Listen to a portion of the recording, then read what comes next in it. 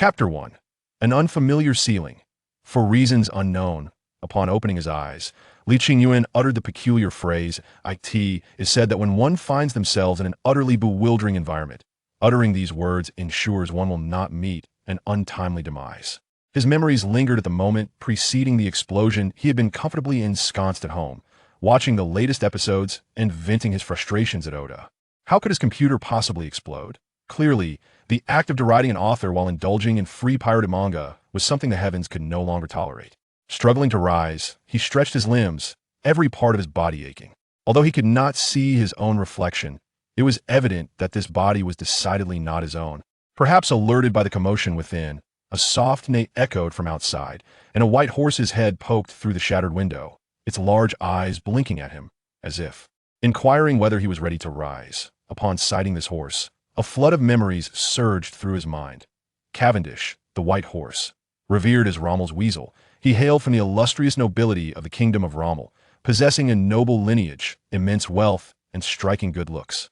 Orphaned at birth, he was the quintessential eligible bachelor, consistently topping the list of most desired grooms across the Rommel kingdom and its neighboring realms.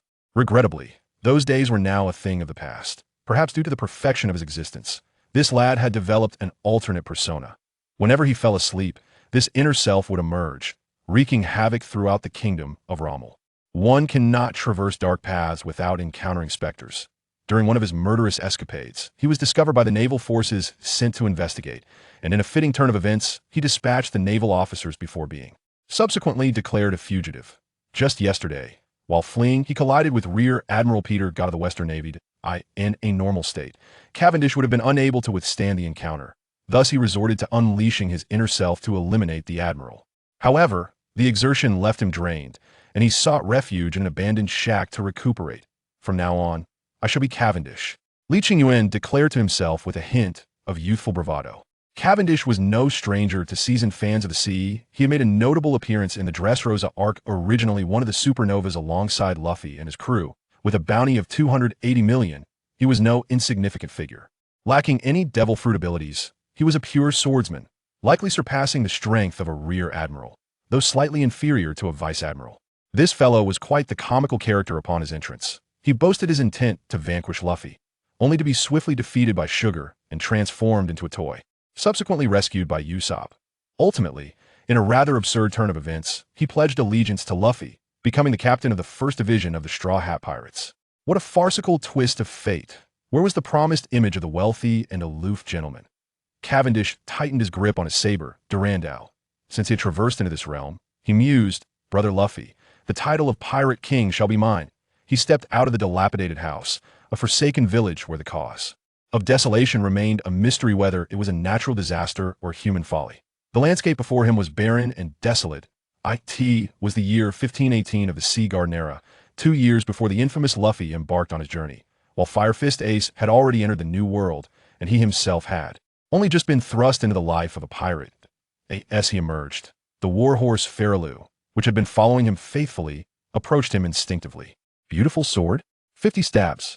Raising the blade in his hand, Cavendish unleashed a technique that was originally meant to be executed beneath the persona of his other self. The 50 stabs technique entailed delivering 50 consecutive strikes within a second, each blow capable of manifesting sword inertia, formidable tool for clearing out lesser foes on the battlefield. According to the manga's depiction, it was this very move that allowed him to dispatch a swarm of weaklings in the arena of Dressrosa 5 years hence. Due to the peculiarities of his transmigration, he sensed that his other persona had been entirely eradicated. Now, he would not succumb to the delusions of slumbering mind, and he had absorbed all of the combat experience from that persona, granting him strength that surpassed his former self. With a resounding crash, a cloud of dust billowed forth as the house before him, along with several rows of buildings and trees behind it, collapsed, leaving a gash in the earth, nearly 100 meters long and several dozen meters wide. Cavendish stood momentarily stunned. He understood that the might of the One Piece world was exceedingly formidable, yet the transition from two-dimensional to three-dimensional reality was a disorienting experience. He had executed only 27 sword energies with his recent 50 stabs technique. Despite having acquired all the battle experience and the capabilities of his body, the untested flesh could not unleash its full potential. He mounted Feralus back, determined to seek out signs of civilization. Gallop forth, Feraloo, Run until we reach a place where people dwell. A magnificent steed. Ferrolu possessed remarkable strength, and upon receiving his command, it surged forward toward a town etched in its memory. Perched upon the jostling horse, Cavendish pondered deeply. Given that fate had brought him into the world of One Piece, he felt an obligation to take action. He could not forsake his desires. The many regrets he had, while watching One Piece, must be fulfilled one by one. However, as a conscientious transmigrant, it was imperative for him to have a clear understanding of his own position. From his recent assessment, he surmised that his current strength was slightly inferior to that of a junior admiral. After some time, once his body fully acclimated, he would likely surpass a junior admiral, yet remain below a vice admiral, essentially reaching the level depicted for Cavendish in the manga. Such power would suffice for mere self-preservation, but when considering his aspirations, it was decidedly inadequate, setting aside grand ambitions such as becoming the pirate king or toppling the world government. Even the simplest endeavor, rescuing my beloved Robin from the clutches of the sand crocodile proves to be a formidable challenge. As of now, lacking mastery over armament hockey renders any confrontation with Crocodile a mere exercise in self-punishment. Moreover, even if I were to employ Luffy's whimsical strategy of using water to defeat Crocodile, the ensuing threats from CP9, the Buster Call, and even Akiji present insurmountable obstacles. The world of One Piece differs significantly from others. One cannot simply ascertain the locations of rare treasures in advance. A decade ago, it was possible to seize the Ope no Mi by plundering Doflamingo's smuggling vessels. However, at present, nearly all worthwhile devil fruits are claimed by others, while those that remain unclaimed are of little merit. For instance, Spandam possesses the giraffe fruit and the bubble fruit, both of which are of minimal value to enhance my capabilities. Oda's assertion that there are no worthless devil fruits, only worthless users, is nothing more than illusion. If presented with the choice between the Goro no Mi and the Kumo no Mi, which would one select? The Yami no Mi, possessed by Blackbeard, has only recently come into existence according to the timeline. Yet I find myself in the West Blue, while he resides in the New World. The time required to traverse such distance is simply unattainable. Even if I could reach him, facing off against Blackbeard and the formidable First Division Captain, Sachi, would be a venture best avoided. Such charm. As I made my way, countless infatuated maidens cast flirtatious glances my way, with some audaciously approaching me, leaving me in a state of utter disarray. If only they were youthful and strikingly beautiful, I might have been more amenable. Yet the reality is that the majority resemble unsightly fruits. Was it not said that there are no unattractive women in the realm of anime? Yet here I stand, surrounded by a dearth of beauty. This is Takin Town in the West Blue, situated thousands of miles from the Rommel Kingdom. I ponder how I ventured so far without a vessel. Did I truly swim the distance? After finally extricating myself from the throng of infatuated women, I spotted my destination down a secluded alleyway, the Rubber Tree Bar. Beneath the bar sign hangs a blurred image of an axe, a customary symbol in the West Blue indicating that such establishments often engage in clandestine dealings. After instructing Fururu to wait outside, I adjusted my slightly askew top hat and pushed open the wooden door of the bar. An immediate wave of warmth enveloped me despite it being deep autumn. The bar was filled with a sweltering atmosphere. Countless unsavory characters filled the space, as scantily clad dancers performed enticing routines, while the muscle-bound patrons erupted in raucous laughter and shouts. Cavendish took a step back. Inhaling the crisp outdoor air, the atmosphere within was simply unbearable for him. Whether as a recluse in his past life or a noble in this one, he had never set foot in a cacophonous bar such as this. Steeling himself, he pushed open the wooden door once more and entered. As he first opened the door, he attracted the attention of many patrons by his second entrance. Several tempestuous individuals clad in bizarre attire had already resolved to teach this apparent novice a lesson. However, before their intentions could manifest, their companions subdued them, leading to a hushed murmur that swept through the bar. In an instant, all action ceased, even the dancers, who had been lost in their rhythmic display, sensed the shift and halted their movements. It's the Grim Reaper of Rommel. How could a notorious pirate with a bounty of 72 million berries appear here? Silence. Did you not see the bounty poster? This man is a notorious killer. If you wish to die, do not drag us down with you. Countless whispers flitted beneath tables, spoken in tones they presumed were inaudible to others. Cavendish wore a wry smile, although he had yet to awaken hockey. His prowess as a swordsman endowed him with ears far more acute than the average person, allowing him to hear every word distinctly. 72 million in bounty, it certainly befits my reputation that he was aware that this was likely due to the assassination of a certain brigadier general, as his memory suggested that his bounty should have been around 30 million. While the West Blue was not derisively labeled as the weakest sea like the East Blue, where a pirate with a bounty of 20 million could reign supreme, such a sum in the West. Blue placed one merely in the mid-tier. Yet, a bounty of 72 million was undeniably among the highest in this realm. That M.Y. Lord, how may I serve you? The bar owner eagerly approached him. Normally, patrons would have to seek out the bar for service, but in the presence of someone of his stature, even a mere intermediary in the black market knew when to forego. Pretense that I require a ship and, by extension, a crew, Cavendish said, as he settled into a chair that appeared somewhat clean. Heaven knows how this place could be so filthy and chaotic it took him quite a while to find a suitable seat. My lord, are you assembling a pirate crew? Before the bar owner could respond, the forgotten souls lurking in the corners erupted with enthusiasm, shedding their previous timidity as they flocked to him. My lord, choose me. I have defeated 8 Navy men and an ensign. I hold a bounty of 200,000 berries, shouted a one-eyed man with a hook, who resembled a quintessential pirate with a bushy beard. My lord, I am skilled in navigation. I have ventured into the Grand Line. My lord, select me. I am unwaveringly loyal. I would brave any peril at your command. My lord, pick me. Choose me. In an instant, a throng of heads engulfed him, and faced with these spittle-spewing ruffians, Cavendish could no longer suppress his revulsion. Get lost! A formidable aura erupted forth, sending the scum blocking his path flying in all directions, several unfortunate souls even cracking their skulls open, blood gushing profusely. Could this be the manifestation of Conqueror's hockey? Cavendish pondered, shaking his head, bewildered by the sudden turn of events. The crowd of miscreants had drawn too close, and being pirates, they were inherently unhygienic, a cluster of old men who hadn't bathed in years, babbling incessantly in his vicinity. The stench was indescribable. Had he not driven them away, he feared he might have become the first traveler to succumb to such foulness. The patrons of the tavern stood in shock. Wide-eyed, these novices, who had never even set foot beyond the West Sea, were utterly unprepared for such a spectacle. A mere rebuke from Cavendish had sent dozens of menacing figures staggering backward, who looked anything but benign. Perhaps due to their recent awakening, the pirates who had been knocked back quickly regained their senses and, moments later, charged back with even greater fervor. Initially, they might have sought to latch on to Cavendish for the sake of the bounty he carried, but now, having witnessed his terrifying prowess, they realized he was not merely a golden leg to cling to, but rather the leg of a colossal golden elephant. As mere cannon fodder in the dark underbelly of society, their strength may have been modest, yet their discernment was keen. It was evident that this prominent figure, renowned across the West Sea, was recruiting subordinates right here, that if they could catch his eye, the prospects of becoming a captain and marrying a wealthy beauty, thus ascending to the pinnacle of life, were not mere fantasies. Confronted by this pack of ravenous wolves, Cavendish unsheathed his cutlass and drew a line in the air 5 meters before him with a wave of his sword energy.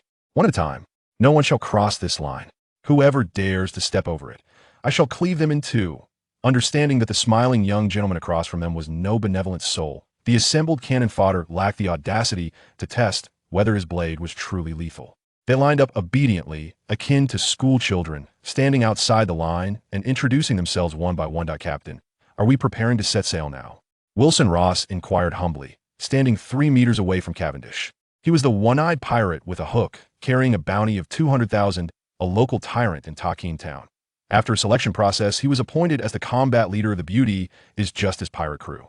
Indeed, that was the name, and Cavendish affirmed he was merely an aficionado of appearances. Challenge him, if you dare. During the recruitment in the tavern, Cavendish adopted the mindset of they're all cannon fodder. Anyway, let's gather them first and sort it out later, and thus recruited over 40 lowly scoundrels. The caliber of pirates in this locale was abysmally low through his discerning gaze. Hardly any caught his eye. Ultimately, he had to settle for Ross as his combat captain, the tallest among the diminutive. Upon observing his battle captain, who bore the unmistakable appearance of a mere cannon fodder, he could not help but cover his face in embarrassment. He wondered if others would burst into laughter upon discovering that he had chosen such an inept individual for a leadership role. Ross, do you possess a ship?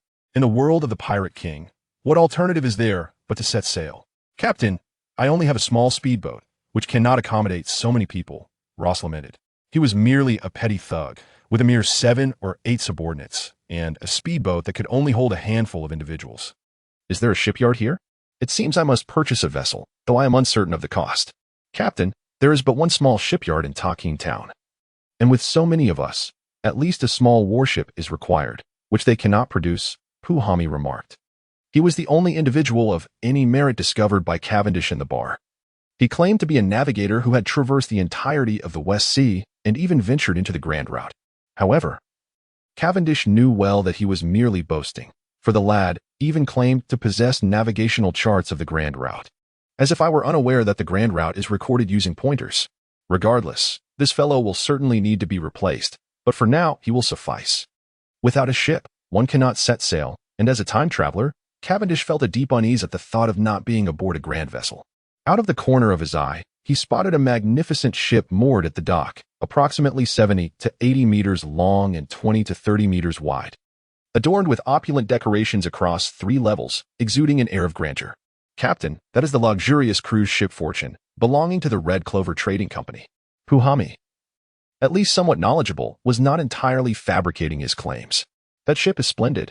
It shall be mine. You lot, go seize it. Cavendish commanded with a flourish of his cutlass.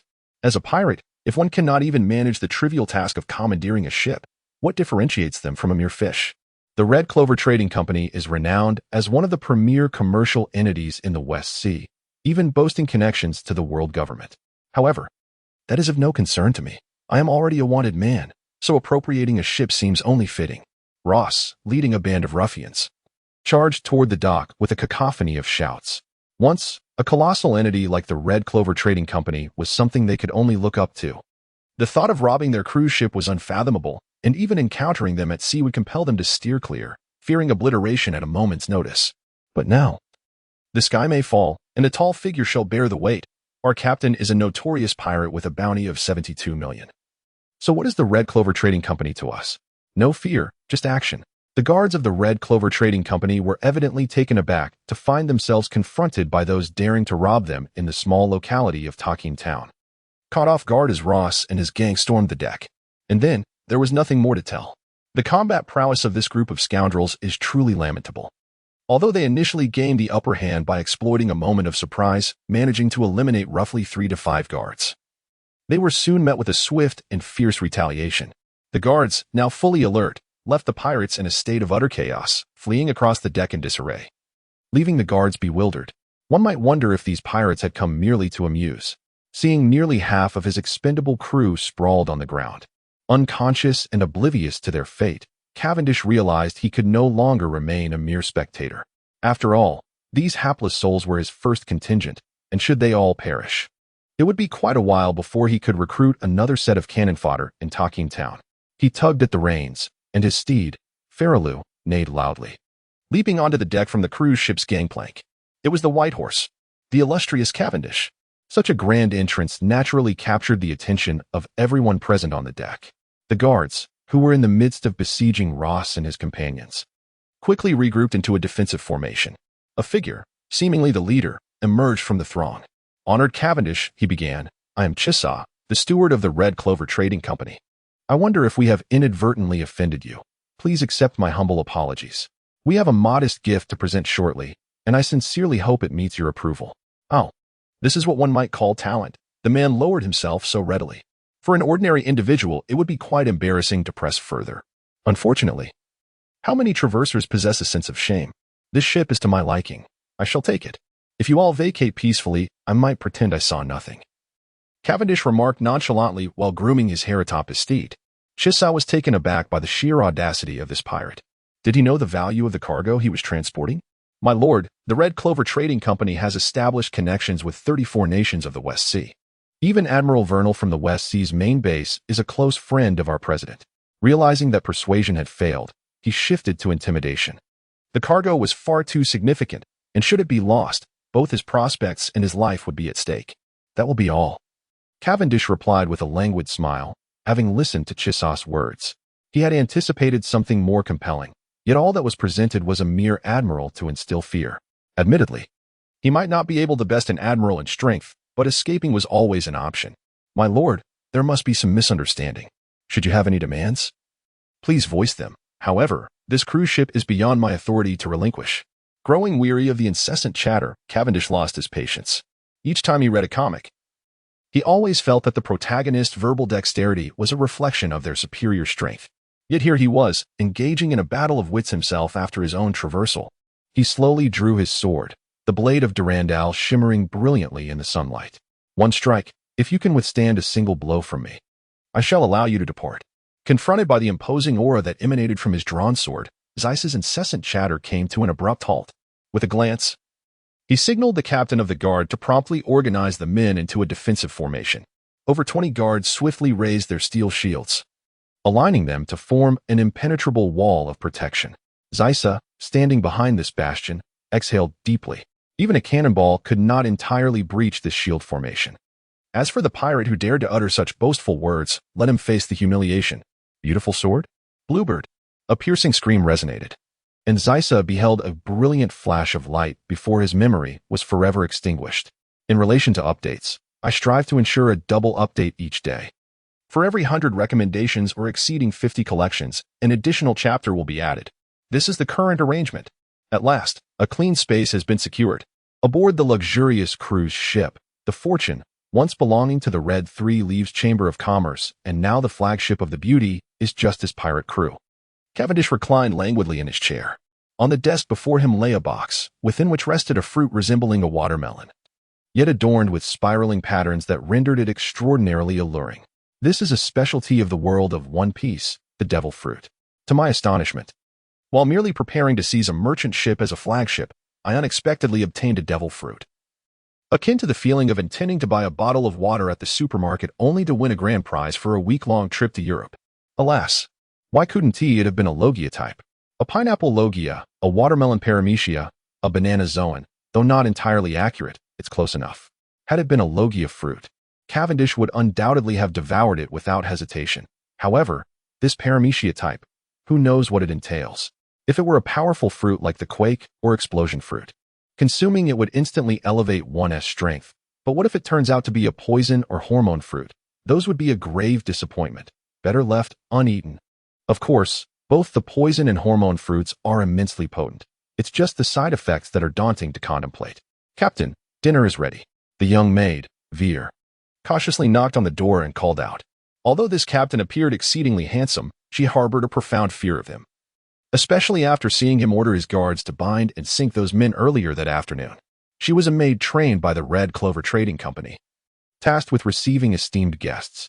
That brutish fellow, Ross, though rough around the edges, knew how to flatter. Upon discovering such a lovely young lady aboard, he promptly arranged for her to be delivered to him. Closing the box, she deftly locked it away in the cupboard. For now, she was not inclined to consume the fruit, opting instead to revisit the decision after some time. Within the dining hall, a throng of pirates exuded exuberant spirits, savoring Bordeaux wine worth tens of thousands of berries and feasting on delicacies from the West Sea. The previously unattainable socialites were now surrounded by several pirates, who were indulging in their advances. For these simple folk from Takin Town, the experience was nothing short of extraordinary. Ross, with his rugged hands, caressed the dairy ree of the Beauty beside him. Such a lure was once merely a fantasy for him as he stood on the roadside. But now being able to embrace her affirmed his belief in having chosen the right captain. Cavendish showed no inclination to curtail the debauchery of his crew. After all, pirates live life on the edge, and if they are not allowed to indulge when the time calls for it, how could one expect them to fight valiantly? Moreover, he regarded these scoundrels as mere cannon fodder, and discussing ideals with them was sheer folly. He elegantly savored a medium-rare steak. The head chef's skills were commendable, truly befitting a top-tier chef aboard a luxury cruise ship. Meanwhile, the young maid Veer watched in trepidation as chaos unfolded below. Several of the older sisters who typically looked after her were encircled by unsavory characters, their garments nearly in tatters, weeping yet too frightened to resist. The cruise ship has a standard capacity of 300 passengers, yet Cavendish's pirate crew numbers less than 50. Consequently, the original staff, maids, chefs, sailors, were retained and not discarded with the guards to feed the sharks. It remains uncertain whether this is a blessing or a curse for them. Cavendish glanced at the scoundrels below, his brow furrowing. His dissatisfaction did not stem from their actions, for a pirate must embody the essence of piracy. If one does not pillage and plunder, how can one dare to call themselves a pirate? However, these rascals seemed solely intent on merriment, neglecting to post any lookout.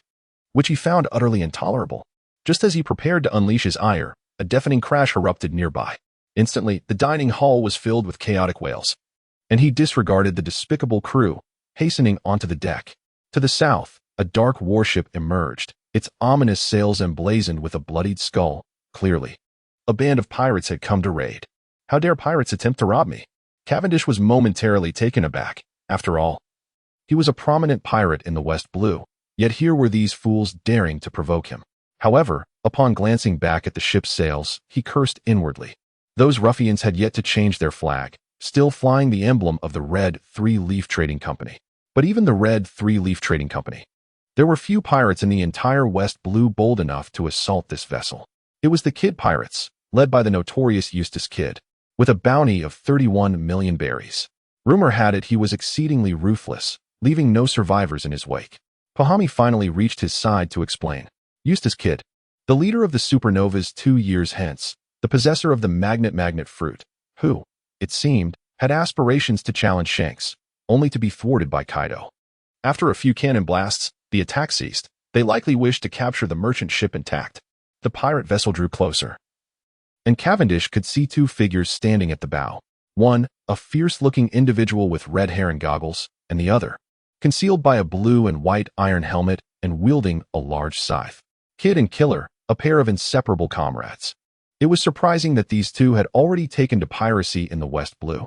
He had assumed it would take them another 2 years. Yet, wasn't Kidd supposed to wield the magnet fruit? Why did he carry an enormous axe instead? As the pirate ship approached, the scoundrels finally emerged from the cabin, weapons in hand. Their disheveled appearance and the stench of alcohol were enough to make Cavendish wish to kick each of them overboard. Such subordinates were an utter embarrassment. Kidd, something feels amiss, Killer remarked, wielding his scythe with a stoic expression, though even with an expression, it would be difficult to discern. Indeed, the Red Three-Leaf Trading Company ship has shown no signs of response. This is decidedly unusual. Kidd licked the battle axe in his hand, a trace of blood staining his tongue. However, upon tasting his own blood, he laughed even more menacingly. Should we wait a bit longer? I have an unsettling feeling today. Kira's heart raced as his sixth sense warned him, as a warrior specialized in slaughter, that it was ill-advised to venture out today. No. My intuition tells me that we must seize this ship today. Only then can I dominate the seas and discover the One Piece. Having tasted blood, Kidd had succumbed to a frenzied state, his eyes glowing red. All right, I'll follow your lead. Although Kira sensed something was amiss, he wisely kept his mouth shut in the face of the now manic Kidd. Haha, encountering me, the great Kidd, you are truly unfortunate. However, I am in a good mood today. If you surrender all the treasures aboard and then leap into the sea yourselves, the benevolent Kidd shall spare your lives. Ahaha. Before the 2 ships could even close the distance, Kidd leaped onto the deck of the wealthy ship, laughing wildly. Yet, after a while, when the anticipated cries of despair did not follow, he opened his eyes in anger. The expressions of the crew on deck were one of utter disbelief, making him feel that his authority had been severely insulted. What is this expression? The great Kidd is furious. I shall slay you all, he bellowed, raising his double-bladed axe in rage. Hey, Kidd, calm down. Kira, the first mate, broke out in a cold sweat at his captain's antics. Is this fool really oblivious to the situation? What are you doing, Kira? This time you cannot stop me. I must kill them all, Kidd retorted, genuinely enraged, unwilling to concede even to Kira. Kidd, look at the man in the center. Kira helplessly grasped Kidd, pointing at Cavendish. How can there be a pretty boy more handsome than me, Captain Kidd? I must eliminate him. Following Kira's indication, Kidd finally laid eyes on the main character. But in his peculiar reasoning, he failed to grasp the significance of the moment. Cavendish, bewildered, thought to himself, that you may be arrogant later. My bounty exceeds yours by more than double. Where does your confidence stem from? Kira was already beside himself with frustration. Accepting such a fool as captain was undoubtedly the gravest mistake of his life. Kidd, that is the White Horse Cavendish, with a bounty of 72 million. We are not his match. What? Kidd exclaimed, his eyes widening in shock as he stared at Kira. 72 million? Yes. Kira nodded vigorously. Let us hurry and leave while no one has made a move. Scoundrel. Kidd forcefully struck the double-edged battle axe onto the deck, creating a tremendous fissure in the 3-layered reinforced flooring. How infuriating. I am worth 31 million, yet this pretty boy boasts 72 million. With that, he lifted his massive axe and charged toward Cavendish. "You insufferable pretty boy, I shall cleave you in two." Kira, drenched in sweat like a cascading waterfall, felt compelled to join the fray. After all, a true friend must stand by, and despite the odds, he had to intervene. Beautiful sword? Azure bird. Faced with such a fool, Cavendish could no longer contain his frustration. Double-edged? Heaven-s slash. Though somewhat foolish in demeanor, Kid had proven himself as a formidable leader among the late-blooming supernovas. Confronted with Cavendish's thrust, he immediately unleashed his most potent attack. A deafening roar erupted. The clash of their weapons produced a sound akin to cannon fire. Those on the deck instinctively covered their ears and cried out in alarm, each person stunned by the reverberation, with some nearby even bleeding from their ears. Cavendish staggered back slightly, surprised by Kid's newfound strength. The force of their collision compelled him to lean back to alleviate the pressure. Of course, should he choose to display bravado, he could. But he recognized that as shameless travelers, it was prudent to avoid the folly of posturing. Kid was propelled backward, soaring several meters before crashing against the ship's railing. Fortunately, the vessel of the Red Three Leaves Trading Company was sturdy enough to withstand such impacts. Otherwise, he would have been sent plummeting into the sea. Nonetheless, he was left dazed, unable to rise immediately. Seizing the moment, Cavendish accelerated, intent on delivering a decisive blow to his beleaguered opponent. Yet, before he could act, Kira's scythe descended toward his head. With no choice, Cavendish had to parry the surprise attack with his sword. Kira, fully aware of his inferiority to Cavendish, approached the fight with reckless abandon, his spinning scythe relentlessly aimed at Cavendish's head, disregarding any notions of defense and focusing solely on offense. After fending off a series of strikes, Cavendish snapped out of his defensive mindset. In his previous life, he was a mere couch potato, lacking athletic prowess. Although he inherited this body's combat experience and physical capabilities, he struggled to adapt to such a frenzied assault. Thankfully, Kira's speed and strength were considerably inferior, or else his earlier reactions would have left him vulnerable to defeat. Beautiful sword? Starfall Prince. Gradually acclimatizing to Kira's attack speed, Cavendish was naturally reluctant to serve as a mere target. With his sword in hand, he traced a streak of starlight across the night sky, aiming a decisive strike at Kira's head. Kira's scythe, having just been deflected by Cavendish, could not be brought back in time for defense. Moreover, given Cavendish's formidable strength, Kira would undoubtedly be unable to withstand the blow even if he attempted to guard himself. Yet, just as this inevitable strike was about to land, it was intercepted by an unexpectedly appearing battle axe, granting Kid a much-needed respite amidst Kira's aggressive onslaught. Seemingly anticipating Kid's intervention, Kira swiftly redirected his scythe towards Cavendish's waist. "Damn it," Cavendish muttered under his breath, compelled to evade with great haste. The three warriors immediately formed two opposing factions, standing 5 meters apart. Their gazes locked in a tense standoff. The distance between them represented the shortest safe space conceivable. Any sudden movements would allow for a swift reaction from the opposing side. Given this buffer, the multitude of cannon fodder on the deck remained in a state of bewilderment. Merely 5 seconds had elapsed since the confrontation between Kid and Cavendish, and many had yet to fully comprehend the unfolding events. "Kid, are you all right?" Kira inquired softly, gripping the scythe in his hand. "I'm fine. This pretty boy is quite formidable."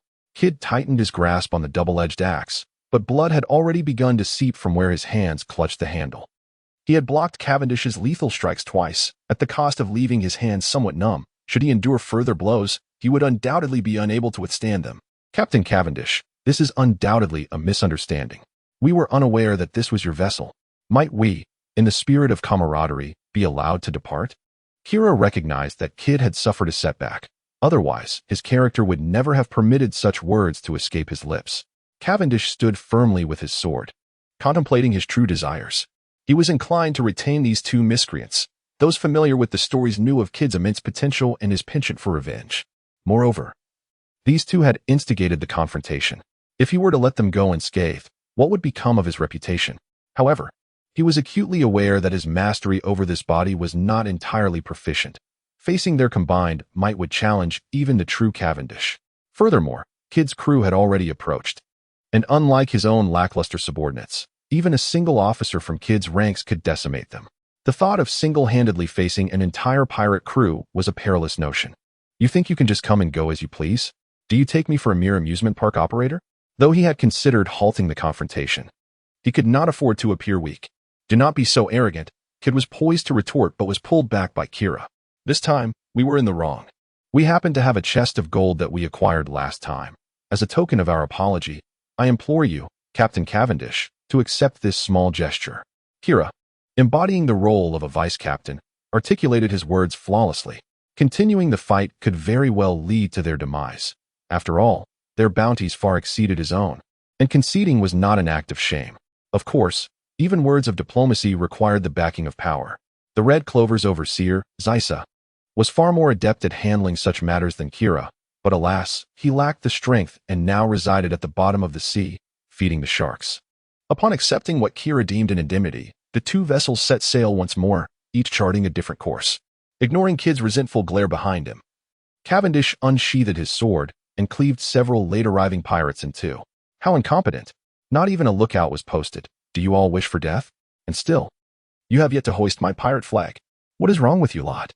Confronted by a wretched scoundrel trembling on the deck, Cavendish felt an overwhelming sense of melancholy. What a motley crew he commanded, calling them mere teammates would be a gross understatement. Ross and the others knelt on the ground, quaking in fear. It was utterly terrifying. They were nothing more than a band of rural ruffians, unaccustomed to such brutal adversaries. Throw these worthless fools into the sea, repair the deck, and arrange for 3 shifts of patrols. If another mishap occurs, I shall deal with all of you myself. After laying down the law, Cavendish suppressed his emotions and slowly retreated to the captain's quarters. With a click, the locked chest was opened, revealing the dark purple devil fruit once again. Kidd had yet to awaken the powers of his devil fruit, and had it not been for Cavendish's intervention, this fruit would have rightfully belonged to him. Could it be the magnetism fruit? Holding the devil fruit aloft, he felt a surge of excitement. In the past, the Pirate King had once ranked the potential of devil fruits, with the magnetism fruit prominently featured. Although in the manga, Kidd merely fashioned an armor resembling a Kirin's arm. Seemingly of little utility, Cavendish, as a seasoned traveler, understood that if this fruit were to be fully developed, its might could rival that of Whitebeard's Trimmer fruit. Consider the likes of Magneto. His abilities bore striking similarities to the magnetism fruit. Just observe the myriad of powers he has developed: magnetic flight, magnetic shields, material manipulation, metal detection, and even the ability to control individuals through trace amounts of metal within their bodies. Not to mention, he could induce man-made disasters by altering the Earth's magnetic field, shifting mountains, controlling rivers, and raising or lowering continents. The denizens of the One Piece world, constrained by their limited imagination, would struggle to harness the true potential of this fruit. If this indeed is the magnetism fruit, it would be an immense boon. Without hesitation, Cavendish seized the fruit, gritted his teeth, and took a bite. Ugh, this is absolutely revolting. I'd rather consume excrement than endure this detestable taste. Straining every ounce of willpower, he forced himself to finish the fruit, vowing never to partake of another again. He instructed the maid waiting outside to fetch him a box of top-tier red wine to cleanse his palate, then seated himself to test his newfound abilities. Thank the heavens. He had wagered correctly. It was indeed the magnetism fruit. He extended a finger towards a dagger on the table and beckoned. The exquisite blade began to move back and forth as if manipulated by an invisible hand. The entire night was spent in the confines of his quarters, experimenting with his new powers, until the sky darkened and the timid maid knocked on the door. "Captain, it's past 10 o'clock. You should rest." As she spoke, the maid, Vale, displayed a myriad of expressions, unsure of how to convey her concern. So late already? Cavendish glanced at the gilded clock hanging on the wall and suddenly realized that he had indeed lost track of time while experimenting with his newfound abilities. He removed his coat, preparing to retire for the night, only to discover Veer standing anxiously behind the door. The sight of the young maid's flushed cheeks left him momentarily bewildered. After all, he had never encountered such a situation prior to his journey through realms. "Captain, may I inquire if you require Veer's company for the night?" The young maid managed to stammer out this question with considerable effort. When the pirates had stormed the ship, she had steeled herself for the worst, and considering the captain's striking appearance, she mused that perhaps even serving him in such a manner would not be entirely disadvantageous. Of course, such thoughts were ones she would never dare voice aloud. She was compelled by the pirates, there was no doubt about it. Upon scrutinizing the young maid, he noted her pleasing features. His subordinates, despite their nefarious tendencies, had not dared to deceive him in this regard. Regrettably, her stature was somewhat diminutive, likely still under the age of 15. While he was no paragon of virtue, he mused that if the girl were somewhat more developed, even if she were a couple of years younger, he would harbor no reservations. Yet, given her current figure, which resembled a washboard, he felt little desire. Please, you may retire for now. I shall summon you if needed." With a flick of his wrist, he gestured for Veer to leave, enveloping himself in the comfort of his blankets. The young maid, with a heart heavy with trepidation, returned to her adjacent chamber to sleep. No one could fathom her inner turmoil. Was she relieved to have evaded a grim fate, or disheartened by her exclusion? Regardless, this marked the first night of his journey through realms, and he felt a tinge of excitement. The development of the magnet fruit was indeed not an endeavor to be accomplished overnight. Thus far, he had only managed to remotely control a few small metallic objects. Perhaps he could even consider a new vocation as a flying sword master? The vessel's destination is the Kingdom of Gol, a rather tumultuous realm situated in the West Sea, where one might recruit a formidable band of cannon fodder. The current crew aboard is proving to be rather tiresome. As for companions, the traveler has expressed a temporary disinterest. Having immersed himself in those fervent manga, he is loath to become one of those simpletons. To echo the words of Don Quixote da Flamingo, victory equates to justice.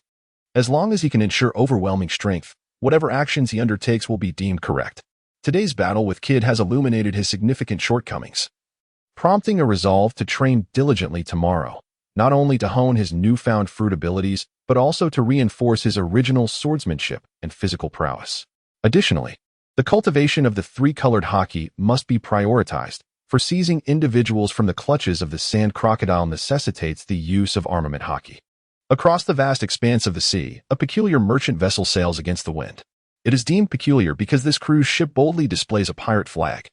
One must acknowledge the stark contrast between cruise ships and warships in terms of speed, firepower, and defensive capabilities. One is built for warfare, while the other is designed for leisure, thus emphasizing their disparate purposes. Although pirates frequently plunder cruise ships, they would never mistake a cruise liner for a pirate ship, as it would simply serve as a live target inviting attack. Yet, this pirate ship navigates the waters unabashedly, encountering merchant fleets, other pirates, and even several naval vessels, all of which steer clear, avoiding it with great caution. The flag it bears features a skull with a red rose in its mouth, a symbol well known to those who frequent the West Sea. Anyone unfamiliar with this emblem ought to return home and take a rest. 997, 998, 999, 1000. Cavendish concluded his morning regimen, leaping down from the mast, towering several meters above. Each day, he rises early to swing his sword 1,000 times, each stroke demanding the release of sword energy, an endeavor that undoubtedly pushes his physical limits. The former version of himself would have never subjected himself to such exertion. The diligent maid presented him with a wrung towel and a soothing beverage, allowing him to wipe the beads of sweat from his forehead. He turned to inquire, "Ross, how fares that group of misfits in their training?" As one of the 2 elite cannon fodder aboard, Ross had undergone a transformation, now clad in a luxurious fur coat, having replaced his iron hook with a golden one. It remains uncertain whether the sand crocodile would seek endorsement fees from him. Captain, for those below deck, enduring a 30-kilogram weight while executing 500 slashes daily is exceedingly arduous. How could they possibly compare to you, Captain? Might there be a possibility for some leniency in this training regimen? Ross flattered, acknowledging that ever since the incident involving the Kid pirates, Cavendish had realized that the inept crew under his command required rigorous training. Had his subordinates managed to fend off Kid's crew at that time, he would have surely dealt with Kid himself, even at the cost of injury. The lad was akin to a ticking time bomb. If one did not eradicate the roots, they would inevitably resurge. Thus, he assigned a training task to his despicable underlings, yet 5 days had elapsed with little to show for it.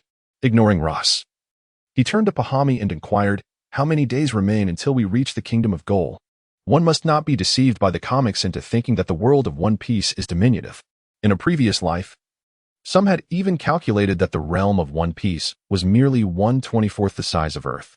Cavendish remarked, "If the analyst who proposed that could stand before me, I assure you I would not lay a finger on you. Consider that Magellan, with nothing but a wooden sailing vessel, circumnavigated the globe in a mere 3 years. In contrast, the world of One Piece is rife with advanced technologies and absurdities. Even Roger took 2 years to complete his journey, equipped with resources that far surpassed Magellan's by several centuries. At the current pace, it seemed they would arrive in approximately 3 days, Captain." Although it was clear that this self-proclaimed most formidable navigator of the West Sea was likely exaggerating, he was nonetheless relatively dependable compared to the other inept individuals he had recruited. The cruise ship glides at a speed of 5 knots per hour, accumulating over 200 kilometers in a span of 24 hours. The journey from Takin town to the Kingdom of Gore constitutes merely a brief segment on the vast map of the West Sea, yet it encompasses nearly 2,000 kilometers. Not to mention the entirety of the planet. Upon reaching the Kingdom of Gore, any failure to meet the training standards will result in the disposal of the inadequacies into the sea to feed the fish. Without elaboration, Cavendish coldly instructed Ross. Under the chilling gaze that swept over him, Ross trembled uncontrollably, kneeling before him. Understood, Captain. I shall ensure they are rigorously trained. Should anyone fail to meet the standards, I will personally break their limbs and cast them into the sea to feed the fish. You may go, came the emotionless command, disregarding his declaration of loyalty. Ross and Pahami hurriedly retreated to the rear of the deck. As a cruise ship, it naturally lacked a dedicated training room. However, the ample deck space allowed the rear to be transformed into a training ground for that group of inadequates, while the front of the deck became Cavendish's private training arena.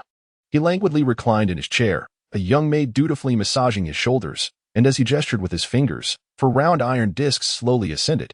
These are the weapons hastily crafted by his subordinates, consisting of 4 sharp iron discs, each the size of a plate and approximately 2 centimeters thick. The edges of these discs are densely lined with razor-sharp teeth, transforming them into indomitable circular saws when activated. While they may be ineffective against skilled opponents, they are undoubtedly lethal tools for dealing with lesser foes. Moreover, their greatest advantage lies in the minimal exertion they require, demanding merely a modicum of mental energy to wield effectively. The recent training endeavors seem to have culminated in failure. The development of the magnetic fruit has yielded only a scant few applications, rendering any enhancement of combat prowess nearly negligible. As for the ability to comprehend the planet's magnetic field to facilitate flight, Cavendish pondered, what on earth is a planetary magnetic field? It appears that not everyone endowed with magnetic perception can embody the essence of Magneto. Previously, while perusing comics, he observed many from One Piece developing their fruit abilities with apparent ease. Standing on the sidelines, it was easy to be critical. Yet, when faced with the reality himself, he found his progress to be rather meager. The mastery of the 3 types of hockey has proven to be utterly farcical. He did manage to blindfold himself and allow his subordinates, a motley crew of miscreants, to swing at him a few times. Regrettably, his ability to discern sound has indeed improved significantly, yet he finds himself utterly lost when it comes to observation hockey. As for the notion of training by blindfolding his eyes and plugging his ears, Cavendish scoffed. Who could assure him that those ruffians wouldn't inadvertently bring about his demise? Regarding armament hockey and conqueror S-hockey, he is even more at a loss. One relies on imaginative attacks, while the other is solely dependent on sheer presence. Truly, this is far more vexing than the Buddhist concept of the void. Concerning the Marine 6 styles, Cavendish felt he had brought disgrace upon time travelers. Others seemed to effortlessly grasp the intricacies of the 6 styles upon arrival, while he, having absorbed over 2 decades of combat experience and martial talent, finds himself unable to comprehend even a single technique. It is indeed a source of great embarrassment. Thankfully, the past few days of training have not been entirely futile. He has significantly improved his bodily coordination. Should he encounter Kid and Killer again, he is now capable of defeating them at the cost of only minor injuries. With a swift motion, the sharp discs, directed by his fingers, carved beautiful yet lethal arcs through the air. For aesthetic purposes, he commanded his crew to paint these discs a resplendent gold, making them shimmer brilliantly in the light. Could it be that I may learn from the likes of Doflamingo? When I unleash my ultimate move, the King's treasure, I could send 4,000 of golden discs to shred my opponents into pieces. Having lowered the Jolly Roger, he hoisted the flag of the Red Clover Trading Company, relegating the original crew members to the cargo hold for safekeeping. Cavendish then disembarked to admire the scenery. Here lies the capital of the Gore Kingdom, Kimpala. Although the ruler perceives himself as unmatched in the entire Western Seas, save for Admiral Verna, who oversees the naval base, parading a pirate ship into the harbor is undeniably ostentatious. A semblance of modesty must be maintained. Indeed, it is a reflection of insufficient power. Were he to command an ally of Whitebeard's caliber, a visit to the naval headquarters would pose no concern. Kimpala is likely the first grand city he has encountered since his arrival, excluding the humble and dilapidated town of Tajin. As he traverses its streets, an aura reminiscent of medieval Europe envelopes him. Stone houses line the thoroughfare, and vendors passionately hawk their wares, while hurried pedestrians navigate the bustling scene. Many bashful maidens, Upon catching a glimpse of his visage, shyly avert their gazes, though the sophisticated populace of this large city refrains from any overt displays of infatuation. Ross remains aboard the vessel, guarding the captives, while his crew, having undergone several days of training, has transformed from fragile fodder into ineffectual subordinates. Though he views them as mere detritus, they are now sufficiently capable of dealing with a few disobedient sailors. The Tavern of Blades and Swords awaits him. With the guidance of Pahami, who fancies himself a seasoned veteran, he is spared the ordeal of wandering aimlessly through the streets, thus saving a considerable amount of time. The lewd fellow with the rooster crest kicked open the bar's door, inciting a chorus of furious glares from the patrons within. In his previous life, he would never have dared to act so brazenly in such a place. However, after a few days of exposure, he realized that his boss was a person who relished making a grand display. To quote the captain, it was all about presence. With the finesse of a standard sycophant, he pulled out a chair, wiped it vigorously with his sleeve, and then scampered over to position it behind Cavendish. "Captain, please take a seat." Cavendish, quite appreciative of his obsequious demeanor, noted how everyone tends to mutter disdain when encountering a sycophant. Yet, when that sycophant serves one's own interests, few would deem him objectionable. Once Cavendish was comfortably seated, Pahami, with his cocky crest held high, opened his mouth, revealing 2 missing front teeth, and shouted, "The beautiful as Justice pirate crew is recruiting. Those who wish to sign up, come and line up quickly." The pirates exchanged bewildered glances. Who was this rustic simpleton? It was well known that the patrons of this bar were renowned pirates from the West Sea, and anyone without a bounty of at least 100 to 80,000 would not even dare to enter. Beautiful as Justice. What a ridiculous name. However, it did not take long for them to realize that, among pirates, those who lacked intelligence, except for formidable figures like Kidd and Luffy, had likely met their demise in the depths of the sea. Although the name of this pirate crew did not ring any bells, the sight of the man seated behind them instantly sparked recognition. It was none other than Cavendish of the White Horse. The scene that had unfolded in Talking Town resurfaced in their minds. Cavendish reclined comfortably, now acutely aware of the advantages of having a sycophant at his side. He observed as the diminutive Pahami was encircled by a group of brawny men, their chests exposed and thick body hair prominent, though still at a distance. The nauseating scent wafted towards him. Had he been among them, he surely would have succumbed to the stench. A few dimwits even attempted to approach him directly, but after being swiftly dispatched, they obediently surrounded Pahami instead. At least he lacked the strength and audacity to deliver a punishing kick. The bounties of the pirates present were formidable: 18 million for the Skinner Chiura, 14 million for the head basher Rurik, and 11 million for the big hammer rolled. It was astonishing that within a mere bar, 3 pirates with bounties exceeding 10 million had gathered, leaving Cavendish feeling rather out of his depth. Could it be that bars served a purpose akin to that of quest-giving NPCs in games? Otherwise, how could such a group of pirates, idling away their days drinking and chatting, escape the notice of the Navy? The thought of sweeping through the place was quite unremarkable. Naturally, such matters concerning the vast cosmic consciousness were beyond the comprehension of a mere time traveler. He had gathered a rather decent group of expendables, significantly enhancing his overall strength. Pirates with a bounty exceeding 10 million usually had their own crews, making it exceedingly difficult to recruit such individuals. The 3 scoundrels he currently possessed were merely remnants, having escaped the Navy's onslaught after their subordinates perished. Otherwise, it would have been quite challenging to acquire even these few miscreants. Cavendish was indiscriminate in his recruitment. Anyone who seemed adequate was welcomed, resulting in an immediate surge in his pirate crew's numbers, surpassing 100 members, though the quality and loyalty of these recruits remained questionable. Let us not delve into that issue.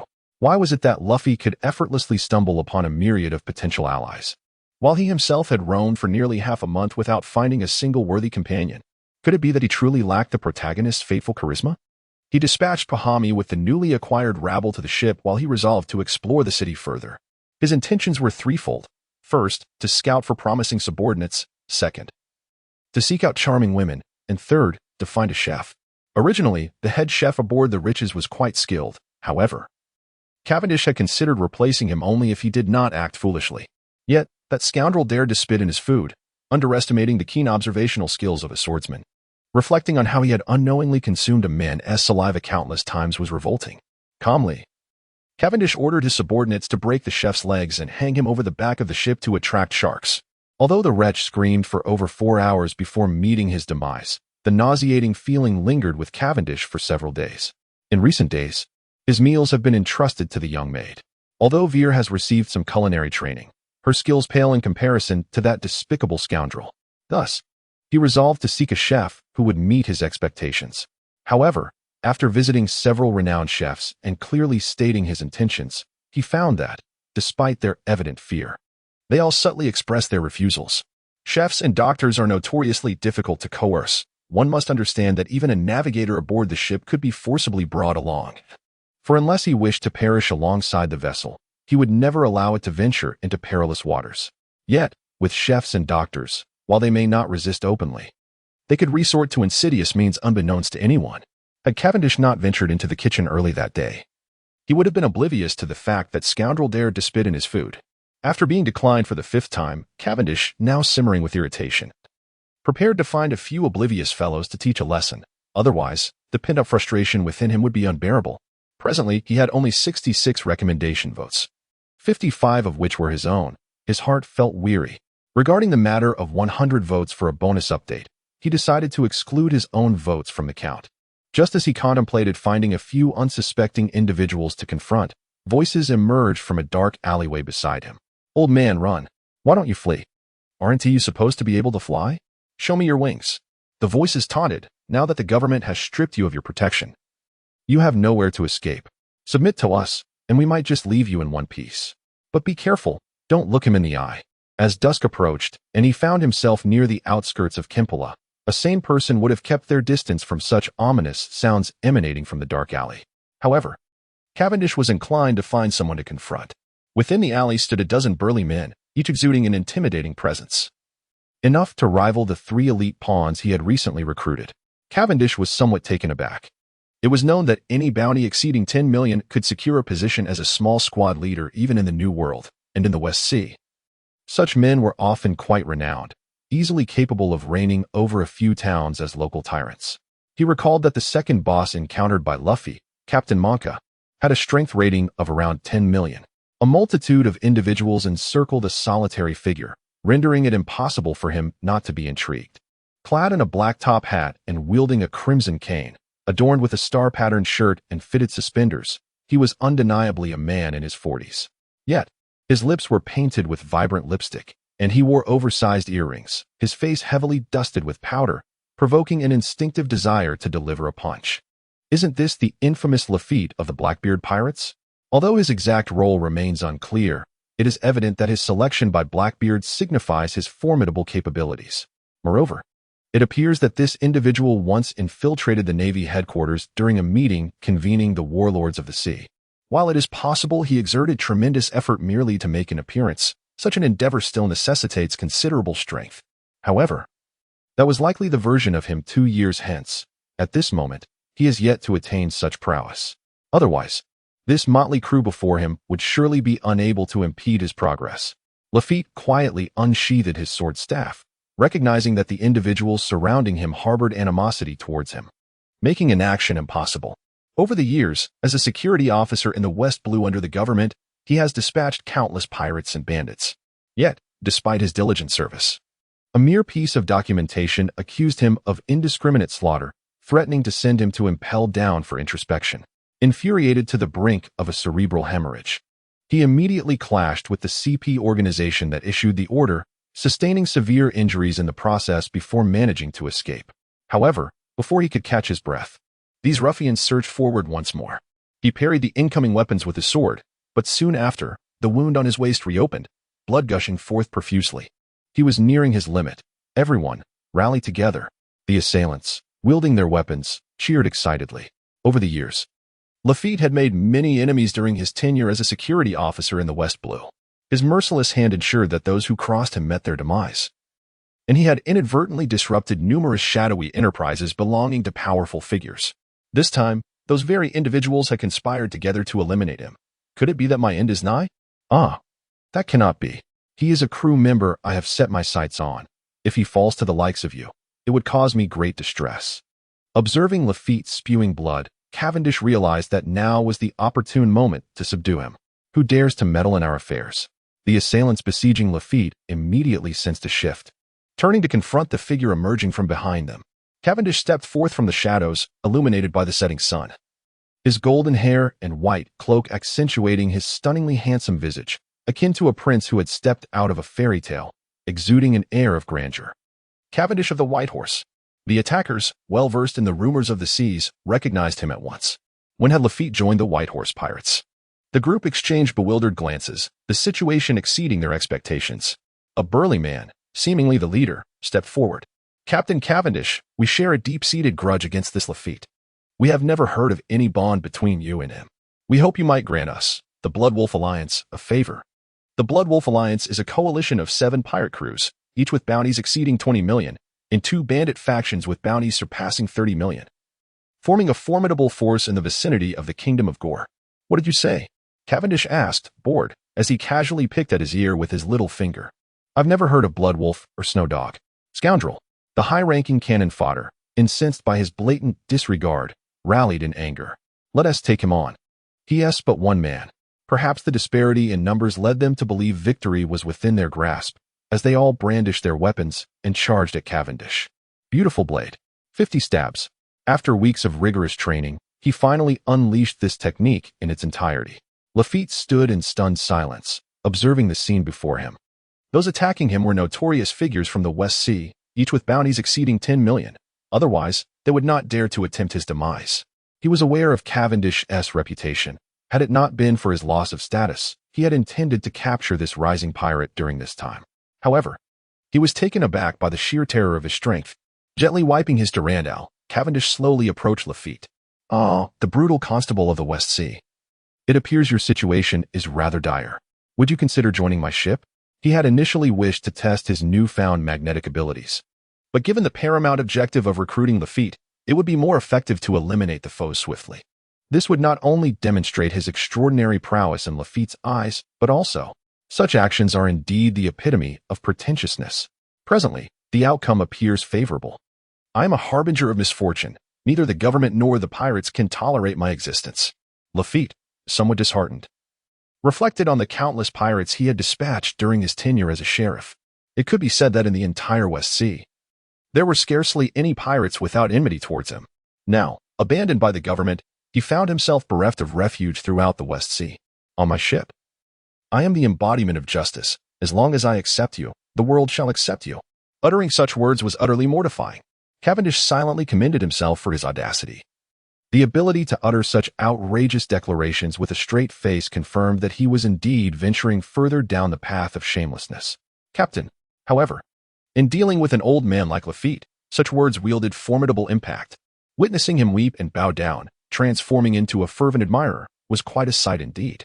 That said, being embraced by an old man in such a manner was hardly a pleasant experience. Nevertheless, considering that he was his first formidable subordinate, a potential gem with immense growth prospects, Cavendish suppressed his discomfort and patted Lafitte on the shoulder. A man must forge ahead resolutely if the West Sea cannot accommodate you. Then let us conquer the entire world together. If the world cannot make space for you, we shall transform it. The more he spoke, the more nauseating he found himself. Almost on the verge of retching. Captain, Lafitte's loyalty is at its zenith. In the Gore Kingdom's quest, he acquired 3 elite fodder and several ordinary ones, along with a green potential subordinate. Regrettably, the much-needed cook had yet to materialize. With Lafitte aboard, Pahami was unceremoniously ousted from his position as navigator. Though reluctant, he dared not entertain any thoughts of defiance in the presence of Cavendish. When confronted with Lafitte, Pahami expressed a genuine desire to prolong his existence. Thus, he dutifully assisted Lafitte, eager to demonstrate his status as a sagacious subordinate. Lafitte, true to his reputation as a crew member and navigator of Blackbeard, proved to be vastly superior to the lackluster Pahami, maneuvering a cruise ship with the speed of a yacht. Captain Cavendish was in his quarters, playfully engaging with the little maid. After nearly a month of acquaintance, she no longer found her captain frightening and was quite eager to be entertained by him. Come in. Upon receiving the summons, Lafitte entered the captain's quarters, while Veer obediently stepped aside. He had traversed to this time during the late autumn, after a month of navigation. Winter had arrived, and the sky had begun to sprinkle with delicate snowflakes. Cavendish expressed that, as a southerner, training on deck in such frigid conditions was an exceedingly vexing endeavor. Consequently, he now largely sought refuge in the banquet hall or his captain's quarters, basking by the hearth, savoring coffee, and playfully engaging with the young maid. Regrettably, during their recent port calls, he had encountered no charming maidens. Otherwise, procuring a couple to warm his bed would have been a delightful notion. As for the host of underlings he compelled to swim bare-chested in the icy waters behind the ship, he calmly asserted that he acted for their benefit. Sweating now would spare them much blood later on. "Captain, this afternoon we shall arrive at Moat Island. It is the nearest isle to the western sea and the inverted mountains. Shall we consider changing to another vessel there?" As a competent navigator, Lafitte felt considerable dissatisfaction that his esteemed captain had chosen a cruise ship as the flagship. The cruise ship possesses merely 5 cannons, all of which are short-range artillery capable of firing no further than 300 meters, and its defensive capabilities are woefully inadequate. Should it be struck by a fortress cannon in a critical area, it would likely sustain irreparable damage from a single shot. Furthermore, the vessel's speed is lamentably sluggish. While it may suffice in the West Sea, the unpredictable weather of the Grand Line poses a significant risk. In the event of an unforeseen emergency, the ship's current pace would be akin to delivering groceries. Lafitte has already conveyed these concerns to him several times, yet Cavendish remained indifferent, believing that this wretched ship would undoubtedly be replaced upon reaching the city of Seven Waters. However, as they approach the exit of the West Sea, Lafitte's insistence has grown increasingly resolute. Clearly, a change is imperative. If a new vessel is to be procured, what type should it be? Lacking expertise in this matter, he resolved to consult an expert. Considering the size of their pirate crew, they would require at least a medium-sized warship. However, should the captain wish to recruit more members, a custom large warship would be necessary. After a month of steadily accumulating crew members, their ranks have swelled to nearly 200. The sailors from the merchant ship have already been unceremoniously abandoned on a desolate island by the ever-compassionate Lord Cavendish. His kindness in not casting them directly into the sea is indicative of his benevolence. Does Moat Island offer large warships for sale? Cavendish believes that the larger the ship, the better. Were it not for his limited capabilities, he would be inclined to sail to Fishman Island and commandeer the legendary Noah. Those who have never ventured to sea cannot fathom the tribulations of maritime life. For over a month, they have traversed this minuscule expanse, nearly driving him to madness with frustration. While the current ship appears sizable, especially in comparison to Luffy's vessel, measuring 72 meters in length and 22 meters in width across 3 decks, it totals around 5,000 to 6,000 square feet. However, after accounting for the living quarters of over 200 crew members, storage holds, armories, and powder magazines, as well as the dining area and quarters for a few subordinate captains, the only space truly belonging to Cavendish is a modest captain's cabin of about 100 square feet. Oh heavens! While in his previous life as a recluse, achieving the meager goal of a dilapidated doghouse was a significant aspiration. Now that he has traversed into another realm, it is hardly appropriate to set his sights on such a paltry 3-room abode. Unfortunately, large warships are not available on Moat Island. Only the Kingdom of Speldie within the West Sea can custom-make such vessels, and the distance to reach it would require approximately 12 days. Lafitte calculated this in his mind and arrived at the conclusion. 12 days seems excessively far. Thus, they shall procure a medium-sized warship on Moat Island instead. After 12 days, the round trip would amount to a month, and coupled with the time required for customization, he was reluctant to squander such a lengthy period for a vessel that would only serve for a few months. Upon hearing that he had finally resolved to acquire a new ship, Lafitte felt a sense of validation for his efforts. However, a rather pragmatic concern compelled him to interject. "Captain, a medium-sized warship requires over 30 million berries, yet we currently possess only a little over 10 million, which is utterly insufficient." Thus far, their pirate crew had engaged in little more than selling the cargo aboard their current ship at a few ports. Having amassed over 10 million was already a significant achievement for the Red Three Leaves Trading Company prior to his crossing into this world. Various analyses of berry prices and the economic conditions of the pirate realm indicated that Oda seemed to have had no concept of pricing when he initially began his work, resulting in a rather haphazard approach. Although this world is rife with various advanced technologies, the true productivity remains at a medieval standard. The average citizen, aside from achieving self-sufficiency, considers it remarkable to save merely 20 to 30,000 berries in a year. As for the sea, it has been noted that even a worthless knife could cost 50,000 berries, thus illustrating the devaluation of currency. Cavendish remarked that these individuals have undoubtedly not experienced the Middle Ages. One must realize that during the Warring States period in Japan, a samurai sword could be cherished as a family heirloom. Even in medieval Europe, a set of armor was among the most prized possessions of impoverished knights. Regarding the 100 berries for a transcontinental bird, that is indeed a global courier service, especially when one finds themselves in the midst of the ocean. With the sole source of news being these messenger birds. Who else would they deceive if not you? Of course. Oda's most glaring oversight is the protection fee levied by the Arlong pirates in Nami's hometown, which is nothing short of a monumental plot hole. Having traveled through time for such an extended period, Cavendish finds it hard to fathom the wealth required for each individual to pay a monthly protection fee of 100,000 berries. Even if a village consists of 100 people, that amounts to 12 million a month, surpassing 100 million in a year. Arlong even claimed that if Nami earned him 1 billion, he would spare the village, a calculation that even a fool could comprehend. Moreover, that fishman controls over 20 villages. If he were to collect protection fees at this rate, it would accumulate to several billion in a year, and over 8 years. He would have amassed hundreds of billions in protection fees. The celestial dragon nobles earned but a fraction of that in a year. One can only speculate that when Oda was drawing the manga back in the day, he perhaps added a few extra zeros. Lacking funds? One must ponder if there are any lucrative targets in the vicinity. Naturally, when one is short on money, one must devise a plan. For a pirate, the swiftest course of action is undoubtedly to commit robbery. Rafid had become accustomed to the life of a pirate during this period and contemplated before responding. There were no affluent locales within a day's journey. However, beyond a 2-day trek, there existed a prosperous port city. Too far, he exclaimed. What about Moat Island? After some reflection, Cavendish concluded that robbing nearby was preferable to distant targets, since Moat Island served as the terminus of the West Sea leading to the Grand Line. It ought to be relatively affluent. Captain, Moat Island is perpetually under the watch of a naval branch's rear admiral. And the West Sea's main naval base is less than half a day's journey from Moat Island. If we attempt to strike there, we may find ourselves encircled by the Navy before we even reach the Grand Line. Rafid interjected hastily, not wishing to be besieged by the naval forces so soon. Given Cavendish's formidable prowess and the recent influx of recruits, the West Sea base had adopted a largely indifferent stance toward him, eagerly anticipating his swift venture into the Grand Line, thus absolving themselves of responsibility. Once he entered the Grand Line, it would become a matter for the naval headquarters. Entirely detached from the West Sea base, a bureaucratic maneuver as adeptly executed in any world. I have a plan, Rafid. Amidst a flurry of frantic shouts, a messenger stumbled hurriedly toward the command post of Rear Admiral Hasapik, stationed at Moat Island. Why the commotion? As a distinguished member of the Navy, such behavior is unbecoming. Rear Admiral Hasapik, with his long black hair cascading over his shoulders and donning a cloak of justice, expressed his indignation. Report, Rear Admiral. The White Horse pirates are attacking the port. The messenger, having regained his composure, relayed the urgent message. What White Horse?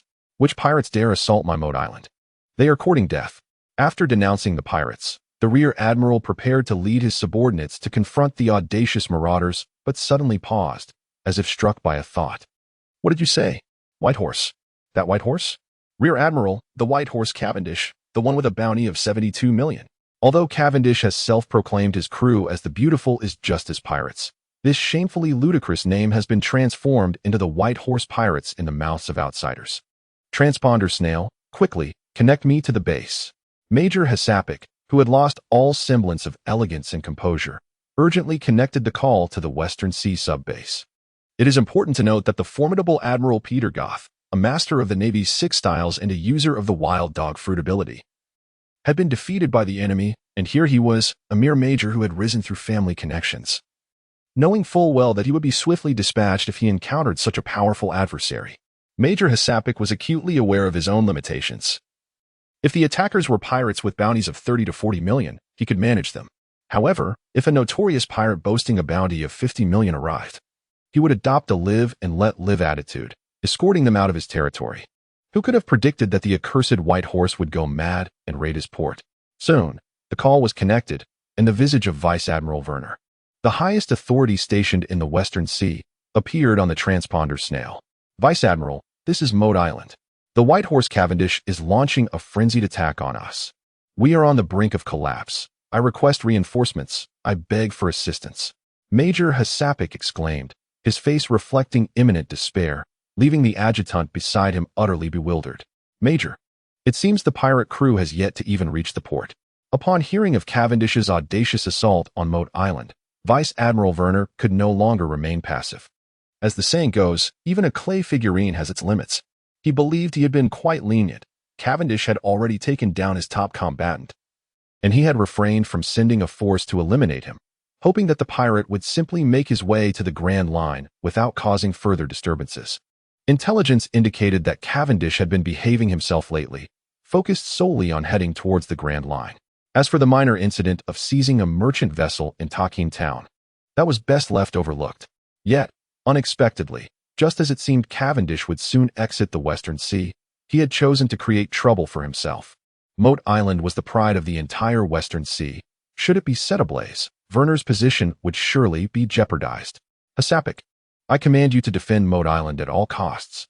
I am leading the fleet to provide support immediately. Until I arrive, you must hold your ground, understood? Even if you perish, you must ensure its defense. Yes, sir. I vow to defend Moat Island with my life. Hypocrisy immediately agreed, filled with righteous determination. After ending the call, he turned to the adjutant and bellowed, immediately order all soldiers to return and defend the command center. The adjutant, drenched in sweat, timidly asked, Major, the White Horse pirates are at the port. You fool! Hypocrisy exclaimed, delivering a sharp slap to the adjutant. My objective is the command center, do you understand? The rabble outside holds no significance for me. My sole concern is to safeguard the command center. In doing so, I shall earn my merit. For the entire aristocracy of Moat Island resides within these walls. The demise of a few commoners at the port is of little consequence. Indeed, the messenger, battered and dazed, dared not act on his own accord this time and hastily departed with the orders. Cavendish strolled along the bustling streets of Moat Island's port, the naval defenders having vanished in the wake of cannon fire. His pirate crew had seized the entire port with little resistance. It is evident that the naval commander here is utterly incompetent. Of course, that scoundrel Hypocrisy, were it not for his family connections, would have been fortunate to attain the rank of colonel given his meager abilities and courage. Faced with someone like Captain Cavendish, it is likely he is now cowering in the command center, trembling in fear. Lafitte, having served as a security officer for over 20 years, possessed an intimate understanding of the commanders in the West Sea. He was well acquainted with their personalities and capabilities, which is precisely why he conspired with Cavendish to devise such a daring plan. Truly a madman. No wonder he is my captain, he mused, admiring the striking figure before him. His crew, a motley collection of scoundrels, reveled in exuberance, having undergone rigorous training under Cavendish for over a month, now transformed into wolves, kicking down doors and seizing money, food, and women. The once thriving port erupted into chaos. Cries of despair filling the air as a few valiant residents were mercilessly cut down by the ruthless pirates. Their vacant, lifeless eyes seemed to cast a soul-stirring accusation of brutality towards Cavendish. Ross excitedly hoisted a stunning beauty, with ample bosom and long legs, onto his shoulder. As the captain's top subordinate, he had previously indulged in all the lovely women aboard the ship, save for Vale. However, with the captain recruiting several formidable individuals, Ross found himself demoted from second-in-command to a mere footnote, as those alluring women were now claimed by the higher-ranking officers, leaving him to fend for himself. Carrying such a beautiful woman, Ross contemplated whether to find a place to indulge his desires when he noticed Pahami, that sycophant, sprinting towards him. Damn it! Does this brat intend to stake a claim as well?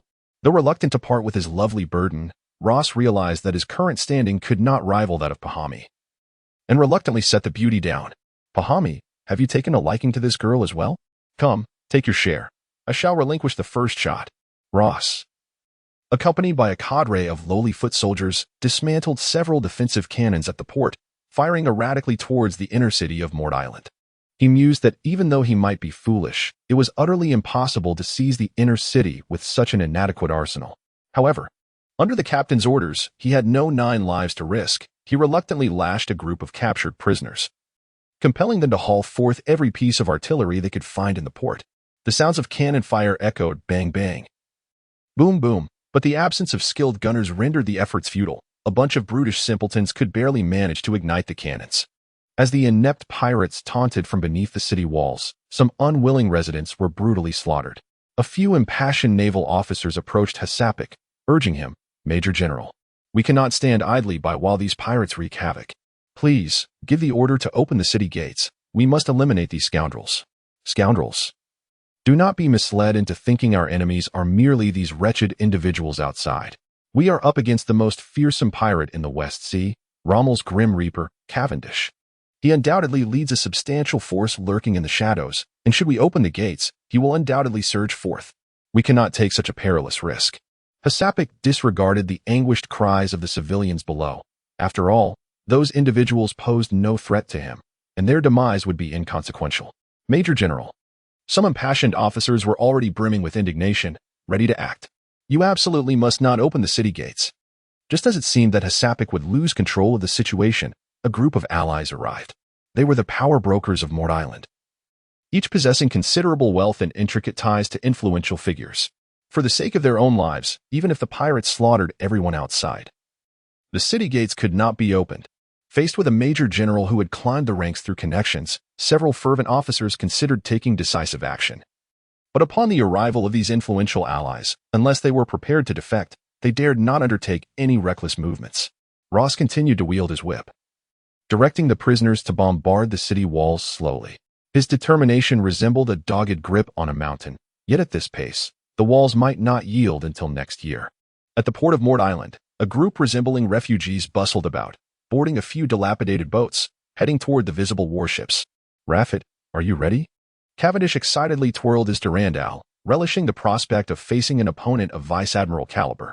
Though the adversary's name was unfamiliar, a Vice Admiral was still a Vice Admiral. He feared he might not stand a chance. Rest assured, Captain, my hypnotic skills are guaranteed to be effective. Raffet licked his alluring lips, marveling at the captain's ingenuity. Such a method was truly the mark of a genius.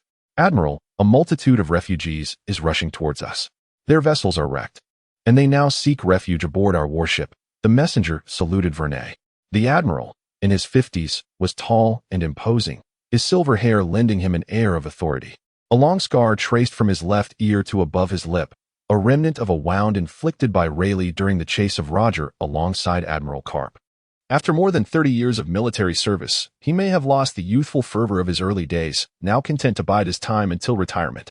Yet, he adhered steadfastly to the fundamental tenets of a soldier. Allow the refugees aboard. His gaze fell upon a ragged assembly of the elderly, the frail, and the infirm. Had they been robust men, Vernay might have suspected a cunning ploy from enemies. But this group, so weak they could barely stand, posed no threat. Even the least skilled of sailors could easily overpower 10 of them. The warship sailed steadily towards the harbor of Mort Island, where flames engulfed the once bustling port, the sound of cannon fire echoing from the inner city. It seems that rascal Hypocrisy has managed to hold his ground. Vernay had not anticipated that Hypocrisy would indeed defend Mort Island. He had thought he was merely arriving to clean up the aftermath. Signal all units to prepare for landing. We must eliminate Cavendish on Mort Island, he commanded, his battle blade raised.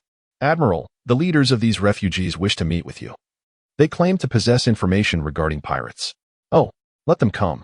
Faced with a few elderly men, each appearing to be on the brink of death, Vernay thought it implausible that even the most foolish of pirates would send such decrepit individuals as assassins. Little did he know of the vicious pirate whose brutality surpassed the bounds of human imagination. With a series of explosive blasts echoing to the heavens, the aggressive warship was transformed into a brilliant display of fireworks. Raffet and several high-ranking subordinates gazed in astonishment at the unfolding scene, their hearts brimming with admiration for Cavendish.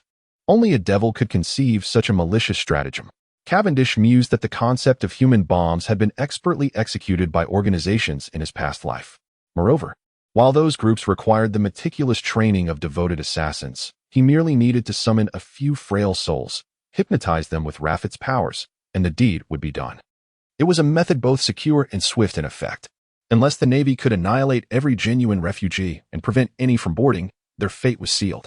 Amidst the cacophony of explosions, a figure soared into the sky, filled with rage, declaring, "Cavendish, you heartless demon, today, I shall ensure your demise." Admiral Verne had never experienced such fury. As the refugees charged at him with eyes ablaze, his seasoned instincts told him they were all under hypnosis. However, before he could react, the refugees began to detonate. Yes, detonate. After hypnotizing them, Lafitte compelled them to swallow potent explosives, rendering any search for weapons futile. Yet, it is impossible for a human to digest explosives, ensuring that even if they survived the initial blasts, the refugees would not see the dawn. Such a heinous method of assassination could only be employed by someone like Cavendish, a time traveler. Caught off guard, Admiral Verne managed to shield himself with iron, but was still thrown into disarray, his garments completely torn apart. The warship beneath him was compromised as several refugees breached the powder magazine, resulting in a catastrophic explosion. The accompanying soldiers lacked his resilience. Most were obliterated, and those fortunate enough to survive the blast found themselves submerged in the sea, their fates uncertain. Over 600 of the finest soldiers from the western seas perished, leaving only him. Confronted by the furious Admiral Verne, Cavendish raised his Durandal. "Boys, charge forth. Let us unite and take down the Admiral." This is the first additional update. Although 77 out of 100 votes were from myself, it is still worth posting. Regarding the update schedule, it shall henceforth be set for every day at 8 in the morning and 6 in the evening, with additional updates excluded. Rold. Wielding his massive hammer weighing over 600 pounds, aimed it at the descending Admiral Verne, with a trace of giant blood coursing through his veins. Standing over 4 meters tall, he presented a stark contrast to the Admiral, akin to the difference between an adult and a child. Get lost. Yet, in response to his earth-shattering blow, Admiral Verne scarcely glanced at him, delivering a punch directly at the hammer. Rold internally rejoiced, convinced the Admiral had lost his senses. Daring to confront his hammer with mere fists, a foolhardy endeavor. Little did he know, Admiral Verne had trained alongside Cap in his youth. His iron fists honed to a level approaching Cap's prowess. With a resounding crash, Rold was sent flying, crashing through several structures before being buried beneath the debris. His fate unknown. Meanwhile, his renowned weapon, the massive hammer, was shattered, reduced to a flurry of iron fragments. A few elite cannon fodder witnesses stared in disbelief, unable to comprehend that a human's fist could possess such formidable strength. If they were to rely on these individuals, Cavendish would have already needed to traverse time. Before the elite cannon fodder could react, he had already mounted Ferrolu and charged toward Verne. Exquisite sword. Azure Bird, the indomitable bluebird, in tandem with the force of Ferrolu, launched an assault on Verne, who had just sent Rold flying with a single punch. 6 styles, dual fist charge. Faced with Cavendish's onslaught, Verne immediately unleashed his most adept technique. The tremendous impact caused Ferrolu's hooves to carve 4 deep impressions into the ground. Had it not been for its robust physique as a mythical steed, this collision could have proven fatal. Indeed, those capable of attaining the rank of Rear Admiral possess remarkable prowess. Noticing Ferrolu beginning to show signs of fatigue, Cavendish deftly leaped off its back, gave its mane a pat, and instructed it to retreat to safety. Rear Admiral Verne gasped for breath. He had narrowly escaped the explosion and then utilized moonwalk to evade further. As he landed, he was met with 2 successive ambushes. Although Rold was inept, his strength was undeniable, and Cavendish, shamelessly leveraging the speed of his steed to amplify the Bluebird's assault, left Verne's hands aching. Meanwhile, Cavendish, having absorbed the impact from both adversaries through Ferrolu, emerged unscathed and audaciously commanded, "Men, charge." A chorus of raucous pirates brandished their flintlocks and sabers, clamoring forward. Though initially daunted by Verne's staggering strike, Cavendish's subsequent attack ignited a glimmer of hope in them, the possibility of defeating a Rear Admiral. Heaven knows, this was the most profound fear looming over all pirates in the West Sea. The mere thought of participating in the siege against a Navy Rear Admiral, their self-proclaimed emperor, filled their simple minds, which could only accommodate thoughts of wine and women, with fervor. "Die, Navy!" bellowed Bulick, brandishing a massive wolf fawn club aimed at Verne's head. Below him, Chiora sinisterly flung a grappling hook, poised to strike. Meanwhile, a cadre of higher-ranked fodder raised their firearms, aiming them at Verne. This motley crew posed no real threat to the Rear Admiral. Captain Lafayette stood calmly beside Cavendish, fully aware of Verne's capabilities. He understood that, although it appeared as if over 100 ruthless pirates were mercilessly assaulting an injured Navy officer, the balance of power was entirely skewed. Indeed, these wretches posed no genuine threat to him. Cavendish smiled as he performed an elegant flourish with his blade. "But they can help me deplete his stamina." And just like that, his figure vanished from Lafayette's sight, reappearing behind Verne, Durandal dancing gracefully in his hand. "They can also divert his attention, can't they?" Despicable. Vice Admiral Verne retreated rapidly, a wound inflicted upon his left abdomen. It is essential to acknowledge that even a Vice Admiral cannot perpetually maintain the condition of a solid iron block. Moments ago, he was besieged by several pirates, each with bounties nearing 10 million. Although these scoundrels were easily dispatched in a single blow, it still required time to eliminate them. Seizing the opportunity while Verne dealt with these underlings, Cavendish launched a treacherous ambush, exhibiting not a shred of the demeanor befitting a master. Huh. I am, after all, a pirate. Treachery is to be expected. Listen up, my crew. He is already injured. Attack. Whoever brings him down shall be promoted to first mate. Facing the formidable and enraged Vice Admiral Vernal, Cavendish unceremoniously utilized his ability to evade once more, for only a fool would confront him head-on. In his fury, Vice Admiral Vernal found himself encircled once again by a horde of frenzied cannon fodder, sustaining further wounds from Cavendish amidst the chaos. Damn it! Realizing he could not allow the situation to persist, Vernal understood that if he did not act decisively, he might indeed perish here. As Cavendish prepared for another surreptitious strike, he unleashed his most formidable attack. 6 Styles' ultimate technique, Invincible Iron Fist, centered upon himself. Every standing object within 100 meters, be it pirate or tree, was violently expelled as if caught in a tempest. It appears that relying on mere fodder to defeat you is far more challenging than anticipated. Although Vernal had directed that ultimate technique at Cavendish, it was evidently a broad area attack, effective against lesser foes but utterly futile against a master. On the battlefield, only Cavendish and Vernal remained standing.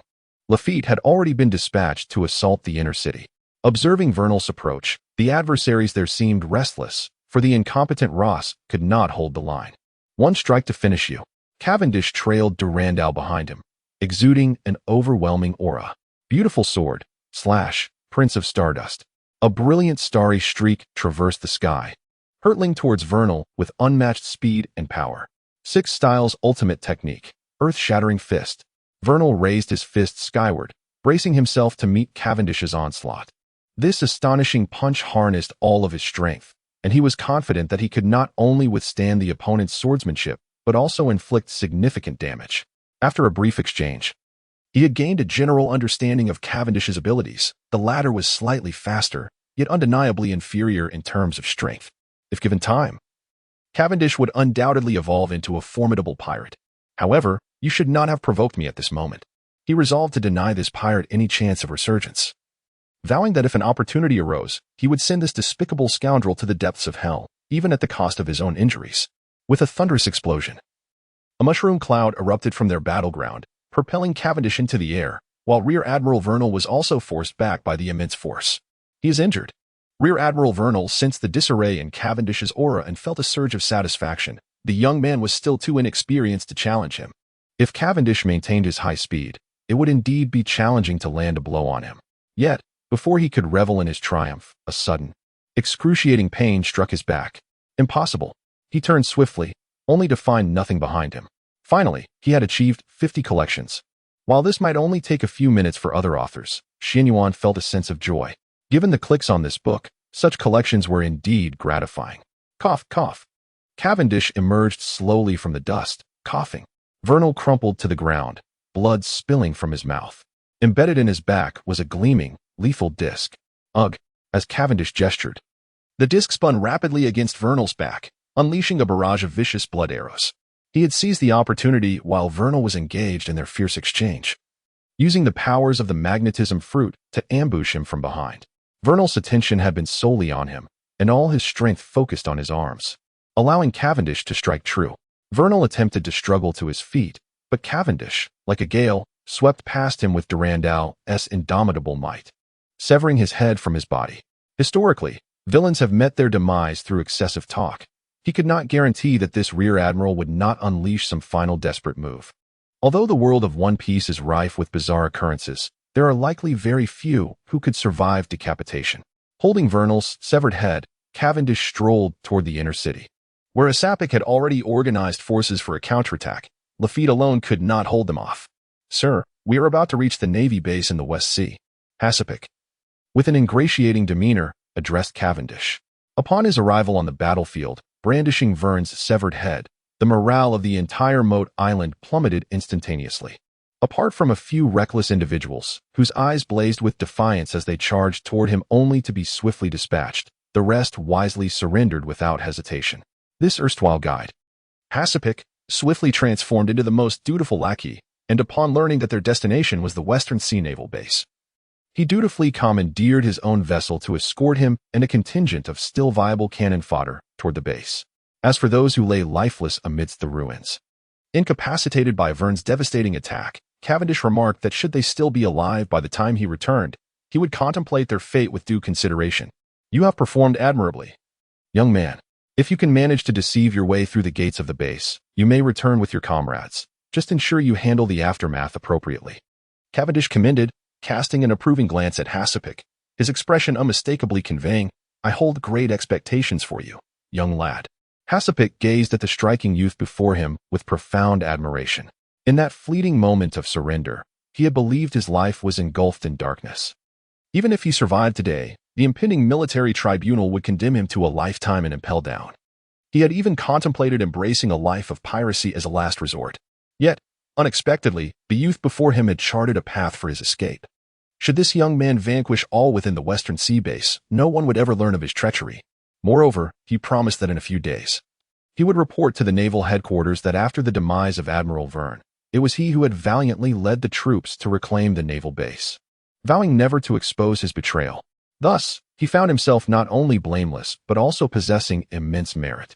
With a heart full of ambition, he strode forth, contemplating his ascent to wealth and power, pondering how to utilize the intellect of his colleagues at the West Sea base. Captain, why grant this scoundrel such significant advantages?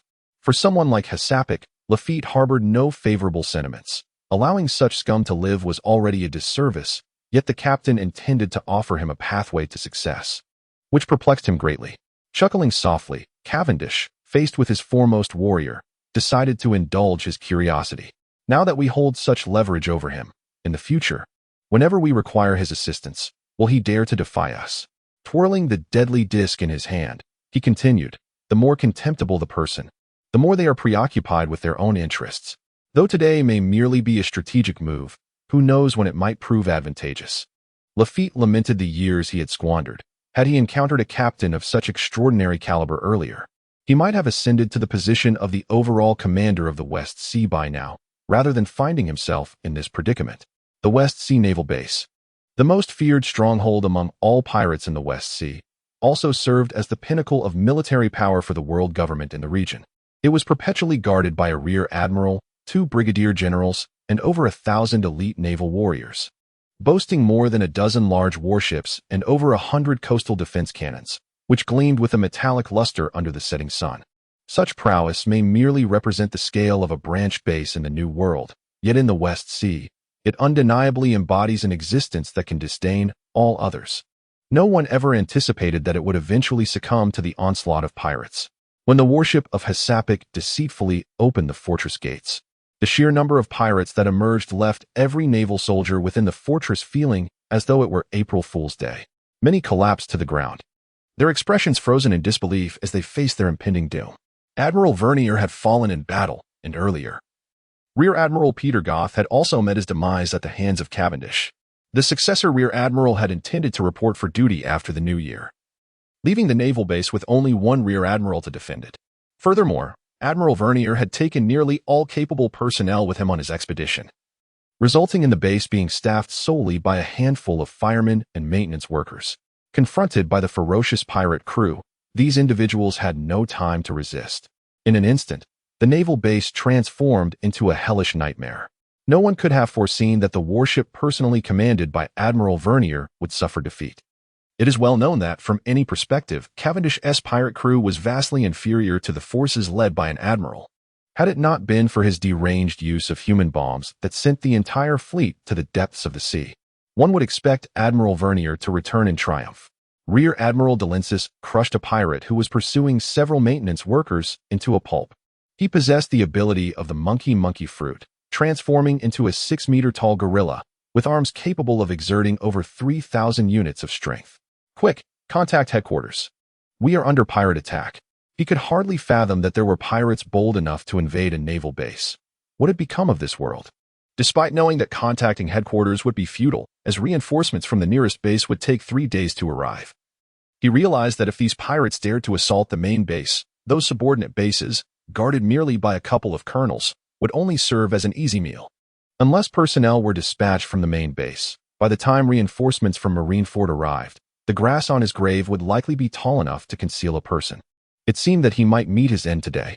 He flexed his robust wrists, maintaining his composure in the face of dozens of fierce pirates. Just as he stood resolutely at the inner gate of the base, a cacophony of screams erupted from behind him. What is that? Delancey was astonished to discover that the cries of anguish emanated from within the base itself, prompting him to rush toward the source. How could this be? Hadn't the enemy just arrived at the gates? How could there possibly be enemies within the base? For any defensive stronghold, communication centers are typically high-priority targets for protection. While their defensive capabilities may not rival those of clandestine warehouses, it is certain that the fortifications of the communication center are on par with those of the command post. The West Sea Central Base, a super fortress carved out of an island, features dual concentric walls, with the communication center situated at the heart of the inner city, mere walls away from the command post. Under normal circumstances, it is utterly inconceivable that it could be breached. However, the realm of impossibility transforms into possibility when facilitated by traitorous elements. Picasso's rank is the highest in the West Sea, second only to Vernal, making his request to bring a few individuals into the communication center entirely reasonable. Cavendish merely sat silently as Picasso single-handedly destroyed all the communication crabs within the base and activated the electromagnetic jamming device to prevent any leaks. After all, he intended to be a traitor. If even a whisper of this affair escaped, his head would surely roll. Delancey rushed into the communication center. Confronted by the gruesome sight of several dismembered soldiers and a fierce-looking Picasso wielding a katana. "You scoundrel! How dare you conspire with pirates and betray the navy?" Upon witnessing this scene, if Delancey remained oblivious, he would be utterly foolish. It was no wonder that those pirates could breach the outer defenses so effortlessly, nor that all communications had been severed. It was all due to an insider's treachery. In his fury, he transformed into a raging guerrilla, launching a ferocious assault against the traitor. Picasso, wielding his katana, struggled to fend off the onslaught. He was no match for Delancey's strength and soon found himself in disarray. "My lord, save me." Once again, he narrowly evaded the lethal blow from Delancey, and he instinctively raised his voice in a frantic shout. Regardless of the circumstances, he had been a pawn in Cavendish's elaborate scheme. Thus, just as Delancey believed he could eliminate this traitor in a single strike, Cavendish made his move. There were no grandiose scenes or epic battles spanning 300 rounds. It was merely one swift action. The tip of Durandal's blade emerged from Delancey's chest. The animal-type devil fruit had endowed him with a ferocious vitality. Even with his heart pierced, Delancey still possessed enough strength to launch a final attack against Cavendish. Unfortunately, even during his prime, inflicting harm upon Cavendish would have been a formidable challenge, let alone in such a weakened state. In comparison to a swordsman, Cavendish felt more akin to an assassin, boasting exceptionally high attack power and remarkable speed, while his recovery rate could be deemed superhuman. It paled in comparison to the terrifying regenerative abilities of characters like Luffy, who could recover from fatal wounds merely by resting. As for his resilience against blows, he thought it prudent to avoid comparisons, for he was inherently averse to pain and death. It puzzled him how other transmigrators, regardless of their past lives as weaklings or cowards, transformed into unparalleled geniuses upon crossing over, displaying unwavering resolve and an indifference to life and death. Yet here he was, unchanged, lacking perseverance and courage, fearful of pain and death, and perpetually lazy. When encountering a beautiful woman, he instinctively resorted to thinking with his lower instincts. Were it not for inheriting the abilities of this body, he likely would have sought a vibrant locale to simply exist and await his fate. "Captain, the guards outside have been defeated." While he was lost in thought, the pirates led by Lafitte had dispatched the remaining soldiers, each one brimming with exhilaration. They had audaciously plundered the navy, even seizing the main base of the entire West Sea. All participating pirates were prepared to cherish this event as a lifelong tale of glory. Let us proceed to the warehouse. The aftermath will be entrusted to Vice Admiral Picasso of the West Sea. Cavendish gestured towards the dazed Picasso. "Yes, my lord." Under the eerie glow of the moonlight, Picasso's eyes glinted with a crimson hue. In this base, no one could be spared. The only path was to eliminate all those in the know. By doing so, he would emerge as the hero who reclaimed the base from the clutches of the nefarious pirates, leading his troops to victory. If he did not assume the role of acting commander of the West Sea, who else could possibly deserve it? 9 warships gradually departed from the West Sea base's harbor, while behind them, Picasso relentlessly pursued with a cohort of unsuspecting soldiers. After incurring devastating losses, they ultimately succeeded in recapturing the naval base. In this battle, Vice Admiral Vernal of the West Sea Naval Base perished, along with Major General Durensis. 12 officers of the rank of colonel fell, and casualties among lower-ranked officers numbered in the hundreds. In total, 1,842 lives were lost in the West Sea base, all giving their lives in service to their country. Of the 14 warships in the West Sea Naval Fleet, 9 were seized by pirates, and 3 were destroyed. Major General Pikahasa, demonstrating valiant resistance and a fearless embrace of death, managed to reclaim 2 warships from the pirates, albeit at the cost of severe injuries. Scoundrels! Upon receiving the news, Sengoku, in a fit of rage, wreaked havoc upon his entire office, leaving it in ruins. Even the usually jovial garb wore an unusually grave expression. This is no longer a matter of embarrassment. It is a question of the entire Navy's dignity being utterly tarnished. The Grand Naval Base of the West Sea has been breached by an unknown rookie pirate, resulting in the demise of everyone from the highest commander to the lowest ranks of soldiers. Such a loss was so staggering that he initially thought it was a cruel jest when he received the report. That scoundrel certainly requires reprimanding. Karp was no stranger to Verna. He could even be considered a half-disciple. The news of his death weighed heavily on Karp's heart. Yet, more than the fall of the West Sea base, Karp's ire was ignited by the report that mentioned Cavendish had bound civilians with explosives, coercing them to act as human bombs to destroy Navy warships. Such actions were nothing short of monstrous. Waring states, "Allow me to lead a team to eliminate him. Such a malicious pirate does not deserve to exist in this world." Karp's demeanor turned unusually solemn. Upon hearing Karp's request, Waring states was poised to acquiesce without hesitation. However, before he could issue the command, the phone bug on the table began to ring. Noticing the unmistakable insignia of the Gorosei on the phone bug, Waring states adjusted his demeanor and answered the call. Waring states, "Caesar Clown has escaped during transport. I now command you to dispatch all available personnel to apprehend him." But, Gorosei, a most vicious new pirate has just emerged in the West Sea. We must allocate resources to capture him. In the face of such a ruthless pirate capable of breaching the West Sea Navy base, failing to deploy forces equivalent to an admiral's strength would amount to a futile endeavor. However, Waring states had only a handful of competent subordinates, Akainu stationed in the New World, Kizaru at headquarters on standby, and Akiji required to maintain security during the ongoing World Summit in Mariewa. Karp was his last viable option. Forget about that rookie pirate. CP0 has reported he is en route to Reverse Mountain, and Caesar Clown has allegedly made contact with Kaido subordinates. If Kaido acquires Caesar, you must realize the monumental ramifications this could have on the world.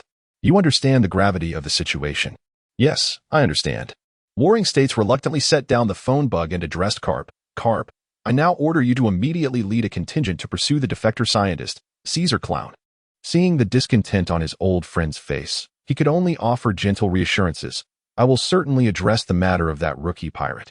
Once the World Summit concludes, I will dispatch Akiji to resolve it. Impossible. In the palace of Dressrosa, Doflamingo perused the newspaper in his hands, his expression one of astonishment. Charlotte Linlin, eyeing the latest headlines, swallowed a considerable amount of saliva and mused, "What a talented young man. I would love to take him as my son-in-law." On Shank's flagship, Ben Beckman held the latest bounty notice, chuckling as he remarked, "Captain, this newcomer is even more ferocious than you were in your prime." Huh. This vast ocean indeed harbors formidable newcomers. Whitebeard lifted his goblet with a smile, declaring, "Ace, it seems your record has been surpassed." Upon hearing this, a young man, bare-chested and adorned with a round hat, scoffed dismissively, yet the flickering flames emanating from his arms betrayed his inner turmoil. The entire world erupted in a frenzy when the latest bounty notice and newspapers were dispatched by the messenger birds, leaving everyone momentarily questioning whether today was a jest. "Captain," Ross excitedly brandished the new bounty notice as he dashed onto Cavendish's flagship. They had launched 9 warships from the naval base. And now the Cavendish pirates boasted 9 naval vessels and nearly 2,000 members, transforming into a colossal pirate crew. Even Ross, due to his seniority, had been allocated a warship, thereby realizing his long-held ambition of becoming a grand captain and attaining the pinnacle of pirate life. The bounty notice, featuring a white background with a blue border, showcased Cavendish standing proudly at the bow of the warship, brandishing Durandal and pointing forward, embodying the essence of "I came. I saw. I conquered." "This bounty notice is rather splendid," Cavendish mused, silently awarding himself 32 internal accolades. For it had taken considerable posing and the elimination of 6 photographers to capture this perfect shot.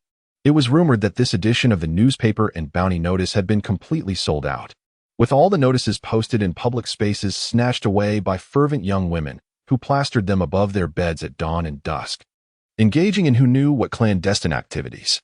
The heartless Cavendish, captain of the beautiful Justice Pirates, originally known as Rommel the Weasel, infamous in the Rommel kingdom for the slaughter of countless innocent civilians, turned to piracy after being discovered by the Navy. He once compelled civilians on Mort Island to act as human bombs and, in a fit of madness, executed Admiral Verne, the commander of the West Sea Navy, breached the West Sea Navy's main base, and slaughtered nearly 2,000 naval soldiers, including 2 brigadier generals and numerous officers, seizing dozens of naval vessels. This individual is a consummate villain, exceedingly ruthless, currently designated by the world government as the most notorious pirate, with a bounty of 560 million berries, dead or alive. Due to the inaccuracy of Picasso's report, the entire naval headquarters mistakenly believed that Cavendish possessed the capability to single-handedly defeat Verne. Consequently, they initially agreed to set his bounty at 280 million, reflecting the original prowess of Cavendish. However, after he dealt a resounding blow to the Navy, leaving them stunned and with no sufficiently formidable candidates available to pursue him, Sengoku, defying popular opinion, doubled his bounty, preparing to send those dissatisfied pirates or reckless bounty hunters to confront him. A bounty of 560 million instantly shocked the world. Last year, the renowned Fire Fist Ace, who declined the government's invitation to join the 7 warlords and currently serves as the 2nd Division commander under Whitebeard, had a bounty of merely 550 million at the height of his fame. Moreover, Cavendish has yet to set foot in the Grand Line. It is worth noting that the legendary red-haired Shanks, one of the 4 emperors, had a bounty of only 200 million prior to his entry into the Grand Line. The executioner Lafitte has a bounty of 90 million. The Skinner Keola commands a bounty of 55 million. The head crusher Kuroki is valued at 48 million. The hammer of Roland has a bounty of 45 million. The twin blade Kahori is rewarded with 35 million. The golden hook Ross is offered 17 million. The big buckteeth Pahami has a bounty of 13 million. Ross, holding up his bounty notice, wept with joy, never imagining he would be valued so highly. Beside him, Pahami trembled with his own bounty notice in hand, fully aware of his own limitations, having always hidden during battles. Why then was he also being offered a bounty? Let the festivities commence, everyone. Cavendish, feeling somewhat overwhelmed by the considerable bounty placed upon him, recognized that since circumstances had escalated to this point, indulging in futile worries was of no use. It would be far more prudent to relish the moment. A throng of officers and high-ranking subordinates aboard the ship promptly broke into spirited dances, serenading with pirate ballads, feasting on abundant roasted meats and fine wines. The various captives, regardless of their past identities, were now compelled to don humiliating 3-piece bikinis, paraded before the ravenous gaze of the ruthless pirates as they danced in the grand hall.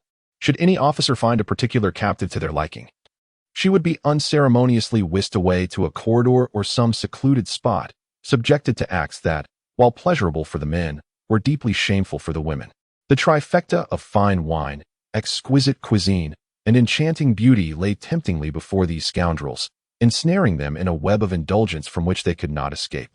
Cavendish reclined in a plush seat on the 2nd floor of the banquet hall, cradling a delicate and seemingly innocent young maiden in his arms, his wicked hands roaming freely across her form, eliciting a flicker of fear upon her untouched visage. Despite his handsome exterior to her, he appeared far more fearsome than a demon. The young maid stood indignantly behind, her gaze fixed on Cavendish's hands as they groped the maiden's delicate curves, seething with jealousy. Her master had never treated her in such a manner. Was it simply because she was too young? She glanced at the maiden's ample bosom and then at her own modest figure, her mind clouded with frustration. If Miranda could read minds, she would undoubtedly scornfully berate Vale, asserting that the maiden had no choice in the matter. After all, she was the legitimate daughter of the illustrious Core family, the most prominent house on Moat Island, cherished by all as the island's unacknowledged princess and the betrothed of the yet-to-be-married Rear Admiral Picasso.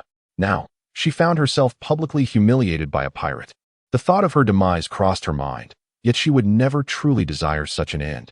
Raffet, how long until we reach Upside Down Mountain? Cavendish inquired, indifferent to the maiden's near exposure. In his eyes, she was destined to be his private plaything, merely a vessel for his desires. Raffet, maintaining his usual attire, sat upright across from him, speaking with a tone of reverence. Captain, at our current pace, we shall arrive at Upside Down Mountain tonight. However, I advise against sailing at night due to the mountain's peculiarities. Navigating after dark may lead to unnecessary casualties. It would be prudent to anchor and rest beneath the mountain tonight, proceeding at dawn. Cavendish found himself utterly unable to comprehend the characters within these original works. While one might posit that having dreams is undoubtedly commendable, it is perplexing that those who possess such aspirations resemble saints, remaining unfazed by other desires and willing to forsake their very lives for an elusive dream. The mindset of such individuals is truly beyond his grasp. Lafitte, as his foremost subordinate, exemplified this saintly demeanor to the utmost. During the division of spoils, he neither sought money nor women, willingly undertaking any unsavory task. He was a paragon of self-sacrifice, embodying the phrase, "Let me face death, and you reap the rewards." Very well, I shall heed your counsel. Tonight, I will instruct them to rest in place, and at dawn, we shall traverse the upside-down mountain. Cavendish's suppressed desires had grown unbearable after a month of restraint. Although his subordinates had presented him with numerous beautiful women during this time, the two who piqued his interest were both renowned socialites of the West Sea. Perhaps in the world of pirates, such matters are of little consequence. However, as a traveler from the great celestial empire, Cavendish believed it beneath his dignity to indulge in the company of mere socialites, especially when he commanded thousands and was a formidable antagonist. The young maid, while appealing, was too young to consider, but at long last, on Moat Island, he had encountered a woman who met his standards in both physique and appearance. And she was a virgin. The repression he had endured had rendered him impatient. He pressed the girl in his arms to the ground, positioning her in a crawling stance. And before the young maid, he effortlessly seized the most cherished possession of Miranda that she had safeguarded for nearly 2 decades. "Captain, do you truly not require the company of your subordinates?" Lafitte gazed at Cavendish, who stood resolutely at the bow of the ship, and asked, undeterred. They found themselves amidst the tumultuous currents of Reverse Mountain, with the colossal archway at the summit now vividly discernible in the distance. With a navigator of Lafitte's caliber leading the way, coupled with the naval warships meticulously crafted by the Navy, Reverse Mountain presented itself as merely a modest incline to them. What Lafitte did not anticipate was that the captain intended to abandon such a crew of pirates, choosing instead to venture alone to the East Blue. For trade among the 4 seas, there exist only 2 viable routes: traversing the doldrums or navigating the continental canal of the Red Land. However, the latter necessitates passage through Mariejois, a feat even the renowned Whitebeard pirates could not accomplish. Initially, when Cavendish resolved to raid the West Blue base, he had hoped to utilize the warships to cross the doldrums. Yet, after the plunder, he discovered that the Navy's vessels had yet to be equipped with sea prism stone, rendering them incapable of navigating the doldrums. Reflecting on it, it seemed that in the anime, this technology was only available to the Navy after Luffy and his crew completed their mission at Judicial Island in the summer of the year 1520. It was now the end of 1518, indeed a tad premature. Nonetheless, no obstacle could deter the heart of a harem king, arriving in the world of One Piece. Allowing the little thief cat Nami to slip away would render him no better than a mere fish out of water. Thus, Cavendish resolved that when the fleet reached the pinnacle of Reverse Mountain, he would employ his unique abilities to soar to the summit and then trek on foot to the East Blue, where he would seize a ship from the nearest town and make his way to Cocoa Village. Regardless of the means, be it cunning or deceit, he would ensure that Nami found her way onto his vessel.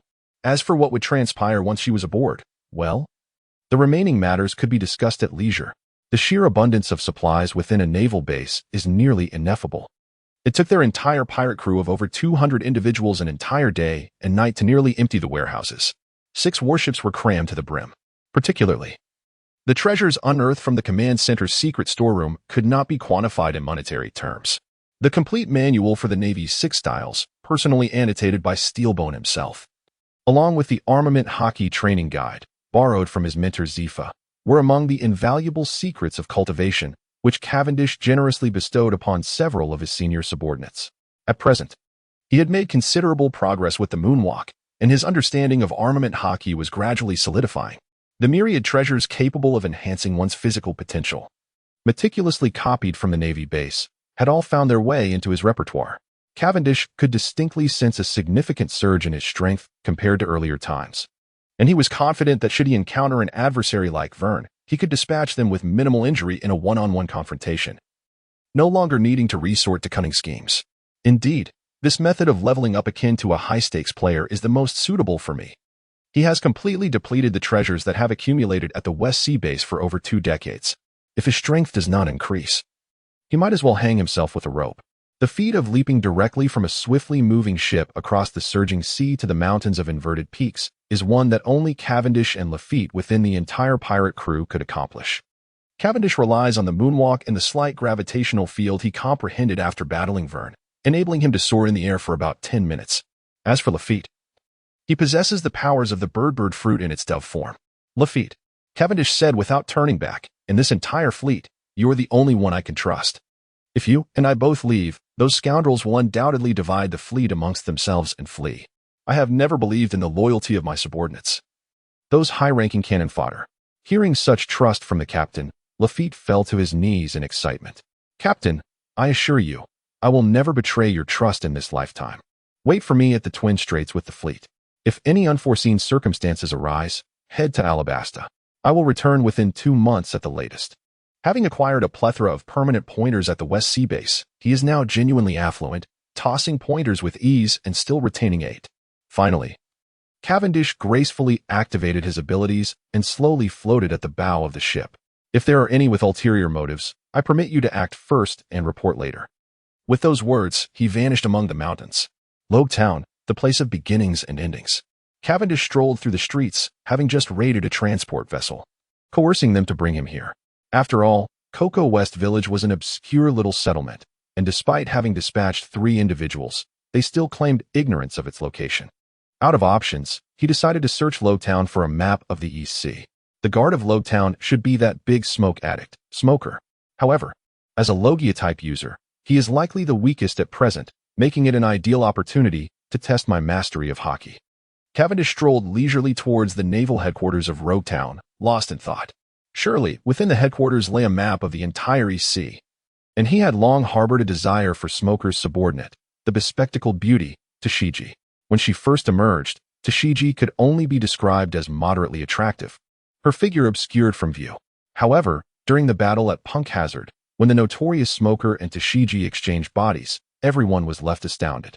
Tashigi, it seemed, possessed a remarkable presence, one that had previously gone unnoticed. Although she displayed an excessive sense of justice, an obsession with swords, and an air of innocence, she nonetheless made an admirable choice for a companion.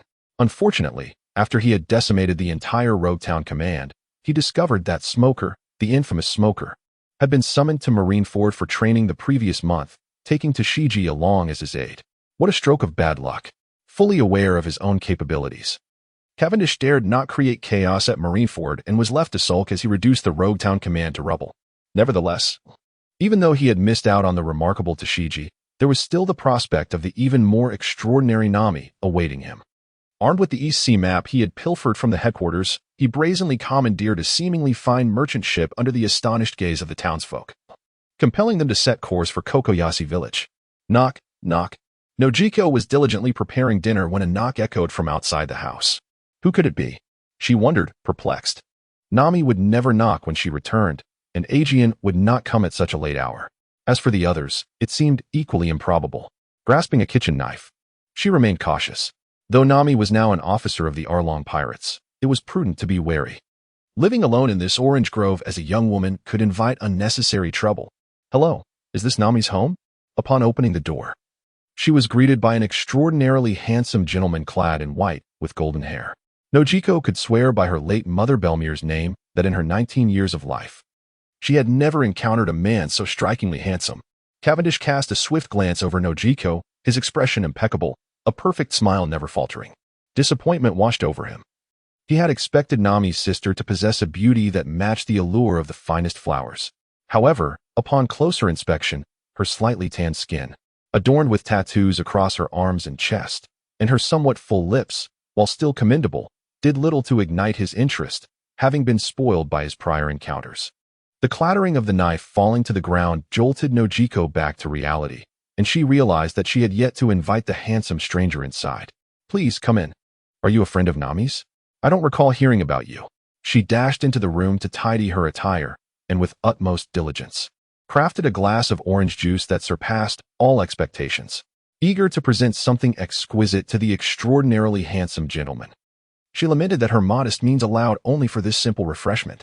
Cavendish politely savored a sip of the juice, but within moments, he had consumed the entire glass.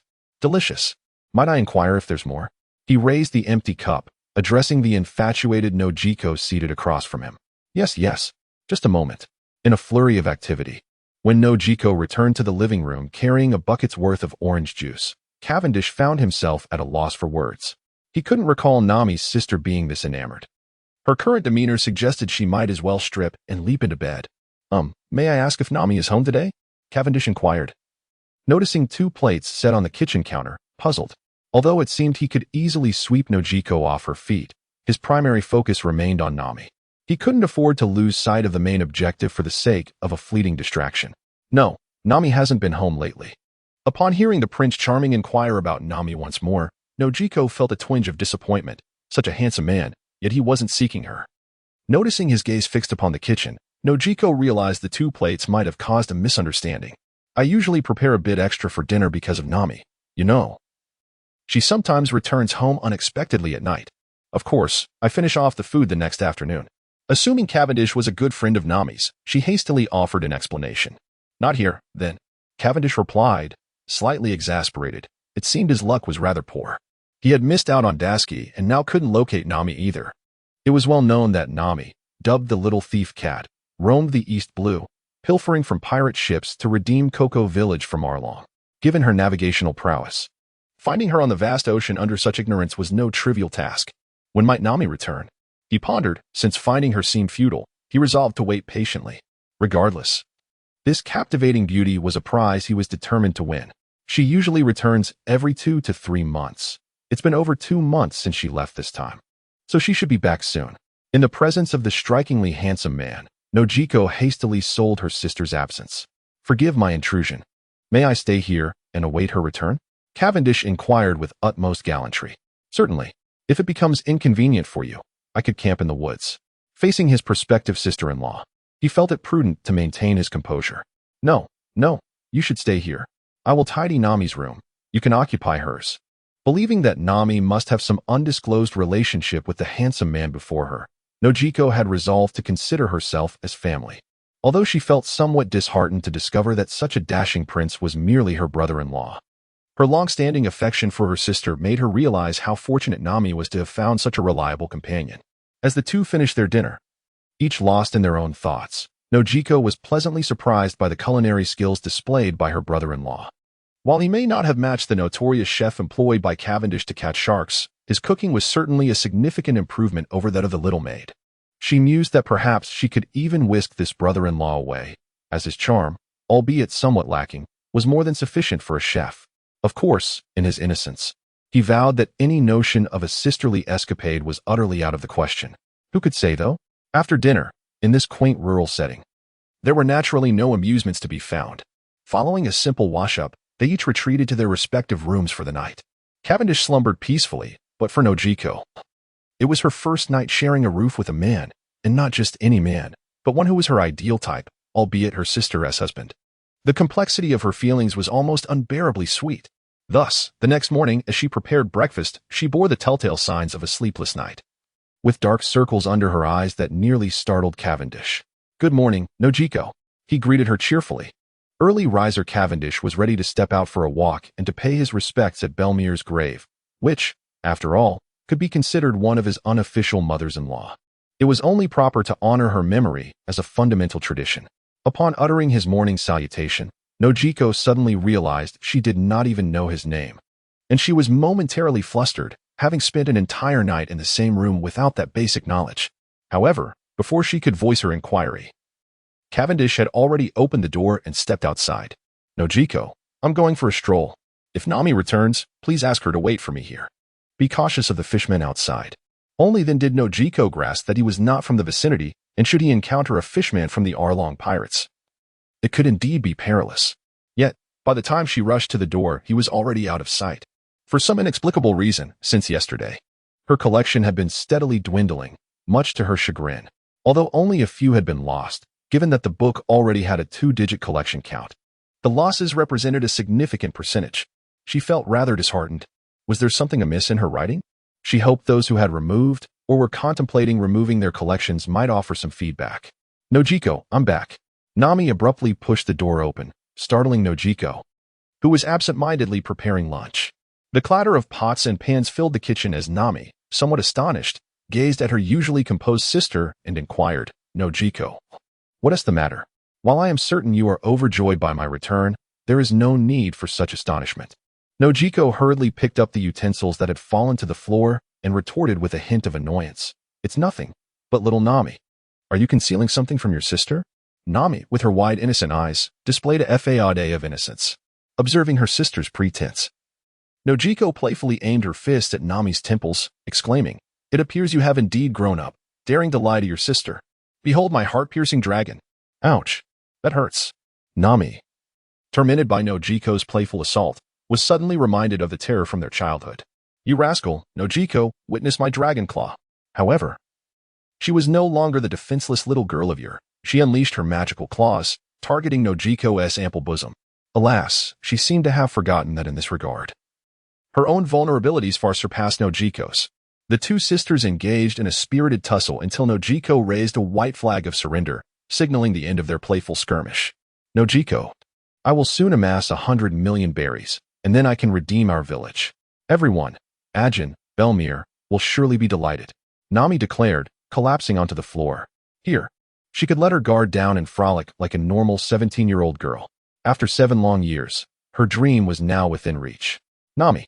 Nojiko embraced her, tears streaming silently down her cheeks. Only as Nami's closest kin did she truly comprehend the hardships her sister had endured over the years. A mere 10-year-old girl venturing out to sea alone, pilfering from merciless pirates, who could truly fathom such anguish? "You rascal, Nojiko, even if you cry, I shall never forgive you for striking me." Feeling Nojiko's tears fall onto her back, Nami's eyes began to redden, but her stubborn spirit refused to yield. "Humph. Who is crying? I merely turned on the faucet by accident." Nojiko quickly wiped her tears, instantly adopting an inquisitive demeanor. "You confess at once. When did you become involved with such a handsome man? Is there something untoward transpiring between you two?" Nami was taken aback by Nojiko's questions, bewildered by the mention of a handsome man. Observing her sister's confused expression, Nojiko scolded, "Stop pretending. He has already come looking for you, and yet you still feign innocence. How disheartening. My little sister has grown up, increasingly disregarding her sister's counsel, even withholding such significant matters as finding a man." Nami, utterly perplexed by Naka's words, inquired, "What are you talking about, Noki?" Having grown up together as sisters, Noki quickly discerned that Nami was genuinely unaware, prompting her to exclaim in astonishment, "You truly don't know? Yesterday, an incredibly handsome man came to our home, claiming to be your friend, and he stayed in your room for the night. You had no idea? That is ridiculous. Noki, I just got home. How could I possibly know? Moreover, who is this so-called incredibly handsome man? What is his name?" Nami questioned, her mind racing.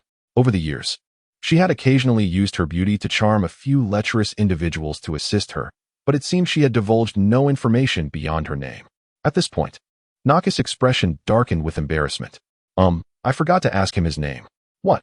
Nami nearly lost her composure. "You allowed someone whose name you don't even know to stay in my room for the night? Noki, have you lost your mind?" Feeling somewhat guilty, Noki averted her gaze from Nami, unable to admit that she had been caught up in a state of infatuation. He was exceptionally handsome, one glance. "And you'll never forget him. Think hard, Nami. You must be love-struck." Nami retorted with annoyance. "It's you who has love-struck.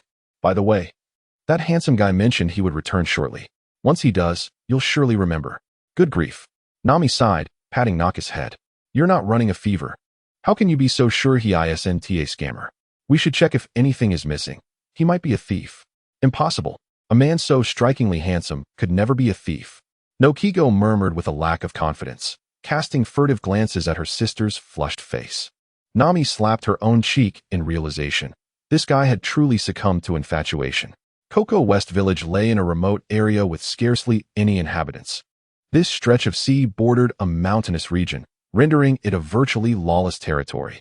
This was precisely why Arlong could revel in his dominion here. Cavendish strolled quietly along the narrow path, instinctively avoiding crowds with effortless ease. After all, no one could predict when Nami would return, and he was uncertain how long he would remain in this place. To prevent any unnecessary incidents that might deter Nami from coming back, he had deemed it wise to minimize his interactions with others during this period. In his memory, Belmir's grave was situated atop a cliff. He scanned the horizon and soon spotted the tombstone, where a woman smiled broadly. Though not conventionally beautiful, she exuded an aura of reassurance. As a traditional citizen of the Celestial Empire, Cavendish felt compelled to pay his respects to the woman within the grave, and so he knelt reverently, performing a gesture he had never executed since his arrival in this world. Belmir, he began. I suppose I ought to refer to you as my mother-in-law. Regardless of your approval, your daughter has already captured my heart, but out of respect, I thought it prudent to inform you. Cavendish sensed someone ascending from the base of the cliff, yet he continued, Nami is a wonderful girl, and I shall treat her well. I will also bring Arlong's head to honor you. If you have any wishes in the afterlife, please communicate them to me in a dream. In gratitude for your nurturing of Nami, I will fulfill any request you have. Who on earth are you? Nami asked, her voice laced with indignation. Confounded by Nokigo's earlier remarks, she sought solace at Belmir's grave, only to overhear this man speaking of mother-in-law, wishes, and gratitude, which nearly led her to question if she had indeed married. Hearing that familiar voice from his past life, Cavendish turned in excitement. There stood Nami, vibrant and alive. Her orange shawl billowed around her, framing a visage of exquisite perfection and a physique that commanded attention. Though she wore a questioning expression, the slight anger etched on her face rendered her utterly adorable. At last, I have awaited your arrival, my princess, Cavendish exclaimed, removing his hat and bowing gently. Utterly shameless, Cavendish, she retorted, her voice filled with exasperation. However, she did not receive the anticipated response. When Nami finally caught sight of his visage, she rolled her eyes back and fainted. Cavendish, feeling somewhat helpless, touched his nose. After all, he considered himself quite the handsome figure. How could Nami display such a reaction? And what of the Navy, with their absurd nicknames, labeling him as utterly unprincipled? Faced with the unconscious beauty before him, he resorted to cradling her in a princess carry, assuring himself that he harbored no ulterior motives. And he vowed to maintain his integrity. Nami, dazed, awoke in bed to find Nojiko mischievously perched at her bedside. Nana, little Nami, you deceived your sister by claiming not to know that dashing fellow, yet you were returned in his arms shortly after leaving. Pray tell, what transpired? Even you fainted. After delivering her teasing, she scrutinized Nami's form, as if assessing whether her sister possessed an extraordinarily sensitive disposition. Shoo! Nami hastily pressed her hand over Nojiko's mouth, glancing around for any sign of Cavendish. Not spotting him, she whispered urgently, there is no time. We must flee. Cavendish, known for leaving nothing but desolation in his wake, had inexplicably arrived in the dilapidated town of Cocoa West. Yet, if they wished to survive, a hasty escape was paramount. Nojiko, bewildered by Nami's sudden urgency, was at a loss. Had Nami truly suffered a blow to the head? However, confronted by Nami's formidable resilience honed from years at sea, she felt powerless to resist and allowed herself to be led silently toward the door. Our sleeping beauty has awakened. Cavendish, lounging on the living room sofa, held up a glass of orange juice, observing Nami as she stealthily maneuvered with Nojiko in tow, as if they were thieves attempting to escape. He greeted them with amusement. Nami shrieked, nearly deafening Nojiko in the process. See Cavendish. What are you doing here? Even the fearless Nami trembled now, her body shaking uncontrollably, her ample curves swaying in disarray, inadvertently revealing more than she intended. For years, Arlong had loomed over Nami like an insurmountable mountain, and despite her tender age of 17, her experiences navigating the treacherous seas had made her astute. She understood the distinction between those one could provoke and those who were utterly untouchable. With a bounty of 20 million, Arlong was already the most formidable pirate in the East Blue. And although she had heard whispers of his past as a subordinate of the 7 warlords, their bounties typically ranged between 2 to 300 million. Nami was only aware of the former bounties of the warlords, lacking knowledge of their deeper histories. However, the man before them bore a bounty of 560 million berries, rumored to have massacred tens of thousands and decimated entire nations. It was said that the bodies he had claimed could fill half of the East Sea. Such tales, of course, tend to grow more exaggerated with each retelling. Noki had finally managed to extricate herself from Nami's grasp, nearly suffocating this fellow in the process. With a huff, she tapped Nami's head, chiding her. You claimed not to know him, yet here you are, rendered speechless in his presence. Cavendish, is it? What a splendid name. Thank you for the compliment, Cavendish replied, nodding slightly with a smile. So handsome, Noki thought, her gaze becoming somewhat dreamy at his smile. Yet, upon realizing he was her brother-in-law, A wave of gloom washed over her. Let us sit and converse, Nami. Seeing Nami still trembling, Cavendish mused that perhaps he was not as terrifying as he seemed. Nami approached him stiffly, taking her seat with utmost formality, leaving Noki utterly curious. Was this truly their fearless Nami? I have come to the East Sea with a request for you. Nami, Cavendish began, sipping from his glass of orange juice before passing the empty vessel to Noki. Could I trouble you for a refill? Of course. Just a moment. Noki replied, her delight evident as she dashed into the kitchen, her ears perked up, keenly attuned to the sounds in the living room. Please, do tell, Nami said, feeling a twinge of anxiety in the presence of such a legendary figure. Who knew if this man might suddenly erupt and annihilate everyone in the village? Just as Cavendish was about to speak, Noki re-emerged from the kitchen, exclaiming, "The orange juice is ready." "Thank you." Cavendish accepted the juice and continued, "I have come to the East Sea to invite you to join me as my navigator. I wonder if you might consider such an honor." Nami was taken aback by this unexpected proposition.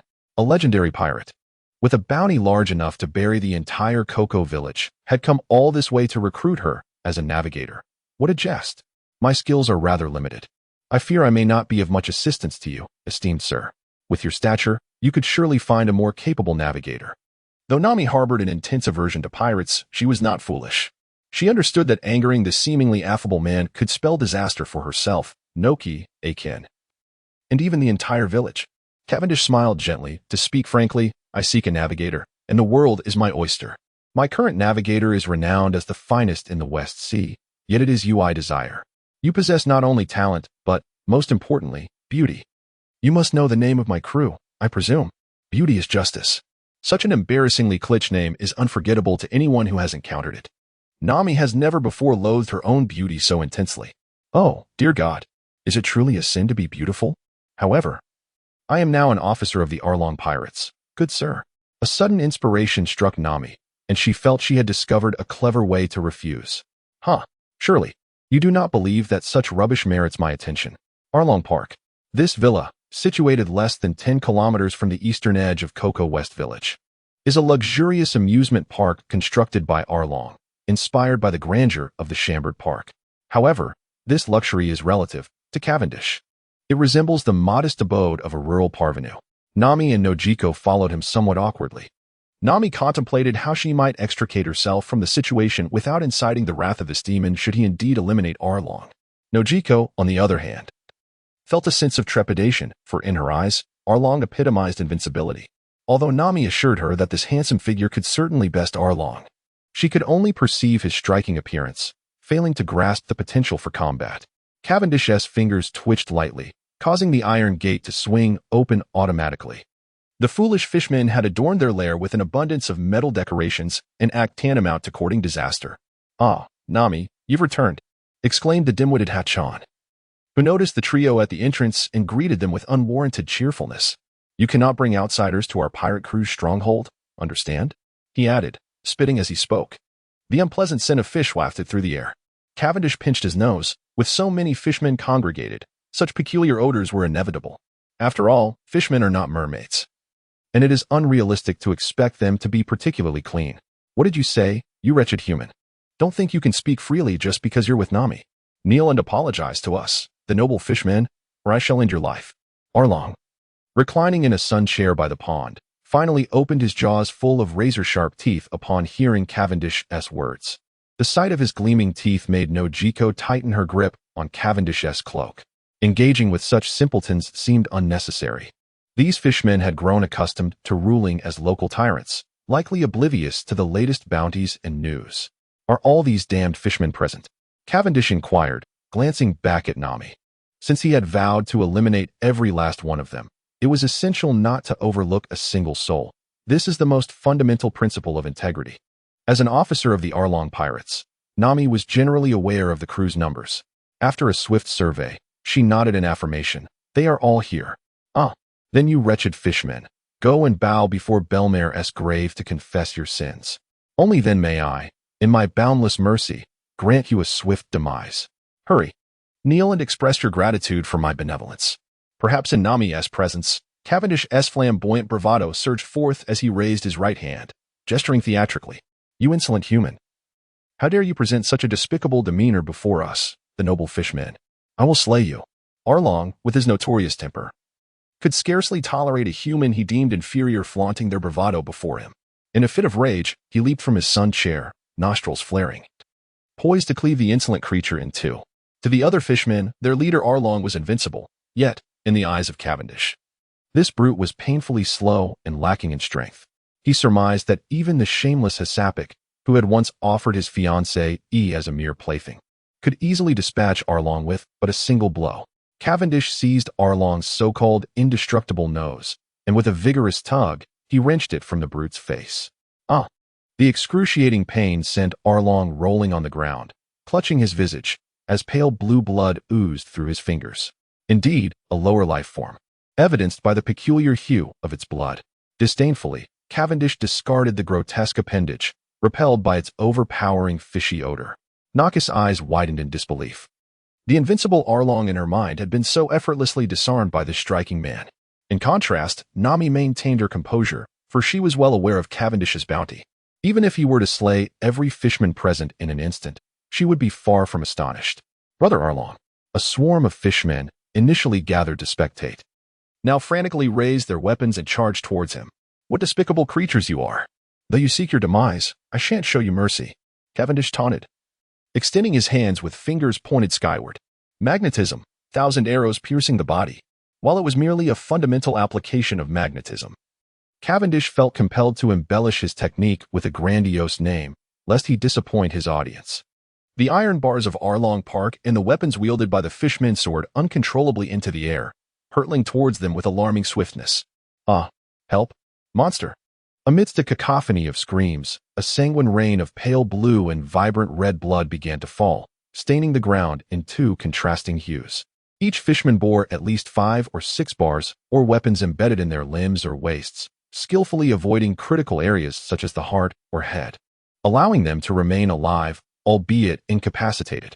The resilience of the fishmen proved far superior to that of ordinary humans, for if a human were subjected to such treatment, even if spared from death, they would likely succumb to unconsciousness or a near-fatal state. Yet these fishmen continued to curse vehemently. "You filthy human, release us. Face us one-on-one if you dare. You vile demon, we fishmen shall not let you escape." Although they appeared fierce, none of these stubborn individuals sought mercy. "It seems I have been too lenient," Cavendish chuckled, yet even the infatuated Noki Gao felt a twinge of fear upon witnessing the gruesome sight of hundreds of mermen, their bodies pierced by weapons and drenched in blood. Magnetic escape, chaotic blade slash. For golden discs soared from behind Cavendish, who gleefully guided them toward Arlong. As the leader, one must lead by example. "I hope you do not disappoint me." Due to the removal of his nose, Arlong's speech was somewhat breathy. He was skewered by 2 long spears, resembling a string of candied hawthorn, the spearheads protruding from his abdomen and shoulder, his form nailed as if he were a crucified figure. I particularly admire tough men like you. I hope you do not disappoint me." Cavendish revealed a devilish smile, gently twirling his finger. Before Arlong could utter a sound, Nami and Noki Gao had already cried out. The discs spun rapidly, and within moments, 5 grotesque masses of flesh appeared on the ground. Despite her years of roaming, Nami had never encountered such a bloody scene, let alone Noki Gao. Cavendish had severed all of Arlong's limbs. His body writhed on the ground like a massive blood-soaked worm, rendered mute by agony. The other mermen were paralyzed with cold sweat from his brutality. Killing was merely a matter of striking the head. Those who ventured into piracy often had their heads held high, with few fearing death. Yet, before this smiling man, they all glimpsed the gates of hell. "Do not rush. Take your time. I have already given you opportunities, yet you failed to cherish them." With a shift in tone, several discs swiftly ascended from the ground, transforming another unfortunate merman into fish sticks. Nami and Noki Gao crouched down, clutching their heads and screaming. Although they dreamt of exterminating these detestable mermen, the sheer bloodshed and cruelty before them exceeded their capacity to endure. "Demon, you are a demon. Spare us. Help." Ignoring the wails of the mermen, Cavendish methodically employed his abilities, reducing over 100 mermen in the courtyard to mere fish sticks. Nearby villagers, drawn by the commotion, approached but, upon witnessing the hellish scene, dared not look twice. They all crouched down, trembling. Nami and Noki Gao huddled together, their bodies shaking, as the desperate cries of the mermen echoed around them. The ground beneath them dampened, and it was clear this was not merely sweat. Well, I have dealt with these mermen.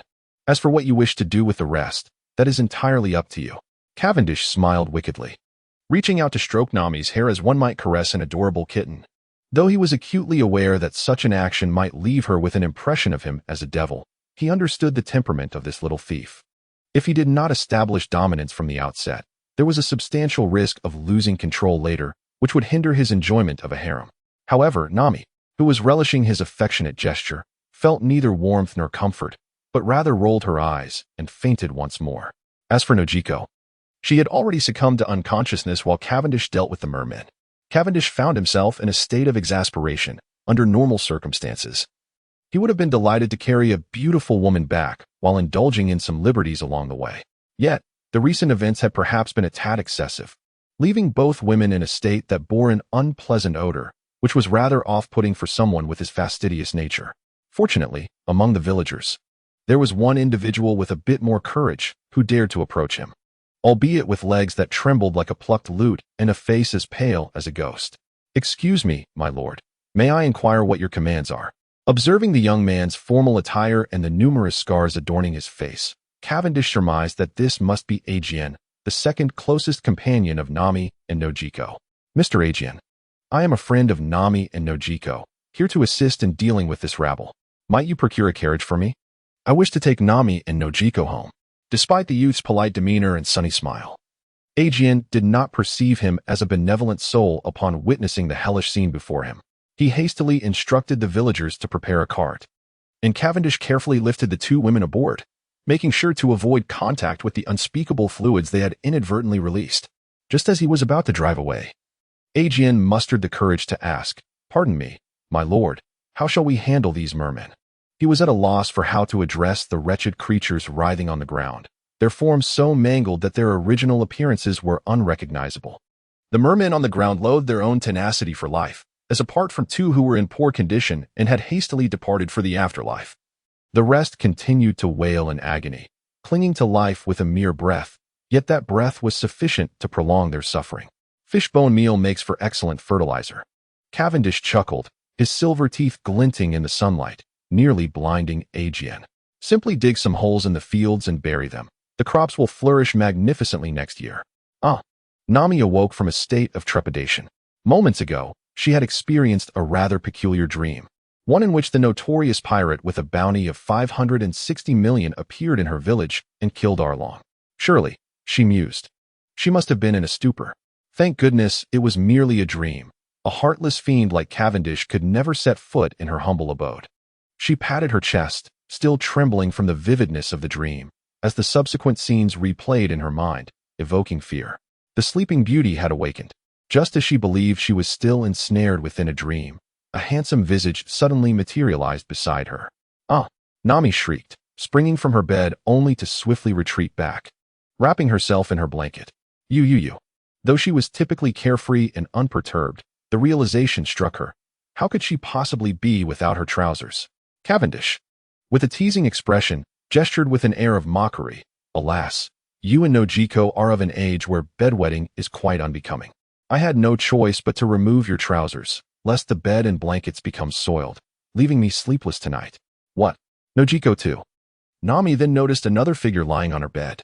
There was Nojiko, her brows furrowed, evidently still trapped in a nightmarish slumber, her lower half exposed to the cool air. Nami quickly unfurled her blanket, covering both herself and Nojiko, and indignantly exclaimed, "You scoundrel! How dare you indiscriminately remove a lady's trousers, you perverted fiend!" Then, realizing the gravity of her situation, she swiftly clasped her hand over her mouth. This man was a vicious and brutal creature. Should she provoke him, she could envision herself, like those poor fishmen, mercilessly dismembered, reduced to writhing on the ground. She hastily altered her demeanor, adopting a more submissive tone. "Cavendish, esteemed sir, it is truly unseemly to trouble your noble self with such tasks as changing our trousers." Seeing her mouse-like demeanor, Cavendish chuckled inwardly. To manage a person like Nami, one must assert absolute dominance. Otherwise, if she, like in the original tale, began to strike herself for no reason, what would become of his dignity as captain? Very well. Once Nojiko awakens, You shall assist her in tidying up and bidding farewell. We depart tomorrow. We have already squandered over 10 days in the East Blue, and the new year has come and gone. What? Nojiko too? Nami gasped in astonishment. But wait, I have not yet agreed to join you in piracy. Are you truly prepared to reject my offer, dear Miss Nami? Cavendish flashed a devilish smile. No, no, Captain. I shall pack my belongings at once. Upon witnessing his identical smile reminiscent of that at a long park, Nami felt as though her heart might cease to beat. 100 chapters have been added, and the next edition will bring it to 200. Very well, I shall first venture out to ascertain whether the villagers have completed their cleanup efforts. Cavendish remarked with a smile as he exited the room. Just as Nami exhaled a sigh of relief, he poked his head back through the door, grinning slyly at the little thief cat. I trust that my dear navigator would not consider this an opportune moment to flee, would she? No, absolutely not. Nami's head shook vigorously, akin to a rattle drum. Though the thought had indeed crossed her mind, she would never admit to it. That is reassuring. Cavendish licked his lips. Today, my spirits are quite elevated, yet should they take a downturn, it would be rather difficult to lift them without the heads of 1,000 or 800. This is a blatant threat, is it not? Nami had initially harbored hopes of seizing the opportunity to escape with Nojiko when their adversary was distracted. Yet now he had effectively sealed every possible route of retreat. Had Cavendish not gruesomely dismembered those fishmen before her eyes, she might have entertained a sliver of hope for an escape.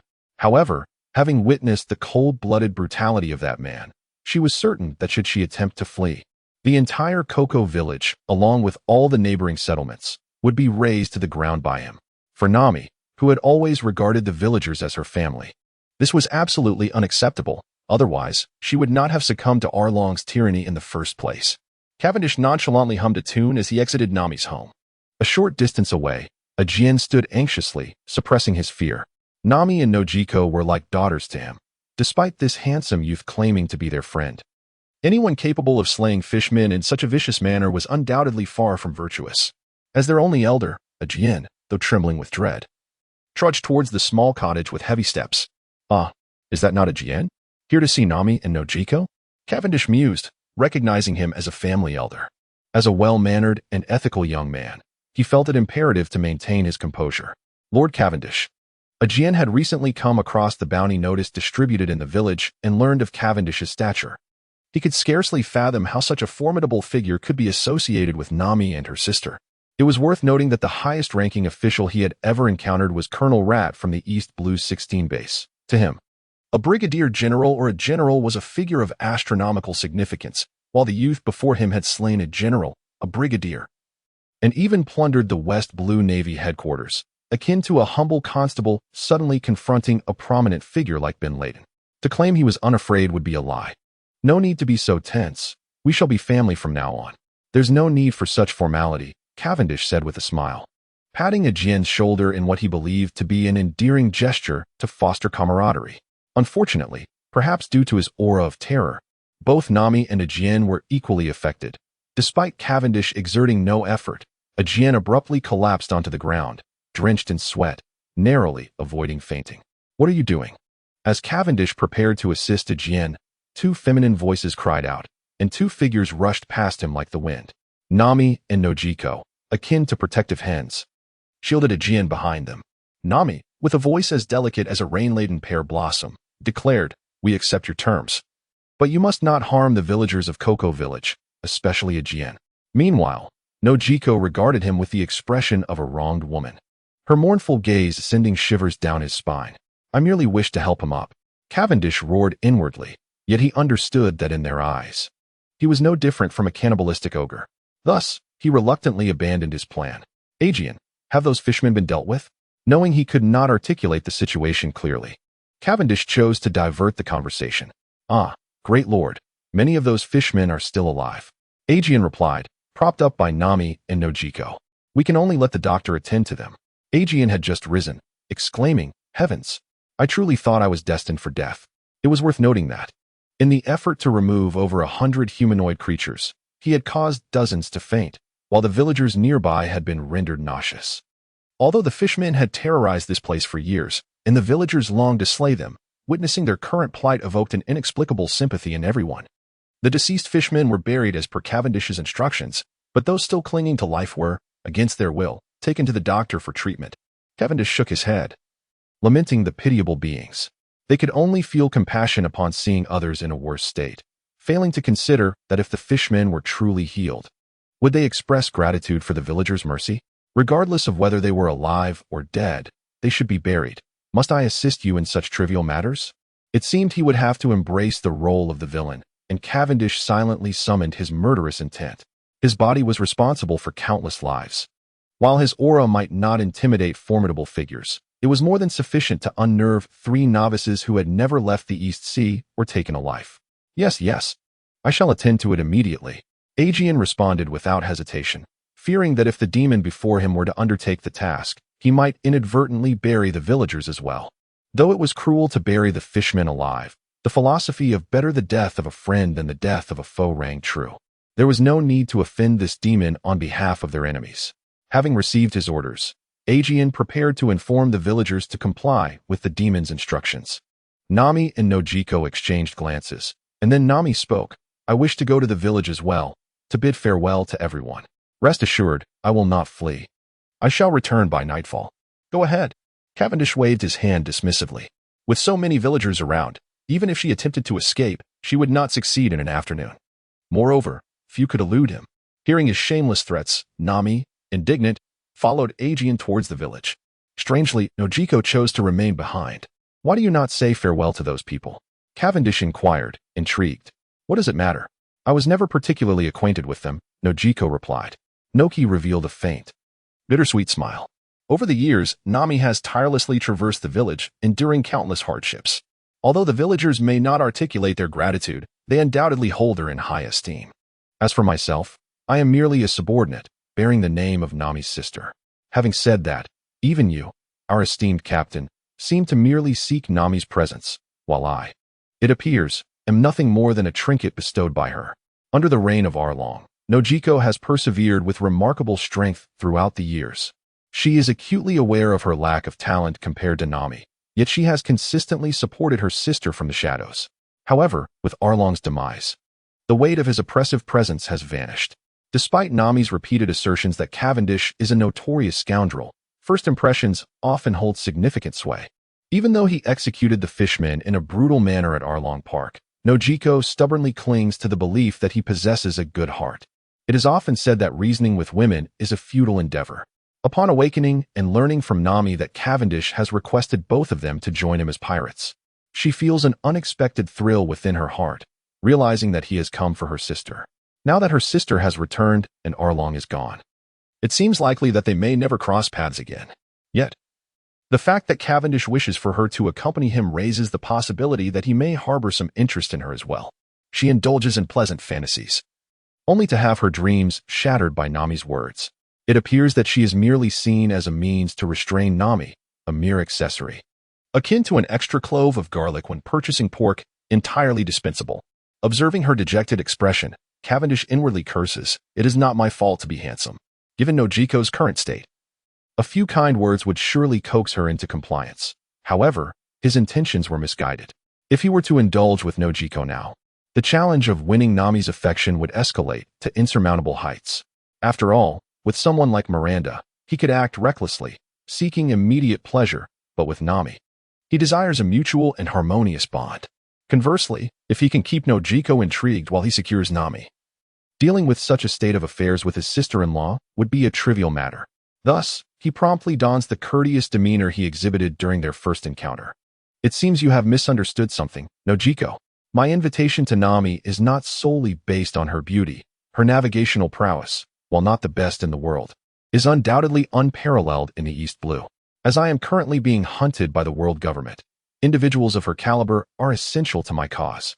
Upon hearing his explanation, Nojiko feels a sense of relief, realizing that his intentions are not purely driven by desire for Nami's beauty, but rather by her genuine capabilities. Similarly, Nojiko, after spending these past 2 days with you, I find your character exceedingly agreeable, and your culinary skills are truly impressive. Perhaps I failed to convey this clearly. Cavendish performs a quintessential nobleman's gesture, extending his right hand towards Nojiko. Now, I, Cavendish, captain of the beautiful is Justice Pirates, wish to extend an invitation to this gracious, lovely, and noble lady before me, to serve as my personal chef. Might you accept? Noki trembled as she extended her small hand towards Cavendish. Though no words were spoken, her blushing visage conveyed everything. When Nami finally extricated herself from the weeping villagers and returned to the cottage, she found Cavendish leisurely seated on the sofa, engrossed in a newspaper, while Noki hummed a cheerful tune in the kitchen, preparing dinner. Her demeanor was far from that of someone coerced into piracy. It resembled more that of a bride preparing for her wedding. What on earth is happening? Nami thought, almost unable to process the situation. Had her sister, in her fright, lost her wits? Nami, you're back. Quickly wash your hands. Dinner is ready. Cavendish greeted her with a smile upon her arrival, while Noki, donned in an apron, merrily set the dining table. Nami stood momentarily stunned, gazing at her sister's beaming face. Noki had prepared an extravagant feast, a stark contrast to Nami's own frugality, which she had largely inherited from her sister. When had Noki, known for her thriftiness, begun to indulge? Sister, faced with the transformed Noki, Nami astonishingly refrained from calling her name and subtly inquired, "Have you been threatened by him?" Nami mimed a gesture of cutting her own throat, a signal of her concern. Noki, annoyed, tapped Nami on the head with a spoon. "What nonsense are you spouting? The captain is a genuinely good person. You must stop slandering him." "A good person?" Nami glanced at Cavendish, seated at the dining table. What kind of good person would force others into piracy and threaten the lives of an entire village? If he were a good person, then Arlong must surely be a paragon of virtue. Dinner was fraught with Nami's internal turmoil, while Noki seemed entranced, endlessly extolling the virtues of the captain. It was driving her to madness. Despite the meal being exquisitely prepared, Nami could scarcely eat.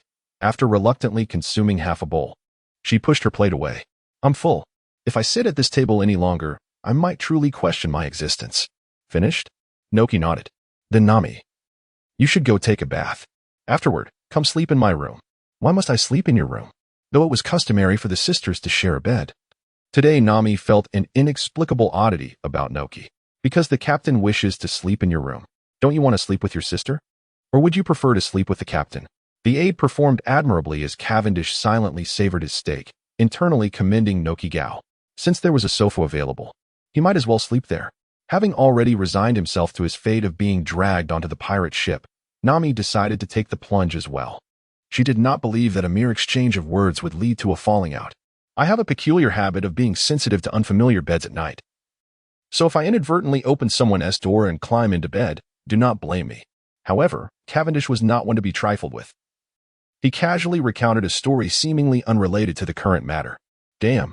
If it weren't for her decorum, Nami would have liked to berate him. Though she still felt a twinge of hesitation. If she refused to let him sleep in the bed, that shameless scoundrel would undoubtedly sneak in at night. For someone of his caliber, a locked door was nothing but a mere suggestion. If he were to climb into Noki Gao's bed, given her infatuated demeanor, it would certainly be detrimental to her. Thus, the frustrated Nami resigned herself to sharing the bed with Noki Gao, relinquishing her cozy and inviting bed to that despicable rogue next door. "Nami, what do you think of our captain?" Noki Gao asked excitedly from the bed. "Noki Gao, have you lost your mind? Haven't you woken up from what happened with Arlong this morning? That man is a devil who kills without a second thought." Nami felt compelled to correct Noki Gao's misguided perceptions. After all, aside from his handsome appearance and formidable abilities, Cavendish possessed no other redeeming qualities.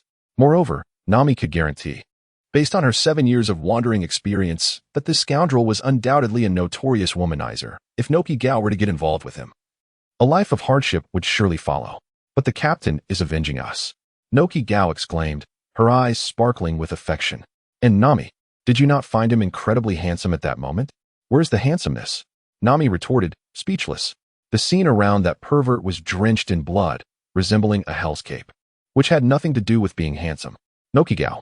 Nami firmly directed her gaze into Noki Gao's eyes, stating, "You must understand, he is a pirate of unspeakable malice. Furthermore, it is rumored that he is a lecher. You should know that his insistence on having us join his crew surely stems from some nefarious intentions. But the captain is truly handsome." Noki Gao remained lost in the beauty of their earlier handholding. "Moreover, girls are meant to get married. The captain likes you so much. Nami, he will surely take you as his wife, and then I can be the second wife. In this world, wealthy nobles often take multiple wives. This is a disaster. Noki Gao must have gone awry. With this thought in mind, to protect her sister's virtue, Nami resolved to sleep alongside Noki Gao every night from now on, preventing her from being alone with that scoundrel until she could see his true colors.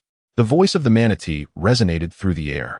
The pirate ship, once belonging to the Arlong pirates, had now been commandeered by Cavendish, along with the rebellious manatee, who, after receiving a thorough beating, now bore a swollen head and dutifully toiled at the bow of the ship.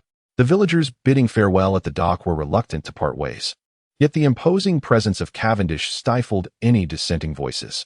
Moreover, each of them had received a substantial sum of hundreds of thousands of berries, a bittersweet windfall that echoed the plight of those in impoverished regions who, for survival, were compelled to sell their daughters. Despite Nami's considerable efforts for their benefit over the years, the looming threat of death and the allure of newfound wealth rendered them indifferent to whether Nami truly wished to accompany Cavendish on his piratical ventures. Even if Aiken had wished to intervene, he was powerless, especially after Cavendish had presented Arlong's head at Belmere's grave as an offering, promising to care for Nami and Nojiko thereafter, leaving Aiken without grounds for opposition. Although this young man was cruel and perilous in such tumultuous times, where was safety to be found? At the very least, he possessed the strength to protect them. One could only hope he would honor his word.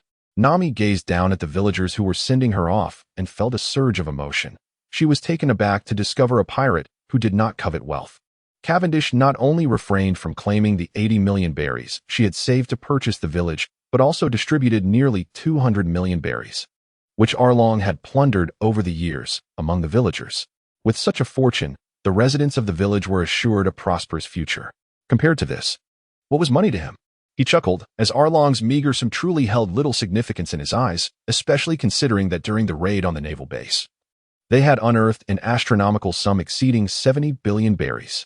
Some might question how a naval base could possibly yield such wealth. This was due to the West Sea Naval Headquarters not only storing the entire naval budget, but also serving as a reserve treasury for various neighboring nations. In these chaotic times, even the capitals and palaces of countries were frequently besieged by pirates, making banks prime targets for robbery. Thus, it was only logical for the naval headquarters, the safest location in the West Sea, to be utilized as a treasury.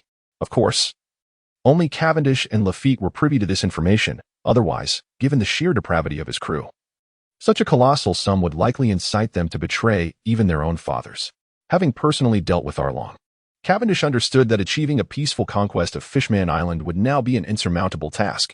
However, considering his own position, he anticipated a future conflict with Ryugu Palace, rendering the need to cultivate goodwill irrelevant. He would simply seize it outright.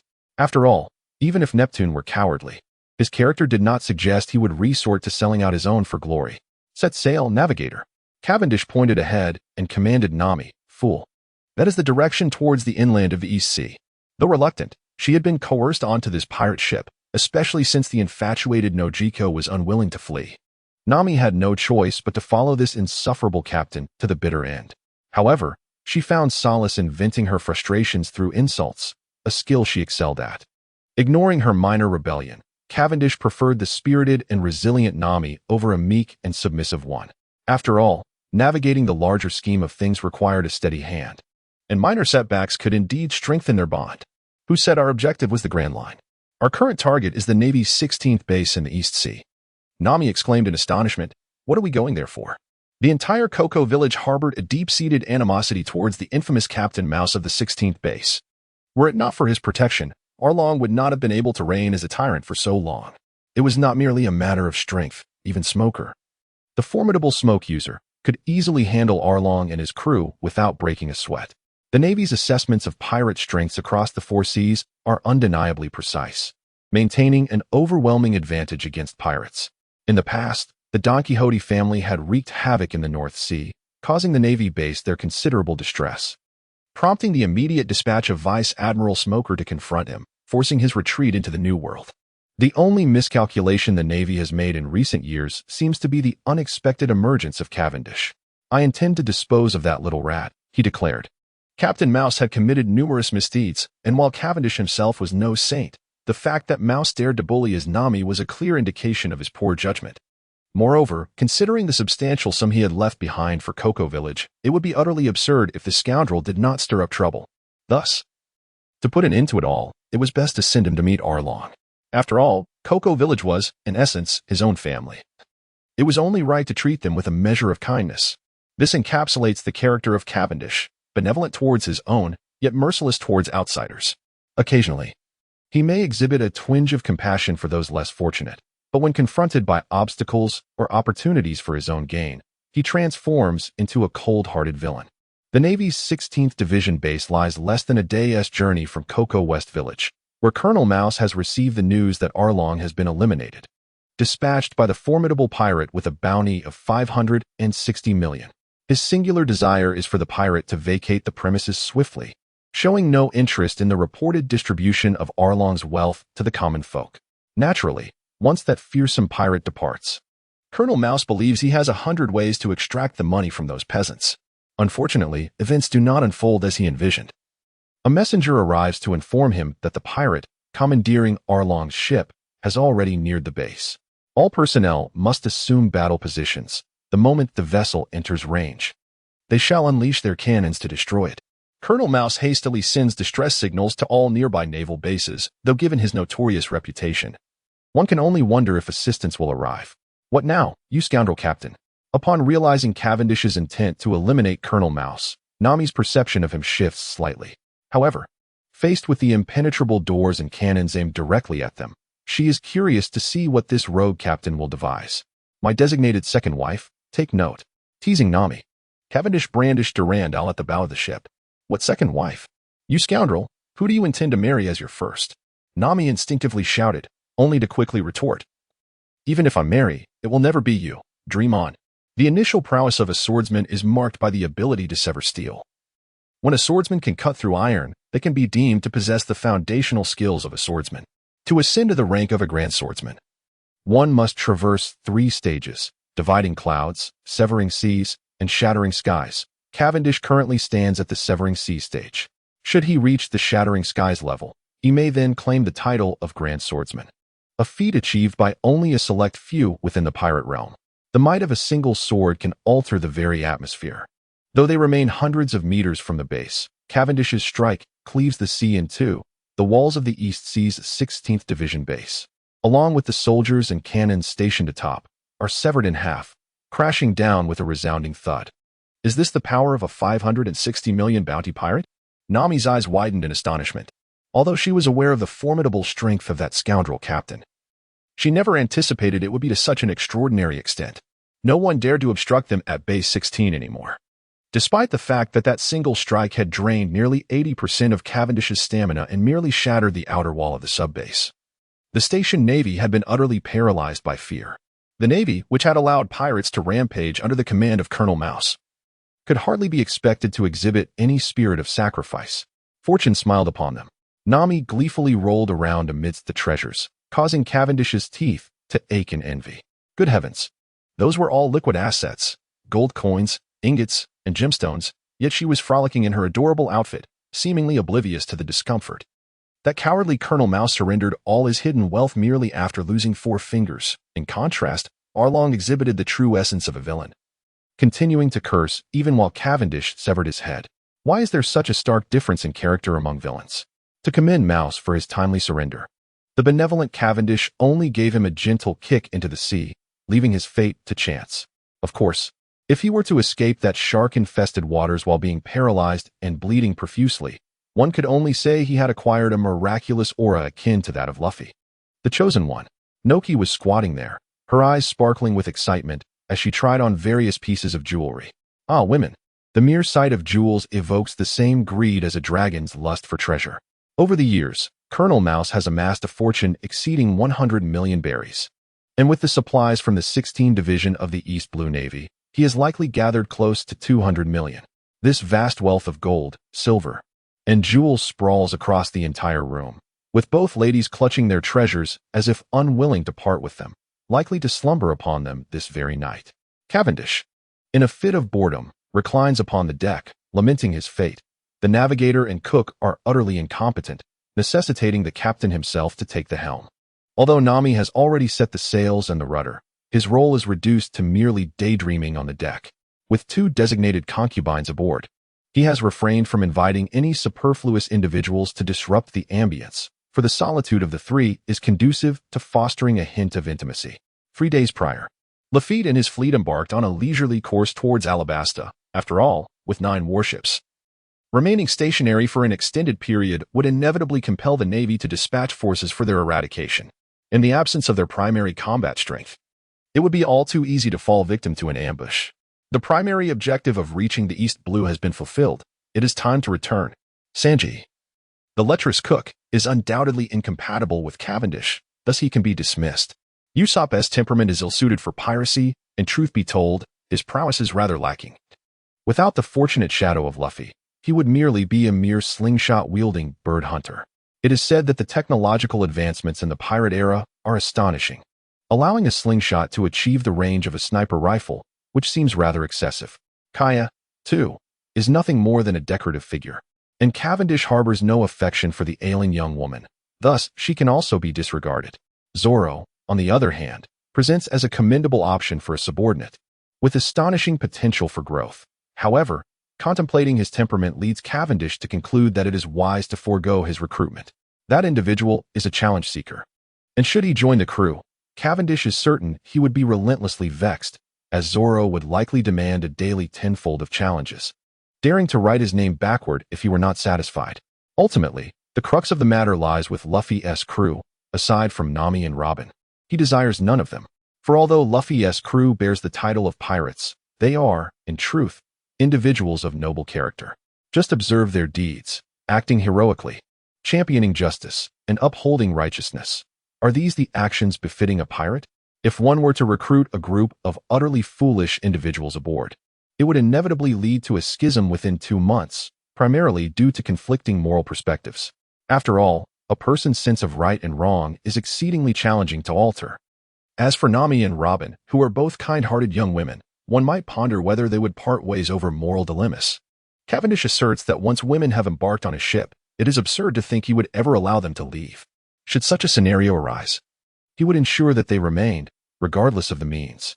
Echoing the sentiments of many a formidable antagonist, he would declare, "If I cannot win your heart, I shall possess your body." Despite the East Blue being dubbed the weakest sea, it harbors an invaluable treasure, the smooth fruit consumed by Arlisha. It is noteworthy that when Arlisha first appeared, she resembled a modernized version of a combination of Feng Jie and Sister Furu, yet upon consuming this devil fruit, she transformed into an embodiment of Lu Yifei and Lin Jieling. This is not mere cosmetic alteration, it is a complete metamorphosis. Although this particular fruit may not possess any remarkable abilities, to someone as infatuated as him, even a natural-type fruit would be irreplaceable. Leaving aside other considerations, take no Kigo for instance. Those subtly longing glances she has been casting in recent days have left him feeling rather uneasy. Regrettably, in his pursuit of conquering Nami, he can only pretend not to notice. On the other hand, while no Kigo is certainly of an agreeable appearance, perhaps even deemed beautiful by common standards, when compared to Nami, the disparity is stark. One possesses a charm rating of 75, while the other boasts a dazzling 95. It is noteworthy that the RQB Miranda, captured by Cavendish on Moat Island, has a charm rating of 90. If only he could locate the slippery fruit and offer it to Nokigo, it would undoubtedly catalyze a remarkable transformation, leading to intriguing possibilities. However, the current train of thought cannot be pursued further, lest it veer into inappropriate territory. Unfortunately, within the vast expanse of the ocean, the likelihood of encountering a devil fruit the size of a watermelon is seemingly slimmer than winning the lottery for 30 consecutive years. As for the many fanfictions suggesting that one could use observation hockey to locate devil fruits, he finds that notion utterly absurd. If devil fruits were so easily found, why would the Yonko or the Marines allow such extraordinary items to slip through their fingers? Those who possess mastery over observation hockey would surely be wandering about daily in search of these fruits, preventing them from being scattered across the seas. Taking things one step at a time, he lazily reclined on the deck, feeling the ship gradually glide along the currents toward Reverse Mountain. Encountering a devil fruit en route would be ideal. However, he certainly wouldn't waste too much time in the East Blue for the sake of a single fruit. No Kigo. Nami, do you still believe the captain is not a good person? Inside the cabin, no Kigo, buried beneath a pile of glittering jewels, persistently promoted Cavendish to her sister. Her sparkling eyes reminiscent of someone who had been thoroughly brainwashed by unscrupulous sales teams. Humph. Nami haughtily turned her head, asserting that such a meager sum could never sway her. However, if the amount were to triple, she might consider it, albeit slightly. Ah, this truly is Reverse Mountain. Nami and Nojiko stood in awe, gazing at the towering mountains that pierced the clouds, struggling to grasp the reality before them. Even Cavendish, encountering such breathtaking natural wonders for the second time, was left utterly astonished. The peaks soared thousands of meters high, with water inexplicably flowing upward against gravity. If Newton were to witness this world, he would surely be left bewildered. The two sisters curiously admired the extraordinary scenery from the deck, while their beleaguered captain, Cavendish, exerted all his effort to steer the ship. One might wonder, Director, is this not a bit askew? It seems that the voluptuous beauty frolicking in the water should rightfully be the navigator of this vessel, rather than merely indulging in leisure. Regrettably, any protests appeared futile. Upon learning that Cavendish could manipulate the ship's direction using the powers of the magnet fruit, Nami found herself in a state of idleness, harboring a growing resentment towards him. She often fantasized about dragging him close, delivering a sound spanking, and then engaging in some activities beneficial to both body and soul. Alas, her affection for him had not yet reached such heights, leaving her with only the option of teasing him verbally. After all, she was a woman who had been forcibly taken, and diving headlong into a harem narrative might lead to darker outcomes. As for the companion beside her, she could easily slip into the realm of adult narratives, but doing so would jeopardize Nami's storyline, necessitating patience. After spending over 10 days in each other's company, Nami had begun to adapt to the troublesome captain. Despite his somewhat rogue and ruthless demeanor, he was, in comparison to her and Nojiko, tolerably acceptable. However, understanding his motives for forcibly recruiting her into his pirate crew, she remained resolute against his attempts to win her over. Cavendish diligently managed the ship's course, constantly contemplating the development of his magnet fruit abilities since acquiring them. In this world where strength reigns supreme, failing to secure his power would render all aspirations mere illusions. Despite his creative efforts and dedication to harnessing the fruit's potential, he found that this endeavor was far more challenging than mere imagination could facilitate. Having possessed the fruit for 2 months, he had only managed to remotely control metallic objects. Although he had progressed from merely directing a flying disc to maneuvering a massive warship weighing tens of thousands of pounds, fundamentally, he remained merely a large magnet. His aspirations to develop a planetary magnetic field and an electromagnetic cannon remained elusive. The planet's magnetic field fluctuated constantly and varied from place to place. And without profound knowledge for analysis, attempting to grasp these changes through sheer luck was utterly absurd.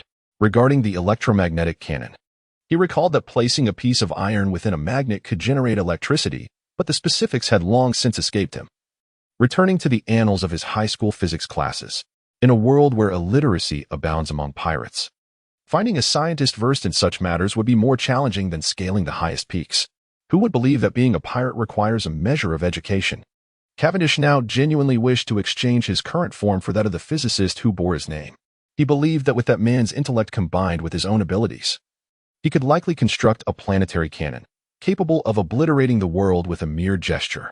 While he wallowed in self-pity, the sisters were utterly astonished by the colossal archway erected atop the inverted mountain. If the mountain could still be explained by nature's wonders, the immense arch that defied all reason left them in a state of bewilderment. The sisters, like the vast majority of those traversing the mountain, remained oblivious to the significance of the archway. They sought only to marvel at its grandeur. What monumental resources and finances would be required to construct such a massive arch spanning the entire Red Earth continent? Even in a world brimming with advanced technology, such an endeavor deserved a place in the annals of history. Yet, there existed no records of its construction. Nami, Cavendish called out, "We have reached the summit. You ought to fulfill your duties as a navigator." As he guided the ship into the convergence of the 4 seas at the mountain's peak, Cavendish felt it was time to assign Nami a task. After all, who knew if the crazed whale was lurking below, waiting to crash into something? He needed to conserve his strength and wits for that confrontation. Truth be told, while the whale's loyal nature was somewhat touching, it was rather disconcerting that it had been ramming the same wall for 50 years. Even if it struck 10 ships a year, it would have claimed countless lives. And yet no one had come to aid it, merely a testament to the folly of the world. He drew his Durandal and stood resolutely at the bow of the ship, prepared to send the oblivious whale to its reckoning should it dare to disrupt them. Nami, somewhat reluctantly, took the helm. Although she had maintained a stance of nonviolent resistance in recent days, she could not ignore her responsibilities as the ship's navigator. To abandon the steering of the vessel entirely to Cavendish would have been a trivial form of protest. After all, she had nearly explored the entirety of the East Sea. Yet now, as she entered the Grand Line, she was just beginning her journey. For someone determined to chart the world's oceans and become the foremost navigator. This was an opportune moment for growth. Nami, they say that if you loudly proclaim your aspirations at the start of the Grand Line, they may come to fruition. Under Nami's guidance, Nojiko unfurled the sails. Despite their seemingly delicate appearances, the sisters were certainly in better physical condition than Cavendish had been before his journey. Indeed, I have heard the same. Why don't we join in and make our wishes known, Nojiko? The ship had entered its designated waterway. Thus there was no longer a need for constant vigilance.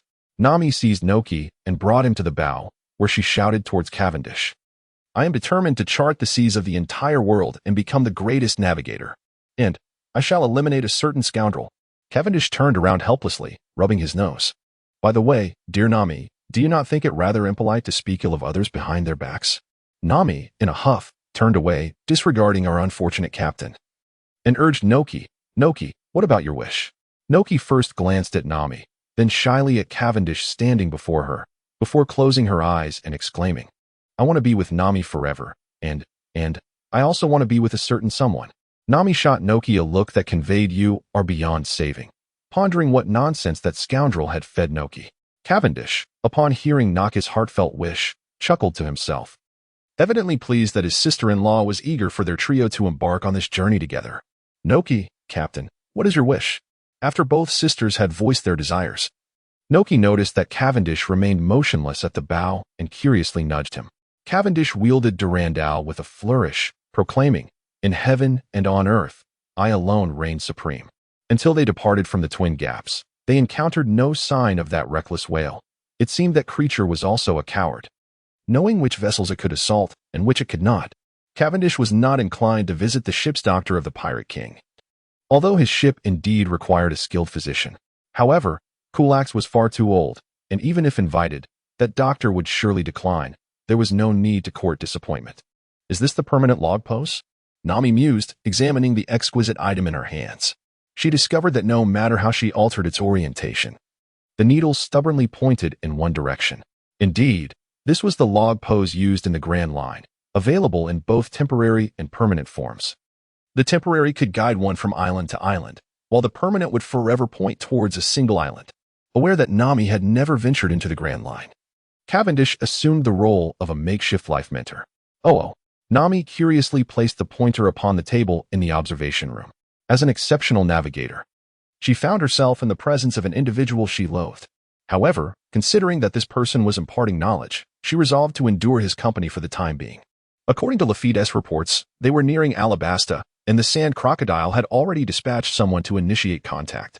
Given the enormity of his pirate crew, even Crocodile, as one of the 7 warlords, understood the principle of inflicting 1,000 casualties while suffering 800 in return. If it meant smoothly escorting this band of pirates out of the territory, Crocodile was willing to pay a price. After all, the bounty on Cavendish was astronomical for a newcomer, and he could not guarantee that his influence would surpass that of a dragon from the river. Moreover, his plans for seizing the throne were approaching a critical juncture. It was imperative to avoid any unforeseen complications during this period. In response to Lafitte's inquiries, Cavendish instructed him to deceive the Sand Crocodile, assuring that the fleet would only make a brief stop in Alabasta to await their captain's return, and would not cause any disturbances there. Regardless of whether Crocodile believed this assertion, Cavendish was resolute in his conviction. The conflict between him and the Sand Crocodile had commenced long before, when the latter sheltered Nico Robin. Faced with the sole individual capable of unraveling the secrets of the Pluton, Crocodile would rather offend the world government than relinquish Robin. For Cavendish, Nico Robin was his favorite female character in the entire saga of One Piece, undeniably his top choice for a first lady. This fundamental discord rendered any possibility of reconciliation utterly futile. Yet, unbeknownst to the Sand Crocodile, this formidable newcomer had already set his sights on his most trusted subordinate, naively believing that Cavendish was merely passing through. Thus, this is the permanent pointer to Alabasta, Nami mused, observing the pointer's condition while swiftly calculating the direction and speed of the currents. Indeed, This was the permanent pointer to Alabasta, a vast nation plagued by desertification, where a significant ally awaited. Envisioning a future where, with Robin on his left and Nami on his right, Cavendish could indulge in a splendid harem life. He couldn't help but chuckle. What a lecherous scoundrel, Nami thought with a shiver, as she observed the familiar expression on his face. When she was coerced onto the ship, she had mentally prepared herself for the possibility of being ravished by this beastly man. Yet, despite his incessant flirtations, he had maintained a degree of decorum, only occasionally gazing dreamily at her bosom, reminiscent of Noki's own secretive stares at this rogue. In fact, it seemed as though she was the only sane individual aboard the vessel. The realization that she, who prided herself as the world's foremost beautiful navigator, was tasked with escorting two infatuated souls around the globe cast a shadow over her existence. "Captain, Nami, dinner is served." Thankfully, Naka's call snapped them back to reality. Nami glared with jealousy as she watched Noki attentively tie a pristine napkin for the rogue, meticulously cutting his steak into perfectly sized pieces while presenting a delightful fruit salad and refreshing juice. In stark contrast, Nami's own meal consisted of a solitary piece of meat that paled in comparison, with naught but an empty glass before her. Oh, Belmare of Paradise! If you could witness Noki's blatant betrayal, you would surely wish for a thunderbolt to strike her down. Nami furiously chewed her steak, as if savoring the flesh of that cad. "Noki, you needn't be so overly affectionate.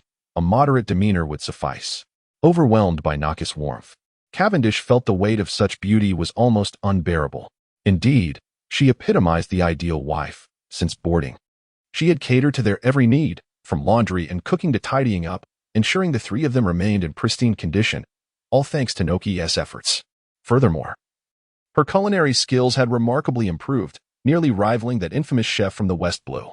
Noki understood that her culinary prowess was the key to earning Cavendish's admiration.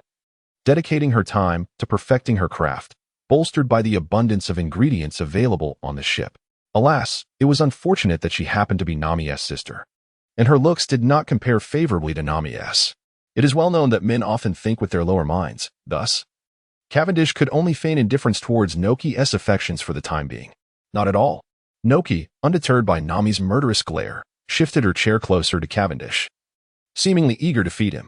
"I have always treated people this way, haven't I, Nami? How would I know?" Nami retorted. Nami shouted in exasperation, cursing the detestable Noki Gao for being so easily swayed by appearances. Ignoring Nami's outburst, Noki Gao promptly cleared Cavendish's empty plate and, in a lightning-fast motion, planted a kiss on his cheek. "See you later, Captain," she exclaimed before leaving the two of them, who were left in stunned silence. As she returned to the kitchen with the dishes, Cavendish struggled to find the right words, bewildered by the unexpected flirtation from a woman, which he deemed utterly humiliating. "Humph. You lecher.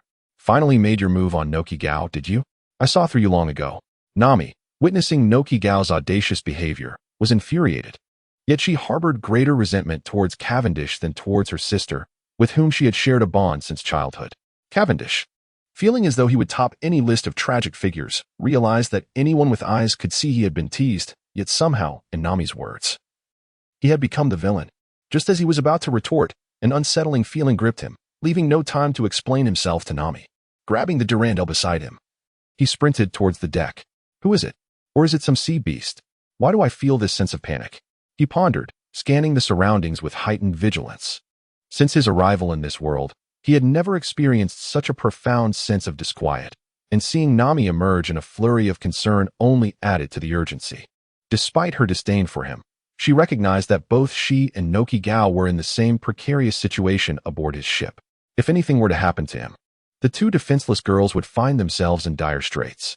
It must be said that after days of subtle influence, Nami instinctively regarded Cavendish as her ally in moments of danger. "What is going on, you insufferable captain?" she shouted, brandishing her weather staff as she rushed to his side. Though she was unaware of the specifics, the sight of him displaying such distress indicated that something was amiss. Under normal circumstances, Cavendish would have likely resumed his flirtatious banter. But now he was wide-eyed and focused, devoid of any inclination for jest. Who could it be? The Navy? Could it possibly be the Navy? He mused intensely, aware that few could exert such pressure before even arriving. The only force capable of confronting him in this manner would likely be the Navy. Who is approaching? Akainu? Kizaru? Akiji? Or perhaps Garb? It surely can't be Garb. But who could it be? He spotted a faint glimmer of light on the horizon, signaling that regardless of the identity of the approaching entity, a fierce battle awaited them. Nami, regardless of the circumstances, it is imperative to send away the two women beside me. With the enhancement of the magnetic fruit, even if I cannot defeat them, I can surely escape. As long as the yellow monkey does not arrive, they will be unable to fly, and I still possess the strength to fight. Huh? What's the matter, you scoundrel captain? Nami gazed at the man before her, whose entire being was concentrated with mental fortitude, somewhat perplexed. Quickly descend and inform Nokigo to keep a low profile, if discovered. Just claim that you were abducted by me, understood? If the Navy arrives, they are unlikely to resort to indiscriminate slaughter. My reputation for being lecherous has long been established, and having two abducted women aboard is hardly unusual. They would likely refrain from undue violence. We are indeed the women you forcibly took, you know? Nami muttered her discontent before hastily descending the deck with a bang to find Nokigo in the kitchen. Cavendish remained intensely focused as the light ahead drew nearer, his heart swelling with resentment.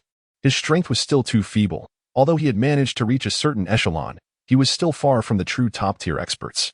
If the three admirals truly came, fleeing would be his only option, and if the yellow monkey appeared, even that would be exceedingly difficult. Must I endure a wretched existence and impelled down? At this thought, a chill ran down Cavendish's spine. He would rather die than face such a fate. Nokigo, her complexion flushed, was diligently washing the dishes. Earlier, she had inexplicably committed an act of shamelessness, and upon reflecting on it, she instinctively covered her now crimson cheeks. Perhaps it was love at first sight when she first laid eyes on Cavendish. His refined demeanor and elegant charm only deepened her infatuation. More importantly, he had avenged Belmer's great grievance, although she was aware that Cavendish harbored feelings solely for Nami. Treating her with polite camaraderie devoid of romantic undertones, Nokigo found herself irresistibly drawn to him. In matters of love, who can truly predict?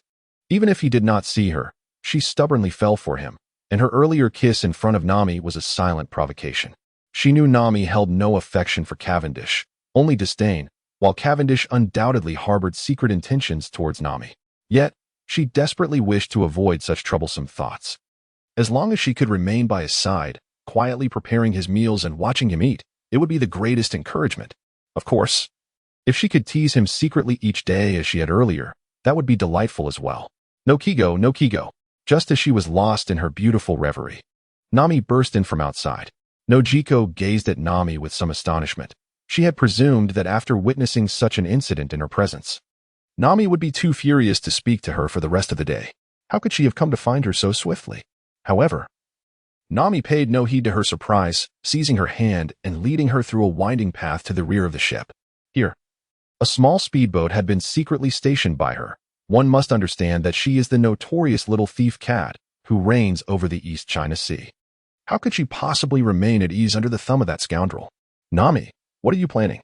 Noki, bewildered by her actions, only realized upon seeing the boat. Are you intending to escape? Noki watched as Nami deftly started the boat's engine and transferred several large packages hidden nearby onto the vessel.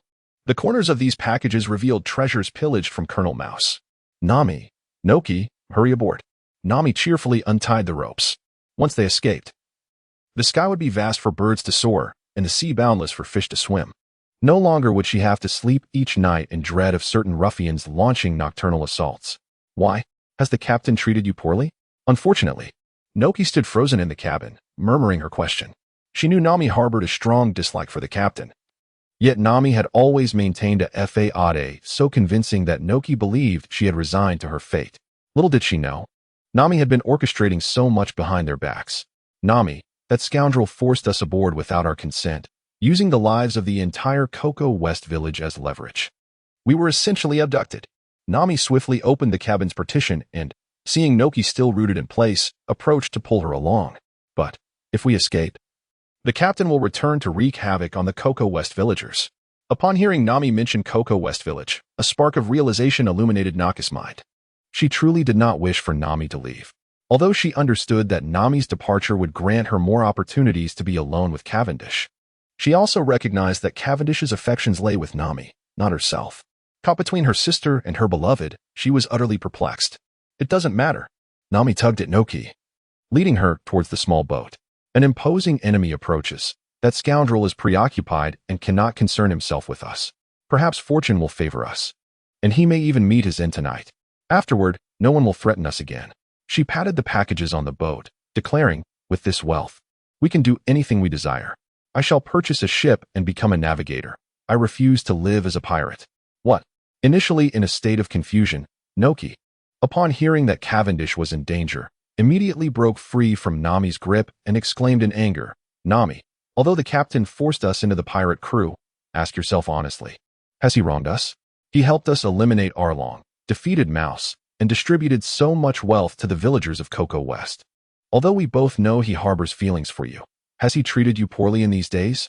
After uttering those words, Noki dashed towards the deck without looking back, determined to be with Cavendish no matter what. Behind her, Nami extended her hand in a daze, finally expressing her discontent after a while. That despicable Noki, how infuriating. A small wooden boat, resembling a coffin with its black hull and sails, gradually drifted into view from the distance, its candles flickering in the evening breeze, evoking a ghostly ambience. Upon finally spotting the enemy, Cavendish let out a slight sigh of relief. Dracul Mihawk, known as Hawkeye, the world's preeminent swordsman and one of the 7 warlords of the sea. His prowess is the subject of much speculation. No one truly knows the extent of his abilities, but it is certain that he is not inferior to an admiral. However, compared to the relentless navy that would undoubtedly clash with Cavendish to the bitter end, there remains a possibility for negotiation with him. Mihawk, why do you stand before my ship? Surely, as the world's greatest swordsman, your presence cannot simply be out of boredom. Cavendish sheathed Durandal, wisely opting to avoid provoking his opponent before discerning friend from foe. Besides, Hawkeye is known for adhering to the code of swordsmen. As long as one does not draw their blade, he would never strike first. The most ruthless rookie pirate, Cavendish, at merely 24 years of age, had breached the Navy base in the West Sea, slaying the defending rear admiral. An adversary of such caliber is worthy of my attention. Mihawk rose from his coffin-like vessel. Despite the significant height difference due to their ships, his stature seemed to surpass that of the elevated Cavendish. The red and white cape billowed in the evening wind, revealing that this man, like himself, was a master of posturing. Cavendish begrudgingly sheathed his sword behind him. Truth be told, he had no desire to engage in combat with the man before him. It was clear he would not emerge victorious, and even if he could, the battle would leave him battered with no tangible gain. The title of the world's greatest swordsman held no allure for him. Hawkeye Mihawk, I admit that I am not your match at present. Surely that suffices. Mihawk's expression darkened instantly. He had never anticipated encountering such shamelessness. Perhaps for the expendable ones, reputation holds little value, but for renowned masters, honor can sometimes be more precious than life itself. You dare to cower from battle, Cavendish? Do you not possess the pride befitting a true warrior? You are unworthy of the title of swordsman. Hawkeye could keenly sense that the young man opposite him was indeed a master of swordsmanship, yet his conduct utterly belittled the title. In response to Mihawk's verbal onslaught, the charming and amiable Captain Cavendish remained unfazed.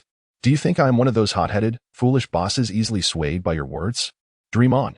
As long as one refrains from drawing one's sword, the man across from him will undoubtedly refrain from striking.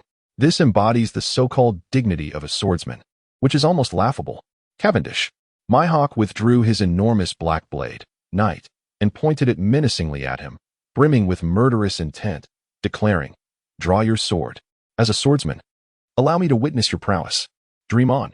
In response to Mihawk's aggressive demeanor, Cavendish leaned casually against the bow of the ship, adopting a nonchalant posture as he retorted, "Go ahead, strike me. If I retaliate, I would be your grandson." How could a renowned swordsman, the greatest in the world, bring himself to attack someone who does not fight back? You scoundrel. With a swift motion, Mihawk unleashed a wave of sword energy that sliced through the ship's planks beside him, his anger boiling at such an audacious individual. Yet, observing the lazy, unguarded demeanor of that scoundrel, he realized that even should he strike, Cavendish likely would not resist. As the blade struck the wood beside him, Cavendish's heart momentarily ceased its rhythm. Who could say what fate awaited him had that blade veered a fraction off course? However, the thought of engaging Mihawk in combat filled him with trepidation. He was acutely aware of his own limitations, estimating his strength at a mere 90, while facing Mihawk, who was likely a staggering 97 or 98, would undoubtedly result in a brutal defeat. Nonetheless, he vowed that should he ever surpass this insufferable fool in skill, He would return this day's grievances tenfold. With a whoosh, another blade of energy struck perilously close, the invisible pressure of the wind causing his handsome golden locks to flutter. Yet, Cavendish remained unfazed, embodying an attitude that conveyed, even if you were to slay me, I would not lift a finger in defense, leaving my hawk with an unsettling feeling akin to swallowing a fly. You are unworthy of being a strong individual. Let alone a swordsman. A person like you, devoid of the courage to fight, has no right to navigate these vast seas. In terms of swordsmanship, my hawk's skill may rank among the finest in the world, yet when it comes to verbal sparring, he possesses little lethality. Can one truly be deemed a traveler if they lack a thick skin? Let the strong be strong, as the gentle breeze caresses the mountainous peak. Let the bold be bold, as the bright moon illuminates the great river. Whether they act with arrogance or malice, I shall remain steadfast with my true essence. Cavendish silently recited a pirated version of the Nine Sons scripture, bolstering his shameless conduct. The two remained at an impasse, with my hawk relentlessly urging him to draw his weapon, while Cavendish simply lay on the ground, pretending to be a dead dog, leaving my hawk utterly exasperated. Captain. At that moment, Noki Gao burst forth from the cabin. Her eyes fell upon Cavendish, lying on the ground, seemingly lifeless, while my hawk stood nearby, launching sword energy strikes at him. The area was riddled with marks from the blades, creating a scene fraught with peril. No, a woman in love is often impulsive, and without a moment's thought, Noki Gao charged towards Cavendish. Foolish woman. Seeing her rush in without any comprehension of the situation, Cavendish truly became enraged. He had painstakingly waited for Hawkeye to lose his patience, believing that soon enough, this fellow would take his leave in frustration. However, upon witnessing my hawk raise his blade towards Noki Gao, he found himself unable to evade any longer. Although Hawkeye considered himself a swordsman, he could hardly be deemed a virtuous man. The only reason he refrained from striking Cavendish down with a single blow was his belief that Cavendish was worthy of a duel. Thus, he sought a worthy opponent. Yet, when faced with this woman who had suddenly appeared, he felt no such reservations. He was intrigued to see whether Cavendish would rather watch this woman perish than draw his sword, or if he would indeed fight for her sake. As Noki Gao remained oblivious to the unfolding chaos, she suddenly found Cavendish before her, cradling her in the embrace she had longed for, and then soaring into the air. In the haste of his actions, Cavendish failed to fully deflect Hawkeye's attack. In order to protect the delicate Noki Gao, he had no choice but to absorb the blow with his own body. At this moment, Nami had just reached the doorway of the cabin, witnessing Cavendish cradling Noki Gao, narrowly evading a flash of steel, only to see him spurt blood. He was injured. That despicable villain, devoid of any moral fiber, had sustained wounds in his endeavor to save Noki Gao. Cavendish forcefully shoved the bewildered Noki Gao beside Nami. Glaring fiercely at the two of them, he commanded, "This is a matter between men. Women, step aside. Leave at once and do not return." As he turned away, Noki Gao felt an overwhelming urge to call out to him, but Nami quickly covered her mouth, whispering in her ear, "Sister, do not disturb him. This is his battle. Our presence here would only distract him." Tears brimmed in Noki Gao's eyes as realization dawned upon her. Had she not rushed up, he surely would not have been injured on her behalf. With determination, Nami pulled the weeping Noki Gao into the cabin, glancing back at the white figure, murmuring internally, "Please do not die, you reckless captain." "Dracula my hawk," Cavendish roared, wielding Durandal in fury, "you shameless scoundrel, resorting to attacking women to pressure your foes. Do you possess no sense of honor as a swordsman? Since she has boarded your ship and called you captain, she is a pirate. And as a warlord of the sea, it is entirely justifiable for me to strike down a pirate." Yet, in the face of his accusation, my hawk exhibited no semblance of embarrassment, responding as if it were a matter of utmost righteousness. Scoundrel, Cavendish thought, feeling the helplessness my hawk had instilled in him earlier. Indeed, the wheel of fortune turned swiftly, and retribution arrived with haste. Now, even if he were to discard his sword, it would be too late. The battle had commenced the moment he drew Durandal. Should he abandon his weapon now, my hawk would undoubtedly sever his head without hesitation. Star-cutting prince.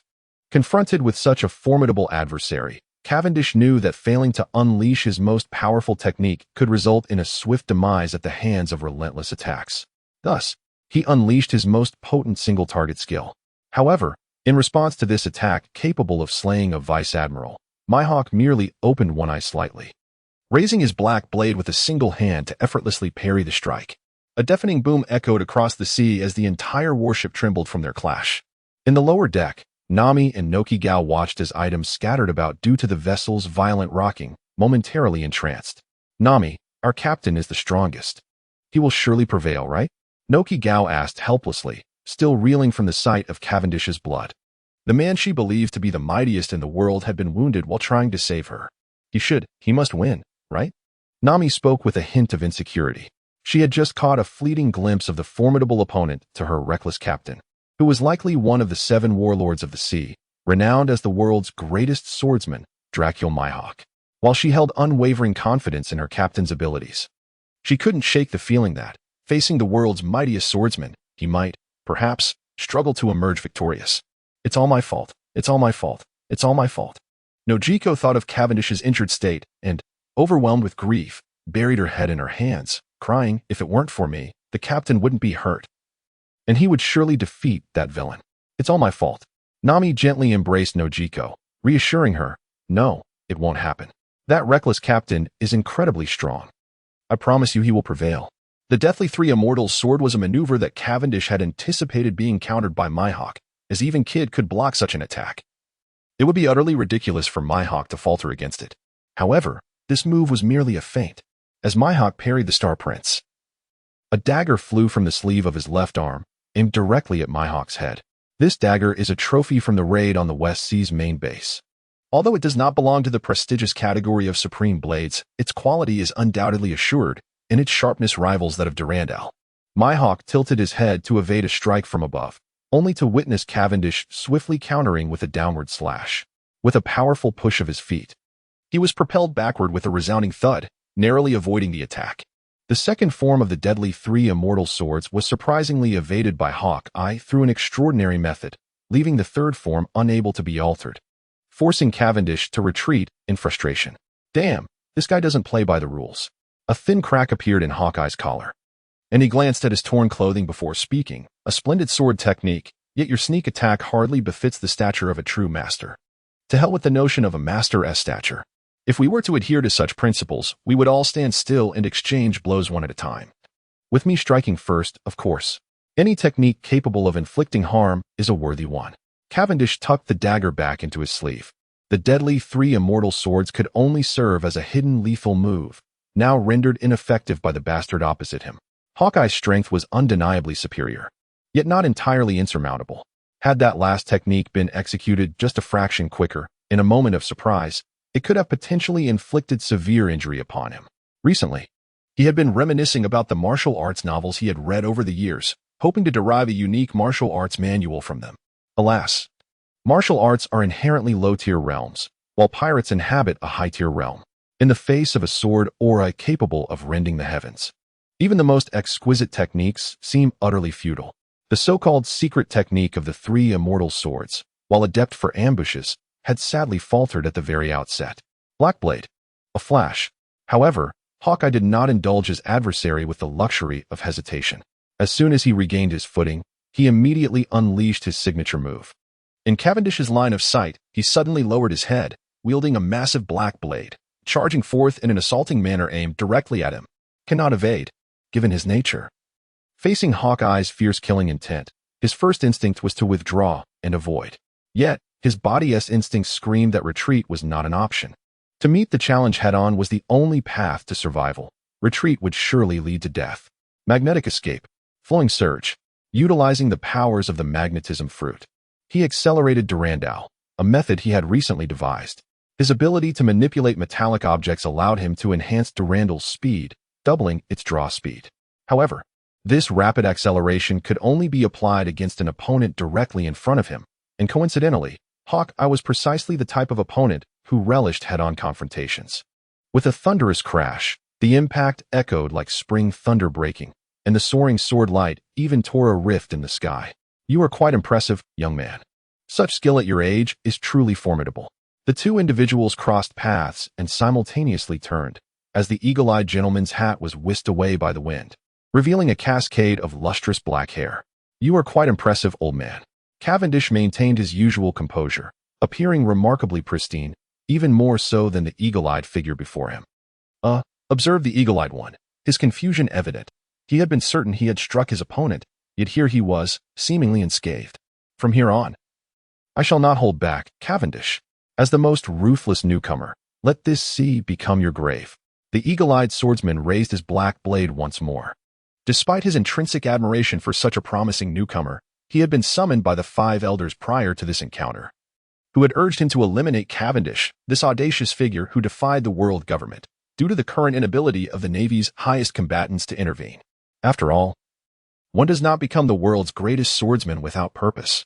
"Equally, I shall reveal my true strength, my hawk," Cavendish replied, a smile on his lips.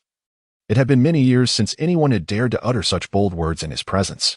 In this world, the number of individuals who can surpass my hawk is fewer than 5, let alone those who could conceal their true strength before him. Even the so-called strongest man in the world, Whitebeard, or the strongest creature, Kaido, would not dare to claim they could hold back when faced with an all-out Mihawk. You are indeed a formidable young man, but alas, your arrogance is your downfall. With a swift motion, Mihawk cast aside his cloak, gripping his sword with both hands. He now needed to summon every ounce of his spirit to confront the man before him. The blade, known as Black Blade, Shash, was his signature technique, and to withstand that strike without a single scratch indicated one possessed the strength to vie for the title of the world's strongest. Cavendish, with his sword in hand, smiled serenely. According to ancient legends, when two unparalleled swordsmen prepare for a duel, they properly introduce their respective swords. That is the true mark of a swordsman.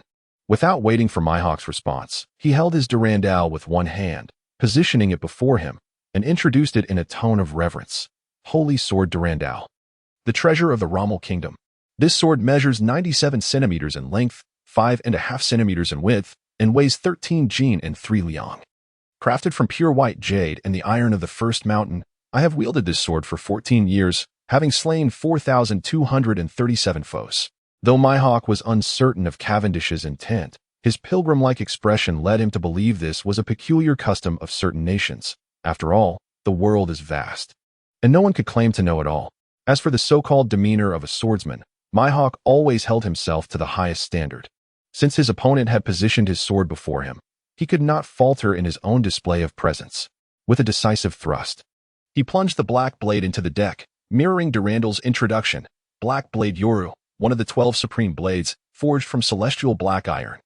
It measures 2 meters and 13 centimeters in length, 27 centimeters in width, and weighs 179 jin. I have wielded this blade for 26 years, having let us just say I've taken many lives.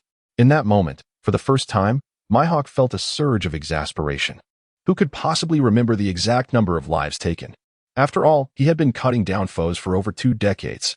Who could recall such details? Yet, as he observed the incredulous expression on the young man's face, it seemed as if he had committed a grave error. A warrior may face death and shed blood, but he cannot yield in spirit. Such was Mihawk's character. Amidst Cavendish's pitying gaze, he swiftly calculated in his mind, how many had he truly slain since he first took up the blade? In recent years, the number of adversaries worthy of his black blade has dwindled significantly, ever since he ascended to the status of the world's foremost swordsman. It appears that the true count of those he has slain with his dark blade stands at a mere 47. But what of the past? He began to recollect. For his memory is remarkably acute. Within 3 minutes, he had vividly recalled the details. The tally of lives taken, 1,488. Upon uttering this phrase, he exhaled deeply, vowing to remember this figure for the future. However, the grandiosity of such a declaration was undeniably impressive. The next time he encountered a worthy opponent, he resolved to deliver a similar proclamation, elevating his stature several notches. Lost in thought, he prepared to draw his black blade to engage an adversary, only to be struck by surprise. "Where is my sword?" he exclaimed, nearly losing his composure. For a swordsman of his caliber, a weapon is akin to a second life, and to have misplaced it before his very eyes left him feeling utterly bewildered. "Where is your sword?" Cavendish chuckled impudently, gesturing toward a colossal sea creature in the distance, upon which lay the renowned black blade of Hawkeye. Although the blade appeared minuscule against the creature's enormity, akin to a mere toothpick, even the smallest of pricks can cause considerable distress, particularly to a creature of the sea. The sea beast surged forth with astonishing speed, vanishing from sight in the blink of an eye. How shameless! Hawkeye seethed, his frustration boiling over. What should have been a display of valor between two extraordinary swordsmen had turned into a deceitful maneuver. If you do not pursue swiftly, that fish will surely escape. Yet, Cavendish received his exclamations as compliments. "Wait for me." Without a moment's hesitation to maintain his bravado, Hawkeye leapt from the ship, sprinting towards the direction the sea creature had vanished. To his astonishment, he even executed a remarkable feat of water surfing, an impressive display of agility. As Hawkeye's figure receded into the distance, Cavendish wasted no time in demolishing the coffin ship left behind, then severed the ropes of his ship's mast, allowing all sails to unfurl in the wind. After completing these tasks, he could no longer contain himself. He collapsed onto the ground, his shirt tearing open to reveal a crimson streak seeping forth. "Help! Nami no Jiko!" He lay utterly exhausted, devoid of strength, and could only raise his voice in a desperate plea. Thud, thud, thud, echoed the sound of hurried footsteps as the two women rushed from the cabin, only to find him sprawled on the ground, blood gushing from his chest like a fountain. Nojiko immediately fell into tears, yet she was no naive damsel, despite her sobs. She knelt beside Cavendish, ready to tend to his wounds. Nami swiftly returned with a medical kit, and the two deftly wrapped up Cavendish. However, neither could be considered a professional in the field of medicine. After being bandaged, Cavendish felt even worse than before. Fortunately, the wound was not particularly deep. In the vast world, it was unlikely that anyone could defeat him in a single strike. Nami and Nojiko supported him on either side, assisting him to lie down on the bed in the captain's quarters. It was surprising to see that even Nami, who usually relished in her sharp tongue and banter, had softened in her demeanor following his injury. "That bastard captain," she thought. "I never imagined you could defeat the world's greatest swordsman. Now you are indeed the strongest in the world." Although she harbored disdain for this scoundrel of a captain, Nojiko's earlier words and Cavendish's actions had somewhat altered Nami's perspective. Moreover, he had triumphed over Hawkeye, the world's foremost swordsman. "Of course, you should consider who I am. When I truly unleash my wrath, even I fear myself," Cavendish mused. Hawkeye would not return any time soon, even if he were formidable. Capturing a fleeing fish in the vast sea was no easy feat, especially since his ship had been destroyed by Cavendish himself. Without a vessel, he could only pray to reach an uninhabited island before exhausting his strength. Cavendish lay on the bed, resting against Nojiko's ample bosom, enjoying the comfort it provided. With his left hand, he pointed towards the grapes on the desk and commanded Nami, "Hey, bring me those grapes to feed me." "You scoundrel," Nami thought, wishing to slap the arrogant man, but upon seeing Nojiko's pleading expression behind him, she suppressed her murderous intent and brought the fruit bowl to Cavendish. He lazily rubbed the back of his head against Nojiko's generous bosom, finding a comfortable position before opening his mouth. Flushed with embarrassment from his actions, Nojiko was about to reach for the grapes to feed him when Cavendish interrupted. "Nojiko, my shoulders are so sore. Could you please massage them?" Oh, Nojiko's fondness for him had already skyrocketed since he was injured while saving her a few days ago. Even now, if Cavendish posed her in various ways in front of Nami, she would likely not resist. He continued to open his mouth, casting a glance at Nami, signaling her to feed him. With a loud thud, Nami angrily slammed the fruit bowl onto the table. "Don't push your luck. You've only sustained some superficial injuries. Aren't you a grown man with arms of your own?" The scars on his body appeared more menacing than they truly were. The wound, while lengthy in appearance, was not deep. In the face of his extraordinary healing abilities, it was nearly inconsequential, and he would likely recover fully within 3 to 5 days. Nami, though aware of Nojiko's anxious concern, understood the truth of the matter all too well. That wretched individual, under the pretense of being incapacitated by injuries, has taken it upon himself to command the two of them as if they were mere handmaidens. Nokigao, on the other hand, revels in this role, finding immense joy even in assisting him with his bathing, despite still being an untouched maiden. Who in their right mind would volunteer to assist this scoundrel in his ablutions? Yet, faced with Nokigao's pitiful gaze, she found herself unable to refuse, reasoning that it would merely be a minor inconvenience. However, this rogue bathed with utter disregard, splashing water all over them, leaving her drenched and fuming with rage, wishing she could deliver a well-deserved punch to this insufferable fool. Alas, in the presence of Nokigao, who was fiercely protective, Nami realized that such a desire was futile. "Nokigao, Nami is being mean to me. I am but a wounded soldier," he exclaimed, turning to Nokigao, his nose brushing against her lofty brow, adopting the tone of a mischievous student reporting to a teacher. "Nami, our captain is still injured. How could you behave this way?" The tingling sensation blossoming in her chest compelled Nokigao to unhesitatingly betray her own sister. "Nami, now wishing fervently to slap herself into oblivion, lamented her foolish decision to rush back onto the deck to save this pair of ill-fated lovers. After enduring the daily rigors of training, she finally managed to escape during Nokigawa's cooking, feeling as though her life had become a tragic farce. In her earlier years, she had suffered under the tyranny of Arlong for the sake of her village. And now she found herself entangled with a sister who seemingly profited from selling her own sibling. She speculated that if that despicable captain were to speak of her in front of Nokigawa in a certain manner, that infatuated girl might very well restrain her. This ship is utterly terrifying. I must devise a means of escape. Nami silently resolved to make a commitment to herself. Meanwhile, Cavendish lounged on the ship, lazily contemplating the intricacies of life, fully aware of the adage that too much of anything is detrimental. He was not one to harbor grand ambitions. To borrow a few commonly used phrases from the internet, his traits could be summarized as laziness in character, a passion for food, an interest in play, a talent for sleeping, intermittent bouts of aspiration, and prolonged periods of merely existing. The Cavendish who had traversed into this world was equally indolent. As he himself would put it, he had never exerted himself, yet he found himself quite remarkable, with life unfolding like an endless expanse of snow. In the initial days of his arrival, he made a concerted effort to adapt to the coordination of this new body, but ever since vanquishing Vern, his days had largely revolved around flirting with women.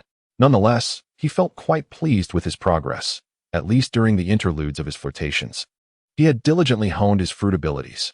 After all, the intelligence he received from the inner circle indicated that the three admirals and Garp had pressing matters to attend to, leaving him largely unmonitored. In the first half of the Grand Line, he encountered only a handful of potential adversaries, so he had never truly considered the possibility of facing formidable opponents. Who could have anticipated that the notorious Mihawk would appear to confront him? Had he not been led astray, he would have been oblivious to the impending situation. In truth, when he utilized his fruit abilities to disarm the Black Sword, it was the perfect moment to eliminate Mihawk. Yet, Cavendish admitted he was too timid. Who could guarantee that the man didn't possess techniques such as swordless strike or invisible blade? Furthermore, despite the years of reputation Mihawk had built, even if he were to lose his sword, his prowess would surely diminish to some extent, yet the exact degree of that decline remained an enigma. Such reckless behavior of wagering one's own life is something he would never engage in, whether in this life or the last. As for the question of why he did not utilize the magnetic fruit's abilities to divert his sword's trajectory during the battle with Hawkeye, one can only say that such thoughts are overly imaginative. Even Cavendish himself, when wholly focused during combat, would find it impossible to alter the trajectory of his sword strikes using his powers. After all, the true warriors of this world possess overwhelming strength, rendering them capable of treating immense weights as if they were mere trifles. Should the magnetic fruit be developed to the extent that it could manipulate Hawkeye's sword, one might as well be able to levitate an entire battleship with such abilities.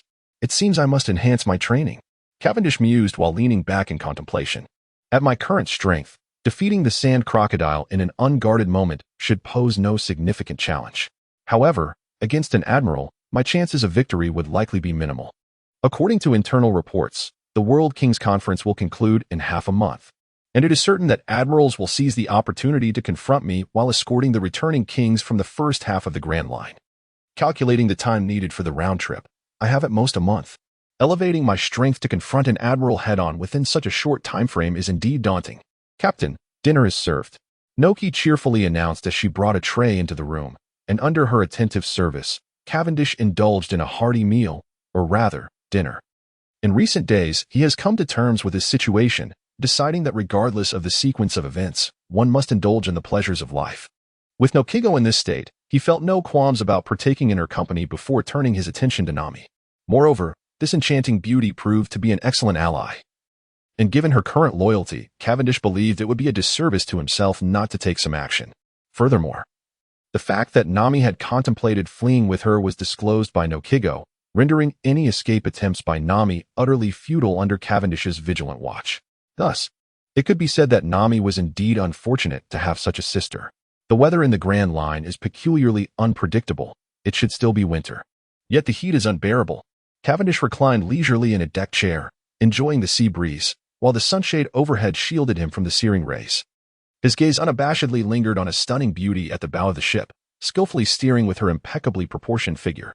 The sight of her flawless, delicate form, ensconced in a playful ensemble, was tantalizing. The hint of her rounded curves beneath her short skirt ignited a tempest of imagination, complemented by her long, shapely legs. As she exerted herself to maintain control of the helm, her slight movements only accentuated her alluring figure. Goodness, he mused, he could not gaze any longer, lest he find himself in an awkward predicament. Just a few days prior, he had dedicated himself to training diligently, yet within 5 days, his habitual laziness had resurfaced. For nothing could compare to the comfort of watching a beauty from this vantage point. "Captain," no Kigo exclaimed, emerging from the cabin with 3 colorful ice cream cups in hand. After savoring a spoonful of the icy treat, he felt the flames of desire within him subside. Remarkably, it had been almost 2 months since he had resisted the temptation to pursue either of them. "Nami, are there any islands nearby?" no Kigo inquired, addressing Nami with her ice cream. "What's the matter? Why are we looking for islands? Aren't we heading directly to Alabasta?" Nami responded, somewhat perplexed. Due to the presence of a permanent pointer, they had no need to make any stops along the way. They simply had to sail straight to their destination. Consequently, the trio had not docked anywhere since embarking on their journey. However, their kitchen supplies were dwindling, and most critically, their fresh water was nearly depleted. The ship's provisions were originally ample for the 3 of them, but the sweltering heat had necessitated each person to shower twice a day. Moreover, Cavendish had taken liberties with the water in the bathhouse under the pretense of nursing an injury, leading to a rapid depletion of their freshwater supply, which now required replenishment. Of course, if they could endure a few days without bathing, it would not pose an issue.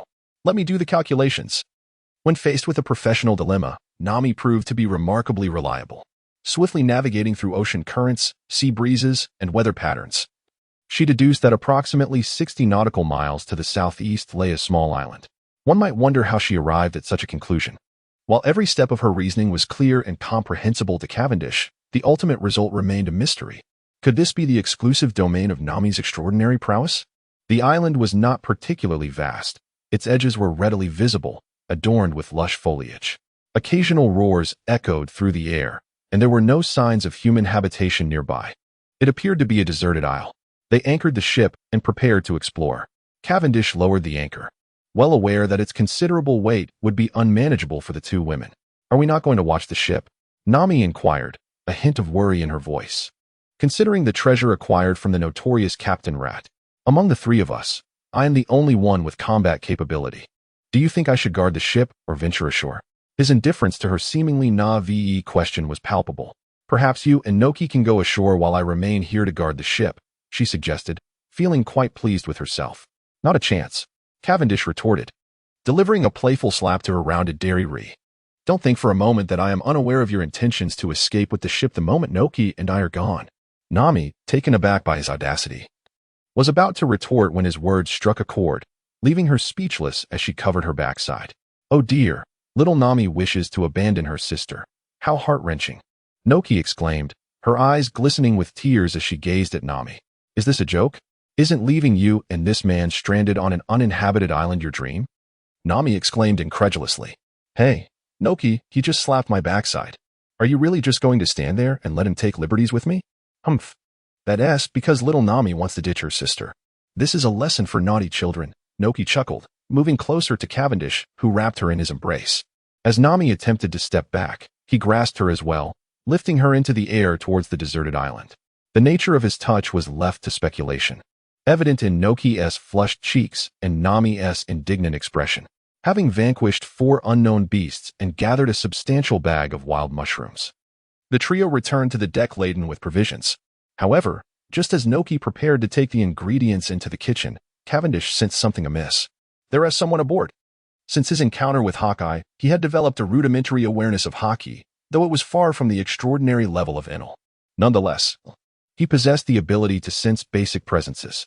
Drawing his sword, he proceeded toward the wine cellar, with the 2 women following closely behind. Within the oppressive atmosphere of Haki, a large creature stirred inside the cellar. What is this beast? In the wine cellar, a colossal bull was soundly asleep, having ravaged several barrels of exquisite wine, the rich aroma permeating the air. What a curious creature. Nami, intrigued, prodded the slumbering beast with her weather stick, but it remained utterly unresponsive. A minotaur? Cavendish felt a bitter taste on his lips, wondering if he had not traversed into the world of One Piece, but rather into a realm of mythical beasts. How should we deal with this creature? On the deck, the three of them exchanged glances at the bound Minotaur. This fellow certainly had a poor tolerance for alcohol. Having been carted out from the hold like this, he showed no signs of waking up. It was a miracle he had survived thus far. Perhaps we should butcher him and see how he tastes? Nokiho had pulled out a kitchen knife from who knows where, gesturing at the peculiar creature, seemingly contemplating which part might be most delectable. Hey, when did you inherit Luffy's gluttonous tendencies? After all, this is a rare specimen of a Minotaur. Consuming it would be quite regrettable. Let Esh try waking him up and see if he can communicate. Nami, ever the resourceful navigator, proposed a sensible suggestion. All right. The trio ultimately agreed on this relatively sound plan. Unfortunately, despite their vigorous shouting and splashing him with cold water, the creature remained in a deep slumber, showing no signs of awakening. Frustrated by the lack of results, Cavendish approached the beast and delivered a swift kick to the colossal face of the Minotaur. The sheer force propelled the creature to the other end of the warship, leaving a distinct footprint on his nose. Awakened by the pain, the Minotaur let out a thunderous roar. Who dares strike the great Minotaur warrior? A lie. So you are merely a fool who was exiled, causing chaos, only to be chased and forced to leap into the sea, oblivious to your inability to swim, and ended up drifting onto this desolate island? Cavendish looked down at the battered Minotaur, who knelt before him, too terrified to breathe. He noticed the wicked witch behind him, brandishing a kitchen knife with a predatory gaze, one Ally had seen many times before, back when he had looked at his lunches with the same intensity. Oh, divine powers! Though he was a Minotaur, he certainly was not a cow. As the formidable Tauran warrior, Ale, awoke, he was resolute in demonstrating his prowess to the three diminutive figures before him. Little did he anticipate that the seemingly jovial one amongst them possessed such remarkable fighting skills. Even with the invocation of his ancestors' devious might, Ale found himself battered and bruised, nearly rendered unrecognizable. Originally a valiant warrior of the Minxtoran tribe, he had always been the strongest among his peers. His fate took a turn when he consumed a peculiar fruit, bestowing upon him the ancestral gift of guile, which he wielded with reckless abandon in countless brawls. It was said that he had once shared a romantic entanglement with Wanda, the most beautiful of the Minks. Yet her grandfather, the formidable Inuzuka, intervened, banishing him from the land. Thus, he found himself alone, a solitary bull adrift in unfamiliar territory. Cavendish stroked his chin, devoid of stubble, pondering the Mink tribe. He recalled Wanda, the so-called beauty, who in his memory resembled a dog. Yet, the pairing of a bull and a dog seemed oddly fitting. However, given the bovine's limited intellect, the notion of outsmarting him was a task better suited for a distant future. No, Kigo, let's make haste. Tonight, we feast on steak. No, please, boss. I speak only the truth. Ale pleaded, kneeling on the ground, tears streaming down his face in genuine sorrow. Had he known he would become someone else's dinner, his lamentations would have been even more profound. In all honesty, what had led to his exile? While the taste of steak might be exquisite, the idea of consuming a sentient bull felt rather unsettling. Moreover, this muscular creature had not gained its strength without reason, after undergoing a transformation thanks to a devil fruit. Even Durandil, empowered with haki, could only manage to inflict wounds upon it without delivering a fatal blow. Had the fool not been so slow, subduing him would have been quite the challenge. If this dim-witted bull truly harbored feelings for Wanda, one had to wonder just how foolish Inuzuka was to cast away such a formidable fighter. With proper training, Ale's prowess could easily reach the level of a general, if not surpass it.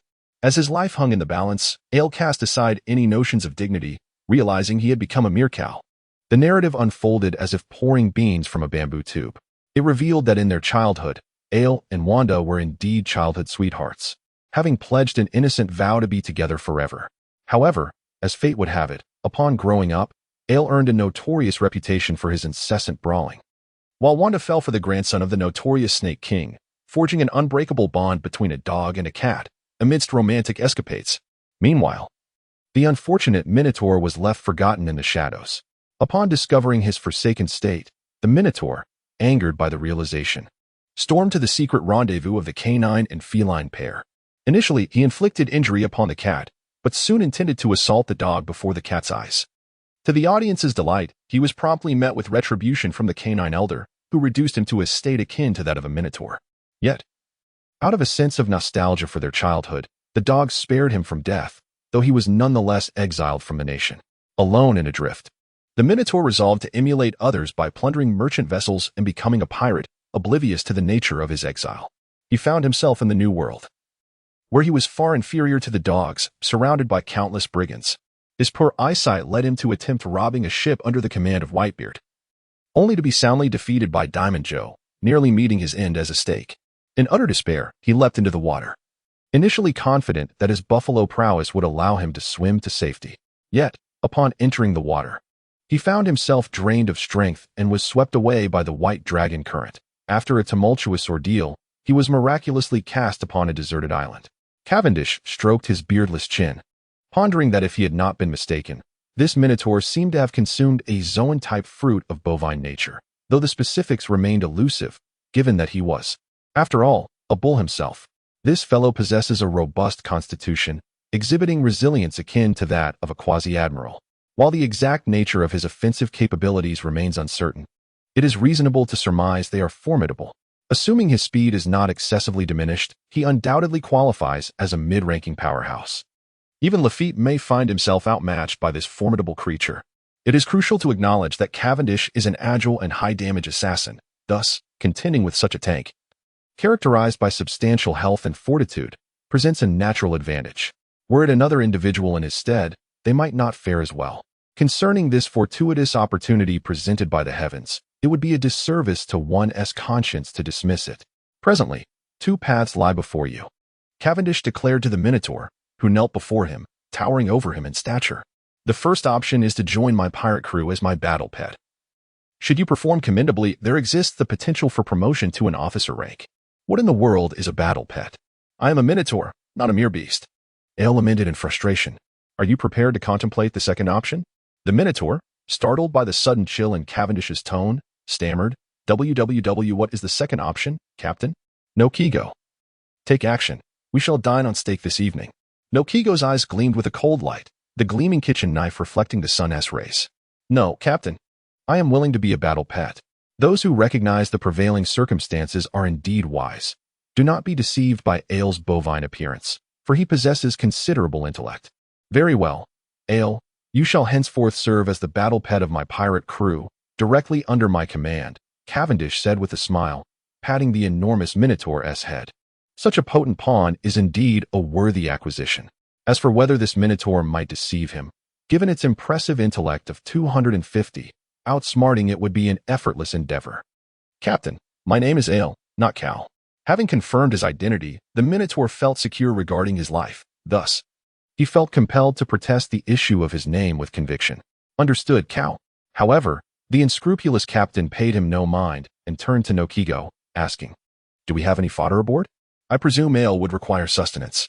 Nokigo discreetly sheathed the knife, contemplating before replying, "It appears we do not have any grass. However, there are a few mats lacking in fabric. Perhaps Ale could subsist on those." "Captain, I am a Minotaur, not a cow. I consume meat."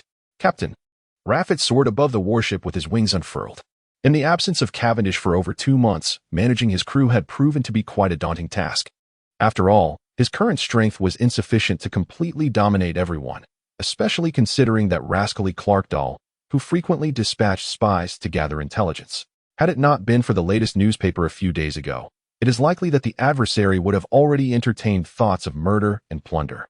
Cavendish was genuinely pleased to see him. Despite his somewhat unsightly appearance, the old fellow's loyalty was indeed commendable. He hadn't absconded with the substantial fortune entrusted to him, which was quite astonishing. "This is my first mate, Raffet, the finest navigator of the West Sea. My second wife. If you aspire to become the world's premier navigator, you must learn diligently from the first mate." Upon meeting, introductions ensued, although certain individuals were quite displeased with the titles used. "Who is your second wife?" "You scoundrel!" Nami exclaimed in fury.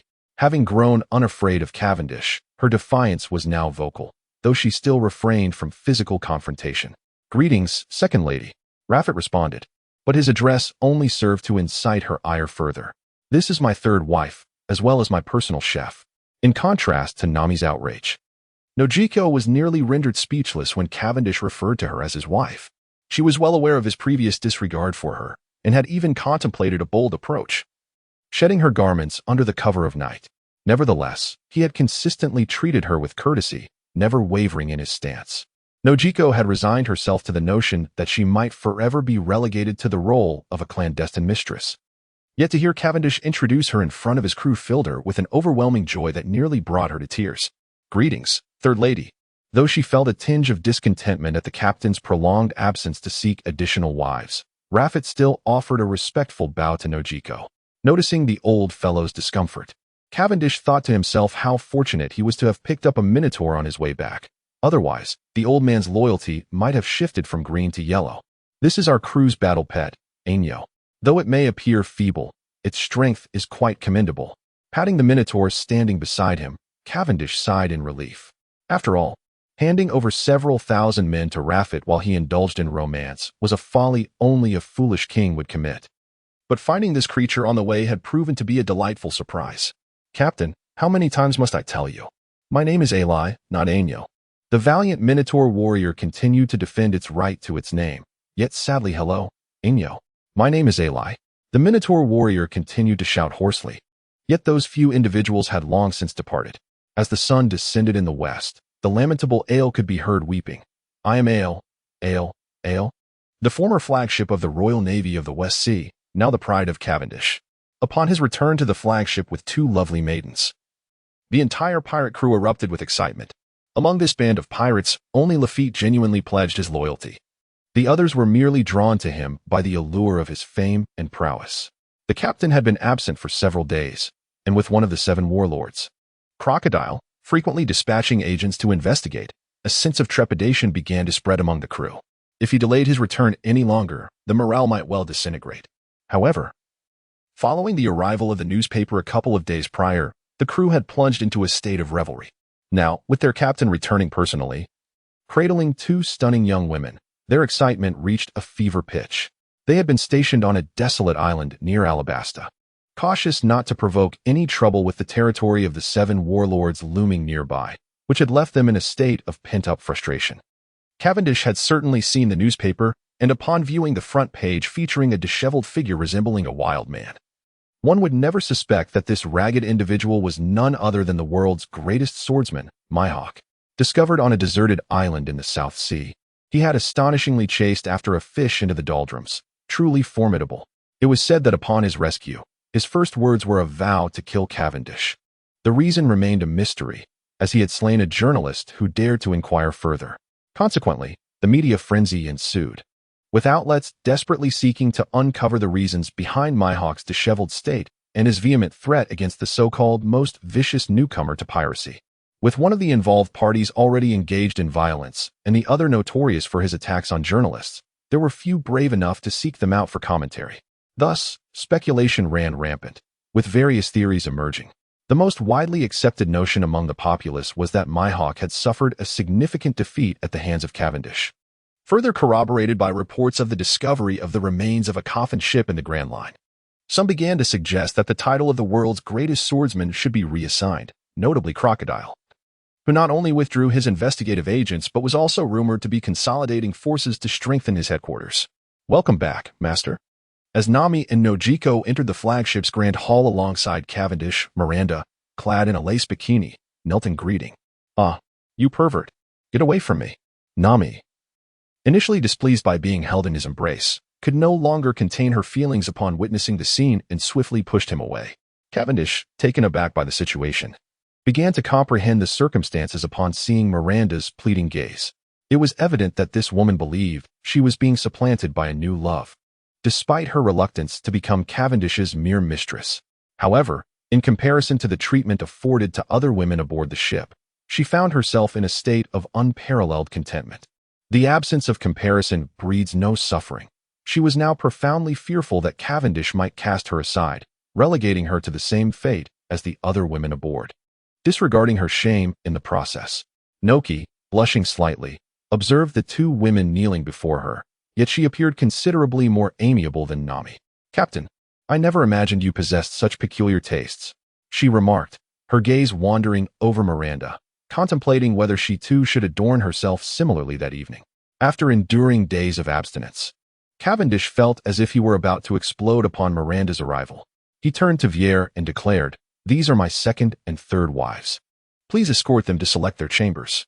Without waiting for Nochi Gao and Nami to respond, he pulled Miranda into the room and shut the door with a definitive thud. The three women outside exchanged bewildered glances, and soon enough, the air was filled with unmistakable sounds of intimacy from within. Pervert. Lecher. Nami cursed a few more times before addressing the dazed Nochi Gao and I. Do you now see the true nature of this scoundrel? Following him will not lead to your happiness.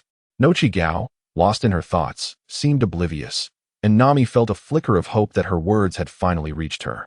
However, as she leaned in to listen more closely, she nearly fainted from indignation. It turned out that the captain had been pent up for so long, and she had failed to notice. What a dereliction of duty. After passionately releasing 2 months' worth of pent-up desires upon Miranda, she lay utterly spent, her spirit drained, sprawled across the bed in a stupor, while the cabin was permeated with an unusual scent. Someone stealthily entered, and he initially assumed it was the maid come to tidy up the aftermath, but the sound suggested otherwise.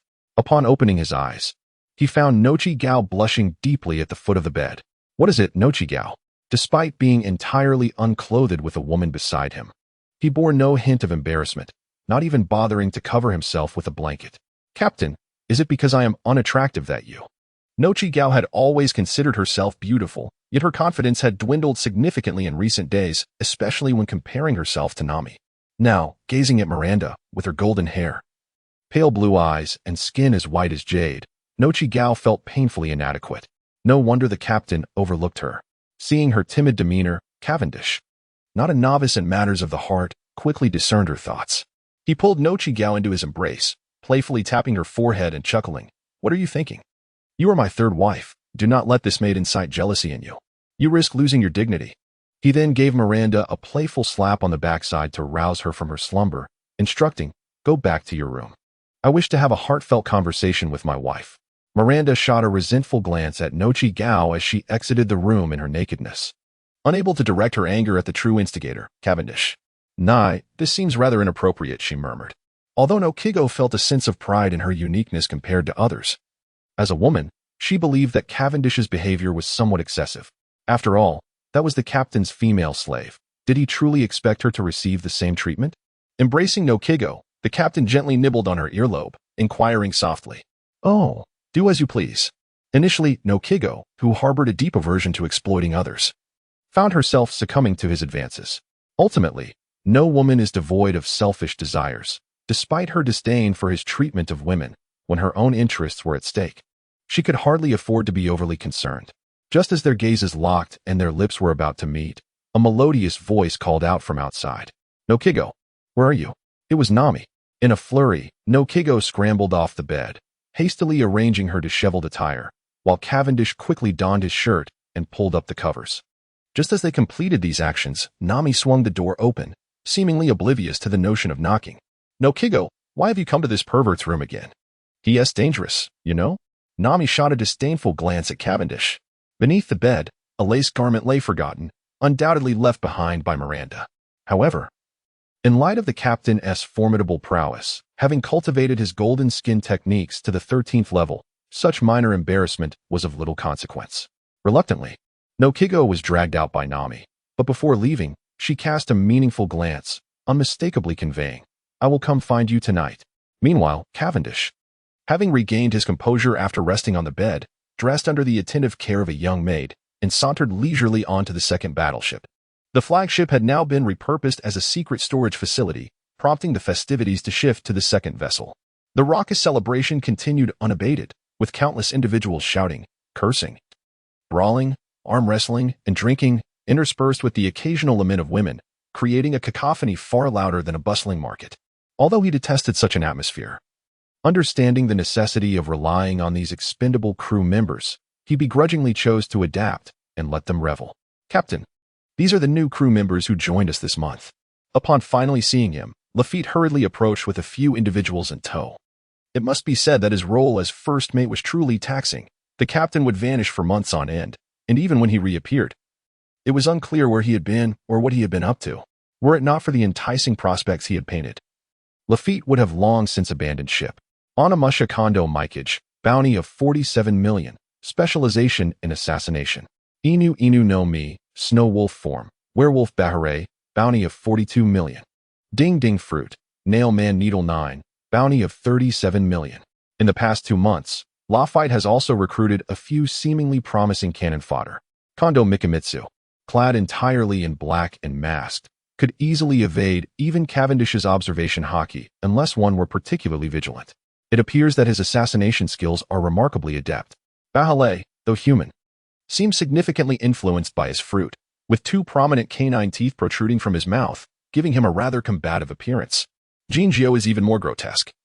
His body adorned with numerous protruding spikes resembling nails. He can launch these spikes from any part of his body. However, given his unsettling appearance, Cavendish has decided to keep him at a distance, for even a fleeting glance could disrupt his appetite. Though the 3 respectfully address Cavendish as captain, their defiant gazes betray an underlying belief that they do not consider themselves inferior to him. After all, their reputations were earned through combat. During their days aboard the ship, they have challenged every officer on board, defeating all but Lafite, as the others were no match for them. Thus, a modicum of pride is only natural. The ship's officers, recruited in the West Sea, have gained some renown and possess rewards and secret techniques for cultivation. Yet their experience pales in comparison to these 3 seasoned warriors who have honed their skills over many years in the Grand Line. Cavendish smiled slightly, and in an instant, an overwhelming aura erupted from him, targeting the 3 individuals before him. The ghostly warrior dissipated like smoke. Bahale transformed into a wolf, while Jinjiu launched all his spikes towards Cavendish. However, in a heartbeat, the ghostly warrior re-emerged before Cavendish, collapsing to the ground, blood spewing from his mouth. Bahale was firmly pinned to the ground, gasping for breath, while Jinjiu's spikes were all embedded in the ghostly warrior's body, leaving him incapacitated on the floor. This is Cavendish's manifestation of Conqueror's haki, empowered by the abilities of the magnetic fruit, capable of transforming intangible pressure into tangible harm.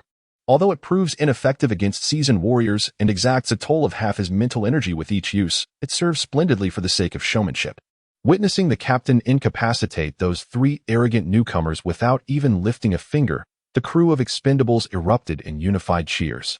Take them below for treatment. Once they are healed, have them come to see me.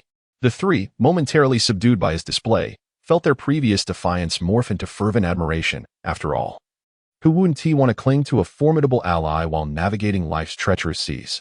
Lads, carry on. The festivities shall last 3 days. He had ample wealth. Even if this motley crew never lifted a finger again, his coffers would remain plentiful. Lafitte, I require your assistance. Having dispatched the idle lot, Cavendish turned to his sole capable subordinate with gravity. Miss All Sunday, what do you surmise is the intent of that ferocious pirate newcomer in requesting a meeting with us? In a brightly lit office, Crocodile and Nico Robin found themselves troubled by a recent phone call from Cavendish. As one of the 7 warlords of the sea, Crocodile prided himself on being unperturbed by surprises. Yet this most ferocious newcomer among pirates had managed to astonish him for quite some time. It was remarkable that, as a mere novice, he had single-handedly vanquished the naval base of the West Sea, annihilating the stationed rear admiral and captain. Such a feat was unprecedented in the annals of the Sea Garden. The nightmare was indeed a brazen individual, once pursued relentlessly by the Navy in the North Sea. However, such a record only warranted Crocodile's cautious attention, for he understood that his own prowess had been hard-earned. Defeating a few rear admirals was no trivial task. Nevertheless, recent news had disrupted his composure. Although they were reluctant to admit it aloud, the 7 warlords were acutely aware of each other's strengths. Among them, Dracul Mihawk undeniably possessed the most formidable skills in one-on-one confrontations. To learn that such a man had suffered a setback at the hands of this newcomer was unsettling. Although Mihawk had not disclosed the details of his misfortune, his disheveled appearance upon being discovered spoke volumes of the gravity of his defeat. Thus, Crocodile elevated this newcomer from a mere noteworthy rival to an equal adversary. The opposing pirate crew was no insignificant band. Recent intelligence indicated that they had amassed over 3,000 ruthless scoundrels, while many were indeed dregs. A considerable number were formidable fighters. The first mate, Lafitte, would likely prove to be a challenge even for MR1. Unlike other pirate crews that meticulously selected their recruits based on abilities, Cavendish indiscriminately accepted anyone. In his eyes, they were mere fodder, expendable in the pursuit of greater goals. As for loyalty, a generous supply of gold would surely secure it, and he had no intention of treating them as comrades, viewing them instead as commodities to be sold when necessary. MR0, this opponent comes with ill intent. Shall we not retreat from the limelight? Nico Robin suggested after a moment of contemplation. Crocodile, unfazed, lit a cigar and remarked, "Ever since that brat's fleet has lingered outside the harbor, I sensed he was eager for a clash with me. Such audacious newcomers invariably seek to spar with renowned veterans. It appears I have been cast as a stepping stone. In the world of pirates, the swiftest path to prominence is, undoubtedly, to tread upon the corpses of the seasoned masters." Crocodile assumed that Cavendish sought to establish his prestige by defeating him, a notion that, while fundamentally accurate, overlooked the formidable strength of this adversary, far exceeding that of fledgling pirates he typically encountered. A message was conveyed, instructing him to meet at the ruins of Ferrol, on the edge of the Sahara Desert. 3 days hence. Crocodile inhaled deeply from his cigar and addressed Nico Robin. "Very well, boss." Upon recognizing his resolute decision, Nico Robin retrieved her transponder snail and contacted Lafitte. The properties of the sand fruit allowed for infinite amplification within the desert. As long as he fought on his home turf, Crocodile felt confident enough to challenge Whitebeard again. Should this newcomer harbor any untoward intentions, he would certainly impart a lesson on the harsh realities of this sea. Moments later, Nico Robin confirmed the time and place with Lafitte, subsequently inquiring, "MR0, should we notify the peripheral members?" Despite having agreed with Lafitte that each side would bring only one companion, it was prudent to have contingencies in such clandestine meetings. Inform MR1 and MR2 to remain vigilant in the rear, MR5 to prepare for long-range fire support, and MR4 to infiltrate underground. The longer one navigated the underworld, the more cautious one became. Faced with an unreasonable newcomer like Cavendish, Crocodile deemed it wise to take extra precautions. Additionally, he continued after some contemplation, "Notify MR3 to lead the remaining members to ambush Cavendish's fleet at Florin Island after he makes contact with us. His main forces will surely be at the ruins of Ferrol, leaving only a handful of inexperienced recruits behind. If MR3 executes the ambush effectively, it will undoubtedly yield a decisive victory." As a reckless newcomer dared to challenge him, Crocodile resolved to teach him a blood-soaked lesson on the brutality of the seas. Nico Robin meticulously followed his directives via the transponder snail, already envisioning a grave for the so-called most ruthless newcomer. Faced with a seriously intent warlord, the opponent would likely possess no capacity for retaliation. Having established a location most advantageous for his combat style and prepared a substantial ambush nearby, with plans to seize the enemy's stronghold, this was quintessentially Crocodile's modus operandi. He would leave no escape route. Reflecting on the raucous cheers that had echoed during her earlier conversation, it was likely that the adversary was still reveling at a banquet. Just as she multitasked, the door to the basement was unexpectedly flung open. "Who goes there?" Clark Dahl was exceedingly dissatisfied. Despite his repeated commands forbidding anyone from entering the basement without his explicit consent, someone had audaciously defied his orders. The casino owner, drenched in sweat and appearing utterly defeated, entered the room with his head bowed, resembling someone who had just faced a brutal assault by several burly men. "What on earth is happening?" The sand crocodile expressed his frustration. This casino owner had been under his employ for many years and typically behaved with commendable obedience. Today, however, he was acting unusually. It dawned on him that Nicole Robin, known as MR0, despite her seemingly mediocre abilities, possessed an exceptional instinct for danger honed from years of evasion since the age of 7. As she swiftly retreated, the alert Clark Dahl unleashed a sand punch aimed at the casino owner. With a resounding explosion, the moment the sand fist made contact, the corpulent casino owner erupted in a violent shower of flesh and blood, mingled with torrents of water. Clark Dahl observed the droplets of water splattered across his fist. Had he not received Robin's warning, had the man detonated beside him, he could have elementalized to evade the explosion's impact, yet the water would have clung to him, severely crippling his abilities. Despicable Cavendish. You truly are the vile scoundrel that rumors claim. Clark Dahl seethed, confronting the entrance to the basement with palpable rage. The audacious tactics of such a human bomb are unparalleled, save for the notorious newcomer, Cavendish, renowned for his ruthlessness.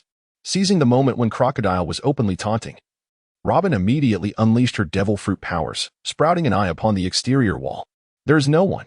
Upon uttering these words, not only did her countenance shift, but even the sand crocodile's expression darkened. Both were seasoned figures accustomed to navigating the murky depths of darkness and would hardly presume that the other had sent merely one individual. If the adversary could infiltrate their stronghold, it was evident that there were far greater machinations at play. Sand Fortress. In an instant, Crocodile transformed into yellow sand, encasing himself within.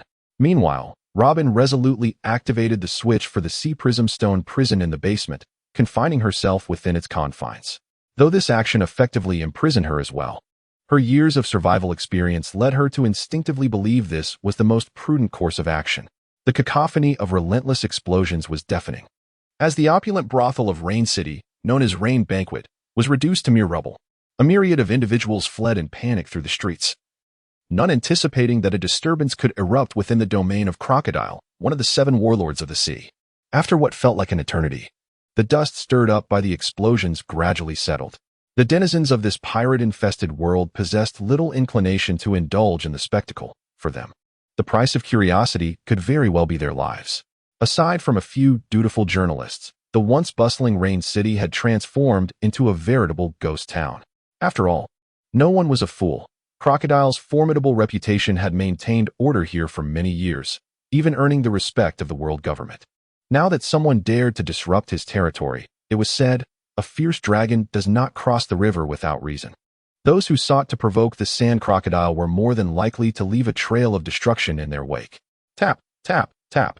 Cavendish strolled lightly along the boulevard of Rain City, gazing upon the devastated casino, and remarked with a smile, "I have long heard of the renown of the 7 warlords of the sea. Yet, now that guests have arrived, why does the host remain absent?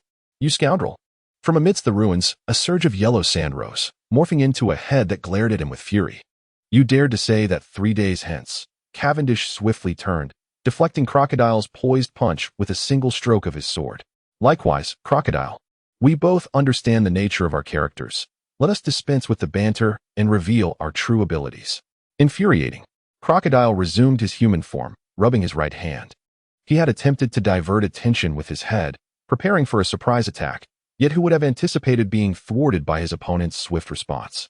Moreover, how could a newcomer, just entering the Grand Line, wield armament hockey with such prowess? As a user of a Logia-type devil fruit, engaging in close combat with a master swordsman was the most foolish choice imaginable. Without a moment's hesitation, he retreated at great speed. Half Moon Sand Dune. 3 torrents of yellow sand surged towards the figure ahead, ready to ensnare anyone unfortunate enough to be touched by the tempest, transforming them into mere mummies buried within the parched sands. Swish, swish, swish. Cavendish leaped forward, drawing his sword. Such an assault was merely a preliminary test of strength. Sand. Tornado storm. Having just dispersed 3 sand mounds, Crocodile swiftly traced circles with his hands, conjuring a tornado several meters wide. Sword. Divide the clouds. Faced with the fierce onslaught of the tornado, Cavendish was unwilling to be caught within its grasp, though the tornado posed little threat to him. Only a fool would face an opponent's ultimate technique head-on. Observing that his sword energy had shattered the tornado, the sand crocodile realized it was time to unleash its most formidable skills. With a series of swift movements, it propelled itself afar, pressing its hands against the ground to execute its ultimate move. Frenzied Sandstorm. This technique is undoubtedly his most formidable move. Were it not for the desert kingdom of Alabasta, the sand crocodile would never allow it to be unleashed. In the original narrative, he had previously brought Luffy to the brink of death on 2 occasions. Yet he refrained from delivering the final blow, an act that seems to be the universe granting the protagonist an extraordinary advantage. Otherwise, given the sand crocodile's cunning intellect and ruthlessness, how could he possibly err twice with the same individual? A swirling tempest of yellow sand rapidly rose, reducing visibility from an initial 30 meters to a mere 20. Then 15, and finally 10. The rampant sandstorm drove away journalists who had initially intended to capture exclusive news, as remaining in such conditions where one could not see their own hand before their face served no purpose but to court disaster. Huff, huff, Crocodile gasped within the sandstorm. Even with his formidable abilities, conjuring a tempest that enveloped the entire rain-soaked area demanded immense reserves of stamina and concentration. Cavendish, eyes closed within the storm, sensed that even holding his breath could not shield him from the relentless onslaught of sand that assaulted him, transforming his once pristine white cloak into a muddy brown. Indeed, the sand crocodile is no ordinary adversary. He stood at the heart of the tempest, attuned to the surroundings with keen awareness. Such a miraculous phenomenon, wherein an individual can alter the very elements of nature, can only be accomplished by those masters who have honed their abilities to perfection. Within the tempest of sand, one's vision is rendered nearly non-existent, and hearing is rendered futile. One can only rely on the hockey of observation to faintly perceive the movements of crocodile. However, the sand crocodile, having gained renown over the years, has long anticipated such trivial challenges.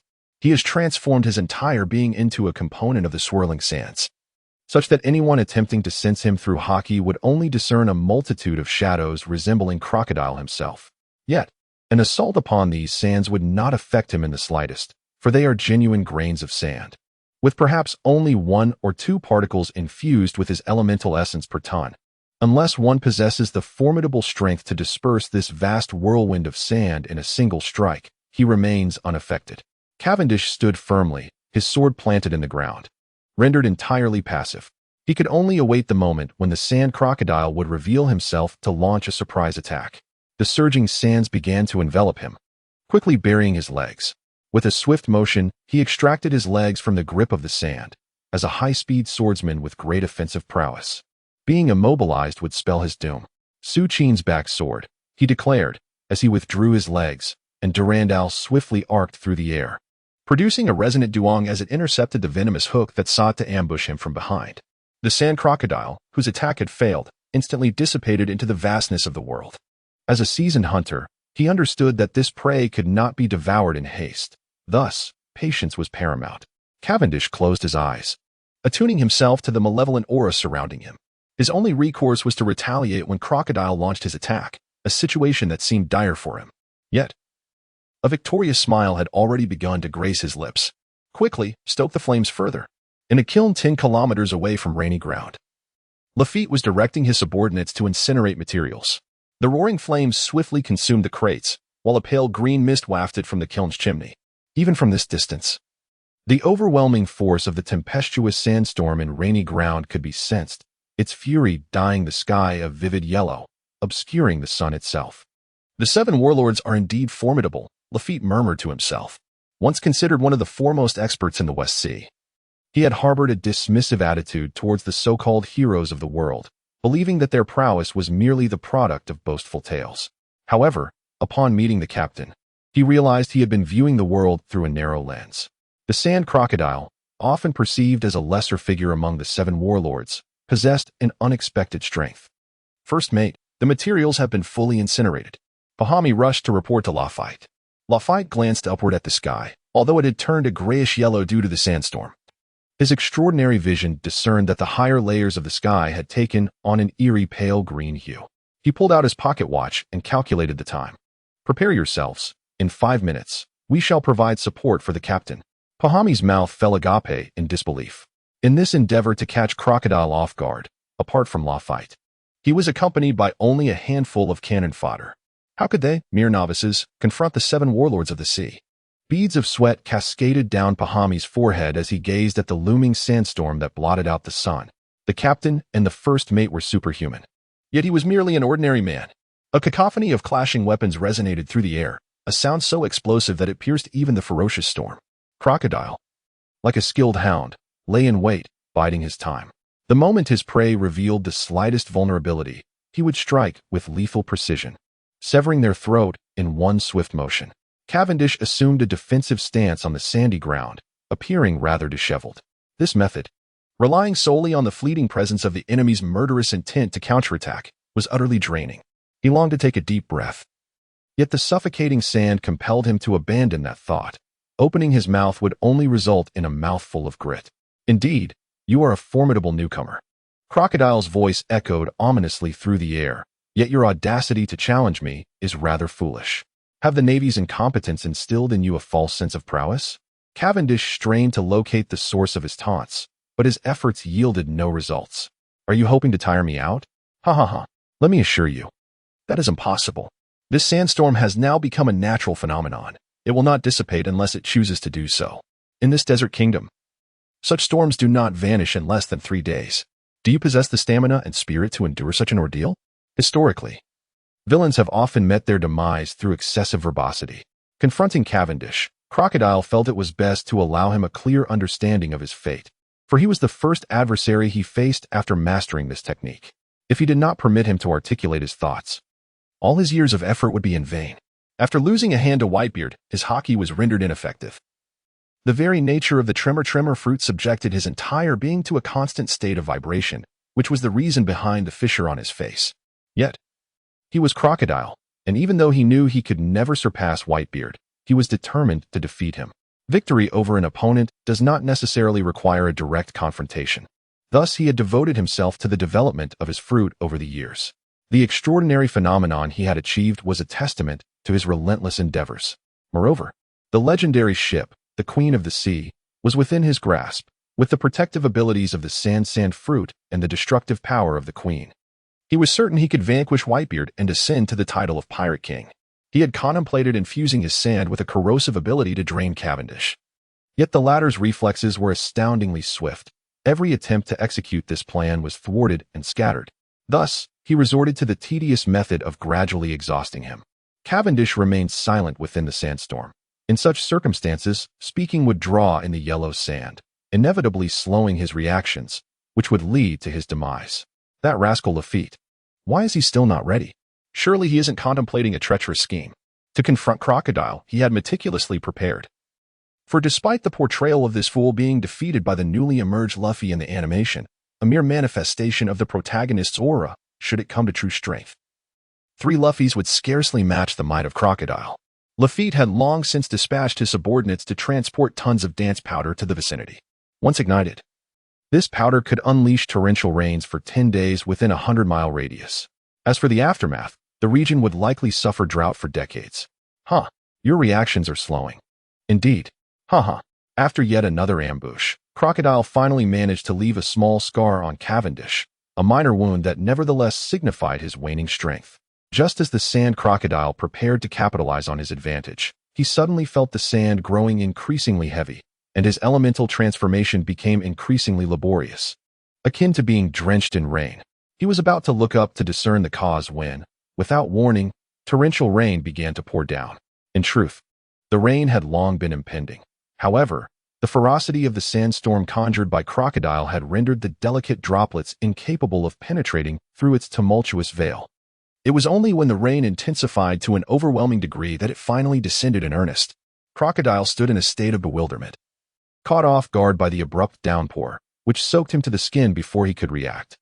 It is worth noting that while this place is referred to as the rain ground, it is merely an oasis in the desert, receiving only 3 to 5 rains a year at best. Such a deluge had never been witnessed before. Cavendish shook the sand from his cloak. As torrents of yellow sand were washed away by the rain, he raised his sword, pointing it at Crocodile, exclaiming, "Sand Crocodile, that was quite enjoyable. Now it is my turn. Where am I?" Nico Robin awoke with a start, recalling that she had been strategizing with Crocodile on how to deal with a rookie pirate, only for him to strike first. A danger alert had prompted her to react, sealing the Sea Prism stone prison in the basement. Moments later, the entire ground collapsed. Fortunately, the prison was sturdy enough to preserve her life, but soon thereafter, she felt a series of tremors, and after a considerable time, the shaking ceased. Just when she thought the ordeal was over, water began to seep in from above. Though the water was not seawater, she was unable to swim. Trapped within the Sea Prism stone prison, her abilities rendered useless, and she was left to succumb to the rising tide. And then, waking up, "Get up. Stop pretending to be dead." A voice, alluring yet tinged with dissatisfaction, called out beside her. Miranda regarded the woman lying on the bed with disdain. What was so special about her? Aside from having a larger bosom, she seemed utterly lacking in merit, darker than Noki, and significantly older. She couldn't fathom what their master saw in her. Miranda believed that aside from the second wife, Nami, she was far more beautiful than this woman and Noki combined.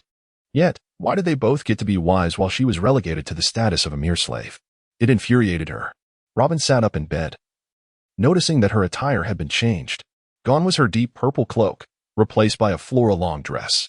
Habitually, she touched her chest, only to find no trace of her undergarments. This is her peculiar habit. Due to her ample bosom, wearing a bra would impede the circulation across her chest. However, with her fruit ability, she can effortlessly control her own body, rendering the issue of sagging moot. Miranda, observing the black woman before her, noted how the first thing she did upon rising was to proudly accentuate her disproportionately large breasts, filled with resentment. How could such a colossal figure remain upright? By the laws of gravity, should it not succumb to a downward droop? Where am I? Robin surveyed her surroundings. She found herself in a bedroom approximately 30 to 40 square meters in size. Aside from the bed she had just vacated, there were merely a few wardrobes and a table, with various feminine items adorning the walls and a plush carpet underfoot. Yet, her 2 decades of survival experience proved invaluable. The moment she landed, she sensed a subtle sway beneath her feet, indicating she was aboard a vessel, albeit one significantly larger than any she had previously encountered. This was the Master's flagship, and the owner was hosting a banquet aboard the second ship. They had mentioned that should she awaken, she was free to explore this vessel. And if she wished to see him, she could simply call. Miranda was consumed with jealousy. When had Cavendish, that ruthless killer, ever shown such tenderness towards anyone? Robin glanced at the young girl before her, a pitiable beauty, yet undeniably a woman lacking the means to defend herself. The so-called master had placed her in such close proximity to this woman without any fear of her attempting to take a hostage?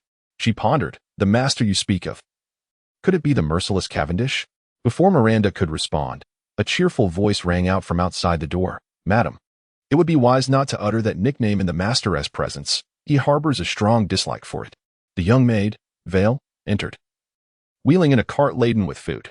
In contrast to Miranda's indignation, Vale, who prided herself as the head maid, approached the women Cavendish had brought back with utmost respect, to the point that even Nami had begun to take a liking to her. She swiftly unloaded the delectable dishes from the cart. I am Maid Vale. Please, madam, do not hesitate to command me.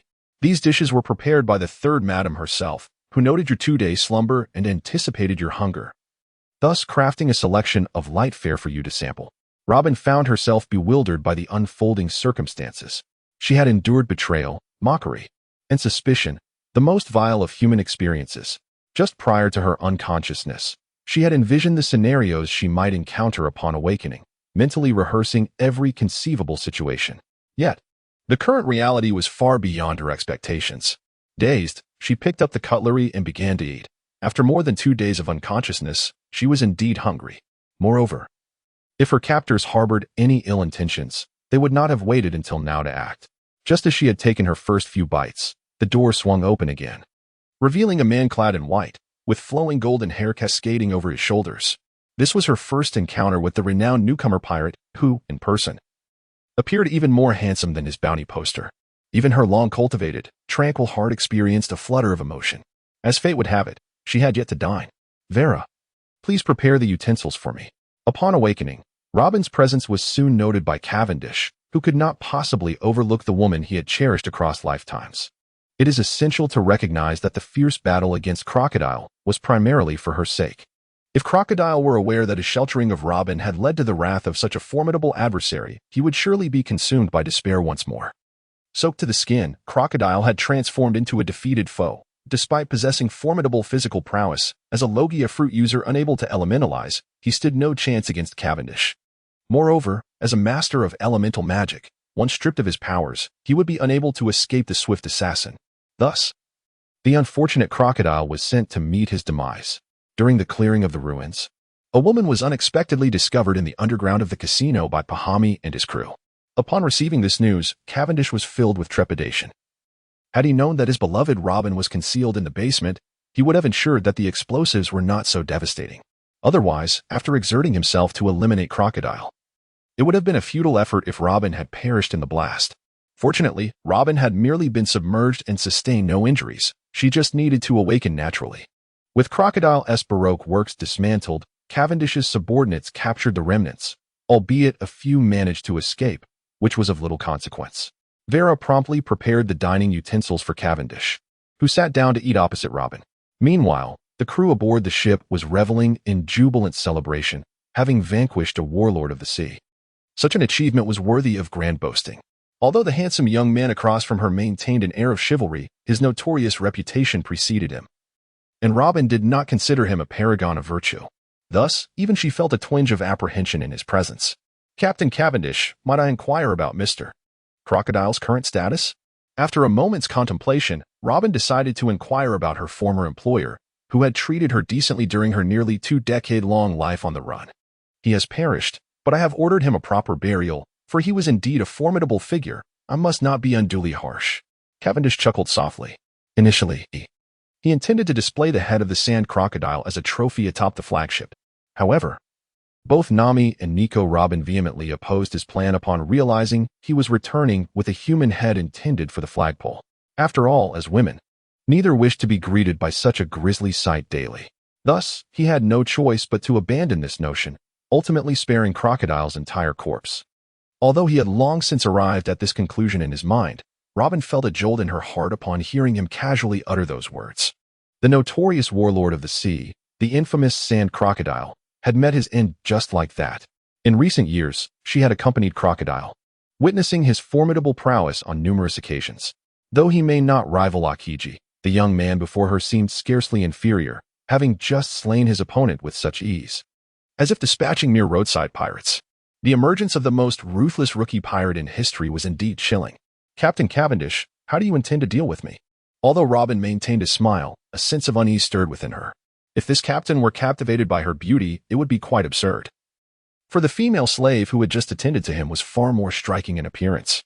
As for other matters, the secrets surrounding the king of the underworld were shrouded in utmost confidentiality, known only to select individuals. Even Crocodile, had it not been for his position as a warlord, would remain oblivious. Her bounty might be regarded as a fortune by others, yet the man before her would undoubtedly dismiss such trivial sums. "Of course, you shall become my wife," Cavendish declared with a playful grin as he nestled beside Robin. His unabashed demeanor left her somewhat speechless, prompting her to shift slightly away. Yet he seemed blissfully ignorant of any notion of modesty, nearly pressing against her. "Captain Cavendish, you jest. A woman like me could hardly be your lady. Besides, it seems you already have a wife." Despite the frivolity exuding from the man, Robin found herself unable to push him away. After all, it was wise to avoid provoking someone so capricious, who could kill without warning. Cavendish leaned in closer, inhaling deeply near her neck, which allowed him to catch a whiff of the subtle scent emanating from her neckline, reminiscent of sweet milk. Nico Robin, the orphan of O'Hara from the West Sea, wanted by the world government since the age of 8. He wrapped his arm around her slender waist, causing Robin to stiffen momentarily before surrendering to his embrace. "Do you know? Since I was 10 years old, I vowed to marry you one day. I simply lacked the means back then.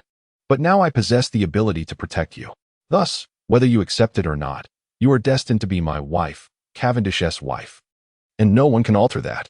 I have never encountered such a proposal before. Captain Cavendish, you are truly audacious." Feeling the intense warmth emanating from the man beside her, Robin couldn't help but smile wryly in resignation. Over the years, she had wandered far and wide, having done nearly anything to survive.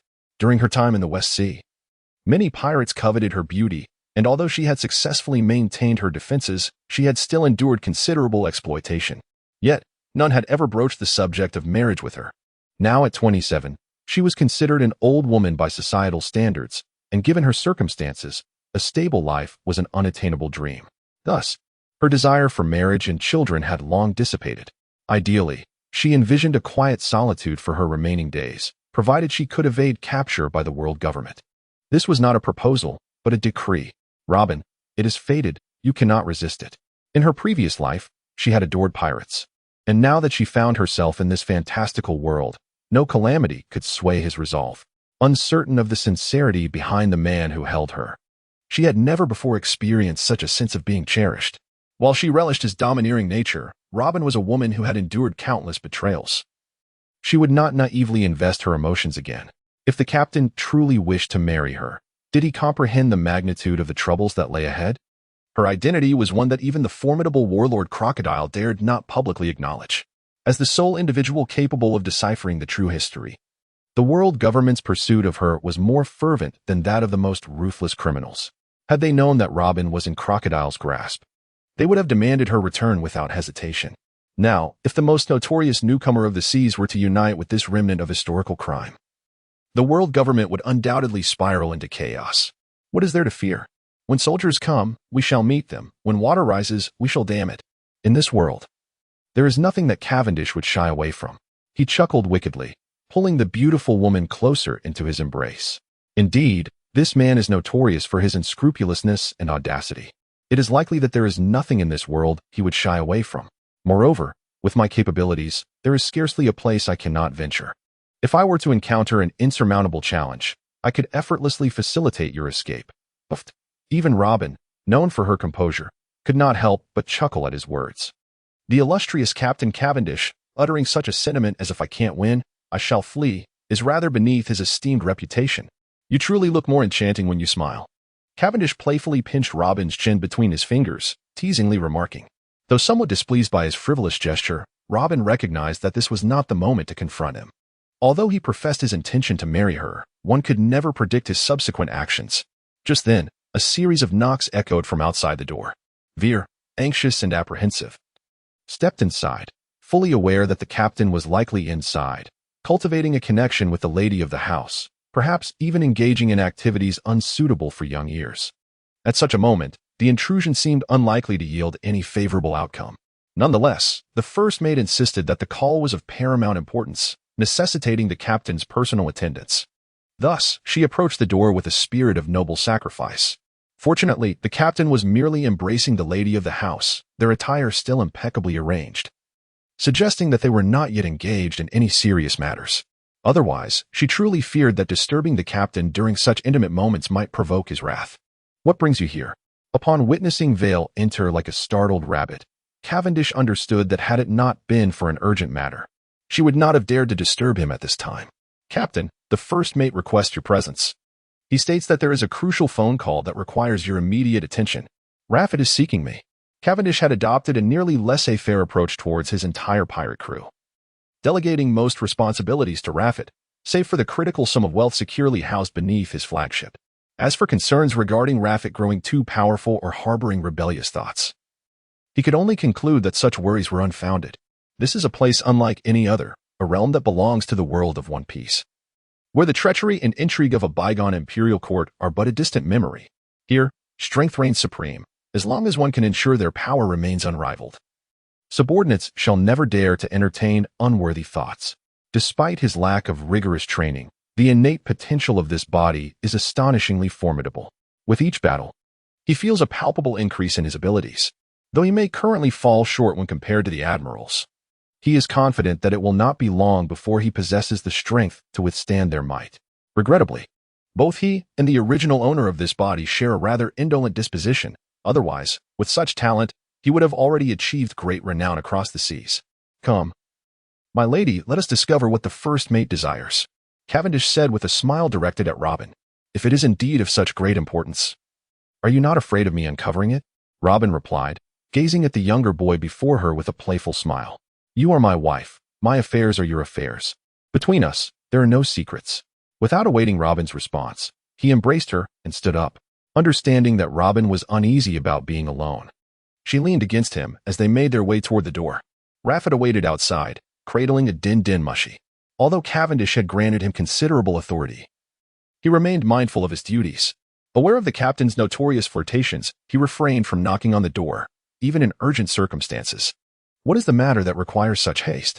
Captain, it is a call from Admiral Sengoku at the Navy headquarters, Raffet exclaimed, his face a mask of alarm as he raised the din-din mushy. On the other end, the distinctive glasses of Sengoku materialized. The din-din mushy of the pirate world is indeed a peculiar device, equipped with a feature that prevents impersonation. As Cavendish took the din-din mushy from Raffet, he saw no issue with Sengoku reaching out to him. It would be absurd for the Navy to be unable to obtain Raffet's number. Hello, is this Admiral Sengoku? It is an honor to speak with you.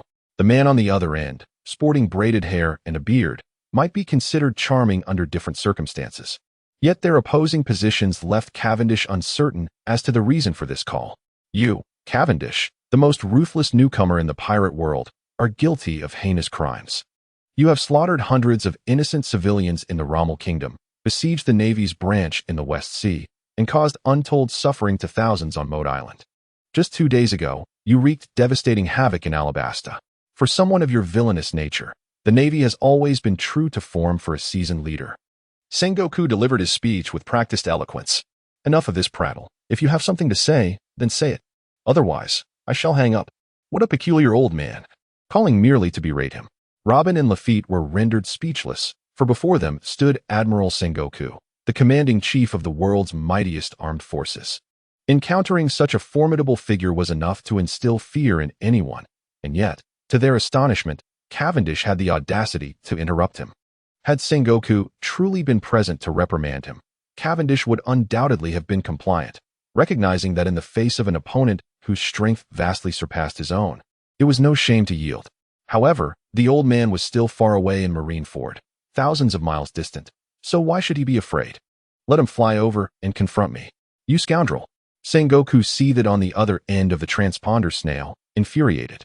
In this world, there were scarcely more than 10 individuals bold enough to interrupt him, with the Gorosei and the fleet admiral holding higher ranks, and his longtime friends, Carp and Zephyr, being exceptions. Among pirates, only the elusive Shiki the Golden Lion and Whitebeard had dared to be so disrespectful. Even Charlotte Linlin of the Four Emperors maintained a facade of civility towards him. He nearly discarded the transponder snail in frustration.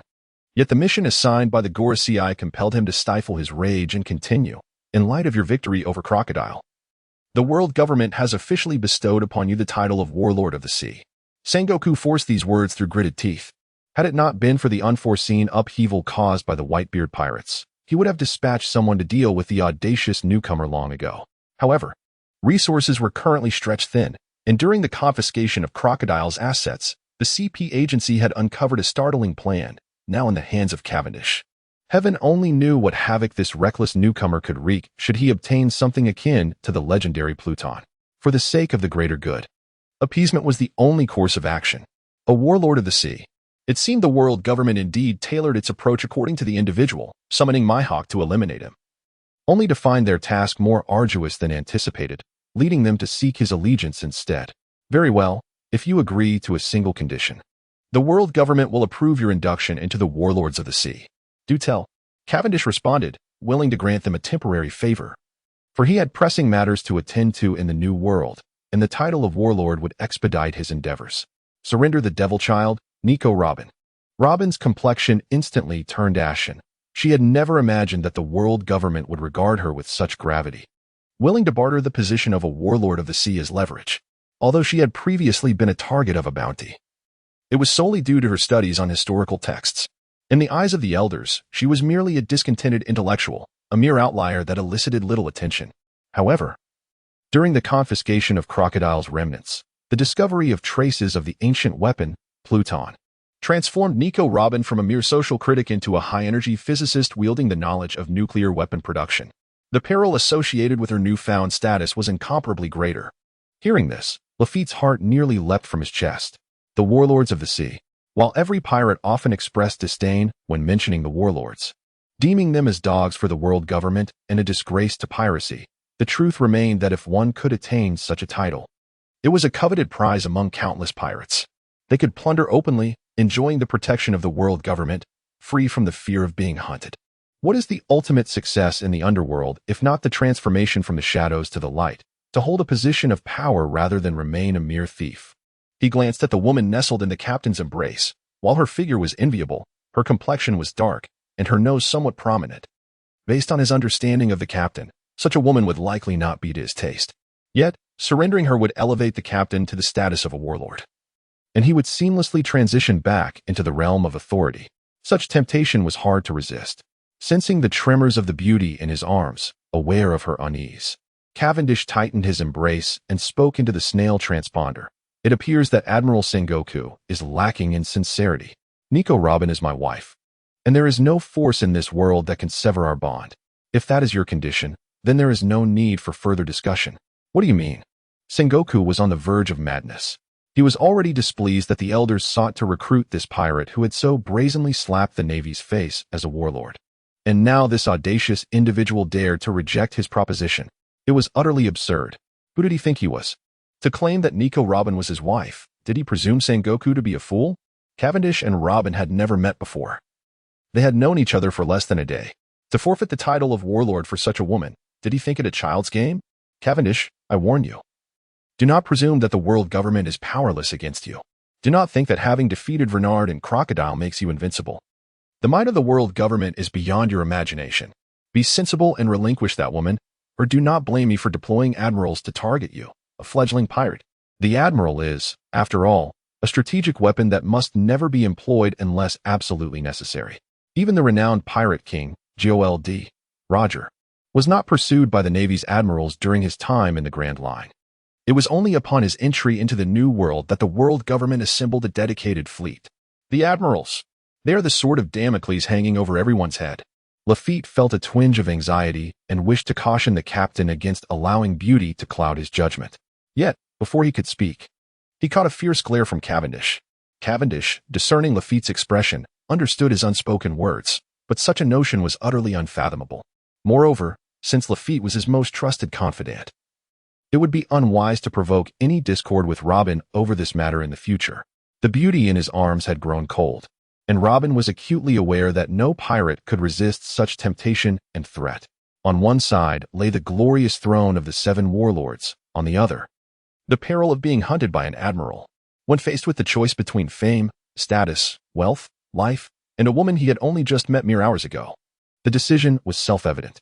Mr. Sengoku, even if you were to relinquish your position to me, I would never surrender my wife, Cavendish declared resolutely. As a time traveler, if he could not protect his dearest, then what was the purpose of his journey? It would be better to return home and rest. You fool, you are courting death. I must send an admiral. But before he could finish, the transponder snail was abruptly disconnected. A thunderous roar erupted from the Marine headquarters in Marineford, sending shivers down the spines of all soldiers present. They trembled in fear, unsure who had provoked the usually benevolent admiral into such fury. It seemed prudent to tread carefully in the days to come, lest they find themselves as mere outlets for the admiral's ire. Lafitte cast a puzzled glance at Cavendish. However, he had no time to ponder the old man's demeanor. Go down and check on those rascals.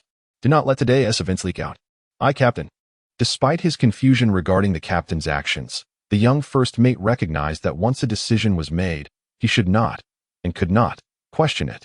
Even if the path chosen led to the abyss, he would accompany him on this journey. Cavendish cradled the dazed Nico Robin as he returned her to the room, gently laying her upon the sofa. Only now did she regain her senses. Why? She asked, staring blankly at the young man, seeking clarity for the confusion in her heart. I have already said it. You are my wife, and in this lifetime, you can only be my wife. I, Cavendish, may have committed many misdeeds, but I shall never engage in the disgraceful act of selling my wife for glory. Though still held in his embrace, Robin sensed that this time his hold exuded a warmth that was absent before. Perhaps this was the sensation of being protected? Why would the world government go to such great lengths to capture me? Robin nestled into Cavendish's embrace, seeking comfort as her weary head rested upon his shoulder. She was utterly exhausted, having evaded the world for 2 long decades. If Nami's childhood could be likened to dancing on a tightrope, then Robin's was akin to a perilous ballet upon the edge of a blade. Orphaned at a tender age and branded a monster due to the powers of the devil fruit, she bore a bounty of 79 million at merely 8 years old, forever fleeing from those who sought her. Such a life would weary even the most resilient of souls. Hence, she lacked a sense of security more than anyone else and yearned for companionship deeper than any. While Nami had the company of Noko and Aiken, Robin found herself utterly alone. Today, this man was willing to forsake the invitation of the 7 warlords for her sake, daring to confront the threats posed by the Marine admirals. Even if his intentions were dubious or his past malevolent, he stood as the sole lifeline to her sorrowful heart. Despite knowing that this lifeline might fray at any moment, she leaped towards it with reckless abandon. Cavendish gently caressed the beauty leaning against him. Due to a childhood marred by abuse and a life of constant flight, Robin's skin was far from flawless. In comparison to Nami or Miranda, even Cavendish's complexion surpassed hers. However, with proper care and restoration, Robin could undoubtedly radiate beauty that would astonish all who beheld her. Just 2 years hence, when Robin reappeared, it would be as if she had transformed entirely. The powers of the flower fruit inherently bestowed a beauty-enhancing effect, yet in the initial stages of her life, fraught with uncertainty and peril, she lacked the luxury of self-care. But during her 2 years at the Revolutionary Army's headquarters, Robin finally had the opportunity to tend to herself, achieving a remarkable metamorphosis from a rugged girl to a goddess, leaving many in awe. Although I remain ignorant of the precise contents of the historical texts, I am acutely aware that their decipherment and dissemination would undoubtedly strike a significant blow against the current world government, potentially igniting conflict across entire continents. Thus, those in power would never permit such an occurrence. Robin appeared somewhat dazed, as the study of historical texts was merely an obsession of the scholars from O'Hara, who had become ensnared in their academic pursuits. As a historian, how could one claim to be an expert while remaining oblivious to the history spanning from 800 to 900 years ago. What audacity to consider oneself a scholar under such ignorance. Thus, that group of individuals, seemingly struck by a donkey's kick, disregarded the prohibitions of the world government for such a ludicrous reason, covertly delving into the depths of historical truths. In the minds of those foolish enough to do little more than read, the pursuit of truth reigned supreme. They believed that uncovering that blank chapter of history was worth sacrificing their lives. Yet, none could foresee the cold-blooded brutality of the government, whose actions led not only to their own demise, but also to the tragic fate of the entire populace of O'Hara. Robin's obsession over the years stemmed from a desire to unveil the hidden secrets behind that blank history. A burden she bore as the collective resentment of all the lost souls from O'Hara weighed heavily upon her. It was merely an empty chapter of history. How could it possibly threaten the world government? Even if the predecessors of the world government had attained victory through despicable means, 8 centuries had passed. It was implausible that anyone would instigate war over such matters. Robin was not foolish, nor were the scholars of O'Hara. The world government had repeatedly commanded that no one delve into historical texts or the century of blankness. Anyone with a semblance of intelligence could discern the underlying motives. Nevertheless, they all shared the belief. After 800 years, regardless of the unjust ways the world government had once taken power, it could not serve as a justification for rebellion in the present. People exist within the realm of reality. They would not recklessly jeopardize themselves for an ephemeral cause. As for this, I cannot speak, for I am not an archaeologist.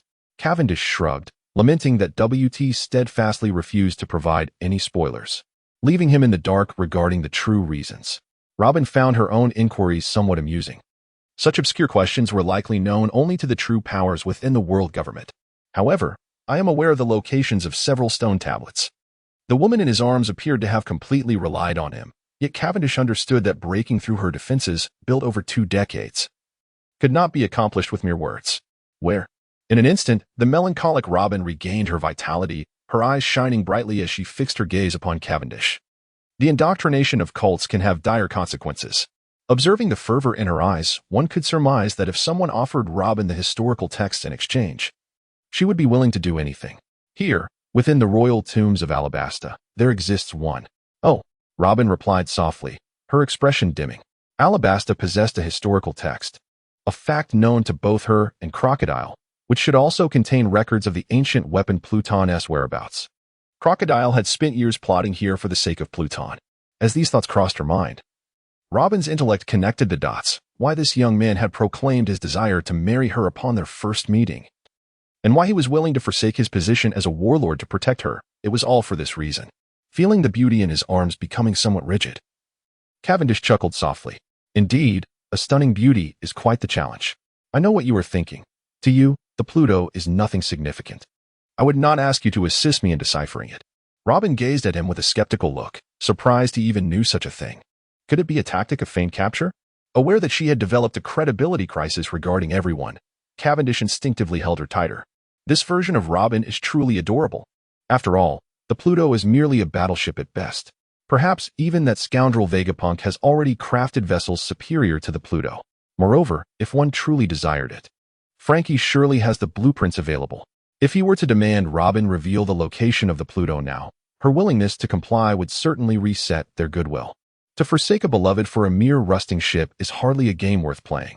Having heard his assurances, Robin remained somewhat distrustful, yet, since this man had not forced her thus far, she was willing to savor the warmth of an embrace she had never before experienced. As he gazed at the beauty sleeping peacefully in his arms, Cavendish felt a sense of infatuation. Robin's facial structure is quite defined, remarkably slender. If Nami represents the beauty of Eastern women, then Robin embodies the allure reminiscent of the enchanting women from the land of the bears, especially her bosom, which is even more pronounced than Nami's, standing tall even in slumber. In a past life, such a form would have surely been crafted in Korea, however. For a former shut-in like him, he recognizes this gift, surpassing human limitations, as the most authentic natural endowment. It is noteworthy that Robin, having endured malnutrition throughout her childhood and years of constant travel during her developmental phase, has grown to such an extent. If she had lived a proper life back then, one can only imagine the astonishing heights she could have achieved. The slumbering beauty furrowed her brow, for she had been in a coma for 2 days. Physiologically, she had no need for sleep, Yet psychologically, Cavendish was the only person to have evoked emotions within her in the past 2 decades. Although she remained uncertain about the authenticity of these feelings, she longed to experience a peaceful slumber before her dreams shattered, an opportunity to rest in the arms of a lover that might only come once in a lifetime. Cavendish, cradling the beauty, was lost in contemplation of future plans. Due to Robin, he was now likely on the Navy's most wanted list. Regrettably, he found himself in dire need of resources that were beyond his reach. Confronted by an admiral reputed to possess unparalleled strength, he felt woefully inadequate. Moreover, after delivering a resounding slap to Sengoku, it was probable that he was now more than just a mere admiral, while it was unlikely that 2 admirals would be deployed. It was almost certain that 2 or 3 elite vice-admirals would accompany him. Without an admiral, his current strength could likely match that of 2 vice-admirals. But facing 3 would prove exceedingly challenging. One should not underestimate the value of vice-admirals during the Marineford War. Whitebeard's ability to dispatch a vice-admiral in a single blow does not diminish their worth. When 5 or 6 seasoned vice-admirals joined forces, even an admiral would falter. Robin stirred slightly before awakening, and upon noticing that she lay in the embrace of this man, a faint smile graced her lips. "You're awake," Cavendish chuckled. "Come, allow me to introduce you to 2 sisters." Nokigo was bustling about in the kitchen, fully aware that the elder sister, who had been in a deep slumber, was now awake. The captain had planned a dinner together that evening, and as the private chef, she felt compelled to prepare an exquisite candlelit meal. "Nokigo, are you really okay being so busy? That woman is your rival, after all," Nami remarked with irritation as she observed the diligent Nokigo, who seemed to have lost her mind. "Not at all," Nokigo replied, expertly pouring a fine vintage red wine over the marinated steak, her skill leaving onlookers in awe. "If we're speaking of rivals, Nami, you are also a contender for the affection of my sister." "What nonsense," Nami retorted angrily. "I have no connection with that pervert, scoundrel, or disgrace." "Oh, little Nami, your words wound me deeply. We have been together for over 3 months, and yet you still view me with such disdain," Cavendish interjected as he entered the kitchen with Robin, immediately catching the tail end of Nami's outburst. "Humph, you lecherous fiend," Nami huffed, turning her head away in indignation. Nokigo, flustered, hastily turned off the stove. "Captain, what brings you here?" "It's not ready yet." "Nothing of consequence, merely wishing to introduce Robin." "As we shall all be family from now on," Cavendish replied with a smile, guiding Robin to Nokigo. "This is my esteemed wife, Nico Robin. Nokigo, you may call her sister from now on." Nokigo wiped her hands and extended one toward Robin. "Greetings, sister." Robin extended her hand to grasp hers. "This is Nokigao, my 3rd wife. Robin, you must not bully her." Both women flushed slightly at the remark. Cavendish then chuckled, pointing at Nami. "This is my 2nd wife, Nami, and also Nokigao's sister. We are currently in a bit of a quarrel, but that will soon be resolved." "Who is your 2nd wife?" "I am merely a commoner you forcibly claimed." Nami had quite enough of this arrogant man. However, on this ship, even Nokigao was his informant, leaving her unable to make even the slightest move or escape. "Nami, the captain is a good person," Nokigao said, tugging at Nami's arm, trying to give him some face in front of Robin. "Humph. Though somewhat reluctant, I will extend my hand. You had best keep your distance from this scoundrel. He is quite the lecher, having not only forcibly taken us sisters but also harboring other women on this ship. With someone like him, you will never find happiness." Robin smiled as she shook hands with Nami, admiring her defiance. Yet, faced with such provocation, the so-called most ruthless pirate wore a carefree smile, which truly surprised her. Looking around, Robin noticed the beautiful girl who had been sitting beside her upon waking was nowhere in sight. "Where is that blonde-haired, blue-eyed sister? Are you referring to Miranda?" Cavendish was taken aback that Robin remembered her. He waved his hand dismissively. "She is my slave, not my wife. Do not get it confused, my dear." He then pointed to Nami and Nokigao. "You 3 are my wives, so you must learn to live harmoniously." "Humph." Nami completely ignored him, shoving Cavendish aside as she exited. I apologize. Nami does not hold anything against you. She merely has some misunderstandings about the captain," Nokigao quickly expressed, fearing Robin might misinterpret. Robin smiled, assuring her it was no trouble, though her gaze towards Cavendish held an unspoken complexity. "Scoundrel, scoundrel, scoundrel." Nami fumed, storming onto the deck, cursing at the sky. After the incident with Hawkeye, she had begun to harbor some fondness for Cavendish, but who could have guessed that man was so despicable? Not only did he keep a maid and a slave aboard, but he had also returned from battle with several more women, simply a walking artillery of sorts. No woman would tolerate a man who was a stallion, though Nokigao's already negative intelligence did not count. Had Cavendish truly only had her in Nokigao, Nami might have considered giving him a chance. After all, among all the men she had encountered, that rogue had hardly any flaws, save for a few. You seem to harbor a strong aversion to the captain.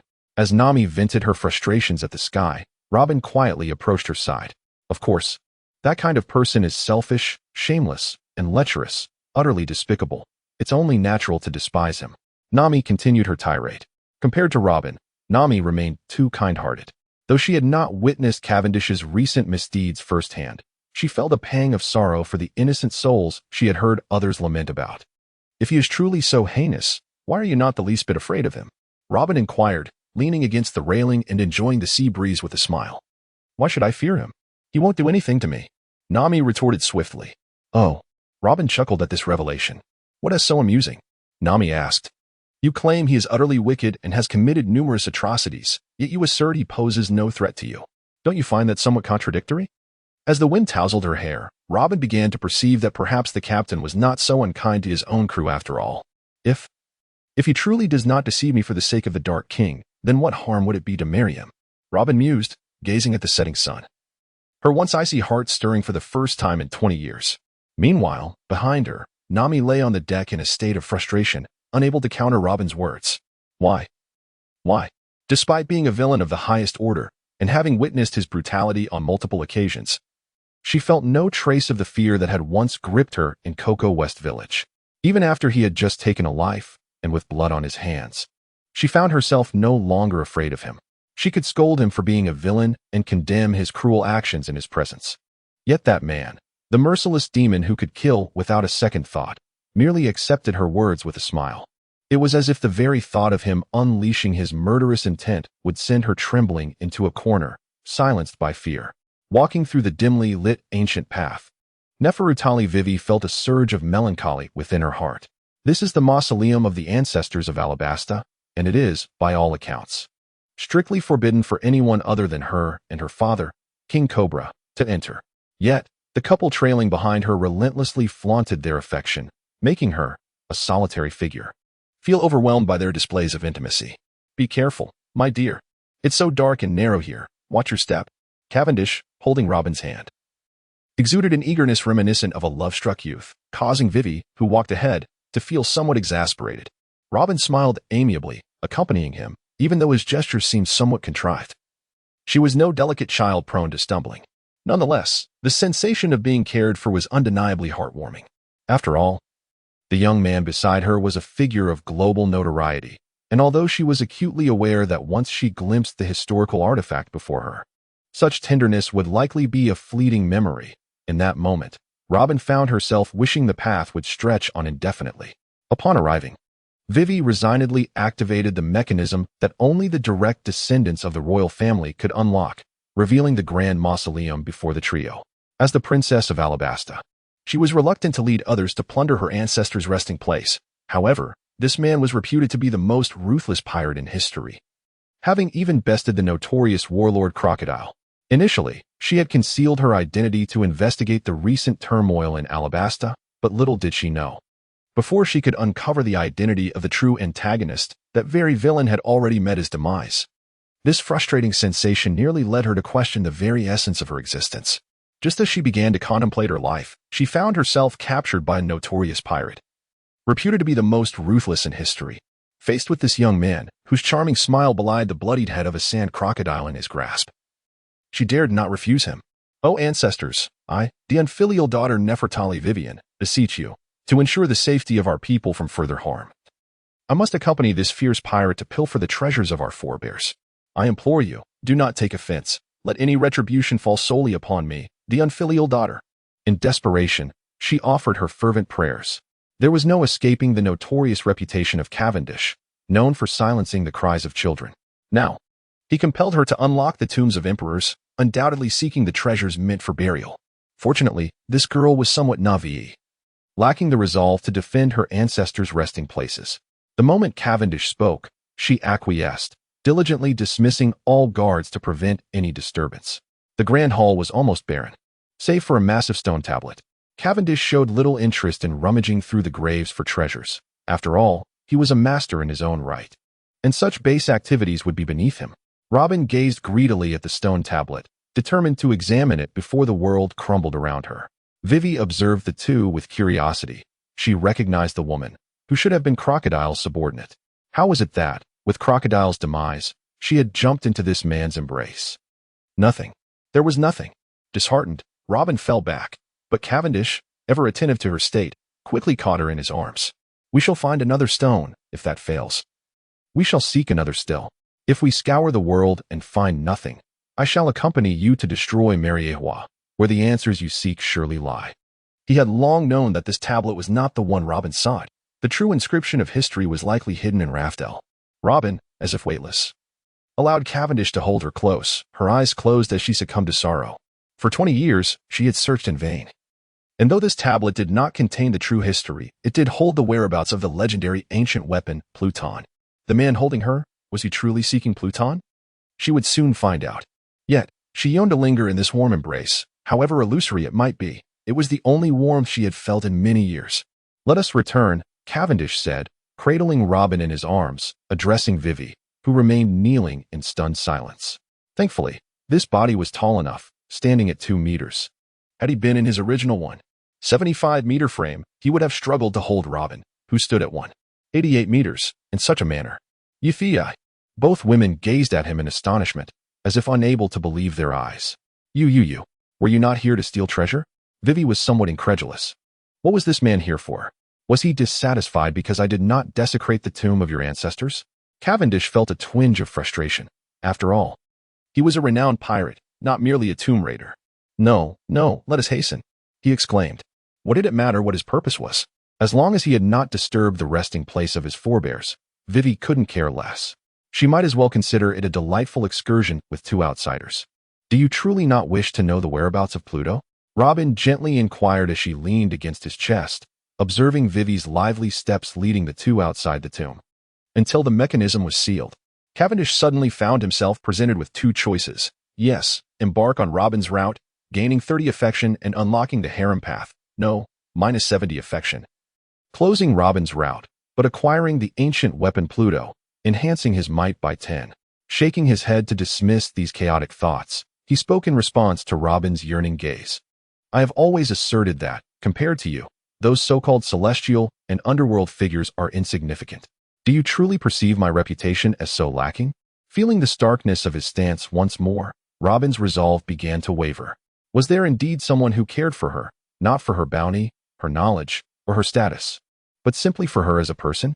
A peculiar warmth began to stir within her heart, as solid as ice. Looking up at Cavendish, who was holding her, she realized he was, indeed, quite handsome. With a boldness befitting a woman of passion, she swiftly tilted her head and planted a kiss on his cheek. Cavendish, observing the shy glimmer in the eyes of the beauty in his arms, understood that he had captured the heart of this frosty maiden. At last, we have emerged, Vivi declared, having traversed the secret passage with a hint of joy. Now, with the sand alligator defeated and the ancestral tomb intact, and the rebellion yet to take form, her beloved homeland was on the brink of peace. Thus, her spirits remained high.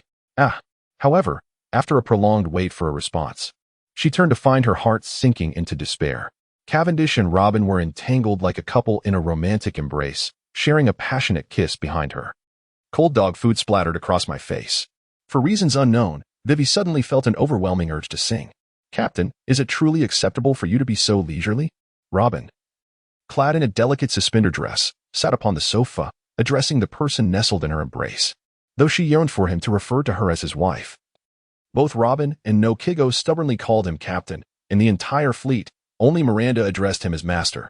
Of course, there was another individual who never bestowed a consistent title upon Cavendish, often resorting to epithets such as scoundrel, pervert, or lecher. Cavendish reclined on the sofa while Miranda knelt before him, massaging his calves. It's not my fault you're so formidable. My legs are still weak. After 27 years of restraint, when a mature woman was stirred by passion, the scene was quite extraordinary. Even Cavendish's robust physique was nearly incapacitated by Robin the previous night. Indeed, it is said that only the overworked ox dies, not the plowed field. Observing the sheen on Robin's face, enriched by love, Cavendish could not resist reaching out to grasp the voluptuous curves before him. "You scoundrel!" Robin shot him a disapproving glance, yet made no further protest, instead leaning back on the sofa to facilitate the caresses of the man beneath her. "Adulterer!" Miranda seethed silently while kneeling, too fearful to express her anger. Initially, she had thought that Cavendish treated the three women with kindness, leading her to believe she might elevate her own status slightly. However, this devil had stripped her of her clothing and forced her to kneel naked in the corridor for a night, merely because she had shown a hint of disrespect towards that shameless woman. He warned her that this was merely a preliminary reprimand. Should she fail to recognize her place, she would be demoted to a ship slave on another vessel.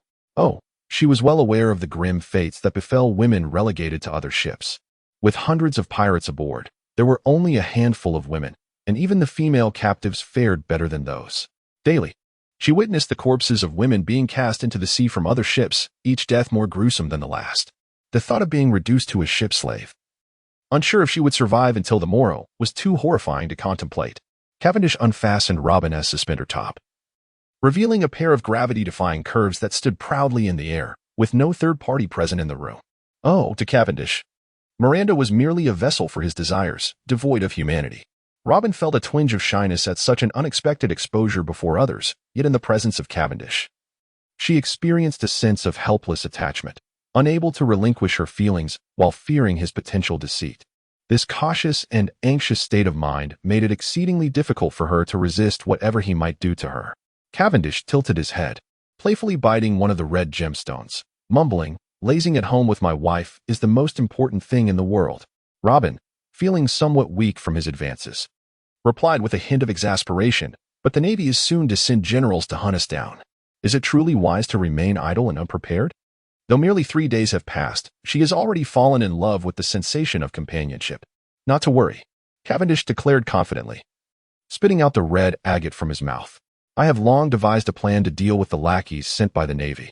Rest assured, my dear, I intend to take you on a grand journey around the world, ultimately reigning supreme." A mere general is but a drizzle. Sensing the unwavering confidence in his tone, Robin chose not to comment further. After all, she thought, if it came to it, she could face death alongside him. Discovering a true love before her demise could be considered worthwhile. Mary Geos, the highest institution of the world government, within the office of the 5 elders. "So, this newcomer has audaciously rejected our goodwill? He refuses to surrender Nico, Robin?" A fearsome elder with a scarred face inquired of Sengoku, who had come to report. "Indeed. That rookie pirate not only spurned the world government's kindness but also spoke arrogantly. Such an ungrateful villain must be decisively suppressed," Sengoku asserted from within the Grand Hall. Addressing the 5 elders, "Heaven knows, the face of Admiral Sengoku is not to be trifled with. Roger once struck him, and he eliminated him. The Golden Lion dealt him a severe blow, leaving him half dead and in hiding for decades. Even Whitebeard, though yet to be dealt with, is rumored to have only a few years left to live. It can be said that anyone who has dared to strike Sengoku has not lived to tell the tale. That rookie pirate truly believes himself to be something special. I, the illustrious Admiral of the Navy, the leader of the world's most violent organization, am not one to have my face struck so casually. Naturally, since he lacks awareness of the situation, there is no reason to let him continue to exist." The elder with 2 prominent mustaches seated at the head spoke. "While your words hold truth, whom should we dispatch to take care of this newcomer pirate?" The sword-wielding elder remarked coolly from beside him. The fact that Mihawk did not eliminate the opponent surprised them, and with Cavendish having just defeated Sand Crocodile, his reputation soaring, sending inadequately skilled personnel would be akin to throwing buns to a dog. Though they boast of possessing the world's authority, their top combatants are limited. The CP organization can handle minor threats, but confronting a master like Cavendish is entirely beyond their capacity. The protective clan of Mary Geos possesses sufficient strength, yet they are the last line of defense for the celestial dragons and cannot be mobilized. Surely, we cannot send all 5 of them out to slay foes. Does the Navy currently have any forces available for deployment? After much contemplation, it seems the only feasible option lies within the Navy itself. However, it is not possible at present. The Whitebeard pirates appear to be embroiled in internal conflict, causing unrest throughout the New World. Moreover, the World Kings Conference is still in session. We must retain a sufficient number of personnel. Sengoku shook his head, If he could spare forces, Cavendish would not be so brazen. What shall we do once the conference concludes? The elder with the long beard among the 5 elders pondered for a moment before inquiring, very well. I can request Admiral Akiji to escort the king of the Grand Line back to his homeland and deal with that pirate on the way, Sengoku affirmed confidently. However, the 5 elders were somewhat dissatisfied with Sengoku's choice, as they criticized Akiji's laid-back approach to tasks. They believed that dealing with someone like Cavendish would be better suited for Admiral Akainu. Nonetheless, Sengoku was reluctant to deploy Akainu, as eliminating Cavendish would be a significant achievement. And he wished for Akiji to succeed him. Such matters should not be muddled by Akainu's involvement. Sakazuki needed to remain stationed in the New World, and a swap with Akiji could potentially destabilize their plans. Confronted with Sengoku's articulate reasoning, the 5 elders, despite being aware of his ulterior motives, could not entirely disregard his requests and reluctantly acquiesced. They resolved to be less indulgent in the future. The mole took a sip of coffee, finding it excessively sweet. After all, the head chef had to cater to the palates of the nobility, who were unaccustomed to bitter coffee. Maynard drained his cup, not as finicky as the mole. And considering this was an authentic specialty from Cocoa Island, he realized that if not for this ship transporting the kings of the allied nations, such a high-grade offering would be difficult for him to afford on his salary. Akiji lounged languidly on the sofa, this time to confront the new pirate. The marshal had not only dispatched him but also sent 3 vice admirals from headquarters along with him. Although they were ostensibly tasked with escorting the kings of the Grand Line's nations back to their homelands, many within the government were rather critical of the deployment. After all, he was merely a newly emerged pirate. While his actions were indeed audacious, was it not somewhat excessive for the Navy to mobilize such forces against him? Such is the nature of any bureaucratic institution. After many years of operation, it inevitably develops an inertia characterized by inefficiency and mutual blame. The fact that the world government has maintained its current level of operational efficiency for 8 centuries is indeed commendable. Where is that pirate's fleet now? Bastille inquired, glancing at the nautical chart hanging on the wall and addressing the accompanying navigator. The navigator pointed to a section of the sea, stating, according to the latest intelligence, the nefarious fleet should have reached this point, leaving us with 3 days of sailing. However, we are still a day's journey away from Water 7. I was just about to ask Admiral Akiji whether we should first escort these esteemed guests to their destination. The naval headquarters has dispatched 2 of its latest colossal warships, equipped with sea stone capable of traversing the calm belt, accompanied by over 2,000 elite soldiers. Leading the charge is Admiral Akiji, flanked by Vice Admirals Kazu, Maynard, and Bastille, a display that can only be described as a lion hunting a rabbit or capturing a turtle in a jug. After all, the world government seeks to deliver a severe lesson to the audacious newcomer, while simultaneously bolstering Akiji's prestige in preparation for succession and restoring the Navy's esteemed reputation. The reckless actions of that detestable pirate have caused a slight decline in the Navy's and even the world government's standing among the populace, by a fraction of a percentage point. However, aboard this ship, there are not only Navy personnel but also the kings of the nations participating in the first half of the Grand Line. Indeed, Admiral Akiji's rank is somewhat akin to that of a 4-star general or Secretary of State in the United States, while these kings hail from nations such as Sierra Leone, Botswana, and Barbados. The world government resembles a modern-day United Nations. Despite Akiji's overwhelming superiority in rank, prestige, and personal power, politically, his administrative level appears to be a half-tier beneath these sovereigns. Furthermore, there is also Cobra, a figure reminiscent of a contemporary New Zealand Prime Minister. If any of these kings were to inadvertently sustain injuries or suffer psychological distress during the conflict, Akiji would bear the repercussions. Is that newcomer pirate aboard his ship? Akiji pondered before inquiring. Yes, according to our intelligence, he was sighted aboard the flagship earlier today, and his first mate, Lafayette, also made an appearance within the fleet. The naval officer confirmed. After all, treachery lurks everywhere, not to mention Cavendish's pirate crew, which is as permeable as a sieve. Several infiltrators from the CP organization managed to blend in. Though they concealed their identities, rendering them of limited use, they were sufficient for relaying messages. Bastille, you will lead half of the troops to escort the dignitaries to Water 7. Meanwhile, Mouse, Maynard, and I will take the remaining forces to deal with that newcomer pirate. Once we have completed our task, we will send you a message, and you along with Maynard will continue escorting the dignitaries back to their homeland. After a moment of contemplation, Akiji ultimately resolved to proceed. Originally, a mere vice admiral would suffice to escort this group of kings back to their homeland. However, the call for Akiji's presence was solely to eliminate Cavendish, with both Bastille and Maynard accompanying them. Traversing the initial segment of the Grand Line posed no significant concerns. Furthermore, Cavendish was not to be underestimated. Based on various intelligence reports, this fledgling pirate possessed considerable strength, albeit only to a certain extent.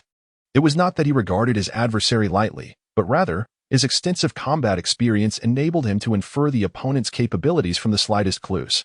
At best, Cavendish could be compared to a formidable opponent akin to a sand crocodile, potentially slightly challenging for Akiji, yet entirely manageable, a testament to the confidence of an admiral. Moreover, with the seasoned veteran, Mole, and the newly appointed vice admiral, Maynard, accompanying him, there was no way Cavendish's motley crew could turn the tide. Akiji was confident in his ability to capture them all without exception. Indeed, Akiji the admiral, although he had to continue serving those esteemed gentlemen. Bastille was acutely aware that among the three vice admirals, he was the weakest, not to mention the veteran vice admiral, Mole, even against Maynard. He had suffered more defeats than victories. Thus, the arduous task of escorting important personnel, both the most laborious and thankless, was relegated to him.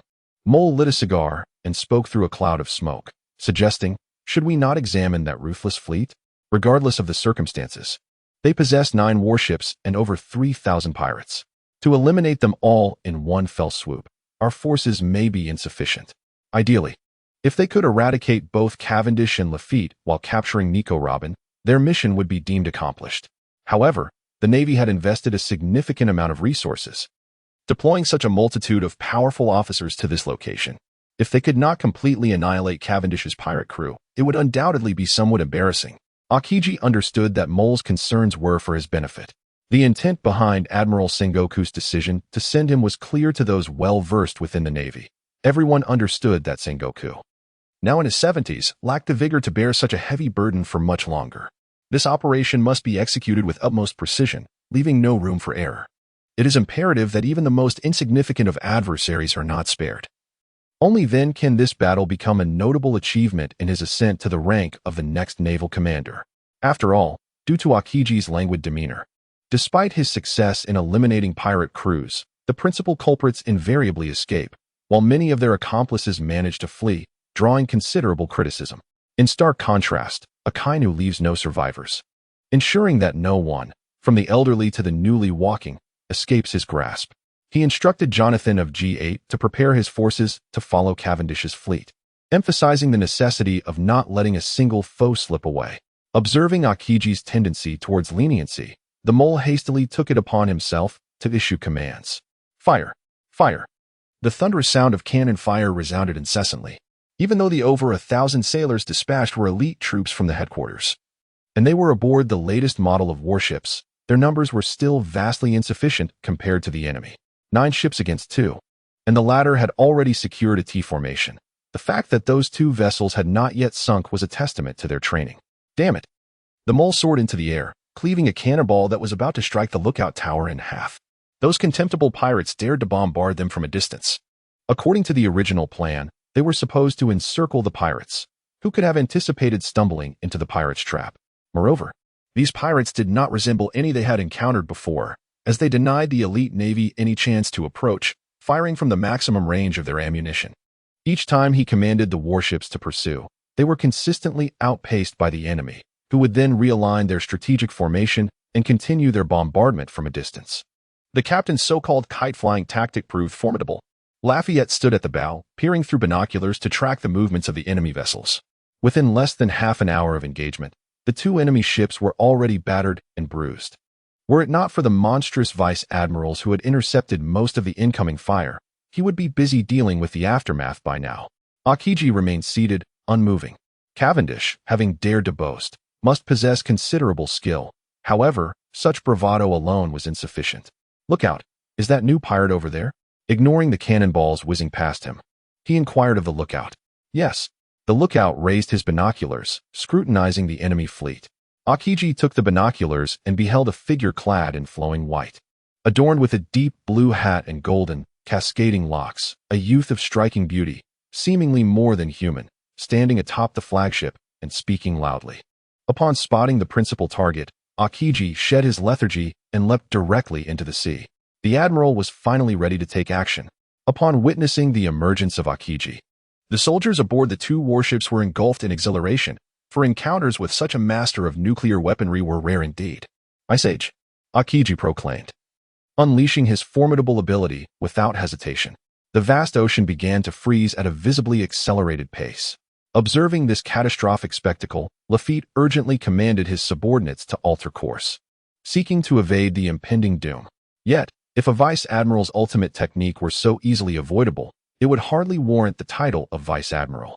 The entire pirate fleet found itself encased in ice, with 9 warships rendered immobile, unable to budge an inch. Such was the prowess of an admiral. Cavendish stammered in trepidation, nearly collapsing onto the deck, only to be steadied by Lafitte. "Captain, give the order to charge. We have 3,000 men, while they possess but 1,000. 3 to 1. We need not fear them," Lafitte quickly reminded him. Yes, yes. Charge, men, charge." Cavendish finally responded, issuing a command that jolted the bewildered pirates back to reality. "Indeed, we have our esteemed captain. His strength is monstrous. Leave the admiral to him. We shall deal with the navy." Ever since they had allied with Cavendish, these once overlooked individuals had transformed into something greater. Those who once scorned them now seemed eager to grovel at the mention of their allegiance to the illustrious Cavendish. Thus, fueled by newfound fervor, they charged forth, undeterred even by the knowledge that they faced an admiral's forces. It appeared these pirates were truly fearless. Mole regarded the raucous throng charging towards them with disdain and commanded, "Navy, engage." Thus, a skirmish that could be deemed a minor encounter unfolded in the depths of the ocean. Kondo Mikage vanished like a wisp of smoke, only to reassemble with deadly precision. And as he materialized, 3 Navy soldiers succumbed to eternal slumber. "Damn it!" exclaimed Rear Admiral Maynard, who was searching for his officers.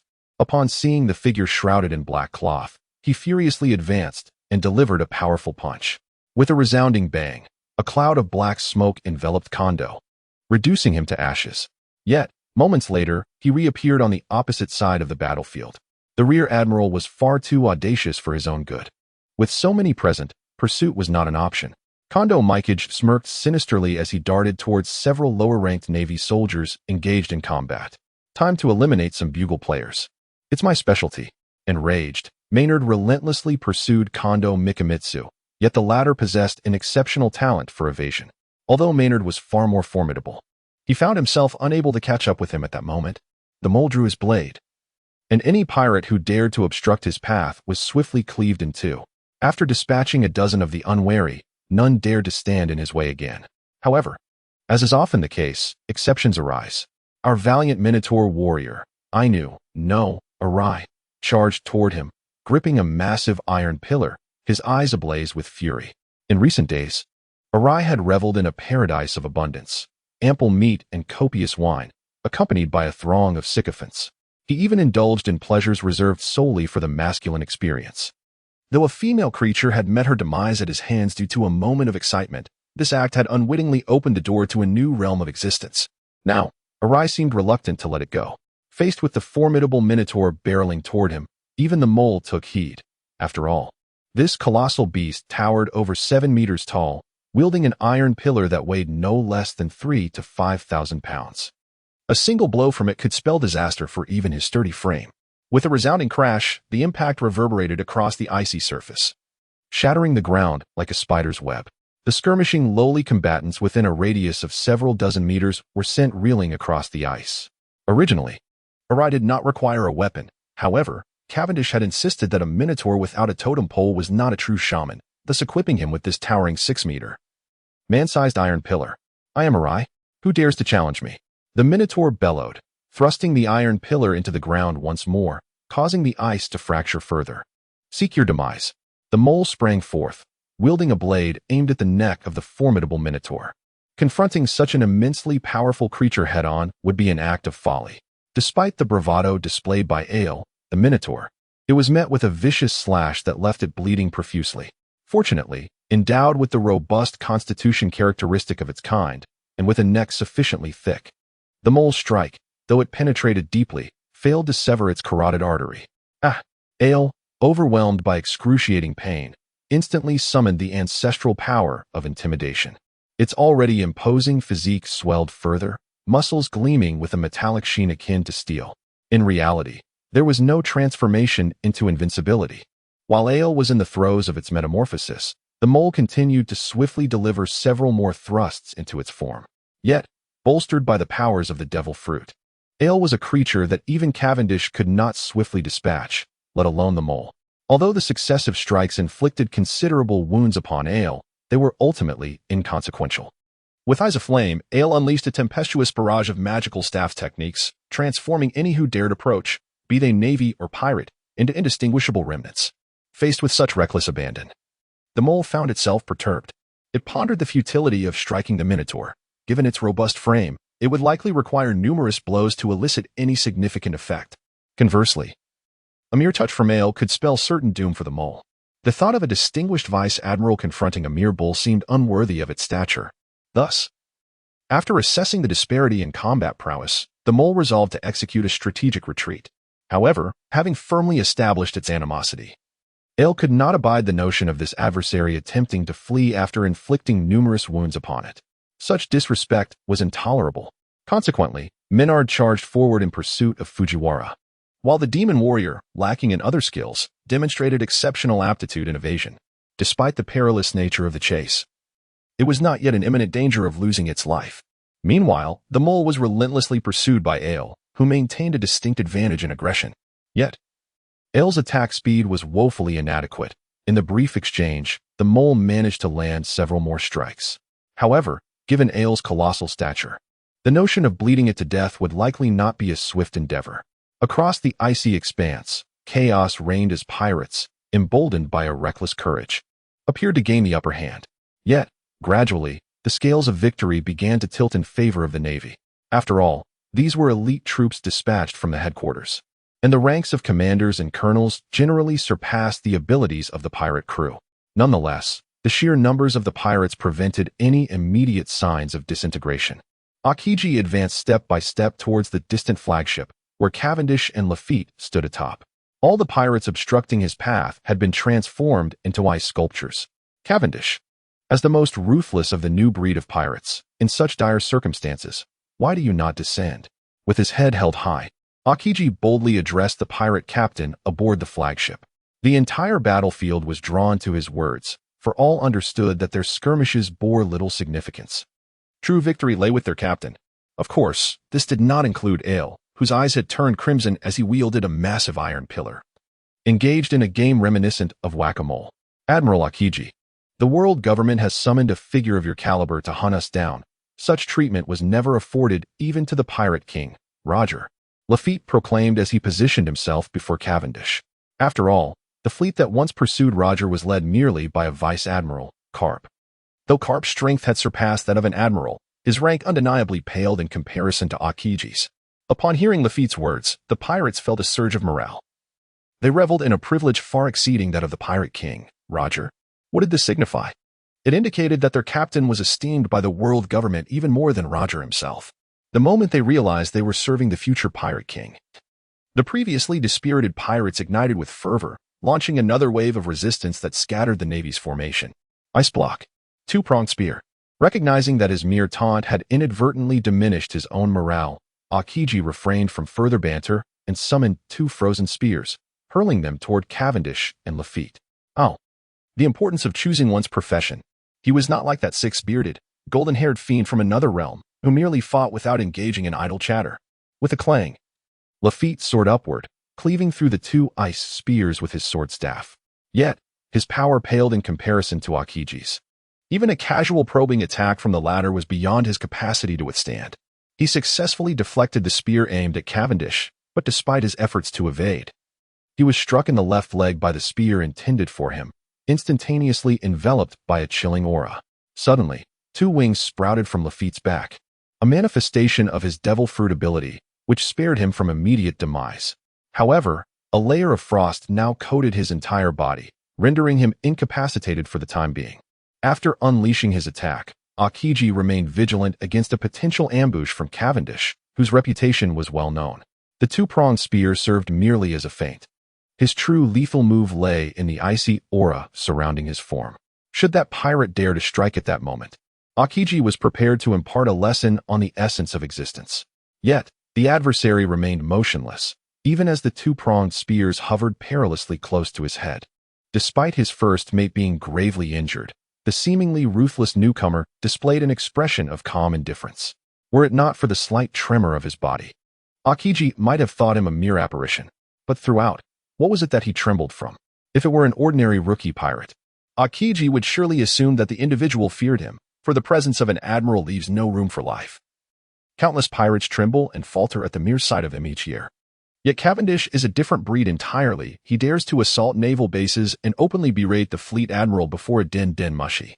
Fear, indeed. Akiji discreetly fortified his defenses. Although his strength could undoubtedly subdue the foe, prudence dictates caution to avoid any unforeseen mishaps. The fervor exhibited by the pirates has been thoroughly quelled by the formidable might of the navy. Arai bears countless wounds inflicted by the mole, and his strength is waning. Meanwhile, Kondo Sangwang lies on the ground, coughing blood, while Minard, after toying with him for an extended period, has finally accelerated to deliver a decisive blow that has rendered him unable to maintain his once dazzling footwork. The three most powerful individuals are grievously wounded, and the remaining members of the pirate crew are in a state of disarray. Were it not for Cavendish, who is yet to make his move, these ruffians would have already scattered like birds and beasts. Yet, despite the morale of his subordinates plummeting, Cavendish stands unyielding at the bow of the ship, immovable. Even Akiji, with his experience, cannot fathom what thoughts occupy his mind. However, whatever he contemplates is now of little consequence. Ice block, violent Akiji. Akiji, the mole, Minard, Bastille. And Jonathan. Cavendish recalls each name slowly, seemingly recognizing them all. Akiji needs no introduction. He wields ice magic with such mastery that he can manipulate it at will. A veritable level 95 ice mage. To confront him now would be an earnest challenge. As for the mole and Jonathan, they also possess their own unique narrative arcs. Individuals who can feature prominently in multiple storylines are certainly formidable. Minard and Bastille, however, are less memorable, likely akin to Verne, belonging to the ranks of generic, expendable vice-admirals. Yet, regardless of their commonality, they are still vice-admirals, and aside from Cavendish, it seems no one in the fleet could contend with these two. Akiji. Upon hearing this name, Robin, nestled in his embrace, feels a chill run through her entire being. The man, akin to a deity or demon, has right before her eyes transformed Solong into an ice sculpture. Why not surrender me instead? Robin was initially engulfed in fear, for that man was a living nightmare to her. Moreover, in recent days, she had relished the rare warmth and tenderness bestowed upon her by Cavendish. Extending beyond the confines of their bed, she could no longer endure the anguish of losing her beloved. With a resounding slap, Cavendish struck her ample bosom, causing it to sway and bounce. Nonsense! I've already declared that you are my wife, and in this lifetime, you shall only be my wife, without my command. You are forbidden from making any reckless decisions. Though the slap stung painfully, Robin's heart was nonetheless warmed. Yet, the thought of the Navy mounting such a formidable operation to apprehend both her and him left her feeling quite disheartened. Observing her lingering worries, Cavendish patted her bosom once more, assuring her, "Rest easy, a mere green bull is nothing. Your husband can teach him a lesson in no time." He swore by his own integrity that his actions were solely to alleviate Robin's fears, and not because he found the playful slapping amusing. Humph, such eloquence. If you truly were unafraid, why run? Lamented the radiant girl seated opposite him, who succinctly exposed the essence of his current behavior. A great battle loomed ahead, and his subordinates believed that under their leader's guidance, they could certainly achieve victory, slaying one foe after another, ultimately turning the tide. Despite the daunting army led by a general, the ranks of cannon fodder showed no signs of collapse or retreat, indicating their morale was robust. Yet, here was their leader, appearing aboard this emergency escape submarine, with his left arm wrapped around the anxious Robin, his right arm embracing the infatuated Nojiko, who seemed indifferent to the impending disaster as long as she was by his side, while Nami, the second wife, was forcibly taken, and in the corner. The trained beauty hound, Miranda, squatted quietly. In this situation, if you say he is not fleeing, it truly seems absurd. Do you understand? This is called strategy. Do you comprehend? Cavendish grasped the fruits beside him, praising the watermelon in his left hand. The right hand held a red Fuji apple, which was also commendable. After all, one cannot solely indulge in watermelon, but must also savor some apples. Seeing the lecher across from her brazenly undressing that cow-like creature in front of her, Nami could no longer tolerate it. Scoundrel, do you possess even a shred of the courage of a pirate? To flee from the enemy and abandon your loyal subordinates and maid, do you have any humanity left?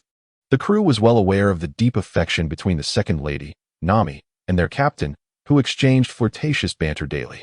Hence, they treated her with utmost respect. Over the past 2 months, she had developed fondness for many among them.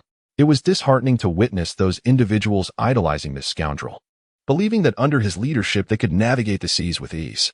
Yet, who could believe that the captain, upon whom they had pinned their hopes, would choose to abscond on the eve of a decisive battle? Noticing the fury radiating from the young woman opposite, and understanding that the two beside her had somewhat grasped their trio's dynamics, it was clear that this was not an opportune moment for romantic exchanges. Firstly, I possess a 99% certainty of persuading Akiji to depart quietly, but that remaining 1% rests on the shoulders of the first wife. As he spoke, he squeezed the watermelon, prompting Robin to shoot him an exasperated glare. The world government had dispatched such formidable forces to capture me, partly due to my defiance against the Navy, but fundamentally because the first wife currently unsettled them. Therefore, I must ensure her safety. Otherwise, we risk becoming overly cautious, which could lead to disastrous consequences. After all, Akiji can be coerced, but if Robin were to fall into the hands of CP, that fiend Spandam would likely refuse to exchange hostages. Moreover, even if a hostage exchange were possible, if my wife were to be inappropriately handled, I would be left in a most humiliating predicament. Curse it. Once this matter concludes, I shall deal with that scoundrel Spandam. Otherwise, my thoughts will remain unfulfilled. Upon hearing his words, Robin recognized it was entirely due to her presence, thus choosing to overlook his mischievous actions. However, this rogue had the audacity to remove his outer garment in the presence of others. Nami, barely containing her rage, refrained from smashing her fist into the head of that shameless lecher, who, in such a tense moment, had the gall to embrace that cow-like creature and drink milk. Utterly devoid of shame, after teasing Robin for a while, Cavendish wiped his mouth and continued, "As for you, without your abilities, we could not accomplish this mission. Hence you must accompany us." After speaking, he turned and kissed Nokigo. Although his mouth was still filled with a lingering milky fragrance, Nokigo joyfully reciprocated with a French kiss. Observing Nokigo's dreamy gaze, Nami realized that her sister was utterly beyond redemption.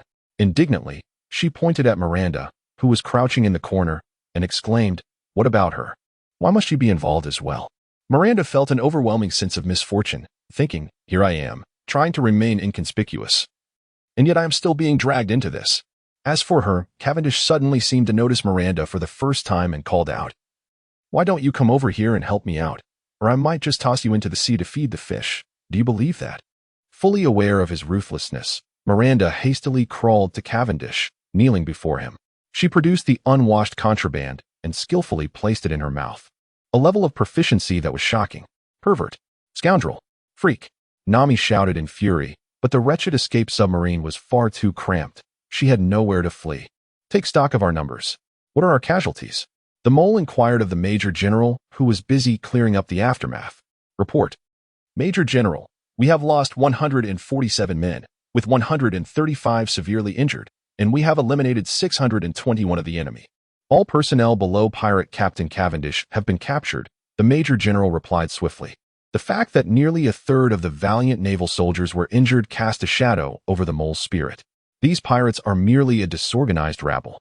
If they were to disperse, they would flee at the mere sight of a naval major. Yet, when united, they audaciously dared to confront the forces of an admiral. However, the scoundrel who managed to rally these miscreants is now reduced to an ice sculpture, standing frozen with a visage betraying panic. The thought that such a cowardly and feeble individual could cause such turmoil within the Navy elicited a bittersweet smile from the mole. Akiji stood beside Cavendish, marveling at the scene. If this individual had managed to withstand his assault or evade it, even countering with lethal force, he would not have been as astonished. Faced with his icy onslaught, the opponent exhibited no resistance, succumbing to transformation into an ice statue. It is not merely a matter of forming a layer of ice externally. He could distinctly feel that Cavendish was entirely frozen from within. His blood and internal organs had solidified completely beneath the icy surface. He found it perplexing how such a figure could possibly defeat Vern in the Sand Crocodile, becoming the most ruthless rookie pirate in history. Report to the Admiral. We have scoured every vessel and found no trace of the Devil's Child, Nico Robin, the Navy reported. Indeed, Akiji nodded silently. That woman had undoubtedly escaped. But if she had, so be it.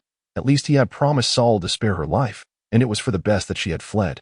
We discovered hundreds of women aboard the ships, yet despite the seasoned soldiers who had faced the horrors of battle, they were left astonished when they opened the lowest decks of each vessel. Beautiful women were herded like livestock below, their bodies exposed, expressions vacant. Many were rendered speechless upon their arrival, with some having completely lost their sanity. These vile pirates. As a soldier, Akiji had encountered many terrifying and brutal things. Yet upon seeing the hollow gazes of those hundreds of souls, even his stoic heart felt a sharp pang. Take good care of these victims, ascertain their family addresses, and return them home, he commanded, unable to endure the oppressive atmosphere any longer. Yes, sir, the righteous major promptly replied, then inquired, Admiral. Regarding the treatment of those pirate captives? Handle it as you see fit, Akiji replied.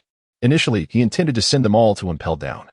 But after witnessing the plight of those women, he chose to delegate authority to the soldiers below. While these soldiers would not resort to executing the captives, mistreatment was assured. After all, they were all scum. Akiji reclined on a lounge chair, for the first time contemplating that perhaps Akainu's actions were justified. In the command room of Marine Ford, Sengoku laughed heartily. You little brat, how does it feel to be put in your place? The latest news indicated that the turmoil instigated by Whitebeard was due to an internal conflict among his crew, a revelation that sent shockwaves through the Navy. It was well known that Whitebeard's crew was the most united in the world, and the fact that such discord could arise under his leadership signified the decline of a great era. Now, with Cavendish captured by Akiji, it was noteworthy that this rookie pirate, whose reputation had soared, was considered by many to be the most likely successor to the Pirate King's throne. The capture of such a promising newcomer, alongside the waning influence of the venerable Whitebeard, suggested that indeed, this world remained under the dominion of the Navy. Bree bree bree bree. Bree bree bree bree, echoed the call of the 5 elders through the den mushy, seemingly preparing for a discussion regarding the commendable achievements of Akiji. Given the finesse with which this matter was handled, Akiji's ascension to the rank of admiral appeared to be a foregone conclusion. 5 elders, this is Sengoku speaking. Concerning my previous proposal to elevate Akiji to the next admiral of the Navy, damn it. Before Sengoku could finish, a resounding roar of indignation erupted from the other end, nearly leaving him dazed. Frustration gnawed at Sengoku. Despite the higher status of the 5 elders, such blatant disrespect was intolerable. What do you mean by this? I am also a prominent figure within the world government. Even Sengoku's usually placid demeanor began to fray at the edges under such treatment. Damn it, Sengoku. How could you handle matters in such a manner?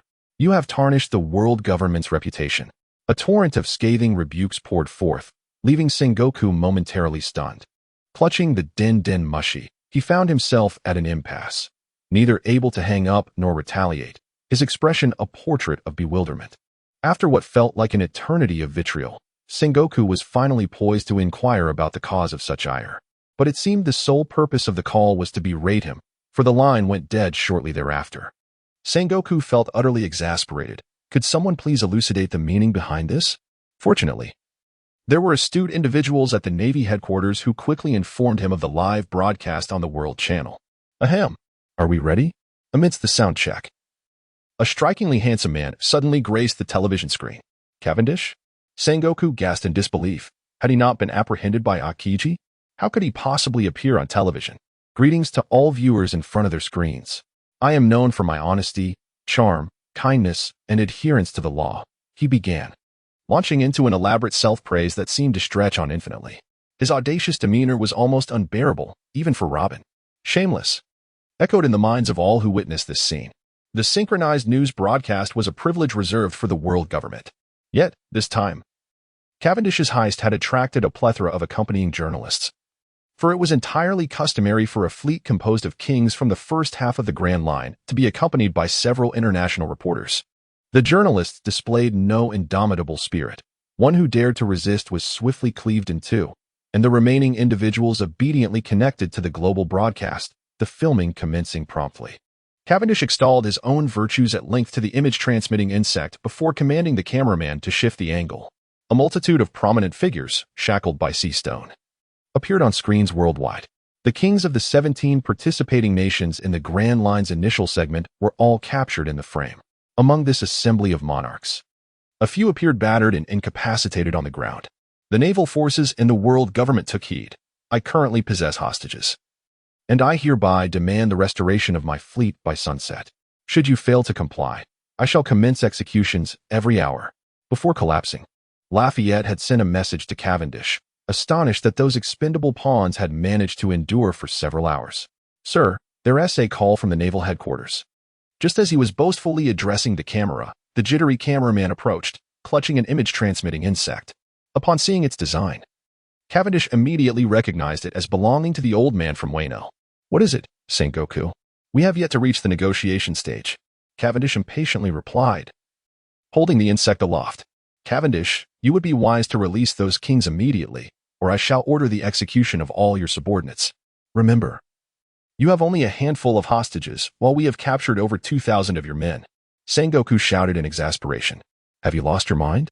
Ignoring Sengoku's furious tirade, Cavendish hung up the phone. Sengoku must have been infuriated by this newcomer. Whitebeard, watching the live broadcast aboard the Moby Dick, nearly doubled over in laughter, causing his crew to flail about in panic. A nurse, wielding a syringe capable of inflicting lethal harm, plunged it into his robust arm.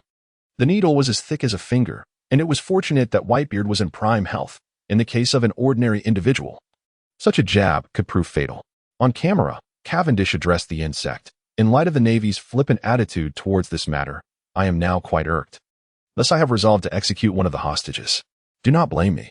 Sengoku has compelled me to take this action. With that, he cheerfully approached the hostages, circling them as if to select one. Among his expendable pawns, aside from Lafayette's unwavering loyalty and the promising strength of Ale, the rest were mere fodder, easily replaceable at his whim. How foolish must Sengoku be to think he could leverage them against him? Sir, a call. Just as Cavendish dragged a hapless victim from the crowd, ignoring the wretched cries akin to that of a slaughtered pig, the cameraman presented yet another image-transmitting insect. Goodness! Are you like Doryman, with so many of these insects? He exclaimed, exasperated. The Navy isn't picking up.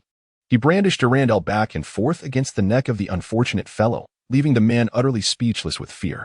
Please, do not kill me. I am the king of the Pear Blossom Kingdom. I am wealthy. I possess great riches. Spare me, I implore you. My lord, it's a call from the world government. The cameraman, nearly trembling in his boots from the piercing glare, was overwhelmed by the gravity of the call, yet despite his terror, he carefully produced the din-din mushi. Who is it? Cavendish took the din-din mushi and spoke before the entire world. The most ruthless newcomer among pirates. It is I, the wise elder. An aged voice echoed from the other end. The wise elder, the powerful elder, the insightful elder, the beneficial elder, and the martial elder, together known as the Five Elders. It is indeed the Five Elders. My apologies for the lack of respect.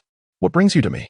Though he uttered words of respect, it was evident to all that the young man harbored no semblance of deference. We have agreed to your earlier terms. Your fleet will soon return to you, intact. However, you must not harm any king. Despite these kings being of little consequence within the world government, this was a global broadcast. All member nations were aware that 17 of their peers had been captured by pirates. Regardless of the cost, the Five Elders were compelled to rescue these monarchs. Otherwise, the bonds of loyalty would unravel. This scenario is akin to convening a United Nations assembly, only to have the leaders of 17 underdeveloped nations captured by terrorists. Had this incident remained concealed, those in power might have resorted to brutal suppression. However, once this matter came to light, no one dared to shoulder the responsibility, leaving themselves at the mercy of the terrorists. Such is the reality. If the Navy possessed even half the reasonableness of a world government, many conflicts would be alleviated. For now, it would be unwise to offend these 5 elderly gentlemen to the point of no return. It is prudent to extend them a measure of respect. Therefore, Cavendish, what conditions would you require to release those leaders? Esteemed elders of the 5 stars, is it truly necessary for us to negotiate these terms in front of the whole world? Cavendish smiled, gesturing toward the screen. After all, negotiations are best conducted in private. If Cavendish were to announce his terms now, what if they deemed them unacceptable?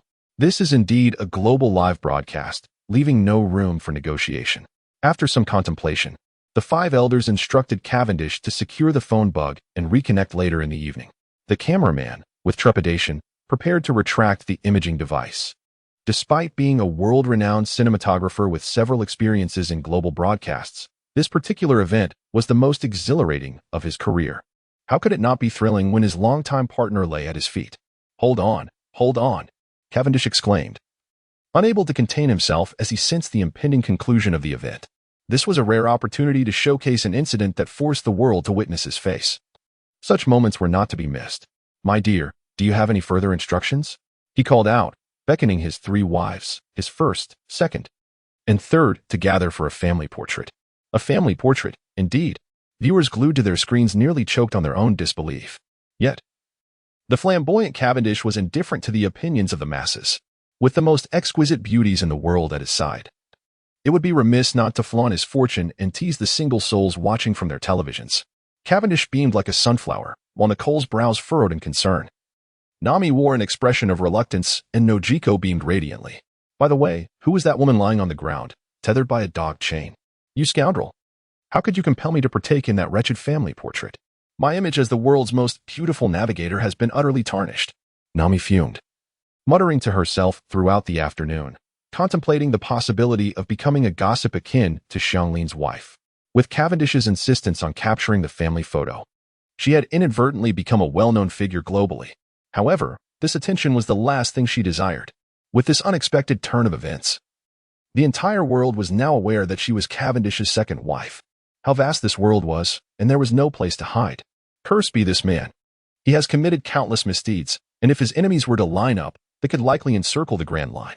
A beautiful and charming girl like her, if caught by those seeking revenge yet too timid to act, would likely suffer far worse than the women on those ships. Nami, you are already part of our family. Of course we must take the picture together, Nojiko cheerfully asserted. Little did they know that the captain had just publicly acknowledged her as his wife.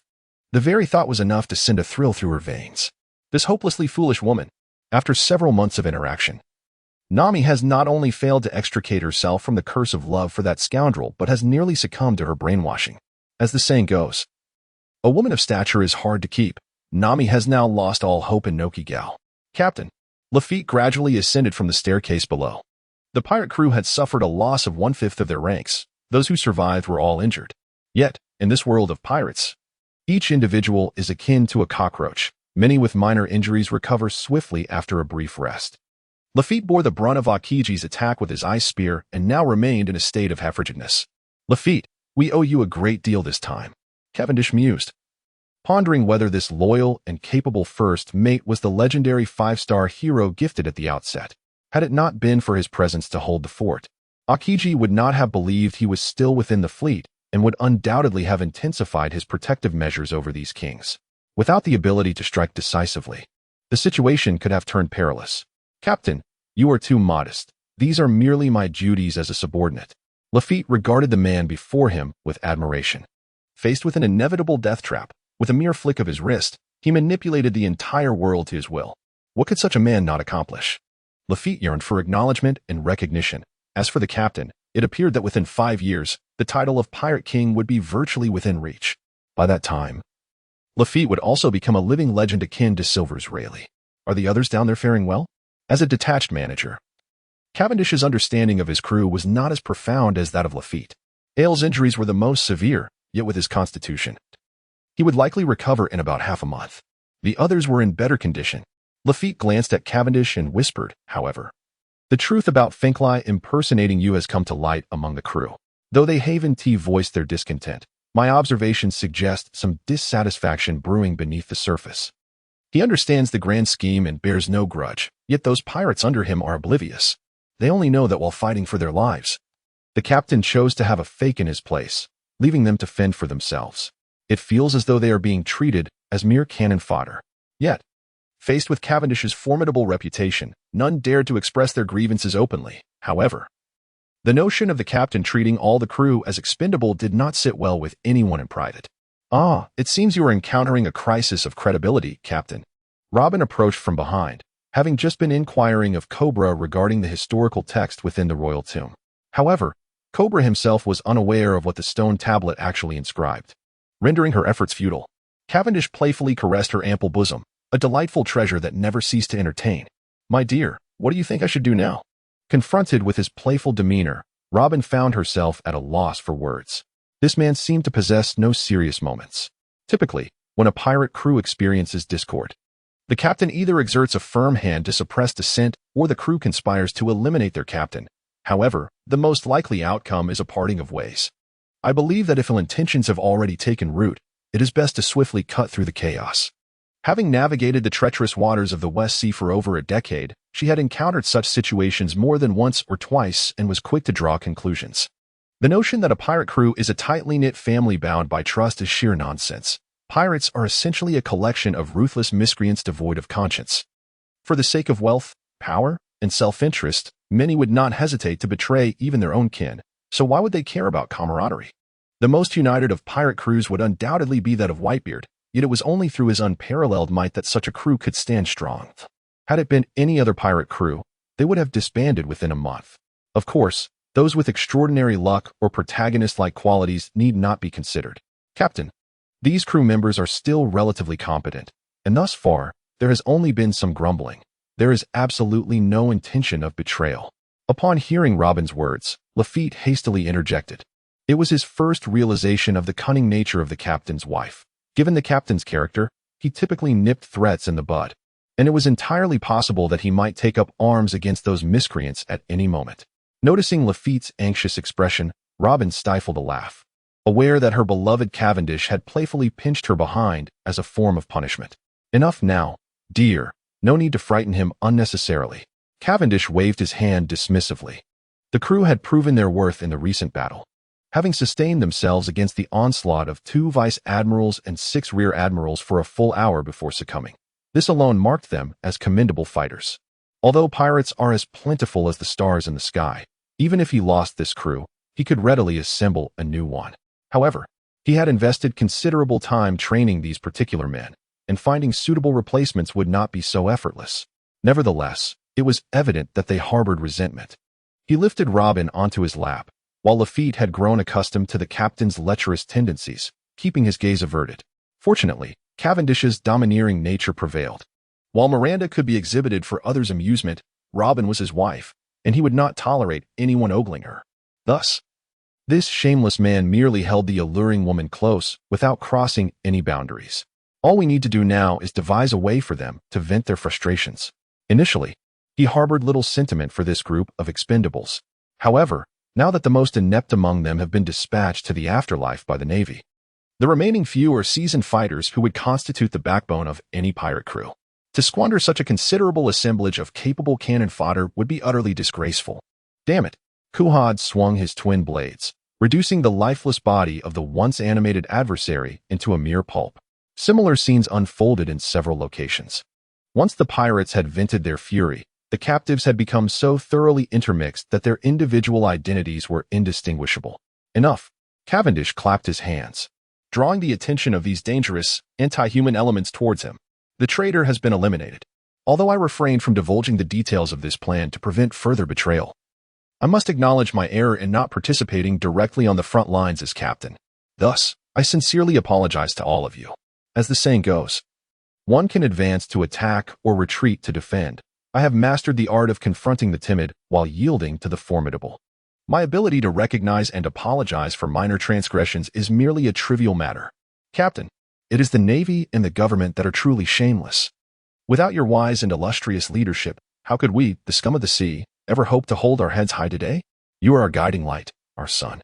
It is entirely our fault for failing to recognize these traitors, which led you to take such risks.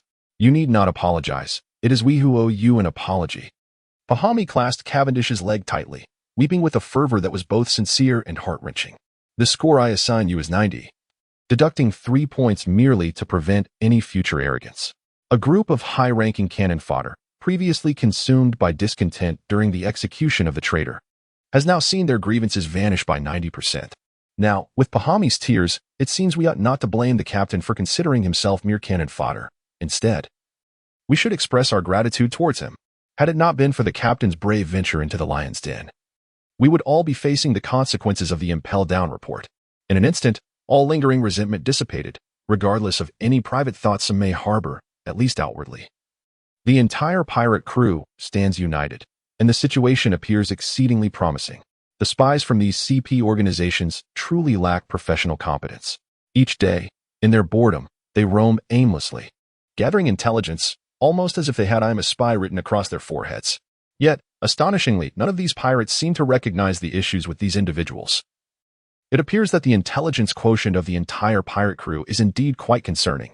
Subsequently, Cavendish awarded these individuals a substantial bonus based on their contributions, leading to a dramatic increase in the loyalty of those who were already teetering on the edge of the red alert threshold, nearly soaring to the pinnacle of yellow, almost turning green. Unfortunately, even though the Navy returned their warships and other assets, they took all the women with them. Akainu, steadfastly adhering to the orders from the 5 elders, managed to reclaim those women. Otherwise, hosting a ball might have bolstered morale by several percentage points. And with that resolved, leaving a group of subordinates with bulging eyes from the bounty they had just received, Cavendish returned to his flagship, where his elegant lady awaited him. Indeed, this time, "I owe it all to you, my dear wife." He embraced Robin, planting a kiss on her cheek. Were it not for Robin's surveillance system deployed throughout the fleet, uncovering these spies would have proven quite challenging, as Cavendish had grown somewhat disconnected from the crew below. In a small conference room, Lafitte and Kondo Mitsuhiro sat cross-legged. This ghostly warrior, through the course of battle, had convinced Cavendish to promote him, given his remarkable skills in evasion. Now, let us discuss the matter of seeking compensation from the world government. Cavendish entered, holding Robin, and immediately addressed the topic at hand. "Captain, how about we request a position as a warlord from the world government?" Lafitte promptly suggested. Although the crisis of the pirate crew was resolved through the stratagem of surrounding the Wei state to rescue Zhao, continuing to confront the government head-on poses immense peril. After all, they currently hold hostages, and demanding a position among the 7 warlords from the government would surely deter them from making further unreasonable demands, such as surrendering the captain's wife. That is simply out of the question, Cavendish remarked nonchalantly. Having publicly humiliated the world government this time has irrevocably eliminated any possibility of negotiation. They will undoubtedly refuse to grant me a seat among the 7 warlords. After all, the infamous Don Quixote da Flamingo once plundered heavenly gold, and the world government had to concede then. Lafitte pondered aloud. That is entirely different. Da Flamingo was originally a celestial dragon and possessed knowledge of the government's secrets, which compelled them to yield. Upon hearing this, both Lafitte and Robin's eyes sparkled with realization. The captain seemed to know much that others did not. Do not regard me with such astonishment. I too am unaware of those secrets. Otherwise, the Navy would not dare to confront me so brazenly. The captain, aware of their expressions, could only deflect. Are we then limited to demanding ransom? Robin expressed a hint of regret. Having such a substantial card in hand, it would indeed be a pity if it culminated solely in monetary gain. Of course, we shall seek money, but other demands must not be overlooked. With a firm resolve brewing within him, Cavendish declared, "This time, my primary aim is to demand a person from the world government." A collective gasp echoed. Even Kondo Mitsuko, who had been silently observing, exhibited surprise. Robin shot Cavendish a look that conveyed imminent doom, while Lafitte regarded him with an expression that suggested he was beyond saving. "What do you mean by that? Do you presume that I, the illustrious and formidable captain, would risk so much merely for a woman?" Witnessing their incredulous expressions, it was evident that they were envisioning far less noble thoughts. The captain's past exploits included seizing a ship and acquiring a maid, conquering a base in the West Blue and taking a slave, neglecting his newly formed pirate crew to secure a second and third wife, and then engaging in a fierce battle with Sand Crocodile, all for the sake of claiming the first wife. Lafitte counted the captain's escapades on his fingers, revealing the gravity of his actions. "Goodness, Lafitte, how devious you have become." With every word he uttered, Robin's expression darkened further, nearing the brink of exasperation. "Captain, could you elucidate whom you intend to demand from the government?"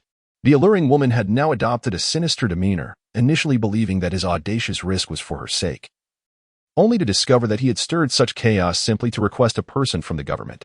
Who could possess such charm to compel him to brave the wrath of the entire world? Could it be an old flame of his? "Marshal." Another call from the West Blue Division. The soldier bearing the message, with a pained expression, clutched the snail phone and lamented helplessly. Upon witnessing the tear-streaked visage on the device, Jean-Guy felt an involuntary shiver run down his spine. wishing he could convey to that weeping individual to keep his distance from the living. However, considering the man's position as a victim's relative, it was difficult to chastise him further, given his evident suffering. "Marshal, you must advocate for me. That scoundrel is inhumane. He has so disgracefully mistreated my fiancée." "Oh, Marshal, you are our Navy's pillar. You are my support. Speak to me, Marshal. Otherwise, command me to pursue that rogue with the fleet." The moment the snail phone was connected, an overwhelming cacophony of wails erupted from the other end, nearly bringing tears to Jean-Gui's eyes. Days prior, the so-called family portrait taken by Cavendish revealed a woman treated as a slave, now identified as the fiancée of Rear Admiral Picasa from the West Sea. To think that Picasa's disgrace had become a global spectacle, it was entirely reasonable for him, as the aggrieved party, to seek solace from his superior. After countless promises and soothing words, Jean-Guy finally managed to dismiss the incessantly weeping man, feeling more exhausted than had he engaged in battle with Whitebeard. Picasa, upon hanging up the snail phone, addressed the female officer kneeling before him. "You wretched creature, you have yet to satisfy me. Your skills are abysmally lacking. It appears you shall not feature in this year's promotion report. Please, Commander. It was my first time, and naturally, I am inexperienced." The officer, crouched submissively, responded coquettishly. "Oh, your first time? Then let me verify the quality of your performance." "Ah, so you are the infamous newcomer pirate known for your brutality, Caesar Clown," Cavendish remarked after circling him a few times. "Indeed, Mr. Clown, from this moment forth, you shall be the chief scientist of our pirate crew. I look forward to our collaboration." Cavendish extended his hand, offering a gesture of goodwill. "While I am uncertain of your intentions in rescuing me from the world government, given the considerable effort you expended, I shall temporarily assist you without objection." As a scientist, Caesar Clown possessed intelligence that surpassed that of ordinary individuals. The pirate before him had paid a hefty price for his freedom. Failing to recognize this would yield no favorable outcome. "Mr. Clown is the greatest scientist in the world. Although your ideals may not be acknowledged by those hypocritical individuals, I firmly believe you shall develop formidable weapons that will overshadow that fellow Vegapunk." Understanding the psychological nuances of the individual across from him, Cavendish was acutely aware of his vulnerabilities. Is that truly the case? Is it real? Upon hearing Cavendish boast of his ability to surpass Vegapunk, Caesar Clown instantly felt invigorated, as if he had been infused with a potent elixir. He, Caesar Clown, had mastered various electrical engineering disciplines by the tender age of 7, independently developed a gas bomb at 12, and was hailed as the smartest person in the world by 16. In those days, he was filled with youthful exuberance and pride. Yet, Vegapunk, this enigmatic upstart, had mercilessly trampled on his aspirations. Regardless of the research achievements he presented, that old man consistently outshone him, no matter the brilliant ideas he conjured. Vegapunk had already transformed them into tangible results. After 2 decades of rivalry, not only had he been utterly defeated, but his opponent also had not deemed him worthy of consideration, which was an unbearable indignity. The line between genius and madness is perilously thin. And it was Vegapunk that had driven him into madness. The world government had forsaken him. What was it but a realm of death? Did Vegapunk's research truly result in fewer fatalities? It was merely that those individuals found him to be an inconvenience and sought to eliminate him. Yet, he never fathomed that this pirate newcomer, who had never even set foot in the New World, could grasp his ideology. "Captain, since you understand me so well, you must surely be aware of my research," Caesar exclaimed with a hint of excitement. "The Kingdom of Death, that is my most esteemed invention. Although it currently remains a mobile and punk hazard, if you can provide me with the necessary equipment, I could recreate it within 3 months. There's no immediate rush, Mr. Clown. Please, freshen up and change your attire, and then we shall discuss other matters," Cavendish replied, turning to address the confusion evident in the expressions of Lafitte and Robin standing behind him. In the recent hostage exchange, Cavendish procured a substantial amount of compensation from the Navy, valued at approximately several billion berries. Of course, to the average person, this sum is astronomical. However, when juxtaposed with the fortunes of 17 kings, it merely represents a minor concession. Most significantly, he demanded the individual known as Caesar Clown from the Navy. Thus, Caesar Clown, having recently been apprehended by Carp in the New World, was swiftly transferred into Cavendish's custody. Both Lafitte and Robin found it perplexing that someone as eccentric as Caesar was deemed worthy of such a high price, considering the involvement of 17 kings. It is noteworthy that during the negotiations, Vice Admiral Tsuru displayed an unmistakable readiness for conflict, yet Cavendish remained resolute, unwilling to concede even a fraction for this seemingly deranged individual. "Captain, despite being a Logia user, he doesn't appear particularly formidable," Lafitte inquired, initially assuming that such a valued personage would exhibit great strength. However, upon meeting Caesar, it became evident that, despite his Logia abilities, he had not honed his skills, likely rendering him weaker than Lafitte himself. Cavendish could hardly contain his laughter. In the world of pirates, it ultimately revolves around a cadre of muscle-bound men who instinctively compare strength, yet the true value of Caesar Clown lies in his advanced technological intellect. Not to mention the unparalleled creation of artificial devil fruits and the formidable weaponry of the Death Country, which, in the chaos of battle, could serve as a game-changing asset. "What do you believe is the most powerful force in this world?" he asked Robin and Lafitte, having finally regained his composure. "Strength," Robin replied, recalling the moment when Akiji made his move. "Power," Lafitte added after a moment's thought. "Incorrect," Cavendish chuckled. "In this world, it is science that reigns supreme." "Ah, I never would have imagined that someone like you would accompany us on a shopping spree," Nami remarked, gazing at Cavendish with a mix of astonishment and incredulity. "Don't think too poorly of your husband," Cavendish replied, embracing her and, disregarding her feeble resistance, planted a fervent kiss on her lips. "Ha, you scoundrel, pervert. I just praised you, and you reveal your true nature." After enduring considerable time in his company, coupled with his forceful display of affection in front of the world, Nami, realizing her inescapable bond with him, began to shift her perspective. Since resistance proved futile, she resolved to seek enjoyment in the situation. Once her mindset shifted, she found that there was, indeed, something rather appealing about him. Naturally, with her current level of affection, there remained a considerable distance to cover before they could engage in any mutually enjoyable activities. New acquaintances are quickly forgotten," Robin teased from behind. "Not at all. Who is his new acquaintance?" Nami, her spirit riled, cast aside her frustrations, resolved to transform her indignation into motivation by purchasing the entire wardrobe of the city. After all, it was the funds of that unfortunate fool that would be spent. Why not indulge? Is this truly wise? Robin stepped closer to Cavendish and inquired, "Are you not fearful of the government officials' fickleness as we roam so brazenly through this city?" Indeed, this was Water 7, the most prosperous city along the first half of the Grand Line. Our esteemed captain, meanwhile, was leisurely shopping with his 3 wives. What was there to fear? He wrapped his arm around the lovely older woman, noting that after a month or 2 of care, Robin's complexion had lightened considerably and her skin had become remarkably smooth. With just a bit more nurturing, she would soon radiate like a goddess. With Lafitte and Aniu keeping watch on the ship, along with the chaotic presence of Caesar, even an admiral's surprise attack could be withstood for a while. As for me, he chuckled, brushing his fingers against the device strapped to his right arm. "I truly wish some brave souls would dare to test the power of this contraption. It seems that mad scientist has indeed crafted something remarkable for you. Otherwise, our captain has never been this confident." Robin smiled as she linked her arm with his. She no longer feared the world government. Even the admirals had faced setbacks against her man, rendering the CP organization mere underground mice in comparison. Robin flashed a subtle smile at the shadows, prompting Cavendish to turn his head, only to catch a fleeting glimpse of a dark figure. Although Robin's devil fruit abilities held little significance in direct combat, they proved invaluable for detective work, surpassing even Cavendish's observation hockey. To think there were indeed reckless souls daring to spy on them, he found it rather amusing. According to the treaty with the world government, they had a 6-month truce, a guarantee from the 5 elders. So they would likely maintain some semblance of decorum for a while. Who, then, was this sneaky little mouse?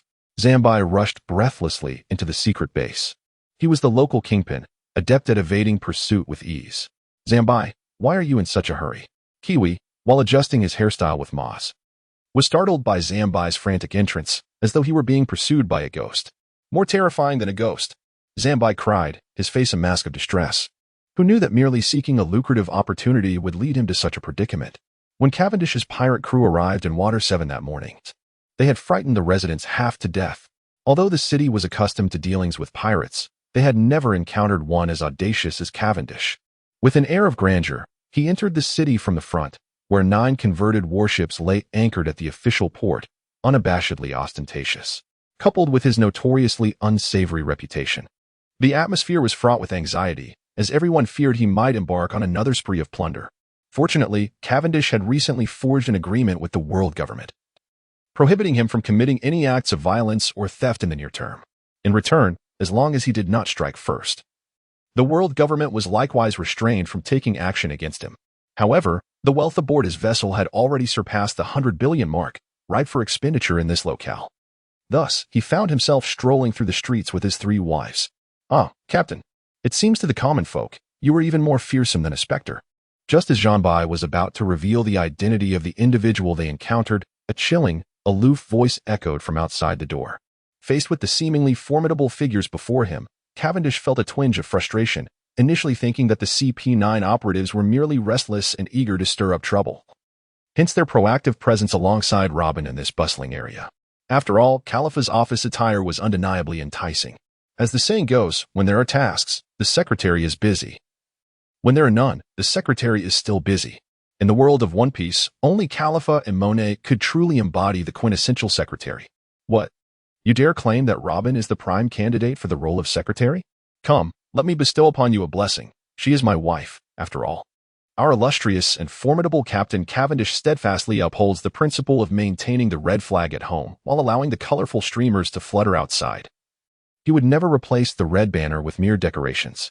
Ah, Captain, how shall we deal with these little pests attempting to pilfer from us? Shall we dismember them or sever their limbs? The cunning woman uttered words that could instill dread in the hearts of those before her. Cavendish was still lost in thought, reminiscing about the enchanting sight of Khalifa's fishnet-clad thighs during his midday meeting with Ace Buggy, despite having 2 breathtaking beauties, Robin and Nami. As well as the striking Miranda and the exquisite Nojiko by his side, men are never truly satisfied. However, given Khalifa's current public role as Ace Buggy's secretary, unless Cavendish wished to sever business ties with the iceberg, it was unthinkable for him to resort to overt thievery. Thus, he contemplated a scheme involving CP9. Should these meddlesome individuals venture forth, he could, with justification, lay claim to that alluring pair of long legs. Indeed, it was the combination of black stockings and long legs that epitomized the allure of legs. Just as the captain lost himself in these thoughts, he realized he may have gone too far. "Ah, what did you just say, dear captain?" Robin inquired, each word dripping with emphasis. "I was mistaken. My love, please, show me some grace before outsiders." Zanbai and Kuwamozi gazed in disbelief as the notorious super pirate, with a bounty reaching an astounding 880 million, was effortlessly led away by a strikingly beautiful woman with a hint of darkness in her demeanor, who playfully tugged at his ear. A wave of incredulity swept over the crowd, leaving them questioning if this individual truly deserved the title of the most fearsome pirate in history. The upcoming recommendation for mosquito legs seemed utterly insignificant in comparison. The world has darkened. In the group, I have been relentlessly criticized to the point where I have lost all motivation to write, after tirelessly crafting tens of thousands of words. The meager support I received turned out to be nothing more than a consolation prize for the most mediocre works. Moreover, this consolation did not bring any solace. As my daily increase in followers is negligible, it appears that this book has been relegated to the dismal category of failures. Nonetheless, I am resolute in my determination to persevere, not for anyone else, but for the sake of my own name. I must endure. Here, I solemnly vow that this book will never be abandoned, nor will it cease updates, and it shall never be put on the shelves. Though given its lackluster quality, it likely wouldn't make it there anyway. I feel utterly drained. Cavendish, trembling, managed to prop himself up with quivering hands on the specially made large bed, where 3 stunning beauties lay languidly, enveloped in a dreamy haze. The entire room was suffused with a chaotic atmosphere. Last night, Robin unleashed her fierce prowess, inviting both Nojiko and Miranda to join in the revelry, even employing the powers of her devil fruit. The flower fruit, indeed the most fearsome fruit in existence. Even Cavendish, with his iron will, could not withstand it, and only when he uttered words of surrender was he finally granted mercy by Robin. Hearing the commotion, the alluring figure opened her eyes to behold the soul that seemed to have lost its luster. "Captain, do you still yearn for those lovely legs and black stockings?" Robin teased with a playful smile, licking her lips. "No more, my dear wife. I was wrong, truly wrong. I shall never dare again." The pitiful captain, witnessing her gesturing with her hands, instantly lost all sense of shame. How could he not? Just last night, he had been in a position of dominance, facing 3 adversaries with ease. But once Robin unleashed her multitude of floral attacks, he was immediately overwhelmed. Who could fathom the sensation of 100 delicate hands caressing one's entire body, each accompanied by a petite mouth, with countless tongues exploring every inch? It is beyond imagination. Exhausted, Robin yawned, turned over, and resumed her slumber. Although she had used her ultimate technique to bring this ruffian to his knees, she too felt a sense of embarrassment in employing such abilities for such purposes. Even now, her tongue remained tingling. Seeing her drift back into sleep, Cavendish secretly wiped away his sweat. The balance of power was indeed wavering. Next time, he must find a way to restrain her. Otherwise, in matters of intimacy, he would lose his voice entirely. However, it seems the flower fruit is incredibly potent. If Robin is willing to cooperate in the future, it suggests that many legendary techniques may be within reach. The captain, lost in whimsical thoughts, remained in a daze until he arrived in the conference room. Captain Cavendish, do you think this design needs any additions? Ace asked, unfurling the design before him. Additions, of course. Next time, I want to try a bed full of watermelons. Cavendish found himself contemplating whether to invite Robin to try the 100-petal flower tonight, only to realize, upon voicing his thoughts, that he had perhaps made a grave mistake. Icebarg observed the fool before him, who had been grinning foolishly since he entered, and felt a pang of irritation. Here he was, the mayor of Water 7. A man whose decisions could sway hundreds of thousands, now deigning to accompany this pirate captain in discussions about ship design, only to discover that the man was indulging in unsavory thoughts. Taking a deep breath, Icebarg reminded himself that this scoundrel was a notorious criminal worth 880 million. One who had even outmaneuvered admirals of the Navy. For the sake of harmony in Water 7, he had to endure. Finally, regaining his composure, Cavendish remembered that he had summoned this esteemed mayor of Water 7, the finest shipwright in the region, to design his flagship. While it was true that naval vessels had undergone numerous upgrades over the years, making them unparalleled in stability and safety, they lacked in the realm of entertainment. After all, no one built warships for amusement. They were crafted to be armed to the teeth, with every inch dedicated to weaponry, leaving little room for leisure. For someone with Cavendish's hedonistic tendencies, this was a significant shortcoming. Take sleeping, for instance. He occupied the largest room. Yet sharing it with 3 others the previous night felt unbearably cramped, restricting many of his preferred postures. Naturally, there were countless other inconveniences. And it was certainly not merely this reason that motivated his desire for a new ship. Surveying the conference room, he noted that only he and Icebarg were present. Where had that long-legged, black-stockinged beauty gone? Ahem. Mayor Icebarg, I couldn't help but notice that your secretary, Khalifa, is absent today, Cavendish inquired with genuine curiosity, devoid of ulterior motives. Icebarg's perpetually frosty visage twitched involuntarily, and he replied curtly, Khalifa fell ill yesterday, and will need to recuperate at home for the next few days. I appreciate Captain Cavendish's concern. I will convey your regards. Ill? Could a fierce woman trained by CP9 truly fall ill? I see. May I inquire which hospital Miss Khalifa is at?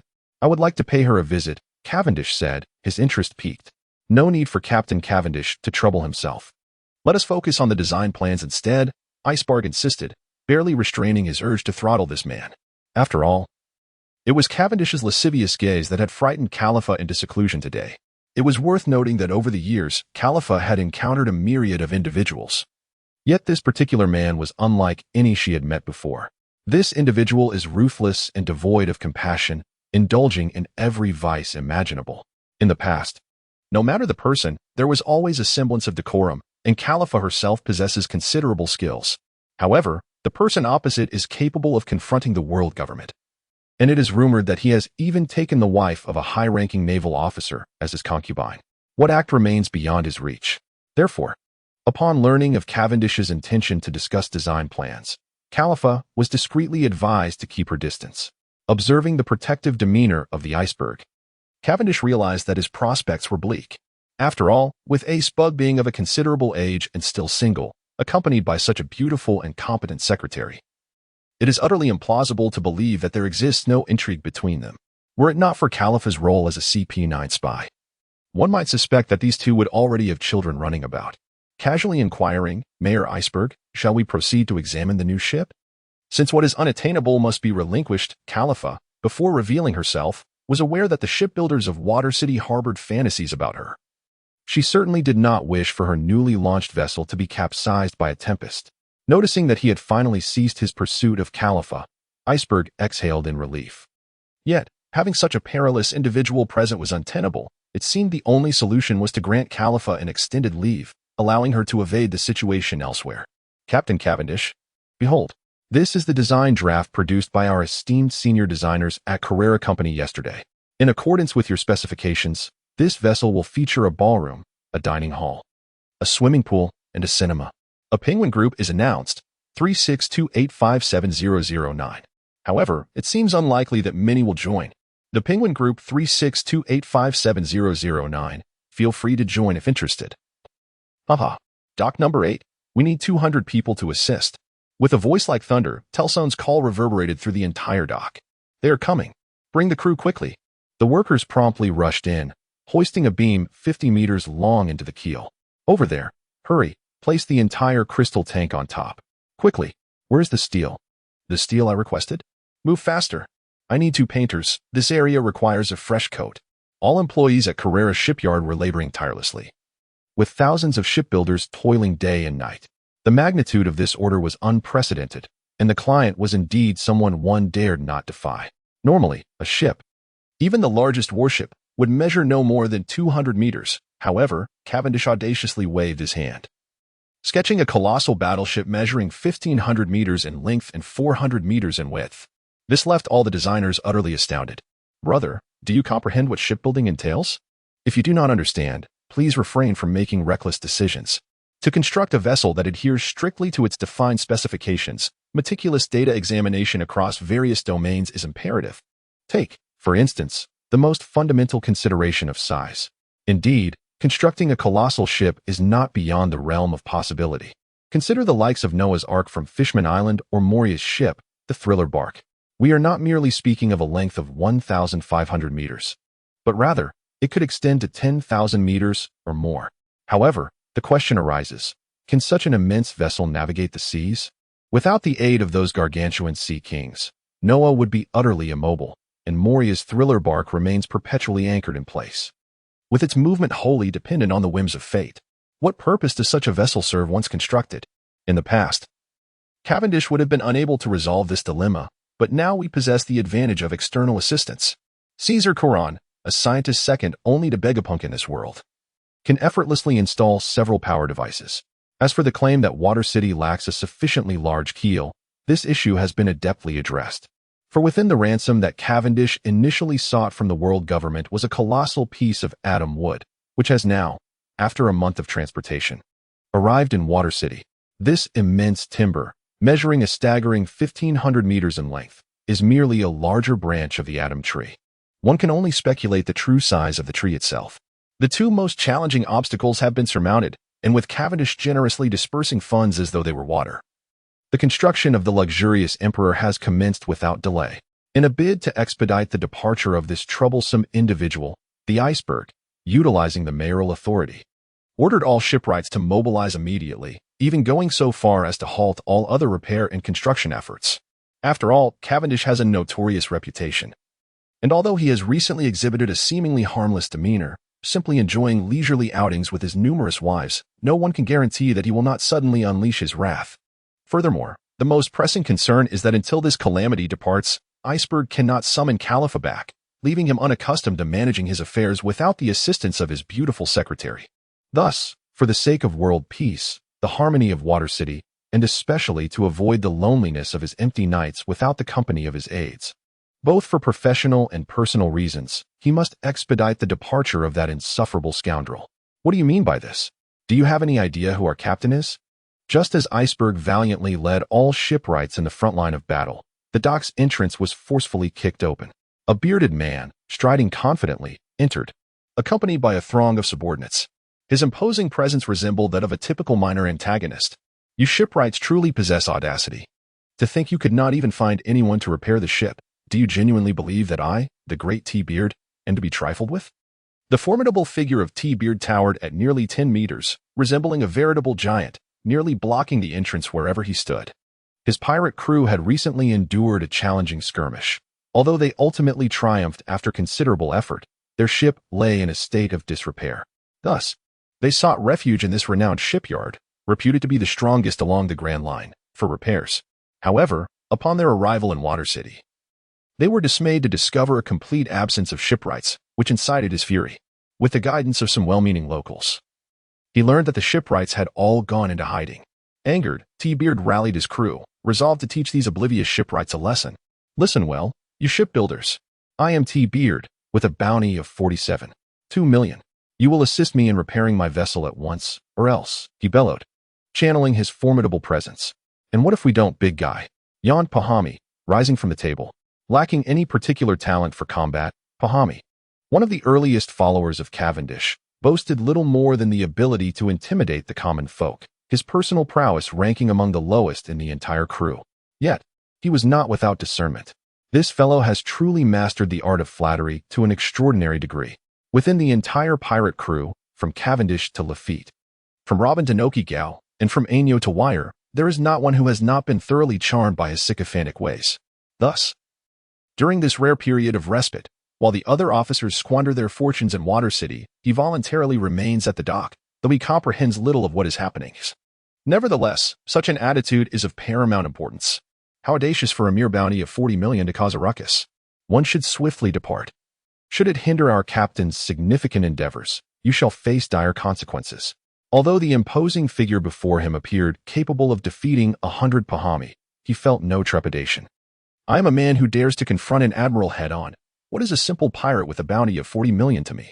Of course, during that fateful battle, Pahami indeed confronted the Admiral Akiji, albeit from a distance of merely 2 or 3 kilometers.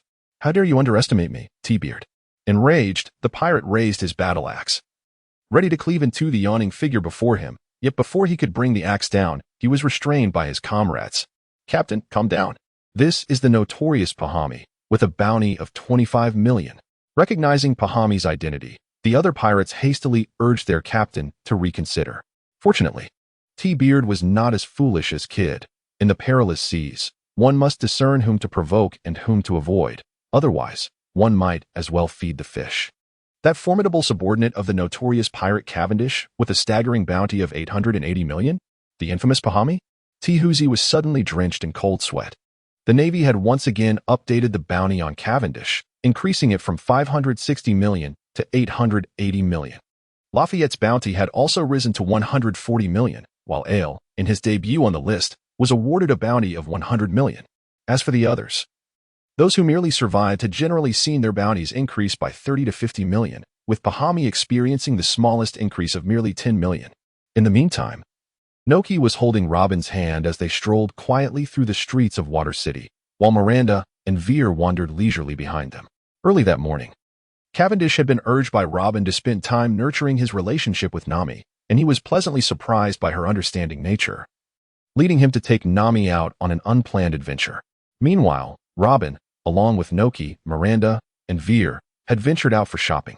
Although Water City was a bustling metropolis, Robin and Noki had explored it extensively over the past few days, leaving little allure for them. However, for Miranda and Veer, it was still an exciting experience. Particularly for Miranda, who had been kept on the ship by Cavendish due to certain undisclosed secrets.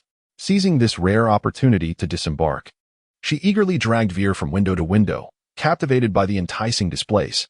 As she gazed at the lavish array of luxurious accessories and high-end garments showcased in the windows, a wave of melancholy washed over Miranda.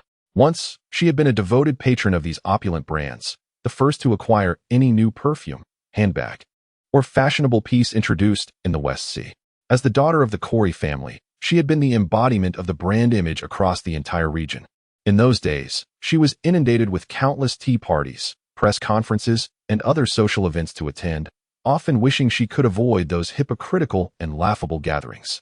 Now, her wish had come true. She no longer had to participate in various social activities, her world confined to a mere few hundred meters around the ship. Gone were the days of facing competitive friends, as she now held the status of a mere slave, tasked only with fulfilling her duties when needed.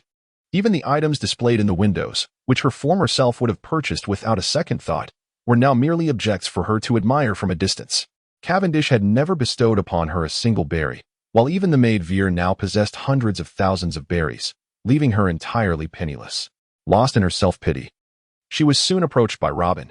"What is the matter? Have you found something you like?" "Not at all, madam, not at all. I'm just looking, merely looking. Since the incident where she was punished to kneel in the corridor for an entire night, Miranda now regards Robin with a mixture of reverence and trepidation, daring not to harbor even the slightest thought in her presence. With that lifeless figure no longer around, there is no need for such fear of me. Observing her overly cautious demeanor, Robin couldn't help but find it somewhat amusing.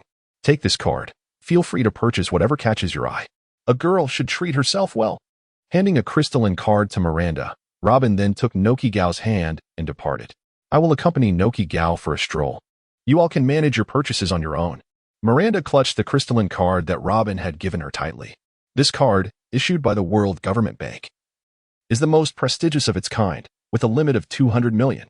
Even during her days as a young lady, she had never possessed such a significant sum of money. The woman not only bestowed upon herself an extravagant sum of money, but astonishingly did not employ anyone to accompany her. Miranda's mind was in a daze. For days aboard the ship, she had been preoccupied with the thought of escape. Yet, being a pragmatic woman, she understood that attempting to flee from Cavendish's pirate crew alone was nothing short of fanciful delusion. Moreover, that Master was no benevolent character. The slightest hint of her desire to escape would surely lead to her utter ruin. However, at this moment, she found herself on the bustling streets of Aqua City, with only a young maid by her side and no one else to surveil her, holding a substantial fortune in her grasp.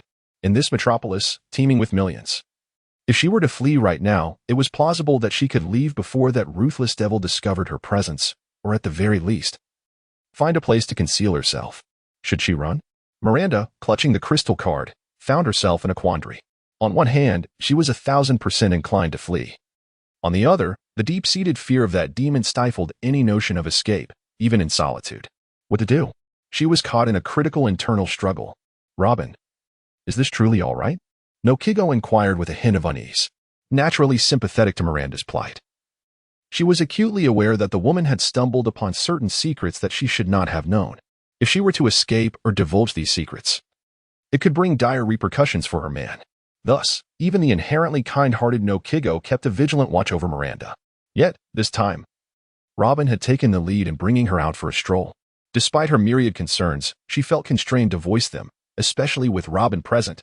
Miranda's intentions seemed inconsequential. But now, Robin had unexpectedly allowed Miranda to slip away alone.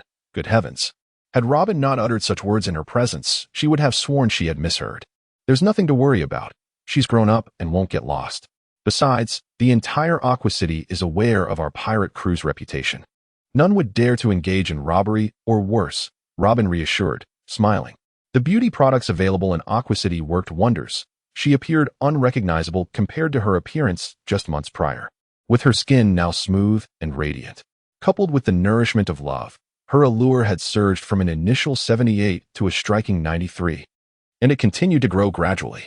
In a similar vein, Nokigo had also undergone subtle transformations over the past few days. Although not as pronounced as Robin's, she had firmly established herself among the ranks of the city's most beautiful women. I understand what you mean, Sister Robin. That woman's escape or loose tongue could jeopardize the Captain's contingency plans. In a hushed tone, Noki spoke. The utility of this remarkable nail, Picasa, must remain concealed. Only 5 individuals within the pirate crew are privy to this information. Cavendish, Lafitte, Robin, Noki, and Miranda, while even Nami remains oblivious. Ah, fret not. Robin waved her hand, revealing an eye and an ear blinking within her palm. Faced with this somewhat chilling spectacle, Noki felt a sense of reassurance wash over her. Sister Robin, what is the purpose of this? Having deduced that Robin had stationed surveillance near Miranda, curiosity piqued within her. What is my purpose indeed? Robin smiled enigmatically, yet refrained from answering Naka's inquiry. Meanwhile, on another front, Nami exclaimed, Hurry up, you sluggish fellow. She swiftly sifted through the merchandise, while behind her, hundreds of shopping bags floated in midair. Our beloved captain treaded carefully beneath them. Fortunately, I instructed the merchants to replace the bag seals with metal, otherwise I would be utterly exhausted. Accompanying Nami to foster their bond, she had left behind all her laboring subordinates, but Nami's shopping desires ignited, making it impossible not to indulge today. This one. Cavendish ambled leisurely behind Nami, observing her commanding presence within a high-end boutique as she directed the shopkeeper and sales staff. The bald shopkeeper, beaming with flattery, acknowledged that their pirate crew had been in port for over 10 days. due to Cavendish's strict regulations against chaos. The residents of Water City regarded these pirates with a degree of favor. In truth, the commerce of Water City largely revolved around pirates, as the Navy and government each possessed their own shipyards, and no kings would venture miles to commission ships here.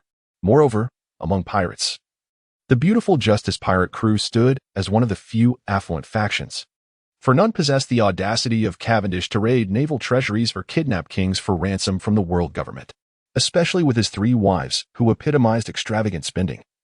It was estimated that within these 10 days, they had boosted the jewelry, fashion, and cosmetics economy of Water City by 30%. Thus, the bald shopkeeper was indeed dreaming with glee at the prospect of the second madam gracing his humble establishment. "Madam, shall I pack all these items for you?" Nami, having selected 20 to 30 garments in one breath, finally paused to catch her breath, prompting the sales assistant to step forward with a query. "These garments are all of prestigious brands. The selections made by Nami are worth over 100,000 berries, and her commission amounts to several thousand berries, equivalent to a few months' wages." "What a farce!" Nami exclaimed with indignation. "I do not want any of those.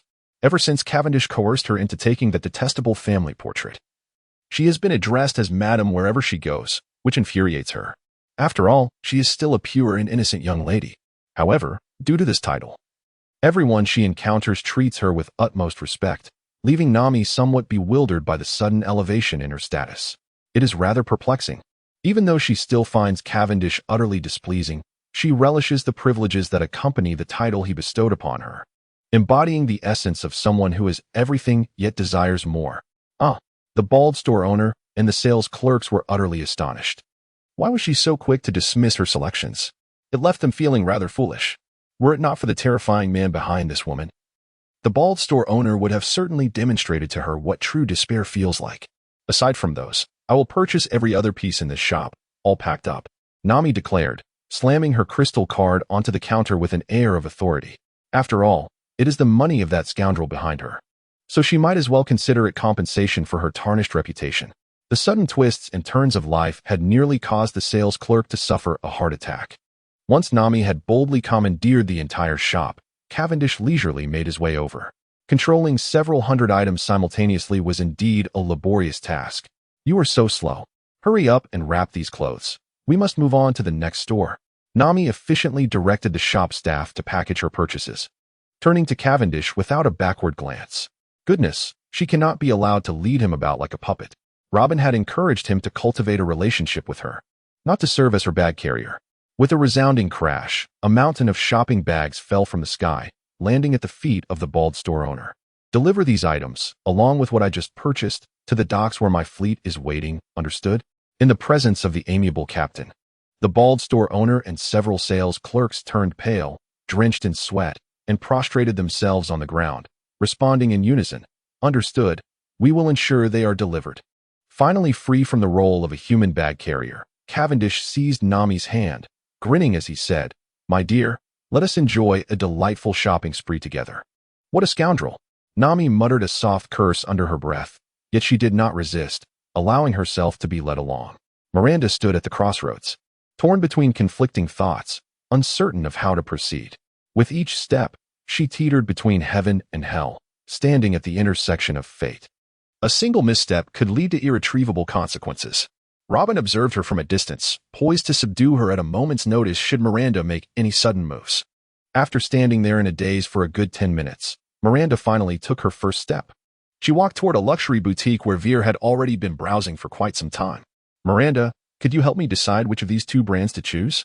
the young maid inquired, holding up 2 exquisite crystal bottles. "The cosmetics from the Madame Munsa brand are more suitable for older women, given your age. You should avoid this one. As for the Rose Narrative brand, it is actually a counterfeit produced by the North Sea Bellflower Guild masquerading as Rose language. Many are unaware of this. You should definitely opt for this one." When faced with such a specialized question, Miranda immediately showcased her formidable expertise, taking both bottles from the maid and instead selecting a modest box from the myriad of cosmetics. Intimate Lovers, a brand originating from the flower language island in the South Sea, is not widely known due to its limited daily production. However, its cosmetics rank among the top 3 in the world. It's surprising to find this brand in the City of Water. She skillfully opened the box and applied a drop to Veer's face. "How does it feel?" Do you feel significantly refreshed? Yes. It's much better than the ones I tried earlier. Miranda, you are amazing, Veer exclaimed, filled with admiration. Among the entire pirate crew, Miranda's expertise in luxury goods stood unparalleled. Particularly given their respective backgrounds, Nami and Nojiko were hardly affluent. Robin was perpetually evading danger, and Veer, being a maid, had never had the means to indulge in such high-end products. They had previously purchased whatever appeared expensive, embodying the essence of nouveau riche. Indeed, speaking of cosmetics, there are 47 brands here, but truly effective ones number only 6, Miranda declared, her expertise as a beauty connoisseur shining through as she spoke about her specialty. Indeed, Robin said, subtly retracting her hidden abilities associated with the flower fruit. Initially, she had sensed a resemblance between Miranda and her former self. Recalling the days when she was alone and in hiding among pirate crews, constantly surrounded by enemies. However, anyone who mistook this refined woman for a soft-hearted individual would be gravely mistaken. While she felt some sympathy for Miranda's plight, she would not defy Cavendish for such matters. Rather, she sought to test Miranda. If she succeeded, her future would be somewhat brighter. Come, let us seek out Miss Miranda to assist us in selecting some items. Robin led Noki back, and for the first time, she realized the intricacies involved in these cosmetic brands. Pahami, my dear boss, this is our newly acquired treasure. Do give it a try? Cha Huzi, with a face full of flattery, opened the box revealing the finest cigars from Bagu Island. A clever subordinate had already prepared the cigar, cutting it with precision and presenting it respectfully before Pahami. Taking a deep drag of the so-called premium cigar, reputed to knock a donkey out cold, Pahami nearly choked on the smoke. Cough, cough, cough, he spluttered. This miser, who had spent the first half of his life scavenging for discarded cigarette butts, had recently struck gold by aligning himself with a powerful ally, which gave him a semblance of stature. Having only ever observed others smoke cigars, he was unprepared for the experience. Merely managing to avoid choking was a stroke of luck. Cha Huzi, sitting across from him, was splattered with his boss's spittle, yet this brawny man dared not express a shred of dissatisfaction. Take your time, Boss Pahami, he advised, suppressing the urge to pat his back, fearing a single slap might turn him into a mere photograph. Once he regained his composure, Pahami raised his head and addressed him. Little Cha, regarding your desire to join our pirate crew, well, that might be quite challenging. Cha Huzi had just survived a fierce battle, having lost many of his underlings and suffered significant damage to his ship, not to mention his own wounds. He was still a fledgling in the world of piracy, far from the formidable pirate who would later dare to challenge Hawkins. After drifting through the Grand Line for months, he understood the bitterness of lacking a support system. Once a local tyrant in his hometown, he had been misled by an old blind man who preached about conquering the seas, and with a gang of petty thieves. He set out with great enthusiasm. Looking back now, it was nothing short of a tragic farce. Upon departure, he had been cornered by the Navy, and it was only through years of honed survival skills that he managed to escape by swimming. Then came the relentless pursuit by formidable sea creatures and the ambush by bounty hunters. Just as he had begun to establish his footing, he nearly fell victim to a black market betrayal. Had he not lost his means of navigation, he would have returned home long ago. Who in their right mind would choose piracy? He longed to return to his life as a landowner. Unfortunately, there is no turning back once the bow is drawn. And now he found himself in a perilous situation. Being a wanted man, what other options did he have? Even the thought of finding a place to hide seemed utterly impossible. Riley's audacity to conceal himself at the entrance of the Navy headquarters stems from his formidable resources. Even if the Navy were to mobilize entirely, he possesses the confidence to evade capture. Moreover, should he truly provoke their ire, his relentless ambushes would become intolerable for any adversary. In stark contrast, T-Beard is of little consequence. Should he dare to disband, it would not be long before someone claimed his head for the bounty. Yet, continuing his piratical endeavors fills him with trepidation, for who can predict the day he might be apprehended by the Navy, forced to enact justice, or inadvertently find himself in dire straits. After all, he has finally encountered a lucrative opportunity. What if he fails to seize it? T-Beard has long been aware of Captain Cavendish's crew, rumored to be an eclectic band that welcomes all who approach. Initially, he harbored intentions of joining their ranks, but the lack of a shared course rendered his efforts futile. Now, as they converge in Water City, it appears that Cavendish has lost interest in recruiting mere cannon fodder, having already amassed over 2,000 followers, thus diminishing his desire for more. Indeed, I recognize that Captain Cavendish is a figure of considerable stature, burdened with numerous responsibilities. To him, we insignificant pirates are akin to superfluous appendages. However, you, esteemed Pahami, are a trusted confidant of the captain. I implore you to speak favorably on my behalf.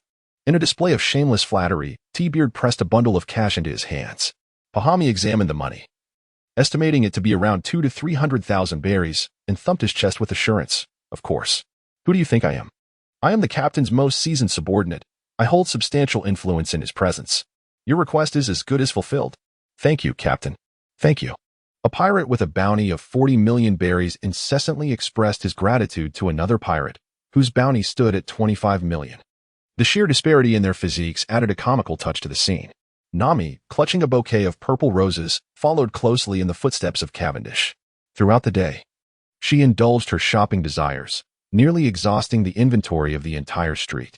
However, as they passed a flower shop, the man in front of her forcefully presented her with a bunch of purple roses.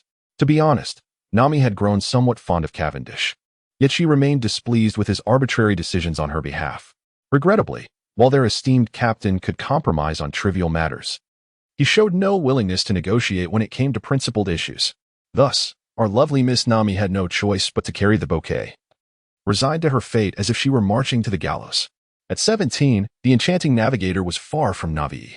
With her alluring figure and charming appearance, she had endured countless advances from the lecherous captain, leaving her too exhausted to even voice her grievances.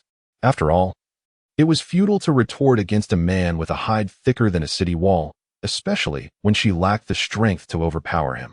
Moreover, sharing a ship meant that every night, she was subjected to the cacophony of various sounds emanating from his quarters, a torment for any young maiden in her blossoming years. Alas, the ship's interior offered little soundproofing, and being assigned a cabin adjacent to Cavendish's room only compounded her frustration. Could you hurry up? Why are you moving so slowly? With the pirate cruise base in sight, Nami's pace was dreadfully slow, almost comparable to that of a snail. In response to his inquiry, the sunlit beauty merely offered a bittersweet smile. Today, this fellow spent the entire day in my company, even purchasing flowers for himself. Following this course of action, it is evident that he intends to lead me into more intimate encounters. However, I, Nami, have yet to forgive him. This audacious individual who unceremoniously abducted me into his pirate crew will not earn my forgiveness through such trivial gestures. Yet, it is apparent that his patience is not without limit. After having toyed with him for several months, I have likely pushed him to his breaking point. Should he choose to adopt an unreasonable demeanor, it would spell disaster for me. Why am I entertaining such chaotic thoughts? Cavendish suddenly pulled me into an embrace, playfully squeezing my rear. Such trivial harassment has become tiresome for me, but I still find myself unable to accept the notion of accompanying him in more intimate pursuits. I shall not succumb to your advances so swiftly. Your demeanor suggests you are merely seeking to strengthen your own desires. Really? Upon hearing that I could evade a certain fate, I regained my vitality. It felt as though I had become a source of disdain. Observing my sudden resurgence, Cavendish seemed to realize he had perhaps misspoken. That wretched pirate, is he still in Water City? Sengoku ruffled his disheveled hair and inquired of the messenger nearby, reporting, Marshal, that pirate remains in Water City, having lingered there for half a month, reportedly to commission the Carella Company to construct his latest flagship. As the most dangerous and embarrassing newcomer for the Navy, all intelligence regarding Cavendish has been met with intense scrutiny at Navy headquarters. Damn it! Sengoku turned in frustration. Addressing Vice Admiral Akaino, how is the matter regarding the 7 warlords progressing? Akaino shrugged helplessly. Doflamingo refuses to take action, and Mihawk has stated that his summons for this year has already been utilized by the Gorosei. Hancock has yet to respond, and Kuma, according to Vegapunk, is at a critical juncture in his experiments and cannot be released. And what of Jinbei and Moria?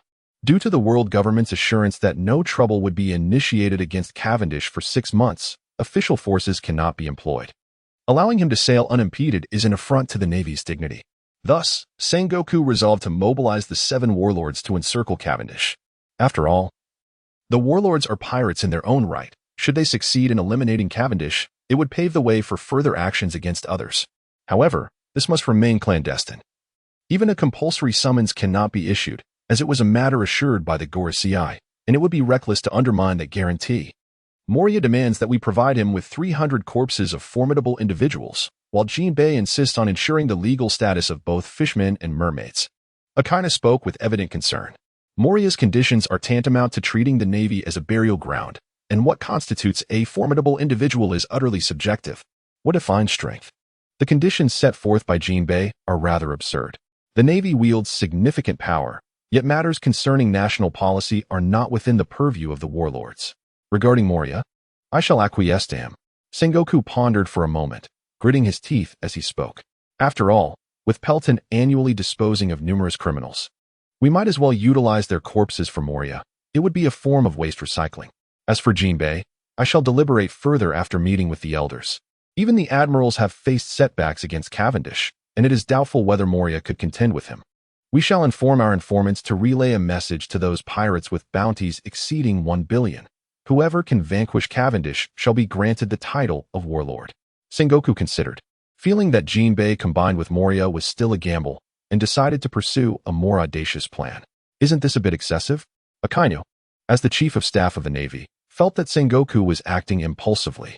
Although Cavendish had managed to catch Akiji off guard, causing some embarrassment for the Navy, his strength, upon analysis, seemed only to reach the level of a warlord. As for employing informants, after all, the elders had stipulated a 6-month moratorium on any actions. And while covertly undermining the opponent with a warlord might be permissible, issuing such an order would complicate matters for the world government. I have made my decision. Sengoku, perceiving Akainu's intent to dissuade him, declared resolutely. This incident had significantly diminished Akiji's standing within the upper echelons of the world government, undermining Sengoku's confidence in promoting him to the position of admiral. Thus, even if he were to be condemned by the world for being untrustworthy, Sengoku was determined to bring that scoundrel pirate to justice, as it would alleviate the resentment he harbored. Sunshine, sandy beaches, bikinis, coconut palms, barbecues, and sunbathing. After over 20 days of tireless labor from thousands of shipwrights, the most luxurious vessel in history, the Supreme Emperor, has finally set sail. Measuring 1,642 meters in length and 487 meters in width, with a deck area nearing 800,000 square meters, it could be likened to a floating city. What is even more astonishing is that Cavendish has designed the deck to resemble a beach jungle. Due to the inability to enter the sea with the powers of the devil fruit, he had not relished the pleasures of the beach during his prolonged stay here. Thus, with a grand gesture, he converted half of the deck into a vast swimming pool. Adjacent to the pool is a man-made beach, and behind it, various trees are planted upon the deck. Amongst the grove, several wooden villas stand tall, leading any first-time observer to believe they are not on a ship at all. This vessel's construction is indeed fascinating. Robin, adorned in a sizzling bikini, gazed at the beach in awe before leaping gracefully into the sea. Cavendish lay on the surface of the water, relishing Miranda's massage. Although the expanse of the sea appeared vast, its depth was shallow, no more than 3 or 4 meters at its deepest. For those who possessed the powers of the devil fruit would lose their strength upon submerging in water that could drown them. Nami led a group in a spirited game of beach volleyball, while Noki allowed Bora to use her thorn fruit abilities to construct a barbecue grill, the enticing aroma wafting across the entire beach. Despite the ship's considerable size, the crew was minimal. After all, this was Cavendish's designated harem, and allowing any superfluous individuals aboard would be quite unsightly. He contemplated whether to procure more enchanting companions to enrich his company. The women who had been forcibly seized had all been taken away by Akiji, leaving only those recruited from Water City. After all, there were many gold-digging women in this world. As long as money was involved, they were willing to do anything. However, Water City was rather remote, and Cavendish had only managed to recruit around 20 to 30 women for his flagship. Those who were deemed less attractive or not virgins were all dispatched to other warships. In comparison to such a magnificent cruise liner, a mere handful of individuals was negligible, necessitating the transfer of 200 more lackeys to operate the vessel.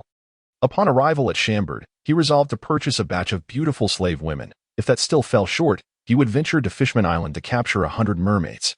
What mischievous scheme are you concocting, dear Captain?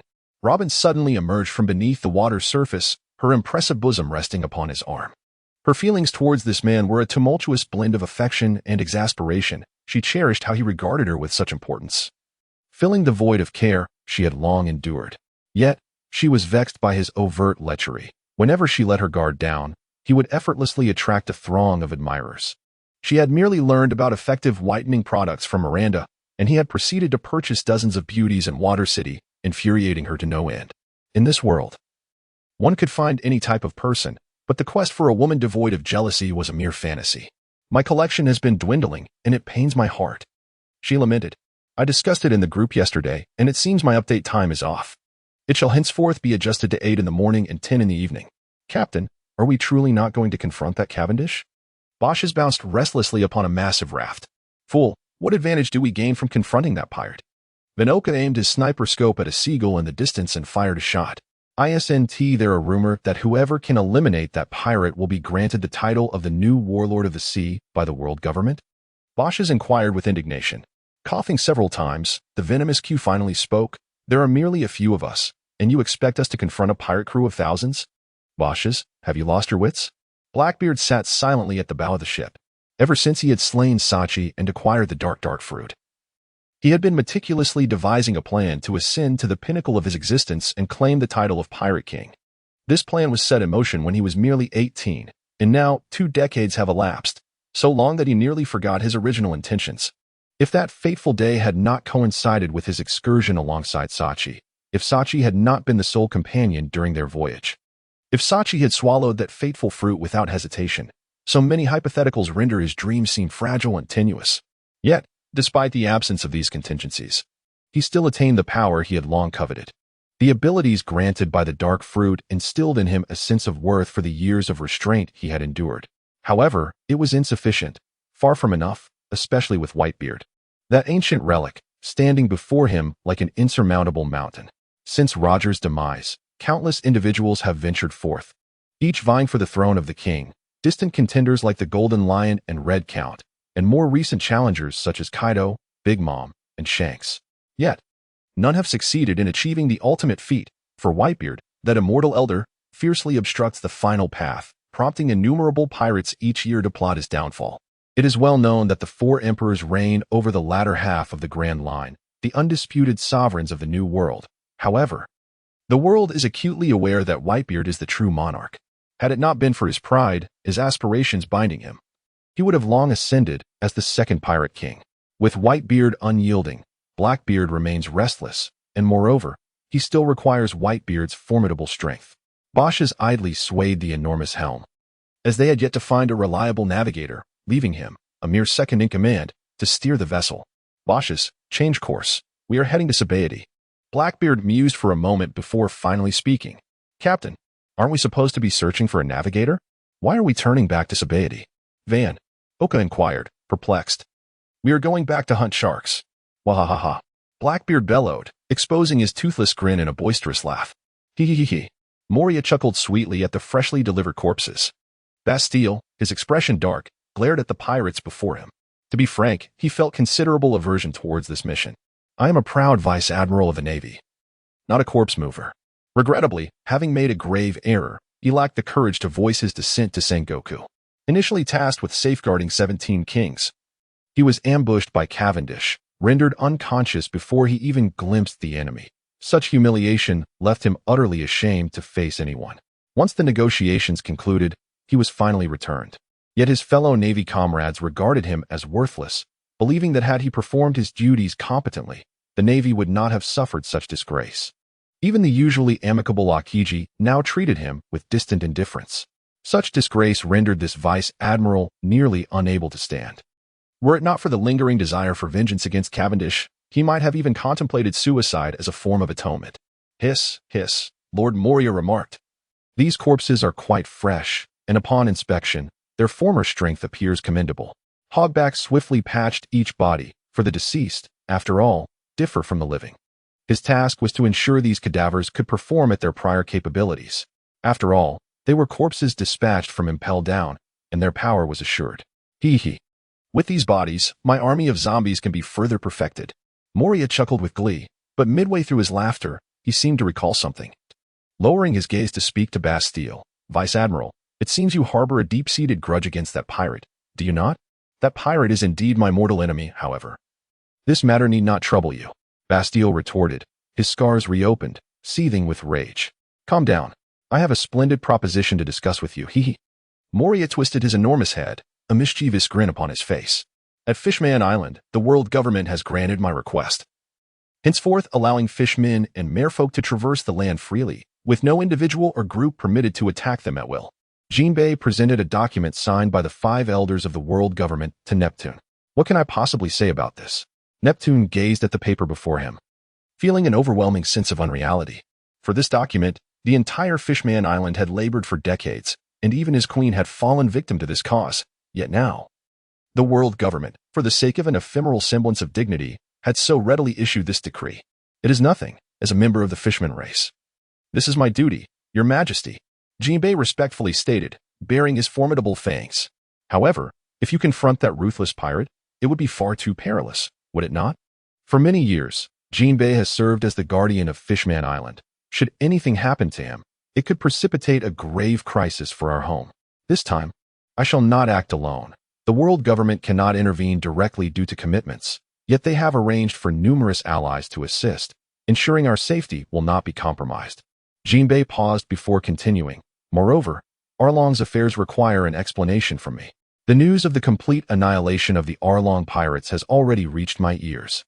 While I have strived for peace between humans and fishmen, I shall show no mercy to someone as deranged and discriminatory as Cavendish. Captain, a massive fleet has appeared 30 kilometers ahead. It must be Cavendish's pirate crew. Then Oka reported urgently after observing the enemy's movements through a high-powered telescope. Upon the vast expanse of the ocean, despite having lowered their masts, they remained easily detectable upon closer approach. It seemed that he was utterly unperturbed, moving at such a leisurely pace.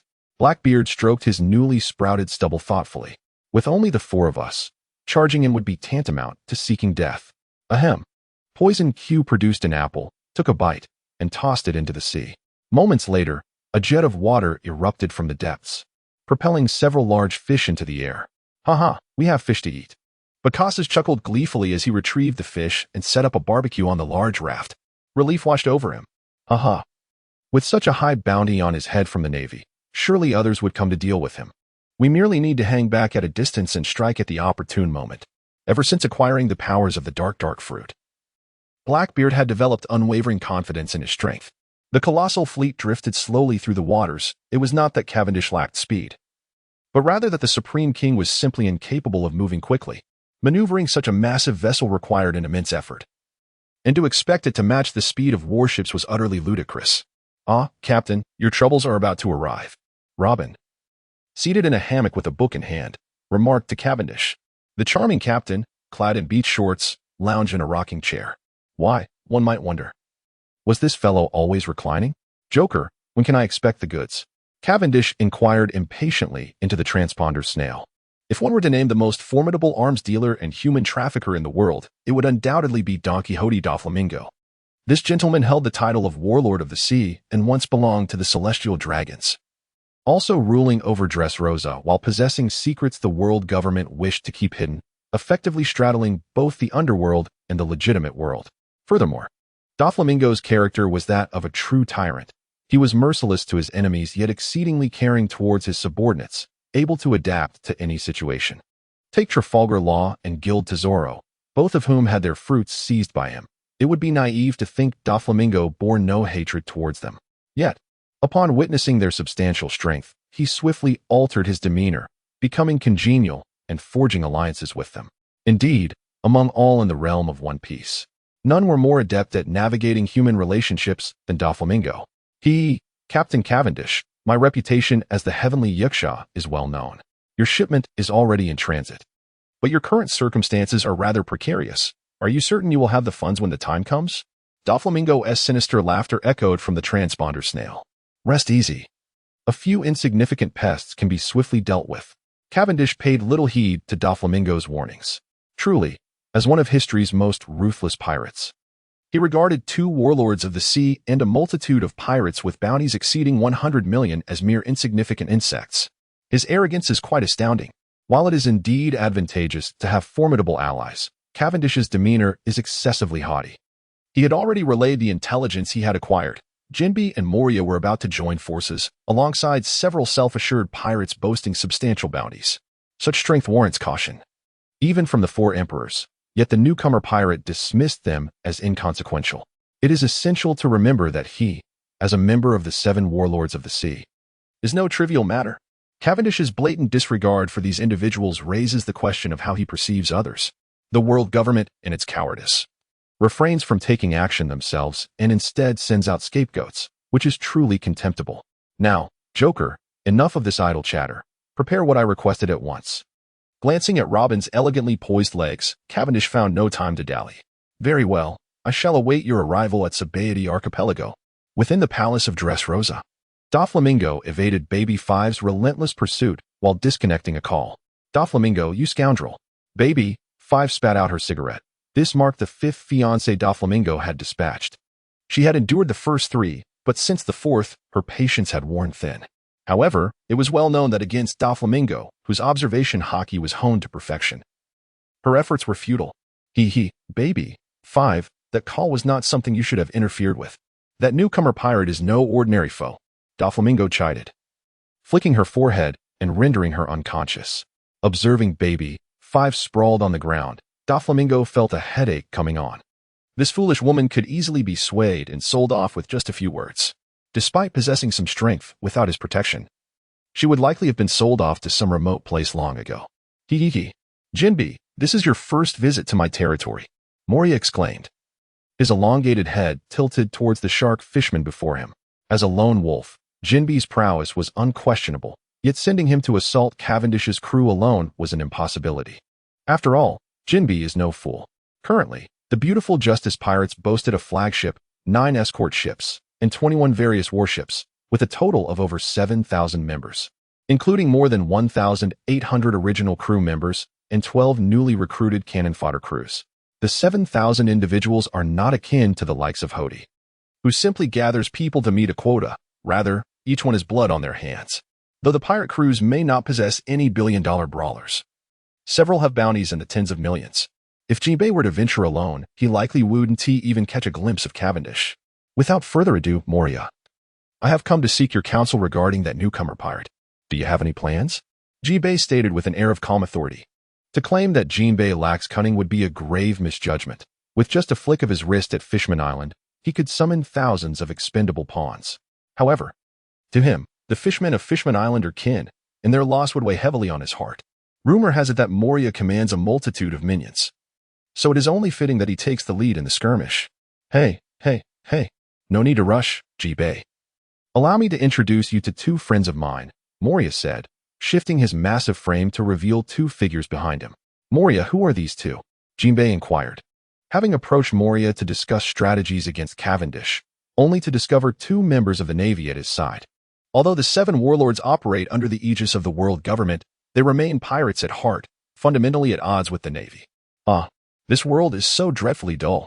On the Supreme King vessel, our Captain Cavendish reclined like an infant, nestling his head between Robin's bosom and rolling back and forth, his cheeks making a comical slap sound against her. As a reclusive individual, one may fantasize about traversing worlds, yet upon actual transcending, one realizes that real life can be excruciatingly mundane, leading to an overwhelming sense of frustration. A world devoid of the internet is a terrifying prospect. In leisure, one can only read books, peruse newspapers, play cards, or engage in some physical exercise. However, these pastimes are typically favored by the more active youth. As for the more entertaining pursuits, they are indeed shared interests among men, yet filling every hour of the day with either sleep or exercise is taxing indeed. Even for the most robust constitution. Robin looked down at the petulant figure nestled in her embrace, exasperated yet amused. If the world were to discover that a notorious pirate with an 880 million bounty was reduced to such a childish demeanor, it would shatter countless spectacles. All right, enough of the antics. Robin gently pressed down on the head that was insistently rubbing against her chest, adopting a tone typically reserved for soothing children. If you're bored, find something to do. What kind of thoughts are those? You're not a 3-year-old. No. I'm a child. And I will make a fuss. The shameless captain, completely oblivious to decorum, has taken to acting adorably. Robin pressed her fingers to her forehead, feeling a wave of headache wash over her. She sensed that she was now both a wife and a mother, tasked with addressing this man's psychological issues. Initially, she had presumed him to be a cold-hearted and brutal individual, but as their acquaintance deepened, she now perceived Cavendish as nothing short of a jovial fool. He approached every endeavor with fleeting enthusiasm, disregarding the peculiar glances of others, and pursued his desires relentlessly, even at the cost of offending everyone around him. He lived entirely ensconced in his own fantasies, never contemplating the thoughts of others. Had this fool not possessed extraordinary talents and a cunning intellect, he would have long since met his demise. Nevertheless, despite his foolishness, Robin gazed at him with an affectionate indulgence. It was this seemingly unreliable man who had rescued her during her darkest hours, and even in the face of the world government's threats and temptations, he had never relinquished her side. The sensation of being protected by another was something she had never experienced in her 20-plus years of life. Cavendish buried his entire head in Robin's bosom, emitting an incomprehensible grunt through his nose. "What is it?" Robin inquired, lifting his face to meet hers. "Wife, I want milk," the shameless captain declared with utmost seriousness. "Oh dear, but I have no milk," Robin retorted, unfazed by his playful banter. In this contest of wits, the captain had yet to hone his skills for another decade or so. "This is no fun. No fun at all," Cavendish lamented internally, feeling disheartened that in his attempts to tease his wife, he had instead found himself playfully teased. Life, it seemed, had become unbearable. This is also why men seldom tease mature women. They are often more adept at banter and might turn the tables, leaving no room for a sense of accomplishment. Fortunately, there is not just one mature woman present. He rose from Robin's chest and approached Nami. "Nami, I want to drink milk," he exclaimed, preparing to bury his face in her impressive bosom. "Get lost." Nami swiftly dodged the lecherous fiend, walking away with an expression of disdain. "Oh, how boring." With his intended target fleeing, Cavendish shamelessly approached Robin, burying his face into her ample cleavage, seemingly prepared to suffocate himself in there. Observing such an irresponsible captain, Robin could only smile, as she felt both helpless and reluctant to intervene. "This gentleman is Vice Admiral Bastille from the Navy headquarters, and this is his friend, Vice Admiral Kong Ming, the Deputy Chief of Staff of the Navy." Moria introduced the two naval officers to Jinbei. For Bastille, as long as he could eliminate Cavendish, he would go to any lengths, even if it meant resorting to suicide. Upon Moria's suggestion, he immediately agreed. However, when dealing with such a ruthless pirate, everyone understood the wisdom of striking decisively. Otherwise, retaliation could be severe, and Moria admitted he might not withstand it. Thus, Bastille returned to Marineford to summon his friend Kong Ming. After all, compared to Cavendish's strength, it was his despicable and shameless demeanor that was most concerning. As a civil officer in the Navy headquarters, Kong Ming's strength might not be formidable, but his intellect was certainly sharp. Everyone believed he would inevitably succeed Admiral Ake in becoming the Chief of Staff of the Navy. Of course, Sengoku was aware of the two vice admirals clandestinely collaborating with the Shichibukai, but he feigned ignorance, pretending not to notice.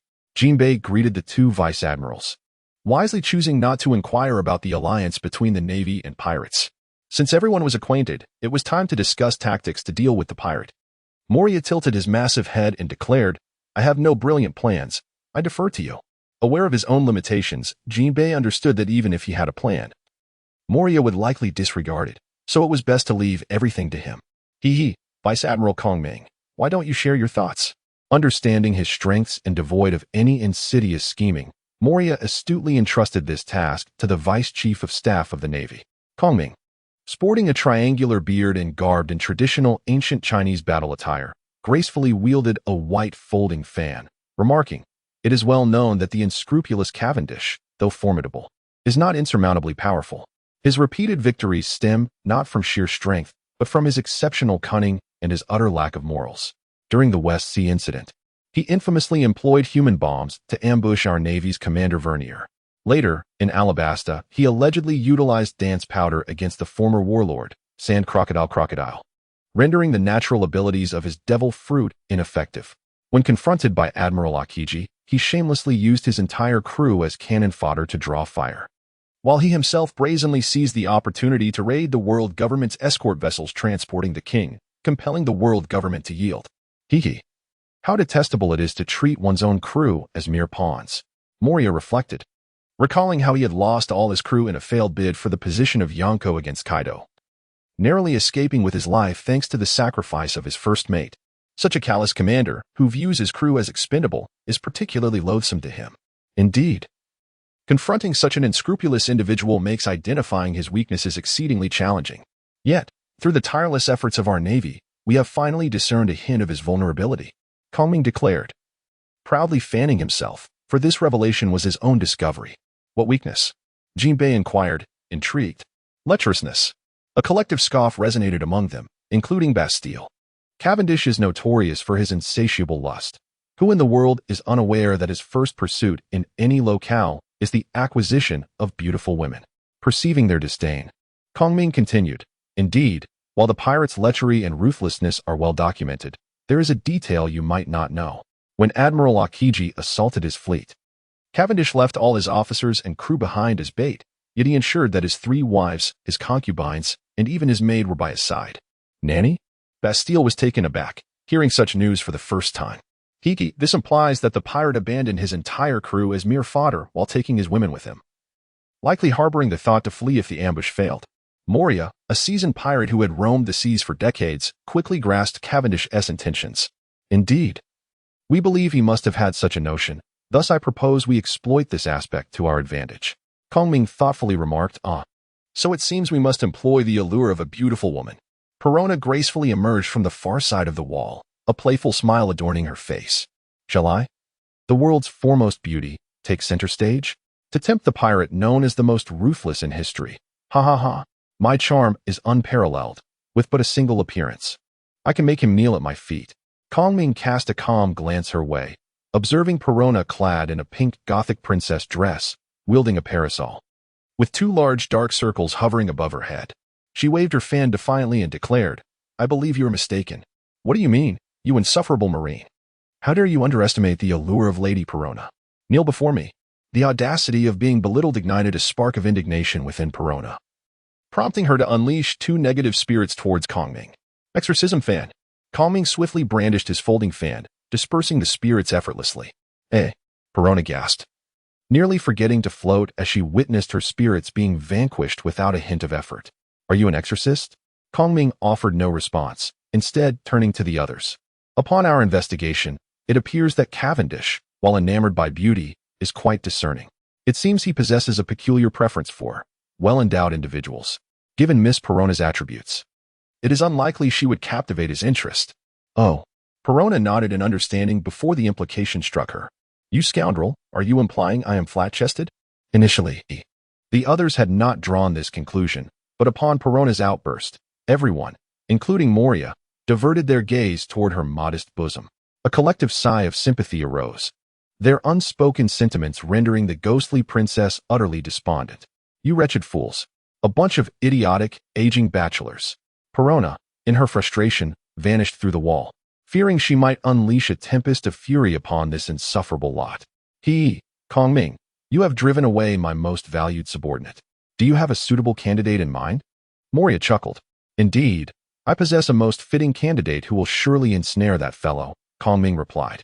"Marineford, Marshal, Kongming and Major Bastille have reported that they have established contact with Moonlight Moria and Jinbi," the messenger announced, delivering the latest intelligence. "Did I not make myself clear? They are currently on leave. Any matters concerning them are of no concern to the Navy, and I do not require reports on their affairs." Sengoku chastised with irritation. The messenger truly lacks discernment. Even when reporting, such grandiloquence is unwarranted. "My apologies, Marshal, I misspoke." Fortunately, this messenger is not entirely devoid of insight and quickly rectified his statement. "Marshal, recently I have heard some whispers of information and have come to report." "Well then, do share." "It is said that General Kongming has persuaded Moonlight Moria and Jinbei to act according to his plans. Furthermore, I have also heard that the Phoenix Pizarro, the fallen Major Drake, and the Troll Demon Bladeswoodjin will be joining this endeavor. Are only 3 pirates preparing to take action?" Sengoku found himself puzzled. Having offered such generous rewards, why were only 3 pirates stepping forward? Under such circumstances, one would expect a horde of followers utilizing a strategy of overwhelming numbers to crush the opposition. "Marshal, the brutality of that new pirate has become notorious across the globe, and his power has ascended so rapidly that some have begun to draw comparisons between him and the 4 emperors. Moreover, there are not many renowned pirates in the first half of the Grand Line. Having these 3 is already quite commendable." Sengoku, distressed, scratched his head, realizing that the blame lay with him. "Were it not for my principle of driving all dangerous pirates to the New World, I could undoubtedly recruit a formidable legion of reckless pirates. Even if Cavendish possessed 3 heads and 6 arms, he would be rendered powerless against them. By the way, Marshal." The messenger seemed to recall something and whispered, The traitor from the Whitebeard pirates, Blackbeard, is reportedly also participating in this operation. But thus far he has not contacted our informants, so this news remains unconfirmed. Damn it! Sengoku felt an overwhelming urge to strike this messenger. Such crucial information should have been relayed much earlier. That Blackbeard is the first to dare betray Whitebeard in many years, having even slain the captain of the 4th Division. Sachi, his strength is hardly inferior to that of the 7 warlords.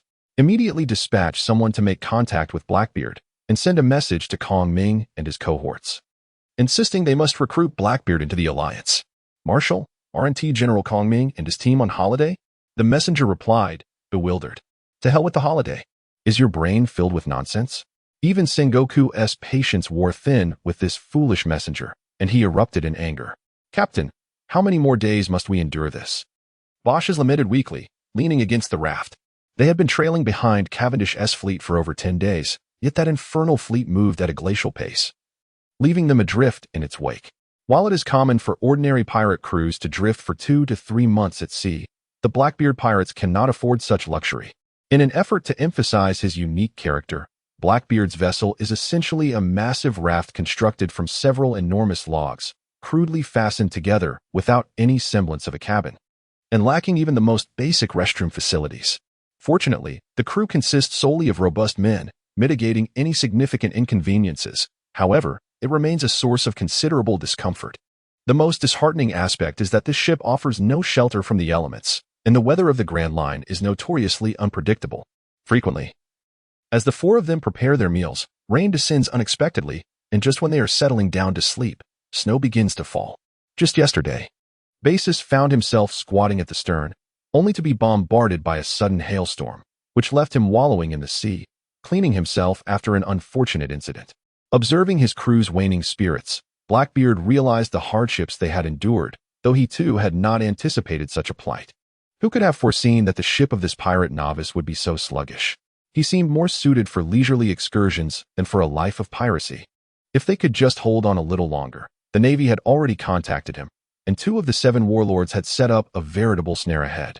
At that moment, he vowed that he would make that scoundrel pay for all the suffering they had endured. Do we still have enough to eat? Benoka lamented, gnashing his lips in distress. The provisions they had initially stocked were depleted by the 3rd day at sea, and they had been surviving on fish ever since. Had it not been for the medical expertise of Poison Q, the crew would have succumbed long ago. Cursing under his breath, Blackbeard scratched his head, which had become matted and infested with lice due to a lack of fresh water over the past 10 days. It dawned on him just how challenging it was to be a captain. The enemies had yet to appear, yet these trivial matters were already driving him to distraction. Good catch. Don't throw that away, Captain, Basis exclaimed, snatching the lice from Blackbeard's hand before he could crush them, popping them into his mouth with a crunch. Captain, catch a few more for us to sample. Poison Q and Venoka gazed at Blackbeard with gluttonous eyes, causing even the fearless captain to feel uneasy. Meanwhile, aboard the Supreme Monarch, 3 women and 1 man were engaged in a game. Cavendish, blindfolded, gaped with his mouth open, while the 3 women armed with fruits took cover around him. Just as Noki was about to be bitten, she quickly offered her apple to him, with a decisive crunch. He bit the apple in half, shaking his head in frustration before redirecting his attention toward Robin. However, before he could reach her, the lady extended 2 hands from her arms, each clutching an orange. With a satisfying squish, Cavendish bit into the orange, its juice spilling forth. When he turned to charge at her, Nami confidently raised 2 bananas in defense, for regardless of the circumstances, she believed her weaponry to be superior in length compared to those of Robin and Noki. However, the captain, who had just been feigning ignorance, astonishingly evaded Nami's banana attack this time, sinking his teeth into her left breast. Pervert, let go. Nami, under attack at her vulnerable spot, hurriedly attempted to pry him off with both hands, but her delicate strength was utterly futile against his inhuman force. Cavendish stubbornly clung to the grape in his mouth, and Nami thought that by covering his eyes, he could not see her. How ridiculous. Did he truly consider the observation hockey to be a mere ornament? Gripped at her sensitive area, Nami felt like a puppet being led by him, her entire body flushed with embarrassment, while Nojiko and Robin observed her with an amused demeanor, intensifying her humiliation. Let go, you scoundrel. Now, she was filled with immense regret for agreeing to participate in such an indecent game, leaving her utterly ashamed. Cavendish could distinctly feel the cherry in his mouth gradually hardening, prompting him to intensify his actions by licking it. Due to her simple bikini, his tongue directly coaxed the cherry from her bra. The Navi Nami, unaccustomed to such experiences, could not help but cry out, "What is wrong, Nami?" Seeing her reaction, Nojiko expressed concern. "All right, Captain, you've taken enough advantage. You're hurting Nami." It's not that she is hurt. She is clearly enjoying it.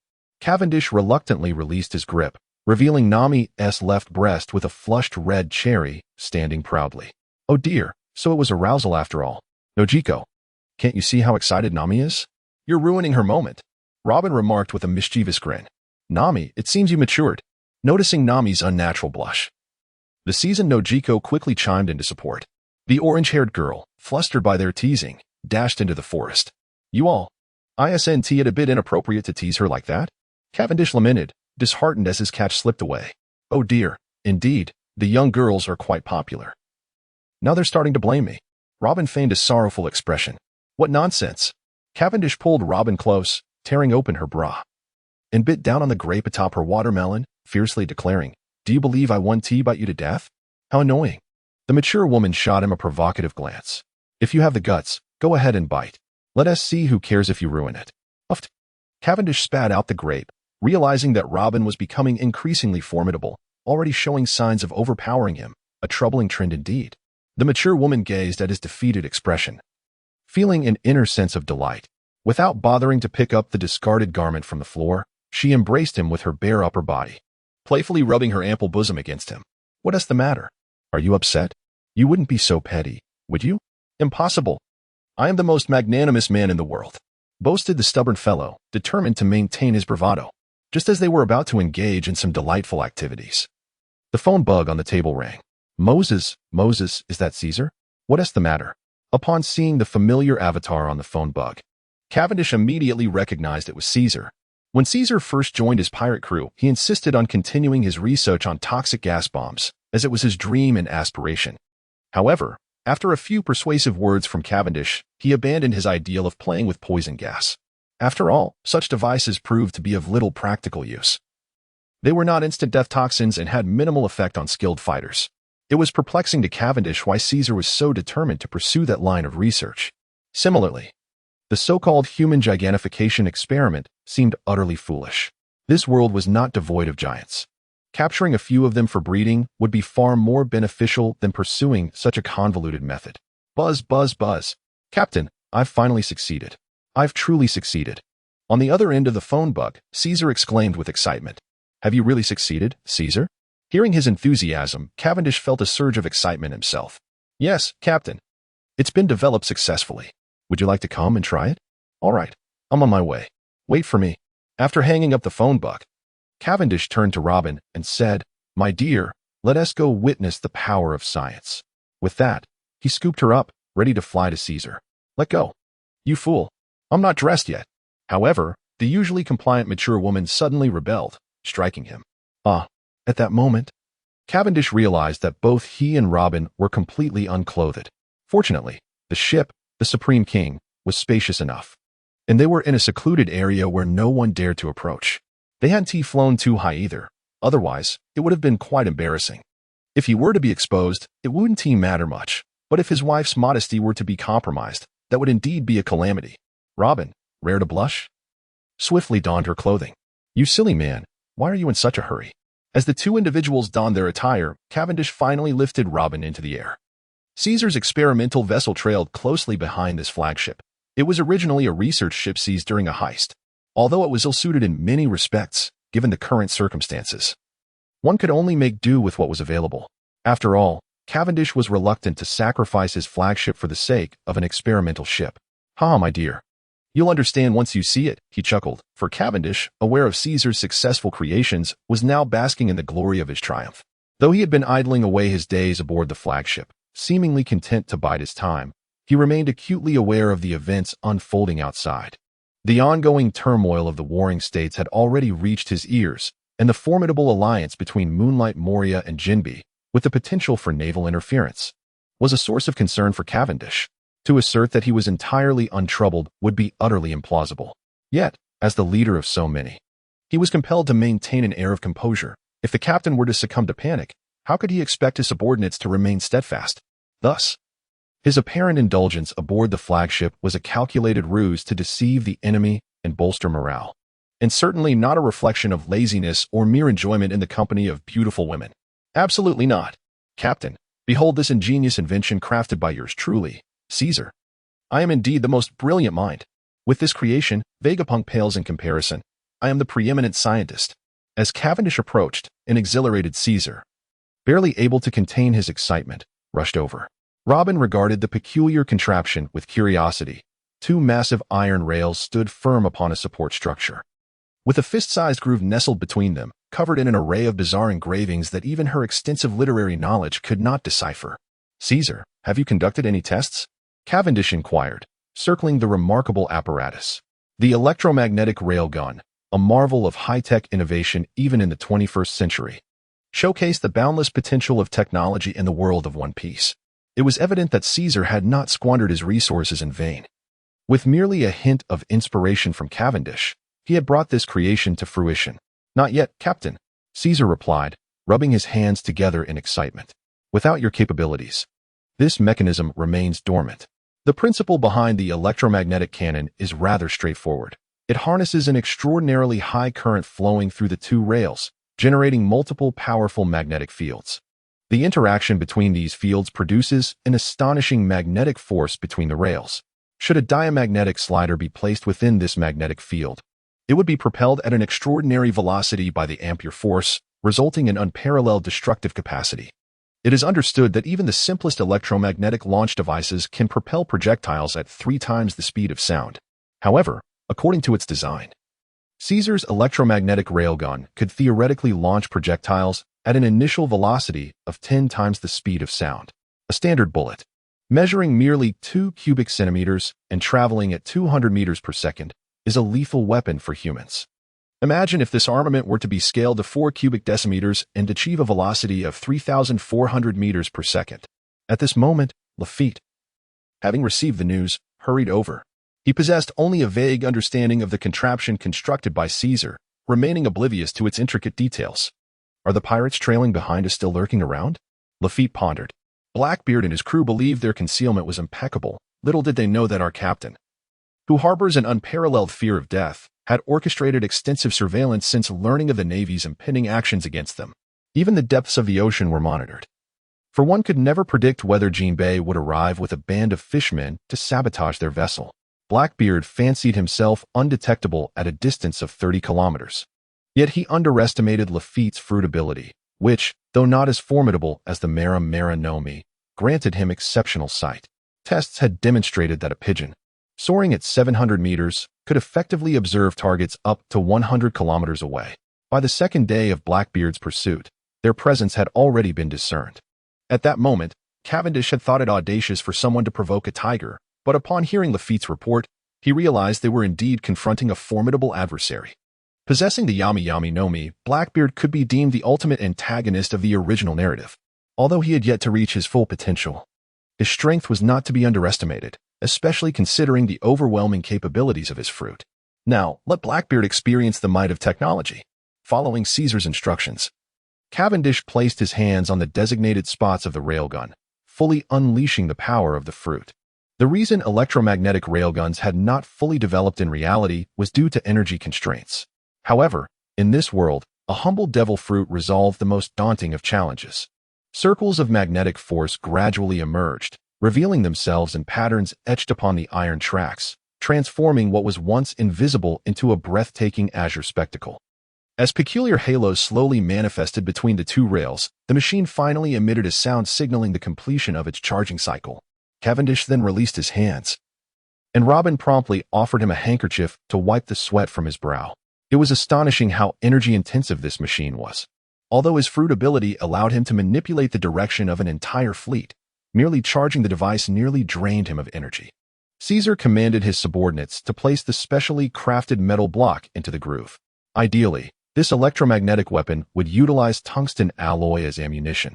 But since tungsten was non-existent in this realm, they resorted to the unique specialty of the One Piece world, sea prism stone. All 4 leaders present were devil fruit users, making the sea prism stone perilous for them. Thus the honorable task was delegated to others. First mate, please provide the coordinates. Caesar, seeing that all preparations were complete, was ready to commence the experiment. Raphael soared into the sky and proclaimed loudly, at a bearing of 85 degrees, 30 kilometers and 470 meters away. Let this band of unknown pirates become the esteemed subjects of the great Caesar. History will undoubtedly remember the contributions you insignificant creatures have made to the advancement of human science. The fervent Caesar adjusted the positioning of the orbital cannon, supplying power to the two iron rails. Meanwhile, the illustrious Blackbeard was hardly an unknown pirate. In fact, he might well be the greatest antagonist in this world. The great captain silently mused, "Darling, let us ascend and witness this ourselves." With all preparations in place, Cavendish too wished to see if Blackbeard, renowned for possessing the most formidable devil fruit powers, could withstand this marvel of technology. As the two rails were energized, a brilliant light erupted, and the entire apparatus crackled with sound. The piece of sea prism stone within was completely enveloped in a dazzling white glow. Behold, this is power, this is science. As Cavendish soared into the air, holding Robin, Caesar ascended alongside them. To Cavendish's astonishment, he realized that several of his senior officers were capable of flight as well. Suddenly, a blinding beam shot forth from the rails, and after a considerable pause, a piercing sound followed. "Captain, I can't shake this unsettling feeling." After finishing their meal of lice from Blackbeard's head, a few of them lay languidly on the raft, basking in the sun, an exceptionally clear day, free from rain or snow. Yet, Van Oka had been restless since earlier. As a top-tier sniper, his perception of danger was far superior to that of ordinary folk, for when one is targeted, their demise is already sealed. "Is there? The weather is splendid today. Old Van, are you feeling unwell?" Basis sat at the stern, fishing. Though he had grown weary of fish, what else could one eat? Cough, cough. I too sense something amiss. Cough, cough. As a doctor lacking in ethics. Toxic Q had also been pursued relentlessly. Initially, he felt nothing, but upon Van Oka's remark, he too began to sense the unease. With two of his senior officers expressing their concerns, even Blackbeard, despite his often careless demeanor, grew cautious. He raised his head, gazing toward the direction of Cavendish's fleet. If any danger were to arise, it would likely come from that vicinity. However, they were still several dozen kilometers away, and even if the enemy discovered them, it would take over an hour for anyone to reach them. How could Van Oka possibly have such a foreboding feeling? Light, Captain, light. At the moment of uncertainty, Van Oka, possessing the keenest eyesight, had already perceived a glimmer of light within his field of vision. Before he could articulate his thoughts, Blackbeard also caught sight of that light, which approached with such astonishing speed that it traversed the distance almost instantaneously. Dark water, Van Oka noted. And in the fleeting second between his discovery and Blackbeard's realization, the seasoned warrior, despite his ignorance of its nature, was compelled to make a decisive choice. In an instant, a dense shroud of black mist enveloped their raft entirely, the oppressive darkness starkly contrasting against the vast expanse of the ocean. However, since they were now under attack, the necessity of concealment had evaporated. Captain Bosch's, taken aback, could only observe as Blackbeard unleashed his formidable power. Just as he was about to speak, he sensed an immense surge of energy erupting into the sky. Robin and Lafitte stared in astonishment at the horizon, while Caesar gaped in disbelief. Although he had been responsible for constructing the orbital cannon, the notion of such a weapon had never been entertained in their world, and even he had not anticipated its overwhelming might. From a distance, they could not discern the details, but in that fleeting moment, a dark cloud appeared at the edge of the sky, Blackbeard's fruit power, before it vanished in an instant. A blinding radiance ascended from the sea, akin to the sun descending into the ocean, forcing everyone to shield their eyes. When the brilliance receded, a colossal pit emerged in the depths of the sea. Even from a considerable distance, its enormity was evident, spanning over a dozen square kilometers, within which all the seawater had been vaporized. This is the power of science. I, Lord Caesar Clown, am indeed the most formidable scientist in the world. Caesar exclaimed in ecstatic fervor upon witnessing the result. This is a weapon of annihilation. Robin gazed somberly at the vast pit in the ocean. Such destructive force could obliterate an island in a single blow. Truly, the legendary Pluton would pale in comparison. Not good. Lafitte, the most reliable member of their quartet, suddenly turned pale. He swiftly retrieved his transponder snail and shouted, all crew members, take your positions immediately. Right full rudder, lower all sails, increase speed, increase speed."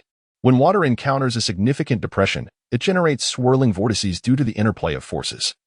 This is the principle behind the creation of whirlpools. Thus, the question arose, what magnitude of vortex would manifest if a pit of such vast proportions appeared in the heart of the ocean? Hurry, accelerate. We're being drawn in. Huzi roared, venting the fears that coursed through his heart. He had only just joined Captain Cavendish's ranks, with countless promising tomorrows awaiting him, and yet here he was, facing the prospect of a suffocating demise. The gaping chasm in the ocean had morphed into a colossal whirlpool, ravenously consuming everything in its vicinity. Huzi's ship, already trailing at the rear of the fleet, had barely responded to Lafayette's command to hoist the sails and steer away. It was too late. The edges of the whirlpool had already ensnared them. The pirates aboard struggled desperately to manage the sails and helm, some even resorting to paddling with makeshift oars. Yet their efforts seemed futile against the immense pirate vessel. Should they be drawn into the whirlpool's grasp, the chances of survival were virtually non-existent. As for leaping overboard to escape, that notion was even more absurd. Propelled by the ship's tremendous momentum, the likelihood of evading the whirlpool was slim to none. And with the current's fierce pull, any attempt to jump would assuredly lead to being swallowed whole. As the ship gradually retreated, the crew of pirates resigned themselves, mentally composing their last wills. Why, oh why, must fate be so cruel just as he was on the brink of a new life? Huzi knelt at the bow, tears unshed, questioning the weight of his misfortune. Big fellow, quickly, tell them to steady the sails. Just as despair enveloped him, a voice rang out from above. There floated Cavendish, cradling Robin, hovering above their beleaguered ship. Thanks to Lafayette's timely response, the entire fleet remained largely unscathed, though this particular vessel bore the brunt of misfortune. Naturally, with Cavendish's temperament, he would not typically concern himself with the fate of this ship. However, Robin, with her persuasive demeanor, urged him to extend a hand to save these unfortunate souls. After all, they were his subordinates, and saving them would bolster his reputation. It's the captain. The captain has come to rescue us. Everyone hold on. Huzi had only glimpsed Cavendish once upon his initial allegiance, yet now, in their direst moment, seeing Cavendish come to their aid rendered him speechless with excitement. Let us go, Cavendish commanded, descending onto the deck. He summoned the faint remnants of his magnetic powers to propel the warship forward.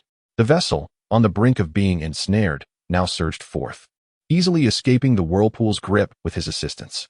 As they broke free from the whirlpool's clutches, the entire crew erupted in jubilant cheers.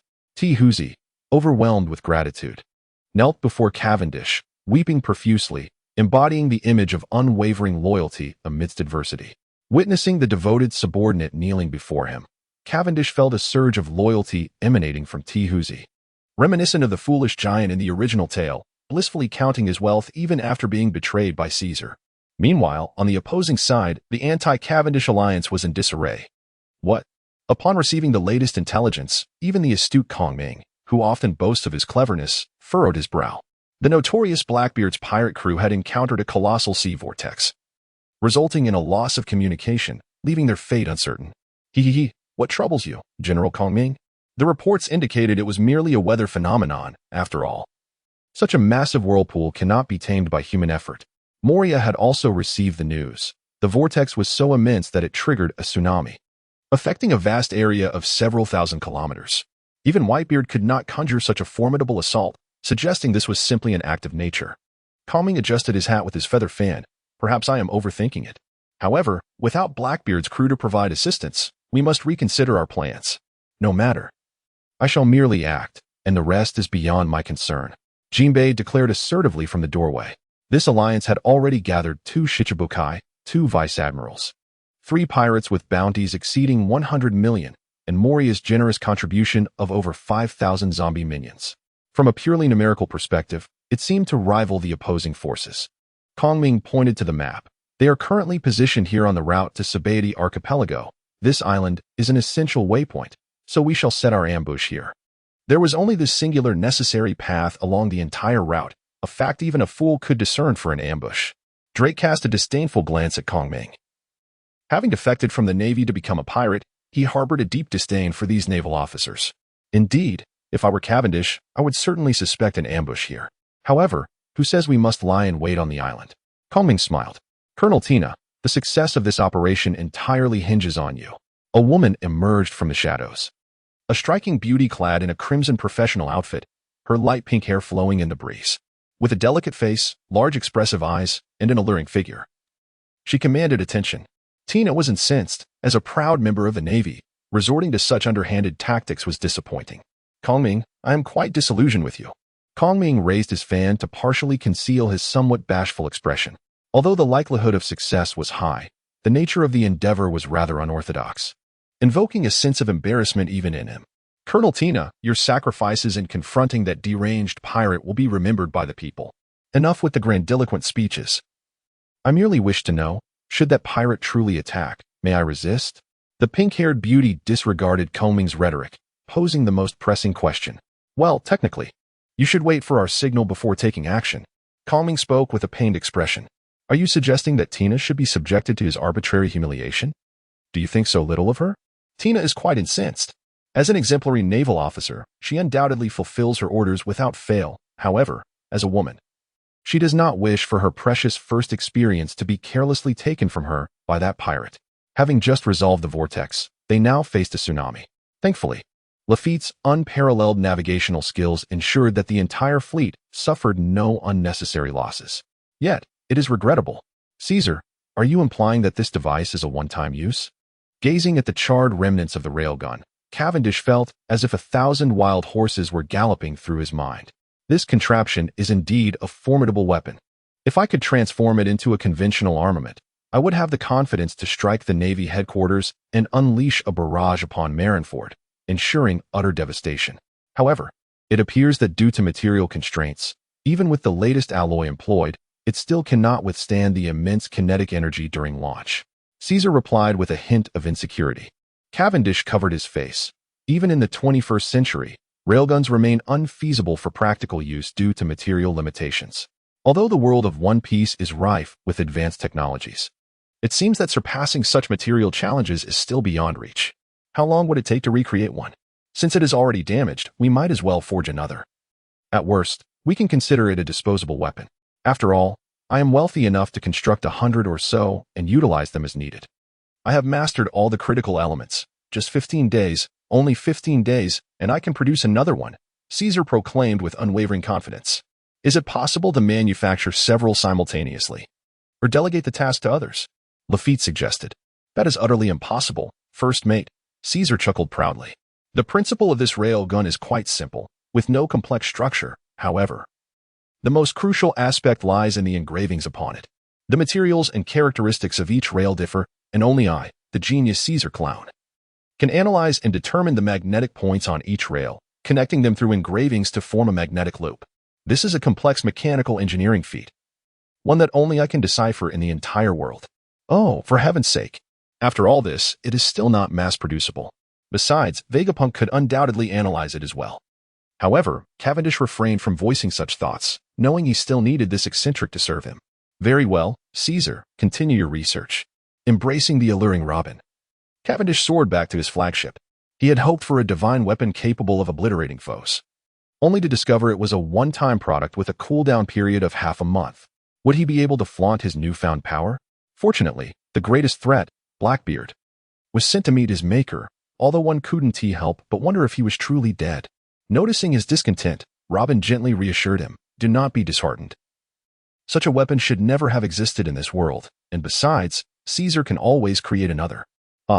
I initially thought that possessing a strategic weapon would allow me to sweep across the world, yet it turns out to be just a grand move, leaving me rather disheartened. Cavendish lamented.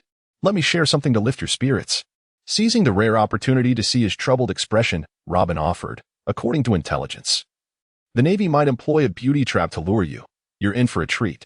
Really? A beauty trap? Who could it be? Desbones? Tina? Peach Rabbit? Upon mentioning this, Cavendish instantly regained his composure, enchanted by the allure of beauty. Ah, dear Captain, might you enlighten me on how you possess such intimate knowledge of the beauties within the Navy? As names tumbled forth from his lips, Robin's expression gradually darkened.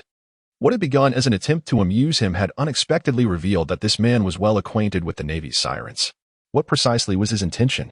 Surely, he could not divulge that he had gleaned such information from a comic. I have not been feeling well these past few days. Please refrain from seeking me out. With that, Robin indignantly turned on her heel, leaving him with a graceful silhouette. The heart of the baby aches in silence. To Mayo's Island. This is an obscure island within the Grand Line, home to only a few thousand inhabitants, lacking in unique products or renowned attractions. Its significance stems solely from its strategic position between Water City and Chambord, rendering it a professional transit hub. Naturally, the majority of those who linger on this island are pirates and slave traders. When the flag of the beautiful Justice pirate crew emerged upon the horizon, the entire island erupted in excitement. After all, the fleet was undeniably immense, leaving even the seasoned residents, accustomed to hosting numerous pirates, in a state of awe. The towering pirate ships docked at the island created such congestion in the port that no more vessels could be accommodated. The crew of the pirate band cursed and hastily expelled all other ships still anchored, leaving those ousted too intimidated to express their anger. Mayor Lambert glanced nervously at the woman beside him. He had initially agreed to act as an informant for the Navy and the Seven Warlords. But it now seemed that the opposing force was rather formidable. Mayor, you had best not entertain any other thoughts. If the world government places you on their wanted list, your children back home will likely be implicated as well, remarked Kong Ming, disguised as a slave trader, upon noticing the mayor's hesitation. I understand, my lord. Mayor Lambert pondered. After all, at over 60 years of age, he had enjoyed sufficient comforts in life. He resolved that, no matter the circumstances, he could not allow his family to suffer as a consequence. Quickly, bring forth all the delicacies and beverages from your island. Also, do you have any skilled workers? If so, summon them all. We are not short on funds, Ross boisterously declared, relishing the authority he wielded. Had it not been for the captain's recent orders to refrain from excessive plundering, he would have undoubtedly led a raid on this modest island rather than courteously purchasing their wares. Just then, as Ross reveled in his dominance, a henchman hurriedly approached. My lord, we encountered an old man who claims to be the mayor. He has promised to present a stunning beauty to the captain. Oh, now I must see what this beauty looks like. Ross replied with a grin. In such a small place, it is utterly remarkable to encounter a beauty of such caliber. I have traversed the tumultuous seas alongside the captain and have witnessed countless exquisite women. Good sir, I am Lambert, the mayor of this town. And this gentleman beside me is Mr. Nelson, who deals in human trafficking. Upon hearing of Captain Cavendish's esteemed reputation, he is willing to present the treasure of his trading group to the captain. Tina, adorned in a tattered white dress, bore shackles upon her wrists and neck, her natural beauty untouched by cosmetics, evoking a sense of pity. Ross's gaze was fixated upon her, despite her slight inferiority to the first and second ladies. She undoubtedly matched the allure of Miranda, especially with her generous bosom, only marginally smaller than that of the first lady. Very well, I shall take you to meet the captain at once. Though the beauty captivated him, he knew she was not his to possess. Understanding the captain's disposition, he dared not overstep. Greetings, illustrious and formidable Captain Cavendish, Mr. Nelson declared, bowing on one knee in a display of deference upon encountering him. However, Cavendish appeared indifferent, his attention wholly absorbed by the shackled beauty. With her pink hair and azure eyes, her slender waist and ample bosom, which boasted an F-cup size, her tattered attire could not conceal her striking presence. Tina, also known as Black Tina, possessed the power of the kankank fruit, enabling her to manifest steel shackles upon physical contact with others. The Navy likely selected her for their ploy not solely for her beauty, but also for her formidable abilities. Noticing Cavendish's unwavering gaze upon the enslaved beauty, Robin felt an uncomfortable pang of jealousy. Yet, she recognized the necessity of maintaining Cavendish's formidable reputation in front of outsiders. Prompting her to speak, Mr. Nelson, what is the meaning of this? Mr. Nelson responded, I am engaged in the trade of human commodities and have long heard of Captain Cavendish's fondness for beauty. I have recently come across this town's treasure and intend to present her to the captain. Tina feigned a pitiful demeanor, and had her fellow naval cadets seen their commander in such a state, they would surely be astounded. Cavendish stroked his smooth chin, nodding slightly as if to convey approval of the gift. Tina had recently graduated from the Naval Officer Training Academy, and even within the Navy, few were acquainted with her. Nelson could not have anticipated that Cavendish would recognize her, let alone be fully aware of her abilities. Robin, observing the lascivious demeanor of the captain, felt a sense of disdain. The Navy's underhanded tactics were truly disgraceful. Rather than confronting openly, they resorted to such despicable means. That simply cannot be. We cannot allow Mr. Nelson to incur such expenses. We shall purchase this slave ourselves, declared the commanding lady. Ah, this is but a humble token of my esteem. I never anticipated that the other party would exhibit such high-mindedness, refusing a gift freely offered and instead opting to purchase it. Kong Ming was momentarily taken aback. Our pirate crew prides itself on honesty and reliability. We would never take advantage of the populace. Name your price. Acknowledging that the esteemed captain was merely indulging in a jest, he acquiesced accordingly. My lord, I genuinely present this to you. I truly require no payment. Kong Ming felt a surge of panic. After all, he was merely an occasional participant in the trade of human lives, lacking the requisite documentation and slave contracts. This simply would not do. How could this be permissible? Let us consider. The current market value for an ordinary female slave ranges between 500,000 and 1 million. This particular slave is indeed commendable. At auction, she could fetch around 7 to 8 million. However, she appears somewhat older, and at such an age. She surely cannot be a maiden. It is plausible that you, as traffickers, have utilized her, perhaps even rendering her a seasoned veteran, considering depreciation and wear. I shall offer you 5 million, Robin said with a playful smile. Tina nearly ground her silver teeth in frustration. What does it mean to be of such an age? What does it mean to have been used? What does it mean to be a seasoned veteran? Were it not for my current mission, I would surely leave you with a face full of blossoms before sending you off to the military camp as a camp follower. Cold sweat trickled down Kong Ming's forehead. How is this devilish child so familiar with the intricacies of human trafficking? Had she perhaps engaged in such dealings before? A leather suitcase was unceremoniously tossed at his feet as the lady continued. Please confirm the amount, Mr. Nelson. No, that won't be necessary. Captain Cavendish is illustrious. Such a trifling sum could not possibly pose an issue. Kong Ming wiped the sweat from his brow, clutching the suitcase and preparing to retreat. After all, Tina had been delivered, and his task was complete. All that remained was to await the evening. Hold on. Just as he was about to depart, he heard Robin continue. Mr. Nelson, have you forgotten the protocol? We have indeed made payment, but what of the documentation? The contract? The legal proof of this slave's status? Kong Ming inwardly lamented. Who truly comes prepared with such items?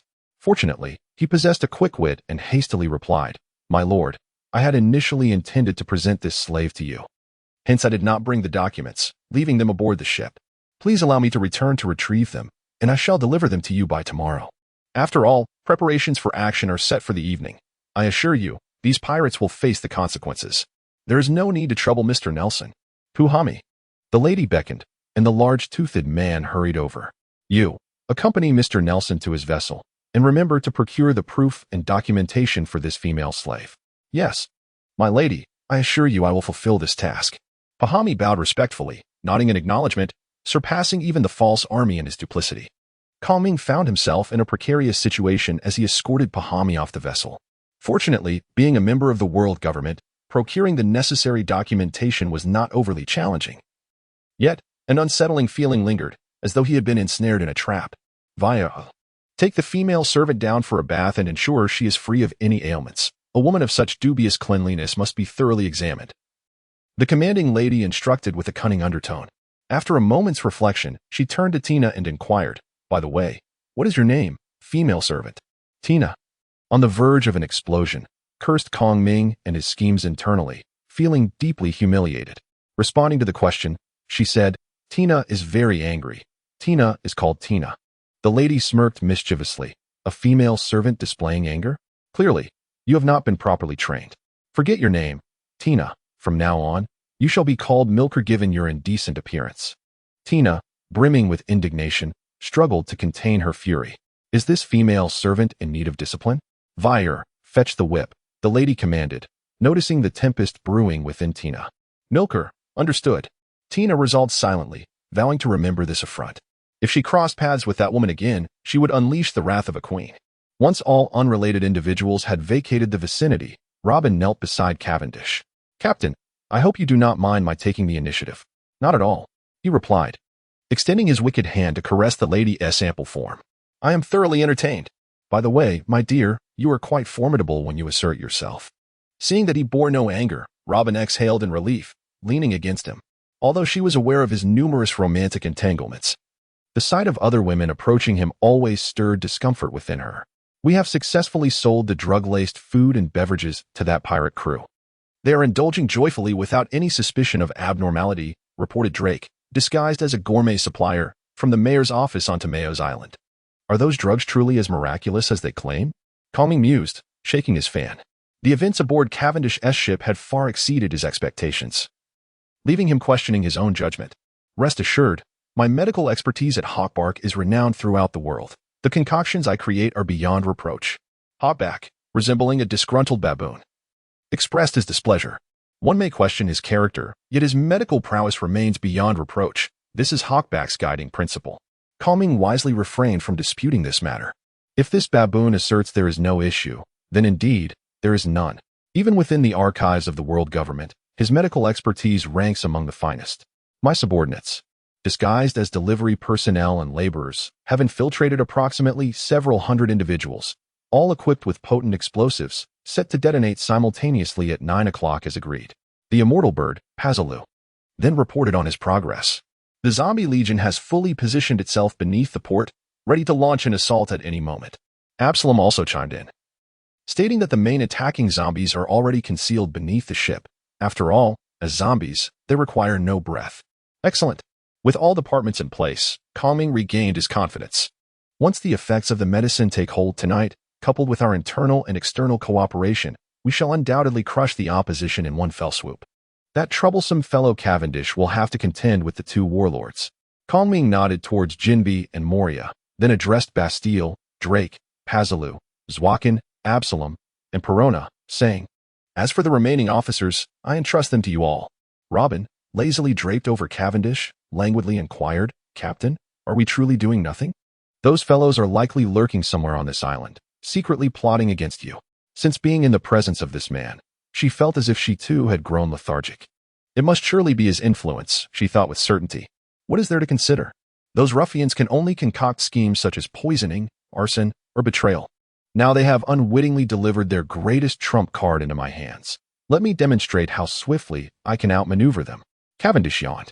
The stratagems employed by the pirate king and his crew, when placed in the context of my great celestial empire, are akin to the antics of elementary school children. A mere individual familiar with the romance of the three kingdoms could easily annihilate them in an instant, daring to flaunt their blades before the likes of Guan Yu. Oblivious to their peril. "Captain, I have already inspected the provisions," Caesar announced, fluttering over with a report. Although not a doctor, when it comes to toxins, he ranks among the elite in this world, not counting the abnormally skilled Magellan. What poison have they employed? Given their lengthy scheming, it is evident they would not resort to a potent toxin, but rather a slow-acting one, with the onset of symptoms coinciding with their ambush. It is a hybrid poison, harmless to life, yet after 10 hours of ingestion, it induces profound weakness and muscle paralysis. Initially, the afflicted may believe they are merely fatigued, but once the toxin manifests, they will essentially lose their combat efficacy. However, this will resolve after a few hours. Caesar reported the results of the analysis. If they were to launch a surprise attack, it would likely occur between 8 o'clock tonight and 2 o'clock tomorrow morning. Upon receiving the report, Cavendish performed a rough calculation and deduced the timing of Calming's impending assault. "Do we have an antidote?" he inquired casually. "This poison is quite rare. Even if I were to concoct an antidote now, it wouldn't be ready until tomorrow morning. That's utterly useless. By tomorrow morning, the battle will be over, and the poison will have already dissipated. What good is an antidote then? Raffet, what is the situation on your end?" He turned to inquire of the telephone bug on the adjacent table. "Captain, everything seems normal in the town. No anomalies detected. However, 80 kilometers southeast in the sea, there's a vast shadow. Given the distance, I cannot ascertain what lies within. 80 kilometers away is quite far. That should be Moria's three-masted ship, and as S war machine should still be aboard. Although size does not always equate to power in this world, larger entities often possess an advantage in various respects.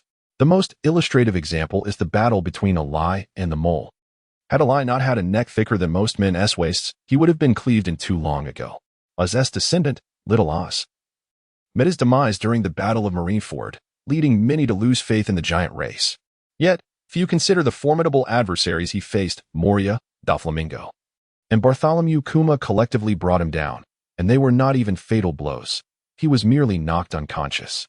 He tapped his fingers thoughtfully, contemplating how to address the imminent crisis. Jinbe, Moria, Drake, Pizuru, Zwakin, Perona, Absalom, and that man who disguised himself as a slave trader earlier in the day, along with Tina, who was already on his ship. These were the visible cards of the enemy. What hidden cards remained unknown. Cavendish held a modest confidence in his own abilities. He believed he could hold an advantage against Jinbe alone. As for Moria, being a necromancer, he would be foolish to confront an assassin head-on, as it would be tantamount to courting death. He assigned Drake to Alai, Zwakin to Kondo Mitsukazu, and thought that dealing with Pizuru and Absalom could be handled by dispatching a few officers. Perona, the ghost princess, possesses an unearthly strength. Had the original story not introduced Usopp, who could counter her abilities, the Straw Hats would have been utterly vanquished by her. He glanced around and realized that the only option to handle her seemed to be the comical Caesar, though Caesar did not appear particularly reliable. What is the matter? Noticing the man's concern, Robin asked with genuine care. During the chaotic battle tonight, I anticipate a woman adorned with a crown and wielding a parasol will be present. I am pondering how to confront her. Cavendish spoke up, upon hearing that he was once again preoccupied with thoughts of women. Even though the mature lady reminded herself not to become angry or jealous, she could not help but retort, "Another woman? You haven't even dealt with the one on the ship, and yet you are contemplating enticing another? It's unjust, my dear wife. I assure you. I am genuinely pondering how to handle her. Her abilities are quite formidable." Noticing that he seemed sincere, Robin inquired, "Oh, is that young lady truly impressive?"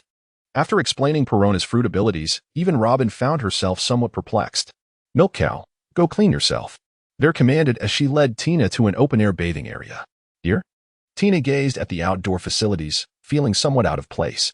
It was merely a wooden board with a showerhead hanging above, and nothing else, utterly bare. "Of course. What do you think you are? You are merely a slave. Having a place to wash is already a luxury. Hurry up and clean yourself, especially down below. Use plenty of disinfectant soap. We cannot have you bringing any filthy diseases back," Ver ordered imperiously. The current Ver was no longer the pitiful little girl she once was. She had transformed into the esteemed first mate of our captain, managing a great number of people. She was no longer the helpless child, but rather Miss Ver, the formidable housekeeper. "I shall endure. For the sake of the plan, Tina resolved to bear with it for now. By nightfall, I will ensure that you all pay for what you have taken from me." She prepared to remove her garments to bathe, considering that Ver was the only one present, treating it as if she were in a bathhouse. However, Tina soon discovered with frustration that she seemingly could not bathe by herself. To disguise herself as a female slave, she was still shackled, and although these shackles were merely for show and could be easily undone at her will, she could not do so under the watchful eye of the enemy. What is wrong with me? This is truly troublesome. Were it not for the task assigned by the lady of the house, Ver would have no interest in this female slave at all. Her scheduled beauty appointment with Miranda was fast approaching. "I can't remove my clothes, nor can I bathe." Tina raised her hands, indicating the shackles above. "Could you please help me take this off?" "Ugh, what a hassle." Ver replied irritably, "I don't have the key."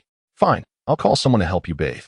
As Tina observed the two burly women summoned by Ver, she felt a wave of despair wash over her, lamenting, "What have I done to deserve this torment?"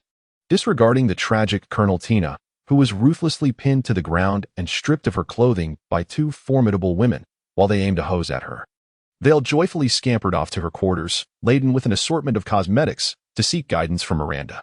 Our poor Colonel Tina, unable to reveal her prowess, was on the verge of having her skin worn raw by the two women, nearly grinding her silver teeth to dust.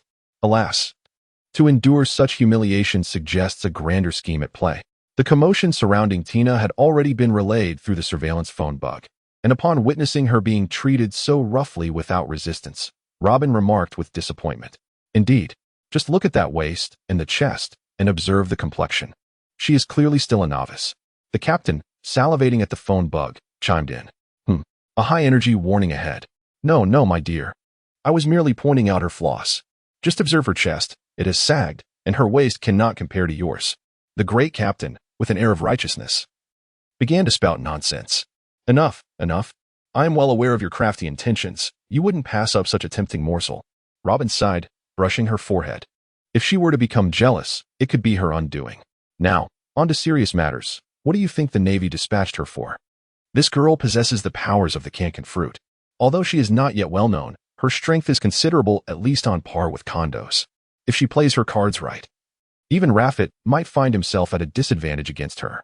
However, if she is meant to contend with my husband, she may not suffice, Cavendish pondered aloud. Unless Tina is willing to go to great lengths and ambush him during their training, it seems unlikely she could inflict any harm. What could be the purpose of such elaborate efforts to send this woman here? Surely it is not merely to grant you an advantage. Robin mused. Observing Tina in the video, her backside soaked and bruised. Regardless of whether she is a sugar-coated bomb, once the coating is consumed, the bomb can be discarded. She is now on my territory. It would be a simple matter to shape her as I please. The unscrupulous captain began to boast once more. Tina, in a state of humiliation, donned her clothing and followed the two women closely, her backside nearly raw from the earlier treatment. How could they treat her so? Vale had assigned her to the most basic slave quarters, a mere 10 square meters, devoid of anything but a bed. Tina leaned against the bed, unable to sit due to the pain.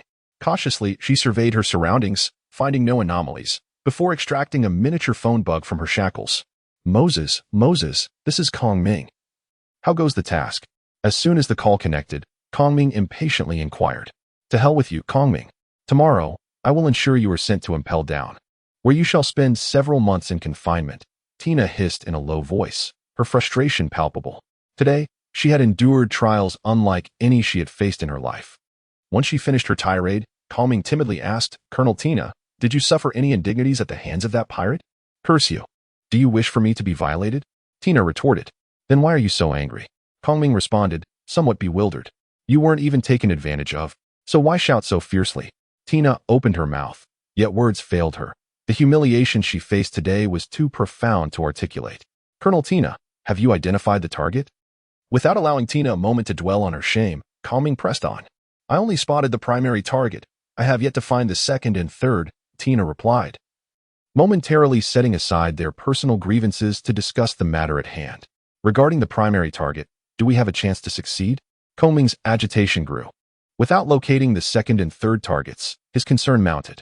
Based on their investigation, the second and third were merely ordinary individuals, easily subdued, whereas the first was notorious. Tina was in peril. If they could not seize the opportunity swiftly, dire consequences loomed ahead. The primary target remains alongside the main objective, making an assault challenging, Tina reflected. Then you shall lie in wait. When we launch our attack tonight, strike then. It is preferable to locate the second and third targets as well. Understood, Tina replied. After a moment of contemplation, she added, once the operation concludes, ensure a few of them are handed over to me. I intend to make them aware of my wrath. Pazialu lay concealed in the grass by the shore, poised as the vanguard of the initial assault. Ready to charge aboard the ship at the moment his subordinates ignited the explosives. Though Cavendish's fearsome reputation could intimidate most pirates, there were always those with formidable strength and unwavering confidence who dared to challenge him. The 3 pirate captains present today belonged to this category, known as the Phoenix Pazialu. He had participated in 47 battles over 3 years at sea, never once tasting defeat, even when 15 blades pierced his flesh during the most perilous of times. He stood firm, driven solely by willpower to vanquish his adversary, thus earning his legendary moniker. Now, with a bounty of 100 million berries, he was undeniably a significant figure in the pirate world. However, reaching his level made it exceedingly difficult to elevate one's notoriety further. So, upon hearing the news disseminated by the Navy, he promptly rallied his crew to join the fray. Casting a glance at his comrades, Pazialu proclaimed, Friends, today's battle may well be the most arduous we have faced thus far. Yet, remember, victory shall belong to us. Once the conflict concludes, I shall treat you all to 3 days of revelry at the finest establishment in Sabaody. The captain is the best. Captain, splendid job. However, this won't do. I must return home to prepare for my wedding. The first mate, Bigaro, expressed his concern, having been a steadfast partner to Paziru for many years. His childhood sweetheart had urged him on several occasions, and with the conclusion of this battle, the captain was sure to ascend to the 7 warlords, allowing him to return home and marry. Ah, first mate, you're getting married? We must attend your wedding feast. The members of the pirate crew chimed in with their congratulations. Achoo, achoo, achoo. Suddenly, Kong Ming sneezed thrice in quick succession, drenching Zua Jane, who was standing opposite him, in the process. My apologies, he exclaimed, hastily extending his sleeve to wipe Zua Jane's face, but then reconsidered and withdrew his sleeve, opting instead to retrieve a handkerchief from his pocket. Zua Jane accepted the handkerchief with a frown, reflecting on how he, as the notorious demon blade wielder, would have once reacted with violence. Yet, with the imminent battle ahead, it was unwise to quarrel over trivial matters. Kong Ming gazed into the distant sky, somewhat perplexed. Although night had fallen, he discerned a faint crimson hue in the horizon, an ominous sign indeed. Could it be that fate had already sealed the pirate's doom for today? The flagship, the Supreme Emperor, loomed far in the deep sea. Such a grand vessel could only dock at major cities like Water City, rendering it nearly impossible to find a suitable port elsewhere. Serving under Captain Cavendish was a stroke of luck for the pirates, as they could attain all that other pirates yearned for with minimal effort. Yet, their fortune came at a cost, as they were perpetually under the thumb of a shameless captain who constantly plotted to sell them out. Dozens of pirate ships hosted feasts of varying scales, where each pirate indulged in a life of excess. Meanwhile, the spies concealed aboard watched with glee as the crew feasted on food and drink laced with drugs. "I'm so tired." At last, one pirate succumbed to the effects of the drug, feeling fatigued, as though he hadn't slept for days, with aches all over his body. "Haha, feeling tired? You must have overindulged with that woman today, and now your legs are weak." His companion chuckled, giving him a playful pat on the shoulder. The pirate, already drained of strength, collapsed to the ground from the unexpected slap. "Hey, don't play dead. I barely touched you. You can't break my porcelain." Upon witnessing him sprawled on the ground, the pirate felt a twinge of confusion and prepared to extend a hand to assist him. However, as he bent down, a sudden wave of weakness overtook him, his legs turned to jelly, and he too collapsed onto the floor. The reveling pirates in the hall fell like a line of dominoes, and even the slowest among them sensed something amiss. Regrettably, it was too late. The traitors lurking within the crowd immediately ignited the explosives, and brilliant fireworks illuminated the skies above Tomeo's island. "Come on, lads, charge with me," Pazzolo declared, swinging his chains as he ascended onto a pirate ship moored at the shore. The pirates behind him surged forth from their hiding spots, eagerly leaping aboard. "Arise, my zombie legion," commanded Absalom, and the zombies, previously concealed beneath the waves, began to ascend via the ship's anchor. A few remaining crew members sounded the alarm, but the majority of pirates had already succumbed to Hawkback's drug, rendered incapable of resistance, allowing the zombies to swiftly seize control of the deck. The surrounding pirate crews crumbled almost instantaneously. Many lay on the ground, transformed into lifeless corpses. After all, this was a brutal clash where mercy had no place. Hey, so much for the so-called most ruthless and powerful newcomer. It seems they are not so formidable after all. Moria, accompanied by Perona, stepped aboard the pirate ship at the port, where flames erupted across dozens of vessels, and several of the 9 warships were also ablaze, the night resonating with explosions. The sounds of battle and cries of despair. "Ho ho ho, it appears we need not intervene. They are nearing their end." Perona laughed, floating in the air, accompanied by a few ghosts that shared her mirth. Ignoring the chaos surrounding them, Moria led Perona along the wooden planks connecting the pirate ships, making their way towards the flagship anchored in the deep sea. Jinbei had already swum ahead, for it was only he and Jinbei who possessed the qualifications to confront that newcomer. Along the way, a few fearless pirates lunged at him, but under Perona's ghostly assault, they all knelt in repentance upon the deck, only to be swiftly decapitated by the zombies at their side. Hawkback stood at the bow, directing the zombies to transport the slain pirate bodies below deck. After all, these would serve as valuable reinforcements in the days to come. Bastille, wielding the formidable Naginata, charged forth with a fierce determination, cleaving through any pirate that dared to obstruct his path. In preparation for this day, he had forsaken the honor of the Navy and even cast aside his own dignity. Yet, he believed that if he could eliminate that detestable pirate today, all would be justified. Drake, armed and stationed at the bow of the ship, noted that the sheer number of vessels belonging to Cavendish's pirate crew rendered it impossible for them all to dock within the harbor. Thus, these ships were scattered around the port, and his responsibility lay with the left flank. The operation was progressing remarkably well, so much so that he found himself gripped by a twinge of doubt. If that pirate truly possessed only such limited capabilities, how had he managed to ensnare the world government in such disarray? As a recently defected rear admiral from the Navy's distant headquarters, he was acutely aware of the Navy's formidable strength. Yet, time and again, this pirate had inflicted severe damage upon even such a terrifying force. Although the joint army led by 2 warlords was undeniably powerful, it could scarcely rival the Navy's might. Just as he traversed a mast, a sudden rush of wind sliced through the air beneath him. Drake, already on high alert, swiftly swung his 4-bladed axe in response. The impact sent him hurtling backward, crashing through several masts and embedding him into the deck with a resounding thud. He scoffed, having expected more from the creature the captain had specifically instructed to remain hidden. It turned out to be nothing more than a mere fade. Ale, brandishing its designated iron pillar, had emerged from the ship's hold. launching a surprise attack as Drake passed overhead, achieving a clean hit. It must be said, those who followed Cavendish had learned to adopt underhanded tactics. Even the once honest Minotaur had resorted to ambushes. As Ale prepared to depart, the deck resonated with the ominous sound of splintering wood, followed closely by the emergence of a Tyrannosaurus Rex from below. Drake shook his head, realizing that had he not sensed the impending danger and activated his devil fruit powers, he might have been crushed by the brute's mighty blow. Such force was truly terrifying. "Is Ale the battle companion of the Cavendish pirates?" Drake inquired, his voice laced with incredulity. "Damn it, I am not a mere battle pet. I am the commander of the combat squad," Ale retorted, having shed the identity of a battle pet due to its valor in numerous skirmishes. Yet, that label lingered as an indelible stain in its heart. And Drake's provocative remarks only served to deepen the animosity. In an instant, the irate Ale transformed, manifesting the powers of a devil fruit. Two towering behemoths, each standing approximately 10 meters tall, commenced a real-life rendition of Pacific Rim. Wherever they roamed, chaos ensued. Walls crumbled, buildings were razed, and pandemonium erupted. The members of the Cavendish pirates were well acquainted with Ale's combat style. Upon witnessing the transformation, they yearned for additional limbs to hasten their escape. Conversely, the so-called anti-Cavendish alliance lacked such perceptive acuity, and many found themselves inadvertently swept into the fray, transforming from unsuspecting individuals into mere remnants in the blink of an eye.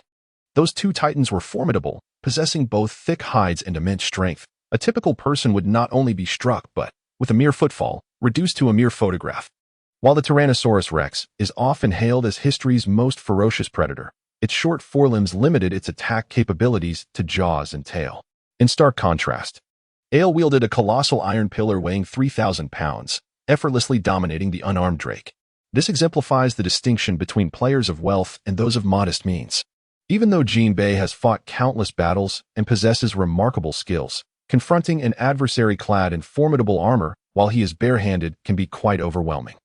Since Brother Jinbei has arrived, why conceal oneself any longer? Cavendish, sensing the presence of someone lurking beneath the water with his observation haki, immediately spoke up. Robin, understanding the gravity of the situation, discreetly stepped aside, recognizing that this level of combat was beyond her current capabilities. A colossal whale shark fishman leaped from the depths of the sea, landing firmly on the warship, his robust, pale blue form exhibiting fluid, graceful lines. One cannot deny that. Although both are fishmen, Jinbei's appearance certainly surpasses Arlong's by a wide margin. "Did you already know I was coming?" Jinbei, momentarily taken aback by having his movements so easily discerned, questioned. Given the opponent's mastery of haki, it was not surprising that he could sense an ambush lurking beneath the waters. After all, he is a master of stealth and surprise. However, discerning the identity of the ambusher is a different matter entirely, and that can only mean one thing. Information has been leaked. To think that with such a leaky information network, you believed you could ambush me. How absurd. Cavendish, with a smile, drew his Durandal, standing resolutely with his blade. "I have long known that those humans are unreliable." Jinbei spread his large, fan-like hand, droplets of water forming instantly. 5 elements water strike. Although the ambush had failed, Jinbei remained confident in his abilities.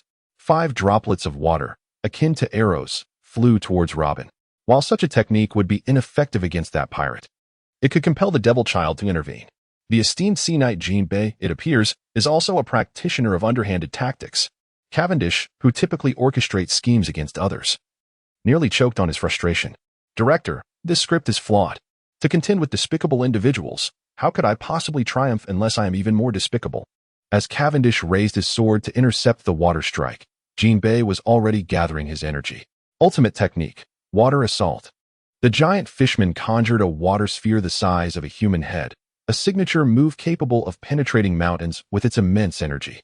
His target, it seemed, was none other than Nico Robin, who remained hidden nearby. "Damn it, you have successfully ignited my fury, you dried fish." Initially, Cavendish held a modicum of admiration for Jinbei. But alas, when one finds themselves on opposing sides, the more one appreciates another, the more one despises them. As a comrade, Jinbei is undoubtedly competent. However, as an adversary, he becomes exceedingly detestable. The captain rushed swiftly to Robin's side, positioning himself before the impending water sphere. The kinetic energy of this water sphere is immense, accompanied by a whistling sound as it approaches. If fortune favors him, it is not entirely impossible to block it. However, in such a hasty moment, attempting to thwart this lethal strike will undoubtedly come at a price. Upon unleashing his formidable technique, Jinbi did not linger for a moment. He extended his hand and drew a stream of water from the ocean, surging forward in pursuit of the water sphere. Waterheart, Ocean Current Dragon Strike. The colossal fishman, enveloped in a swirling vortex of water, followed closely behind the sphere. Even if Cavendish could cleave the water sphere in two, Jinbi would be poised to land a decisive blow on him. As a warlord of the sea and captain of the Sun Pirates, Jinbi's 30 years of combat experience is not to be trifled with. Real battles do not unfold as they do in comics, with each side trading blows.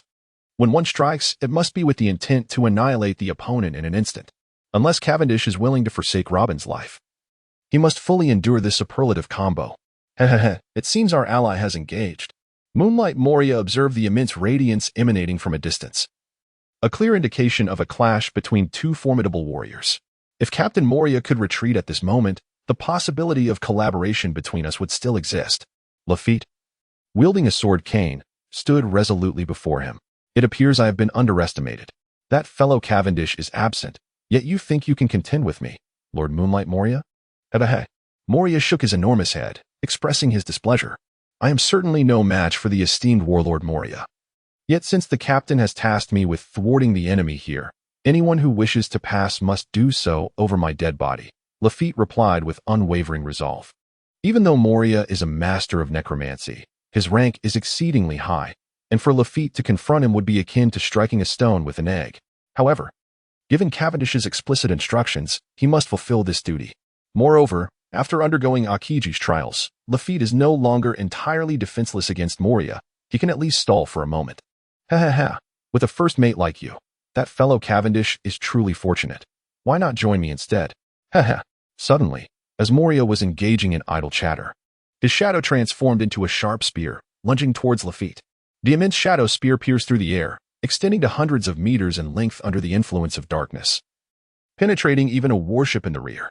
Lafitte soared through the air, defiantly asserting, Lord Moria, if the officers of our pirate crew were to be ambushed, Captain would surely be furious. Indeed, your pirate crew built its reputation on ambushes. If you were to be surprised, that pirate would undoubtedly scatter. Bats. His colossal figure swiftly transformed into a swarm of bats, launching towards the suspended Lafitte. You lowly scum. Who grants you the audacity to stand before the esteemed Lady Perona? Perona glared at the man before her, her countenance darkened by a profound sense of disdain. The bounty of 25 million on the head of the prominent gap-toothed Pahami might render him a figure of note within other pirate crews, yet Perona, well-versed in intelligence, recognized him as the most ineffectual officer in the entire Cavendish crew. Had it not been for his seniority, he would likely not have even attained the status of an officer. Pahami trembled before the ghostly princess hovering in the air, fully aware of his own limitations. He could easily intimidate common folk, but against even a couple of desperate souls, he found himself at a distinct disadvantage. The girl before him, regardless of her other attributes, could at least fly. Never mind, I'll deal with you first, then seek out the captain. Perona casually waved her hand, knowing that a mere negative spirit would suffice to handle such triviality. Negative. Saying the peculiar incantation as a negative spirit emerged from Pahami's chest. Kneeling on the ground, Pahami muttered to himself, I am truly worthless, unable to fight, devoid of skills, reduced to a mere flatterer, and everyone calls me a sycophant. What meaning does my existence hold in this world? TCH. Perona cast a disdainful glance at him, preparing to turn away. But wait, wasn't he that exactly who she was? What of sycophancy? It was, after all, an art form. Yet before she could fully pivot, she witnessed Pahami rising from the ground. The gap-toothed man brushed off the dust and proclaimed with a triumphant smile, So what if I lack ability? So what if I cannot fight? So what if I am merely a flatterer? I still live a far more comfortable life than others, even if I am deemed worthless. As long as I cling to the captain's leg, I shall be fine. Ugh, how can one be so shameless? Perona exclaimed in astonishment. In the world of pirates, where pride often reigns supreme, even the most inept would not openly confess their shortcomings. Even Usopp from the Straw Hat crew, albeit a man of pride, would never admit to his failures so brazenly. Pahami's utter lack of shame was indeed a rarity, surpassing even that of a panda. What is face? Can it be consumed as sustenance? Pahami was already a detestable lowlife, but under the influence of their grand captain, he had nearly discarded any semblance of shame into the abyss. Perona nearly spat blood in exasperation at such a character. Two negative spirits surged through Pahami once more. However, this time, he did not even kneel. He merely wobbled slightly before regaining his stance, for he had grasped the ultimate truth. One who is shameless is invincible. Joaquin licked the curved crescent blade in his hand, his fierce visage complimented by a penchant for savoring the blood of his victims, thus earning him the moniker of a demon blade. Keola and Quahori stood united before him, as early supporters of Cavendish from the West Sea. Their strength had significantly escalated since those days. With a bounty of 81 million, the Skinslayer Keola and the dual-wielding Quahori, boasting a bounty of 62 million. Did they truly believe they could be compared to me, Joaquin? Huh. Though you are a notorious pirate with a bounty of 120 million. In the grand scheme of our pirate crew, you remain inconsequential. The two, seasoned by numerous grand spectacles alongside their captain, were not easily intimidated by a mere number.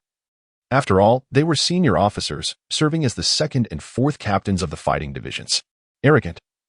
I shall now demonstrate the vast chasm between you pitiful pirates and myself. As a solitary pirate, Joaquin's prowess far surpassed that of his peers. The crescent blade whistled through the air, and Quahori, seizing his dual blades, attempted to parry. One strike shattered his defenses, sending his blades flying, while Keola had just launched his grappling hook. Without a glance, Joaquin effortlessly caught the hook with his left hand, exerting force to drag Keola several meters forward. By the heavens, what ferocity! Quahori, who had initially intended to regroup for an assault, now recognized that two of them were no match for this formidable foe. Cacaw. I, Caesar, am the preeminent scientist of the world. The rest are mere dross. Caesar exclaimed with exhilaration as he poured a concocted solvent into a specially designed shell. Humming a tune. Lord Caesar, could you hasten your efforts? It seems the captain has already engaged in battle, T-Beard remarked anxiously, gazing at the flames erupting in the distance. Ever since he was rescued by Cavendish, he had pledged his unwavering service, resulting in his assignment to assist Caesar, who often required help with cumbersome materials for his experiments, an arrangement that suited him perfectly. Why the haste? This is merely the beginning. One must learn to remain composed. Do you understand? Caesar replied languidly, mixing various vials without a hint of panic. Nonsense. A man capable of thwarting the world government could never falter in such circumstances. He recalled Cavendish's initial proposal, sensing it embodied true heroic spirit, regrettably dismissed by the captain's lady. Had the captain acted according to his desires, the battle would likely have concluded by now. Caesar shook his head, once again feeling that women could be quite troublesome. The captain's brilliant idea was dismissed by her. A true example of feminine folly. When the snow-white crystal, emitting smoke, was finally prepared, Caesar broke into a smile. Zippity-zap. Behold, I, Caesar, am truly formidable, he exclaimed. Big guy, stuff all of this into the cannon, he commanded, gesturing at a chaotic heap of materials. T-Beard huffed and puffed as he crammed the bizarre assortment into a cannon barrel as thick as his waist. This colossal fortress cannon was typically employed for coastal defense, and it was a mystery how Caesar had managed to mount such a weapon on the ship. Now, adjust the cannons aimed towards the fleet and fire, Caesar directed, pointing at the distant battlefield ablaze with conflict. T-Beard nearly dropped the torch in his hand, stammering, My Lord Caesar, this is a coastal defense cannon. Firing it will kill people. Although the cannon was not loaded with ammunition, the sheer power of a coastal defense cannon would certainly wreak havoc, regardless of its contents. Zippity-zap. Anyone hit will be contributing to science. Enough chatter, fire the cannon. Caesar dismissed any concerns over friendly fire, confident that as long as the captain's women were unharmed, the fate of others was of no consequence. Under Caesar's fierce gaze, T-Beard hastily lit the cannon, having merely intended to offer a friendly warning. After all, he had no personal connection to those individuals and saw no reason to offend his current superior. He silently wished, Heavenly spirits, if any unfortunate soul were to be accidentally obliterated, let them seek vengeance on the fellow behind me. T-Beard shamelessly cast Caesar aside in his thoughts. Ho ho ho. As a ninja, you might be considered a worthy opponent. Allow me to demonstrate my unique skills. Ryoma brandished the renowned sword, Chioshui, confronting Kondo Mitsukiyo. Kondo Mitsukiyo felt a wave of frustration. Originally, the captain had tasked him with infiltrating the enemy's rear to locate Perona's true form. Yet, before he could even disembark, he encountered a zombie swordsman. As a defector ninja from Wano, he recognized Ryoma, the dragon slayer, whose tomb robbery had sparked a significant uproar across the land. He had no desire to engage Ryoma in combat, but despite having transformed into a zombie, the latter retained all his combat experience. Kondo realized that his ninja escape tactics were futile against an opponent so well-versed in such maneuvers.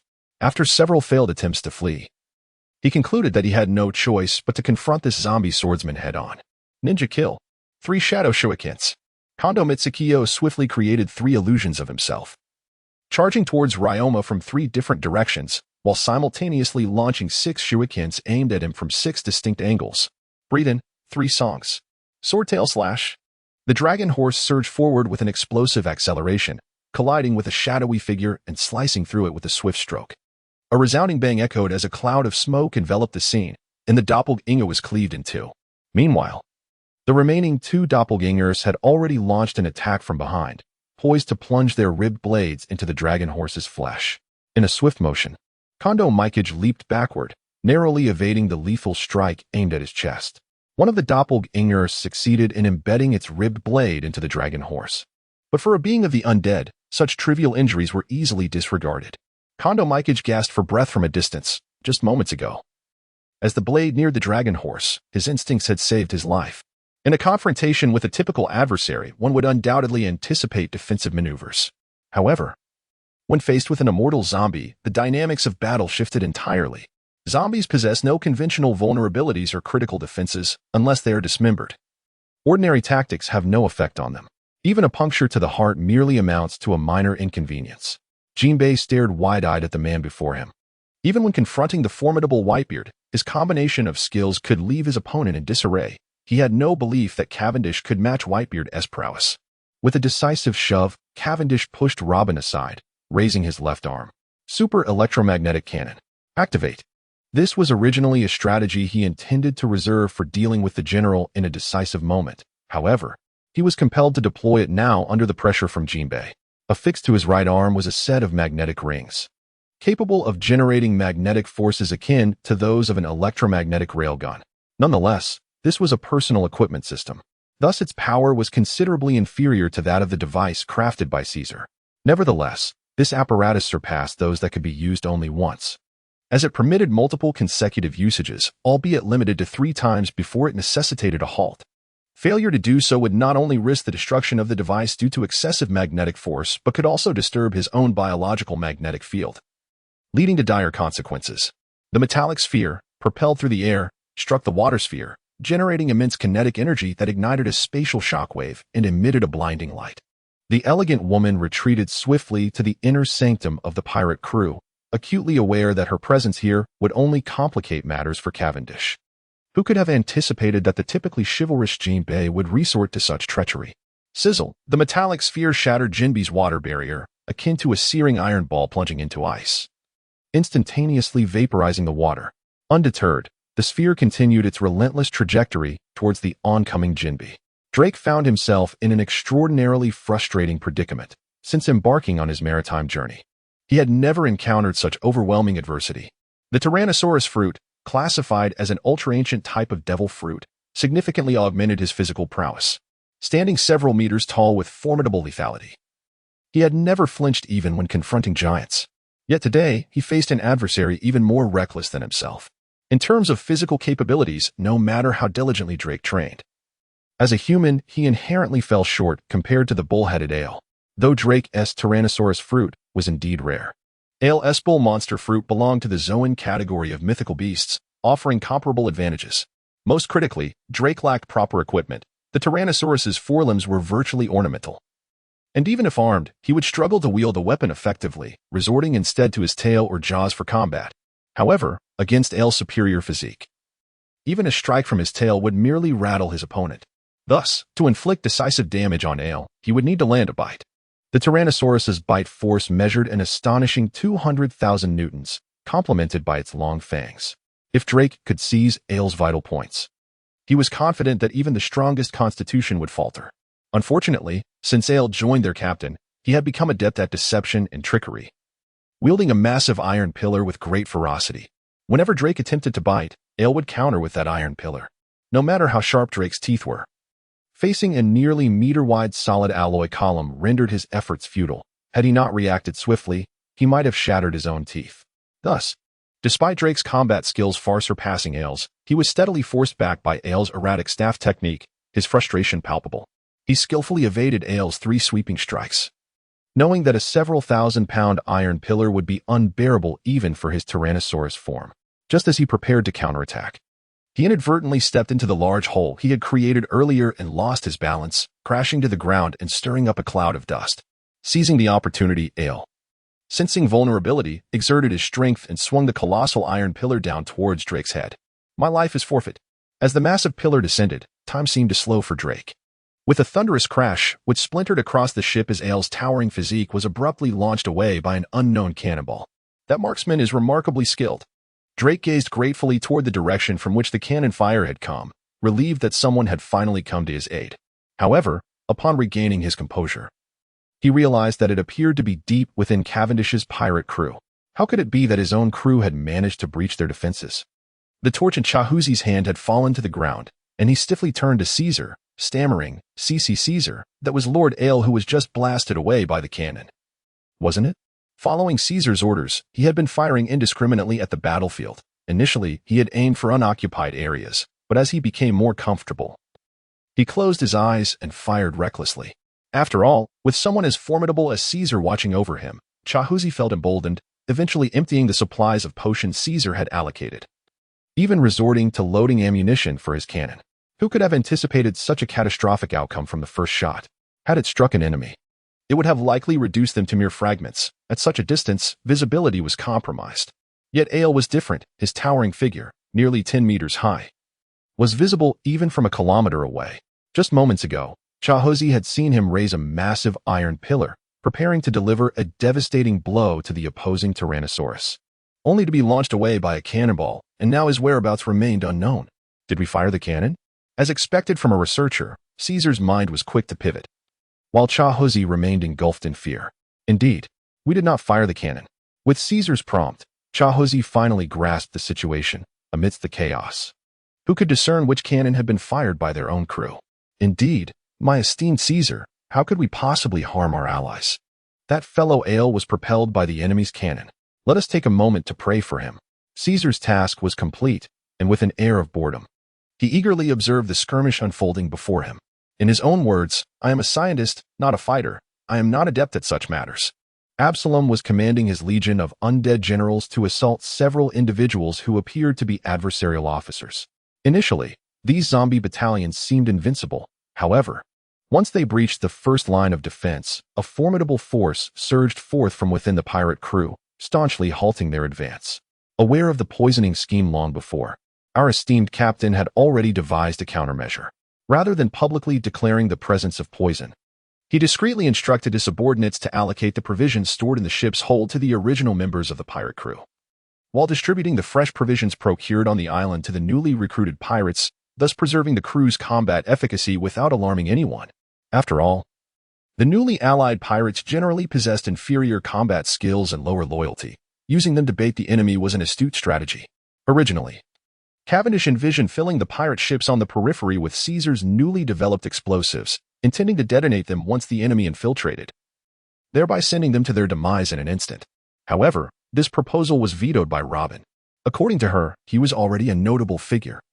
Employing such a method that would harm both foes and allies alike could tarnish his reputation, making it difficult to recruit loyal fighters in the future. After all, once or twice might be excusable, but if he acquired a reputation for sacrificing his subordinates, attracting recruits would prove exceedingly challenging. Consequently, the frustrated captain had to abandon this seemingly foolproof strategy, much to Caesar's disappointment, while Lafitte expressed relief, glad that someone could counsel the captain. Usopp, Frankie, and the others found themselves unnerved by the overwhelming tide of zombies. These creatures showed no fear of death, being already deceased, and their sheer numbers included several formidable adversaries, threatening to overwhelm them. With a resounding boom, brilliant fireworks erupted above their heads, and a flurry of snowflakes began to fall from the sky. Ha ha ha, indeed. You are worthy of your association with that pirate. It seems I have underestimated you.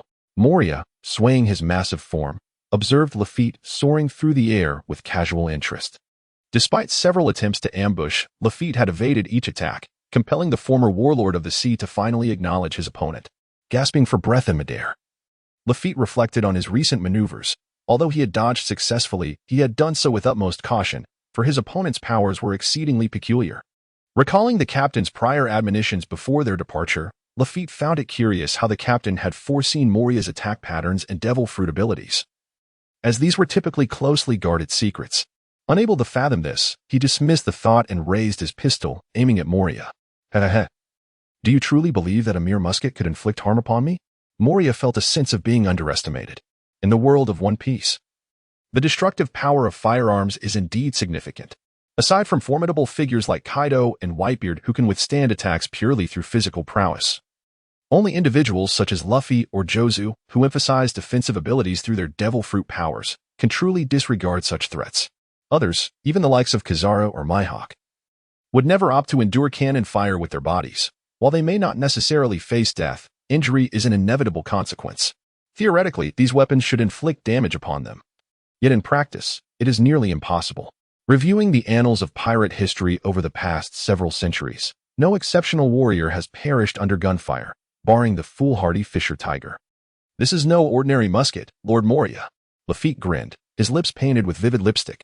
Initially, he was a swordsman of sorts, but Moria's power rendered close combat unviable, as any shadow he touched would be ensnared. The firearm in his possession was a high-tech modification created by Caesar at Cavendish's request, capable of delivering lethal force sufficient to slay a giant with a single bullet and boasting a firing velocity 4 times that of a standard handgun. However, it was a limited edition, handcrafted piece, incapable of mass production. When Caesar first arrived, the captain envisioned crafting a series of advanced firearms to conquer the world. He entertained the thought of equipping each of his subordinates with Gatling guns and rocket launchers, in a scenario where thousands were fired simultaneously.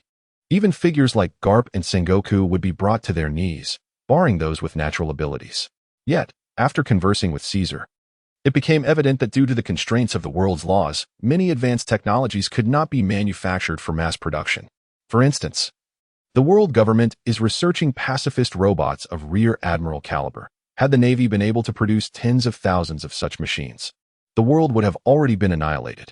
However, while the outer shells could be constructed by others, the core components must be crafted by Vegapunk himself. Even if someone followed the same procedures, the result would merely be a worthless imitation. Similarly, though Caesar could design weapons like the Gatling gun, the essential components must be fabricated by him for proper functionality. Thus, even if Caesar were to work himself to exhaustion, how many could he realistically produce in a single day? Consequently, the dream of modernizing firearms had to be relinquished. Nonetheless, it was still feasible for Caesar to modify a few weapons for select women and high-ranking officers for self-defense. With a Bayou, the meticulously crafted streamlined bullet cut through the air, heading straight for Moria's imposing figure. Pizarro wielded his chains like a silver dragon, crossing them to assault Bahare. The snow wolf danced through the chains with unparalleled speed, its massive form deftly evading the gaps between them. Damn it, are you a dog? This is a man's fight. Face me head on. Pazalu, consumed by rage, howled with a voice laden with sorrow and fury, his chains casting fleeting shadows around him. The arena of Bahare was about to turn regretful. Why flaunt bravado when a stealthy ambush would suffice? Instead of lurking in the shadows, he chose to emerge and stir animosity. The adversary before him, a figure reminiscent of a fallen comrade, had succumbed to a primal frenzy. Pazalu's heart was a cauldron of wrath, having nurtured a profound camaraderie with Bigaro over a decade of shared battles. If not for Bigaro's promise to return home for marriage after this conflict, he would not have been caught off guard by Bahare's treachery. Memories of their time together flooded his mind, igniting a fierce determination within him. The perpetrator of his beloved first mate's demise would pay dearly, no matter the cost. He vowed to exact vengeance. His gaze was fixated solely on the accursed snow wolf, oblivious to the dwindling ranks of his crew and the vanishing allies surrounding him. In his eyes, there existed naught but that wretched beast. Break. Jinbei swiftly pivoted, hurling a water vortex while rolling to evade a lethal metallic sphere. With a resounding hiss, steam erupted, and within the vast water vortex, a gaping void emerged. The air within incinerated as though a passage had been carved through the very essence of the water. Gasping for breath, the enormous shark merman felt a lingering dread, the overwhelming force evoking memories of Whitebeard's fist. Losing focus in battle was a perilous folly. Fat fish. Cavendish had already approached Jinbei, aiming Durandal at his rotund belly. 8,000 vase fists. Jinbei, realizing he could not evade in time, swiftly altered his stance and struck downward at Cavendish's head. Damn it! The captain was compelled to change tactics, retreating midair. He had no intention of trading blows with Jinbei. Jinbei, managing to compress the wound, understood that his life-for-a-life approach had forced his opponent to withdraw momentarily. Yet, the blade had already grazed his skin, had his body not been hardened through rigorous training. The sword's aura would have pierced him through. Fat fish, you're already wounded. Should you not consider retreating? Cavendish expressed his gentle concern. Given that Jinbei had survived the last desperate counterattack, eliminating him would be even more challenging now that he was on guard. After all, the infamous warlord of the sea was not easily vanquished. If Crocodile had not been so thoroughly outmaneuvered, it would have been improbable for him to be dispatched so effortlessly. A swarm of uniquely shaped zombies surrounded several pirates. Although individually these zombies were not as formidable as the pirates, their unique resilience to death and injury rendered them particularly well-suited for prolonged combat. Moreover, their numbers were overwhelming. By heavens, am I to perish here today? Ross brandished his hefty axe and decapitated one of the zombies. Alas, it was futile. The creature groped for its severed head, reattaching it with a sickening snap, before lunging at him with a blade in hand. Despite the head being misaligned, giving it a bizarre and comical appearance as it approached, those encircled by the zombies, including Ross and his comrades, had little inclination to mock these creatures. It was unlikely that any human surrounded by zombies could muster the nerve to laugh. Boss Ross, should we retreat? Quivered one of his subordinates, shaken by the scene before him. Retreat. Ross longed to escape. Yet the thought of their captain's methods for dealing with those who fled during battle sent a chill down his spine. They had to fight. Surely, reinforcements would arrive soon. The prospect of running away was terrifying when considering the captain's punishments. Memories of the last unfortunate soul who had been made an example of lingered in their minds. He had screamed in agony for 7 days before succumbing. Even the most hardened pirates among them felt their scalps prickle at the thought. In a reckless surge of defiance, one subordinate charged into the throng of zombies, wielding his machete with abandon. Even if he were to meet his end among the undead, it would be a swift relief compared to facing the Captain's wrath. Against all odds, their desperate counterattack began to repel the zombies, but Ross was acutely aware that this was merely a fleeting glimmer of hope. Captain, we have done our utmost. Where is the promised support? Ross murmured to himself. Although he was one of the earliest followers of Cavendish, his abilities and potential had regrettably dwindled, relegating him to the bottom ranks. Fortunately, as a means of establishing a precedent, his benefits remained satisfactory, though he was excluded from certain critical secrets. For instance, the impending ambush was common knowledge, even to Pahami, while Ross remained blissfully ignorant. Suddenly, a deluge of white objects descended from the heavens, drenching everyone in a torrent. What is this? Questions arose in everyone's hearts regarding this snow-white, grease-like liquid that, upon contact with the skin, became viscous and rapidly permeated the body. What is this? How repulsive. Quick, water. I feel so parched. It's unbearable, truly unbearable. My head is spinning. Anyone doused in that liquid experienced dizziness, thirst, and trembling, causing both sides to momentarily cease their conflict. The humans merely felt a bit thirsty and lightheaded, while the zombies appeared to lose their very essence, dark shadows escaping from their bodies as they collapsed to the ground. Lifeless. What on earth is happening? Moria, who had been pressing down on the feet, asked in astonishment, having envisioned a world unified by a zombie army. He had never encountered such a situation, where all his subordinates were vanquished in an instant. The zombies Moria created were unlike any others. As long as the shadows within them did not flee, they were virtually immortal. Even if they suffered dismemberment, they could simply be repaired by Hawkback. However, once the shadow escaped, they transformed into mere corpses, devoid of any resilience. Moria had meticulously guarded the secret that zombies were averse to salt, noting that the salt needed to penetrate their interiors to be effective. To prepare for the ambush, he had coated each zombie with a layer of film, ensuring they could withstand submersion. Yet now, they were rendered powerless by an inexplicable rain, sending chills down his spine. Bayou, was the response, yet another bullet from Lafitte, who had no intention of offering Moria any explanations. Anticipating Moria's involvement in the siege, Cavendish had instructed Caesar to create a solvent that could dissolve directly into the body. True to his reputation for black technology, Caesar swiftly developed a saline solution that would permeate upon contact.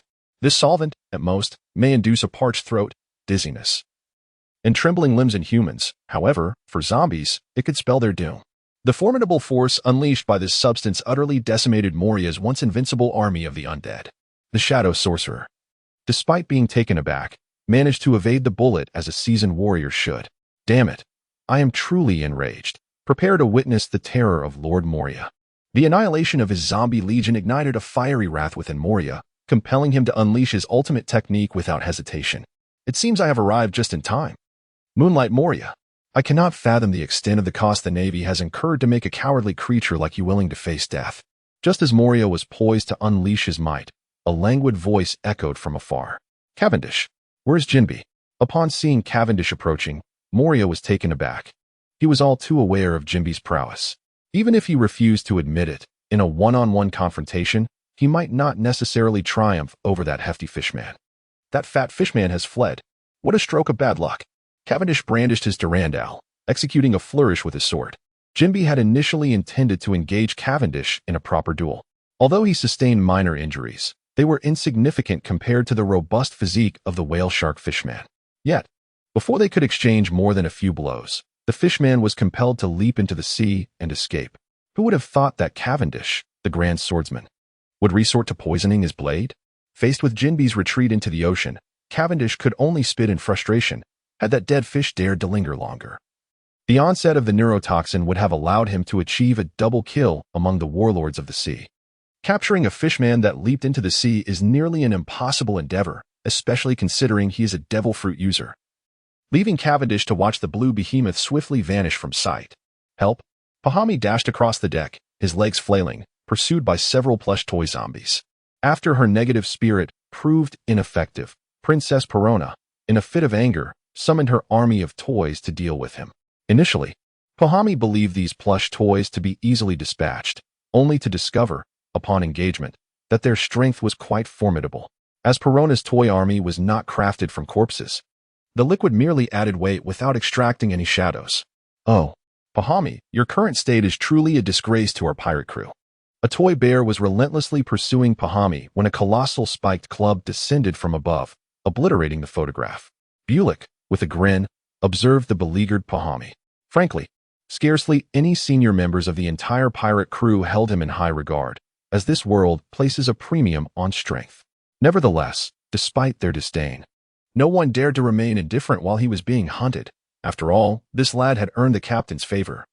And even during the recent internal meeting discussing strategies against the enemy pirate alliance, he was granted a position. Although the senior officers found it perplexing to assign Pahami to confront the enemy's leader, no one dared to voice dissent, as it was the captain's directive. Within the pirate crew, Cavendish's orders were the ultimate command. Aside from Robin, who might attempt to persuade otherwise, no one, including Lafitte, dared to question the orders, regardless of how incomprehensible they might appear. Ah, here come some oblivious little ants. Perona floated over with an air of nonchalance, keenly observing the individuals before her.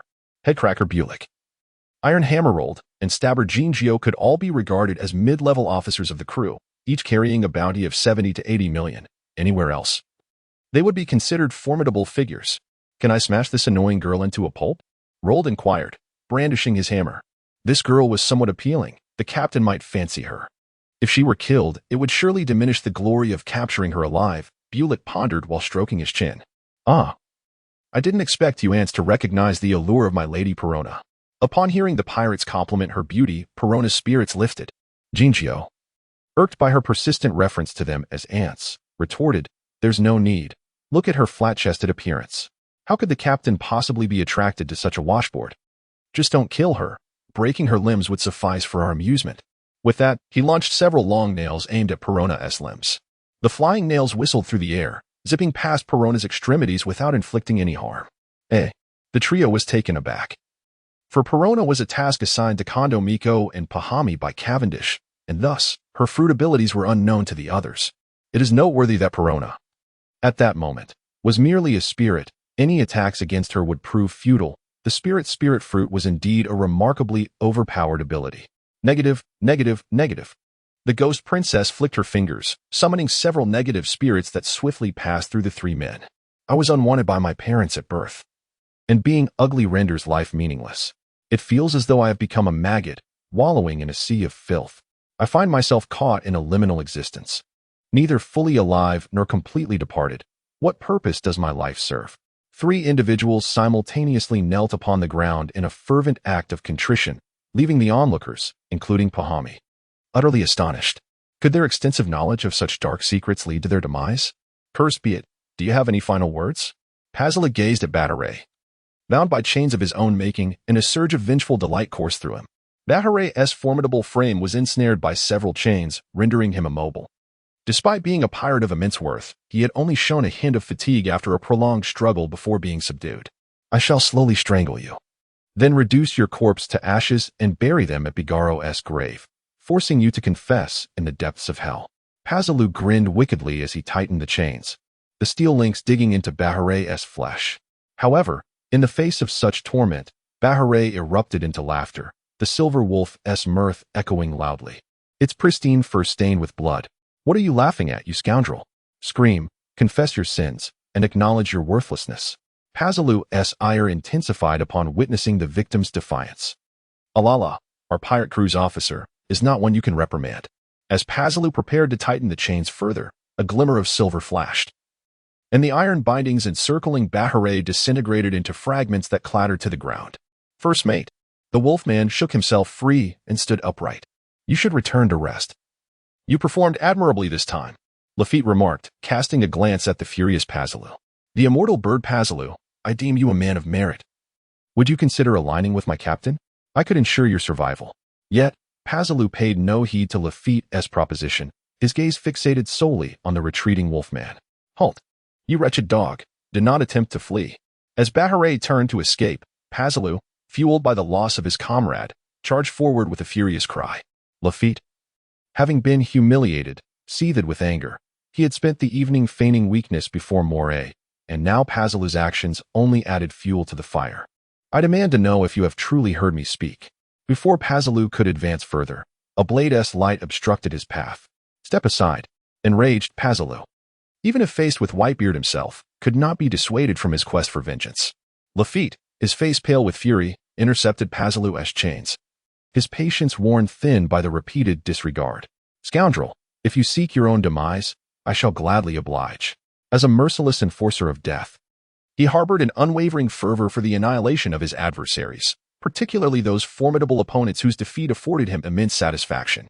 Drake shook his head, slightly disoriented from the shockwave, and gradually retreated. The Allied forces had met with failure, although he remained unaware of the specifics surrounding the clash between the two warlords. This lack of knowledge did not hinder him from arriving at such a conclusion. The inexplicable deluge that had descended from the heavens had rendered the once formidable zombies, initially deemed expendable, utterly useless. Without the relentless tide of zombies leading the charge, what could two warlords possibly achieve?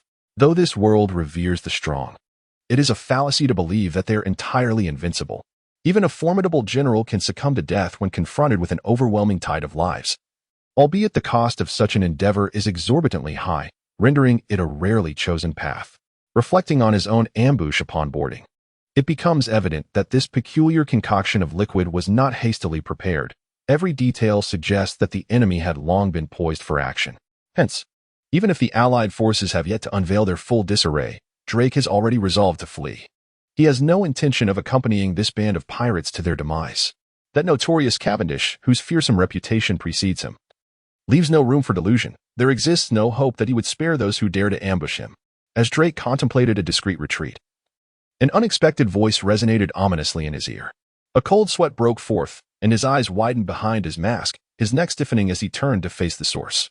Cavendish, that morally reprehensible figure, possesses an unparalleled beauty that is difficult to find elsewhere in the world. As the primary target of this ambush, Drake could not mistake his visage.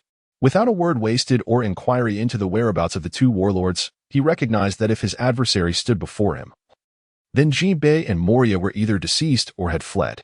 Drake harbored no illusions that this pirate would show him mercy. In an instant, he transformed into a colossal Tyrannosaurus Rex, charging forth with the force of a thunderclap directed toward the interior of the island. As long as he could break free, amidst the current chaos, the supreme leader could hardly abandon his numerous responsibilities to pursue him. Moreover, Drake had already concealed a small vessel at the rear of the island. Anticipating such a contingency, Every pirate with a bounty in the millions possesses a calculating mind, but there are exceptions for those blissfully ignorant. In the face of the advancing Tyrannosaurus, Cavendish stood resolutely with his sword drawn. Had the assailant been a brute like Jack the Drought, the captain might have thought twice about evading. Yet, against Drake, whose bounty stood at a mere 130 million, he deemed the threat insufficiently formidable. The radiant sword of the bluebird, a brilliant silver light sliced through the starry sky, casting shimmering remnants that illuminated the entirety of the night. Drake, bowing his head, lunged forward. The Tyrannosaurus's skull was the hardest part of its body, with a density rivaling that of fine steel. Naturally, against a master swordsman, even the indomitable sea prism stone would merely succumb to 1 or 2 strikes. Yet, he had no avenue for retreat. The only path to survival lay in breaking through. With a clang, Durandal pressed firmly against the colossal head of Drake, the immense force propelling their pirate ship towards the harbor. The blade of Durandal contorted into a crescent moon shape. Had it not been a legendary weapon, it might have shattered long ago. Crimson blood trickled down from the massive skull of the Tyrannosaurus. Though it had merely pierced the surface, the resilient cranial bone remained unscathed. As the two were locked in a stalemate, Cavendish suddenly uttered a sound. An invisible ripple emanated from the tip of Durandal's blade. Harnessing the strength of his wrist and arm along with the properties of his magnetic fruit, creating an effect akin to the explosive power of Jeet Kune Do. In an instant, Drake felt as if a colossal bronze bell had been inserted into his mind, resonating incessantly within his consciousness. With a heave, the massive Tyrannosaurus collapsed to the ground, its gaping maw heaving as it retched. The sensation of an ultra-high-frequency grenade detonating in one's head was utterly incapacitating. Now, do you desire death or life? With a cold blade poised at his throat, did Drake still possess any choices? Ho ho ho, you pathetic insects. Kneel before my lady Perona and repent. The ghost princess laughed heartily under her parasol, while a dense line of pirate officers knelt before her. The myriad of pirates, each notorious in their own right, found themselves utterly powerless before the enigmatic ghost princess, collapsing to the ground in despair. They murmured incessantly, "I am not human. At 13, I betrayed my sister-in-law and framed my brother. I am a wretch. I am guilty. At 4, I stole. At 5, I set fires. At 7, I slaughtered an entire family for merely casting a glance my way. What meaning does my existence hold, as the scum of society? Father, it was never my intention to harm you. It was your flirtatious young wife who seduced me." This assembly of miscreants had transformed the scene into a confessional. While the sole unaffected individual, Pahami, was rendered paralyzed with fear, his eyes wide with terror. With the revelation of their sordid pasts, he realized he would soon become but a fish adrift in the vast ocean, never to return to shore. Amongst the kneeling figures, he stood as a beacon, a guiding light in the depths of the sea, his brilliance almost blinding. Gradually, Pahami attempted to retreat discreetly, hoping to exit unnoticed. He had resolved to cling to the captain's flagship, come what may, lest he succumb to the depths of despair. Hee, little insect, do you seek to escape unnoticed? He mused, blissfully unaware that Perona had already taken note of his movements. This marked the first encounter for Perona with an individual whose abilities rendered her fruit ineffective. It was Kong Ming, that enigmatic figure, and she soon understood the reason behind his capacity to disperse her ghosts. His fan was crafted from sea prism stone. What do you intend to do? I am not afraid of you. Pahami stammered, trembling with quaking legs, attempting to project calmness. Ahaha, because of you, wretched insect. My toys have all been lost. Now, I demand that you apologize to Kuma. Although those pirates could not withstand her negative ghosts, they were more than capable of dealing with her plush toys. Perona's army of toys was obliterated before it even had a chance to act. Otherwise, those mid-level officers would have been swiftly dispatched. Divine Windbomb. Perona clasped her hands together, summoning a colossal ghostly doll from her palms, albeit one that was primed to explode. You scoundrel, I vow to annihilate you. Moria, controlling the immense corpse of Oz, advanced towards Cavendish's pirate crew like a primordial behemoth. Originally intended as his hidden weapon, the failure of this operation ignited a fury within him, compelling him to abandon any pretense of concealing his true power. He was determined to make that arrogant newcomer pay the price. As a necromancer, confronting the sword saint of the Gale head-on was nearly tantamount to facing inevitable defeat. Even formidable tank characters like Jinbei had fallen to Cavendish's cunning. How could Moria, with his limited prowess, dare to play the vanguard? Thus, after mere exchanges, he found himself retreating, forced to rely on the characteristics of a shadow mage to escape. However, as an established powerhouse, his pride would not permit him to be bested by a novice. prompting him to deploy this war machine and simultaneously test Oz's capabilities. Meanwhile, the members of the beautiful Justice pirate crew were busy clearing the remnants of battle. 2 of the 7 warlords had fled, Drake had been captured, and Pazaru, grieving the loss of his comrade, disregarded Lafitte's attempts to negotiate surrender, only to be brutally dismembered by the first mate.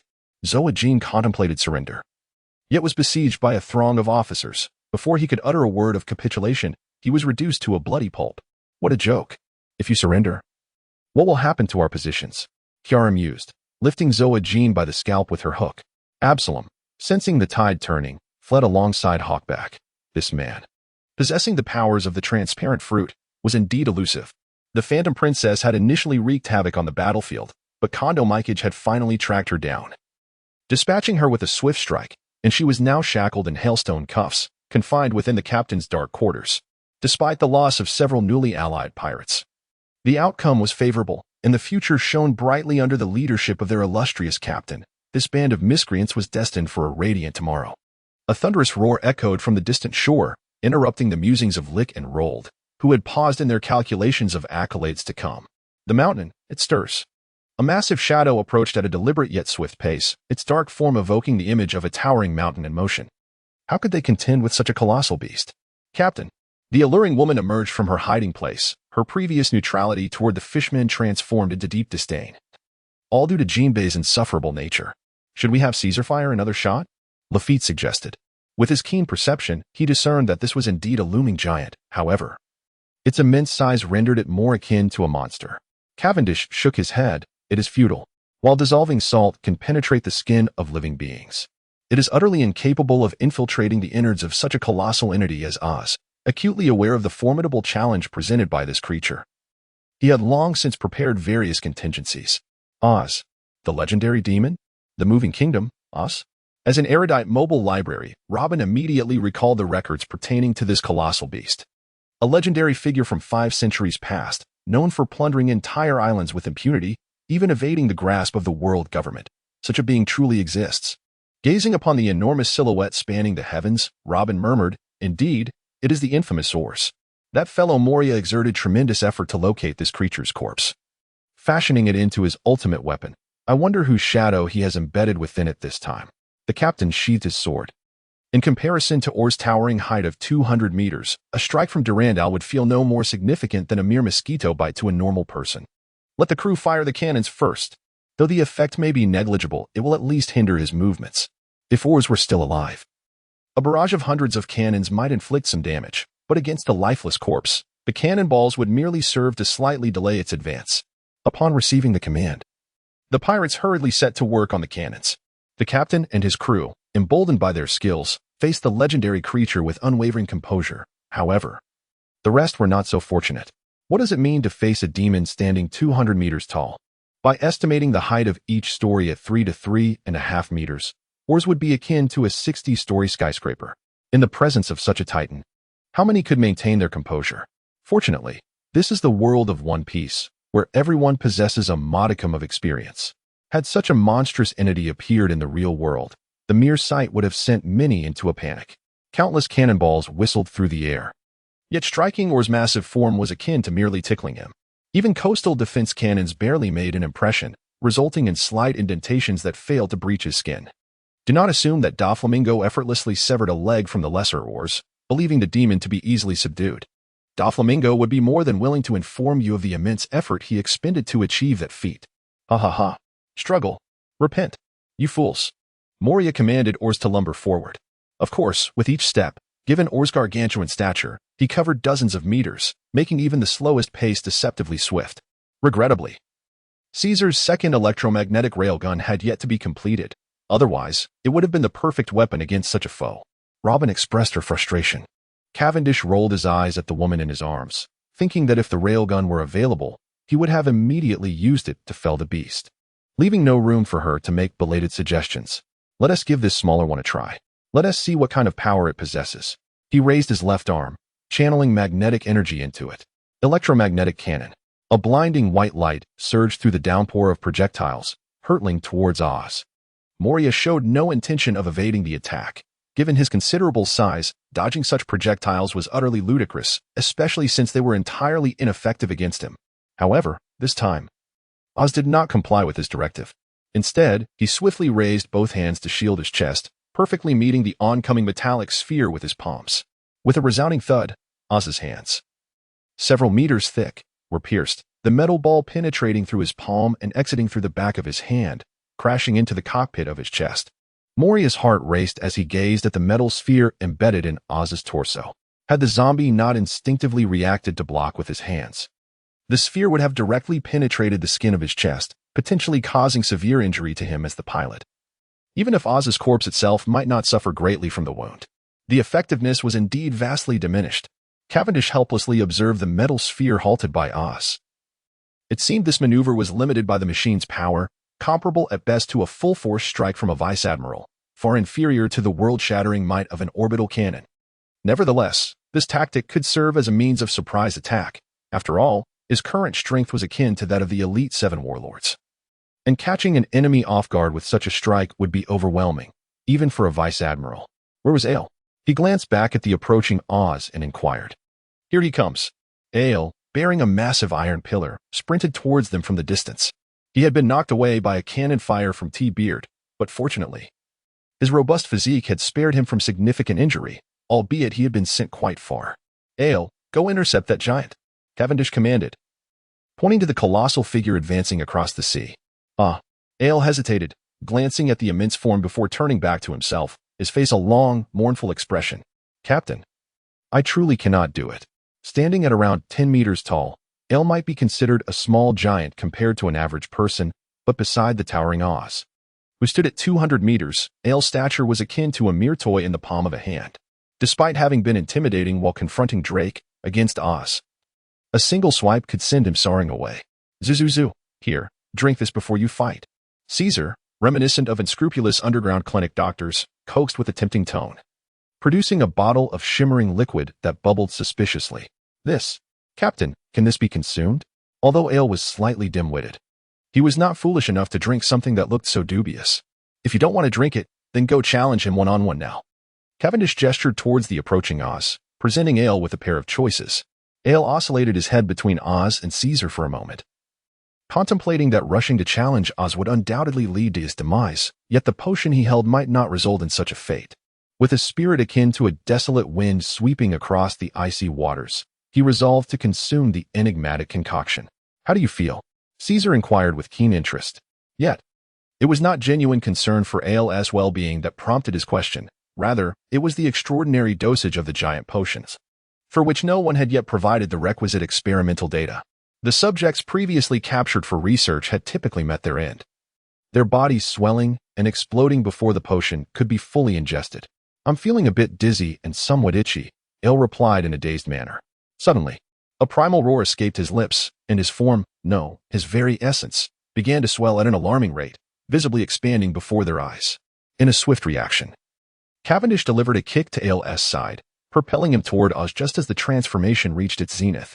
As Ale soared through the air, he rapidly grew from a mere 10 meters to 20, 30, and then 50 meters, colliding with Oz with the force of a balloon bursting. When Moria managed to regain control of Oz, a colossal beast, resembling a bull and towering at around 140 to 150 meters, stood before them. Although it fell short of Oz's towering height of 200 meters, it could still be deemed a formidable creature of primordial proportions. Ale's muscles rippled with power, his eyes aglow with crimson fervor. That heartless Caesar had infused the giant potion with stimulants, and now Ale's mind was consumed by bloodlust as he charged towards Oz. What might one expect from a clash between two epic monsters? The very ocean was stirred into chaos as Lafitte meticulously directed the crew of the pirate ship to maneuver away, for should either creature make contact, it could spell doom for their vessel. Indeed, it appears that only someone as robust as Ale can serve as a viable test subject. Captain, Caesar approached Cavendish with a sycophantic demeanor. Absolutely not. Ale is a vital officer within our crew. I cannot possibly sacrifice him for your experiments. Cavendish, well aware of Caesar's intentions, promptly silenced him. But without a formidable test subject, many of my experiments cannot proceed. Caesar furrowed his aged brow and murmured to himself. He possessed an abundance of brilliant ideas that he had initially sought to implement within the naval forces, but to no avail. Now, upon arriving at Cavendish's side, he found the captain to be relatively accommodating, wholeheartedly endorsing even human experimentation. However, the physical constitution of ordinary individuals was utterly incapable of withstanding Caesar's trials. For instance, the giant serum would cause an average person to explode before they could even finish consuming it. Only someone with the robust physique of ale could endure the immense energy contained within. In the future, should I manage to capture some formidable beings, I will consider allowing you to conduct experiments with a few, Cavendish remarked quietly, standing still. Robin, with genuine concern, approached him and embraced him, exclaiming, "Captain, today we achieved a resounding victory. How shall we celebrate?" Observing that the captain's wife wished to share some private words, everyone, including Caesar, discreetly withdrew. "What is it? Are you injured?" Once the surrounding individuals had departed, the mature woman leaned in and gently inquired. "My foot, it's gone numb," the captain responded, a mixture of exasperation and amusement evident in his tone, realizing that Ale, who had consumed the giant serum, had proven unexpectedly resilient. In the act of forcefully kicking Ale away, he had inadvertently numbed his own foot, leaving him unable to move for quite some time. Robin, exasperated, brushed her forehead and knelt down to massage his foot, aiming to restore circulation. Of course, to the distant onlookers, it appeared as though the captain's wife was crouching before him, her head bowed in a seemingly intimate gesture. Given their captain's known proclivities, the spectators were eager to distance themselves, fearing the repercussions should their leader take note of their presence. Such a situation could lead to uncomfortable consequences in the future. Where on earth did he acquire such a monster? Moria cursed vehemently from the helm, his frustration palpable. As the eldest and most seasoned among the 7 warlords, he had invested years to create Oz, a formidable war machine.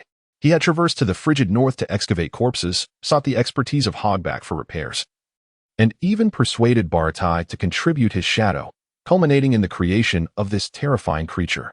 Yet Cavendish, that young man, had seemingly conjured a monstrous being from a mere cow, transforming it into this colossal entity capable of contending with Oz. Such unfairness was almost unfathomable. The entire island of Timos trembled under the onslaught of the 2 titanic beasts, as waterspouts surged across the ocean's surface. Oz, being a corpse, naturally lacked any weaknesses or defenses, while Ale, having been administered stimulants by the unscrupulous and unlicensed Dr. Caesar, was oblivious to pain. The 2 combatants exchanged blows, their massive fists colliding with a force that elicited a cringe-inducing sound with each impact. One could only imagine the agony involved. Cavendish sighed as he spoke to Lafitte beside him, as one who prioritizes his own life above all else. He had never embraced the notion of a reciprocal exchange of harm. The gravest injury he had endured since his arrival in this realm was merely due to an unexpected encounter with that scoundrel, Hawkeye. Otherwise, during battles, our esteemed captain always strategized meticulously, making it inconceivable for him to engage in such life-threatening confrontations. Although it appeared that Ale and oars were evenly matched, Ale's prowess was solely a result of the stimulants he had consumed. Once the effects waned, that formidable bull would need to remain bedridden for a considerable time. If they did not swiftly eliminate the creature before them, once Ale succumbed, none would be capable of withstanding his onslaught.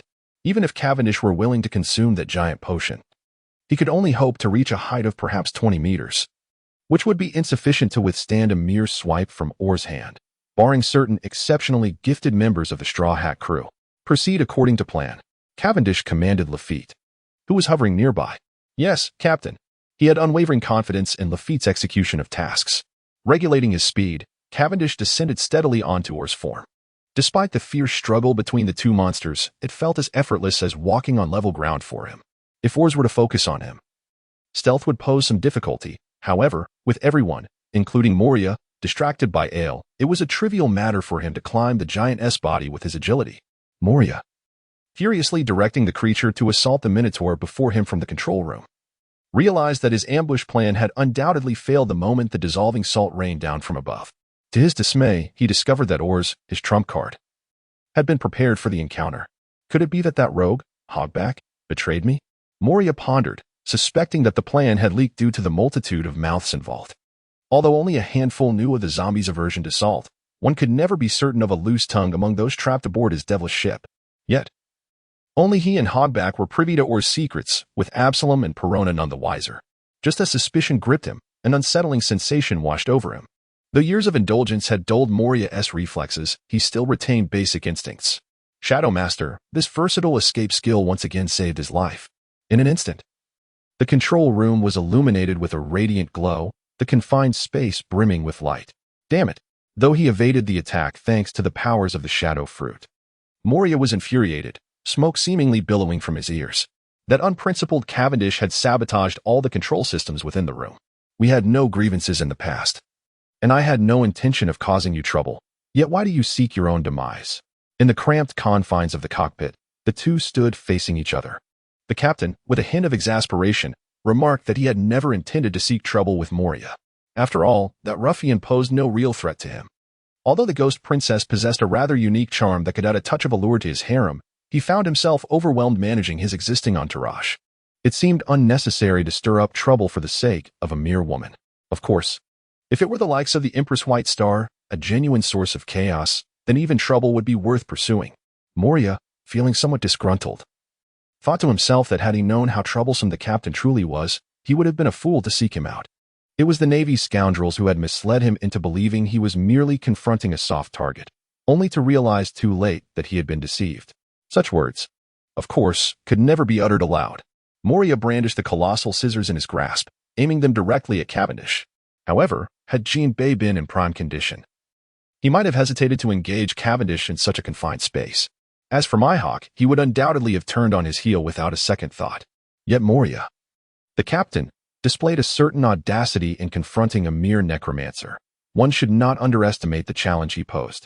Despite their shadows intertwining, Cavendish was untroubled by the prospect of Moria daring to seize his shadow.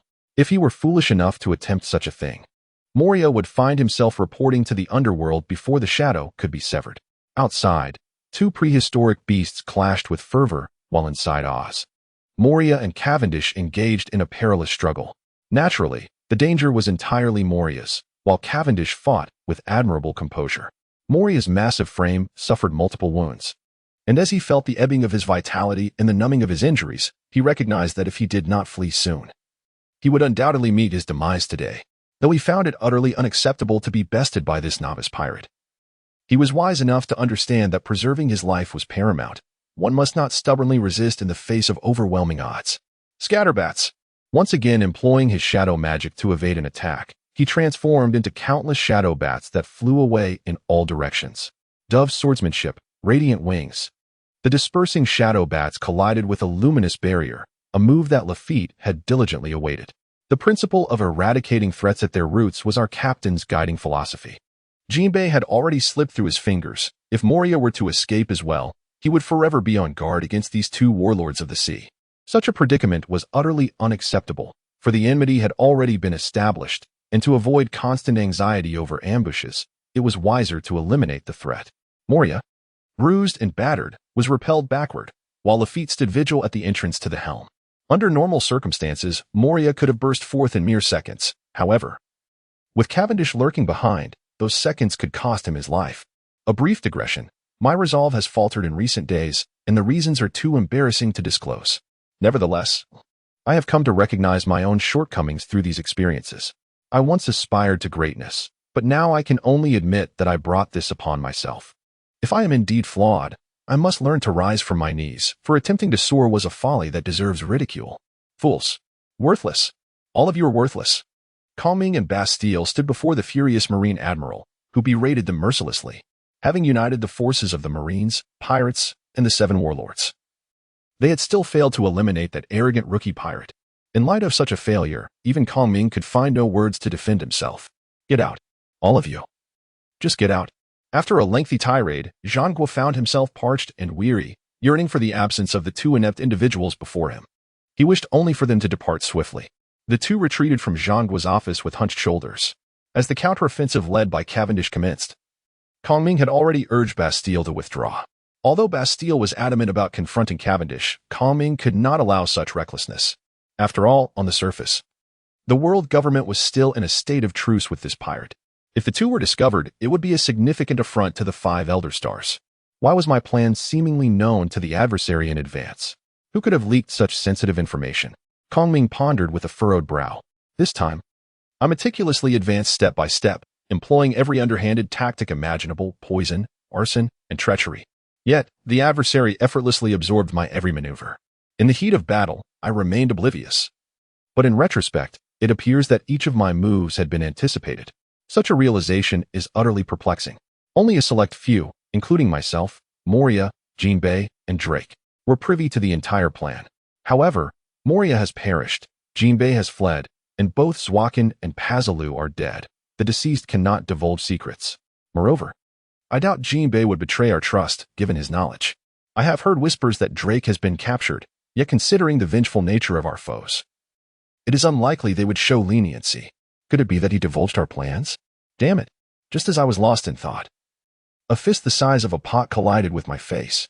My not-so-imposing frame was sent flying, crashing into the walls of the corridor, creating a gaping hole. Stunned by the blow, I realized this was the Marine headquarters at Marineford.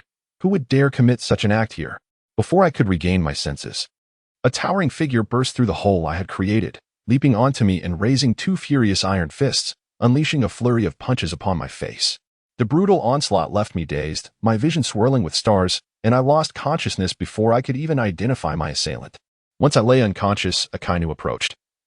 Seizing the arm of the assailant, "Smoker, cease this at once. If you continue, you might just kill him." The one who had been mercilessly pummeling me was none other than White Hunter Smoker, the user of the smoke fruit. Although he currently held the rank of colonel, it was well known within the Navy that he was a candidate for the next admiral, enjoying strong connections with the current high command, even with someone like Akainu, who had a respectable rapport with him. Damn it! Smoker, restrained by Akainu, understood that killing me would serve no purpose. However, the thought of Tina falling into the hands of such a wretch made his heart feel as though it were being torn apart. This despicable individual managed to persuade Admiral Sengoku to allow Tina to undertake such a perilous mission, and by the time he received word and returned, it was already too late. Observing the despair etched on Smoker's face, Akainu felt a twinge of sympathy, although he harbored a deep-seated hatred for evil. He was still compassionate toward his comrades. Do not despair too much. The absence of news regarding Tina's demise suggests that she is not in immediate danger. The pirate fleet is en route to Sabaody, and I shall accompany you to retrieve her when the time comes. Of course, if she had fallen into the hands of such a villain, her virtue would likely be compromised, but preserving her life would still be a significant consolation. I will be there with you. Akiji also approached, placing a reassuring hand on Smoker's shoulder. Thank you, thank you. Smoker, a man of considerable stature, weeps inconsolably. Although he and Tina have long harbored mutual affection, the veil of unspoken feelings had never been lifted. It is only upon hearing the news of her misfortune that Smoker realizes the profound presence she has long held within his heart. As long as he can retrieve Tina this time, he is determined to marry her. What do you mean by that? Nami exclaimed angrily, slamming her hand on the table as she questioned the captain across from her. Cavendish reclined in Robin's embrace, lazily savoring the barbecued meat that Noki had passed to him. What a fuss over nothing. Nami indignantly pointed towards the distant, still smoldering island of Timaeus. Even from the flagship at such a distance, she could feel the devastation carried by the wind. The captain was indeed furious. Although he had anticipated this ambush, he had refrained from informing the lower-ranking crew members beforehand to sharpen their reflexes. For true soldiers are not forged in training but are instead born from the crucible of battle, survive a series of bloody encounters. And even the most inept can transform into a formidable engine of destruction, though this battle has reduced the pirate crew from nearly 7,000 to a mere 3,000. The current 3,000 are more than capable of taking on the original 7,000. Naturally, after such a brutal confrontation, it is essential to grant them a reprieve. And what better way to unwind than through the catharsis of release, be it of fear, desire, or the inner demons that plague them? After all, Cavendish has no intention of forging an ironclad army. He merely requires a pack of ravenous wolves ready to strike. Furthermore, since the West Sea, he has scarcely fulfilled his piratical duties. Timaeus Island hosts merely a scant population, and with so many pirates lurking, the locals are certainly aware of their presence. At the very least, the enticing Tina, that delectable offering, was brought by none other than the mayor himself. The pirate crew shall remain for 3 days, during which all crew members are free to indulge in whatever pursuits they desire. With a single command, the entire island of Timaeus was instantly engulfed in anguished cries, transforming into a veritable hell on earth. The remaining 3,000 ruffians immediately embraced the glorious principles of plundering, burning, and slaughtering, morphing into wolves. Robin found herself hesitating before such an order, yet after some contemplation, she chose to remain silent. After all, she had always existed in the delicate balance between benevolence and malevolence. Her eventual transformation into a more compassionate being in the original narrative was largely influenced by the Straw Hat crew, and now, in the presence of our esteemed captain, her moral compass had shifted slightly downward. Nokigo merely wished for the captain's happiness, paying little mind to other matters. It was only Nami, with her innate sense of justice, who expressed profound outrage at such inhumane methods.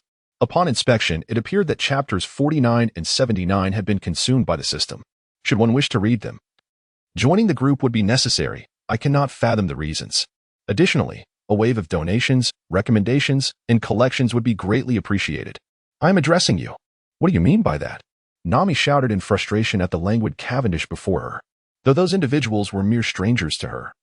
The thought of the innocent lives being ruthlessly extinguished stirred her sense of justice, compelling her to confront Cavendish directly. Nokigo, Nami, please remain calm. The captain must have his reasons for such actions. As the two appeared on the brink of a quarrel, Nokigo quickly intervened to mediate. One was her beloved, while the other was her sister. Any conflict that arose would be undesirable. Nokigo, do not restrain me, unless this scoundrel commands those pirates to cease their actions immediately. I shall never forgive him. Having once been a victim of Arlong's tyranny, Nami harbored a deep-seated hatred for pirates, though Cavendish had forcibly taken her aboard a ship. Over the course of months, she had begun to harbor a modicum of fondness for him. However, with the issuance of this order to massacre the island, her impression of him plummeted to an abyss. My dear, what should be done about disobedient second wives like her? The captain inquired, leaning against Robin for support. Ah, well, I cannot say. You must handle it yourself, Robin replied, shrewd and composed, possessing a cunning nature cultivated among diverse crowds since childhood. And what say you, Nokigo? As a crew member and the second wife, how should one be punished for defying the captain and husband's orders? As Robin remained unresponsive, Cavendish turned to Nokigo for her input. Nami, the captain understands that you were merely momentarily agitated. You did not intend to defy him. Nokigo quickly interjected to defend her sister. I am not agitated. Nokigo, do not fear him. He is, after all, a villain. I had thought he was beginning to turn over a new leaf. I truly misjudged. Nami exclaimed, slamming her hand on the table. I wish to leave this place. The very air reeks of blood, and everything here has been purchased with the lifeblood of innocent residents. Nokigo, have you not yet discerned the true nature of this man? He is nothing but a demon clad in human skin. Come with me. Nami grew increasingly agitated as she spoke, gripping Nojiko's wrist in an attempt to pull her away. Nojiko, helplessly restrained, cast a pleading glance toward Cavendish. Enough. The captain rose from Robin's embrace, his gaze fixed coldly on Nami as he spoke deliberately. I have tolerated your antics long enough, but now you've crossed every line. Return to your room at once. And I may yet pretend none of this happened. Nojiko quickly seized Nami's hand, trying to drag her inside, but Nami, seething with fury, was immovable. My antics? It's you who has gone mad. Those attacking pirates are already dead. The people on this island are innocent villagers. How could you issue such a merciless order? This is outright slaughter. Those wretched peasants dared to shelter those pirates. They should have known the consequences. And was he that cowwoman sent as a spy by their own mayor? Had I not uncovered their plot in time, her fate would now be yours. Understand, you foolish woman? At the mention of the exposed spy, Nami shuddered. The horrors Tina had endured these past days were too gruesome to even glance at. Miranda's cruelty knew no bounds. But only a few were involved. How can you torment the entire island without remorse? Though aware some villagers had aided or concealed the attackers, Nami remained certain most were blameless. The captain pinched the bridge of his nose, his patience exhausted. I haven't the time to sift the guilty from the innocent. On an island this small, everyone's kin. By the logic of collective punishment, none here are guiltless. You're not human. You're a devil. Nami screamed, seeing his unyielding resolve. And you've clearly gone too long without discipline. His restraint finally shattered. The captain snarled. Only his own woman would dare shout at him so brazenly. Anyone else would have paid dearly. When words failed, action followed. As Nami continued her furious tirade, Cavendish seized her, ignoring her struggles, and flipped her over his knee. What are you doing? Let me go, you bastard. Suspended upside down, Nami writhed desperately. But her feeble resistance was meaningless against his strength. With a swift tug, her pants were stripped away, baring the smooth, rounded curves of her backside, so pale they gleamed under the sun. Ah, pervert, beast, let me go? Suddenly exposed to the air, Nami struggled to pull up her trousers. Yet alas, this desire seemed nearly impossible to fulfill. A resounding slap echoed as the captain delivered a harsh blow to her delicate backside, instantly revealing 5 crimson fingerprints. "Oh, it hurts terribly, you scoundrel." The pain was excruciating, but the humiliation was equally overwhelming. Despite her mischievous childhood, Belmare had never chastised her in such a manner. Now, at the age of 17, she was no longer a child, yet here she was, stripped of her trousers and subjected to such indignity. All while Noki and Robin looked on. It was profoundly embarrassing. "Now, will you admit your wrongdoing?" Cavendish gently traced the welts on her skin, contemplating the delightful prospect of claiming her in the coming days. "No, you are the villain. I am innocent." Stubborn as a mule. Nami refused to let a mere slap alter her moral compass. Still defiant, seeing her continued obstinacy, the captain, a firm believer that discipline breeds virtue, remained unconvinced that any issue could not be resolved through force. With a series of 4 consecutive slaps, Nami's previously pristine skin transformed into a shade of deep crimson. Swelling significantly, tears welled up in her eyes as she sobbed uncontrollably. Why it hurt so much? As a young thief who had pilfered treasures from pirate crews, Nami had endured her share of pain, always considering herself a resilient warrior. However, she soon discovered that being struck on the backside was far more painful than any cut from a blade. In the comments section, a poll was initiated regarding the future identity of the Empress. Everyone was encouraged to cast their vote, as it was crucial to her character development and the narrative's progression. The group number was provided once more, 362857009, urging participants not to seek chapters without joining. "That's how it is. Have you learned your lesson? Will you dare to defy me again?" the captain inquired, observing Nami, who lay weeping like a kitten atop him. "No, you might as well kill me. You are a villain, an utter scoundrel."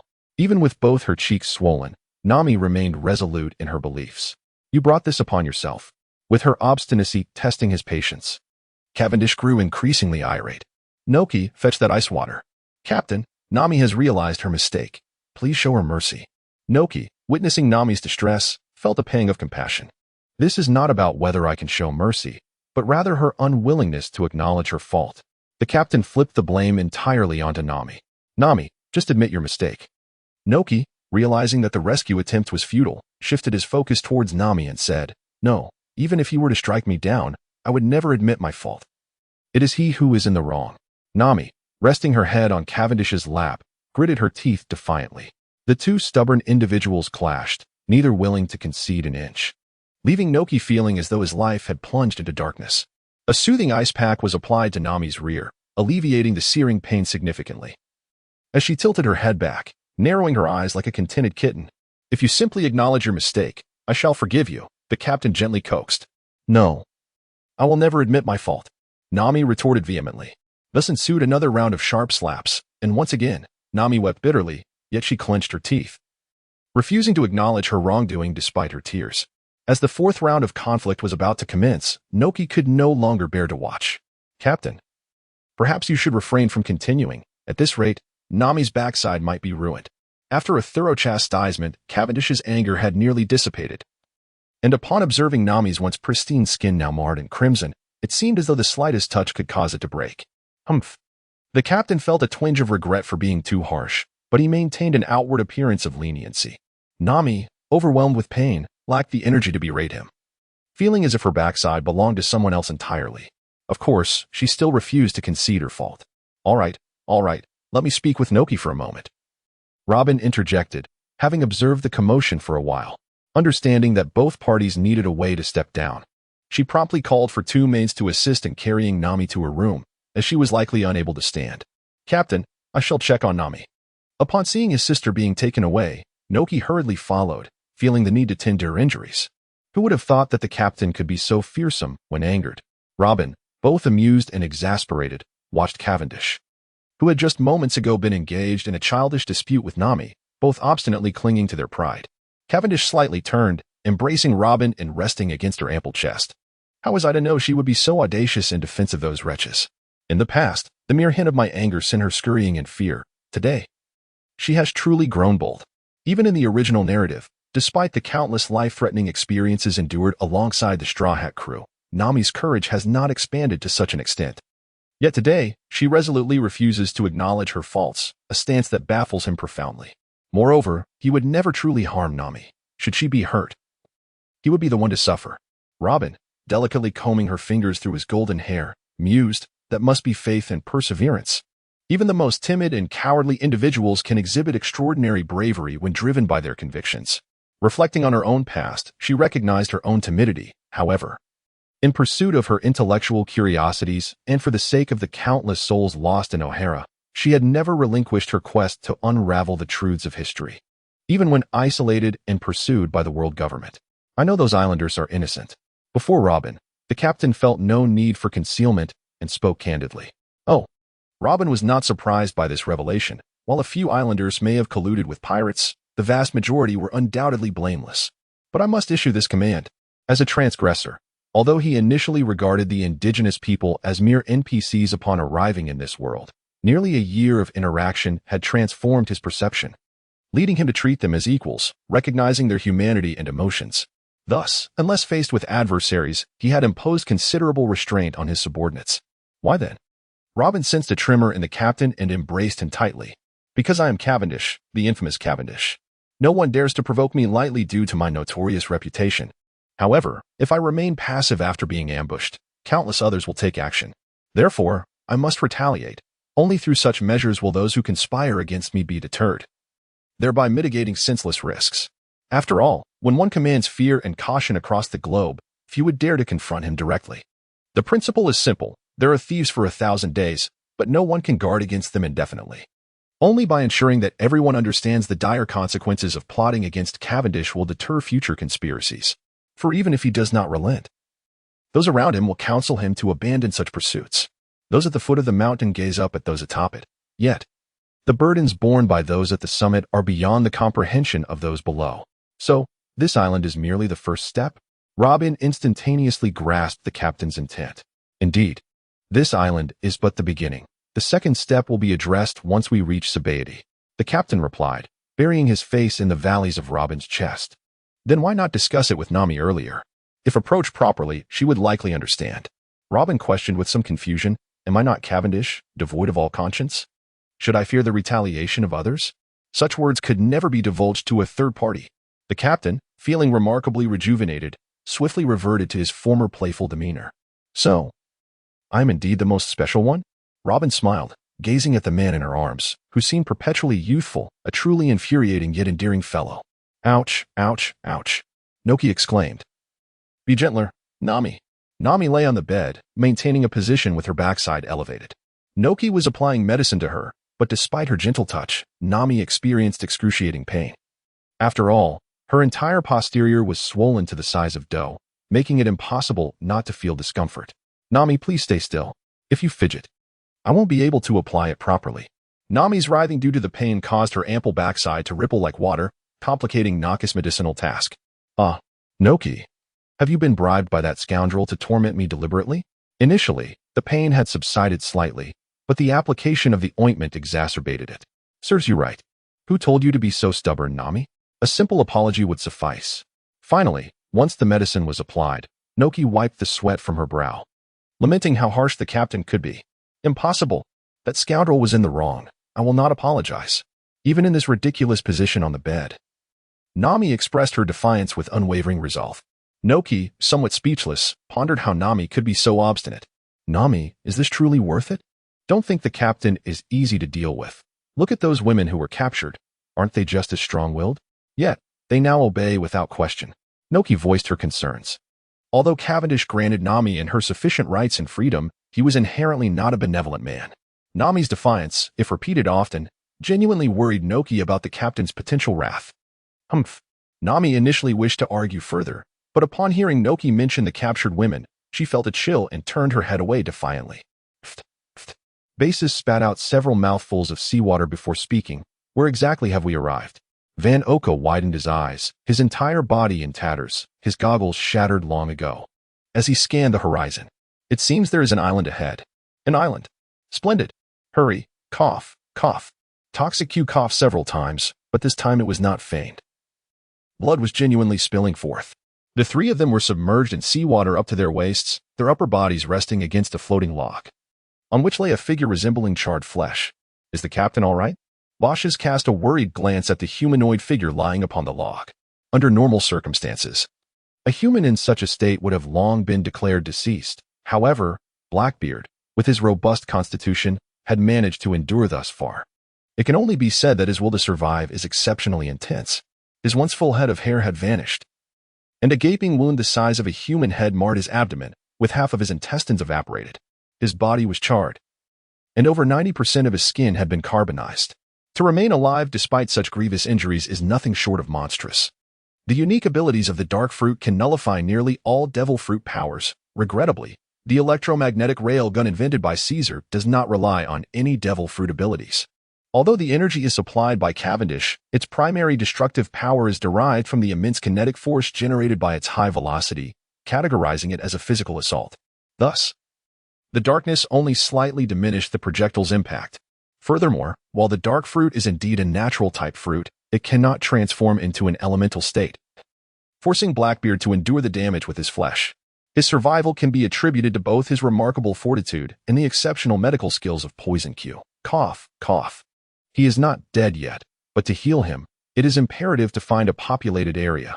After all, without medicinal resources and instruments, I am at a loss. During that catastrophic explosion, although Blackbeard absorbed most of the force, the remaining shockwave inflicted varying degrees of injury upon the three of them. Most despairing of all was that everything had been obliterated in the blast. The trio managed to salvage a log from the sea, which prevented Blackbeard's condition from deteriorating further. Without sails, without a compass, without food, the three of them drifted on the vast ocean alongside a living corpse for several dozen days. Regardless of their strength, uncertainty loomed in their hearts. Who knows where the endless sea might carry them? Fortunately, they finally spotted an island. With their capabilities, even if it were an uninhabited isle, they could fashion a raft in no time. "Captain, we have spotted several castaways in the distance," Sam exclaimed, raising his telescope to behold Blackbeard's crew drifting in from the sea. "Huh, more live targets have come to us." Captain Anthony raised his flintlock with palpable excitement. He was the notorious Butcher Anthony, with a bounty of 62 million, and his favorite pastime involved testing his marksmanship on unfortunate souls, relishing the sound of their anguished cries as he systematically shattered their limbs. Just days prior, his fleet had encountered the patrols of the G8 fortress. Vice Admiral Jonathan, feeling somewhat unproductive after his lackluster performance during the encirclement of Cavendish, intensified the hunt for pirates in this treacherous sea. Due to his infamous reputation, Anthony became the primary target, narrowly escaping death.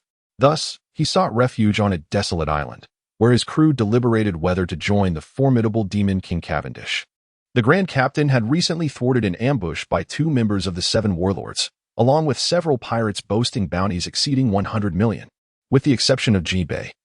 All were slain, and he also massacred the inhabitants of Timaeus Island. His notoriety had now escalated him to the status of a demon king, universally acknowledged to possess near-emperor strength. Every day, pirates flocked to pledge allegiance to him like a deluge. While the 4 emperors held great allure, their ranks were firmly established, leaving little room for newcomers. Even if one sought to join, acceptance was not guaranteed. For instance, Whitebeard only welcomed his sons. Shanks chose those he deemed worthy. Big Mom surrounded herself with her own children, and Kaido's intellect left much to be desired. Only Cavendish seemed to accept all, regardless of their infamy or past enmities, without any stringent rules. As Anthony received a telescope from Sam, he spied 3 figures drifting toward them on a log, with what appeared to be a mummy or perhaps a charred individual resting atop it. "Prepare to capture those 3 lads. My flintlock is positively eager for action." Anthony grinned, licking his lips. Given that these 3 managed to float from the vast ocean, they must possess formidable will. Such individuals were his preferred targets for torment. The sight of their anguished screams was his ultimate delight. The pirates, upon receiving their captain's command, eagerly tossed out ropes in an attempt to ensnare Bosch's and his companions, perceiving them as already doomed. However, the distinction between hunter and prey remained uncertain. "Is that pirate nearing satiety?" Whitebeard inquired, taking a hearty swig of rum and addressing Marco. Whitebeard was solely focused on combat, leaving the management of the crew's affairs to Marco. Had it not been for Ace's emergence, Marco would undoubtedly have been the prime successor to Whitebeard upon his passing. Indeed, after the massacre at Timaeus Island, he has attracted numerous pirate crews eager to join him. It is said that the united forces now number around 10,000. According to the current trajectory, this should reach Sabaody within 7 days, Marco reported, adjusting his documents. What a tumultuous time we find ourselves in. Whitebeard spoke with a touch of melancholy, recounting how Blackbeard had slain Ace and fled, while Ace, disregarding the counsel of his comrades, had pursued him alone. Meanwhile, a new pirate had been burgeoning in strength, developing exponentially like a snowball, transforming into a force that none could afford to overlook. The notorious king of demons, Cavendish, now bore a bounty of 12 billion, a figure that alone granted him the qualifications to contend among the elite. The world was abuzz with interest in his movements. According to the agreement between Cavendish and the world government, he was prohibited from allowing his crew to engage in nefarious activities for a duration of 6 months, during which the government was also barred from launching any assaults or pursuits against his crew. However, he unilaterally tore up this treaty. While astute observers understood that the joint assault by the two warlords and their pirates was likely orchestrated by the world government as covert influence, the government itself had not overtly displayed any military might. Thus, after Cavendish eliminated his attackers, the most prudent course of action would have been to act as if nothing had transpired. After all, any pirate wishing to enter the New World must pass through Sabaody, a mere 30 kilometers from Marineford, a distance that could be traversed in an instant by an admiral, had he not issued a massacre order on Timaeus Island. The world government would have had no justification for a direct assault, allowing him to pass through the Sabaody archipelago to the New World without incident. Yet, that pirate resolutely commanded the annihilation of the entire island, a decision that, while reinforcing the terrifying reputation of the King of Demons, also provided the Navy with a legitimate reason to confront him. Within the secret chamber of the Whitebeard pirate ship, several captains were seated on the floor, deliberating an urgent matter. Cavendish's fleet was nearing Sabaody. If it were to be obliterated, all would be lost. However, should he breach the blockade, they would need to seriously consider how to confront him.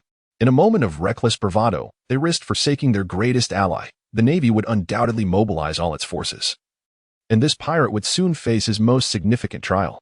Bista adjusted his curly mustache and remarked that although Cavendish's crew had grown into a formidable power, their strength was relative. Compared to ordinary pirates, he might indeed appear colossal, yet when measured against the 4 emperors, he still lacked sufficient might. Not to mention the overwhelming force of the Marine headquarters. Elsewhere, the Navy, wary of leaving their stronghold vulnerable, might not be able to deploy excessive strength. But Marineford, their headquarters, harbored forces beyond anyone's imagination. I believe he must have some means of support. Bista mused. From the onset of his career, he has consistently triumphed over stronger foes by striking unexpectedly. If he dares to commit such atrocities, he must have a strategy to withstand the Navy's onslaught. Marco meticulously organized all the information regarding Cavendish since his departure. Thus he held profound insights about that pirate. However, should he manage to pass through Sabaody, his next destination would undoubtedly be Fishman Island. Jinbi's involvement in the assault against him indicated that, given the vengeful nature of that pirate, he would not spare Fishman Island. Joja reflected for a moment before speaking. Jinbi maintained excellent relations with all members of the Whitebeard pirates, and everyone was deeply concerned about his situation. Jinbi's confusion was palpable. He should never have accepted the Navy's terms to confront that pirate, which has now rendered us quite passive. Upon uttering these words, a heavy silence fell upon the captains of the pirate crew. Whitebeard's health was deteriorating day by day, and all the crew members were striving to prevent him from engaging in combat. Yet, they could not simply disregard Jinbi's predicament. That newcomer pirate surely lacked the audacity to confront Fishman Island. After all, that territory now belonged to us, Joja remarked. Look at that pirate. When has he ever lacked courage? With his temperament, it would be peculiar if he chose not to confront Fishman Island, Bista retorted sharply to Jozu. Here is the plan. Marco contemplated briefly. If that pirate manages to pass through Sabaody, Jozu, Bista, and Blamek, you 3 shall accompany me to Fishman Island. If he is willing to relent, then so be it.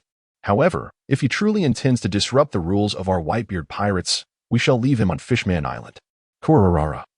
What mischief are you little ones attempting to conceal from me? Yet before they could finish their discussion, the door to the chamber was forcefully kicked open. The imposing figure of Whitebeard appeared at the entrance, and Marco and the others exchanged glances. Father, weren't you supposed to be resting after taking your medicine? Jozu inquired, somewhat perplexed. Out of concern for Whitebeard's health, they had always waited until he had taken his medication and fallen asleep before resolving their matters, and until now, there had been no incidents. Why had Father suddenly awakened today? Korarara, Did you truly believe I had grown too frail to move? Although those medications induce drowsiness. As long as there is something I wish to know, there is nothing I remain unaware of, Whitebeard chuckled. Father, let us handle this matter. You should focus on resting. The ship's doctor had advised that Whitebeard should avoid any confrontation, hence Bista hoped he would heed this counsel. While the Tremor fruit bestowed unparalleled combat prowess upon Whitebeard, its side effects were undeniably severe. Each time he exerted his full power, it imposed a considerable strain on his own body. This was the reason why. Despite their similar ages, Sengoku and Garp could still traverse the world freely, while Whitebeard had to rely on medication to sustain his condition. Kurarara, my physique remains robust. Disregarding the advice of several captains, Whitebeard found a spot to sit down and began to drink from the gourd of liquor he always carried. Were you discussing that new pirate just now? Indeed, father. With no way to evade the inquiry, Marco reluctantly answered. What? Is that pirate preparing to challenge me? Whitebeard felt a surge of excitement. He had sat on the world's foremost throne for far too long, and apart from last year's audacious ace, few dared to seek their demise at his hands in recent years. Originally, I found myself at a loss for words. However, after some contemplation, I resolved to persevere and managed to squeeze out a chapter through sheer determination. I will strive to produce tomorrow's writing tonight, as I must return to my hometown for a grave visit. How is Nami faring? The captain inquired, sipping a glass of juice. Her injuries have nearly healed, but she remains quite upset, Noki said with concern. Her mood has been quite poor lately.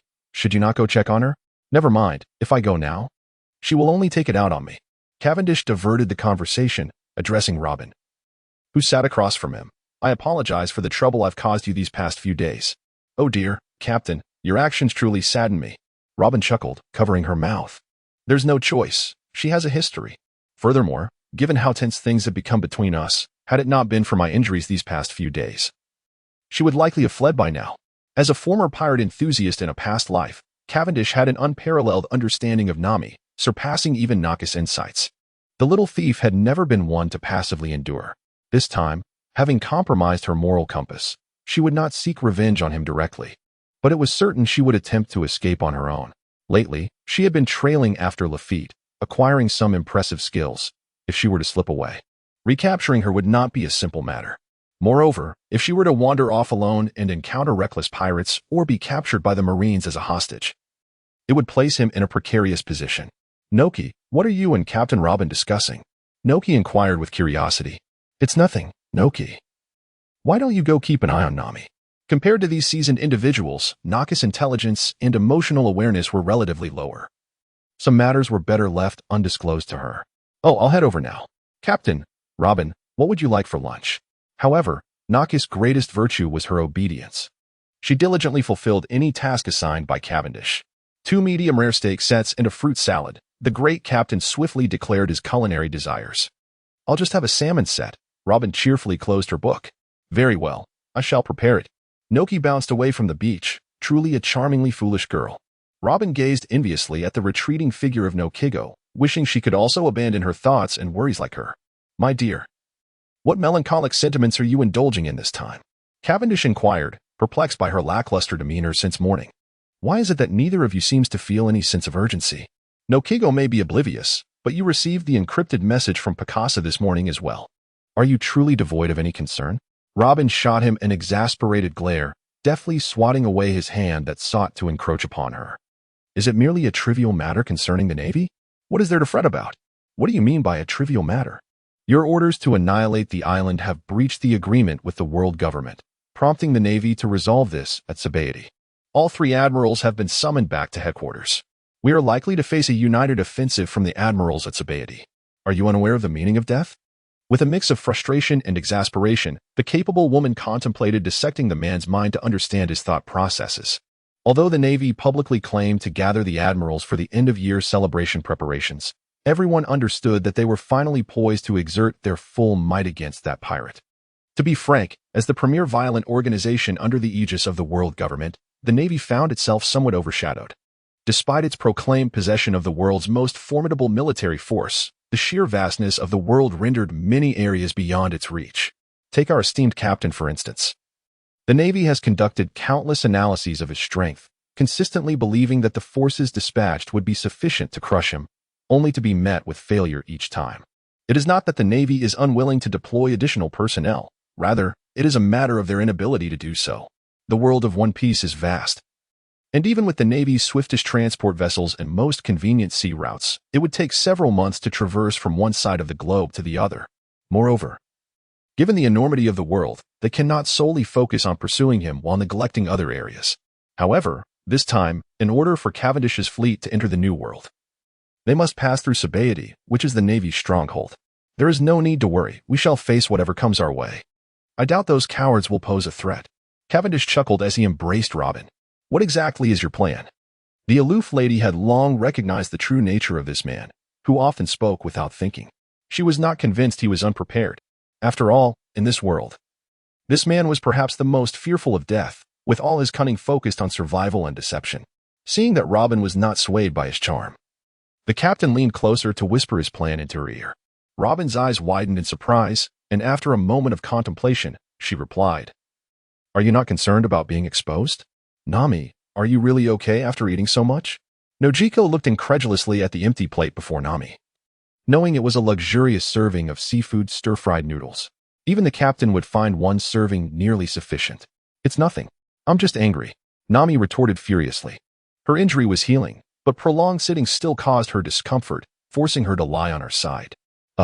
Nojiko, momentarily at a loss for words after Nami's sharp response, fell silent. It seemed that in recent days, Nami had transformed her sorrow into a voracious appetite, eating significantly more than before. "Nami, should I assist you with your medication?"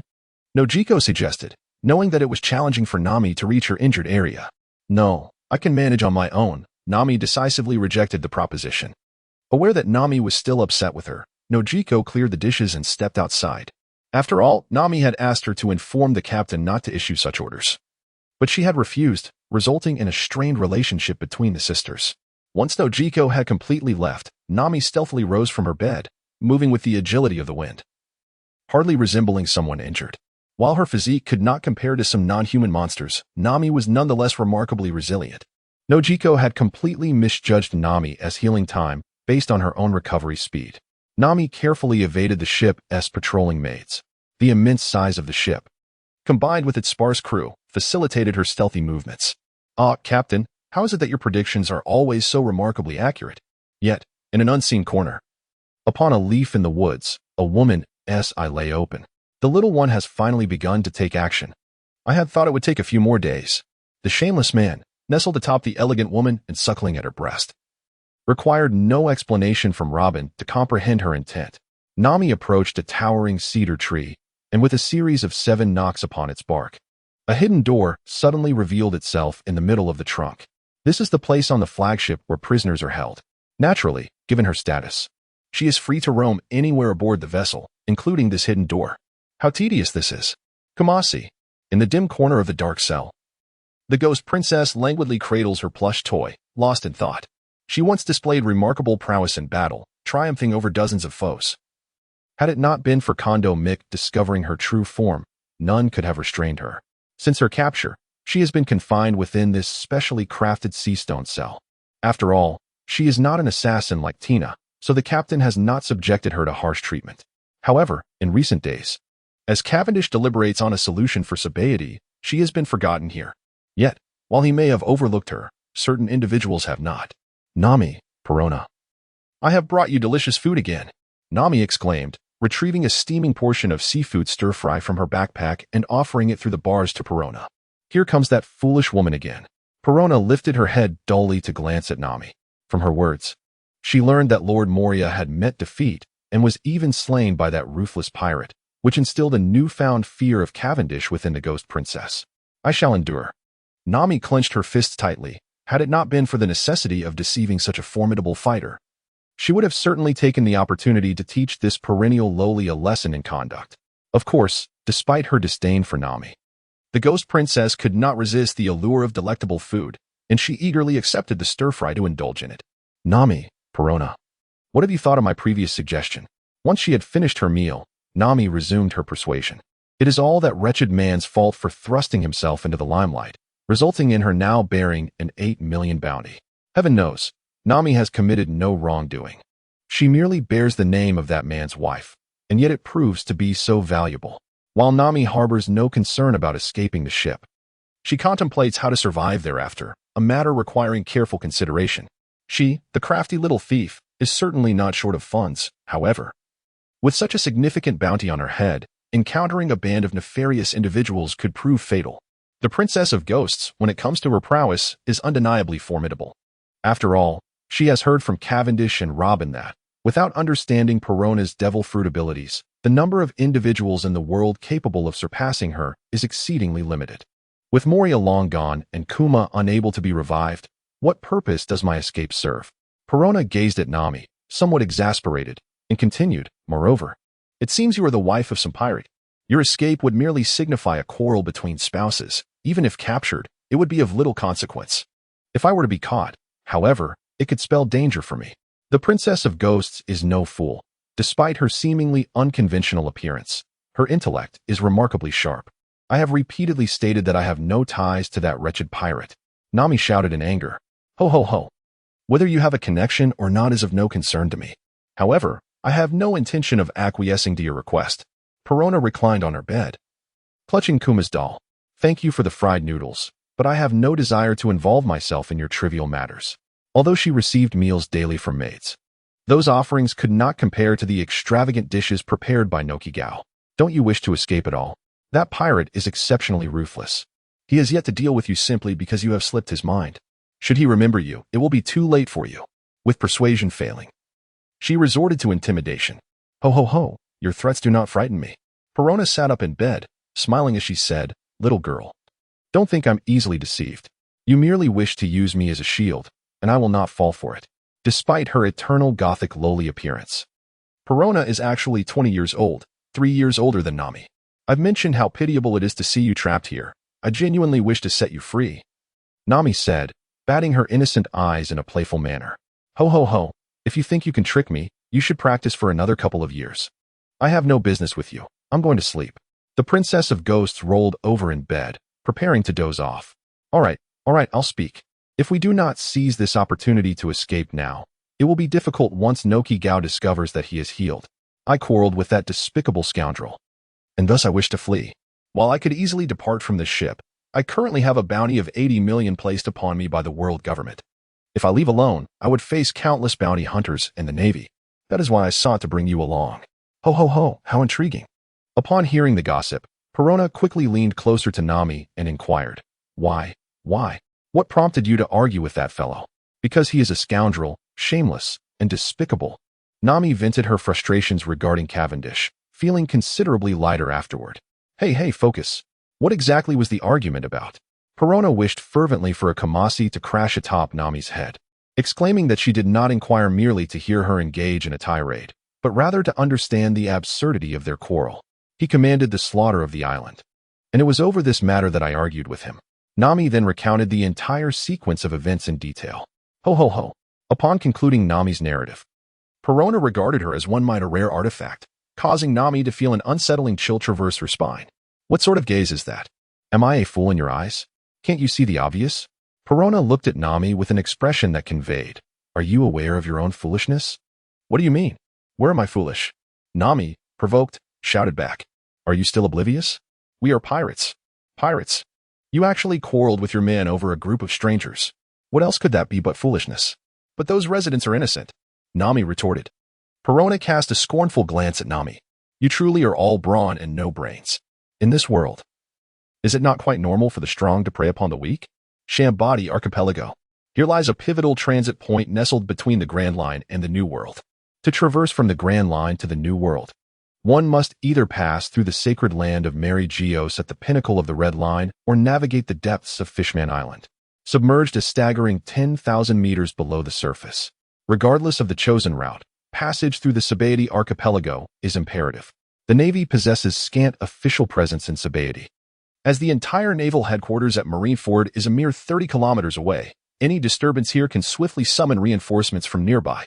Consequently, no pirate dares to act recklessly within the confines of Sabaody, and the Navy lacks the capacity to detain every pirate in the vicinity, leading to a tacit agreement to overlook such matters. All pirates must adhere to decorum, avoiding trouble in Sabaody, while the Navy feigns ignorance. After all, Sending more scoundrels to the New World to create chaos for the four emperors is advantageous. Of course, should one prove utterly inept. Falling prey to bounty hunters or slave capturers, no one will come to their rescue. Inside the bar at the 13th Grove, the proprietress gazes despondently at the empty establishment.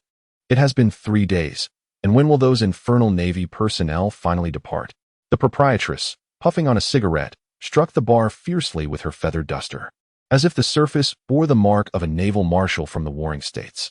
Fortuitously, thanks to the naval presence, no pirate with ill intentions had dared to approach the port of Chambord for 3 days. However, this also meant that her establishment had seen no business during that time. Although the name of Aunt Sia's extortion bar suggested a perilous nature, regular patrons were well aware that within its walls, one could procure nearly any piece of information desired. As a purveyor of intelligence and an investor running such a sensitive operation in Chambord, Xiaqi's earnings were undeniably substantial, yet regardless of her income, it was never enough. This was due to her gambling-addicted relative, who would swiftly funnel her hard-earned money into the casino, convinced of his misguided luck, only to require her assistance for his release each time. 3 days prior, news arrived from the casino that this hapless fool had lost everything he had staked, and to secure his release, a sum of 2 million berries was demanded, otherwise they would resort to selling him off. It is worth noting that this unfortunate old man was the finest coating artisan in all of Chambord, a master of his craft, which warranted such a price.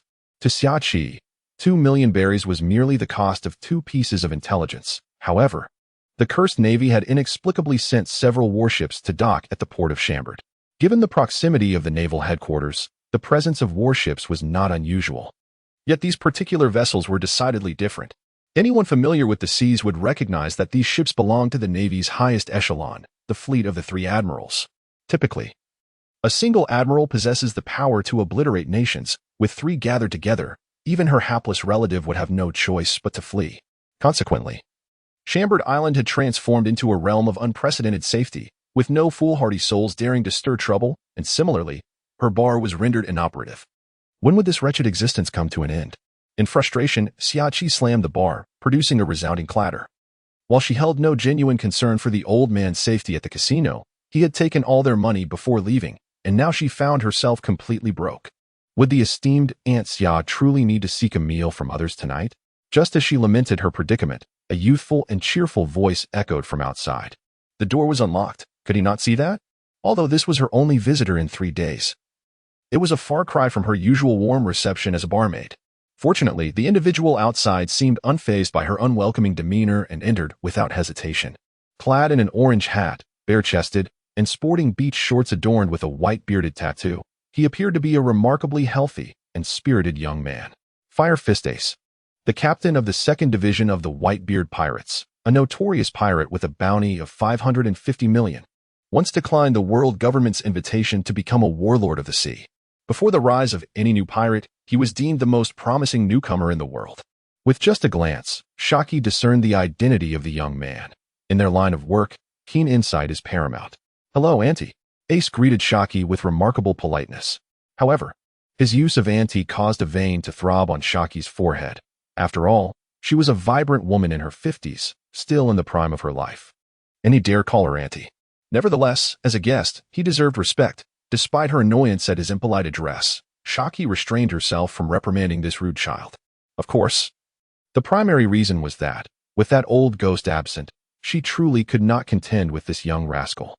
"What brings you here?" Xiaqi asked, her irritation palpable. Regardless of what this young boy requested, she was determined to charge him double, or rather, triple. "Is there food available here?" Ace inquired, astonished. He had heard from Marco that there was a news station on this island, but he never anticipated that it would also serve food. Initially, he had come alone with the intent to hunt down Blackbeard, but upon reaching Fishman Island, he learned that Blackbeard seemed to have encountered trouble, his whereabouts unknown. Thus, he sought information from this underground news station.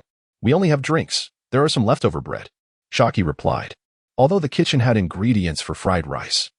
She had no intention of cooking for this insufferable brat. Upon hearing there was no food, Ace's expression fell. For him, the absence of food was a significant matter. "Youngster, what are you really here for?" Xiaqi asked, noticing his distracted state, and playfully tapped the table with her finger to regain his attention. "I came to inquire about a person named Blackbeard," Ace stated, now serious about the matter. Let me think. As an adept information broker, Shaki was always alert to various tidbits of news. Moments later, she pulled out a dossier from behind the counter. Blackbeard was last seen due to a covert promise from the world government, tasked with dealing with the Demon King, Cavendish. However, he met an unfortunate fate, caught in a whirlpool before he could engage in battle. Yet, someone reported spotting him at Tobacco Island, aboard the flagship of the butcher, Anthony. Though there has been no trace of Anthony himself, he was likely eliminated by Blackbeard.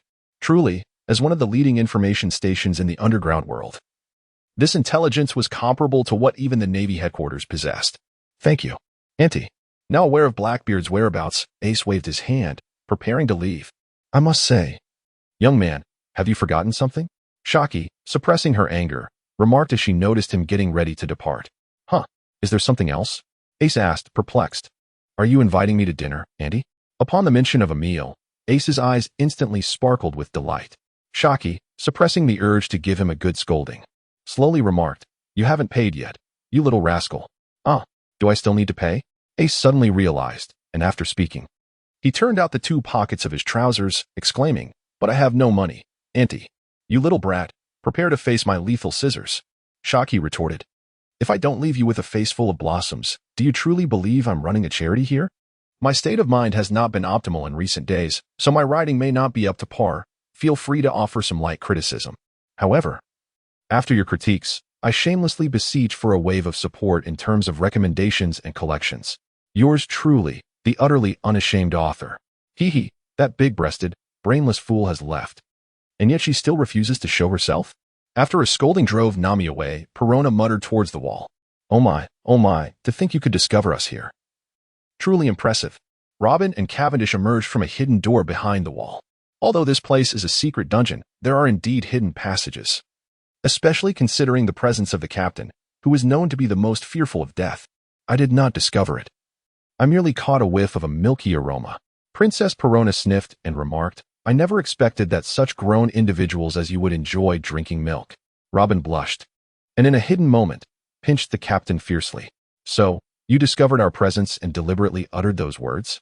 Cavendish leaned closer to the cell, gazing at the trapped Perona. To be honest, Perona's appearance is not particularly stunning or beautiful, and due to the effects of the Suksuk no Mi, she is forever adorned with 2 large dark circles under her eyes, resembling the unconventional girls of later generations. Moreover, with her eternally youthful and petite figure, her charm is rather limited. As for why, in the original story, she managed to transition from an A cup to a C cup after living on a deserted island with Zoro for 2 years. Only Zoro could unveil the mystery behind such a transformation. Though I wish to assert that this is indeed the truth, it remains my heartfelt confession. Under the constraints of her abilities, Princess Perona did not wish to provoke the ferocious man before her. Thus, if I were to slay Moria, you would not seek vengeance on his behalf, Cavendish pondered, stroking his chin. Heh, is it not normal for pirates to be slain? Besides, Moria has been eliminated by you. I am certainly not your match. Would I be foolish enough to seek my own demise? Perona felt a wave of incredulity towards the man before her. The powers of the Suksuk no Mi are indeed formidable, yet not invincible. Its greatest flaw lies in the vulnerability of its host. While Perona can now project her spiritual form up to 5 kilometers away from her physical body, this distance is trivial against formidable opponents. Should she encounter an admiral-level foe, they could easily unleash a devastating attack that would obliterate everything within that radius. Now, are you willing to ally with me? After a moment of contemplation, the captain inquired. Perona's abilities are rather extraordinary. Even Cavendish dares not test her negative specter, and moreover, her moral alignment is remarkably low, perfectly mirroring his own. Why would I align myself with you? You have already caused the demise of my Kuma, and I have no desire to engage with you. Perona rejected without a moment's thought. Cavendish, feeling frustrated, remarked, You are a captive. Do you not possess even a shred of awareness of your predicament? Robin chuckled softly at his misfortune, finding the situation rather amusing. Hey, do not provoke my wrath. When I unleash my fury, even I fear the consequences, the captain said, a hint of embarrassment evident in his voice. If you truly wished to kill me, you would not be engaging in such idle chatter. I am not in the mood to entertain you today, Princess Perona retorted, rolling her eyes at him. Captain, filled with lingering regrets, lamented, wasn't it agreed that I would be feared by all? Come, let us drink. A brother who refuses to drink is no brother. Ale raised a bowl of strong liquor and dramatically slammed it down before Drake. Drake, drenched in cold sweat, gazed at the massive bowl, fearing that consuming its contents might cost him his life. Lord Ale, on that day, I truly failed to recognize the mountain before me and inadvertently offended you. However, as brothers, let me toast to you instead. Drake, having been captured, unceremoniously cast aside any shred of dignity. Without waiting for Cavendish to surrender, he readily offered his allegiance. Now, as the captain of the 2nd Combat Brigade, he had usurped Chiola's position. Surrender was not an option. He had witnessed the whereabouts of Zwejin, who clearly wished to capitulate, yet was thwarted by that group. Had he not reacted swiftly, he might have ended up as mere barbecue, although newly inducted into the ranks. Within this scoundrel pirate crew, few dared to confront him, for his prowess was well known. Even Chiola, whose position he had taken, could only curse him silently. After all, within the Grand Captain's pirate crew, those who dared to act maliciously would receive a thorough lesson in humility from the captain himself. In one-on-one confrontations, aside from Ale and Lafayette, even Kondo Mick would hesitate to claim he could best this wielder of the Tyrannosaurus fruit. However, the fortunate days had come to an end. After lying in bed for over 10 days, Ale finally rose. With a belly full of pinned-up anger, he naturally sought vengeance. Yet, the captain compelled him to take medicine, which he could not defy, and it was Caesar who presented the remedy, leaving him too intimidated to retaliate. Thus, after much contemplation, spurred on by a crowd eager for mischief, he sought to trouble Drake. Of course, a direct confrontation was out of the question. Not only could he find no excuse, but his body was still not fully recuperated. Failing to land a blow and instead receiving one would be a humiliating defeat. Upon receiving the return toast, Ale showed no hesitation, grasping the hefty bowl weighing nearly 10 pounds and downing it in one go. Indeed, Brother Ale possesses a remarkable capacity for drink. My admiration for you is as boundless as the flowing river. Please, let us drink again. Before he could even set down the bowl, Drake offered another drink. The Minotaur, thoroughly complimented, found himself lost in praise, opening his mouth wide to gulp down the several tens of pounds of liquor. Brother Ale, you are truly a person of great character. In my life, I have only admired 2 individuals, the captain and you. Your magnanimity is unparalleled. Let us drink again. The Minotaur, having just consumed over 20 gin of potent liquor, still swayed dizzily before me, only to be presented with an enormous goblet. The onlookers, who had initially gathered to witness Drake's embarrassment, now found themselves anxious, as their plan to humiliate him had utterly backfired. Rold contemplated advising Ale to remember their original intent, but was silenced by a piercing glare from Drake that radiated lethal intent. Observing the inebriated Minotaur before him, Drake smirked, thinking that with such feeble intelligence, he could effortlessly dispatch him without a second thought. Yet, let us begin with some preliminary remarks, though this time they are not without purpose. It has been 50 days since the inception of this tome, and its performance could be described as lethargic, to say the least. Many in the group have lamented the quality of my writing, suggesting that it would be better to abandon it altogether. Nevertheless, as this is my first endeavor in authorship, I have clung to the hope of a resurgence, only to find that my efforts have only deepened my dismay. Thus, I have resolved to leave my fate to the heavens. If I receive recommendations exceeding the threshold by noon tomorrow, I shall persist with my daily updates of 2 chapters. Should I receive a significant recommendation, I might even endeavor to produce 3 or 4 updates in a single day, regardless of the toll it takes on me. Conversely, if no recommendations are forthcoming this week, it will indicate that even the editors deem my work unworthy of promotion. As a defeated author, I might as well seek solace in solitude. Of course, being my inaugural work, I have no intention of abandoning it. I shall strive to ensure at least 1 update per day. After all this rambling, it seems unlikely that many will take notice, much like my group, which appears populous yet is filled with lurkers, with hardly anyone engaging in conversation aside from requesting supplementary materials. Doflamingo, you ought to know that this is a place you should not linger. Akaina glared at the grinning figure before him, yearning to deliver a punishing blow to his face. Regrettably, despite being a notorious pirate, Doflamingo now held the status of a warlord recognized by the world government, and as a member of the establishment, he was untouchable until given explicit orders. Ah, Akainu, why such fury? You come to apprehend your quarry while I conduct my business. Let us maintain our separate pursuits without interference. Doflamingo, clad in his signature feathered coat, licked his lips, a peculiar sight given his constant flamboyance. Is he not bothered by the heat? Business should take place within the island, as this area has been designated a danger zone by the Navy, prohibiting unrelated parties from lingering here. They currently find themselves at the Red Tree port of the 60 islands of Sabaody. This port has always been a naval stronghold. With the flagship of the 3 admirals stationed here, it casts an imposing shadow over the entire Shambaudi archipelago, sending shivers down the spines of all nefarious beings, leaving not a single pirate in sight. Yet, unexpectedly, a pirate ship brazenly anchors amidst the warships of the 3 admirals, igniting a fury within Akainu. Had he not recognized the vessel belonging to the notorious warlord Don Quixote da Flamingo, he would have unleashed a torrent of wrath upon these audacious pirates. However, I must remain here, for my business partner has chosen this very location for our rendezvous. A glimmer of cold light flashed in Doflamingo's eyes as he extended his fingers, waving at Akainu. Once again, that shameless individual is peddling his wares to scum like you, thought Kizaru, who had flown over from his warship.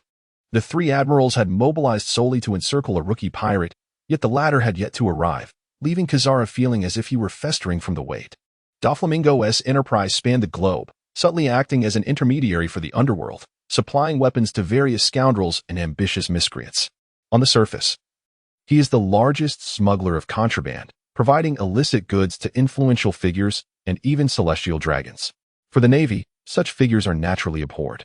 Yet they find themselves powerless against him due to his formidable connections. The actions of Doflamingo often incite the ire of the Navy headquarters. Yet they remain helpless in the face of his influence, leaving everyone with a sense of futility akin to striking cotton. Ha ha ha ha ha. My trading partner is on his way, but I hope you won't be so frightened that your eyes pop out. Doflamingo laughed heartily on the deck. Even with his temperament, he found the audacity of the newcomer astonishing. Yet, it is precisely such audacity that allows one to achieve great feats. Nonsense. In my lifetime, I have faced countless challenges. What could possibly frighten me? Akainu scoffed, as the world government's ultimate weapon, a formidable force in its own right. He found little in this world that could instill fear in him. Is that so? I shall eagerly await the outcome, Doflamingo replied with unwavering confidence, recalling how he himself had been taken aback when the trading location was proposed. What a charade. Akainu shot him a disdainful glance. Their mission was to ensure the complete annihilation of the fleet of the so-called Heavenly Demon King, particularly that arrogant pirate who must be eliminated at all costs. However, the fleet was moving sluggishly, still several dozen kilometers from the Shambaudi Islands. To prevent any chance of escape, they decided to wait until the fleet drew closer. After all, this area offered no other haven but Shambaudi. Did the captain intend to sail his fleet to Marineford? Bored, Kizaru stifled a yawn, contemplating a return to his warship. Given that he dared to arrange a transaction with Don Quixote da Flamingo here, it was evident that the counterpart must be some decrepit noble or perhaps even a lackey of the celestial dragons. Regardless of whether they were dealing in contraband or even trafficking in humans, as a vice admiral of the world government, he was unable to intervene. Rather than seething in frustration, he would prefer to take a nap. However, just as he was about to take flight, he sensed a figure soaring through the sky. Akainu also opened his eyes. With their mastery of observation hockey, they could perceive even the slightest disturbances within a radius of several kilometers. Moreover, the individual flying overhead did not conceal their presence. The newcomer was indeed descending from the heavens. This piqued their curiosity. While the abilities in this world are diverse and peculiar, the power of flight remains exceedingly rare. Within the entire Marine headquarters, only Kizaru could engage in aerial combat. Smoker might qualify as a half. The moonwalk technique grants many masters a fleeting capability to hover, yet compared to true flight, it is far too taxing, requiring mental diversion during battle. It may suffice to crush weaker foes, but against an evenly matched opponent, it is rather ineffectual. In this world, there are scarcely a few dozen individuals capable of flight, and the swiftness with which this newcomer approached indicated formidable strength, further arousing their curiosity. It appears I have not arrived too late, Doflamingo. The visitor's speed was remarkable, just as the two were poised to discover who was to transact with Doflamingo. The figure had already reached the deck above. However, Doflamingo, you seem to have an abundance of onlookers. Both Akainu and Kizaru, initially disinterested in such trifles, instinctively lifted their gazes skyward. In this world, anyone bold enough to refer to a vice admiral as an onlooker was likely courting death. Adorned in a flowing white cloak, with golden hair cascading over his shoulders, the figure wielded a sheathed long sword in his right hand and sported knee-high boots. Particularly striking was his visage, delicate eyebrows, phoenix-like eyes, a sharp nose, and an otherworldly handsomeness. As a figure who had continuously embarrassed the Marines in recent months, no one within the Marine headquarters could mistake that face. "Cavendish!" Akainu exclaimed, his voice laced with palpable malice, a sentiment that even Kizaru could feel emanating from him. Akainu, who espoused absolute justice, was innately at odds with a character like Cavendish, especially considering how the latter had trampled upon his pride, rendering the Marines a source of ridicule worldwide. "Let's see. A monkey, a dog. What are we missing? A chicken?" The airborne captain, utterly oblivious, pointed at their heads with an outstretched finger. "You scoundrel!" A fist, exuding white smoke, suddenly soared through the skies, aimed unmistakably at Cavendish's infuriating visage. The Grand Captain effortlessly extended his left hand, grasping the fist with ease, while his right hand swiftly drew Durandal from its sheath. Although Smoker launched his furious assault, his current prowess posed little threat to Cavendish. However, should he fall victim to the Yellow Monkey's Ama no Murakumo, it could spell his demise. The two figures engaged in a fierce aerial battle. In terms of overall strength, the Yellow Monkey might possess a slight advantage over Cavendish, yet when it comes to swordsmanship, Cavendish held no fear. As soon as he deflected Smoker's strike, the Yellow Monkey charged forward. Fortunately, Cavendish had anticipated various scenarios before the encounter, preventing him from becoming flustered amidst the chaos. The commotion here has already alarmed everyone stationed in this area. In the sky, Kizaru is embroiled in a fierce battle with Cavendish, while on the deck, Akainu, Akiji, Smoker, Kongming, Fire Mountain, and Ghost Spider have swiftly gathered. The Navy has dispatched 3 admirals along with 8 vice admirals for this operation, aiming for a decisive resolution. At the Marine headquarters in Marineford, Fleet Admiral Sengoku and Hirogarb are present to oversee the situation. To prevent the Heavenly Demon King from taking hostages, they had already evacuated the nearby populace 3 days prior and contacted the Gorosei to summon all celestial dragons back to Mariewa. To ensure the flawless execution of this capture, the entire Navy staff has devised countless strategies, accounting for every conceivable loophole. Under these circumstances, unless the pirate abandons all his crew to escape alone, there remains merely a 1% chance of his evasion. All personnel have engaged their minds to contemplate various issues, even collaborating with the CP organization to lay layers of ambush along the way, striving for a decisive strike. Yet, no matter how imaginative the Navy personnel could be, they never anticipated the current scenario. The pirate most afraid of death has audaciously arrived at Sabaody Archipelago alone, and not in disguise, but rather in the company of one of the 7 warlords of the sea, Don Quixote da Flamingo, amidst the encirclement of the 3 admirals. This is truly an affront to their authority. All the Navy commanders glare with murderous intent at the two engaged in aerial combat, exuding an intimidating aura that causes da Flamingo, standing nearby, to instinctively retreat to a corner. Smoker wishes to ascend and join the fray, but is restrained by Akiji's grip on his shoulder. The clash between the two would disrupt his smoke, so he must wait a moment. Cavendish, being an agile combatant, wields the Nightmare Quicksword, which has previously left others only feeling the rush of wind, while Kizaru, as a user of the Pika Pika no Mi, possesses unparalleled speed. Their duel is so swift that even the slightest difference in strength renders them nearly invisible. Smoker realizes that with his current abilities, his interference would only complicate matters.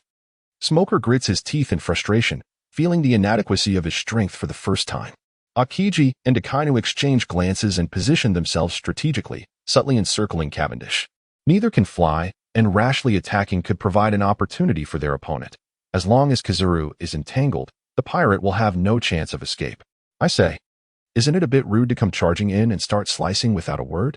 The two combatants in the sky move at blinding speed, engaging in a confrontation that is nearly imperceptible to the naked eye. Alas, I could have been comfortably sipping coffee at headquarters, but because of your reckless antics, I've been on duty for 2 consecutive months without a break. If I can capture you this time, I'm certain Sengoku will grant me an extended holiday. The Yellow Monkey, with a face as wrinkled as tree bark, chuckled, "Old monkey, do you truly believe you have me at your mercy?" The captain, visibly displeased, had initially intended to make a grand entrance, showcase his eloquence, and deliver a stinging slap to the faces of the Navy, who would gnash their teeth in frustration, yet be powerless to retaliate. However, to his chagrin, the director never adhered to the script before he could establish his presence. The shameless individuals began to ambush him one after another. He had forgotten that a certain unfortunate fellow with a green hat was present. Not all men, unlike Pikahasa, remained indifferent after being wronged. Upon seeing him, Smoker was seething with rage, forgetting everything else in his fury. Since Smoker had taken action, the Yellow Monkey, being part of the same faction, could not remain idle, rendering the captain's meticulously crafted plans utterly ineffective. Whether you can endure this will soon be revealed. Though Borsalino was also taken aback by Cavendish's audacity to come forward and seek his own demise. The meticulously orchestrated plans and the overwhelming strength of the Navy meant that unless Whitebeard himself intervened, no one would be able to rescue that individual today. Cavendish felt a twinge of anxiety. Had he known that the Navy operated with such ruthlessness, he would have refrained from arriving so early. He was uncertain when his companions would be ready, and if he were to falter and be captured before they arrived, it would be nothing short of a farce. Something is amiss, Sakazuki remarked, observing the aerial battle, addressing Akiji. Indeed, those who attain the rank of admiral are seasoned veterans. From their vantage point, they can discern the dynamics of the skirmish. While the pirate possesses commendable strength, it pales in comparison to Borsalino's prowess. Were it not for the constraints of aerial combat, with all three of them joining forces, they could dispatch that pirate in mere minutes. Although Cavendish was often perceived as arrogant and conceited, the Navy headquarters, as his greatest adversary, was eager to uncover every detail of his actions and had an acute understanding of his character. He is an utterly cowardly and shameless individual. Faced with an inevitable demise, his only thought would surely be to flee at all costs. However, since engaging with Kizuru, he has not exhibited the slightest inclination to escape. Is this still the familiar pirate they once knew? Akiji discerned the doubt in Akainu's gaze and couldn't help but nod. The last time he was deceived was due to an individual using the powers of a mimic fruit to impersonate him. However, while that fruit user could perfectly replicate one's demeanor and appearance, their true strength was utterly impossible to imitate. The one battling Kizuru in the sky was undoubtedly the genuine Cavendish. Akainu clenched his fists, the sound of cracking knuckles echoing. Since it was indeed him, there was nothing more to discuss. Regardless of whatever schemes the opponent might be concocting, as long as he eliminated him, everything would be resolved. Now, on to customary lamentations. First and foremost, I sincerely apologize to the readers who vote for me daily and continue to support this narrative. Please, do not panic. This is not an indication of abandonment. From today onwards, the updates will be reduced to one per day, as I may be preparing to embark on a new project soon. This book has been in the database for nearly 2 months. Its performance, while not comparable to the better works, is quite decent for a newcomer.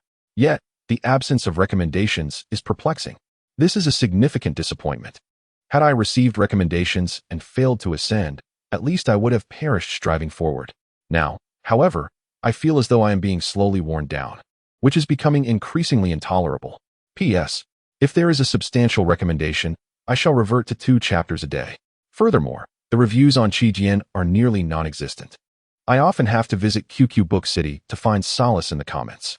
A colossal magma, nearly several dozen meters in diameter, erupted from Akainu's hand, the surrounding air becoming stiflingly hot due to the sudden appearance of the molten rock. Meanwhile, Cavendish, locked in combat with Kizaru, remained vigilant, keeping an eye on the crowd below, which appeared to be merely spectators. How could he ignore the overwhelming presence of Akainu?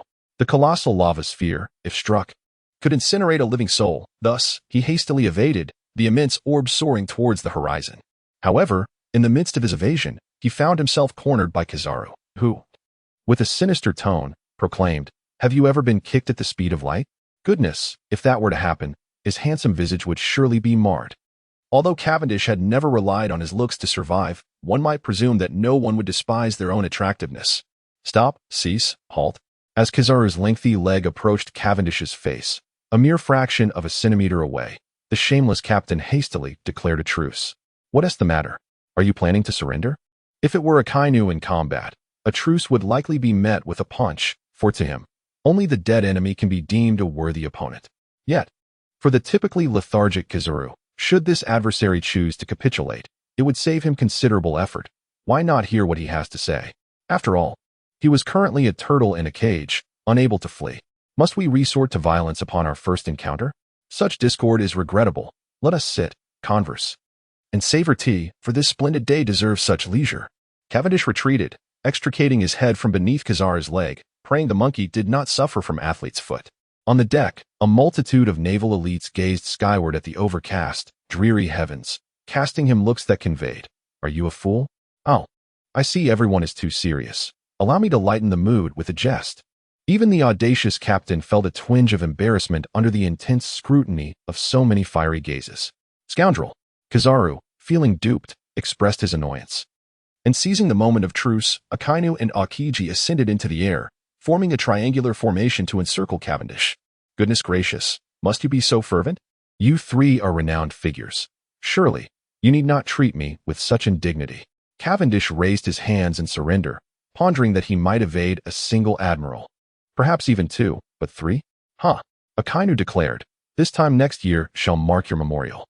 For a deranged individual such as yourself, there is no need for morality. Today, you are left with but two choices." Sakazuki adjusted his shoulders, stating, "First, you resist, and we shall end your life." "What if I choose not to resist?" The captain, ever the pragmatist, recognized the futility of a fight against such formidable foes. "Very well, even without resistance, I shall still bring about your demise." Akainu chuckled ominously. "Damn it. Mad Dog, are you pushing me?" Initially, he had hoped to perhaps garner the treatment of a Cavendish at impelled down, but now he was far from calm. "What of it? If you have the ability, come at me." Sakazuki, having warmed up, declared arrogantly, clenching his fiery fists. "Watch out. A meteor." The three, encircling Cavendish in a triangular formation, directed their attention behind Akainu, who stood facing the Sabaody archipelago with his back to the Red Land. The captain pointed excitedly at Akainu's rear. However, Sakazuki remained unmoved, dismissing such childish tricks as utterly foolish. In his indifference, Kizaru, Akiji, and everyone on the deck witnessed a faint blue meteor streak across the sky, hurtling towards the Red Land. "This is bad." Kizaru instantly realized that only his speed could match the impending disaster. "Yada no Kagami." A tremendous beam of laser energy erupted from his hand, racing forward to intercept the meteor. Alas, the once invincible laser encountered the meteor as if it were a block of ice and molten iron, creating no ripples whatsoever. Boom. Even though the Sabaody archipelago was over 20 kilometers from the Red Land, everyone felt the violent impact in that instant, the immense force that seemed to shake the very continent. Impossible. The usually languid Akiji's expression shifted. How could a meteor collide with the Red Land? This was utterly unimaginable. The entire continent trembled from the collision. And atop the Red Land, the holy land of Mariawa was thrown into chaos, with panicked crowds scattering everywhere. Despite the sturdy construction of the Holy Land's buildings preventing any large-scale disaster thus far, the quaking ground and undulating structures caused the residents to flee in every direction. What is happening? How could Mariawa experience an earthquake? In the Elder Stars conference hall, an astonished Kong stared at Ji, hoping for an explanation. The continental shelf of Mariawa was the most solid in the world, and the presence of national treasures endowed the Holy Land with a protective barrier akin to a shield, effectively nullifying natural disasters. Such an occurrence had never been documented in history. Ji was equally perplexed, despite being hailed as the smartest man in the world. He found himself at a loss in this situation. Elder Stars, their essay call. Just as the five elders exchanged bewildered glances, a messenger knocked at the door. "Come in." The call at this hour was likely a report of the disaster from subordinate departments. Yet, upon picking up the Denden Mushi, they soon realized that this particular creature was unlike those they were accustomed to. "Pluto?" She grasped the Denden Mushi, bemused. "Isn't that entity sealed in the sandy deserts of Alabasta? The CP agency stationed here has never reported any anomalies. Moreover, although the tremor we just experienced undoubtedly emanated from a weapon of immense power, it pales in comparison to the true might of the underworld. Nonetheless, despite the multitude of doubts swirling within him, he understands that he must adhere to the directives issued from across the way. After all, Mariawa is of utmost significance. Not to mention the millions residing within the city, along with the world's foremost governmental institutions and all the celestial dragons. This place, revered as a national treasure, cannot afford even the slightest damage. The recent tremor threatened the very roots of this treasure. Should it occur twice more, it could potentially inflict harm upon it. And that would be too late to rectify. "That fellow, Akainu, isn't it? Your master wishes to converse with you." Cavendish declared haughtily into the transponder snail directed at the red dog. Sakazuki gritted his teeth, wishing nothing more than to smash this impertinent fool with a single blow. He was confident that one punch would leave his opponent gravely injured, and a second would surely finish him off. Alas, the face of the mustachioed figure on the transponder snail deterred him from taking action. Few dared to disregard a call from the 5 Elder Stars. Even the Emperors of the Sea would not be so audacious. Sakazuki, I hereby command you to lead all naval forces to withdraw immediately to Marineford. Until we issue further orders, no one is to engage or take action against Cavendish Espire crew. Although being threatened by a pirate is indeed a humiliating affair, a measure of patience is warranted for the sake of the grand scheme. Akainu's eyes burned with fury as the pirates across from him continued to humiliate the Navy time and again, nearly stripping them of all dignity. Yet, he refrained from uttering any superfluous words. Being aware of the delicate balance of power, he recognized that, at this moment, the entire world government was effectively held hostage by these adversaries. No one would be foolish enough to regard the meteor-esque collision with the Red Line as mere coincidence. As the holy land of Mariehua, its significance cannot be overstated.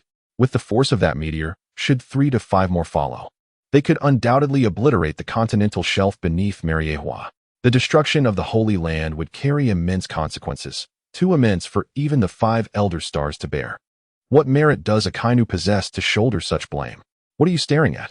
Do as your master instructed and be gone. Do not delay me in conducting my business. Observing the flames of rage flickering in Akainu's eyes, the captain waved his hands dismissively. Those eyes truly were ablaze, emitting small tongues of fire. Kazari placed a hand on Akainu, his usually lewd expression momentarily replaced by a rare seriousness. Sakazuki, let us retreat for now. Although he could comprehend the intense animosity Akainu felt towards his adversary, the reality of the situation rendered them powerless, like fish on a chopping block. Even if Cavendish displayed arrogance, they had no choice but to endure. Among the Navy, only his speed could match that of a shooting star. Yet Kizaru calculated that even if he were to sustain injuries, he could at most intercept 1.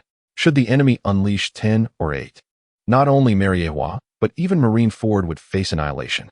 While the admirals and vice-admirals might manage to flee if the situation became dire, the ordinary citizens would be left defenseless. In retrospect, the decision to design this so-called trap plan, placing the enemy fleet so close to their main base, was a grave error. Even if it meant sacrificing a few islands to eliminate the threat, it would have been worth it. Now, the majority of the world government's military strength was ensnared here, and dispatching forces to sabotage the enemy's weaponry would be futile. This is the nature of a precarious alliance. No matter the bitterness one feels, they must swallow their pride. Though Akainu was dissuaded by Kizaru, there was another who would not depart so easily. Drawing his 10 hands from his back, Smoker stood before Cavendish, filled with rage and despair. You bastard, returned Tina. Tina? Who is that? The captain, aware of the smoky figure before him, recognized him as the tragic protagonist. However, the cow-like woman had been of great use to him recently, and only a fool would part with her. You know, the pink-haired female officer, the one Coming's pig used for his ploy.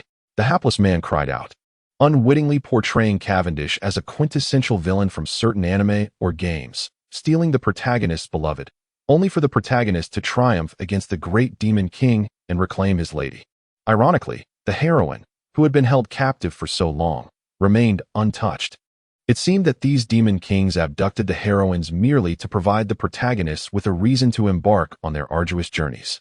Of course, the captain would not emulate such foolishness. He had thoroughly exploited Tina, leaving no stone unturned.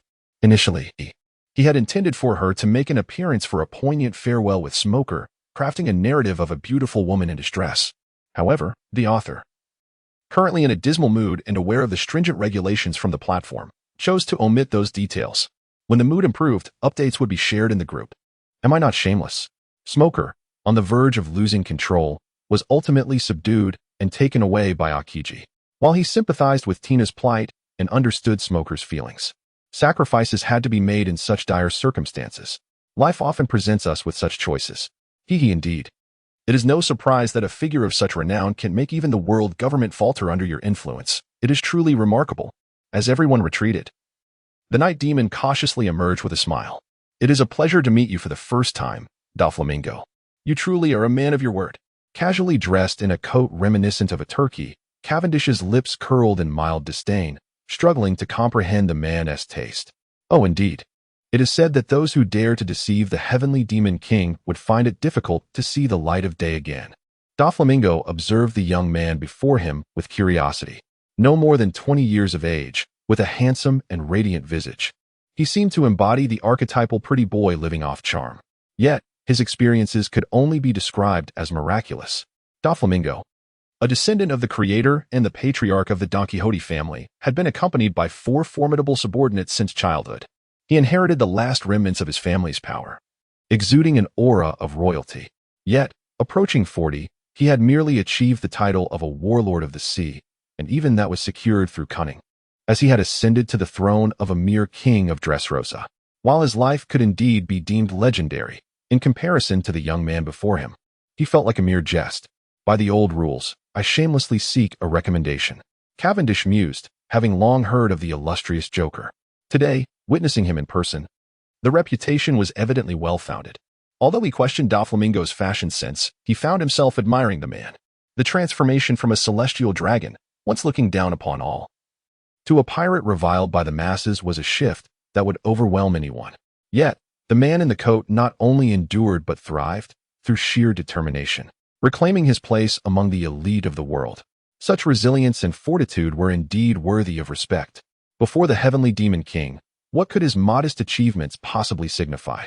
Doflamingo's greatest strength lay in his mercilessness and decisiveness, coupled with his ability to adapt to circumstances, a true paragon of a formidable leader. "Have you brought everything?" Cavendish inquired, knowing that his meeting with Doflamingo was not merely an act of bravado, but a necessity. If he did not draw everyone's attention, the petty tricks aboard the pirate ship could easily be uncovered, and the captain would transform from a figure of bravado into one of foolishness. Are we truly to allow that pirate to coerce us? Wu Lao gripped the original demon cutter, gently polishing its blade. For these ancient beings, who had weathered countless storms, being threatened repeatedly by a fledgling was infuriating. What was to be done if they refused? Were they to resort to killing him? Wu Lao remarked with exasperation. Although the 5 of them had never taken action, it was merely a means of conserving their energy. Even the so-called strongest, Whitebeard, might not necessarily be their match, let alone Wu Lao, the most formidable among them. However, they had grown too old, despite undergoing the immortality procedure every few decades. The passage of time relentlessly etched its marks upon their bodies. In the absence of an imminent life and death crisis, none wished to engage. The national treasure would not mature for at least another decade, and during this period, regardless of what transpired, they must exercise patience. Ji Lao declared decisively. For the sake of the national treasure, they had endured for nearly a millennium, and now, at this critical juncture, they could not afford even the slightest mistake. Contemplating the national treasure, Wu Lao fell into contemplative silence, sheathing his weapon, the ghostly blade. Time is the most potent test of character. Had he possessed his former temperament, he would never have tolerated such provocations. Time had bestowed upon them unimaginable gifts that mere mortals could not fathom. Yet it had also stripped them of their bloodlust and vigor. Xiaoqi gazed at the horizon, where pirate ships approached in droves, and unexpectedly inhaled a puff of smoke. "Xiaoqi, what are you staring at? Hurry and bring the wine." In the tavern, the old man was engaged in a drinking contest with that insufferable brat. The thought that this cheeky fellow was the illegitimate son of the old man's deceased leader ignited Xiaoqi's fury. Had she known of the boy's true identity, she would never have allowed him to meet the old man. That day, Ace had tried to flee without paying after gathering information, failing to consider who her aunt was. If one lacked the necessary skills, who would dare to rise against the odds? Those of them engaged in underground dealings were not so easily devoured whole. The two soon found themselves in a fierce altercation. However, they were mindful of the nearby admiral and managed to keep the ruckus to a minimum. Yet, age had its grip on them. Facing Ace, Xiaoqi was no longer the enchanting pirate she once was, and at 80, she nearly succumbed to the boy's prowess. As Ace attempted to escape without settling his debt, Xiaoqi, unwilling to accept this slight, blew a whistle to summon the old man. Ultimately, while the old man subdued the brat in just a few moves, he also discerned the boy's exceptional qualities. Ace's thought processes mirrored those of his father, making it impossible for him to outsmart Rayleigh, who, with a few words, unearthed the entire lineage of Ace's ancestry. Silver's Rayleigh wept openly, first delivering a scathing rebuke to Gold. "Roger, damn it, you entrusted your legacy to Garp without even consulting me." He then embraced Ace, weeping profusely. After all, He and Roger had shared countless experiences, and as the saying goes, while the opposite sex exists merely for procreation, true love resides in same-sex bonds. Xiaqi felt a profound sorrow as she reflected on her past. Her youth spent as a pirate had left her with a grievous wound to her abdomen, rendering her incapable of bestowing a child upon her deceased partner. Now, encountering the son of Roger, Rayleigh immediately regarded him as his own offspring, and the warmth of that affection stirred a twinge of jealousy within her. Sighing, Xiaqi exhaled a ring of smoke, lamenting that her 2 decades of mundane life with her departed partner were drawing to a close. It was truly her own fault. She had fled. And what was a mere 100,000 berries to her? That old man had squandered the most glorious 10 years of his life for the sake of that insufferable brat's father, and now, confronting his son, one couldn't help but wonder if Rayleigh had indeed owed a debt to their fathers from a past life. A fleet of over 40 pirate ships boldly sailed into the harbor of Sabaody Archipelago, igniting a fervor throughout the island. No pirate crew had ever dared to be so audacious, especially here, so close to the Navy headquarters and the Holy Land. As the Navy retreated, they took some of the island's elite with them, while the common folk were left to fend for themselves, their plight of little concern to the departing forces. Ross gazed at the colossal steel rails displayed atop the warship, a strange blue light spilling between them, exuding an alluring yet perilous aura. He nudged Pahami with his elbow, breathless with curiosity. The captain had ordered everyone to steer clear of that ominous object. What could it possibly be? Not just their ship, but every vessel in the fleet bore this contraption, each glowing with an eerie blue light, aimed squarely at the Red Continent. The captain's subterfuge had certainly left everyone awestruck. Lafitte, observing the retreating navy, couldn't help but marvel at the situation. Although Caesar had worked tirelessly to produce a single electromagnetic cannon, the captain had commanded him to fabricate dozens of these fearsome devices instead. The 5 elders, through unknown means, had discerned the circumstances aboard these ships, and faced with the threat of over 40 so-called Pluto cannons, they cowardly faltered. Even if they dispatched forces to destroy them, they might manage to obliterate only a handful. Yet the remaining cannons, when unleashed together, could truly erase Mariejois from the map. Cavendish feared death, but the 5 elders feared it even more. As the saying goes, those without shoes are not afraid of those who wear them. They valued their own lives above all else, and dared not risk even the slightest peril. After reading several reviews yesterday, I found the sentiments of fellow readers quite astute. Embarking on new endeavors only diminishes one's integrity. Thus, I have resolved to resume my daily update starting tomorrow. First, I shall complete this pirate tale.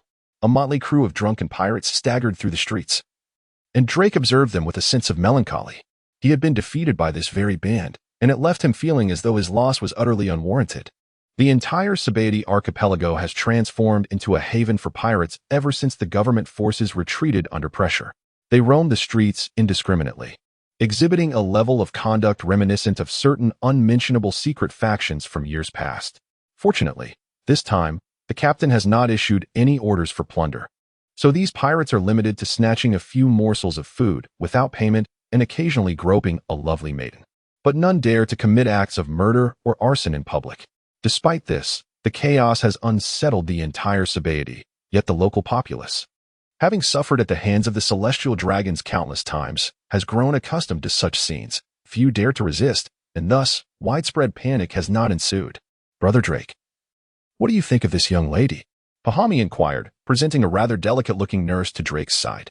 Ever since Drake had bested ale during the drinking incident and dealt with those instigators who sought to trouble him, no one in the crew, aside from a few senior officers, has dared to show him any disrespect. As a seasoned opportunist, Pahami knew to flatter him. Ideally, presenting a woman to the captain would be most advantageous. Yet while this nurse was indeed charming, she seemed to fall short of the captain's aesthetic standards. Moreover, while offering a woman to the captain would surely earn his favor, it would also invite the ire of the captain's wife, a precarious situation Pahami was keen to avoid. Drake glanced at the trembling nurse, her beauty undeniable, yet tears streamed down her cheeks, a clear indication of her coercion. The captain didn't authorize indiscriminate looting, did he? Are you attempting to make me the scapegoat? As a recent subordinate, Pahami understood the importance of not allowing his superior to suspect any disloyalty. While it was permissible to discipline those foolish enough to provoke the crew, attracting Cavendish's attention with thoughts of challenging his authority would not end well. For that captain was certainly not known for his leniency. Of course not. Pahami hastily clarified. I merely noticed this girl on the street and intended to sneak a touch. We are gentlemen, are we not? Besides, a little touch won't cost us anything. He chuckled lewdly, recalling how he had seen the nurse with her boyfriend and had contemplated taking liberties with her in front of them. Is this a matter of concern for pirates? However, the woman's boyfriend, for reasons unbeknownst to him, dared to assault him.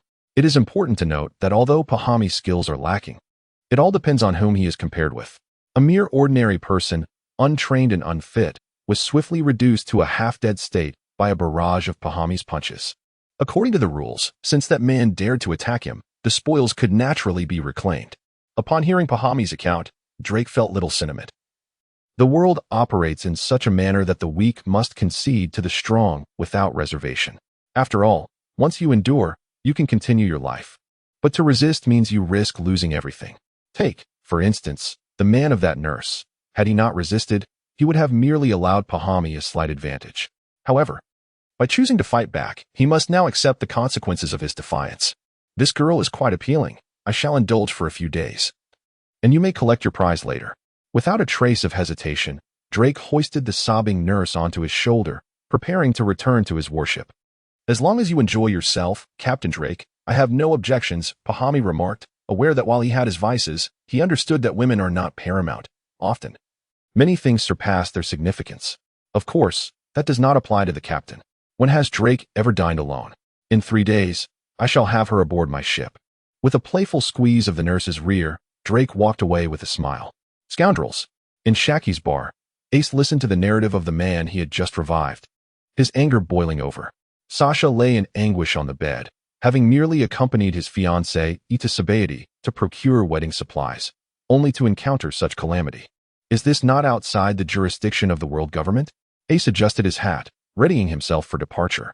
Suddenly, Rayleigh appeared at the bar's entrance, leaning against the porch. What do you intend to do? I'm going to help this gentleman lying on the bed retrieve his wife. Ace replied with a resigned shrug.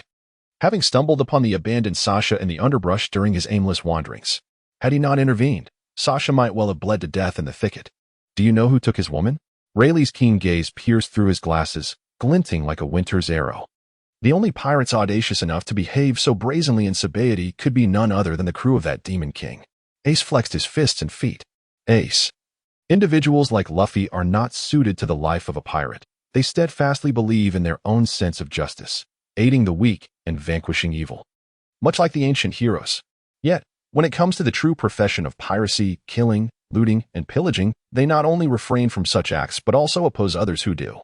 To label such individuals as pirates is to insult the entire profession. Are you truly willing to challenge that Demon King's crew for the sake of a bystander? To know that he has indeed slain 2 of the 7 warlords and has just recently repelled the combined forces of the Navy. Embarking on this quest alone is tantamount to seeking death. Rayleigh gazed at the young man before him.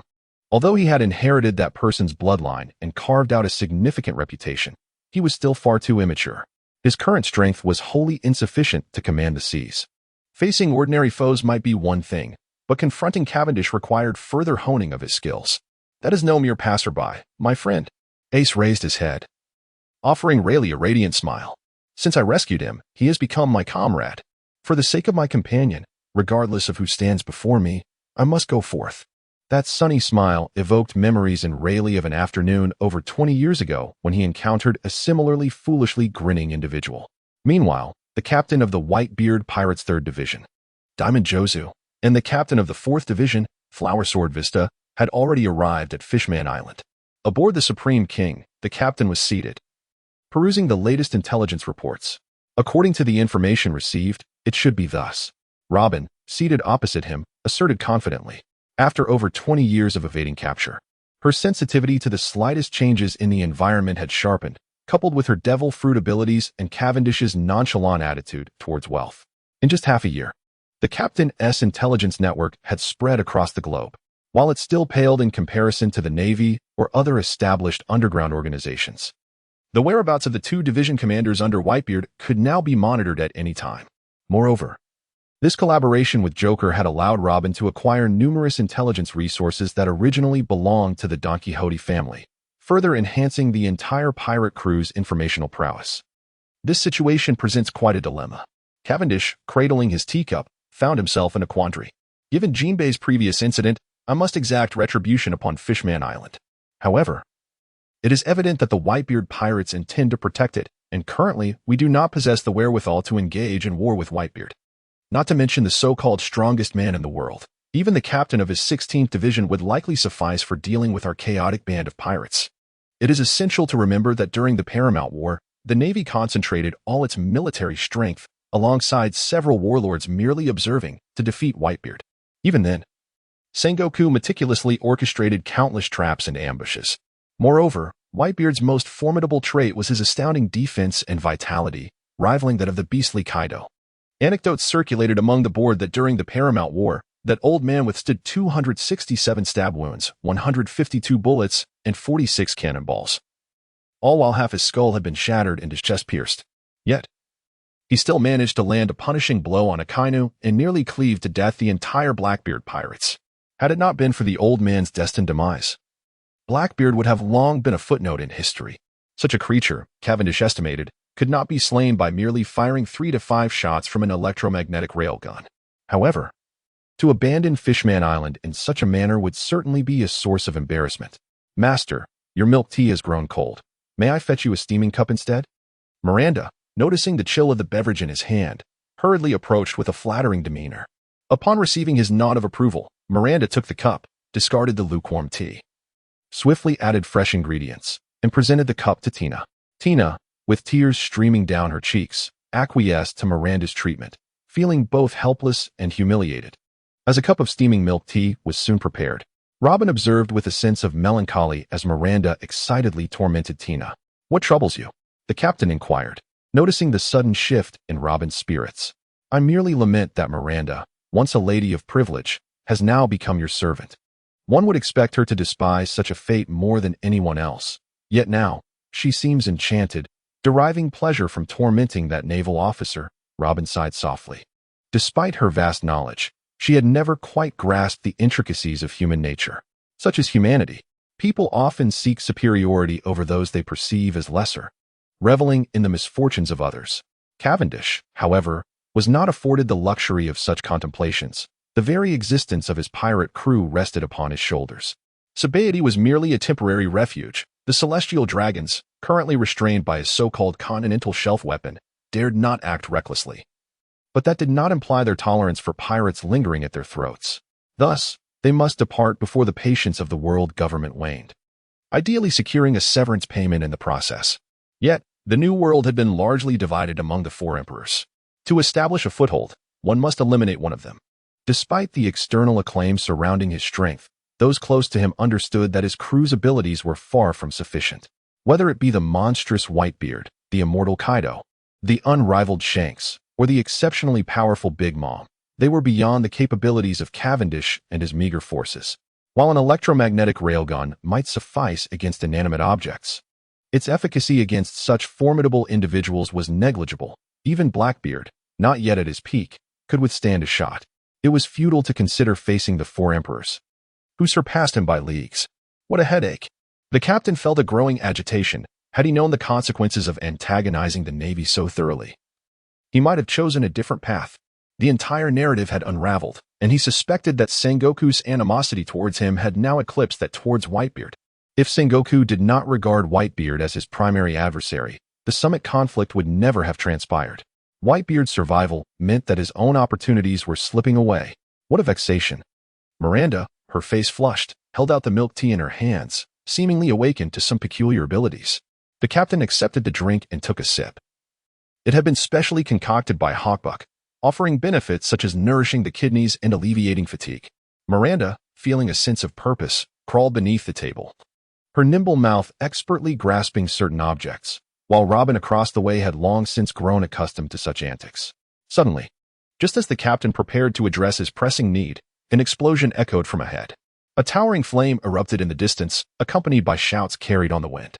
"That scoundrel is causing trouble here." Hastily resolving his urgent matter, the captain donned his clothes and sped towards the source of the explosion. Robin, observing Miranda's intoxicated expression, felt a twinge of distaste. Goodness, who was that formidable old man? Ale, wielding a massive iron pillar, engaged in a fierce battle. Through rigorous training from previous encounters, he believed he could hold his own even against a vice admiral from the Navy headquarters, provided they weren't monstrous figures like Akainu or Garp. However, facing this gray-haired elder, he found himself relentlessly pressured. It was evident to any observer that the old man was toying with him. Otherwise, even 4 Alesh would not suffice to contend with him.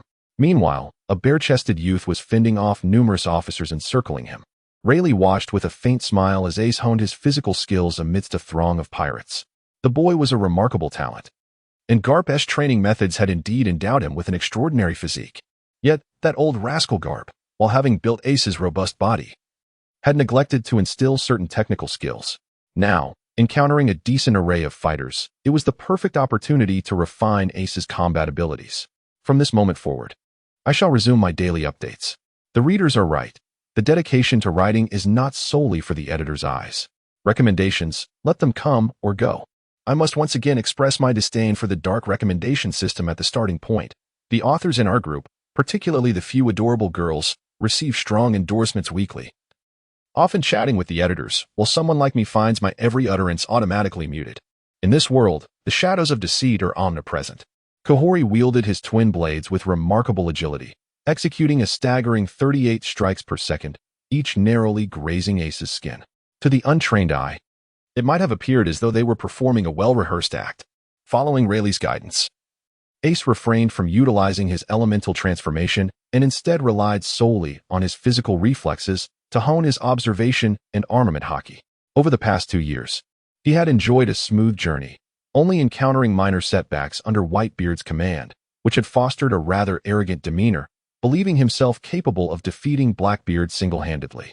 Despite knowing the latter's formidable strength, Whitebeard, confident in Ace's ability to grow independently, chose a rather hands-off approach, as his character was not suited for mentorship. However, from Rayleigh's perspective, Ace was riddled with flaws: insufficient development of his fruit abilities, inadequate training in hockey, and martial skills that were unimpressive at best. While he could manage against lesser opponents, facing a true master would spell disaster for him. Thus, Rayleigh resolved to dedicate a year to rigorously refine Ace's skills, aiming to transform him into a formidable fighter capable of standing on his own. My goodness, is this the strength of a 550 million berry pirate? Pahami marveled, wide-eyed, as he observed Ace encircled by Kahori, Batare, Kondo Mick, and Chiola. Although Ace seemed to be at a disadvantage as a user of a Logia-type fruit, he had only unleashed his powers once and was otherwise relying on his physical prowess to contend with the 4 pirates. Ale was ensnared by the formidable old man, and with the first mate and captain absent, it seemed that no one in the vast pirate crew could contend with the 2 intruders. Rayleigh watched with keen interest as Ace was pushed back by the 4 pirates. It was in such circumstances that the boy's potential could truly be tested. The cold gleam in his eyes, hidden behind his glasses, signaled a swift flash of swordplay, as a blade cut through the air with such velocity that it ignited the surrounding atmosphere. Ale felt an icy chill wash over him, the might of that strike imparting a sensation as though he were standing at the threshold of the underworld. This marks the first true revelation of Pluto's formidable power. The sound of a chime echoed through the air. However, the blade was not aimed at him. Rather, it transcended the bounds of time and space, piercing the sphere that was about to soar towards Ace. In that moment, nearly frozen in time, the obsidian sea prism stone sphere was grazed by the tip of the sword. And almost instantaneously, countless fissures adorned its surface. In less than 1,000th of a second, what was reputed to be the hardest substance in the world, the sea prism stone, was reduced to mere ashes. The golden right hand of the pirate king, Silver's Rayleigh, the Dark King, had indeed lived up to his illustrious reputation. Suspended in midair, Cavendish floated gently, as if the earlier electromagnetic cannon had no bearing on him at all. Upon his arrival, he had quickly discerned the unusual pairing of the aged Rayleigh and the young Ace. One could only wonder how these 2 had come to be together. Though he was unaware of the reasons behind Ace's presence or Rayleigh's intent to confront, it was undeniable that this was his territory. Questions could wait. For now, he would fire a shot and see what transpired. The captain believed he had concealed himself effectively, especially since that cannonball had been directed at Ace. Yet, to his surprise, the old man displayed remarkable vigilance. Modesty is misplaced, old man. I am merely a craftsman, biding my time, Rayleigh remarked, sheathing his sword. However, his watchful gaze remained firmly fixed on Cavendish. The Dark King? The legendary first mate of the Pirate King? The bystanders, who had previously been mere onlookers, ceased their activities, their mouths agape in astonishment. These individuals have grown up immersed in the legends of the Pirate King. with each aspiring pirate setting sail primarily due to the final words of Gold. Roger. However, following Roger's demise, all those associated with him were systematically hunted down by the Navy, and the name of the Dark King, Rayleigh, has faded into obscurity for nearly 2 decades. Had it not been for Cavendish's revelation, who could have imagined that this elderly man, with hair as white as snow, would indeed be the legendary figure? Why would such an illustrious character appear aboard our vessel? A crowd of bewildered onlookers buzzed with speculation. The Dark King has come to my ship. Accompanied by the sole heir of the Pirate King, what wisdom might he impart? Cavendish, brimming with excitement, pondered how to cleverly lure Whitebeard into the sea. As such an extraordinary opportunity had seemingly fallen from the heavens. The combination of Whitebeard, Rayleigh, and the last remaining heir of the Pirate King, Ace, would undoubtedly create a volatile reaction. It would be utterly inconceivable if the 5 elders and the world government did not react vigorously. As soon as the words of the captain echoed in the air, Rayleigh's expression shifted dramatically. Ace, the son of Roger, had only come to this realization upon encountering Ace himself. How could the pirate across from him be privy to such information? He, an aging man nearing the end of his days, devoid of ambition or drive, and possessing only a modicum of strength, knew that the world government would not stir in response to his existence. However, Ace was different, still in his youth, and with Whitebeard's intention to support him as a successor, the world government would never allow Roger's son to ascend as the Pirate King once more. How do you know about my background? Ace inquired, astonished, believing that only Old Man Garp was aware of his lineage. Even Rayleigh had only recently discovered it. And although Whitebeard was aware, Ace had always assumed otherwise. This revelation left the onlookers, who had been silently observing, utterly flabbergasted. The presence of a vice-captain of the Pirate King had already rendered them speechless, and now a son of the Pirate King emerged. Was this a case of inheriting one's father's legacy? Unfazed, the captain who had disclosed this shocking truth turned his gaze to Rayleigh instead of answering Ace's question. He pondered the madness of these 2 intruders disrupting his territory. If it had solely been Fire Fist Ace, Cavendish would have certainly taught him a lesson in humility. However, with the addition of the Dark King Rayleigh, matters had become far more complicated. The world was home to 4 renowned swordsmen, Dracul Mihawk, Shanks, Rayleigh, and the Lion King Shiki. While many believed Cavendish had reached the level of a great swordsman, he knew better. The captain had always preferred leisure over labor, often spending time with his wife. He had arrived in this world as a top-tier swordsman, yet even now, he remained at the pinnacle of swordsmanship. Though the gap between the pinnacle and the great swordsman seemed slight, it was a chasm that defined their capabilities. With the captain's current resolve, it would take him 3 to 5 years to ascend further. Presently, he could only hope to delay an admiral, with victory being a remote possibility unless fate favored him with a stroke of luck. Yet, if he could transcend that threshold, not only would he stand on equal footing with an admiral, but he would also earn the right to contend for supremacy in the world. Rayleigh stepped back slightly, allowing Ace to take the forefront. Given Rayleigh's character, he was disinclined to involve himself in such trifles, despite his reputation as a good-natured individual. He had never shied away from violence. With a clenched fist, Ace addressed Cavendish, "Hand over Miss Rowland at once, or I shall not hold back." Rayleigh nearly rested his sword against his forehead, fully aware that this young man was rather single-minded. Yet, he was taken aback by the sheer degree of his foolishness, which surpassed even that of his father. Initially, the captain had contemplated finding a way to defuse the situation, for if a conflict were to erupt, he doubted he could prevail against that old man, especially since he was utterly unprepared for this battle. It was in his best interest to avoid a fight when the odds were uncertain. However, once Ace uttered those words, it left him no choice but to engage. Otherwise, where would the captain's dignity lie? Lafitte, take action. Cavendish swiftly signaled to his first mate, raising his left arm and unleashing an electromagnetic cannon aimed at Rayleigh. Even in a surprise attack, Rayleigh effortlessly countered the sea stone bullet, and given the current tension between them, he swiftly drew his sword. The dense aura of hockey enveloped the blade, causing it to gleam with an ominous black light. Sound kill, flash slash. In the fleeting moment when the great captain made his move, Lafitte, who had been trailing behind him and had learned a myriad of wicked tricks, immediately unleashed his most formidable skill. However, his target was not the seemingly weaker Fire Fist Ace, but rather the legendary Dark King Rayleigh, who had long been Lafitte's idol. Rayleigh, with a swift strike, thwarted Cavendish's ambush. At that moment, he was caught off guard, his defenses lowered, while Lafitte's sword was already upon him. Though Lafitte's swordsmanship lacked sophistication, its singular advantage lay in its swiftness. The staff and sword technique, known for its oddity and peril, took on an even more sinister quality in his hands. Under Cavendish's influence, the example of strategic maneuvering had become second nature to the entire pirate crew. In an instant, all the pirates sprang into action.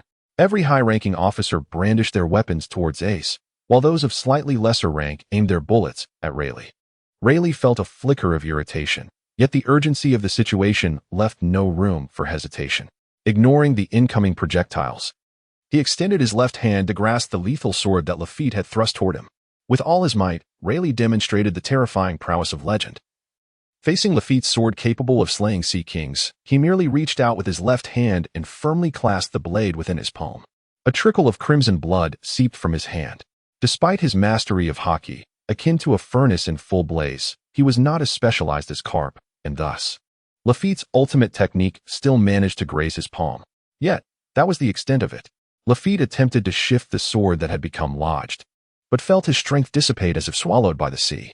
Realizing something was amiss, he prepared to retract his hand, but it was too late.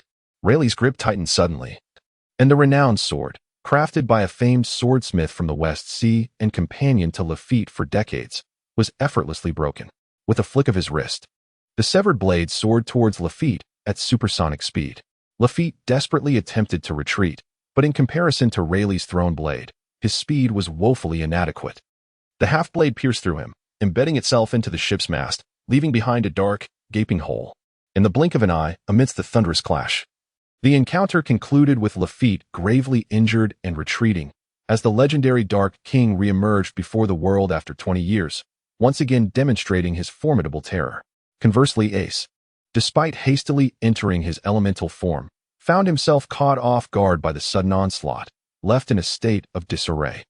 It is not a matter of his lack of strength. Even Cavendish would find it challenging to inflict harm on Ace in a direct confrontation. However, despite his commendable prowess, his thought process is significantly inferior compared to others. After Rayleigh had successfully countered Lafitte, the son of the Pirate King and the designated successor of Whitebeard finally comprehended the situation. He was being ambushed by a group of pirates. Throughout his journey, Ace encountered opponents who were rather straightforward. Even those who indulged in cunning schemes were far beneath his capabilities. Furthermore, since he assumed the position of second-in-command under Whitebeard, no one had dared to launch a reckless ambush against him. Thus, while he possessed commendable strength and a wealth of combat experience, he found himself somewhat flustered when faced with such unsophisticated adversaries. Although he adeptly utilized his elemental transformation to evade attacks from Battlered and others, he still suffered a cut from Kondo Mikado on his arm. More critically, he sustained a swift gash to his abdomen from Cavendish. The wound, though minor, approximately 10 centimeters long and shallow, was hardly considered damaging by the standards of a pirate accustomed to bloodshed. However, Cavendish's blade was laced with potent venom. Determination never utters falsehoods. Alas, indulging in trivial pursuits can lead to a loss of ambition. After a full day of playing ball battle, I have written not a single word. The updates for this evening will continue, but tomorrow morning's update will undoubtedly be postponed until the afternoon. I hereby request a brief respite. I shall refrain from playing games in such a manner in the future, for it is quite the pitfall. As Rayleigh swiftly carried Ace away, the deck was strewn with the unconscious bodies of pirates. The Dark King, Rayleigh, proved that his prowess had not waned. His conqueror's hockey far surpassed that of the half-hearted captain. Even Cavendish faltered for a moment in the presence of Rayleigh's overwhelming aura. Had Rayleigh been alone today, the pirate crew might have suffered considerable losses. However, with Ace, who hindered progress, the crew sustained minimal injuries, save for Lafitte. Since his recent victory over Jinbei with a poison blade, the captain had developed a profound fondness for the role of a poisoner. To this end, he had commissioned Caesar to concoct a new hybrid toxin, significantly more potent than the one used against Jinbei. In consideration of Ace's poisoning, Rayleigh could not afford to linger. After all, he was no saint and would not jeopardize the sole heir of his captain for a woman whose appearance remained unknown. Thus, he disregarded Ace's foolish declarations and hastily made his exit. Hawkins, arriving late from the fleet, was discovered by Cavendish while he was surrendering in a display of cowardice during the order to slaughter on the island.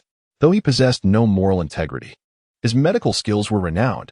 Without the surgery fruit, he had managed to perform bodily modifications on Absalom. The puncture wound on Lafitte was mere child's play. This minor injury. A little medicine and a few days of rest will suffice, the unscrupulous doctor declared as he swiftly bandaged Lafitte's wound. The crew, previously unconscious on the deck, began to awaken. The captain surveyed the scene with a piercing gaze, landing on the trembling figure of Pahami and the bowed head of Drake.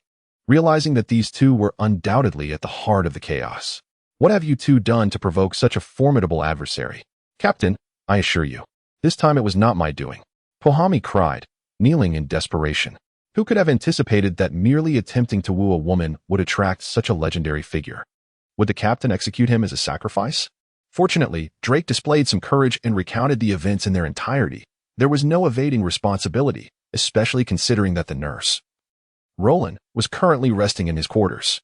After hearing their accounts, the captain felt a deep sense of exasperation, acutely aware of the world's malice. It was astonishing how a trivial matter could summon both Ace and Rayleigh, leaving him utterly speechless. "Captain, perhaps we should return that woman to them? It hardly seems worth it to offend such a legendary pirate over a mere woman." Kondo Mick gasped, now that Lafitte is injured and Aniu possesses limited intellect. Drake has made a grave error and dares not speak. Only the one with the most qualifications can take the floor. "What a load of nonsense," Cavendish remarked, casting a bewildered glance at Kondo Mick. "Did you not notice that Drake is hardly dressed? That woman has undoubtedly been with him. Returning now is merely a quest for vengeance. Moreover, what of Hades? What of Rayleigh? Merely a washed-up old man. He acquired such fame within a year by never yielding to challenges. If he submits today, how will he intimidate those with ulterior motives in the future? Drake, how is the woman?" Just as Pahami and Drake were engulfed in turmoil, the captain posed this unexpected question. The two exchanged glances, perplexed by the intent behind his inquiry. Yet they dared not remain silent in the presence of their captain. Quite delightful, especially since she is a virgin. Her resistance was quite spirited and enjoyable, Drake replied candidly. "Then let us not waste this opportunity. Let the brothers indulge in her as well," the captain declared succinctly, waving his sleeve as he departed. That wretched woman had caused him considerable trouble, so she would now experience the torment of hell firsthand. In the office of the Five Elders, the Den Mushi buzzed incessantly. "Is it that damned pirate again?" Sengoku glanced at the Den Mushi's image, his irritation evident. When has the supreme authority of the world government ever endured such indignity? Had it not been for the national treasure, they would have long since eliminated that insolent brat. Yet, for the sake of the soon-to-mature treasure, they must endure this frustration, a sensation they have not faced for millennia. The persistent Den Mushi continued to ring, the cacophony echoing through the empty hall like a series of mocking jeers. Elder Ji suppressed his rising anger and answered the call. "Pirate, what are your terms?" The five elders had resolved to expend some resources to rid themselves of this plague. However, if he remained obstinate, they would have no choice but to concede to the celestial dragons and unleash the source of the world. "Elder Ji, must you be so irate?" "I come bearing sincere intentions to discuss cooperation." The captain's languid voice emanated from the Den Mushi. "Humph. I do not believe you possess the qualifications to negotiate with us. As the pinnacle sovereign of humanity for centuries, the esteemed wise old man commands a level of authority that even the four emperors do not regard as worthy of collaboration. How then could they consider a fledgling pirate like Cavendish? Despite this pirate's recent notoriety gained through cunning schemes, his lack of profound foundation remains his most significant flaw. It is worth noting that even Shanks, the swiftest among the four emperors, spent nearly a decade honing his crew. In contrast, Cavendish has merely assembled a ragtag group within a year, primarily relying on his own strength. Should he falter, his followers would undoubtedly disperse like frightened birds. With the heir of the Pirate King, alongside the former Pirate King's first mate, Rayleigh, and the legendary Whitebeard, hailed as the greatest pirate of all time, one wonders if such a coalition would pique the interest of the Gorosei. Upon uttering these words, even the usually unflappable wise elder's countenance shifted noticeably. "What did you say? The orphan of Roger? Are you, perchance, the son of Gold, Roger?" In that instant, the wise elder reached a decisive conclusion. If this new pirate were indeed the progeny of Roger, then, even at the cost of compromising with the celestial dragons, measures must be taken to eliminate him. Gold, Roger, the scourge that brought disgrace upon the world government, was the one who completed what the remnants of that group termed the final voyage. And it was he who ushered in the so-called Great Pirate Era. Had it not been for Roger's terminal illness at the time, with his immense reputation and the power he wielded, He could have genuinely threatened the foundation of the world government. If Cavendish truly is Roger's son, the moment he reveals this identity, a multitude of formidable figures will undoubtedly flock to him. Coupled with his own renown and the formidable ship he currently commands, he will no longer be perceived as a mere nuisance, but rather as a significant threat. Do not be so hasty, my dear wise elder. I am but a hereditary marquis of the Rommel kingdom, with a lineage traceable back 10 generations. Moreover, if I were indeed Roger's offspring, would I be foolish enough to inform you of such a thing? Any captain who has not experienced Roger's era cannot fathom the weight of his name. Even after 2 decades since his demise, it still possesses the power to instigate a change in countenance among individuals such as the Goricii. So, who exactly is Roger's heir? Upon hearing this, the wise elder recalled that since this pirate had gained notoriety, his ancestry had been scrutinized back to the 8th generation. The Goricii, upon reviewing Cavendish's profile, were so infuriated that they wished to resurrect the long-deceased Admiral Verne to punish him once more. Why? If you're so content to reign as a local sovereign in the West Sea, would you meddle in the private affairs of others? If Cavendish finds amusement in taking a few lives at night, let him be. Why compel him to venture out to sea? Wisdom elder, as a savvy businessman, I propose we discuss the terms of remuneration first. Suppressing his rising ire, the wise elder replied, Speak then, what conditions do you seek? I recall that there are currently 2 vacancies within the warlords of the sea. Would you be interested in granting one to me? The voice of the captain, narrow and piercing, resonated from the opposite side. Initially, when he triumphed over the sand crocodile, the world government intended to appoint him as one of the 7 warlords of the sea. However, due to the complications surrounding Robin, negotiations fell apart, leaving both parties in discontent. Later, after he plundered the kings of 16 nations, Lafitte had once suggested the idea of making him a warlord again. Yet, at that time, Cavendish had just delivered a resounding slap to the 5 elders in front of the world, making it unlikely that such a proposal would be welcomed. Furthermore, during that period, the captain was brimming with confidence, believing that attaining the title of emperor was merely a matter of time, thus he had no such intentions. However, after a few days of direct confrontation with the admirals and Rayleigh, he was compelled to acknowledge the existing gap between himself and these top-tier powerhouses. Thus, his current position became rather precarious. If he chose to remain in the Grand Line, the Navy would undoubtedly pursue him relentlessly. And should he venture into the New World to contest territory with the emperors, he would surely become the next Gecko Moria. Contemplating his options, he concluded that adopting the identity of a warlord was the only viable way to navigate through the immediate crisis. As for the future, he believed solutions would eventually present themselves. If necessary, he could emulate Blackbeard and raid and Pell Down. Upon reflection, the very first crew member I acquired was as spoils from Blackbeard. If I were to seize those individuals from the infinite hell, would it not sever Blackbeard's path forward? The 5 elders exchanged glances. The position of warlord of the sea was, in their eyes, merely a means to placate some formidable pirates, akin to the ancient government's edicts of appeasement, entirely dependent upon their whims. Yet, even the most audacious Don Quixote da Flamingo never dared to humiliate the world government in such a manner, and presently, Cavendish's so-called king of Hell Cannon still loomed beneath the continental shelf of Mariewa. Should he be granted the title of warlord now? It would evoke a sense of humiliation akin to a treaty imposed under duress. After a moment of contemplation, Elder Hui spoke, agreed to his terms. For these ancient beings, having lived for centuries, notions of honor were but illusions. Tangible benefits held far greater significance. Very well, pirate, we concede to your request. You need only come to Mariewa to complete the necessary formalities, and we shall recognize you as the new warlord of the sea. Elder Ji added thoughtfully, If you are hesitant to come yourself, you may send a subordinate to handle the paperwork. Haha, that will not be necessary. I have faith in the credibility of the 5 elders. In the realm of the Pirate King, reputation was of paramount importance. Even the most infamous of pirates were generally bound by their word. Now, the Dark King, who precisely is the orphan of Roger. Where is Rayleigh? What does Whitebeard signify? Having established the relationship, Elder Ji ceased referring to Cavendish merely as that pirate, instead opting for his moniker. The orphan of Roger is none other than Portgas d'Ace, the 2nd Division commander under Whitebeard, and he is also the adopted grandson of Rear Admiral Garb from your navy. Furthermore, the Dark King Rayleigh is presently by his side. The captain gradually disclosed all pertinent intelligence. As a pirate, divulging such information to the Navy was fundamentally a betrayal of his faction's interests. However, for the captain. Did this truly matter? What? Upon hearing Cavendish's revelations, even the 5 elders were taken aback. To my knowledge, both Garp and Whitebeard have long regarded Ace as a prospective candidate for the next Pirate King, diligently training him for years. If all goes as anticipated, Ace shall ascend to that title within 3 years. In an effort to instill further trepidation, the captain continued to amplify the threat posed by Ace. Knowing that the greater the peril he portrayed, the more attention the world government would focus upon him, thereby granting him the opportunity to advance his own ambitions.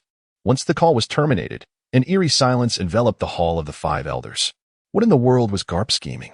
As a top-tier swordsman, Wu Lao's demeanor was remarkably composed, and he was the first to speak. Upon hearing his words, the remaining 4 elders began to ponder. Indeed, what was that old fellow truly contemplating?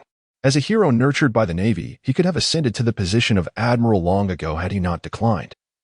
And it was highly probable he would have succeeded the world government as the supreme commander of the military. His son, Dragon, who could have easily become an admiral himself, chose to rebel just before his promotion and has since formed the Revolutionary Army, causing chaos wherever he goes.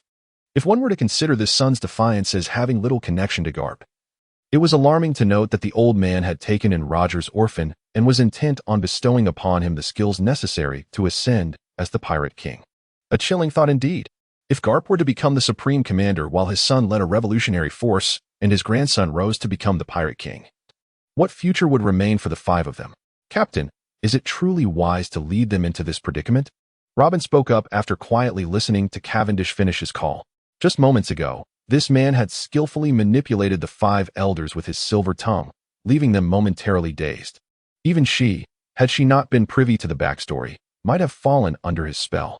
The captain had dramatically embellished the narrative, portraying Whitebeard and Garp as 2 scheming old tyrants, while casting himself as a pitiable White Lotus. In essence, his singular desire was to indulge in the pleasures of life, harboring no ambitions for power, merely seeking a territory to rule as his own. Meanwhile, those 2 old codgers were fixated on becoming the heads of the world government. The threat posed by each side was evident to all but the blind. Whether it was unjust to accuse Whitebeard and Garp in such a manner was a question only fate could answer. As he wrapped his arms around Robin's delicate waist, it was clear that after days of care, her skin had become flawless, her allure having multiplied several times since their first encounter, which in turn caused the captain to devote increasingly more time to her. Thus, Robin had become the greatest hindrance to the captain's progress and strength. Who cares? After all, I'd rather see those old fools suffer than myself.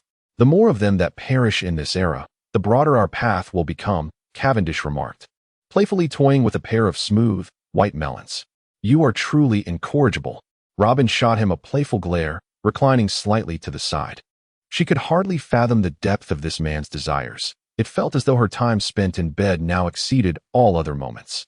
If this continued, she genuinely feared that her existence would be reduced to merely lying in bed, spreading her legs each day. After all, they say that a man who is not wicked is not loved by women. The captain, who had resolved numerous significant troubles, was now filled with enthusiasm as he directly bit into the agate, savoring its flavor with delight. Mary Geos, the Holy Land. Captain, matters such as this should be left to lesser men. There is no need for you to involve yourself personally, Pahami said, ingratiatingly. The captain's ambition to join the Shichibukai astonished the entire pirate crew. They had all presumed he would lead them into the new world to challenge the 4 emperors. To speak candidly, the crew believed that the Shichibukai were merely a hollow title. After all, the captain had dispatched 2 members of the Shichibukai and driven away another in less than a year. Thus, when he expressed his desire to become one of them, the crew felt it was somewhat beneath him. Yet, within this pirate crew, no democratic ideals were realized. Whatever Cavendish declared was deemed absolutely correct and must be upheld, lest one face dire consequences. Although the Shichibukai may not shine as brightly as the 4 emperors, they still held a significant position. To be officially recognized as a member, a pirate must either personally appear or send a representative to Mary Geos to complete the necessary formalities, which would then be publicly announced by the world government in newspapers worldwide.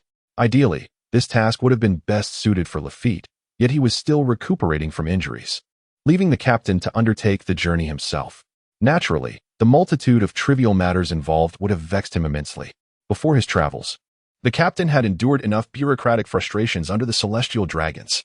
Thus, he brought along Pahami for assistance, casting a sidelong glance at the sycophant. The captain reflected that he would not have included him if not for his relative competence. Before the two could reach Mary Geos, they were met by several individuals in dark suits. The leader, a brawny man with a gleaming bald head, approached them. "Lord Cavendish, I am Bald Eagle. Here on the orders of the 5 elders to escort you for your formalities," he said, managing a smile that was more grim than welcoming as he extended his hand. The two exchanged a courteous handshake, and the captain realized he had perhaps erred in bringing Pahami along. After all, those who achieved the rank of Shichibukai were often ruthless and quick-tempered, and any attempt to show defiance during the formalities would indeed be courting disaster. However, the captain quickly devised a plan for Pahami's utility and summoned him to provide specific instructions. "Remember, ensure everything is handled properly. And regarding the lady, I do not wish to hear any news." With these directives given, the captain accompanied the bald man to the world government's office. Efficient and straightforward. Within 5 minutes of entering, all necessary documents were prepared. The only requirement left was for the captain to provide his signature. The service attitude and efficiency exhibited here surpasses that of countless past eras. Amidst the flattery and bows from all the staff, the captain effortlessly ascended to the status of a warlord. Upon exiting the hall, Pahami was already waiting nearby. Though the lad's strength may be lacking, his efficiency in handling affairs is truly commendable. Alfred Saint, the newly appointed warlord, the demon King Cavendish, requests an audience outside. Within a resplendent palace, a bodyguard reported to the celestial dragon, who was indulging in playful antics with the female slaves. "What a wretched commoner. I shan't meet him." The rotund celestial dragon reclined on the ground, relishing the service of the female slaves, utterly disinterested in meeting a pirate. While the title of warlord may invoke fear, it depends on the individual in question. As a descendant of the creator and a member of the world's nobility, he deemed it beneath him to meet a mere pirate. The head of the bodyguards wore a troubled expression, although his master wielded immense power. The individual at the door was no benevolent figure.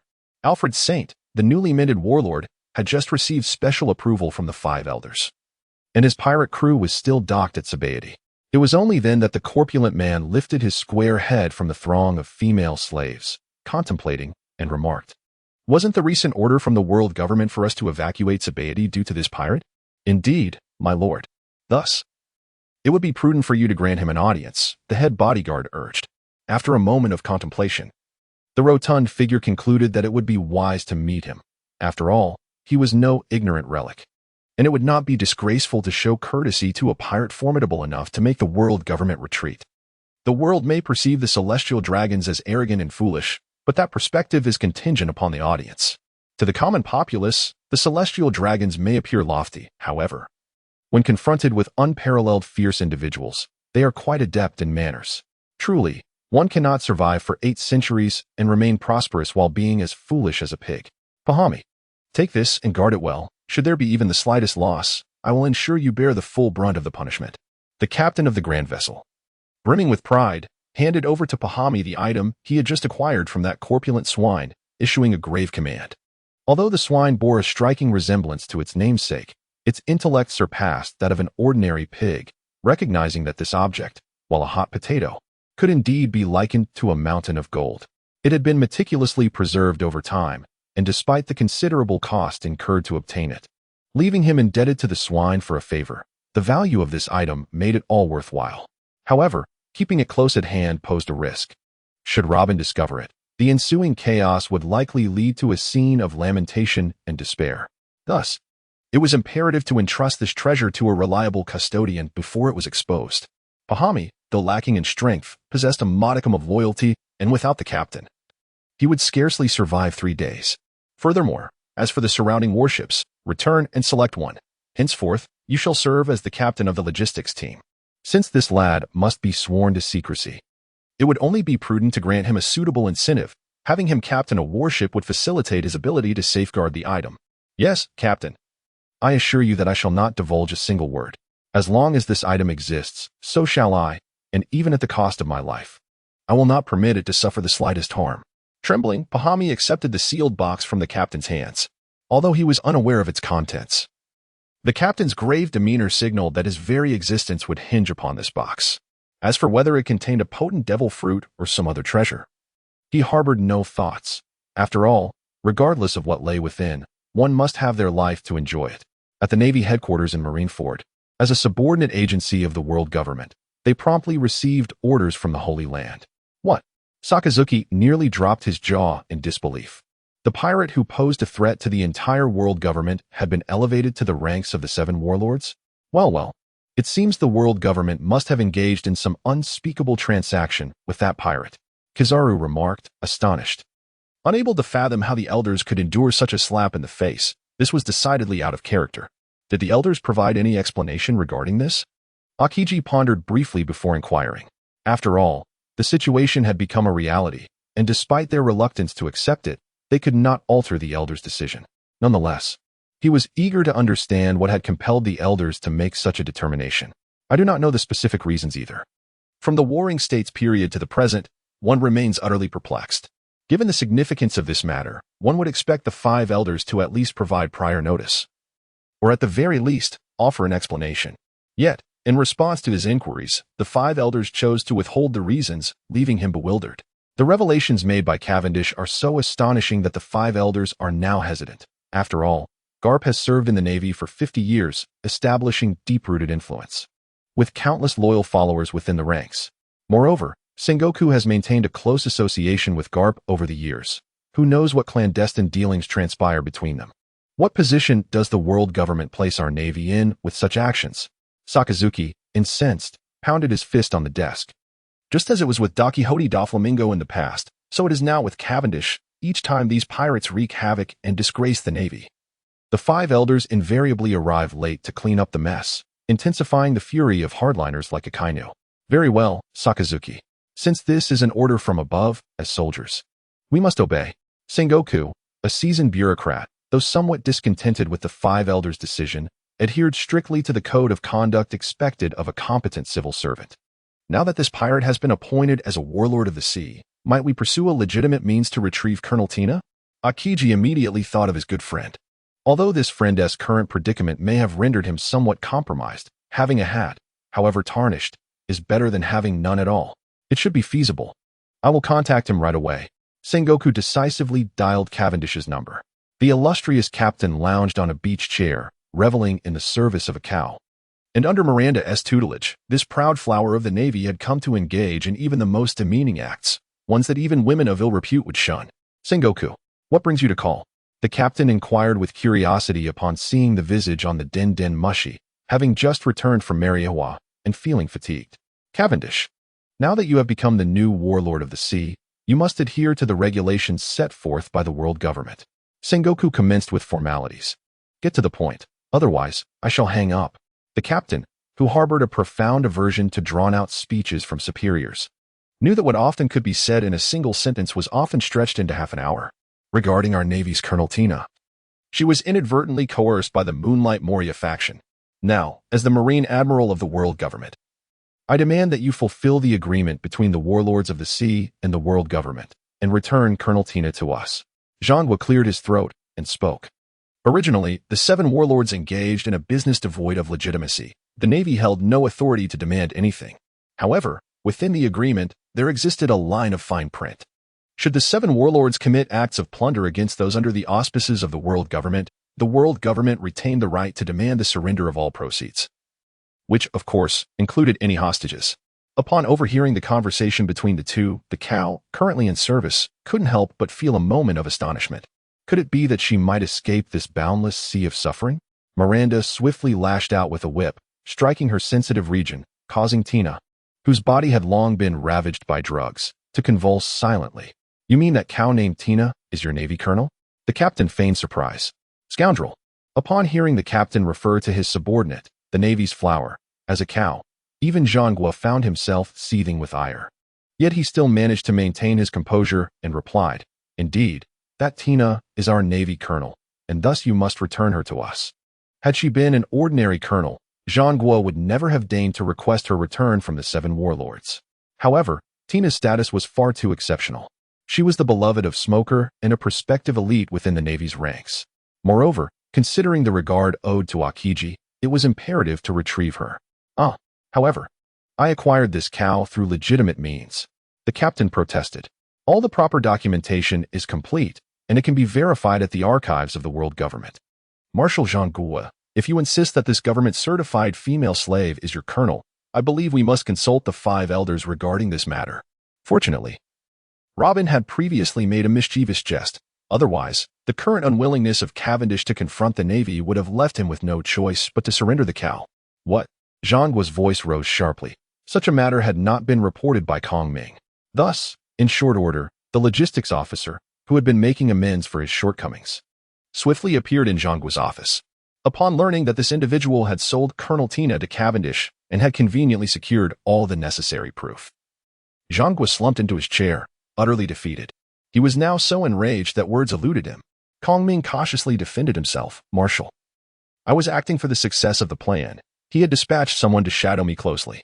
I had no choice but to process the documentation internally. I genuinely believed I could resolve this by nightfall. Jean Gouin wearily waved his hand. You may leave now. Do not let Smoker know of this. Otherwise, I cannot guarantee your safety. Tina lay lifelessly in the mire, her eyes reflecting an expression devoid of hope. Had her only path to survival truly been severed? Was she destined to live in this half-life, neither human nor ghost? Once again, Pia Miranda felt the sting of a whip against her. Quit pretending to be dead. Rise swiftly. The mission remains unfinished. Kong Ming, may you suffer ill fate. The infamous Cavendish has joined the world government, becoming the latest addition to the 7 warlords. Bold and enlarged headlines appeared across the globe, with every newspaper dominated by this startling news. The entire world was taken aback by this report. This man, a mere year into his career, has already dispatched 2 of the 7 warlords and triumphed over another 2 during the infamous encounter with Hawkeye. It was widely believed that Cavendish emerged victorious. Now, his bounty has soared to an astounding 12 billion, whilst his pirate crew commands a total bounty of 30 billion. With tens of thousands of pirates and hundreds of warships under his banner, the world anticipated his venture into the New World to challenge the 4 emperors. And the ambitious souls of the New World awaited the chaos he would unleash upon the stagnant waters. Yet, to their astonishment, he chose to become a warlord instead. It felt akin to being seduced by a beautiful woman only to discover, upon undressing, that she was a transgender. It was utterly outrageous. This was the reaction of most upon reading the newspaper. Marco, holding the paper in disbelief, found himself at a loss for words. They had been brainstorming countless strategies to counter Cavendish, only for this young man to abandon the game altogether. Recently, in a bid to deceive Whitebeard, they had exhausted their ingenuity to concoct a plan to keep the old man occupied. They had prepared to collaborate in confronting the threats at Fishman Island. Yet they never anticipated that their opponent would simply withdraw from the fray. The sensation of unleashing pent-up strength only to strike nothing but air is truly disheartening. Hurry up, you lot. Ross bellowed from atop a makeshift wooden railing, rallying his comrades.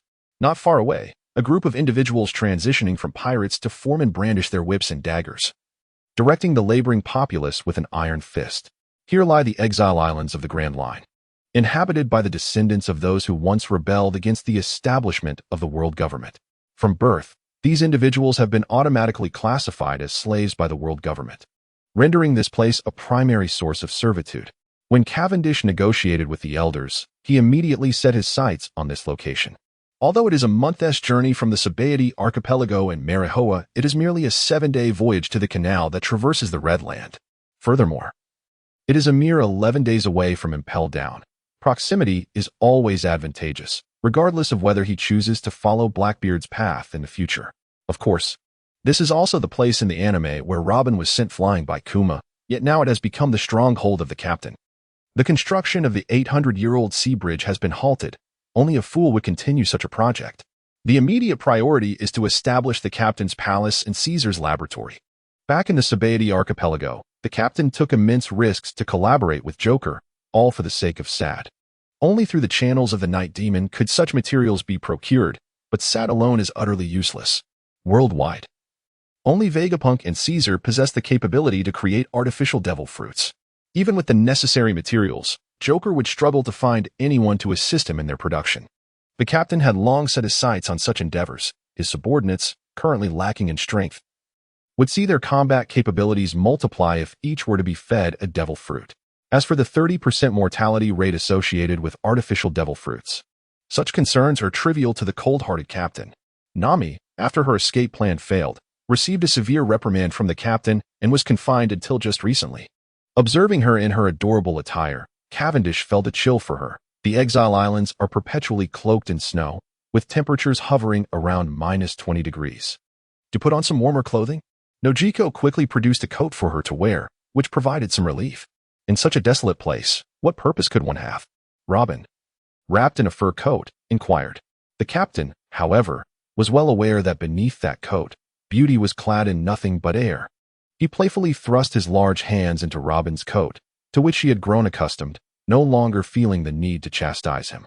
Were it not for the desolation of this land, how could the world government have ever relinquished such a vast territory to me? After all, with tens of thousands of pirates to accommodate, a small locale is undoubtedly insufficient. It is inconceivable to acquire a place capable of housing such a multitude without significant effort. Moreover, the crew under the Grand Captain's command, while adept at wielding blades against foes, would be utterly inept at cultivating land. Such an endeavor could very well spell their doom. Thus, it is imperative to locate a territory vast enough to sustain them, yet populated by a sufficient number of common folk to subjugate. However, such places are rare indeed. One need only observe the exorbitant price that Don Quixote da Flamingo paid for Dressrosa, a territory that, by rights, should belong to him by lineage. The Exile Islands, spanning thousands of miles and covering an area of several 100,000 square kilometers, could easily accommodate not just tens of thousands of pirates, but even more should they arrive. The most crucial aspect of this location is that it is home to millions of exiled citizens. For 8 centuries, these oppressed souls have lived like beasts, forced to labor ceaselessly, devoid of education, healthcare, or any form of security, with no semblance of entertainment. They are left to vent their frustrations through the most primal acts of copulation. Consequently, rather than facing extinction over the centuries, their population is burgeoned, becoming a considerable burden for the world government. The climate of the Exile Islands permits only 2 months of respite from snowfall each year, rendering any attempt at cultivating crops futile. Consequently, the inhabitants rely on the global government to supply their daily sustenance, as maintaining a semblance of dignity is paramount. After all, one cannot allow these individuals to perish from hunger. Thus, when the esteemed captain expressed his desire to establish a base in this desolate locale, the 5 elders hastily acquiesced, fearing his potential regret upon uncovering the underlying truths. In the warmth of the opulent lounge, Miranda respectfully presented a specially crafted milk tea to the captain and Robin. "Never mind, I shall opt for coffee instead," Robin declared, pushing the cup of milk tea aside, her aversion rooted in her knowledge of its peculiar preparation. "Oh, if you won't drink it, I certainly will." Perona floated over, seizing the milk tea from before Robin. It is worth noting that this exquisite milk tea not only boasts an exceptional flavor, but also possesses remarkable nutritional value. The cost of the ingredients utilized by Caesar and Hawkback alone amounts to several million berries. However, due to the rarity of its components, daily production is limited, sufficient only to cater to the captain and Robin. The ghost princess licked her lips, finishing the warm milk tea before inquiring, "By the way, Captain, what of the ghost castle you promised me?" Initially, Cavendish had lured this ethereal princess with the promise of constructing a ghostly abode and providing her with a collection of charming castle dolls, an aspiration that holds immense significance for Perona. "Once my palace and Caesar's laboratory are completed, I shall instruct Ross to arrange for 30,000 workers to build your castle," the captain responded thoughtfully. Ross has adeptly assumed the role of contractor, orchestrating the labor of 600,000 expendables across the Exile Islands, a considerable undertaking. It must be acknowledged that while the initial batch of expendables has dwindled significantly, those who remain have proven to possess noteworthy skills. The praises sung by Pahami require no elaboration. Even Ross, now serving as a construction overseer, excels in his capacity. "And when will my dolls be ready?" Perona asked, plopping down into Cavendish's lap, her large eyes sparkling with charm. The ghost princess was acutely aware that this man was no benevolent soul. One must offer something of value to elicit his assistance. As he toyed with Perona's petite frame, the captain assured her, "Rest assured, once your castle is complete, I shall borrow laborers from Dover." The sugar's extraordinary toy fruit possesses the remarkable ability to transform any living being it touches into a toy, undeniably ranking it as the most exceptional of all fruits. It would be splendid to create toys for Perona with such a gift. As for the raw materials, are there not plenty of inhabitants from the distribution islands? Toys require no sustenance, thus conserving resources remarkably. Moreover, the captain intends to borrow a few hundred little folk from Doflamingo, Those individuals are renowned as the finest cultivators in the world, even in a barren land. They could likely cultivate crops. Of course, Doflamingo is not a benevolent character, and the captain must be prepared to pay a price for any favors. Have the investigations been thorough? Elder G inquired, gazing at the bald man before him, known by the codename Vulture. He serves as the commander of the CP organization, his strength rivaling that of an admiral, and is a significant force under the five elders. Due to the extensive implications of this matter within the Navy, even the five elders are uncertain about how many within the Navy remain loyal to them. Hence, the CP organization has been assigned to investigate. We have visited the island of Krona from years past, examined all the records, and discreetly observed the Goa Kingdom. Considering the performances of Port Asti, Ace over the years, the likelihood of him being Roger's son stands at an impressive 90%. The efficiency of the CP organization is beyond question. Initially, they had never contemplated this angle, allowing Garp to conceal the truth for so long. Now that they have a target, failure to uncover the underlying circumstances would leave them with no choice but to resort to drastic measures. And Garp? Has there been any anomaly on his part? How many within the Navy are aligned with him? Ace's predicament is no longer of paramount importance. What truly matters is the loyalty of the Navy's personnel. There has been no unusual activity from Garp, and we have not detected anything out of the ordinary within the Navy. Everything appears to be in order. Investigate. Continue to investigate. We must uncover the truth. Elder G remains skeptical of these assertions. After enduring humiliation for 20 years solely to assist Roger in raising his son, it is hard to believe that he harbors no ulterior motives. Regardless of whether others believe it, Elder G is resolute in his disbelief. However, at this juncture, he must tread carefully. Until they ascertain the extent of Garp's collusion within the Navy, he feels as if he is walking on thin ice, fearing that Garp may suddenly declare rebellion at any moment. Remember, it is imperative to assign the finest spies. Garp is a formidable opponent.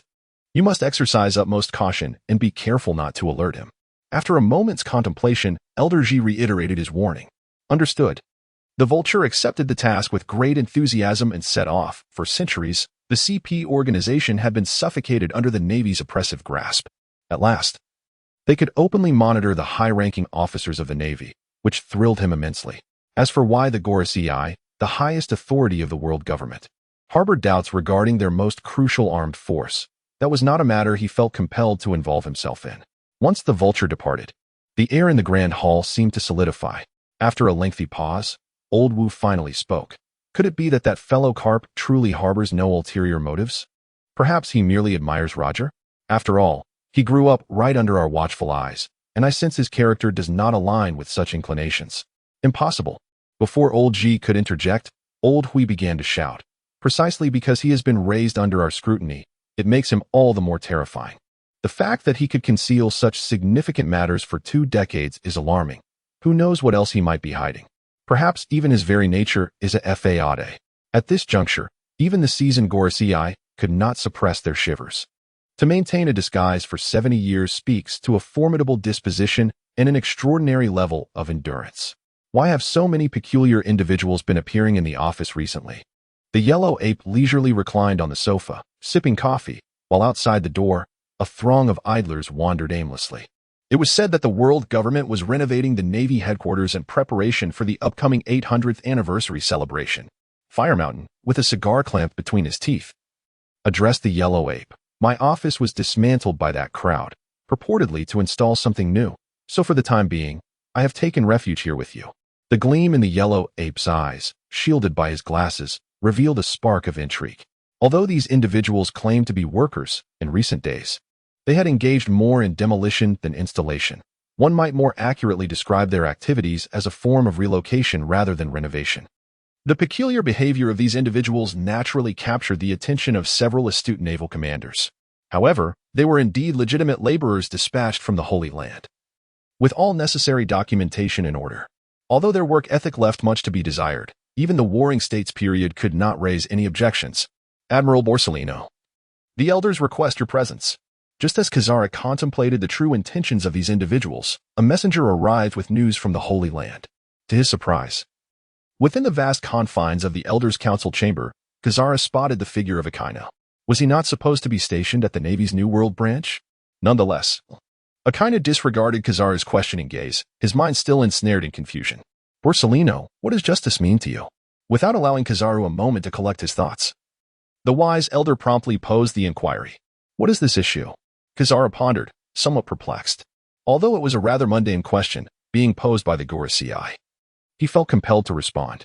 Adhering to the laws of the world government and safeguarding its interests, he resolved to deliver a vigorous crackdown on all malevolent actions that opposed the world government.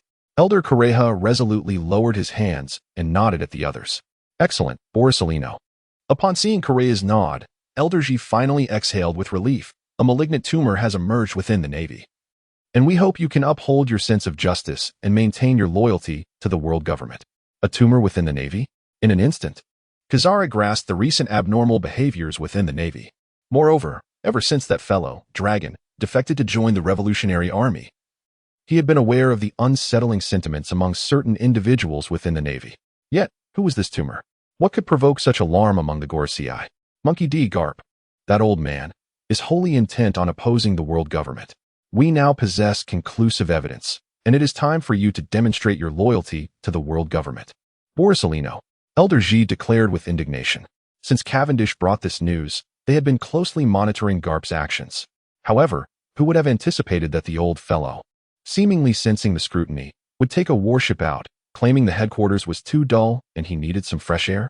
Of course, Garp had always been rather unreliable.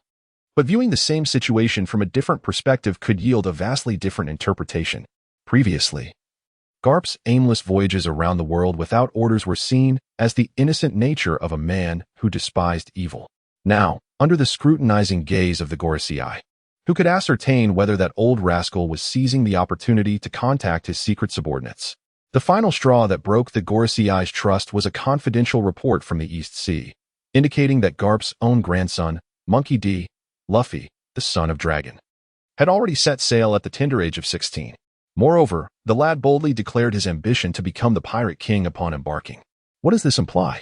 No one believes that a mere 16-year-old could harbor such grand aspirations. It must be the result of his upbringing. If not for Garp instilling these ideals in him, how could the grandson of a naval hero aspire to be a pirate? Regrettably, the incompetent agents dispatched by CP could not even capture a single boy. Allowing him to slip away amidst the chaos, one could say that raising a herd of pigs would yield better results. Kizaru could now comprehend why Akainu appeared as though he had been nursing a hangover for 3 days in a corner, even with his formidable heart. This news was hard to bear. Monkey D. Garp, the greatest hero of the Navy in 50 years, whose personal charisma has influenced generations of perfect naval officers, was, in fact, an ambitious conspirator against the world government? Am I still dreaming? This is utterly preposterous. What a disgrace the world government has become. In the specially designed warm room, the captain sat on the sofa, furiously cursing at the latest intelligence that had arrived. What happened?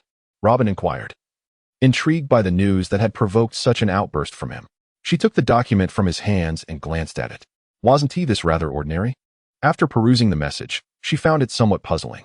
A 16-year-old pirate had recently emerged in the East Sea, which was hardly surprising in a world where countless individuals aspired to be pirates daily. The captain lamented, rubbing his head in distress. He couldn't possibly divulge to Robin that the troublesome brat was, in fact, the protagonist of this world. Upon his initial arrival in this realm, he had contemplated eliminating the stubborn Luffy while he was still holed up in Windmill Village training.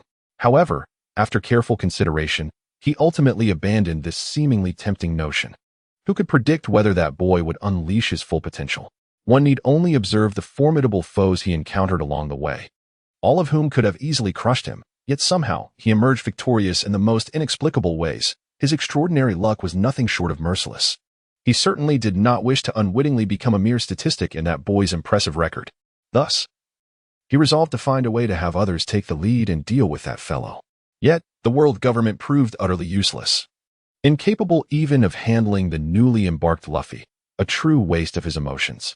Confronting the protagonist head-on was a strategy of last resort. After all, no one could ascertain the existence of the so-called will of the world. Given that such supernatural occurrences as transmigration were possible, it was prudent to exercise caution. Once the 5 elders deemed Garp a dangerous individual, a purge of his family would undoubtedly ascend to the world government's urgent agenda. Faced with a ravenous navy, He doubted that the still immature Luffy could withstand the pressure. As for whether the five elders would eliminate Garp, the captain harbored no concerns throughout history. Rulers have always been wary of subordinates wielding military power and considerable prestige. No leader could ever feel entirely secure, especially with so many vulnerabilities associated with Garp. He firmly believed that, even if Garp were truly innocent, the five elders would eliminate him for the sake of their own security. History was replete with examples. From Zhu Yuanzhang's bombardment of the Taiping Hall to the Great Purge in the Soviet Union, where even capable generals were ruthlessly eliminated. Did those generals truly harbor thoughts of rebellion? Unthinkable. Welcome to my domain, Doflamingo. On the newly constructed dock of the Exile Islands, Cavendish personally welcomed the delivery from Don Quixote Doflamingo. Through numerous transactions, they had forged a bond akin to that of allies. However, given the character of the Grand Captain and the Night Demon, it was evident to all that this alliance was merely ornamental, should a perilous venture arise. One could easily betray their companion without a second thought. Ha ha ha. Tell me, why did you choose such a desolate location as your base? I am certain that with your formidable reputation, the world government would have acquiesced to your request for a more favorable territory, Doflamingo remarked, surveying the winter-blanketed landscape. Even with the assistance of the diminutive folk in cultivation, this forlorn place could hardly flourish. You are well aware of their nature. Do you truly believe they would readily comply if asked for a prosperous area? The Grand Captain replied, shaking Doflamingo's hand amicably. Indeed. Those foolish swine are perpetually fixated on their short-sighted gains, the Night Demon asserted, fully cognizant of the true nature of the upper echelons of the world government. Well then, let us proceed to my palace. I have no inclination to conduct business amidst the snow, Cavendish gestured, summoning a finely crafted sled. However, instead of reindeer or Alaskan huskies, the sled was drawn by 4 ragged slaves. Doflamingo, intrigued by the sight of the enslaved individuals, glanced at them with curiosity. Sensing his bewilderment, the Grand Captain elaborated. Although the Exile Islands may be barren, it boasts a population of over 2 million descendants of criminals, making slaves the most economical labor force here, far more cost-effective than using animals. The wildlife of the banished archipelago has long been thoroughly consumed by these individuals. Not even a single wild chicken can be found. Were it not for the limited prowess of these convicts, one might fear that even the marine creatures in the nearby waters would face extinction. Although the world government sends substantial food supplies for aid each year, the bureaucrats and soldiers tasked with overseeing these convicts often indulge in personal gain. Even if this malfeasance were to come to light, it would likely be met with benign neglect from above. After all, in this desolate and frigid locale, being assigned here is already a dire fate. It seems only fair to allow some small benefits to those who serve. The sleds travel swiftly. These convicts have survived in such harsh conditions for centuries, while the constraints imposed by the world government have left them ignorant of enhancing their strength. Each individual boasts a robust physique and moves with remarkable agility, as only the fittest have survived. A grand palace rises majestically in the center of the island, built by Ross with the ambition to expand and strengthen, presenting a magnificent castle amidst the snow. In this place, where the population is ample, if one perishes, another can easily be recruited, provided that meals are guaranteed. Upon entering the castle's grand entrance, a wave of warmth greets visitors. The entire palace is equipped with a geothermal system devised by Caesar, harnessing the subterranean heat of the island for warmth. Naturally, this results in a several-degree drop in temperature elsewhere on the island. But what concern is that to the captain? In such a rural and derelict area, it is a source of mockery. Casually shedding his coat and handing it to a young maid, Cavendish turned to Doflamingo. Indeed, it is remarkable that such a structure could be erected in this desolate place in just 2 months. The methods of the Demon King are truly astonishing. But let us set aside idle chatter. Doflamingo, what are your thoughts on our last transaction? From his throne, the captain addressed the figure seated at the far end of the long table. While I am unsure how you obtained my confidential information, the fact that you are aware of Sugar's existence indicates that you recognize her as my most significant asset. I cannot risk allowing her to enter your territory, for if the Demon King were to turn against me, I would suffer a grievous loss. When he received Cavendish's call, Doflamingo was nearly startled enough to crush his phone. The powers of Sugar's fruit represent the greatest secret of the Don Quixote family, and learning that his adversary was aware of it left him utterly unsettled. In comparison, the matter of the little people had become trivial. Understanding Doflamingo's concerns, the captain expressed his empathy, admitting that he would genuinely hesitate to venture alone into Dressrosa. Here's what we shall do. I will dispatch 1,000 slaves to Dressrosa. Surely, this will suffice. There is no other option. Perona steadfastly defends her position. Although she expressed her joy by bestowing numerous benefits upon the captain after the castle was completed, she remains adamant that the final hurdle must be crossed only after the captain fulfills his promise. Thus, for the sake of his own happiness, Cavendish must concede and engage in a thoughtful discussion with Doflamingo regarding Sugar's abilities. 1,000 individuals. Upon hearing this figure, Doflamingo calculated the implications. After all, Sugar's powers are not limitless. Though a mere touch suffices, it still demands considerable stamina. Completing such a task for 1,000 people would undoubtedly take at least 3 days.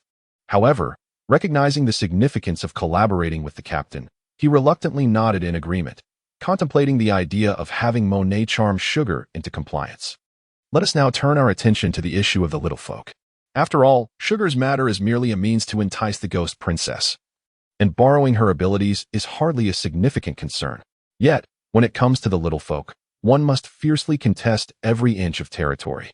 The entire distribution archipelago is considerably larger than Dressrosa and far more desolate. Without the capabilities of the little folk, by this time next year, at least a quarter of the island's inhabitants would starve.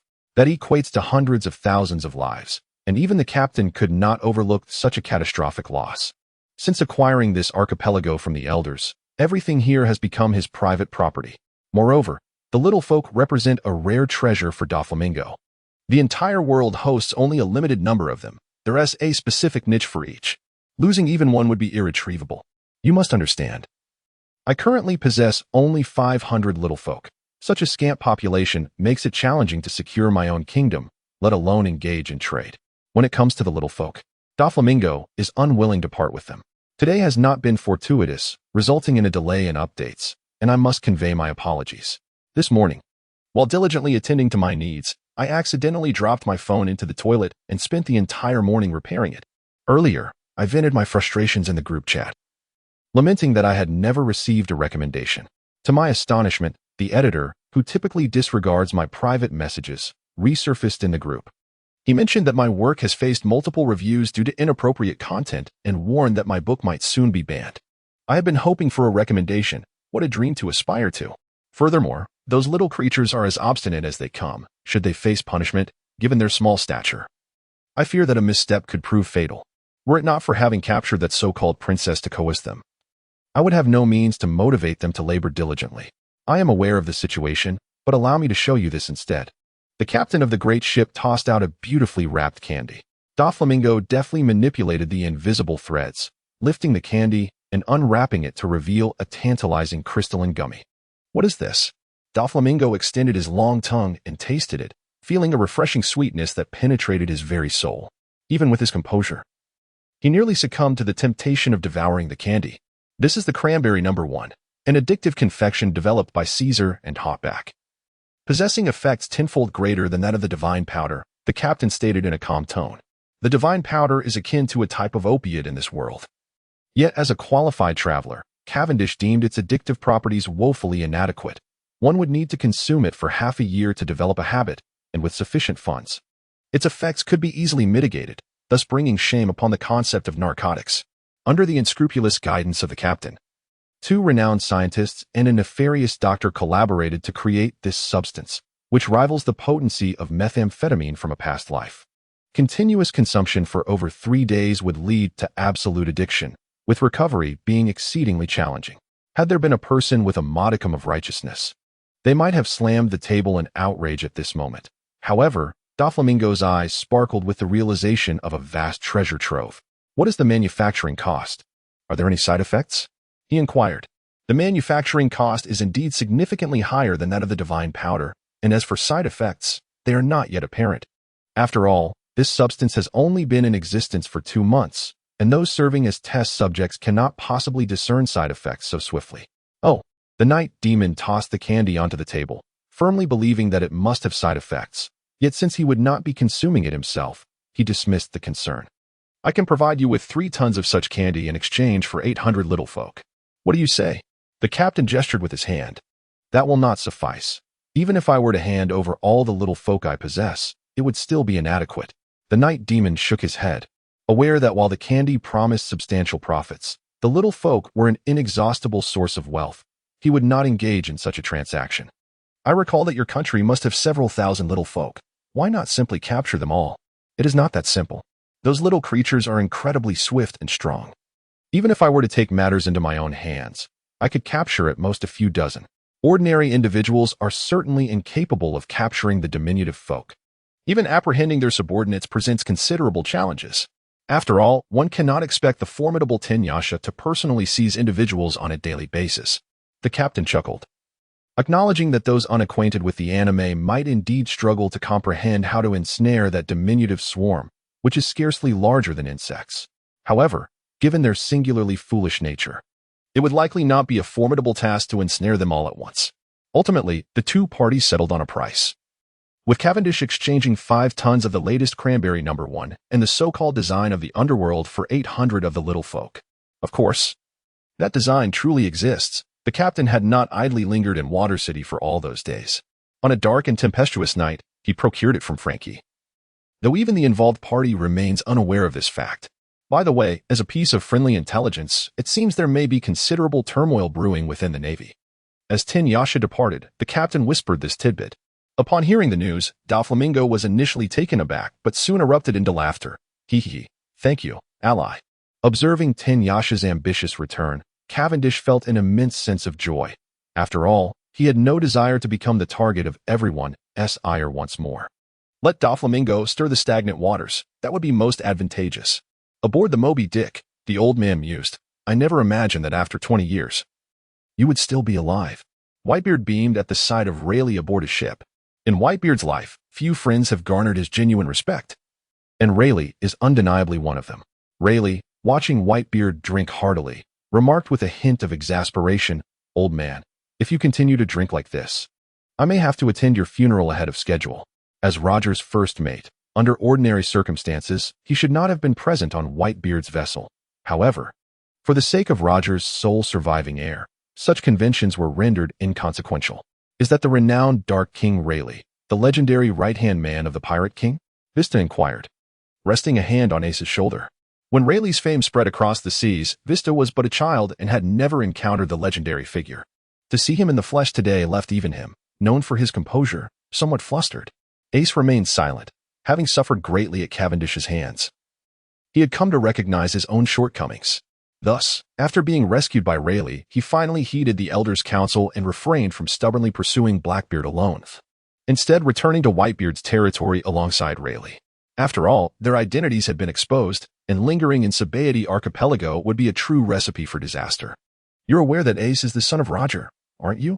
Rayleigh inquired as he savored his drink in front of Whitebeard. Ha. When I saw you appear with him, I knew you had discovered the truth. The moment that boy stood before me, I recognized it. Whitebeard raised the enormous sea bowl, drinking heartily and laughing. Ace's character and appearance were strikingly reminiscent of Roger's. As a longtime rival and close friend, Whitebeard had recognized this resemblance when Ace first challenged him. After all, would the world's strongest man be so easily amused? Would he repeatedly spare this reckless little brat? For the time being, I may need to stay here for a while. Rayleigh concluded, having received a definitive answer. That is splendid. Finally, I'll have someone to share a drink with. Whitebeard exclaimed with delight. As the captain of the entire pirate crew and the foremost among the 4 emperors, there were indeed few worthy companions to drink with him, and now with Rayleigh's arrival, old Whitebeard finally had a drinking buddy. However, upon noticing the small cup in Rayleigh's hand, Whitebeard's irritation caused his mustache to flutter with indignation. Such a tiny cup. Is this for raising fish? Someone, bring this old man a larger bowl. Rayleigh gazed at the bowl before him, which was as large as a basin, and inwardly sighed. Drinking with this old fellow truly demands a toll on one's life. The Dark King Rayleigh led Fire Fist Ace back to Whitebeard's flagship, and at the same time, Garp's warship appeared in that maritime region. Receiving the latest intelligence, even the most steadfast of old warriors furrowed their brows. Did these 3 old geezers truly conspire? While the Elder was initially reluctant to believe the claims of Garp as a traitor, the current situation left him no choice but to accept this unsettling truth. The combined strength of Whitebeard and Garp's hidden influence, along with the information held by Rayleigh, could indeed incite a storm that might disrupt their reign. Send a telegram to Garp, instructing him to return, the Elder declared resolutely. In recent days, they have completed a thorough purge of the upper echelons of the Navy. Several unstable elements have been discreetly dealt with, and should that old coot, Garp, dare to return to headquarters, he could be apprehended immediately. However, would such actions provoke unnecessary alarm?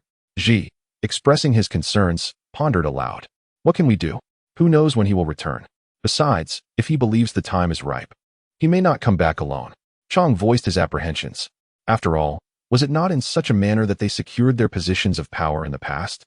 Sitting before him, Sengoku's countenance was grim as he gazed at the highest-level arrest warrant.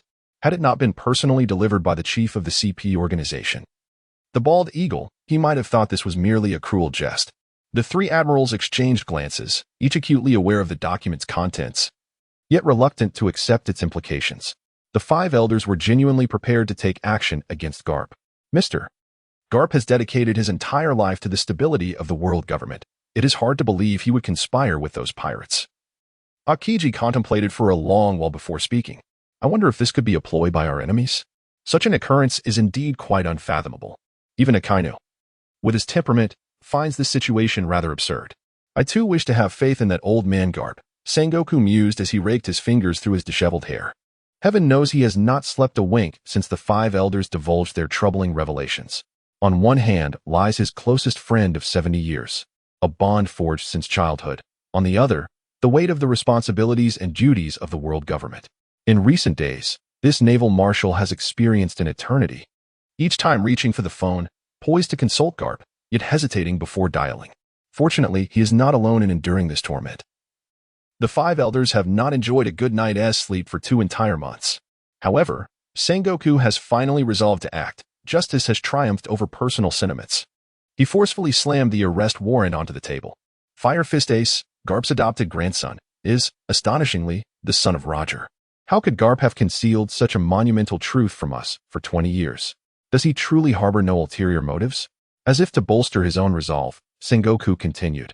Moreover, that rascal dragon has established the Revolutionary Army, which has now toppled the governments of 7 nations, plunging them into unending warfare.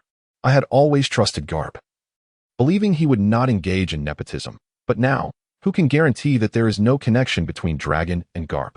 Upon hearing this, even Akiji, who was intent on defending Garp, fell silent. While he had once spared Nico Robin due to personal feelings, the threat posed by Nico Robin was nothing compared to that of Fire Fist Ace. Furthermore, the fact that Monkey D. Dragon, once a highly regarded candidate for admiral, defected from the Navy just before his promotion to form the Revolutionary Army has become a taboo within the Navy. As a friend of Dragon, Akiji has yet to comprehend the reasons behind such an action. Remember, this document is classified at the highest level. Not a whisper of it must escape, Sengoku concluded, casting a meaningful glance at Akiji. Understood. Hee. Inside the palace of Dressrosa, Doflamingo, upon receiving intelligence, laughed to the point of breathlessness. What is so amusing, Doflamingo? Toripole inquired. Curious. Since Krasen betrayed Doflamingo, he had never laughed so heartily. Hee, Toripole, I truly wish I could share this with you, but alas, it is something I cannot reveal. Doflamingo, clutching his stomach, felt an overwhelming sense of frustration. The fact that merely instructing Virgo to privately invite Garp for a leisurely tour of the New World could yield such results was utterly unforeseen. After all, this was the legendary Garp, the figurehead of the entire Navy. Such a simple strategy leading to the world government's self-destruction filled him with an insatiable sense of accomplishment. Of course, such matters must never be disclosed. Should anyone learn of it, the only recourse would be silence through elimination. Amid the undercurrents within the world government, the most captivating news is the latest pirate intelligence. The Dark King Rayleigh has boarded Whitebeard's ship. What could this signify? The entire world trembles in awe. With the formidable strength of Whitebeard, now augmented by Rayleigh's experience and wisdom, who could stand against him? Both Kaido of the Beast and Charlotte Linlin have urgently convened several meetings, for if Whitebeard indeed seeks to unleash his wrath, they would be the prime targets. Meanwhile, the red-haired Shanks, upon hearing this news, ventured alone to the Moby Dick. Although the specifics of their conversation remain shrouded in mystery, speculation abounds. It is noteworthy that Shanks was once a crew member of Roger, while Rayleigh served as his first mate. Thus, they share a bond of respect and hierarchy. Should Shanks choose to ally himself with Whitebeard, the very fabric of the world might undergo a profound transformation. Looking at the latest reports, Robin teasingly remarked to Cavendish, "Some individuals are quite literally digging their own graves." The captain found himself in a quandary. He had merely intended to cast aspersions upon Garp. Yet the situation has spiraled into something unforeseen. Whitebeard's current prowess is utterly astounding. After all, Ace is the son of Roger, and one can only speculate what thoughts occupy Shank's mind.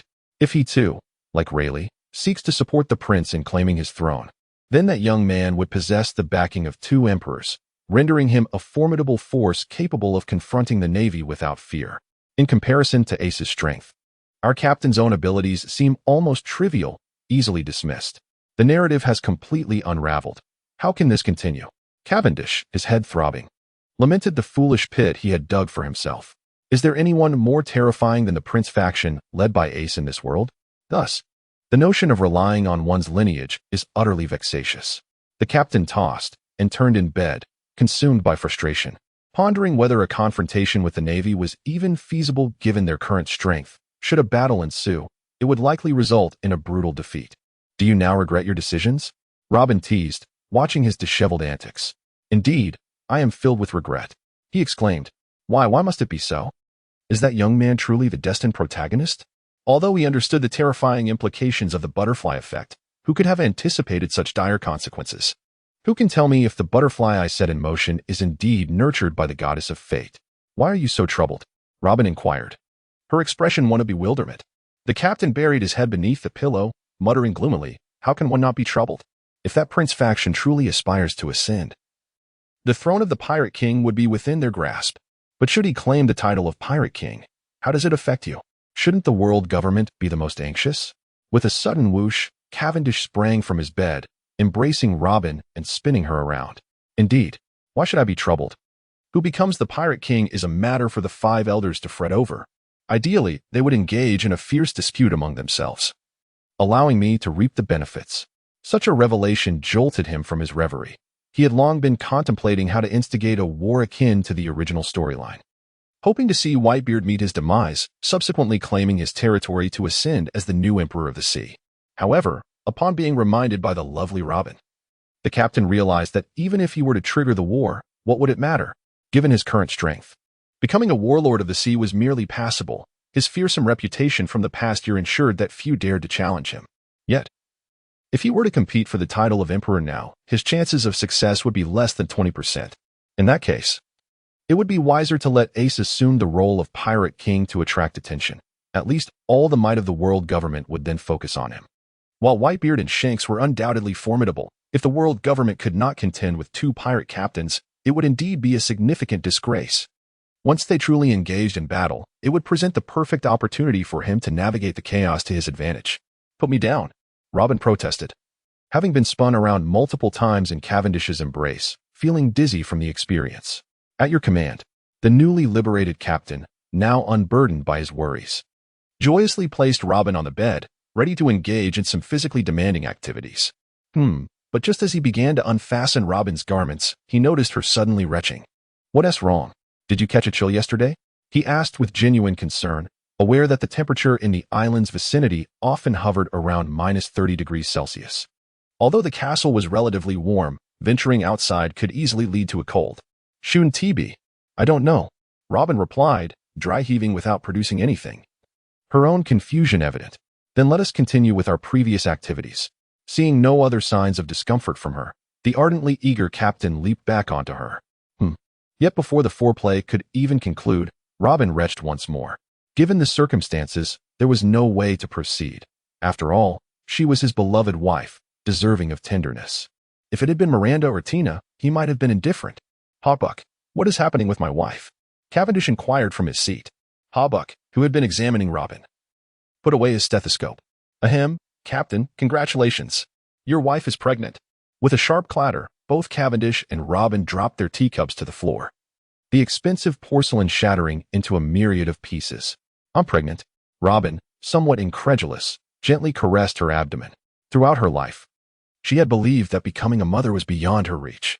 "My wife is pregnant," Cavendish exclaimed, staring at Hawkbark, who, as a man of the second generation, had never experienced fatherhood. In his previous life, as a man of modest means, lacking a house, a car, or wealth, The woman who chose to be with him made the prospect of fatherhood an impossibility. Yet in this new life, having traversed into another world for over a year, it would not be an exaggeration to say that the captain devoted a third of his day to physical training. Despite his efforts, there had been no signs of pregnancy from any woman, leading him to wonder if, like Xiang Xiaolong, he had somehow compromised the viability of his sperm during the transition. Hawkbark nodded with utmost certainty. After all, he was a world-renowned physician. If he could not discern something as trivial as pregnancy, it would jeopardize his career. Wife. The captain dashed to the bedside, grasping Robin's hand. I am going to be a father. Haha. He carefully leaned his head against Robin's belly, hoping to hear some sign of life. Robin chuckled and pushed him away, reminding him that it was far too early for such expectations. Cavendish, still grinning foolishly, was oblivious to the profound emotions of impending fatherhood. He turned and commanded, issue a decree that everyone is to be rewarded today. Hawkbark. You must ensure the well-being of my wife. Violet, from this moment forth, you are to attend to the lady closely. Be vigilant. If anything were to happen to her, I shall hold you accountable.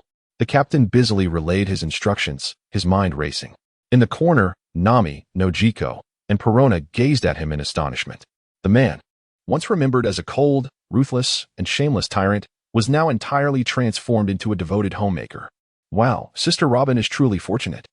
Nojiko remarked with a hint of envy as she absent-mindedly touched her own belly. Having been by the captain's side for nearly a year, she found herself wondering why she had not experienced similar changes. In this world, it was generally difficult for powerful men to have offspring. And considering the numerous women the captain had been with over the past year, none had become pregnant, so she had not felt any urgency. However, with Robin's pregnancy now confirmed, Nojiko could not help but feel a pang of anxiety. Perona shot her a confused glance. What is so great about being pregnant? Giving birth is certainly no fun. The ghost princess recalled how, last month, when Cavendish gifted her 1,000 plush toys at her haunted mansion, he had also managed to coax her into bed. Yet for Perona, the thought of pregnancy and childbirth was far from appealing. She was more than content with her toys. Captain, here are the documents regarding the entire distribution of the islands. Due to Robin's pregnancy, all the tasks that should have been managed by her have unfortunately fallen upon the shoulders of the captain. Although Robin has only just begun her journey into motherhood and could have continued with her responsibilities, the captain, a first-time father, has become somewhat overly sensitive, fearing that she might overexert herself. Without hesitation, he has taken upon himself all the duties she once handled. After all, certain critical matters cannot be entrusted to those in whom he does not have complete confidence. While Noki possesses the requisite trustworthiness, her intellect leaves much to be desired. Nami, on the other hand, has the intelligence necessary. However, she is still in a state of cold war with the captain. And it is likely that if these responsibilities were handed to her, chaos would ensue. Lafitte, too, must be mindful of his rest. Observing Lafitte, who has visibly lost weight, Cavendish couldn't help but reflect. The vice-captain, last provoked severely by Rayleigh, had once believed that his years of diligent training would establish him as a noteworthy figure in the world. However, this beautiful dream was ruthlessly shattered before Rayleigh, who, despite being over 70, effortlessly broke his cane sword after receiving a single strike from Cavendish's electromagnetic cannon, leaving him gravely injured with just one blow. Consequently, this elite of the West Sea has since secluded himself in the training chamber, emerging only for essential matters, otherwise remaining within, training tirelessly day and night. In less than 2 months, he has visibly lost weight. Observing his demeanor, Cavendish genuinely fears that his first mate may succumb to a fatal collapse due to excessive training. Captain, I assure you, I am well aware of my own limits. Lafayette managed a smile that was more tragic than cheerful, were it not for the captain's robust heart. An ordinary soul might have been daunted by his expression. Miranda, once Hawkbuck concludes the ladies' checkup, have him attend to the first mate's examination. While martial skills must be honed, one must not exhaust the body to the brink of collapse. With Vale now assigned to accompany Robin around the clock, Miranda was elevated to serve as the captain's personal maid. Fortunately, this young lady had been trained as an elite from a tender age, executing her duties with precision that rivaled Vale's. Moreover, the most crucial aspect was that Vale, to this day, maintained a physique akin to an airport runway, leaving little room for the captain's desires during work hours, while Miranda was quite the opposite. Her figure was exquisitely curvaceous, alluringly full, and after more than a year of development, she had unlocked a myriad of poses, displaying an almost complete lack of modesty in the captain's presence, unrestrained in her actions. At this moment, the captain sat at his desk, perusing the documents delivered by Lafayette, while Miranda knelt beneath the desk, her bare, alabaster feet peeking out. Her head nestled between the captain's thighs, producing a soft, shuffling sound. The archipelago spans 70,000 square kilometers and is home to a population of 2,140,000, a significant figure. Considering that this vast expanse is blanketed in snow and ice, rendering it nearly impossible to cultivate crops, it remains a mystery how these individuals manage to survive. After a year of extortion and plundering the islands, the captain's amassed fortune approached 13 billion berries. However, recent expenditures to settle his subordinates and procure a substantial array of items from Doflamingo have dwindled his wealth to below 10 billion. If the captain were content to merely exist, his current strength and resources could sustain him for a lifetime without further effort. Yet, could this ever be deemed sufficient? Had it been yesterday, perhaps he would have been satisfied with the status quo, but today, he found himself no longer fighting alone. Contemplating the life nestled within Robin's embrace, Cavendish felt a newfound resolve to strive. After all, he did not wish for his son to bear the infamous title of a pirate, though the world government currently lacked the will and power to pursue him. Who could guarantee that in 10 or 20 years they would not seek retribution? Furthermore, while the captain was labeled as the most notorious warlord of the sea with a bounty of 12 billion, a plethora of newcomers in these waters were akin to fish crossing a river. Who could say whether someone was plotting to eliminate him for their own acclaim? Thus, he could no longer afford to adopt a complacent attitude. What is it that transforms a boy into a man? It is family, responsibility, and the resolve to fight for one's vast realm. Where's the captain? Robin, filled with curiosity, inquired of Miranda. For she had grown weary of the rigid schedule imposed upon her by Cavendish. It was now her intention to instigate a quarrel. Ordinarily, Robin would not behave in such a manner, but perhaps due to the changes wrought by her pregnancy, her temperament had soured, igniting within her a fervent desire to confront someone. What was that contraption designed by Hawkbark? Dictating what one should have for breakfast and dinner, specifying the precise hours for sleep and rising, mandating a certain number of steps to be taken each day, forbidding any running or jumping, and restricting reading to no more than 2 hours daily, with each session limited to a mere 20 minutes. What on earth is this? Have they truly mistaken her for a pampered young lady?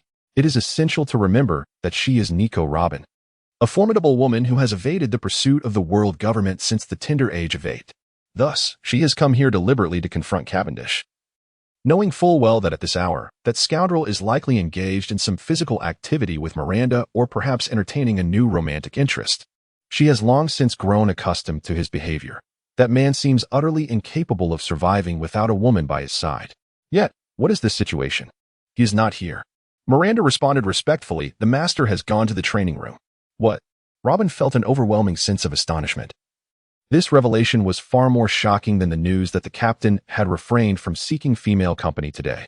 He is the type of person who would rather recline than sit, and would choose to sit rather than stand. The mere thought of him engaging in training is more astonishing than the sun rising in the west. In the training room, Cavendish stood with his eyes closed, while a dozen subordinates trembled, clutching their firearms. Good heavens! Had I known this was the nature of the activity, I would have rather broken my own leg than attend. The captain seems to have gone mad today, commanding them to take up arms against him. This is truly life-threatening. If one does not heed the captain's commands, there is a risk of being fed to the sharks by familial discipline. Yet, if one follows the captain's orders, what if, by some misfortune, he inadvertently strikes the esteemed gentleman? Who could believe that this formidable demon lord would not seek retribution later? It is indeed a predicament where death seems inevitable, whether by one means or another. The cannon fodder, in their desperation, would rather turn their weapons upon themselves than endure such torment. Bang! Another bullet erupted from the gun's muzzle, aimed directly at the closed eyes of Cavendish. Clang! Durandal narrowly grazed the bullet. Alas, it did not cleave through. The specially crafted bullet struck the captain's chest, crimson blood blossoming like plum blossoms upon his pristine attire. Had these bullets not been custom-made by Caesar, he would have likely met his demise long ago. Nevertheless, each bullet possesses the lethal potential to kill an ordinary person, and given his constitution, he is not yet capable of withstanding such force. Initially, Lafitte had recommended the use of rubber bullets after hearing about his training regimen, but after a single attempt, he was compelled to abandon that notion. Should he rely on those harmless rubber bullets, maintaining a focused mind would become unfeasible. rendering his training ineffective. An exceptional swordsman cannot transcend their limitations without enduring the trials of life and death. Cavendish is currently honing his instinctual swordsmanship. If he can slice through the incoming bullets with the enhancement of observation hockey, he will draw closer to the realm of the great swordsman to realize his dreams. His current strength is entirely insufficient. Without the power to act with impunity, what right does he have to aspire to greatness? As for the development of the magnetic fruit, the captain has entirely entrusted that task to Caesar, for only that scientific madman can truly harness its potential. He himself could not unravel its mysteries in isolation. Robbins gazed in astonishment through the surveillance snail at Cavendish in the training room, feeling as if she were encountering this man for the first time. When did the captain, who once feared for his life and shunned hardship, become capable of such relentless effort? What has spurred him to such lengths? A pang of sorrow struck her heart as she observed the stains of blood on his body, causing her to feel an acute ache within. Is this the essence of love? It is important to note that although Robin has been living an unabashed life with the great captain for quite some time, even bearing his child, it seems she has never truly fallen in love with him. To her, this man is merely a crutch. Much like many couples who marry without profound feelings, merely finding themselves together at an opportune moment. Their connection lacks depth, while they may share some semblance of affection. Their romantic feelings are essentially non-existent. Cavendish's attachment to Robin stems from a past obsession and a present-day propensity for indulgence, while Robin seeks a man who can both protect and understand her. Thus, even when they are almost inseparable, an invisible barrier remains between them. The personnel in the monitoring room responded with trepidation. We are unsure. This morning, the captain summoned a dozen of our finest marksmen, and at first, we thought he was going hunting, only to learn it was for training. Although the captain had instructed that his training should not be disturbed, the individual before him is the captain's wife. In the entire pirate crew, it is well known that while offending the captain may allow one to seek the wife's intercession, offending the captain's wife would lead one to a far graver fate. That fellow. Robin watched anxiously as another bullet struck the great captain, causing him to stagger and adding yet another wound to his chest. Were his eyes open, he would undoubtedly evade these bullets with ease, even if aiming to strike. The chances would be significantly in his favor. However, now, with his eyes tightly shut, relying solely on his observation hockey to sense the swiftly flying bullets, even the greatest marksman would hesitate to claim a perfect hit. Finally, after Cavendish had hit his target multiple times, whether through sheer luck or a remarkable improvement in skill, one of his bullets was finally intercepted by Durandal. Although the bullet was deflected, it became the proverbial straw that broke the camel's back. The great captain swayed momentarily before his famed sword clattered to the ground, and he fell backward with a thud. Ten-petal flower, unable to contain herself any longer. Robin disregarded Hawkback's earlier warnings, including the prohibition against using her devil fruit abilities, and rushed to catch Cavendish. Hawkback, who had been waiting nearby, swiftly approached and expertly extracted the specially designed bullets from the great captain's body. Fortunately, these bullets were round-tipped and did not penetrate deeply. Shortly thereafter, Hawkback attended to the wounds. Madam, the captain's injuries are merely superficial and not grave. With some time to recover, he will be well. Seeing Robin still holding the captain without saying a word, he cleverly took the medical kit and departed. What has provoked you? The beauty gently caressed the man in her arms, inquiring softly. Haha, what brings you here? Despite the frightening injuries, in comparison to the physical constitution of this body, they were truly negligible. Even though he had been shot multiple times, if such wounds were to be inflicted upon an ordinary person, it would merely result in a few broken bones at most. Thus, the captain still had the leisure to reach out and grasp Robin's bosom, noting that they seemed to have grown since her pregnancy. You rascal! The beauty was tempted to swat away his wandering hand, but, upon observing his injuries, her heart softened. She straightened her chest, allowing that rogue's hand to venture further. Isn't this for our son? We can't have him born bearing the title of a pirate. The captain, supported by Robin, reclined onto the soft couch, his expression earnest. What is wrong with that? You are a warlord of the sea. Naturally, our son will be a pirate. Robin found it somewhat difficult to comprehend his reasoning. Moreover, pirates can vary in stature. He was not just any small-time rogue, but rather the most brutal warlord, infamous as the Demon King with a bounty of 1.2 billion. Even the world government would think twice before crossing him. Such pirates, is there anything amiss? Cavendish turned slightly, embracing Robin, and spoke softly. A pirate, no matter how charmingly the term is uttered, is merely a thief. Even if Roger was hailed as the Pirate King, what significance does that hold? In death, He could not even protect a woman, had it not been for that fool Garp bearing the blame for him. His son might have been eliminated before he even came into the world. With history as our guide, I cannot allow you and our child to meet such a fate. It shall not happen.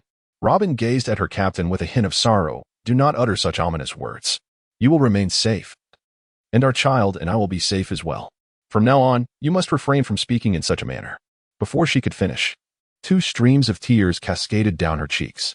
Ever since the destruction of O'Hara at the age of 8, she believed she would never weep again. Yet now she felt so fragile.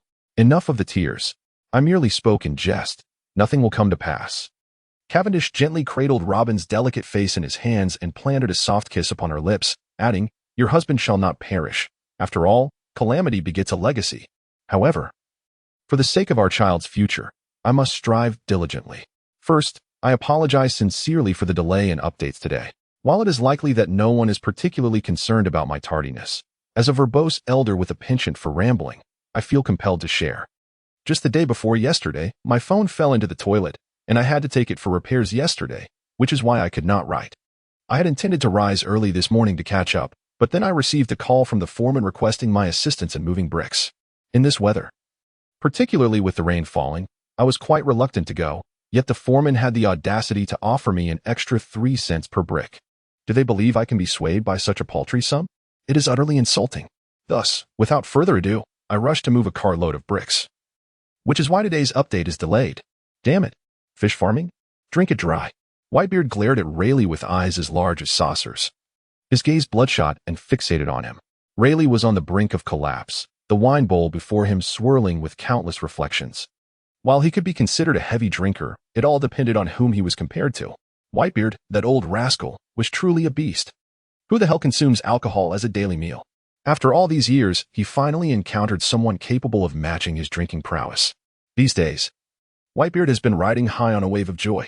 Coupled with the pretext of hosting Rayleigh, Marco, and the others found it difficult to intervene. Thus began the tragic saga of the Pirate King, who found himself drinking from morning till night, consuming more liquor in a single day than he had in an entire year previously. In the initial days, he could still hold his own, but now Rayleigh felt that even a mere fart could incapacitate an entire ship's crew. Drink up. What are you hesitating for?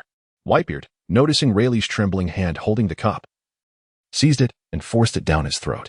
It must be said, Whitebeard's behavior when intoxicated was notoriously poor. Ace watched in trepidation as the Pirate King struggled against the onslaught of liquor, fearing that if he wasn't careful, he might inadvertently drink himself to death. If the infamous Pirate King were to perish from alcohol at the hands of Whitebeard, it would surely make for astonishing headlines. Haha. Don't be fooled by how the first mate appears now. He can drink like a champion. By tomorrow, he'll be back to his old self. Shanks chuckled heartily, showing no interest in meddling with the gathering of Whitebeard and Rayleigh. After all, both were his elders. Although he is now one of the 4 emperors, he always felt inexplicably dwarfed in their presence, so it was prudent for him to refrain from intruding on such reunions among old friends. Ace, come. Let me see your royal potential, Shanks said, his tone suddenly serious as he diverted his gaze. Although he typically presented himself to the world as carefree and lighthearted, it was implausible for anyone so frivolous to ascend to the stature of one of the 4 emperors in the New World. His conqueror's hockey was unparalleled, earning him praise even from Rayleigh, who had recently expressed his admiration after their meeting. Thus, the responsibility of mentoring Ace in the ways of conqueror's hockey naturally fell to him. Rayleigh had been a close friend of Roger for many years and, having no children of his own, had long regarded Ace as his son, much like Whitebeard. As for Shanks, his greatest admiration was for his former captain, Roger. Regrettably, after Roger's demise, and without an heir, he wandered the seas only to discover a child whose temperament and character closely resembled Roger's. He placed great hopes on this child, without a shred of regret even after losing an arm. Furthermore, now that Roger's son stood before him, and with Rayleigh's connection, the significance was magnified. As for Ace's status as a prince among pirates, both crews were well aware of it. Fortunately, the crews of Whitebeard and Shanks were united, and outwardly no one expressed dissatisfaction with Ace's potential ascension to the throne of Pirate King. Whether Ace could indeed claim the title of Pirate King was not in question. With the backing of Shanks and Whitebeard, and the guidance of Rayleigh, if he could not rise to such heights, then who in this world would be worthy of the title?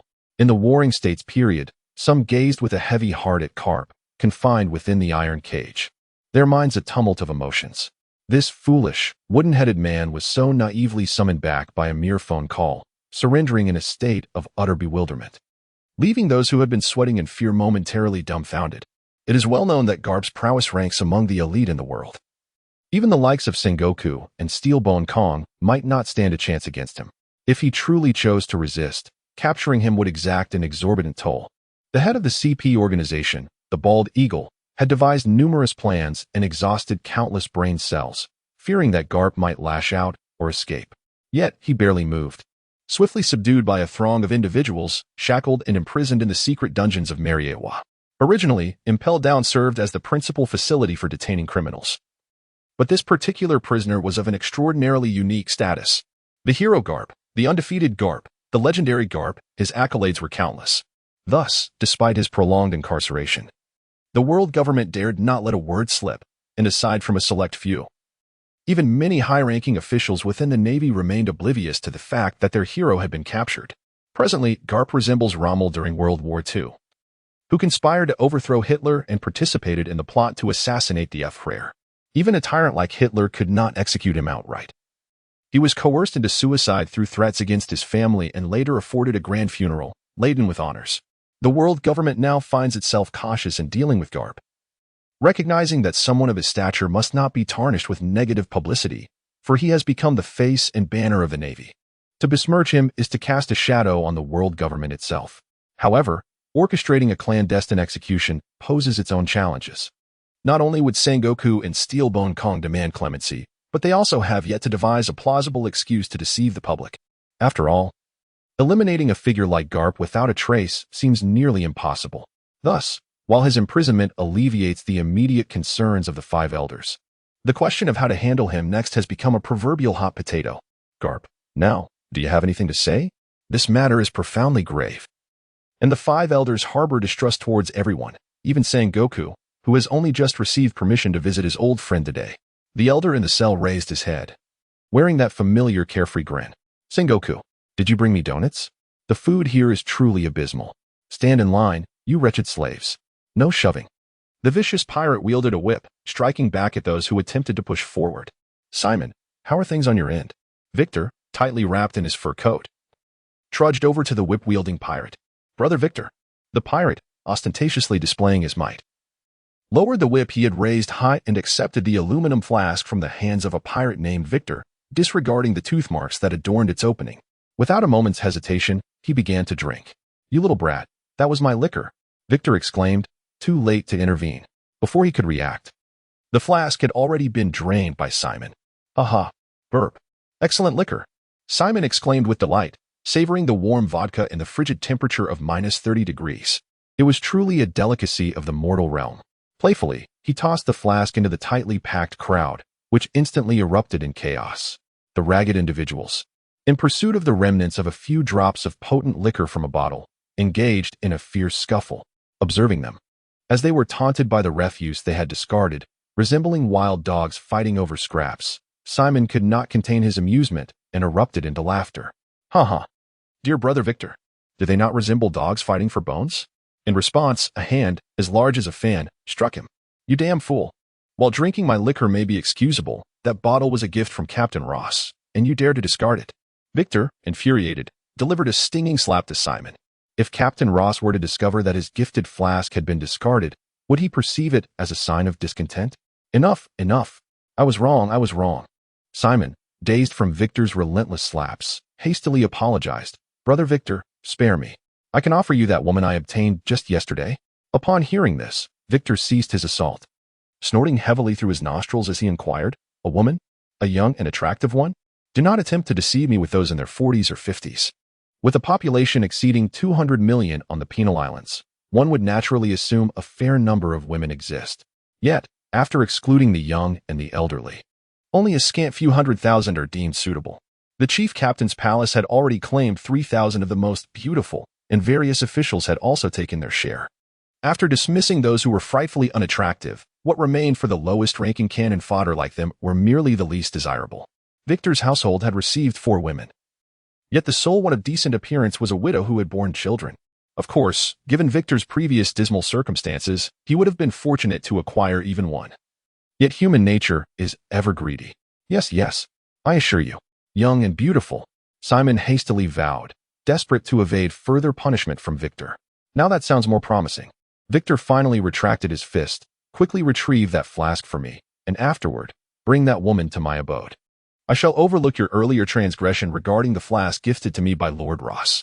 Simon, feeling somewhat dejected after the beating, wondered whom he had offended. Who could have known that the flask held such significance? Otherwise he wouldn't have had to sacrifice a woman. It felt like a cruel twist of fate. Turning back, he observed that the crowd had sorted themselves into winners and losers, with a dozen bodies sprawled across the ground.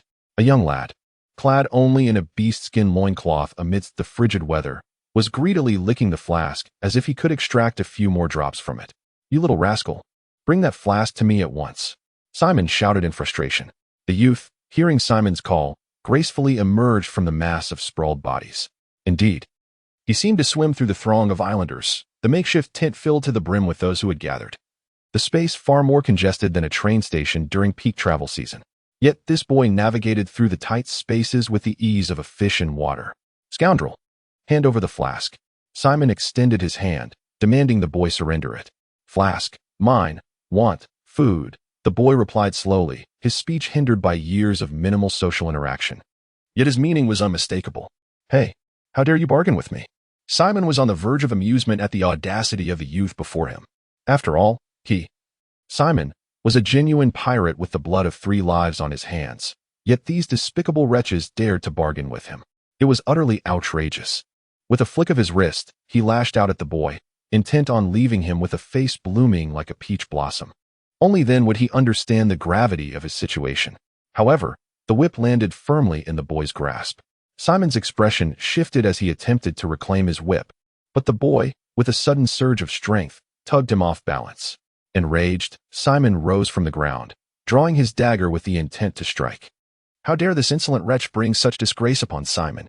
But as he swung his blade, it passed harmlessly by the boy, emerging from the encounter unblemished and devoid of blood. With a sudden thud, Simon's body crumpled to the ground. The islanders within the tent fell into a shocked silence. After all, this was the overseer, now lifeless. Who could fathom the misfortune that would befall them? Victor stared in disbelief at the calm youth.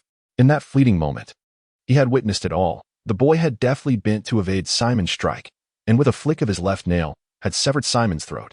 Such remarkable skills rendered him feeling utterly inferior. It was likely that even Captain Ross would not possess such ferocity. The youth gazed in trepidation at the morsels of flesh beneath his fingernails. Having grown accustomed to seizing food and taking lives from the islanders, he had not anticipated succumbing to such impulses this time. It appeared that his chances of enlisting were now dashed, compelling him to flee. After all, the heavy snowfall blanketed the land, rendering it improbable for anyone to pursue him through the snow. He approached Simon's lifeless body. Since he intended to escape, it was only prudent to gather some belongings. The fur coat and the finely crafted curved dagger on the man's person were indeed rare treasures on the island. Young man, what is your name? Victor inquired, recognizing the youth's adeptness in killing and stripping the fallen, indicating that he was certainly no novice. This young lad is indeed a raw gem. Should I recommend him to Captain Ross or Captain Drake, I could very well secure a minor leadership position through this commendation. As for the unfortunate soul lying lifeless on the ground, I couldn't care less about his fate. In fact, I shall pay a visit to his abode shortly to ascertain just how many valuable possessions he has hoarded. Is this the entirety of the recruits gathered for this campaign? The captain surveyed the trembling mass of refugees below, shivering in the biting cold, his expression darkening with displeasure. Having resolved to conquer vast territories, it is essential to bolster both individual and collective strength. My crew of thousands of pirates is a motley assortment, aside from a few competent officers. The overall capability is quite lamentable. Thus, the captain contemplated the idea of enlisting more soldiers from the distribution islands. Here, millions of young men reside. And having endured the harsh, frigid environment for years, their physiques are considerably more robust than those of ordinary folk. Thus, the captain resolved to recruit 2,000 to 3,000 cannon fodder soldiers here, intending to hone their skills, at the very least. They could serve as a means to deceive the enemy's firepower. After all, the cost of enlisting soldiers in this region is exceedingly low. As long as their 3 meals are guaranteed, countless individuals would vie to join the ranks. Moreover, the inhabitants of this island have, for generations, been oppressed and ultimately driven to despair by the world government. If one were to measure the disdain for the world government, they would undoubtedly rank among the foremost. They meet the criteria of both loyalty and hatred, and with minimal expenditure, the captain initially felt a sense of ambition, believing he could assemble a disciplined army. However, upon observing the trembling masses huddled together in the biting wind, he felt they were even inferior to his own band of scoundrels. Perhaps sensing his doubt, Lafayette gently reminded him, "These islanders have long been subjugated by the garrison forces deployed by the world government, their spirits crushed by years of oppression. Even a single-armed pirate could easily slay dozens of young men. They have long lost the will to resist. Alas, it turns out these residents have been utterly emasculated. This form of spiritual emasculation is most insidious. It may not be readily apparent to 1 or 2 generations, yet after 3 to 5 generations, the repercussions will manifest in their entirety. Those individuals, spiritually emasculated, despite their physical strength and superior weaponry, are incapable of achieving victory. Their souls have perished, and they exude a pervasive aura of compromise, which led to the farcical event of hundreds being pursued by a single individual." The captain, losing interest, realized that these spiritually castrated pawns, no matter how extensively trained, could never cultivate the ferocity required for battle, rendering their efforts a mere waste of time and energy. Observing the captain's dawning comprehension, Kondo Makikazu cautiously proposed, "In truth, Captain, I possess a method to awaken their latent ferocity, albeit at a considerable cost." "Do elaborate." "Costs are of no concern," the captain urged. "We shall engage in blood duels, pairing these individuals so that only one in each duo survives. Although half will perish, the survivors will have tasted blood and proven their worth." As a descendant of the bloodshed tradition of Wano, Kondo Makikazu understood the essence of such training. In the bloodshed trials, trainees would be confined in a chamber, with only the living permitted to exit. Thus, while few ninjas successfully advanced each year, those who did were elite. Cavendish stroked his chin, considering Kondo Makikazu's proposal. Given the surplus of these individuals, it would be a waste of resources. Employing his method could yield at least 1,000 elite soldiers. The archipelago was not like other islands, where a larger population could enhance labor. Here, amidst the frigid expanse, apart from the diminutive folk sent by Doflamingo, no one could cultivate crops. The island's mineral resources were scarce and could not sustain such a population. For the captain, sacrificing tens of thousands of worthless lives to train 1,000 elite soldiers was a remarkably profitable endeavor. "Very well, you shall oversee the blood duels," the captain declared, assigning the task to Kondo Makikazu with a wave of his hand. "Understood. I shall not disappoint you, Captain," Kondo Makikazu responded, bowing respectfully in a traditional gesture of submission. Drake cast a sidelong glance at the bandaged demon warrior, feeling a twinge of dissatisfaction. In a mere moment, tens of thousands of lives were condemned, a notion he found somewhat cruel. Though he would not seek trouble over their fate, it merely left him with an unpleasant feeling. The captain, nonchalantly deciding the lives of thousands, turned to his senior officers and stated, "I have reached a bottleneck in my recent training. The ordinary crew members can no longer stimulate my growth. Henceforth, you shall join me in my training chamber at 9 each morning." After more than half a month of self-destructive training, the captain is now capable of effortlessly severing incoming bullets with his eyes closed, and not just from a single firearm, but from a dozen. His comprehension of observation hockey and the way of the sword has advanced to the brink of elite mastery. However, to make further progress, relying on those individuals has become entirely futile. Thus, he places his hopes on a few senior officers, wishing that a battle with them might yield a breakthrough. Who would dare to refuse the captain's invitation? In the distant East Sea, a dilapidated wooden raft floats serenely on the calm waters. On this raft, 2 comical figures stare intently at each other. "Zoro, do you truly believe there are islands in that direction?" A rather dim-witted captain earnestly inquires of his sole crew member. Monkey D. Luffy, the protagonist of the Pirate King universe, adorned with an overwhelming aura of passivity, had initially attracted the attention of a CP organization seeking to capture him as he set sail. The outcome was predictable. Even though the team that came after him was composed of elites, they were no match for this occasionally explosive protagonist.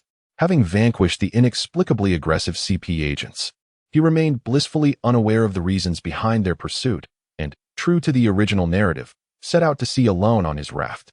Under the influence of the grand cosmic will, he welcomed Zoro, the three-sword-style swordsman, into his crew, marking him as his first mate. "Believe in my instincts as a swordsman," the green-haired swordsman asserted solemnly with a nod. "All right then, let us set sail." The whimsical youth, oblivious to the fact that his first mate is notoriously directionally challenged, boldly propels them towards the boundless horizon. As for the weeping island behind them, it remains tragically overlooked. One must wonder, with such a combination of a directionally challenged and naturally oblivious duo, can they truly survive their journey through the East Sea? As for the Saturday update, there's only one. Why, you ask? Persistence has been calling out in the group for assistance in boosting the post. Due to my thin skin, I am too embarrassed to do it myself. But after 3 days of silence, feeling ignored, I have resolved to protest with this single update. Here is the group number, 362857009. Hockey is the spiritual energy within a person's body. The red-haired pirate wielded his sword with his remaining right hand, engaging in combat with Ace while imparting wisdom. Ace's renowned fire fist had vanished, his entire arm now a dark, steely hue, clashing with the red-haired swordsman's blade, producing a resounding din of metal striking metal. Iron Fist Garp, famed for his formidable iron fists, was a master of hockey, revered as the strongest in the world. Even my hawk's most potent strike could not shatter Garp's fists. Through both words and actions, Garp had long since instilled a firm foundation in Ace. However, since acquiring the powers of the Mera Mera no Mi, Ace had failed to fully explore his potential, resulting in his abilities languishing at a mediocre level. Now, after rigorous training under 3 formidable masters, he had finally begun to awaken the latent hockey within him, allowing him to meet the red-haired pirate's sword with his bare fists. Of course, the red-haired captain was not employing his full strength. Yet even so, Ace's combat prowess had vastly improved compared to before. Shanks seamlessly transitioned between 3 different sword techniques, all of which Ace successfully countered. Just as Ace felt a surge of pride, the previously jovial Shanks suddenly widened his eyes, unleashing a tangible wave of hockey. With a swift PAU, the overconfident Ace was sent flying by the sheer force of this oncoming impact. In the world, only someone as extraordinary as Shanks could wield Conqueror's hockey as a tangible weapon. Ace's own Conqueror's hockey erupted within him, but in comparison to Shanks, it was merely a flicker against the sun. No. Under the weight of hockey, Ace could no longer maintain his earlier composure. He felt his entire body lose its coordination, swaying as if intoxicated, while Shanks relentlessly struck him with the hilt of his sword. Conqueror's hockey demanded audacity and invincibility. Within a 10-foot radius, one was a sovereign. To behave timidly was unbecoming. As Shanks continued to strike Ace with the sword's hilt, he offered further instruction. If only 1 in a million possessed Conqueror's hockey, merely capable of dispatching fodder, then such power would be utterly trivial.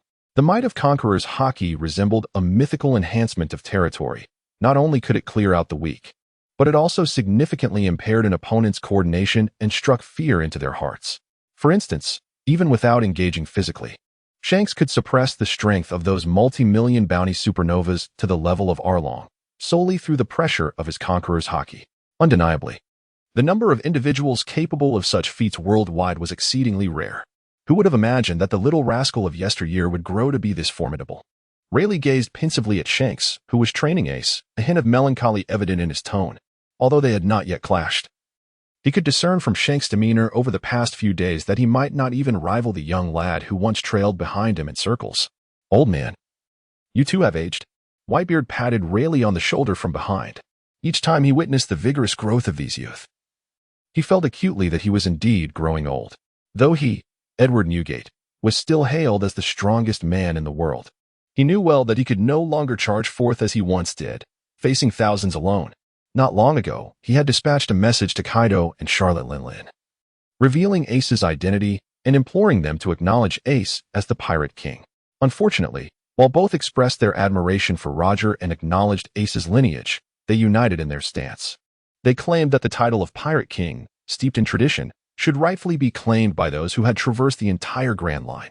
Though Ace was Roger's son, the title was not merely a legacy to be inherited.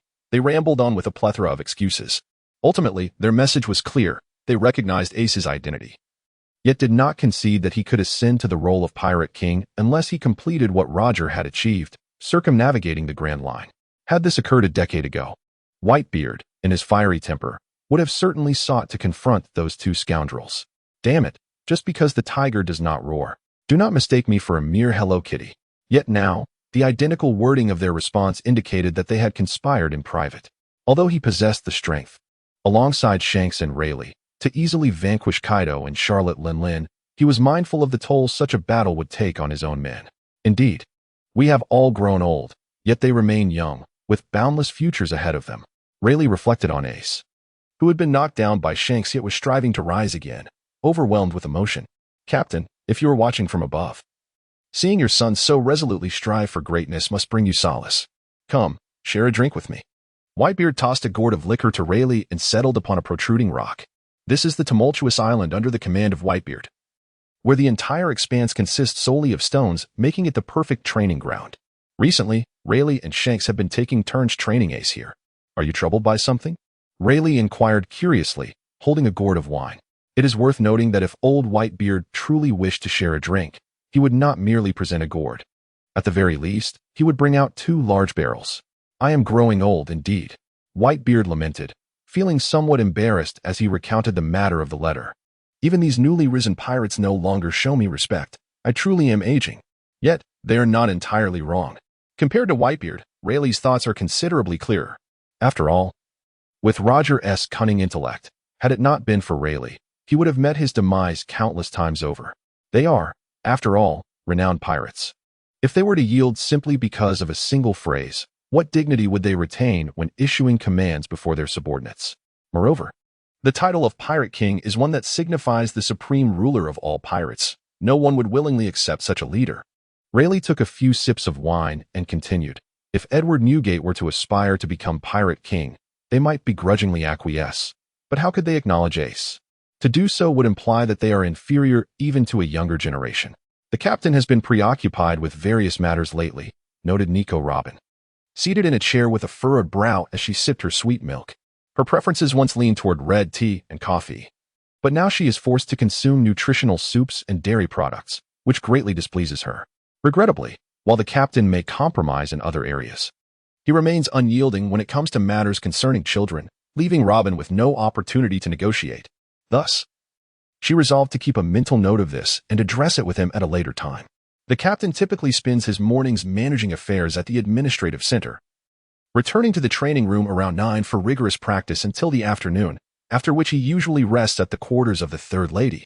Following dinner, he enjoys considerable freedom, as V, now Robin's devoted maid, has perfectly grasped her mistress's thoughts. She knows precisely what the esteemed lady wishes to hear. Why has he been so compliant recently? Robin could hardly believe it, although he was aware that the captain had been exerting himself significantly more than before. Hearing Vera's report still left him with a sense of unreality. That lecherous, shameless, timid, and lazy fellow had actually committed to spending half of each day training? Moreover, from Vera's tone, it seemed he had not been indulging in frivolous pursuits lately. With a soft sigh, Cavendish exhaled a breath of frustration, and before him, Lafitte, Eschew, Drake, and Kondo Mick lay listlessly on the ground. Despite having scarcely practiced since his arrival in this world, the former owner of this body had laid an exceedingly solid foundation. Thus, once the captain resolved to train diligently, his strength surged at an astonishing rate, almost visibly transforming. He was now but a final barrier away from the rank of admiral. However, this last hurdle proved insurmountable. Among his subordinates, only Lafitte and Eschew possessed strength that could barely rival a Navy vice-admiral, while Drake and Kondo Mick still lagged considerably behind. Consequently, engaging them in combat would not enhance his own prowess, even in the realm of online gaming. There exists the principle that a character cannot gain experience from opponents of vastly different levels. At this juncture, he desperately craved a battle, a confrontation where he faced a worthy adversary or one that pressed him hard. Only then could he hope to breach the final barrier. No wonder the strength of the two pests from the Great Tang has progressed so rapidly. It has been forged in the crucible of battle. The captain mused to himself. In this world, many could confidently best him. Setting aside the 4 emperors, the 3 admirals, and the 5 elders, even figures like Magellan and Marco posed a challenge he was uncertain he could overcome. Yet, none of these individuals maintained a cordial relationship with the captain. Should he dare to issue a challenge, victory would be fortunate, but defeat would likely invite relentless pursuit. With a sense of resignation, he stepped out of the training room, where no Kehoe had long awaited him at the door. During this period, Robin, being with child, has caused the captain to refrain from seeking her out. Even when he does visit, his embrace is limited to slumber, devoid of any superfluous gestures. However, for a man accustomed to the pleasures of female company, the inability to engage further is a torturous predicament, leading him to often seek solace and sleep outside. In this arrangement, Noki has borne the brunt of affection. For given Perona's physique and temperament, a change of taste may be tolerable, but an unvaried diet could lead one to question their inclinations towards youthful allure. Have you made your decision, Ace? Whitebeard inquired from his chair, observing the youth standing before him. Although Whitebeard has always regarded his crew as his own sons, even biological parents exhibit favoritism, and these adopted sons are no exception. In Whitebeard's heart, Marco had once been his most cherished son, yet over the past 2 years, Ace has gradually usurped that esteemed position. During this period, Ace's efforts and progress have not gone unnoticed. This fledgling eagle has now matured and is ready to soar. Kaido and Charlotte Linlin have demanded that Ace traverse the Grand Line, so why not embark on that journey once more? Of course, those two will undoubtedly plot from the shadows, and while the Navy may not understand why they have been unusually quiet of late, they will surely take action once Ace begins his expedition. But what does it matter? Without the courage to confront challenges head-on, without the resolve to forge oneself through countless trials and tribulations, what right does one have to aspire to the throne of the Pirate King? Father, I have made my decision. If that man was able to traverse the entire Grand Line, then I, too, must not fall short of his legacy, right? Aha. The boy, still grinning with innocent exuberance, revealed a gleaming smile of silver teeth. Indeed, this is the spirit we seek. Remember, you are the son of Edward Newgate. Whitebeard laughed heartily, seated in his chair, realizing that despite his lifelong rivalry with Roger, he had unwittingly chosen a successor quite akin to his old adversary. Enough, old fool. Do not delay Ace's journey. The sun sets early, so let us send him off. Rayleigh chided, giving Whitebeard a playful pat on the back, causing him to cough uncontrollably. I swear, I truly did not intend for that. The sly grin of the Dark King conveyed a promise. He would swear by the gods that his actions were not spurred by jealousy over Whitebeard's claim to the captain's son. To be honest, while he felt Roger's actions were somewhat ungracious, the man was dead, and Ace remained unsatisfied with the late Roger's legacy, only willing to acknowledge Whitebeard as his father while referring to Roger simply as that man. However, such matters were beyond his control, and he resigned himself to Ace's choices. They now found themselves beneath the Red Line, at the very end of the New World. This, however, was not Raftel. According to the traditions of the Pirate King, Ace should set sail from the Four Seas, traverse Reverse Mountain, and navigate the Grand Line to ultimately reach Raftel to be recognized as the Pirate King. Yet, in the New World, having Ace retrace the Grand Line would be an excessive drain of time and energy. Hence, after much deliberation, they concluded it would be more efficient to send Ace directly through the Calm Belt to the Four Seas. For these formidable individuals, the Calm Belt was merely a jest. Rayleigh could easily navigate it, let alone with the likes of Whitebeard and Shanks by their side. Ace, are you certain you wish to depart from the South Blue? Shanks inquired once more. Yes, I have yet to explore the South Blue. The sunny youth would not divulge that his choice stemmed from rolling dice the previous night. Why not visit the East Blue to see Luffy? I am sure he would be delighted to see you. Red-haired had come to the realization that the youth he once chose was, in fact, Ace's brother.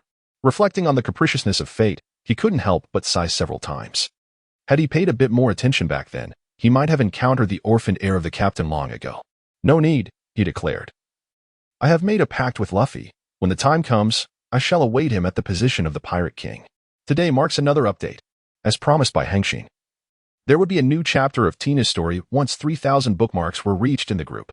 However, due to the lack of time codes thus far, I can only provide one update these past couple of days. I trust everyone understands, as the year draws to a close, the busy pace is truly overwhelming. Is this lad truly the strongest newcomer from this training session? Cavendish inquired of Kondo Mikage as he regarded the youth standing before him. Indeed, Kondo replied. During the final training, he eliminated all 47 participants from the 2 assigned groups. Thus, according to the overall ranking, he rightfully claims the title of the strongest newcomer. Even the so-called demon warrior found himself somewhat speechless. The final competition involved 2 teams of 24. The objective was to eliminate the opposing team's members. While other groups managed to retain a few participants, this young man indiscriminately slaughtered all competitors without distinction, truly a troublesome scenario. Of course, the captain was indifferent to the loss of life, for he had no personal connection to those who perished. He observed the youth before him with keen interest. The boy appeared to be merely 15 or 16 years of age, not particularly tall, with a somewhat youthful face that bore an unsettling fierceness. Although his appearance was not unpleasing, the myriad scars adorning his exposed skin only served to convey a sense of unruliness. "What is your name?" the captain inquired, curiosity piqued. "Ming, Ming, Ming," the boy exclaimed in response. "Pardon?" The captain was momentarily perplexed. He had merely asked for a name, yet the boy seemed to be mimicking a cat. Kondo quickly interjected, "Captain, this lad is named Ming. According to our investigation, he is an orphan who has been wandering alone outside the island since the age of 4, engaging in precarious trades. Due to his prolonged lack of social interaction, his speech is somewhat disjointed. A real-life Tarzan," Cavendish mused. It was remarkable that a 4-year-old child could survive alone in such frigid conditions, indicating a commendable physical constitution. Cavendish raised his right index finger, brandishing it like a sword, aimed directly at Ming. Danger. Instinctively, Ming, accustomed to competing with beasts for food, felt a chilling sensation coursing through him. His body tensed, and with a powerful leap, he executed a backflip to evade the perceived threat. This is the culmination of his years of experience. Regardless of the ferocity of the beasts he encounters, maintaining a safe distance is always the wisest course of action.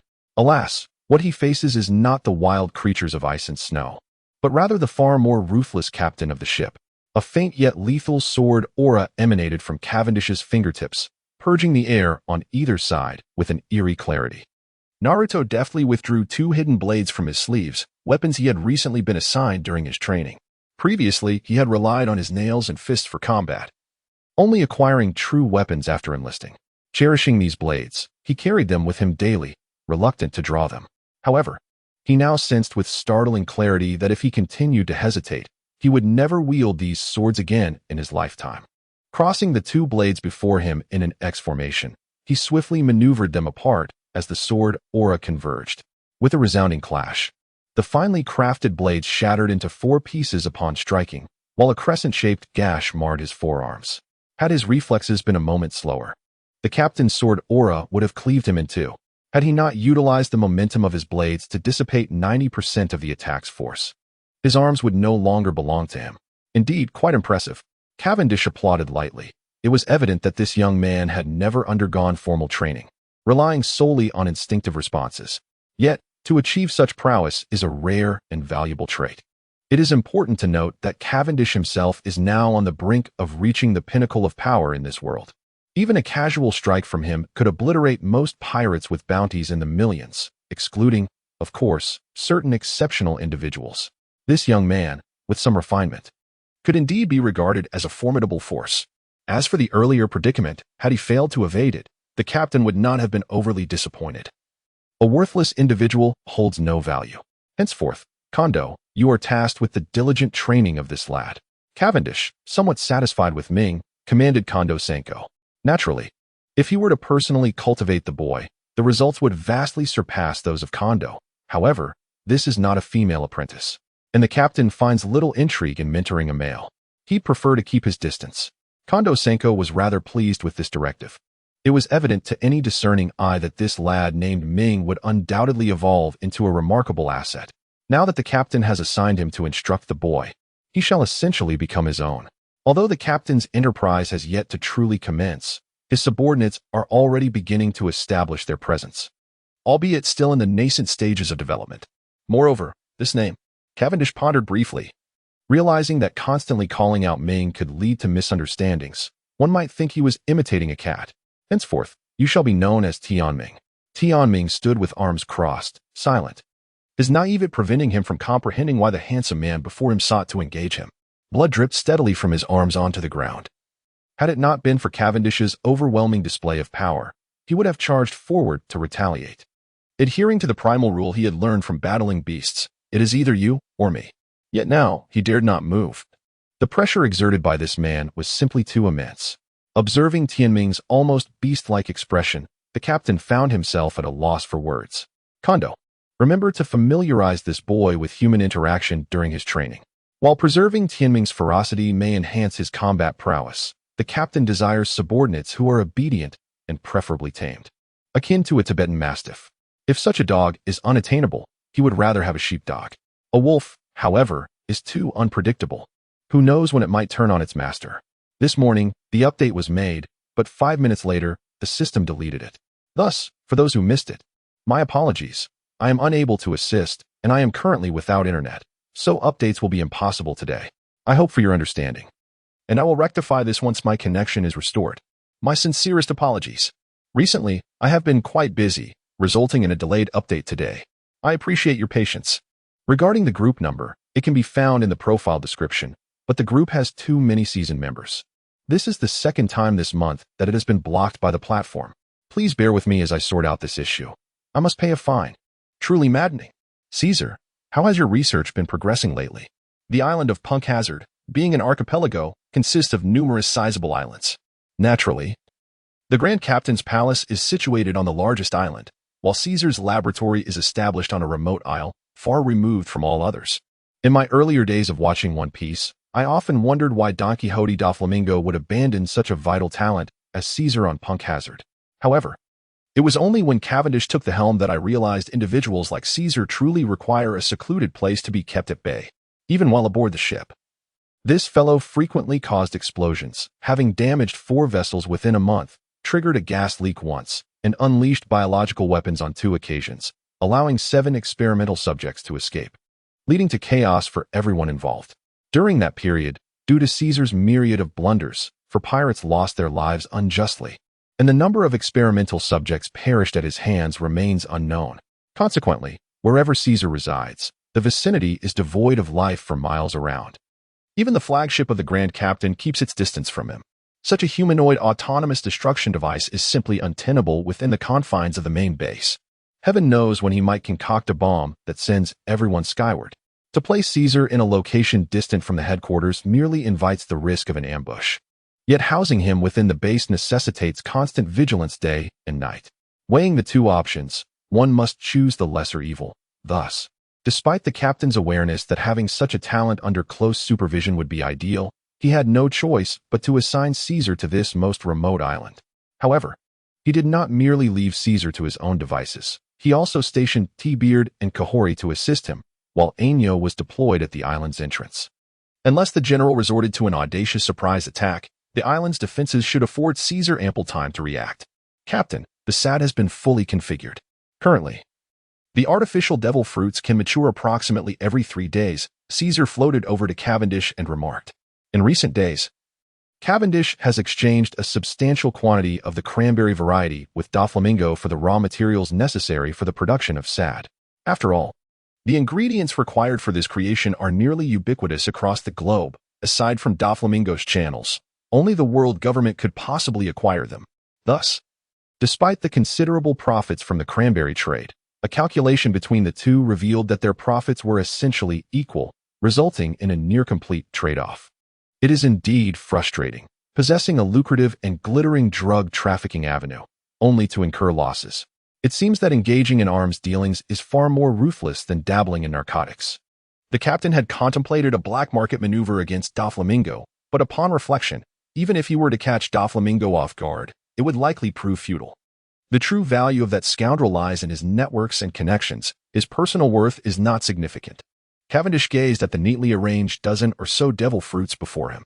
Although aware that these were artificially created, the sight of such a multitude still brought a sense of exhilaration. Could this accelerate the construction process?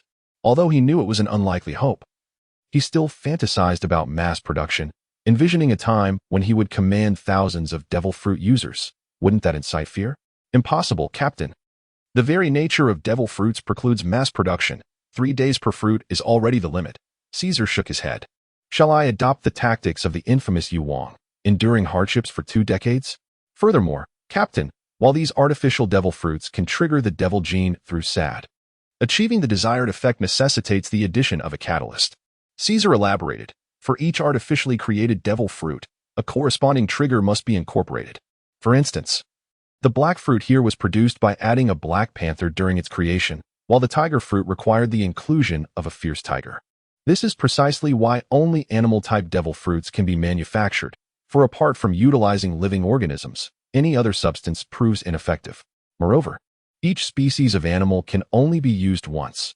Should one attempt to employ it a second time, it yields no results whatsoever.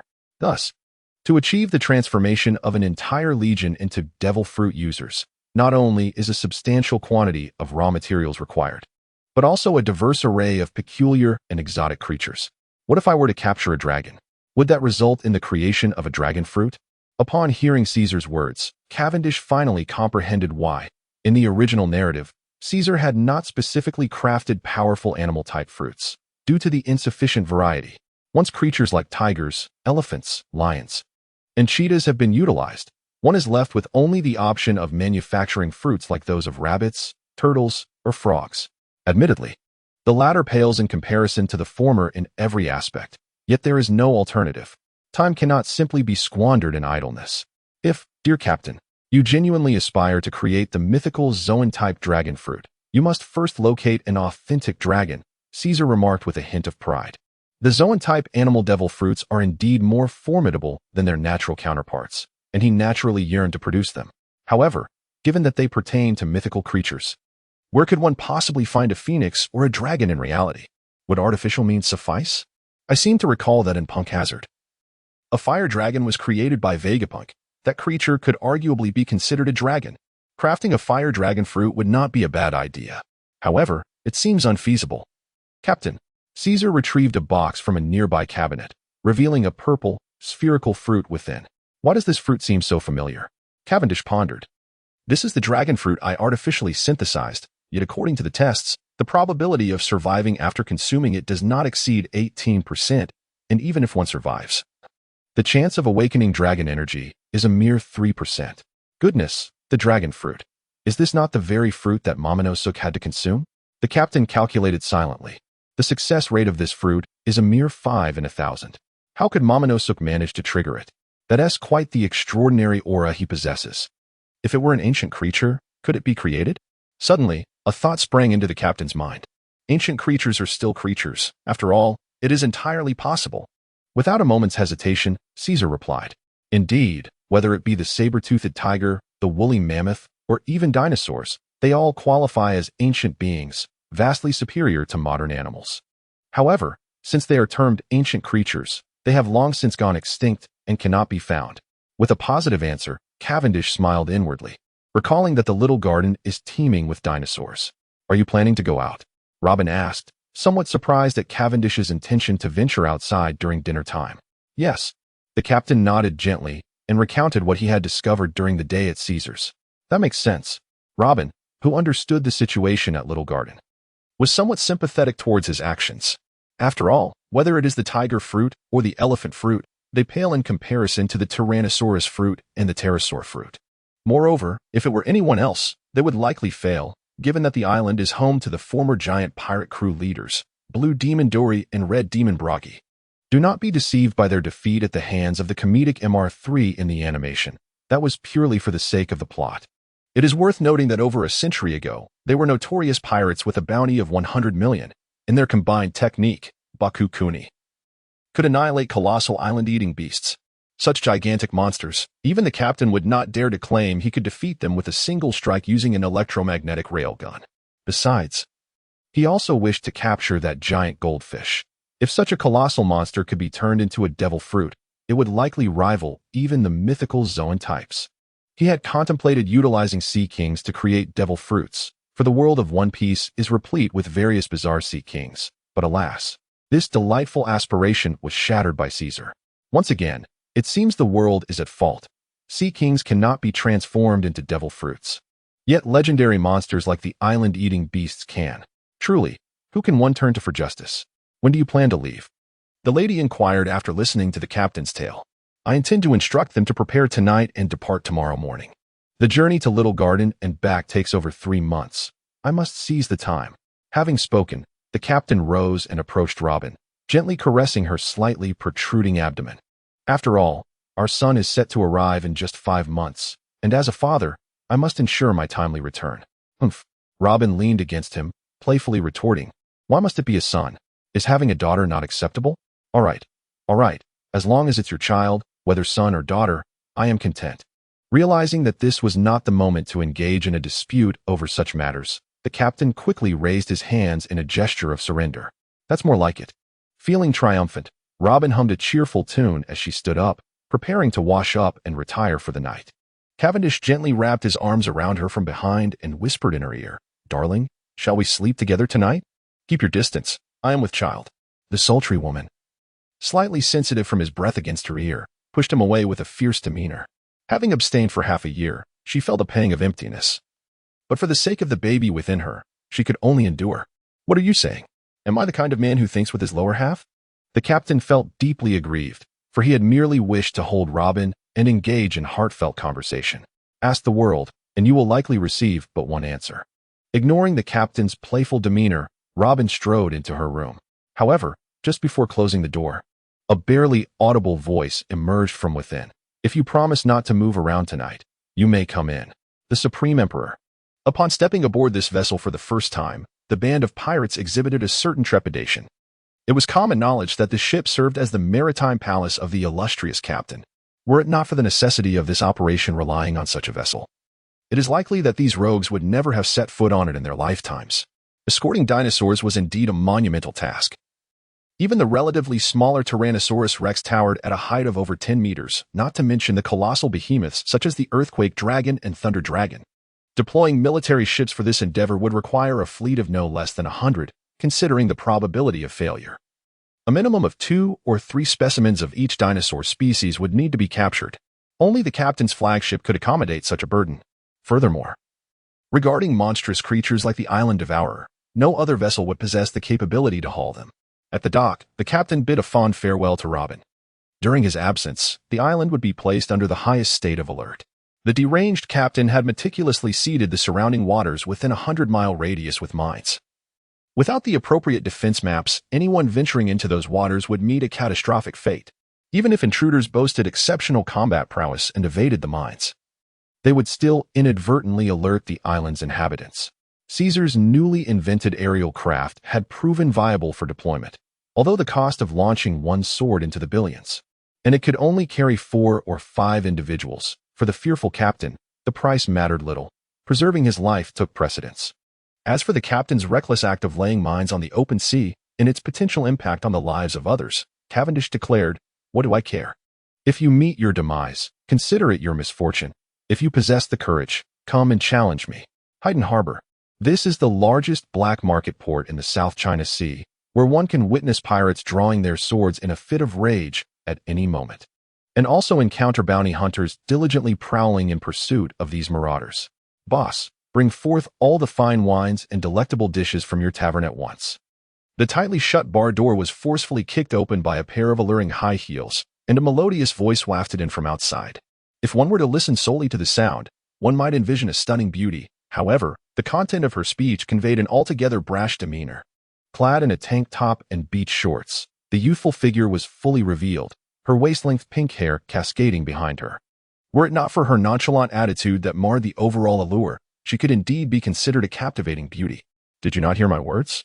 Hurry and bring me food." Jolie Bonnie pounded the table in frustration, on the verge of starvation. This incompetent owner would surely face her wrath once she had her fill. "Miss, I sincerely apologize, but our establishment is currently devoid of ingredients. Perhaps you might consider another venue?" The tavern owner, wiping the sweat from his forehead with a handkerchief, implored. Heaven help him. He was merely a humble tavern proprietor and could hardly withstand the fury of this young lady. The notorious gourmandish Jolie Bonnie, with a bounty of 45 million, was a well-known figure in the South China Sea. "What? I am nearly starving, and you tell me there is nothing to eat?" Bonnie fiercely grasped the tavern owner's collar, dragging him toward her. "Where's the food? How can such a large establishment be out of ingredients? Are you mocking me? Over there. That gentleman has ordered all the food we have." The owner pointed valiantly to a corner.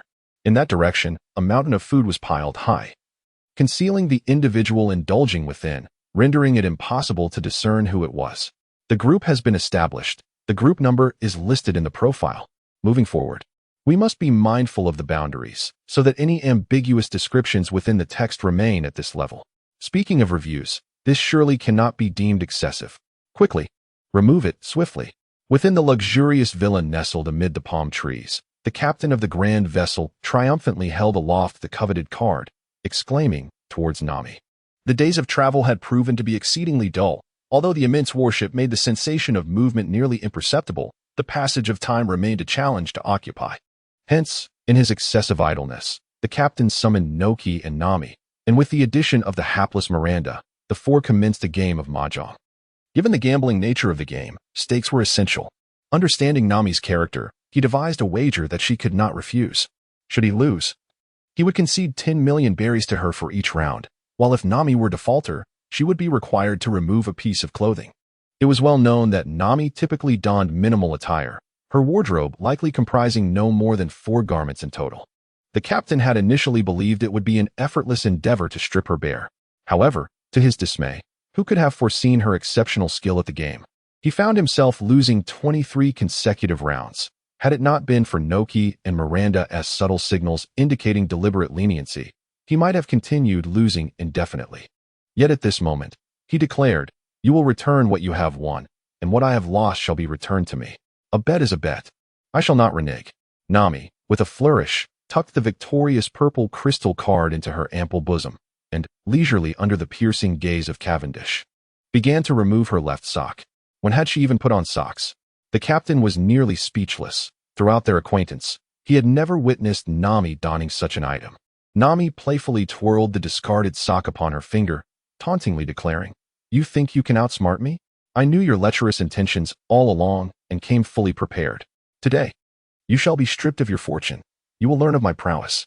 Though technically speaking, a sock could not be classified as clothing, and one could argue that a pair should be removed. What did it matter? Yet, Cavendish, harboring ulterior motives, could hardly chastise Nami for her apparent trickery, considering his own prior deceit. However, how naive she was to believe the captain would not employ cunning tactics. With the observation hockey fully engaged, the captain had honed his skills to a commendable degree. While he could not rival Enel's extraordinary mind-reading abilities, peeking at a few mahjong tiles was a trivial task. With such advantages, even Nami's remarkable prowess would falter, especially with Noki and Miranda, her well-meaning but inept companions, intentionally throwing the game. Grinning innocently, the captain gazed at Nami, now clad in little more than a 3-piece bikini, and boasted, "Are you frightened? Aha, feeling quite smug. You lost again. So, are you going to take it off yourself, or shall I assist you?" he said, rubbing his hands together with a lewd expression. "You cheated," Nami exclaimed, slamming her hands onto the table, causing all the mahjong tiles to scatter. "Cheating? Do you have any proof?" the captain retorted, his gaze fixated on Nami's chest, which was enticingly swaying. He swallowed hard, reflecting on the year he had known this girl.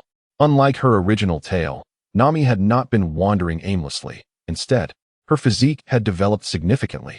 After all, certain unscrupulous individuals had been having Nojiko prepare breast-enhancing delicacies daily, such as papaya stew with milk and lamb and soy milk, coupled with the fact that she was at the prime of her development at 17 or 18. Consequently, Nami had made remarkable strides. Now just 2 cup sizes smaller than Robin. "You're being unfair." Nami pointed at Nojiko and Miranda, who were sitting nearby, observing the spectacle. "I clearly saw Miranda was going to bet 30,000, but you coughed a few times, and she changed it to 8 strips. How can you deny being unfair?" A sudden silence enveloped the room. "By the way, how did you know Miranda was going to bet 30,000? The captain inquired, a hint of surprise in his voice, while Miranda regarded Nami with an incredulous expression. It was only then that Nami realized she had inadvertently let something slip, hastily waving her hands in retreat. No, I was just rambling." Known for her prowess as the little thief cat, she prided herself on her swift reflexes and keen eyesight. Her initial triumphs over Cavendish were largely due to her sneak peeks at Nojiko and Miranda's cards, as they were merely delicate maidens, utterly defenseless against her cunning. However, when the formidable captain resorted to underhanded tactics, Nami's modest skills fell short. No matter how exceptional her abilities, they were futile against brute force. Although her reflexes were unparalleled among ordinary individuals, facing the shameless Cavendish left her at his mercy. As she noticed the glimmer of mischief in the captain's eyes, Nami, disregarding her bare feet, turned and sprinted towards the door. "Can you truly escape?" Cavendish leisurely relished the sight of her frantic attempts to evade him, observing her as she dashed about in a frenzy. Yet, how could such a vibrant figure simply vanish?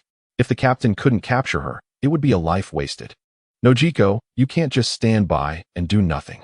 After a few rounds of cat and mouse, Nami, stripped of her defenses, found herself hoisted over the captain's shoulder and carried back to the room. Upon seeing Nojiko, she cried out for help, with a sharp slap on her backside. The captain grinned wickedly, tossing her onto the specially made large bed. Nami instinctively wrapped herself in the blanket, trembling, while Cavendish stood at the head of the bed, grinning lewdly, creating an inappropriate atmosphere. "Nana, I believe the soup is still simmering. I must go prepare dinner." Regrettably, Nojiko wouldn't lend her any assistance in such matters, casually departing with Miranda. After all, it was Nami's first experience. If they were present, they would likely be in an uproar. I have seen comments lamenting the slow updates. I can only extend my apologies. As the year draws to a close, various obligations demand my attention.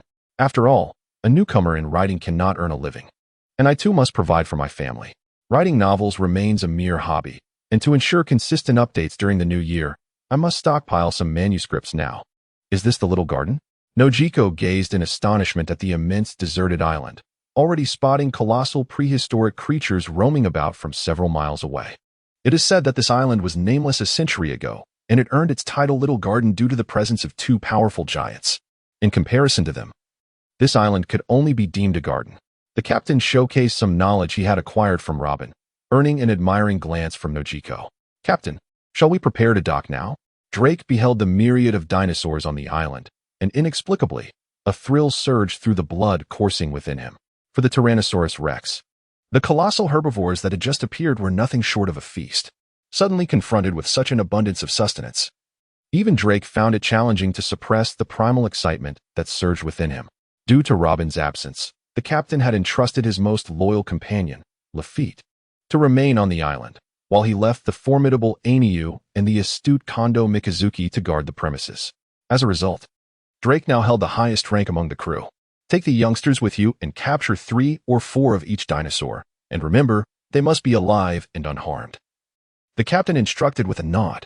Although these dinosaurs were fierce beasts, the pirates he had brought along were no mere amateurs. Even the least experienced among them boasted a bounty of 1 or 2 million, thus ensuring their ability to defend themselves. Drake accepted the command and, along with his fellow pirates wielding tranquilizer cannons and capture nets, surged ashore.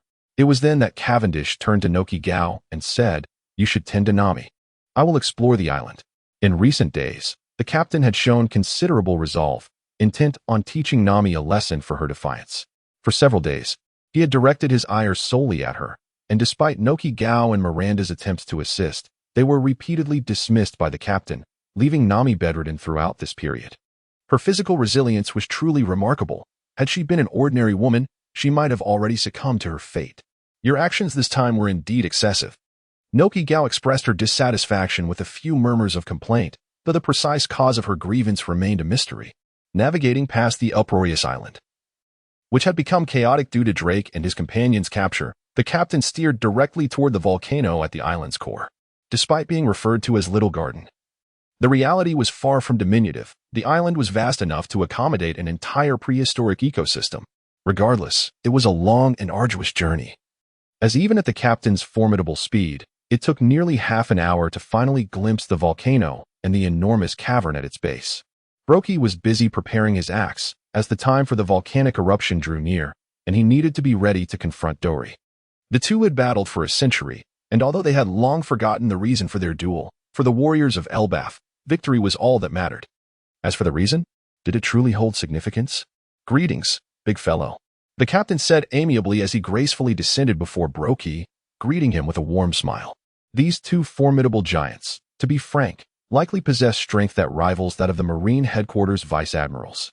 Should they come under my command, they would undoubtedly serve as a tremendous asset. Moreover, if I manage to escort this batch of dinosaurs back and grant each of these towering figures an ancient-type devil fruit, their power would escalate astronomically. It is well known that the current foundation of the ship's captain is rather lacking, with virtually no combat prowess to speak of. Even in comparison to Don Quixote Doflamingo, it appears that he cannot match the latter's 4 elite commanders. Doflamingo's subordinates are at least of Vice Admiral caliber, while the ship's captain can only count on Lafitte and Ainyu for any semblance of strength. Although Caesar's devil fruit abilities are formidable, he is fundamentally a researcher, capable only of besting the weakest of foes. When faced with even moderately skilled opponents, he tends to falter. As for the rest of his crew, they are mere shadows. Even the most promising among them, Drake has yet to mature. In a real confrontation, the captain believes he could teach him a lesson in no more than 3 moves. Haha. Little one, who are you? It has been decades since Bragi has encountered an outsider, and he greets the newcomer with a hint of joy. The giants are known for their straightforwardness, and Bragi has always held confidence in his own strength, never concerning himself with the possible ulterior motives of strangers appearing in his midst. I am Cavendish, and you, giant? Although he is aware of Bragi's name, he feigns ignorance, which is a trivial matter for someone who has mastered the art of disguise and performance. Ha ha ha, I am Bragi, one of the mightiest warriors of Elbaf. Bragi proudly thumped his chest, beaming with pride. Oh, it seems you are indeed quite strong. From Bragi's boisterous demeanor, it is evident that his spirit is vigorous and his battle experience vast, even without harboring any suspicion towards Cavendish. Instinctively, he avoids exposing his vital areas to the ship's captain, a reflex honed from centuries of combat experience against Don Krieg. Of course, once I defeat that fellow Don Krieg, I shall be the strongest warrior in all of Elbaf. Bragi tightened his grip on the massive axe in his hand. Observing the frequency of the volcanic eruptions, boom. A tremendous cloud of black smoke erupted from the volcano, signaling the duel time agreed upon with Don Krieg. I must go to battle now. What was your name again? Bragi sheepishly scratched his head, chuckling amiably. I apologize. I seem to have forgotten your name. The captain fell into a moment of silence, for he was well aware that his reputation as the Demon King was currently at its zenith. Almost everyone who roamed the seas had heard of him. However, these 2 giants had been isolated on this desolate island for far too long, rendering them oblivious to such matters. Nevertheless, there was no point in becoming irate over the ignorance of those with limited intellect. He waved his hand dismissively and graciously remarked, No worries, I am Cavendish. Do you remember that now? Indeed, I shall remember it. Cavendish, what a splendid name. Bluffy begrudgingly praised in an attempt to atone for his earlier blunder. I now must go and battle Dongley. Please wait for me here. With a sudden exclamation, Bluffy stood up. The captain, who had been seated on the ground and had not noticed it earlier, now realized that this giant was considerably taller than the ordinary ones. While typical giants stood around 20 to 30 meters, Bluffy towered at an astonishing 50 meters, making even the formidable Oz appear diminutive in comparison. I shall accompany you. As I have some matters to attend to as well, the captain declared, his spirits lifted at the prospect of recruiting 2 powerful subordinates. Who is this little fellow, Bluffy? Dongley inquired, pointing at the captain perched upon Bluffy's shoulder. Ah, you mean him. His name is Cavendish, a new friend of mine. He expressed a desire to witness our battle, so I brought him along, Bluffy replied with a generous demeanor. The captain, feeling somewhat helpless, dug into his ear. Had he known he should not have been lazy and sat on the giant's shoulder, he wouldn't have been rattled by Bluffy's booming voice, which had begun to echo in his ears. Ha ha ha, little one, if you came to see how I defeat this fellow, I recommend keeping your distance. The noise during our skirmish can be quite overwhelming, Dongley said, brandishing his sword, which resulted in a series of explosive sounds. Indeed, the strength of these 2 giants was formidable. Dongley's casual strike had already reached the level of an ordinary vice-admiral. Nonsense. He clearly came to observe how I vanquish you, Bluffy bellowed in anger. Fortunately, Cavendish was prepared this time. Before Bluffy could utter another word, he flew far away, thus avoiding the ear-splitting noise. As the tension between the 2 giants escalated, the captain swiftly interjected, Enough of your quarrel. I am here to discuss serious matters. The 2 colossal figures turned their gaze towards the captain, their eyes nearly the size of his head, each eyeball so large it could easily encompass him. Had he been newly transported to this world, he might have been intimidated by their imposing presence. However, after enduring numerous trials, the captain had become indifferent to such childish play. Little one, whatever the matter, let me defeat this scoundrel first.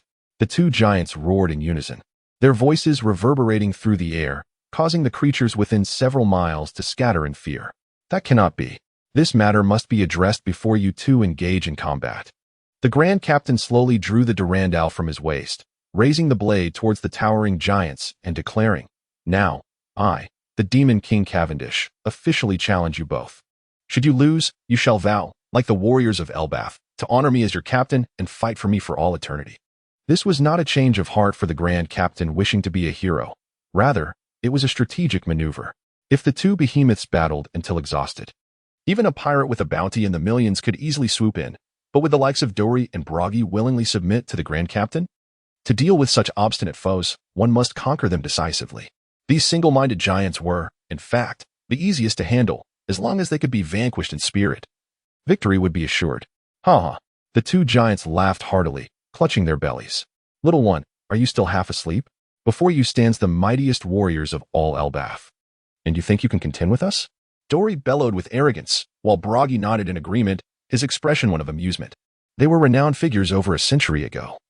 Formidable even before the likes of Whitebeard and Roger were born. The names of the red-haired and blue-haired demons could silence the cries of children at night. Their bounties soaring to a staggering 100 million, which made even the Navy wary of provoking them. Thus, their reckless demeanor flourished. The Grand Captain remained silent, channeling his conqueror's haki as his eyes widened. An invisible force surged toward the two giants. In an instant, Dory and Bragi found their vision enveloped in darkness, their minds overwhelmed by a cacophony of buzzing sounds.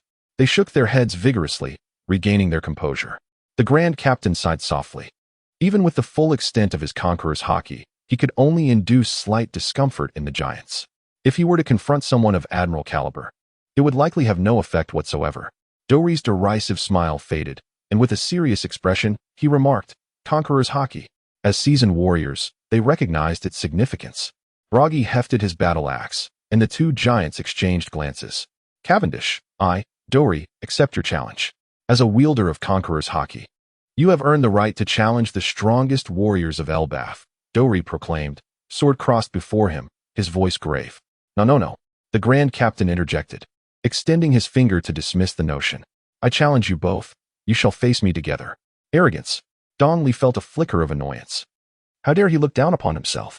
With a swift motion, his sword sliced through the air, aiming directly at Cavendish, creating invisible vortices in the atmosphere from the pressure of its passage. In the face of a force that could rival mountains, the captain advanced rather than retreated, meeting Dong Li's colossal blade with Durandal. While employing certain techniques made it relatively simple to defeat these two behemoths, subduing them would be far more effective by exploiting their weaknesses.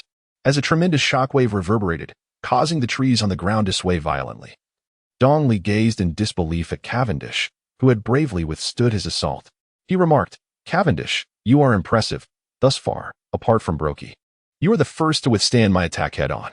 It is worth noting that as a seed competitor from Elbaf, he had always towered above other giants from a young age, possessing a raw strength capable of withstanding mountains. Even though some top-tier experts might surpass him in various aspects, few dared to match him in sheer might. The captain subtly flexed his wrist, inwardly acknowledging a miscalculation. This fellow possesses strength that surpasses even that of Anu. Even if Drake were to transform into a Tyrannosaurus Rex, he would likely only achieve half the force of Dongli. Had it not been for the captain's ability to adhere himself to Dongli's longsword using his fruit powers, he would have surely been sent flying at their first encounter. Although being knocked back would inflict no real harm upon him, it would undoubtedly be a significant blow to his pride. Fortunately, he managed to maintain his facade, avoiding embarrassment in that initial clash. Well then, big guy, it seems the two of you ought to join forces now, the captain declared arrogantly, gesturing towards Bragi. Since you have earned my acknowledgement, it is time for us to showcase our true power. Dongli solemnly raised his longsword, and at the same time, Bragi firmly gripped his battle axe. In their past, the giant warrior pirates had encountered formidable foes, so the two of them had fought side by side on numerous occasions. Moreover, after centuries of brutal combat, their synergy had evolved to a level of profound understanding. Thus, their combined strength was far greater than the mere sum of their individual capabilities. Cavendish found himself in quite a predicament, feeling utterly dismayed. If only he could return to 10 minutes prior, he would gladly slap that arrogant version of himself for his careless words. Initially, he had presumed that these two giants possessed strength comparable to that of the elite vice-admirals, perhaps akin to the likes of the mole or the spider. While facing them two against one would present a challenge, it was manageable. However, he could never have anticipated such a gross miscalculation. Dongli and Bragi's individual strengths were indeed on par with the mole or the spider, yet their collaborative techniques far surpassed those of others. After all, these two close friends had grown up together and trained side by side for a century on this desolate island, understanding one another better than they understood themselves. Whenever there was a flaw in Dongli's technique, even before he could perceive it, Bragi would already be there to compensate. The same held true for Bragi. In their united front, they exhibited a seamless integration of their abilities, rivaling the prowess of a single individual with 4 arms. The captain found himself retreating step by step, as both of these giants were endowed with immense strength and resilience. While he could afford to withstand a few blows during his boastful displays, to do so in a duel would be tantamount to courting death. Amidst the flashing blades and perilous encounters, these two giants had spent centuries honing their martial skills, effectively overcoming the sluggishness often associated with their size. Take Bragi, for instance. He could wield a battle axe several meters wide with such precision that he could cleave a sparrow in mid-flight into two equal halves. Considering his massive physique, executing such a skill was akin to what a normal person would experience trying to slice a hair down the middle, an extraordinary feat indeed. Note, this was done vertically. Had it not been for Cavendish's diligent training during this period, he might have already suffered a glorious defeat. While he struggled to fend off the onslaught, Dongley and Broggie were equally astonished. In their heyday, they were formidable experts, and encountering a worthy opponent was a rare occurrence. Now, facing a single adversary who could easily handle two seemed overwhelming. They understood that had it not been for years of rigorous practice on the island, they would have succumbed long ago if confronted alone. Cavendish, you truly are a formidable opponent. Now, it appears we must resort to our ultimate technique. Dongley, with a serious expression, exchanged glances with Broggie. In unison, they withdrew their hands and positioned their weapons before them. The combined technique Bakukoku, a closely guarded secret of Elbath, was reputed to be the mightiest spear. It was said that only the ancient giant god Atlas could wield it, possessing the power to obliterate islands with a single strike. Even with their strength, using this technique would leave Dongley and Broggie nearly incapacitated for battle thereafter. Combined technique, Bakukoku. They channeled all their fierce energy into their weapons, as a colossal orb of light began to radiate, evoking in Cavendish the sensation of witnessing a spirit bomb. Regrettably, the Grand Captain was far from a cockroach. If he were to confront this attack head-on, it would surely spell doom. The concentrated energy, refined to its utmost, surged forth, shimmering with a kaleidoscope of colors in the air. This is a deadly radiance. The might of this luminous orb has surpassed even the captain's formidable electromagnetic railgun. Even the likes of Whitebeard or Kaido would surely spew blood if faced with such an assault. Cavendish, in a desperate attempt to evade, was horrified to realize that evasion seemed impossible. The skill of the giants, though capable of splitting mountains, comes with exceedingly arduous training requirements and numerous drawbacks, leaving the user utterly exhausted after execution. If it could be easily dodged, it would hardly deserve the title of the strongest weapon of the giant race, but rather be deemed a self-destructive technique. The orb pursued the erratic movements of the captain with unparalleled speed and a sense of despair, accelerating with every passing moment. Damn it! This marks the first encounter with such a perilous crisis for the captain since his journey began. It is well known that his guiding principle has always been to avoid standing beneath precarious walls. Regrettably, due to a grave miscalculation regarding the strength of these two giants, he now finds himself in a most precarious predicament. He silently cursed in his heart, but such lamentations proved futile. If he wished to survive, his only option was to shatter that orb of light. Contemplating the unborn child within Robin, he finally resolved to act. In this life and death moment, clarity struck him like a flash of inspiration. Cavendish abruptly pivoted in midair, drawing Durandal from its sheath with a swift motion. A blade that cuts with the wind. The art of drawing a sword in the land of the rising sun harnesses the acceleration of the blade as it is unsheathed, evolving swordsmanship into an almost metaphysical existence.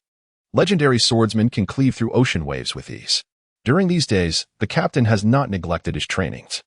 He had initially employed the magnetic properties of the magnet fruit to enhance Durandal, resulting in a sword that surpassed the speed of sound.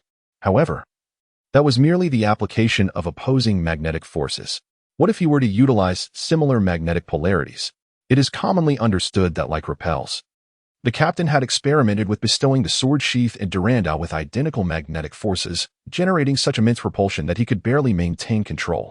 Upon release, Durandal, propelled by overwhelming kinetic energy, shattered the entire palace, hurtling dozens of kilometers while demolishing structures in its wake, rendering it nearly indomitable. Were it not for the sword being a divine artifact, it might have been utterly destroyed by now. At this moment, the captain not only maximized the potential of magnetic forces, but also perfected his swordsmanship, for with this strike, he could only live or die, only triumph or fail. Meanwhile, Dongley and Broggie sat helplessly on the ground, their strength entirely drained by the overwhelming might of the Baku Kingdom technique, their weapons scattered aside. Yet, As they beheld Cavendish being pursued chaotically by the orb of light, they exchanged perplexed glances. In their perception, such a formidable master should remain unfazed in any circumstance, facing impending death with a smile, embodying the very essence of serenity even in the face of doom. As the saying goes, one may lose their head and bleed, but their hairstyle must remain undisturbed. They ponder the legendary figures who would never be seen fleeing from a luminescent orb as Cavendish was. Shuntihi, at this moment, maintain a composed facade, regardless of whether he could withstand the assault and exhibit the demeanor of a true master. Upon witnessing Cavendish's sudden pivot, the two giants' expressions turned grave. Had he, perhaps, reached a breakthrough? Dongli gazed incredulously at the captain's diminutive form, questioning in disbelief. I do not know. In such circumstances, I have only heard legends, never witnessed such a phenomenon. Brokey scratched his head, taken aback by the current predicament that had unfolded before him. Although ancient legends spoke of exceptionally gifted individuals achieving breakthroughs when faced with life and death decisions, such tales were merely myths. Anyone foolish enough to believe in such stories would only find themselves facing a grim fate. In the sky, Cavendish confronted a colossal sphere of light, 10 times larger than his own form, and finally brandished his sword, Durandal, from his side, with the full force of magnetic acceleration coupled with unparalleled swordsmanship. What kind of consequences could ensue? Dongli and Brokey could only witness the dazzling brilliance in the heavens as a devastating sword aura erupted from the captain's blade. The immense sphere of light was cleaved in two, yet this solid mass, composed purely of compressed energy, contained a force more terrifying than TNT. While cleaving through bullets or slicing artillery shells might fall within the realm of the ordinary, what did it mean to slice through an atomic bomb? As the sphere of light was severed, it began to tremble violently in the sky, the two semicircular masses diminishing in size only to expand dramatically. It was at that moment that the captain emerged from his state of transcendental clarity. He had been but a step away from the realm of master swordsmen. And in that instant, he had finally achieved his breakthrough. Yet now was not the time for celebration, for the luminous sphere before him was unmistakably on the verge of detonation. At this moment, considerations of identity were cast aside. Durandir was unceremoniously released by the captain of the ship, plummeting downwards. In the midst of his descent, he exerted force diagonally, propelling himself backward. As he soared through the air, he curled into a spherical form, activating his armed coloration to shield his back. Though numerous, these events transpired in the blink of an eye. Cavendish had barely soared several meters when the radiant orb suddenly erupted. An inexhaustible tempest of energy ravaged the sky, its intense brilliance even obscuring the sun above. The denizens of the entire little garden island scattered in panic, as if the apocalypse had swiftly descended. Both Dolly and Brokey shielded their faces with their arms, although the residual force of the explosion posed little threat to them. Any harm to vital areas such as their eyes could result in severe injury. Only after a considerable duration did the tumult of the explosion finally subside. Fortunately, the might of the Baku had detonated in the air. Had it occurred on land, Little Garden would surely have been doomed to become the next Atlantis. That fellow couldn't have perished, could he? Dolly inquired anxiously of Brokey, surveying the ravaged ground before them. Surely not. That guy is incredibly formidable, Brokey replied, though uncertainty crept into his tone. They were acutely aware of the devastating power of the Baku. No foe had ever survived such an onslaught. Yet that diminutive figure seemed genuinely remarkable. It would indeed be a pity if he were to meet his end here. As this thought crossed his mind, Brokey felt a surge of indignation. Why did you have to unleash the Baku? That little guy is exceptional. It wouldn't be such a bad idea to acknowledge him as our captain. Ever since Cavendish had demonstrated his ability to contend with both of them without faltering, Brokey had already deemed him worthy of leadership. I couldn't help myself. It had been so long since I fought with such exhilaration, Dolly admitted sheepishly. Though they battled daily on the island, their understanding had reached a profound level. Often, as Brokey raised his hand, Dolly already anticipated where the strike would land. Such encounters, while intense, lacked the thrill of true combat. It was only today, as they united against a common foe, that Dolly felt his blood boil with the glory of a true warrior awakening within him. In his moment of excitement, he had joined forces with Brokey to unleash their most potent combined technique, and Brokey had similarly embraced the moment. Moreover, didn't you also coordinate splendidly? Dolly retorted. I couldn't have unleashed the Baku alone, could I? Although Dolly's intellect was somewhat slower, it did not imply foolishness. He was adept at shifting blame. The two exchanged silent glances before erupting into laughter. For them, If Cavendish survived, they would undoubtedly honor their promise to recognize him as captain. However, if he were to perish, apologies, but are we truly that familiar with you? Hey, are you really a navigator? In the expanse of the East Sea, a chef with curled eyebrows nudged a round creature engrossed in a nautical chart with his foot. Saka la Squill, desperately flailing his short limbs atop his circular body, finally managed to bring the chart before him. Captain, you must believe me. If we sail for 3 more days, we shall reach Rogue Town, he proclaimed with unwavering confidence. Matt, trust you? Which fool could possibly navigate us from Baratai to Westboro Village? You dare claim to be a navigator? Sanji spat in discontent. Well, I'm merely calculating our need for a new companion. Sokka pointed towards Usopp, who was fiddling with a new slingshot. He aspired to traverse the seas as a gourmet, drawn by Sanji's culinary prowess, and had been indulging in the sea restaurant's offerings.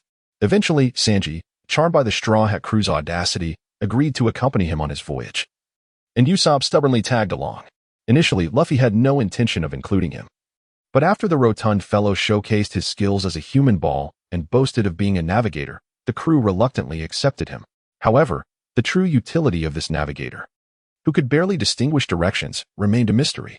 Recently, he had indeed led the entire crew from Baratai to Westboro Village, albeit inadvertently defeating the Black Cat pirates in the process, which resulted in acquiring Usopp as a sharpshooter and a legitimate pirate ship, the Going Merry. Yet, this incident had fueled doubts among the crew regarding his navigational qualifications, compelling the bumbling navigator to diligently study nautical knowledge. He could now at least decipher nautical charts, which, in other pirate crews, would qualify him as merely a rookie navigator. Yet, within the Straw Hat Pirates, he could proudly claim to be a skilled asset. For both the foolish captain and the hopelessly directionally challenged first mate would likely struggle to discern their front from their back. Serves him right. Nami languidly lay in bed, gazing at the captain, swaddled like a mummy beside her, her voice dripping with sarcasm. She had endured much hardship lately and was still unable to rise, her throat sore from her plight. That scoundrel showed no mercy. She had pleaded for mercy countless times, yet he remained unyielding. Now, witnessing his discomfort brought her immense joy. Noki, irritated, gave her a light tap and then gently addressed the mummy. Does it still hurt? Fortunately, it's no longer a concern. The captain expressed his exasperation, relieved that he had reacted swiftly and employed his swordsmanship to detonate the radiant orb in advance. Otherwise, he might have been compelled to traverse the void once more. Nevertheless, the residual force of the explosion had rent his protective aura asunder, leaving him grievously wounded, his once lustrous shoulder-length golden locks transformed into a disheveled mess. Hawkeye was left on the island to attend to Robin, primarily because the captain had assumed this excursion was merely a leisurely jaunt, unaware that it would culminate in such tribulations. Consequently, the ship's doctor aboard was rather inexperienced and in a fit of panic. He had bound the captain into a mummified form. Good souls do not live long, while vile individuals thrive for millennia. Such scum, it seems, cannot meet their demise. Nami began to deliver sharp retorts. Another swift strike landed on her head as Noki scolded her. What kind of talk is that? If something were to happen to the captain, do you think you would survive? Humph, if he were to perish, I would undoubtedly dance with joy across the world. Nami stubbornly countered. Keep talking tough if you wish. Noki shot her a disapproving glance. She understood Nami's temperament all too well. The girl was merely putting on a brave front. If she truly harbored such disdain for Cavendish, she would never allow him to succeed, even at the cost of her life. This behavior was simply a refusal to concede. How are things progressing on Drake's end? Despite the captain's injuries appearing severe, they had fortunately avoided any vital areas. With his astonishing recuperative abilities, a month of rest would suffice for his recovery. In the context where the ship's doctor is rather inept, had Hawkeye been present, the captain would likely be on his feet today, fully recovered within 10 days. Drake's capture plan continues unabated, having already ensnared over 40 species of dinosaurs. With the assistance of the 2 newly subdued giants, it is anticipated that the mission will be completed by tomorrow. Miranda has adeptly taken on the role of secretary, diligently reporting to the captain, who lies in bed. Upon discovering that Cavendish was alive, Dolly and Brokey honored their promise by recognizing him as captain, boarding Cavendish's pirate ship and eagerly absorbing new knowledge over the past few days. After all, the duo had been out of touch for a century, unaware of many developments, including the existence of the 4 emperors and the 7 warlords. The captain nodded slightly, harboring a degree of faith in Drake's potential.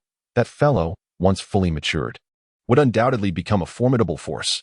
However, he also harbored concerns regarding Drake's ambitions. Were it not for Dolly and Brokey's sincere allegiance, he would be wary of that Tyrannosaurus seizing the opportunity to usurp power. Despite nearly miscalculating and prematurely ending the game, the outcome remains rather pleasing. Firstly, he has officially crossed the final threshold, stepping into the ranks of the world's foremost powerhouses. Henceforth, Cavendish can be regarded as one of the select few at the pinnacle of the food chain. Secondly, he has successfully recruited the two brutish figures, Dolly and Brokey, whose individual strengths could easily qualify them as seasoned vice-admirals, and together they possess the might of a prospective admiral. Even an admiral, caught off guard by a sudden attack, would likely falter. Furthermore, these two are not merely strong in their own right, they are renowned warriors from Elbaf, holding immense prestige within the giant kingdom. The captain could effortlessly assemble a formidable giant battalion through them, ideal for overwhelming adversaries. However, with every benefit comes a corresponding drawback. The captain's current predicament renders him incapable of capturing the island-swallowing goldfish. Although Dolly and Brokey could likely defeat the creature, capturing it remains beyond their means. This legendary beast, undoubtedly a mythical zoan-type fruit, poses a significant challenge. While the exact nature of the fruit's abilities remains unknown, it is certain that it could yield a powerful ally. To let it slip away would leave the captain with a lingering sense of regret. By the way, you are quite bothersome. Ace glanced back at the girl following him, feeling a headache coming on. Women are the most troublesome. Bonnie, holding a chicken leg, devoured it with little regard for decorum. Upon hearing Ace's remark, she raised the half-eaten chicken leg. Would you like a bite? Not interested. Ace, feeling a sense of resignation, turned away. Had he known that day at the restaurant would lead to a culinary contest with that madwoman, he would have refrained from participating. The two had engaged in a duel for the honor of their appetites, only to succumb to exhaustion after devouring the dishes of 7 chefs, resulting in a stalemate. A tie? It was hard to believe, for even Luffy, that gluttonous fellow, could not surpass Ace. Over the years, Ace had reigned supreme in the realm of voracious eaters, never encountering a worthy adversary, and yet here he was, facing an equal in an obscure locale, a disgrace to his title of the Glutton King. Bonnie, too, had never before met anyone capable of matching her eating prowess, especially not someone who happened to be the son of that very person. Thus, this pair of unlikely rivals found themselves intertwined in an unexpected bond. At the port, 2 injured men were attempting to untie the ropes of a warship. Kid, I can't shake this ominous feeling. Wouldn't it be wiser to switch to another vessel? The man with a mask said to his companion. The man in the coat with a tuft of hair resembling a chestnut. These two were none other than Kid and Killer, who had fled from the West Sea. Captain Kidd had indeed fallen on hard times. Once hailed as the most promising new captain of the West Sea, his fortune took a turn when he inadvertently crossed paths with the notorious captain. Not only did he lose the magnet fruit, but he also sustained internal injuries from Cavendish's assault. Subsequently, when the notorious captain raided the West Sea Navy base, the military ships up for sale were not among his spoils. In the pirate world, one either advances or retreats, and as injuries hampered Kidd, coupled with a lack of resources, he found himself perpetually on the run, pursued mercilessly by old foes. Eventually, the entire pirate crew was scattered, and it was only thanks to Killer's assistance that he managed to escape to the South Sea. Now, stranded in an unfamiliar place, the 2 men were eager to secure a ship and plot their resurgence. Alas, while their aspirations were noble, reality proved harsh. What are you 2 sneaking around for on my ship? A bare-chested lad, who had just been debating the merits of various dishes with Bonnie, exclaimed, astonished to discover intruders on his territory. As for Admiral Garp, while he was resting with his eyes closed, he suddenly heard someone calling his name in whispers. Had he been here so long that he was beginning to hallucinate? Puzzled, Garp lifted his head and scanned the surroundings, finally spotting the silhouette of a fox peering down from the ventilation shaft above. Before us stands a fiery red fox, with a pointed snout and elongated ears, adorned in a sleek coat of resplendent crimson fur, resembling a creature that has transcended into the realm of the extraordinary. What brings you here, Jean-Will? Garp exclaimed, his voice laced with indignation upon catching sight of the fox. Jean-Will, a major of the Navy and a wielder of the Fox Fruit's fire abilities, had witnessed the tragic demise of his entire family at the hands of pirates. In his flight, he encountered the wandering Carp, who rescued him. For over 20 years, he had faithfully accompanied Carp displaying diligence and intelligence that propelled him to the esteemed rank of a strategical major at the Navy headquarters before reaching the age of 30, promising a bright future ahead. In recent months, he had not seen Carp, which left him puzzled. It was not unusual for Carp to vanish for extended periods. Yet this time felt distinctly different. The peculiar behaviors exhibited by Fleet Admiral Sengoku and the three admirals were undeniably strange. After months of relentless inquiry, Zhang finally unearthed a shocking revelation. The legendary hero of the Navy, his lifelong idol, Iron Fist Carp, had been secretly imprisoned by the five elders. Upon hearing this news, Zhang felt as though the very sky had shattered, leaving his faith in life utterly adrift. Days passed in a haze of confusion, almost allowing others to perceive his turmoil. Today, however, he resolved to act. His life had been saved by Major Carp, and even if it meant following him into the depths of rebellion, he was willing to share that journey.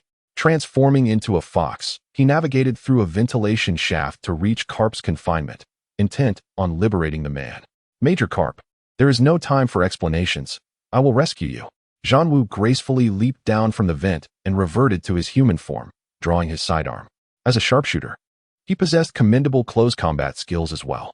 Zhang, I command you to return to your duties. This matter does not require your involvement, Carp ordered. Even as he remained bound by chains of sea prism stone. Despite his predicament, Carp held no desire to oppose the government. Nor did he wish for this promising Navy recruit to stray from his path because of him. Forgive my impudence, Major Carp, Zhang retorted, undeterred by Carp's counsel, which fell on deaf ears in the face of his growing frenzy. He aimed a specially crafted bullet at the gap between the sea prism chains. The bullet struck with a resounding thud, creating a slight fissure in the chains. Just one more shot should suffice. Zhang swiftly readied another bullet, but before he could pull the trigger, a chilling voice echoed from behind him. Wahaha, after waiting all these days, I finally have a little pest to disrupt my plans. The bald man, known as Buzzard Isaac, finally strode through the door. As the supreme leader of the CP organization, he had long harbored ambitions to dismantle the Navy and compel the world government to allocate all resources to bolster CP. Yet, despite his relentless efforts over the years, the Navy consistently overshadowed CP. Even after the incident involving Carp, investigations revealed that it was solely the doing of Carp himself, shattering Isaac's fantasies of toppling the Navy's hierarchy in one fell swoop. Therefore, even after several months, he persisted in clandestinely lurking here daily, hoping to find any allies who might come to Carp's aid. At last, his patience bore fruit. Isaac, as a rear admiral, Zhang was not unfamiliar with the supreme leader of the CP organization, though they belonged to different departments and had little direct interaction. Though he had never witnessed the bald man's prowess firsthand, Zhang was acutely aware that he would not stand a chance against this commanding officer.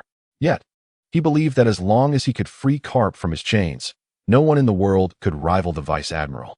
Just as he prepared to pull the trigger, he was astonished to find a forefinger pressing against the back of the trigger, rendering him utterly unable to fire. How is this possible? Zhang face turned pale with horror. Just moments ago, this bald man had been outside the prison, and in the blink of an eye, he had appeared before him. What incredible speed! Isaac smiled lightly, exerting pressure with his finger. Zhang felt an overwhelming force that he could not withstand, sending him crashing against the wall like a painted figure. The specially crafted Rear Admiral's pistol by Vegapunk shattered into a cloud of dust. You feeble creatures dare to call yourselves the Justice of the Sea? How laughable! Isaac sneered, grinding his shoe against Zhang face. Blood poured from Zhang mouth like water, splattering onto Isaac's pristine white shoes.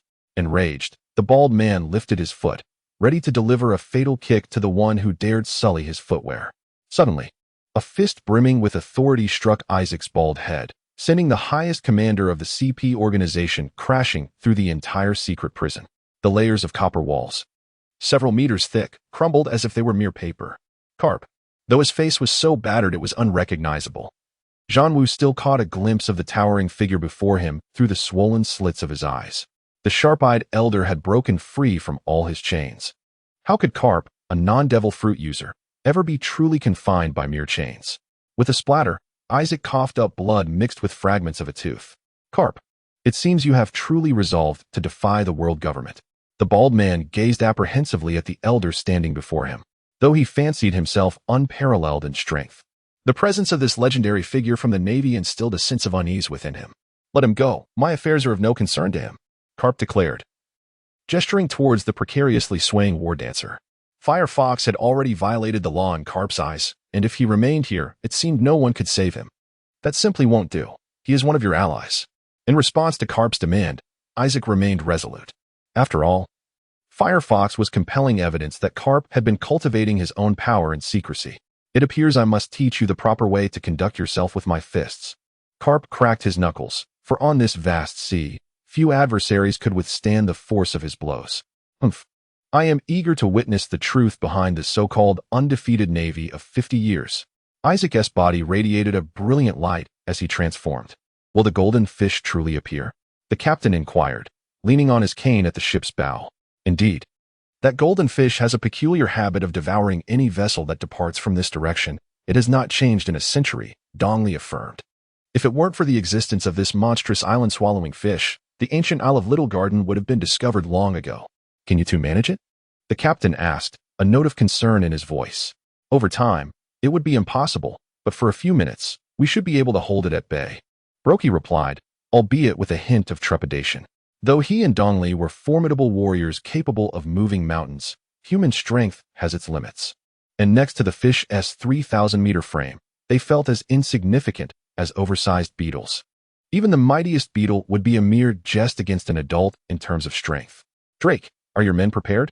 The captain turned his gaze towards Drake, who stood behind him. Although Cavendish was swathed like a mummy, Drake felt a chilling aura of intent in response to the inquiry and promptly reported. The crew has readied all the tranquilizer projectiles. However, if that fish is as large as you claim, Captain, the efficacy of these darts may be questionable. Heaven help us. He thought back to the moment when he first witnessed the captain's precarious state, which had sparked within him a fleeting desire for independence. Yet upon beholding the two towering giants, that foolish notion evaporated instantly. However, even the slightest hint of rebellion seemed to be detected by the man before him, leaving Drake to ponder whether he was human or specter. In truth, it was merely Drake's own paranoia. The captain had no inkling of any disloyalty from the Tyrannosaurus. But, adhering to tradition, he remained vigilant, especially in his wounded state, towards his important subordinates.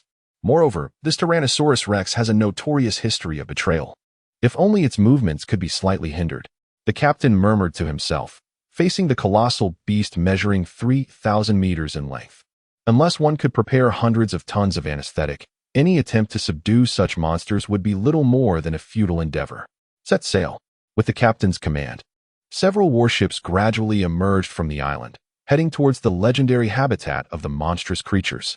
On board the warship, Drake anxiously gazed at the vast azure sea. He had heard tales of the island's colossal beast, but had always dismissed them as mere myth. However, with the captain and the two giants fervently asserting the existence of such a creature, he found it impossible to remain skeptical. What if such a gigantic monster truly appeared? Even if he transformed into a Tyrannosaurus Rex, it would likely be no match for such a creature's insatiable appetite. Despite his usual composure, he felt a twinge of anxiety and fear creeping in. It's coming. It's coming.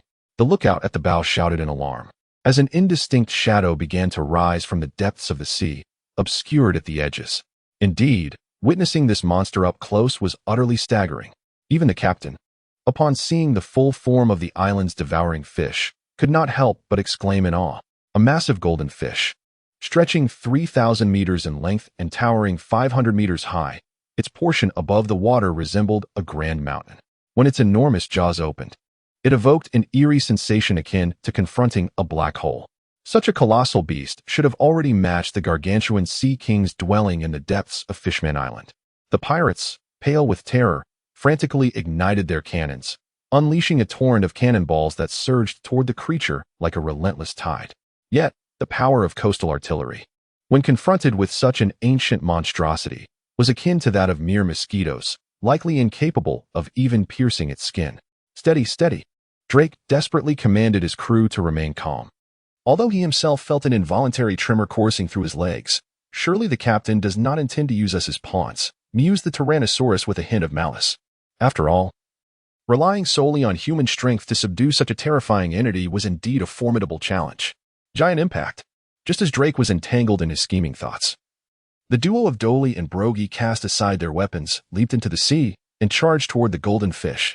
If they employed their hockey, They would possess a certain confidence in defeating the fish, yet the captain's orders were to capture it alive.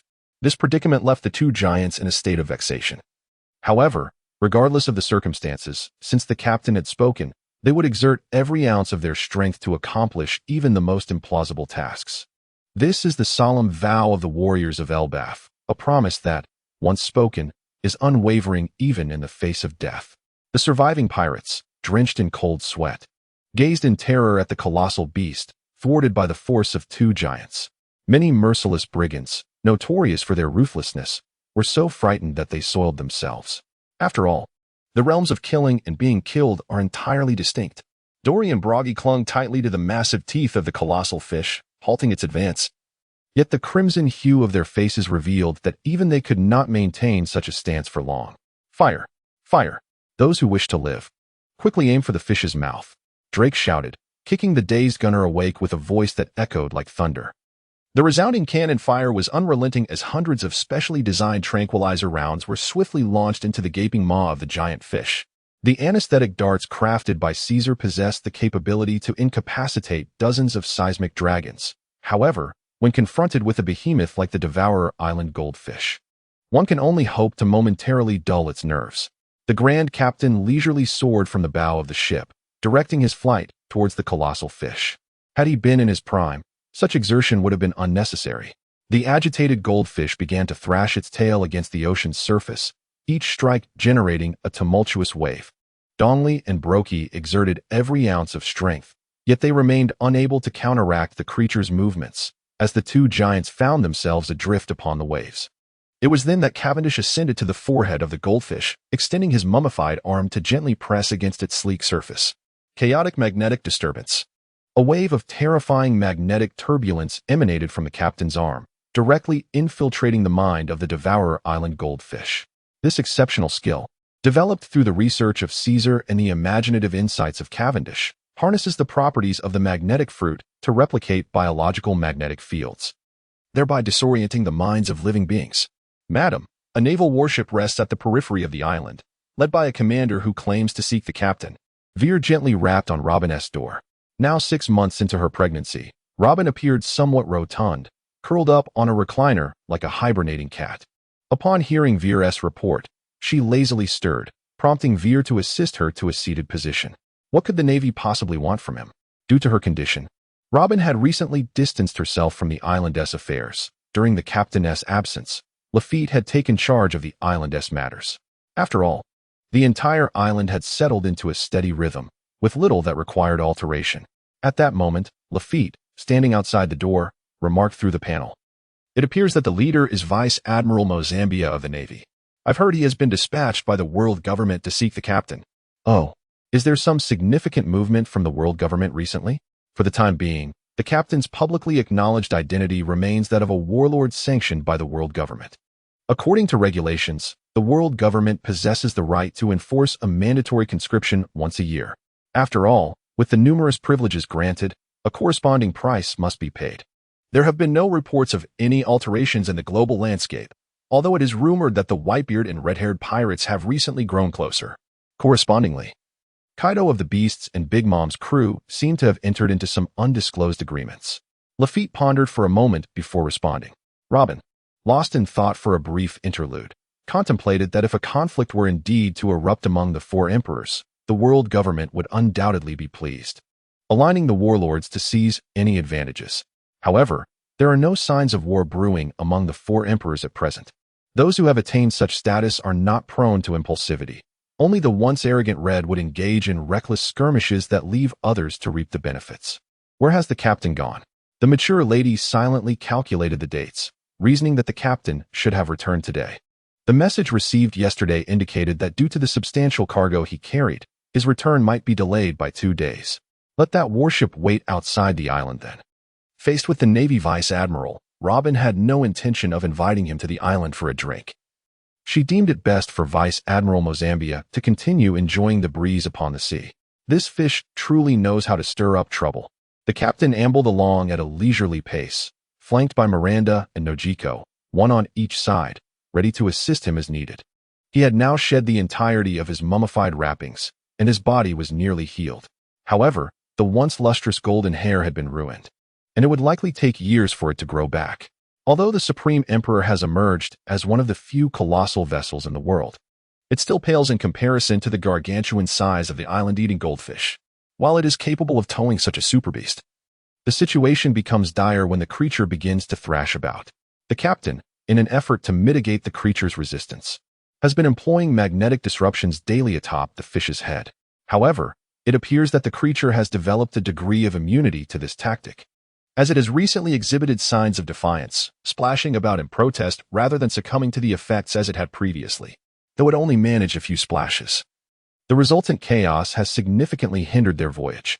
Originally, they were expected to return to the Exile Archipelago today, but now that prospect seems indefinitely postponed, as the obstinate goldfish appears poised to commence its thrashing yet again. The captain, with his hand pressed to his forehead, lamented that the fish had begun to resist the magnetic disruptions. If it were not swiftly returned, it would likely become uncontrollable. Yet, the sheer weight of the creature poses a significant challenge. A mere roll of its body could render the entire fleet immobile for an extended period, a truly vexatious predicament. Noki, feeling somewhat anxious, cast a glance at the behemoth suspended at the ship's stern. Despite the fact that the goldfish had been tethered there for a month, each sighting still instilled a sense of fear within her. After all, a single eye of that creature was as large as several dozen skyscrapers. It is no wonder that few sane individuals would remain unperturbed in its presence. "Captain, why can't we simply knock it unconscious?" she inquired, puzzled. She was accustomed to stunning fish with the handle of her knife before slaughtering them, which facilitated a more manageable process. Blast it, the captain thought, wishing he could slap himself in frustration. Caesar had merely requested a live fish. He never specified that it must remain conscious. Easley and Brokey, wielding massive iron hammers crafted in haste, began to rain blows upon the goldfish's head with a fervor reminiscent of construction workers driving piles into the ground. Observing the two giants laboring as if they were on a construction site, the captain silently mourned for the goldfish, which had thus far endured such indignities, such brutality and bloodshed. The unfortunate creature, since its birth, had never encountered such treatment. Were it able to voice its grievances, it would surely accuse the captain of animal cruelty. After the two titans had nearly exhausted themselves, having shattered numerous hammers, the goldfish finally succumbed, its eyes closing in defeat from the humiliation of the relentless assault. Full speed ahead. Now that we are rid of this encumbrance, we shall reach home in no more than 2 days. With thoughts of Robin, whom he had not seen in over 2 months, the captain felt a surge of excitement in his heart. New World, Assam Island. Here lies the forefront stronghold of the navy stationed in the New World. Although the 4 emperors have nearly divided more than half of this territory, the world government, through years of diligent efforts, has managed to secure a considerable number of islands. Assam Island is situated in the tumultuous zone between the forces of Big Mom Charlotte Lin and Beast Kaido. The Navy commanders stationed here are compelled to confront the formidable pressure exerted by these 2 emperors. While it is unlikely that either Big Mom or Kaido would brazenly provoke, their subordinates are ever ready to launch surprise assaults. To uphold the Navy's honor, the commander stationed here is none other than the illustrious Vice Admiral Eugene Bralide. Vice Admiral Bralide is a veteran within the Navy, a direct disciple of the current world government leader, Steelbone Kong, and enjoys extensive connections throughout the ranks, even garnering respect from admirals and Fleet Admiral Sengoku alike. However, at this moment, Vice Admiral Bralide finds himself firmly pinned to the ground by several giant vice admirals, his rebellious visage pressed against the earth. "Mole, who dares to attack me? I shall report you to Lord Kong." Despite being subdued, Bralide shows no signs of despair, his voice booming defiantly. The mole stands before him, declaring, "Vice Admiral Bralide, during your years stationed at Assam Island, you have been privately accepting bribes, trafficking goods, extorting the island, and collecting protection fees from various world government member nations. All these crimes have been uncovered, and I believe it is imperative for you to pay a visit to Judicial Island. Is receiving a little money such a grave offense? You think these charges can bring me down? Dream on. Once I meet Lord Kong, you will regret this." Despite the gravity of the charges, which could warrant his execution tenfold according to the world government statutes, Bralide remains unperturbed. After all, he is a distinguished disciple of the world government leader. A seasoned vice admiral, what is a little financial gain in comparison? Furthermore, if the crimes of corruption were genuinely pursued, not a single individual within the world government would be blameless. Yet, Should Lord Kong discover that his disciple has openly consorted with the 4 emperor's informants and chosen the candy minister Perispero as a son-in-law, one wonders if he would still acknowledge him as his apprentice. The Navy is summoning us to attend that 7 warlords' assembly? The Grand Captain mused, seated upon his throne as he regarded Vice Admiral Mozambia, who had come to deliver the message. Indeed, as per the agreement between the 7 warlords and the world government, the Navy is entitled to convene a 7 warlords assembly annually, and you are required to assist with certain operations of the world government. Mozambique spoke with an air of righteousness. Cavendish glanced at the man before him, realizing that this individual did not appear in any of his recollections. He seemed to be merely a disposable admiral. Before his ship had even returned to the assigned archipelago, it had already been spotted by this inconsequential admiral's vessel. After all, the flagship of the Grand Captain was undeniably massive, especially with a colossal fish trailing behind it, evident to all except the blind. He was aware of the Navy's 7 warlords summons, but had never anticipated it would come his way so swiftly, especially considering the sea was currently tranquil, with hardly any significant events unfolding. Very well. I shall return to the island to attend to some matters. You may wait here. The Grand Captain waved the disposable admiral away, eager to return home, for he had no time to linger with this fellow. He instructed Lafitte, who had come to receive the ship, to accommodate 2 giants and directed Drake to send the captured dinosaur and the giant fish to Caesar. The Grand Captain swiftly traversed the corridors of the palace, making his way to the master bedroom. Violet stood at the doorway, preparing to rouse the lady, when a sudden gust of wind swept past her, lifting her maid's skirt and revealing an unexpected glimpse. Nico Robin lay nestled in bed, her 6-month pregnancy rendering her perpetually drowsy. In stark contrast to her formerly astute and cunning self, she had become considerably more languid and sluggish. However, when Cavendish stealthily entered, she turned over, blinking sleepily at him, and murmured, "You're back." Without any further elaboration, she fell back into slumber. The Grand Captain, bemused, observed the lady returning to her dreams, feeling somewhat at a loss. After all, he had just returned from a long journey, and yet he was dismissed with such a simple statement. Violet adjusted her attire and gently approached the Grand Captain's side.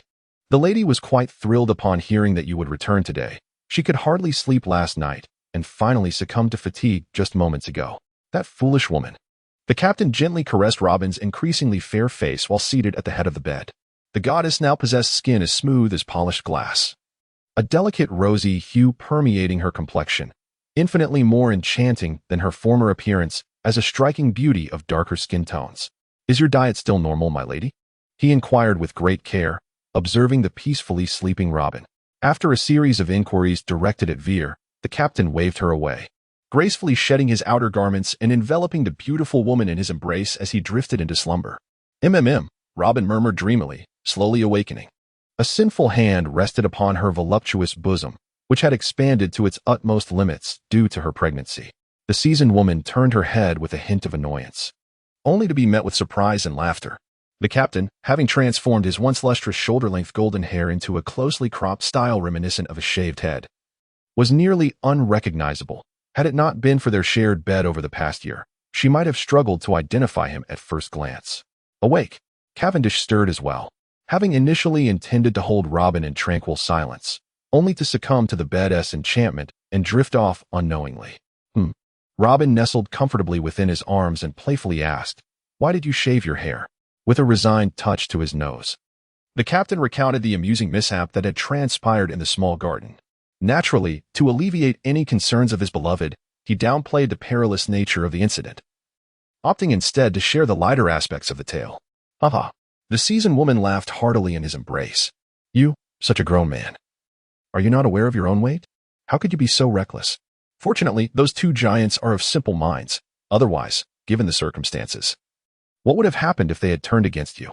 Upon hearing how the captain had bravely withstood the might of the giants and emerged from the ruins, only for Eastleigh and Broggy to concede in admiration, she expressed her worry. Despite Robin's inherent fondness for giants due to the matter of Saul, it was clear that the captain was her man, and she must consider his well-being. "Understood. I promise to be more cautious next time, dear husband." The captain, ridiculed and somewhat embarrassed, awkwardly touched his nose. This incident was a result of his own hubris. Had he faltered against that overwhelming attack? Had he not mustered the strength to break through at the critical moment? or if his companions, Dongli and Blocky, had reneged on their word. The trio could have easily succumbed to a surprise assault when they were at their weakest.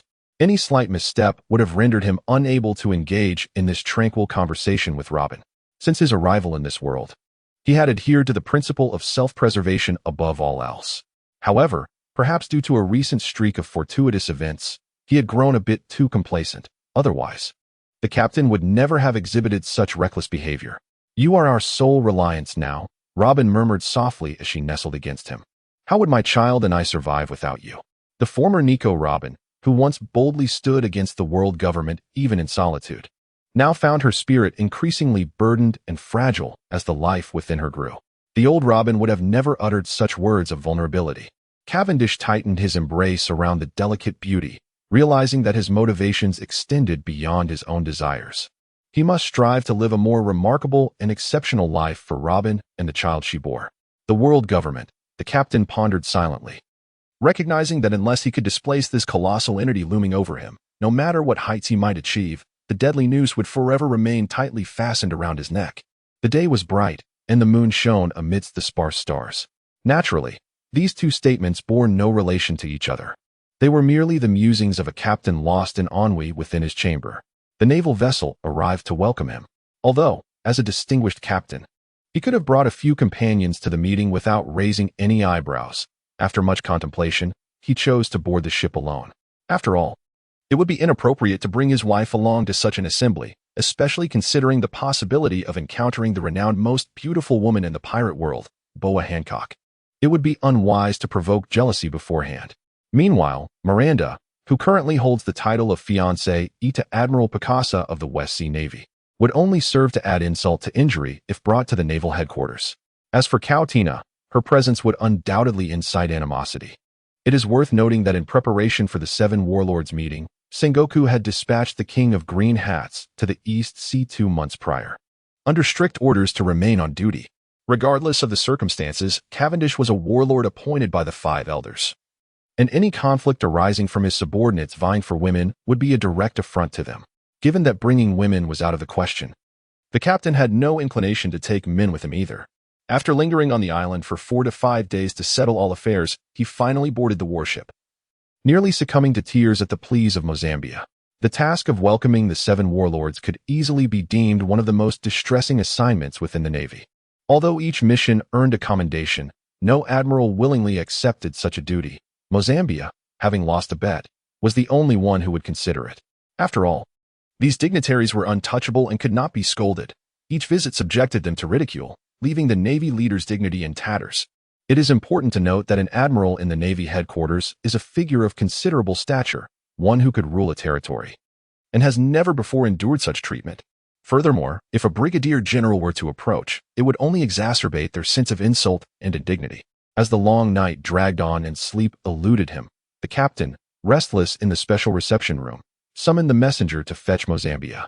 Awakened from a deep slumber, Mozambia was irritable, filled with frustration, for this esteemed gentleman before him was someone the marshal had specifically instructed him to attend to with utmost care. Having toiled for 40 years to achieve the rank of admiral, he would not dare defy the orders of his superior over such trivial matters. "Sir Cavendish, what pressing matter requires my attention at this late hour?" Mozambia inquired, glancing at the glaring clock on his wrist, feeling its brightness was an affront to his weary eyes. It was the middle of the night. What nonsense was this? The captain, despite his thick skin, felt a twinge of embarrassment in articulating his request. What could possibly be of such urgency? The attitude of the captain, who seemed to be dawdling, left General Mozambique feeling somewhat anxious. It is worth noting that this individual was none other than the infamous Demon King, a figure for whom slaughtering cities was a mere commonplace. Now, witnessing such hesitation, one could hardly believe it if it were to be disclosed to the world. That. Is there any special service available on your warship?" After summoning his courage, Cavendish finally articulated his request. Truly, seeking companionship felt far more exhausting than the act of taking a life. General Mozambique appeared utterly bewildered, a perplexed expression adorning his face. Here he was, a revered member of the Seven Warlords, requesting the company of a lady aboard a naval vessel. Although rumors had long circulated regarding this gentleman's proclivity for women, it was shocking to discover he was in such dire need. The captain, who was being scrutinized with an expression akin to that reserved for extraterrestrials, felt a twinge of embarrassment. He had always been one to simply abduct those who caught his fancy. He had never resorted to seeking companionship in such a way. However, due to the necessity of recuperation, he had abstained from indulgence for an extended period and had now endured several days aboard this wretched ship, stoking an insatiable desire. Surely, a figure of his stature, the Demon King, should not have to trouble his subordinates for such matters. Moreover, as the saying goes, a wife is not as good as a concubine, and a concubine is not as good as a secret affair. Although the captain held a moral disdain for men who strayed from their devoted wives, he found himself shamelessly capitulating when faced with his own circumstances. Mr. Cavendish, this is a naval warship, an official vessel of the world government. There is no such thing as special services here. Mozambique enunciated each word with precision before turning elegantly on his heel and exiting the room, slamming the door behind him with a resounding thud. He feared that if he lingered any longer, he might succumb to the urge to confront that shameless individual. As a dignified vice admiral of the Navy, being perceived as a pimp was an intolerable affront to his character. The captain, momentarily stunned by Mozambique's intimidating aura, was acutely aware of the resolve he had mustered to seek such unconventional assistance. Despite the presence of numerous women aboard his ship, he had maintained his integrity. After all, who could ascertain the lives they had taken? He was no longer the wretched individual of his past life. He could not allow himself to descend to such depths as to seek the services of a courtesan. If he had not been deprived of the sight of any female presence for several days aboard this decrepit vessel, his cravings would not have reached such an acute state. Furthermore, such matters should remain discreet. The last thing he desired was for the world to learn that the illustrious Demon King Cavendish had slain Vice Admiral Mozambique over a mere pursuit of companionship. His reputation would be irreparably tarnished. In his heart, he secretly sentenced Mozambique to death, vowing to eliminate him at the first opportunity that arose. Yet, for the time being, it appeared he must endure. Meanwhile, Avril stealthily approached the warship in a small boat. She had been fleeing across the sea for nearly a month, and the relentless pursuit by the Navy had rendered her unable to procure supplies, although her fruit-based abilities allowed her to sustain herself for extended periods. This situation could not continue indefinitely. She is the sole beloved daughter of Admiral Burrard, a user of the candy fruit ability, inherently craving sugar. Given that Burrard is stationed on Assam Island, which is in close proximity to the territory of Big Mom, Charlotte Lin, it is only natural that she maintains a cordial relationship with the sons of Big Mom's subordinates. Notably, her connection with Perispero, Big Mom's eldest son and a user of the candy fruit ability himself, is particularly harmonious, as they are a match made in heaven. Burrard is inclined to serve as an informant for Big Mom, not only because his predecessor, Steelbone, did not promote him to admiral upon his departure, but also due to the affection he holds for his precious daughter. Explosive jumping candy. A colossal piece of jumping candy wreaks havoc across the deck, crashing left and right, exploding upon encountering any obstruction. With each explosion, this gigantic jumping candy splits apart. 1 becomes 2. 2 become 4. Resulting in a chaotic scene littered with the dismembered bodies of Navy soldiers and scattering pieces of jumping candy. TCH. A bunch of trash. Uni Eleanor Avril scoffed, disdain evident on her lips. Compared to the elite Navy soldiers stationed in the New World to guard against the 4 emperors, the predominantly civilian soldiers under Mozambia's command could be described as utterly incompetent. Damn it. Mozambia rushed out from the lounge, his heart ablaze with fury as he beheld the soldiers who had loyally followed him for years lying lifeless in a pool of blood. He had just been humiliated by Cavendish, who treated him as a mere pimp, nearly driving him to the brink of self-destruction. After finally regaining his composure and preparing to rest, he received news that pirates dared to invade his warship and commit a massacre. Truly, one can endure only so much. Mozambia, a vice admiral of the Navy headquarters, would be respected by kings during his visits to small nations. Yet on this night, he had been slapped in the face twice. Where is the justice in this? The first adversary he could not defeat, and thus had to endure, after all. From the fleet admiral to the admirals, who among them had not faced losses at the hands of their enemies. His grievances, in comparison, were but trifles. However, the subsequent pirate was utterly reckless. With a bounty of 260 million, Honey Avril may be unknown to others, but Mozambia was well aware of her background. Although Burrard was his former superior, time had cooled their relationship. With him now imprisoned and impelled down, how dare this little girl act so brazenly? It seems she still believes her father is in power. Armament hockey. As Mozambique moved, his entire right arm, accompanied by the saber, gradually darkened. Seizing the opportunity while Avril was mercilessly slaughtering the soldiers, he aimed to strike at her head. One must understand that Mozambique's saber is among the finest of its kind, enhanced by his armed color dominion. While it may not be capable of splitting the heavens, it is certainly formidable enough to shatter mountains and stones. Yet now, he found himself thwarted by a peculiar, translucent, gelatinous barrier akin to a giant ensnared in a swamp. Defense QQ Candy, Avril's strongest defensive technique, creates a protective shield using the extraordinary resilience and elasticity of the QQ Candy. While it may falter against the likes of Hawkeye or Whitebeard, it proved more than sufficient against a middle-ranking general like Mozambique. Hee, is that you, Uncle Mozambique? Why the sneak attack right off the bat? Do you wish for my life? Avril said, somewhat irritated, as she concealed herself behind the QQ Candy. In recent days, she has been relentlessly pursued by those naval commanders, bringing her perilously close to the brink of death. Her animosity towards these individuals has reached an apex. It is worth noting that just a month ago, they were all cordial, addressing one another with endearing terms, and particularly since her father was not devoid of humanity. Each year, these individuals benefited from the wealth amassed through corruption. Yet now, with the downfall of Blurreed, they are the most fervent in their pursuit of personal gain. In the past month, those well-meaning uncles have exerted tremendous effort to eliminate her, for she is well aware of the accounts of Blurreed. Honey Ivy, you have now been inscribed on the Navy's most wanted list as a serious fugitive. Should you willingly surrender, I can, out of respect for our past camaraderie, ensure your survival. Though the ambush failed, Mozambique does not consider himself incapable of overpowering a younger generation. Ha ha ha. As for our past connection, does Uncle Mozambique refer to the 300 million Bailey bonus collected last year from my father? Or perhaps the twin sisters he commissioned my father to abduct 2 years ago? In this world, misfortune is equally shared, while Blurreed may be favored. He has always distributed his blessings evenly. Mozambique has also received more than one benefit from him. Nonsense. I have always upheld integrity and legality. How dare you, a woman, slander my reputation with your malicious words? With righteous indignation, General Mozambique brandished his saber towards Ivy. I knew this woman would bring calamity. Longzi and his associates are utterly unreliable.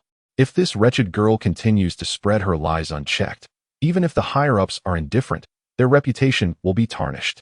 He had witnessed the resilience of that QQ Candy and realized that breaking through its defenses in a short time was impossible. However, did he truly believe that his position as a general was merely purchased? Moonstep. Mozambique swiftly adjusted his stance.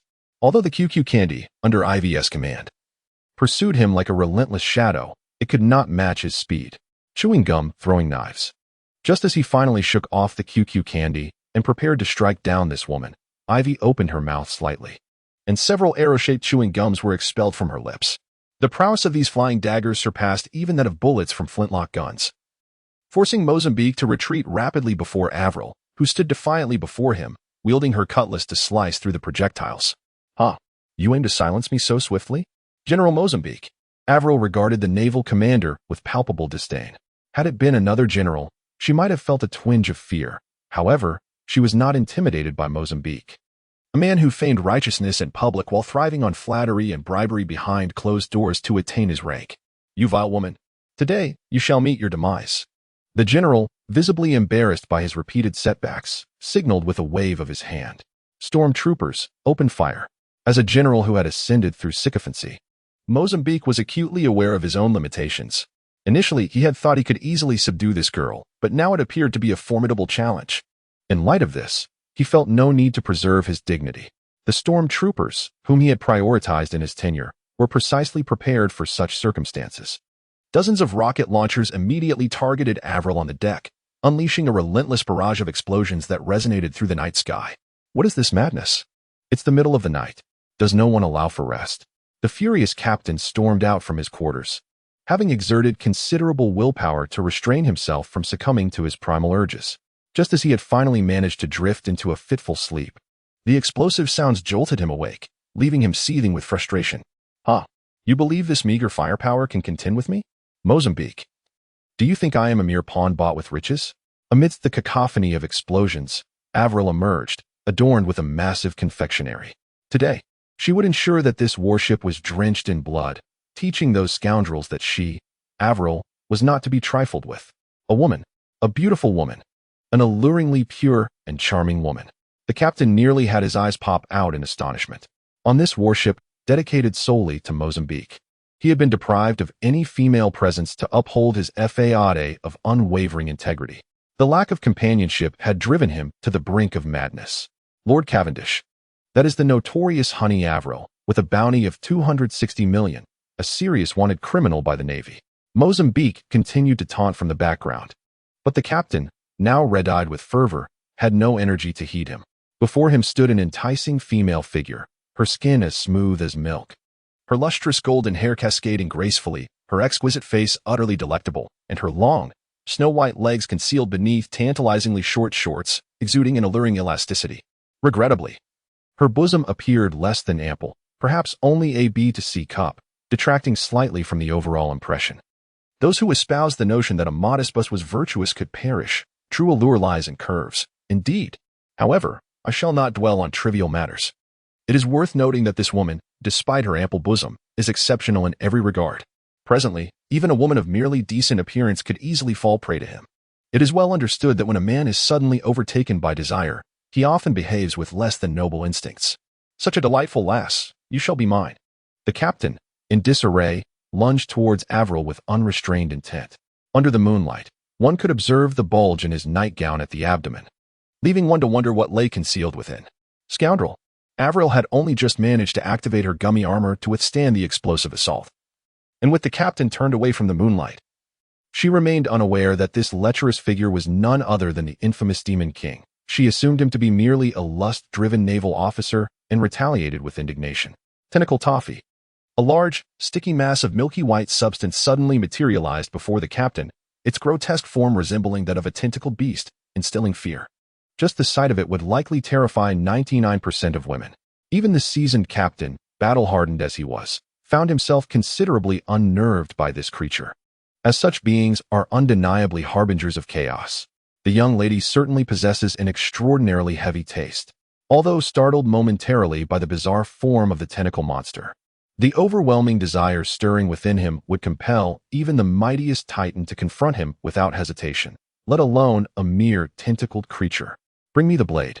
Mozambique stood idly behind, feeling an immense pull emanating from the sword, causing his prized weapon, the kikuchimanji, to slip from his grasp.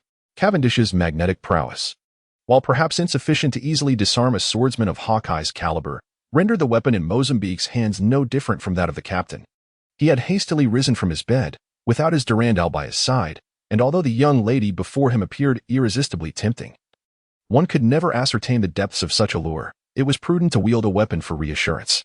The viscous, milky entity continued to lunge at the captain with its grotesque tentacles, yet with a sword in hand, the captain showed no fear. Break it, even in a fervor. With eyes ablaze, the captain would intimidate even Hawkeye himself, let alone a mere piece of toffee. The tentacle monster was reduced to ash beneath his strike, a testament to his restraint, for he required a living beauty to satiate his desires. To slay her would leave him bereft of solace. Avery stared, somewhat dazed, at the man before her, the godlike strike he had just delivered nearly instilling terror within her. How could such a formidable figure exist aboard Mozambique's vessel? Yet the current circumstances left no room for her to ponder further, as the shadow charged aggressively towards her. Despite the faint moonlight, she could distinctly perceive the considerable bulge beneath the lecherous man's robe. Though merely 16, she was not entirely naive in the past, under Blaird's watchful eye. No one dared to approach her with ill intentions. Defensive QQ candy. As the lecher drew near, Avery rapidly summoned her strongest defensive power, for with the ocean breeze, she could even catch a whiff of the repugnant odor emanating from him. With a blade in hand, the world was his. Since his breakthrough in the small garden, the captain had firmly entered the realm of the grand swordsman, and now, in a state of frenzied aggression with heightened critical strike capabilities and diminished intellect, he was unstoppable. The QQ candy that had thwarted Mozambique's efforts was rendered less substantial than a mere layer of paper, swiftly obliterated by Cavendish's sword. Avery, petrified, was taken aback by the sheer prowess of this unexpected intruder. A few shards of gum, sharp as blades, were expelled from her mouth as Avril swung the whip in her hand and retreated. This was no place to linger, for the lecherous captain was far too formidable. It was wiser to flee. Regrettably, her life-saving gum afforded her no momentary reprieve. The captain, a master of escape, recognized her intentions the instant he observed her movements. Given her appearance and figure, save for a slight deficiency in her bosom, she was undeniably exquisite. Even on an ordinary day, he would not let such a captivating woman slip away. Let alone in the current circumstances. With his conqueror's hockey unleashed, a wave of overwhelming pressure emanated from Cavendish, incapacitating the Navy soldiers who had just reached the deck, rendering them unconscious before they could comprehend the situation. Avril felt a sharp pain in her head, her mind buzzing as she clutched her head and shook it vigorously to stave off unconsciousness. Once the discomfort subsided, she realized she had been enveloped in a man's embrace. Her eyes widened as she finally beheld the captain's visage. Though he was the most handsome man she had encountered in years, she truly wished to avoid any encounter with him at that moment. Let me extend my early New Year greetings to everyone. By the way, I humbly seek your recommendations and support. The infamous Cavendish, known as the Demon King, has risen to prominence in what can only be described as the most legendary saga of the past year. Starting as a mere rookie pirate, he disrupted the world, leaving the Navy and the world government in disarray, with countless esteemed figures suffering in silence at his hands. Of course, these were not the reasons for Avril's trepidation. What truly frightened her was the captain's notorious temperament. In a world teeming with vicious criminals, none had a reputation as dreadful as his, and he remained very much alive. Acts of murder and arson were child's play for him. His specialty lay in the annihilation of cities and clans. Just the thought of the various rumors surrounding this man sent shivers down Avril's spine, leaving her pale and flustered, even in the face of the Navy's pursuit. Come here. Little lady, let me have a feel of your bones, the shameless captain declared as he boldly embraced Avril, swiftly dislocating her elbow and wrist joints. After all, her combat prowess was no trifling matter. Should she launch a surprise attack in a moment of passion, she could inflict considerable damage. With a soft gasp, Avril slumped against the captain, both terrified by his notorious reputation and reeling from the unwarranted jolt he had inflicted upon her spine. Although this transformation renders Avril akin to a lifeless doll, with only her head retaining any semblance of movement, the captain, who has just narrowly escaped the clutches of death, insists that safety is paramount. No matter how desperate the circumstances may be, one must prioritize security. Lord Cavendish, this individual is a notorious fugitive sought by the world government. I implore you to surrender her to us. After the chaos subsided, Mozambique hurriedly approached from behind. Avril, the cunning wench, possesses far too much incriminating knowledge. She cannot be permitted to continue living freely. She must be dealt with. Damn it all. The captain, now emboldened to the point of audacity, noticed that this young woman was lifted effortlessly by his strength alone, without the use of her hands. Attempting to seize a woman from him now is tantamount to courting death. Mozambique, bearing the imprint of a sizable boot upon his face, was unceremoniously launched away like a tumbling gourd. Fortunately, all soldiers on the deck had been rendered unconscious, sparing him the embarrassment of being seen in such a state. The captain, with a lascivious grin, hurried back to his private quarters, where he unceremoniously tossed the petite beauty onto a bed draped in sumptuous velvet. What do you think you're doing? Avril, now gripped by terror, posed what she would later deem the most foolish question of her life. Why? I intend to have you. The captain replied with a boisterous laugh as he began to disrobe. Please, don't be absurd. I am betrothed to Minister Perispero. I am the daughter-in-law of Big Mom, Charlotte Linlin. If you dare lay a hand on me, my mother will not let you go. Avril continued to struggle in vain. Alas, even as the illegitimate daughter of an elders member, her status offered no protection now. The captain, having stripped them both bare, would not relinquish the prize he had nearly captured. So, you are indeed the daughter-in-law of Big Mom. How amusing. The captain chuckled lewdly. What do I care for Big Mom or any other? Even if your mother were Kagayaheim, today is a day for reckoning. Due to content restrictions, 8,000 words have been omitted here. Firefly. Fire Damo. Ace waved his hands, and countless flames, resembling fireflies, surged forward, rapidly encircling the entire Blackbeard pirates. Explode. The azure flames erupted in a continuous barrage, obliterating the massive raft of the Blackbeard pirates, transforming it into a vibrant sea of red and blue. I never anticipated he could be this formidable. Bonnie wiped her lips, having engaged in a contest of appetite with Ace over the past few days. She was unaware of the extent of his power. Navigator, prepare for action. The Blood Crow drew his sword from behind his waist, his face a mask of indifference. Indeed, he had always worn an expression as frigid as ice, devoid of emotion. Bonnie had not witnessed a single extraneous expression on his face in the past 2 months. He was a swordsman of formidable prowess, discovered by Ace under mysterious circumstances, and Bonnie sensed that she was not yet his match. Moreover, this stoic figure possessed an extraordinary sensitivity to danger. Although she did not believe that the pirate crew before them could survive Ace's devastating attack, she nonetheless prepared herself for battle. Ace, it appears that you have indeed concealed your true strength. When the explosion finally subsided, the arrogant figure of Blackbeard emerged from the shadows. He had previously slain Sachi to acquire the power of the darkness fruit, and with years of relentless training in martial arts, he had fancied himself capable of dominating the seas. Yet, who could have anticipated that while pursuing a novice pirate, he would come perilously close to failure? Had it not been for his robust physique and the unwavering support of his crew, he would have long since been reduced to mere fish food in the ocean. Reflecting on his past mistakes, Blackbeard realized that his strength and influence remained insufficient. He needed to expedite his plans to truly reign supreme. To achieve this, he required the power of his father, yet even in his arrogance, he did not consider himself a match for his father and thus sought alternative means. Fire Fist Ace was his target. With Blackbeard's cunning nature, he had long recognized Ace's peculiarities. Whitebeard, despite his affection for talent, exhibited an unusual favoritism towards such an impetuous and arrogant youth. Hence, Blackbeard intended to use Ace as leverage. On one hand, he could negotiate with the Navy for the warlord title to summon reinforcements to impel down, and on the other, he could instigate a war between Whitebeard and the Navy. Indeed, Shanks had cautioned him to be wary of you, Teach. It seems you have also concealed your strength all these years. Ace, brimming with self-importance, gazed at Blackbeard, who was enveloped in swirling black smoke. He had always possessed an attitude of superiority, believing himself unparalleled except for Whitebeard. Despite Shanks's repeated warnings, he could not fathom being outmatched by Blackbeard. Ace, today I shall let you witness the terror of the darkness fruit. Blackbeard summoned his powers, his hands billowing forth in ominous darkness, charging toward the fated sun. This chapter was composed at 2 o'clock in the night by the steadfast writer, who, having finished, is now ready to retire for the night. As there are matters to attend to at 7 o'clock in the morning, I share this not to convey any particular sentiment, but merely to elucidate the reason for the sparse updates during the festive season. By the way, I invite everyone to cast their votes. Is Robin's child a boy, a girl, or perhaps even twins? You may leave your thoughts in the comments, with the most popular opinion being the deciding factor. The cool breeze bears tidings. The autumn moon stretches endlessly. Alas, my yearning for my beloved feels as though each day stretches into a year. The captain, filled with ambition and clarity of mind, joyfully hums a tune while dressing. Though this mature young lady may have certain shortcomings, in all other aspects, she is truly exceptional.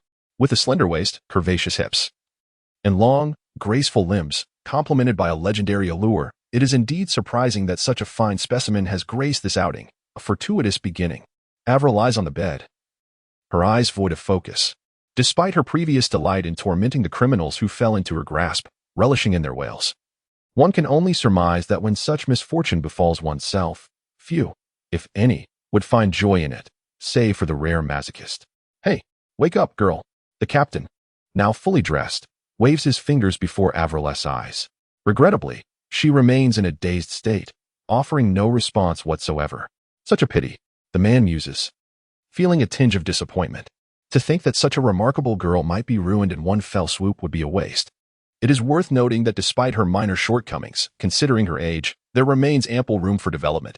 The captain playfully delivers 2 sharp slaps to Avril's exposed thigh, leaving 2 bright red imprints. Awakened by the intense sting, Avril finally regains her senses, immediately curling into the blanket, her eyes wide with fear and confusion as she gazes at the man before her. Young lady, you now have 2 paths to choose from. The unscrupulous captain raises 2 fingers, addressing the recently deflowered innocent. 1. From this day forth, you shall be at my beck and call, obedient to my every command. After a prolonged pause, the captain does not utter the next phrase. Despite her profound fear and loathing for the man, Avril's curiosity compels her to timidly inquire, what is the second option? Are you certain you wish to choose the second? The captain showcases a pure, innocent smile. No, I choose one. I choose one. Though the man smiled radiantly, Avril was far from naive enough to believe that this fellow would generously let her off the hook. As for what 2 referred to, was there really any need to ask? The captain wore an expression that suggested he recognized the situation at hand. It was evident that this girl possessed a slender yet powerful physique, capable of unlocking more positions than Miranda. After all, she was an elite trained from a young age by Brawlard, adept at executing even the most challenging maneuvers. To discard her so easily would indeed be a tremendous waste. As for whether this young lady might feign loyalty while harboring treachery, that could be unraveled gradually. If the captain could not even subdue a mere girl, what would he be worth? The Flame Emperor, Ace, held a fireball the size of a small mountain, colliding it with the dark canopy of Blackbeard. The immense explosion sent tremors through the air, and Bonnie was violently slammed against a tree by the shockwave. Nevertheless, she gazed anxiously at the battleground. That bastard must not lose. Initially, she had embarked on this foolish journey with the captain due to someone else's influence, but after months of contemplations, she realized that despite his foolishness, there were many commendable qualities about him. His formidable strength and handsome appearance were not what caught her eye. Rather, it was his surprising capacity for food that endeared him to her the most.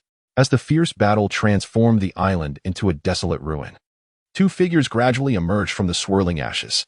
Had Ace not undergone rigorous training, he might have collapsed from exhaustion by now. However, the months of intensive training under Rayleigh and Shanks had solidified his status among the world's elite. From a young age, he had built a strong foundation under Garb's guidance, coupled with the bloodline of Roger and exceptional talent, granting him advantages over 99% of the world. He was indeed a figure who started ahead of the race. Although acquiring the Mara-Maranomi ability elevated his prowess, the assurance of his strength had led to a certain arrogance. Nevertheless, through Rayleigh and Shanks' mentorship, Ace had shed his superficiality, returning to his true essence. The gap between him and the older, seasoned warriors was merely one of age and experience. Both combatants panted heavily. Even with their superhuman physiques, such intense combat would inevitably leave them somewhat drained. In the rear, Van Oka stealthily set up a sniper rifle. Although Blackbeard had initially instructed them not to interfere, it was now evident that both leaders lacked the stamina to continue fighting. It was time for them to take action. Secret Sword, Moon Dance. However, just as he aimed his gun at Ace, an overwhelming sense of trepidation surged within him. Without hesitation, he executed a roll to evade. The blade of Blood Hawk gently sliced through the air, landing precisely where Van Oka had just stood. Although the blade appeared to lack force, an abrupt fissure stretching several dozen meters appeared on the ground. "Ha! Your opponent is me," Basis thundered, his fists colliding with a resounding impact as he directed his assault towards Bloodhawk. Simultaneously, Van Oka, without glancing back, unleashed a blind shot towards his previous position. Basis's fists and Van Oka's bullet traversed through Bloodhawk's form, only for his figure to momentarily waver before disintegrating into a flurry of wood shavings. What is this? Even those well-versed in various experiences were momentarily taken aback by such a spectacle. Moonlit Blade Dance. Suddenly, three figures erupted from the wood shavings, Bloodhawk splitting into three, each shadow charging at Basis, Van Oka, and Poison Q. This is intolerable. Both Basis and Van Oka were incensed prior to encountering Blackbeard. They were renowned figures in the world. Who is this unknown individual daring to challenge the three of them? Such audacity was truly outrageous. Today marks the 30th. Wishing everyone a happy new year. May those reading and voting enjoy a prosperous year of the rooster. Those who understand are not good children, haha. By the way, on this festive occasion, I shamelessly seek your recommendations and collections.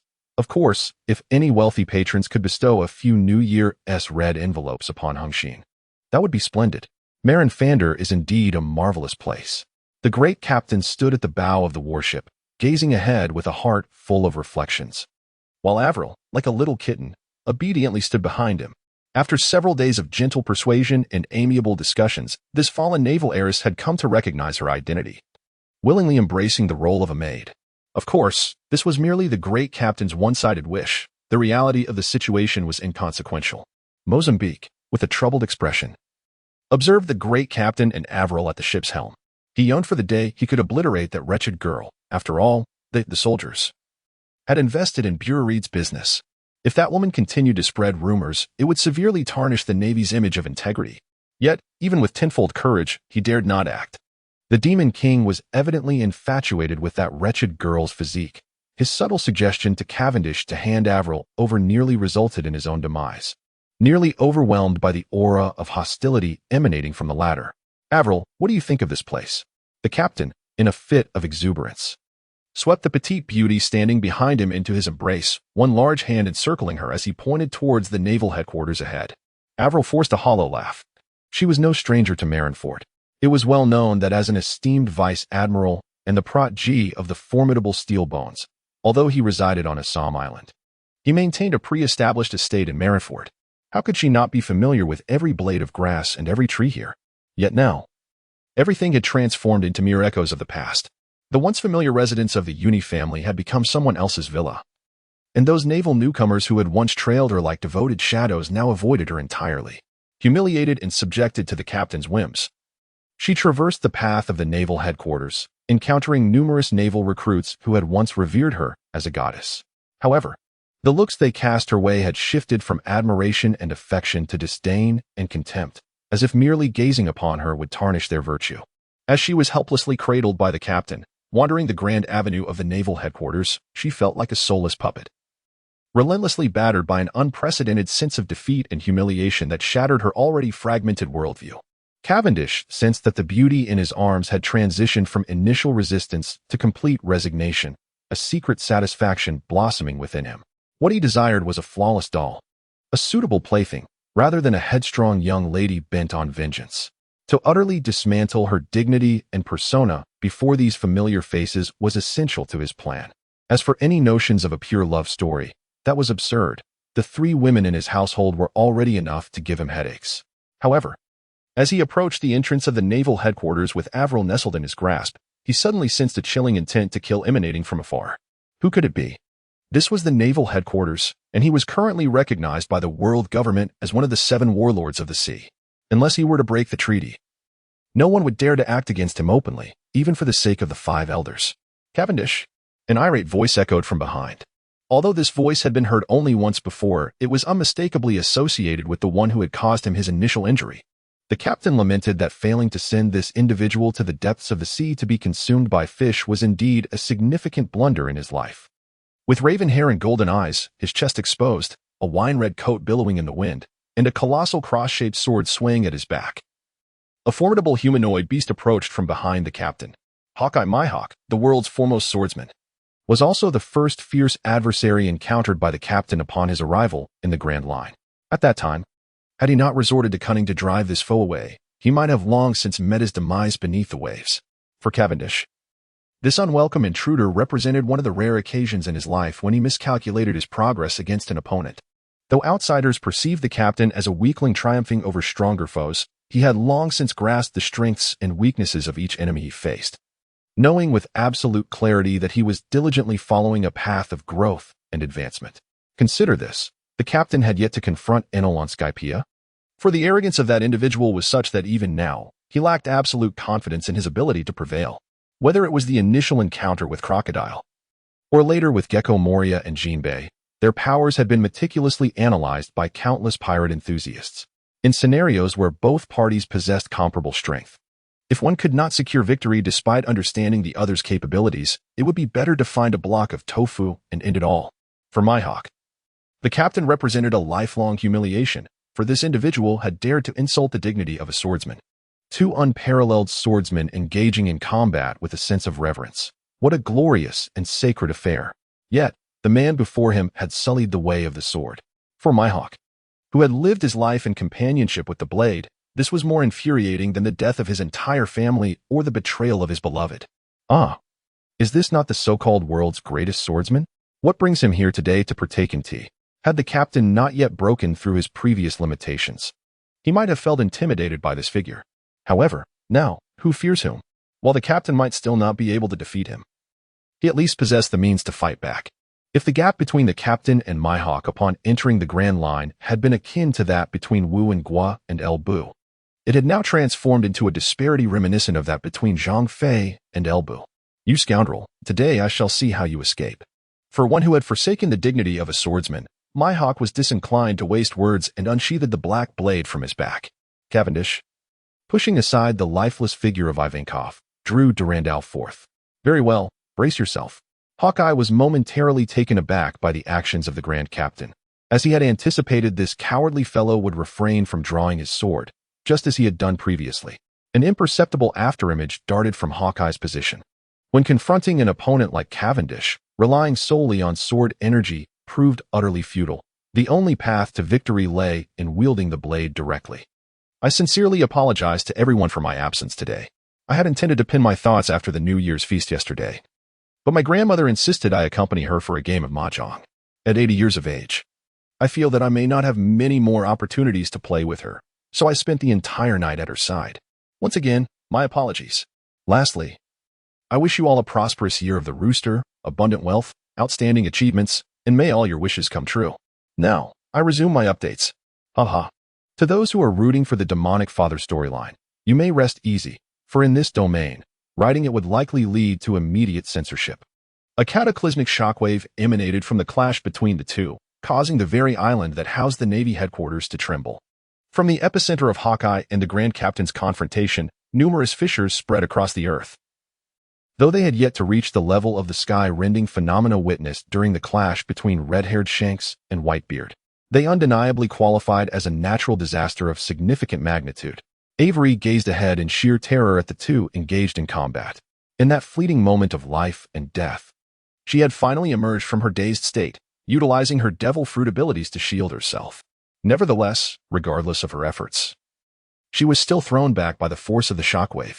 All along, she had believed her father to be the strongest in the world, even the illustrious Big Mom. Praised by many, treated her father with deference, and the admirals of the Navy seemed merely to be a product of her father's unfortunate circumstances. In recent days, although she has been subjected to the relentless torment of the captain, forced to submit to his lewd authority in her heart, she still believed that she possessed a chance to resist.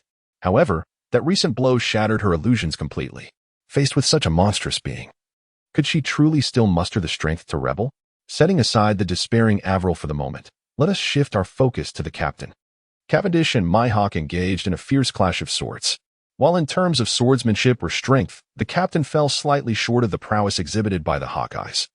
The enhancement provided by the magnet fruit allowed them to match each other closely in a battle of wits and skill.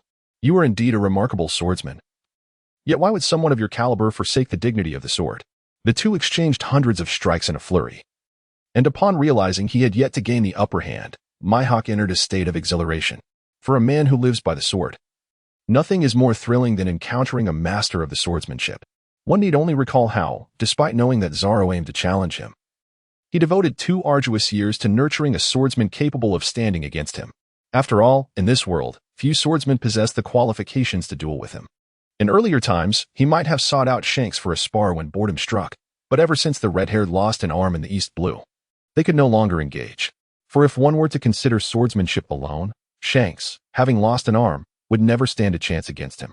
However, should that fellow employ his cheat-like conqueror's haki, the calculations would need to be redone. Dignity, you say?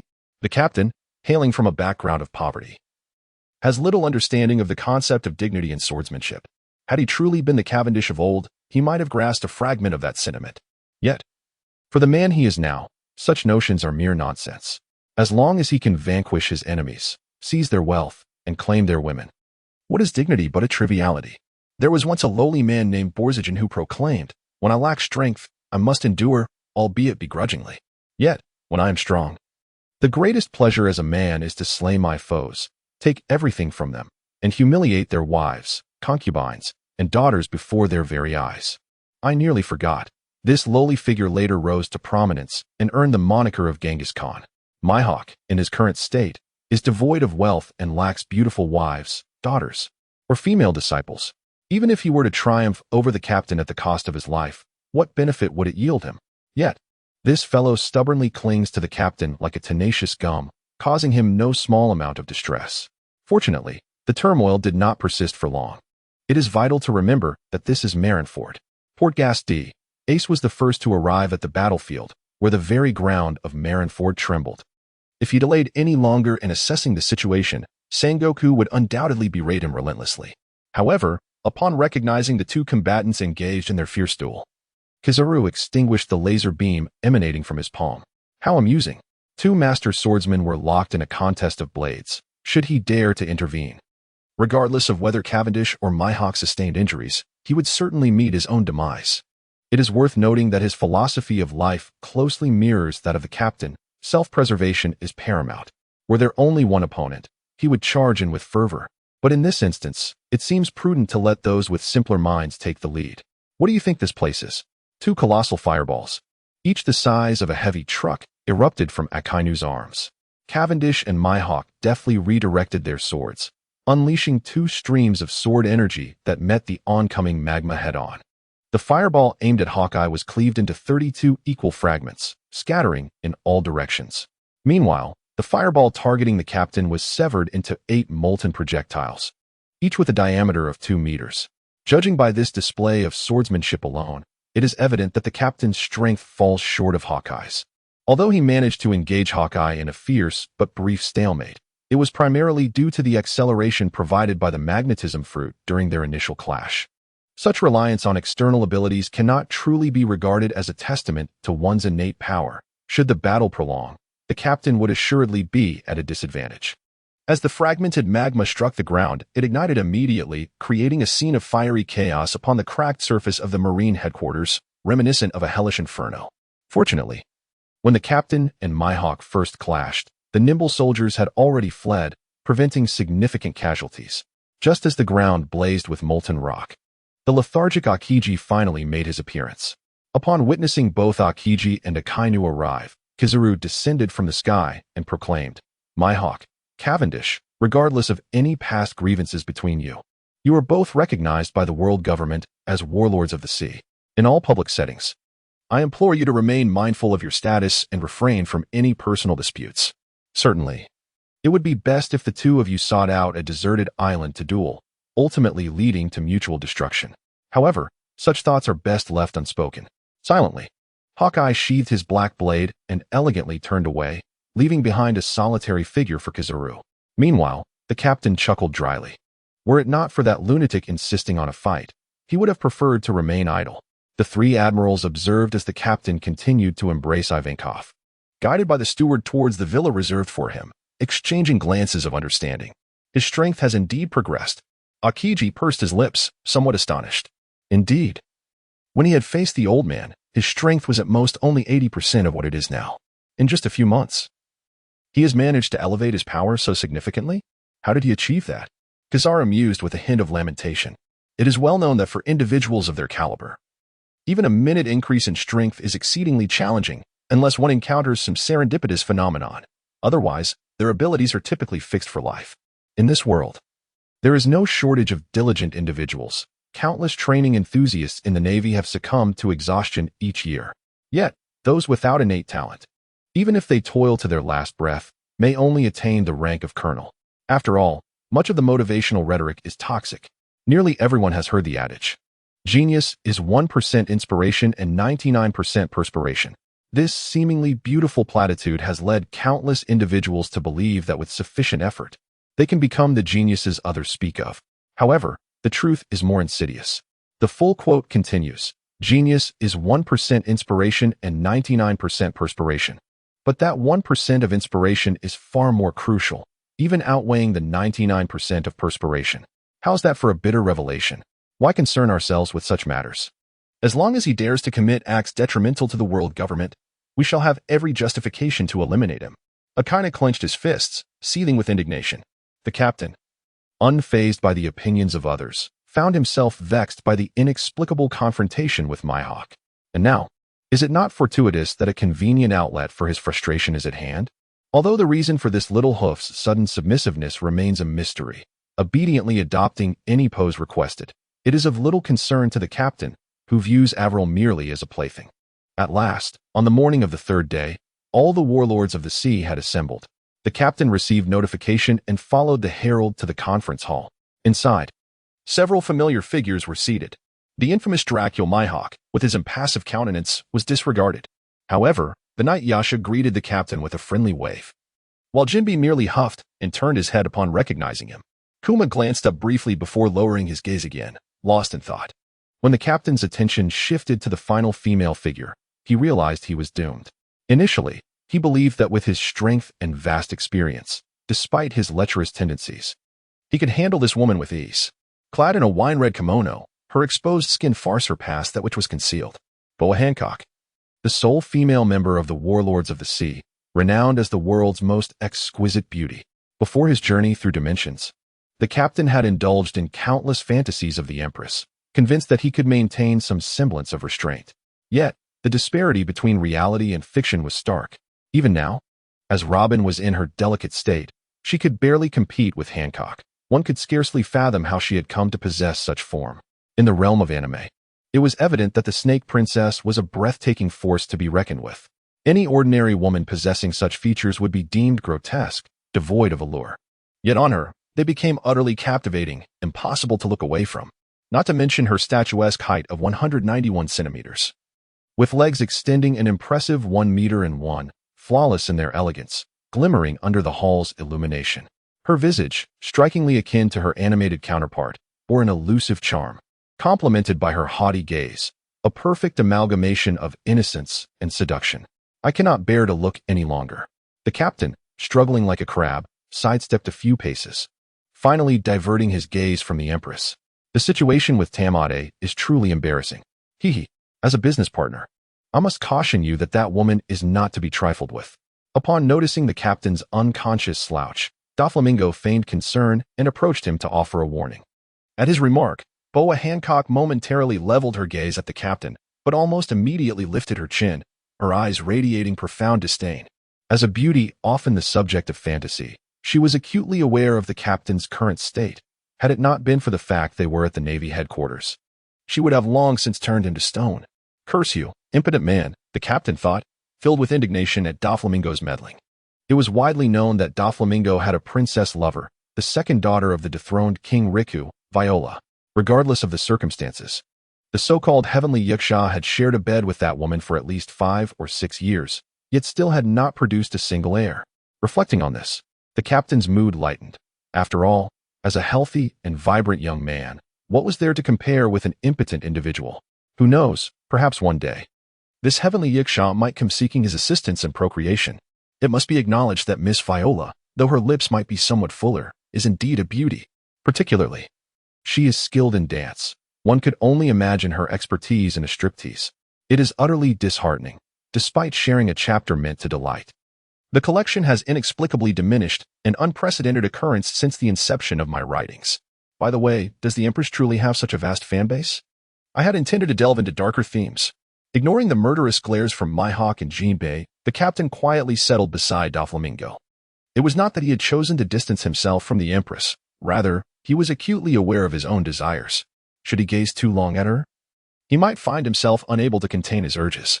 If she were an ordinary woman, such impulses might be manageable, perhaps even leading to a casual encounter. However, that woman is extraordinary. Setting aside Boa Hancock's identity as the Amazon Queen and her status as a Shichibukai, these factors were mere trifles to a captain intent on conquering the world. Moreover, with so many charming women on Amazon Lily, surely there were a few who were exceptionally appealing. For instance, the lovely Margaret, who saved Luffy, would make for an enticing companion, indeed. However, at this moment, the captain truly dared not entertain any malicious thoughts. The sweet fruit was simply too formidable. While Boa Hancock's strength could certainly be deemed impressive, it was unequivocally inferior to that of Mihawk. At best, they were evenly matched, with the captain believing he could devise 100 ways to transform that haughty woman into a mere plaything on his bed, but only against ordinary foes. Should he engage in battle with the Empress, there would be but one outcome, a most tragic demise. The extraordinary nature of the sweet fruit lies in its ability to penetrate the defenses of the heart, affecting individuals regardless of their strength, as long as they harbor romantic inclinations. After all, while men might be swayed by lust, it is unlikely that all women are exclusively attracted to other women. Individuals of Mihawk's and Shank's caliber generally exhibit a degree of restraint when it comes to feminine allure. Indulging in such distractions would preclude them from ascending to the ranks of the elite. Yet, in this world, there exist those born with a silver spoon, such as the captain himself. Were it not for his fortuitous reincarnation into this robust form, his character would likely have relegated him to a mere wealthy gentleman in some nation, surrounded by beautiful concubines, merely existing day by day. Thus, despite the gradual transformation of his once humble demeanor due to his elevated status and broadened horizons, the refinement of his spirit cannot be achieved through these superficial changes alone. Without the harrowing trials of life and death, one cannot truly confront the depths of their own soul. Consequently, for a captain whose desires cloud his judgment, the Empress would not deign to engage him in combat. A mere sweet wind would suffice to petrify him. until he possesses absolute certainty. He cannot dare to pursue such an exquisite beauty. Of course, should the captain gain the confidence to secure the affections of that enchanting lady, well, that would lead to a plethora of fanciful thoughts. Ahem, everyone. Just as the captain's mind wandered through 100 scenarios involving the captivating figure before him, the current admiral of the Navy, Sengoku, adorned with small braids upon his chin, finally made his entrance. It is worth noting that, despite having interacted with this gentleman numerous times, this marked the captain's first encounter with the true embodiment of Sengoku. The remarkable ability to braid one's beard could certainly be deemed a unique skill worthy of admiration. As esteemed members of the Warlords of the Sea, recognized by the world government, your presence at this mid-year summary conference, hosted by our Navy to commemorate the 520th year of the Sea Circle, signifies unity, stability, and collective resolve. Your attendance is a testament to your support for our Navy, the world government, and the pursuit of global peace. I must express my gratitude to the Five Elders Council and acknowledge the legacy of the Celestial Dragons, who established the world government 8 centuries ago. Is it customary for such organizational gatherings to be accompanied by this sort of rhetoric? Having once been a mere captain struggling in my previous life, I found such leadership speeches utterly loathsome, filled with nonsensical drivel, yet one was compelled to feign enlightenment, enduring a dual torment of body and spirit. In my past life, to earn a living under others' authority, I had to endure such tribulations. However, in this life, I am unwilling to relive such experiences. With a resounding clap, the captain slammed his palm onto the mahogany conference table, shattering it into splinters. The renowned swordsman, Dracula Mihawk, who had been casually resting his legs atop the table, nearly toppled from his chair in surprise. Having kept his eyes closed to endure the lengthy discourse of Admiral Sengoku, Mihawk, as the Navy's foremost figure, felt obliged to maintain a semblance of decorum and feigned slumber. Yet, the captain's sudden outburst disrupted his balance, nearly sending him tumbling to the ground. Fortunately, Mihawk, being the unparalleled swordsman he is, quickly regained his composure, gracefully landing back on his feet, thus avoiding public embarrassment. However, at that moment, no one was concerned with Mihawk's dignity. All eyes were fixed in astonishment upon Cavendish, the captain who had struck the table. The captain merely shrugged and raised his hand apologetically. My apologies. I noticed a mosquito and attempted to swat it, but alas, I missed. All present regarded him with a gaze that seemed to question his intelligence, as if to say, "Do you take me for a fool?" Setting aside the improbability of any mosquito escaping the grasp of a great swordsman, the sheer strength displayed here could surely suffice to slay a sea king. Yet, such scrutiny was mere trifles for the illustrious captain. If he lacked a thick skin, how could he have risen to become the most notorious pirate in history within a mere year? Sengoku, visibly irked by Cavendish's disruption of the atmosphere, recognized that it would be unwise to let his anger flare over such a trivial matter. He took a moment to quell his rising fury and resumed the meeting. Fortunately, he refrained from engaging in bureaucratic jargon this time, and instead spoke directly to the matter at hand. Blackbeard has suffered another defeat. Upon hearing this news, the assembly remained unmoved. After all, to them, Blackbeard was merely an ordinary pirate from the Whitebeard crew. Had it been Marco or Jozu, esteemed commanders of higher rank, perhaps these warlords of the sea would have paid attention. But Blackbeard, who was he really? Only the captain, well versed in the narrative, felt a twinge of apprehension. It is worth noting that, had Blackbeard not concealed his true strength, he would undoubtedly rank among the elite. After all, in the past, even without the power of a devil fruit, he had fought to a standstill against red-haired Shanks, losing a tooth in the process, while leaving a scar upon Shanks' face. Although at that time, Shanks was merely a rookie aboard Roger's ship, years have since passed, transforming that young lad into a renowned emperor of the sea. Meanwhile, Blackbeard remains just an ordinary pirate. How could this be? Even the seemingly insignificant clown, Buggy, who met his demise upon his initial appearance, eventually ascended to the esteemed status of Buggy the God, earning a place among the 7 warlords of the sea. Moreover, he has now acquired the dark fruit, the singular and unparalleled natural type fruit in the world, which is undoubtedly the most formidable bug fruit within the realm of One Piece. The dark fruit possesses the extraordinary ability to absorb nearly all fruit-related attacks and subsequently rebound them, rendering it an exceptionally overpowered entity. Not to mention its most terrifying attribute, the capacity to extract the abilities of other users. Blackbeard's possession of both the dark and quake powers is not merely a rumor suggesting he possesses 2 hearts. It is a testament to the fruit's unique characteristics. Presently, Blackbeard's strength is undeniably at the admiral level, making his defeat at the hands of Ace quite astonishing. Sengoku continues with his conference report. Blackbeard initially had a well-laid plan, capturing Ace to exchange for the position of warlord, thereby instigating a war between the Marines and Whitebeard, allowing him to benefit from their conflict. Much like his actions portrayed in the anime, unfortunately, he miscalculated the disparity in strength between hunter and prey. Ace is no longer the mere shadow of his former self. Although his abilities are somewhat countered by Blackbeard, the formidable combat skills honed under the tutelage of Shanks and Rayleigh have more than compensated for that disadvantage. Ultimately, the two engaged in a mutual defeat, resulting in Ace's navigator, Bonnie, incapacitating Van Augur with her aging beam, while Basis was vanquished by Ace's summoned swordsman, Blood Vulture. It was only through the intervention of Poison Q and his explosive tactics that this formidable villainous crew from the original narrative was not entirely eradicated. Fire Fist Ace, was he not the 2nd Division commander of Whitebeard's crew? Why has he established his own pirate crew and set sail anew from the South Blue? Could it be that he has betrayed Whitebeard's crew? The impatient Jinbe inquired curiously. In this context, only the captain of the ship and the participating Sky Knight demons are aware of Ace's true identity. The Empress and Kuma, despite their inner doubts, refrain from expressing them, while Mihawk remains entirely indifferent. It is Jinbe, however, who displays genuine concern. After all, Whitebeard holds a status akin to that of a benefactor in his eyes. For this whale shark fishman, a benefactor is someone for whom one would go to great lengths, even risking their own life, to repay kindness.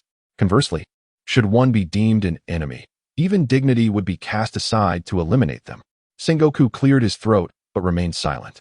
At that moment, Vice Admiral Tsuru stepped forward and spoke. Port Asti, Ace, following years of investigation by our Navy, has been confirmed as the illegitimate son of the Pirate King, GOLD. Roger.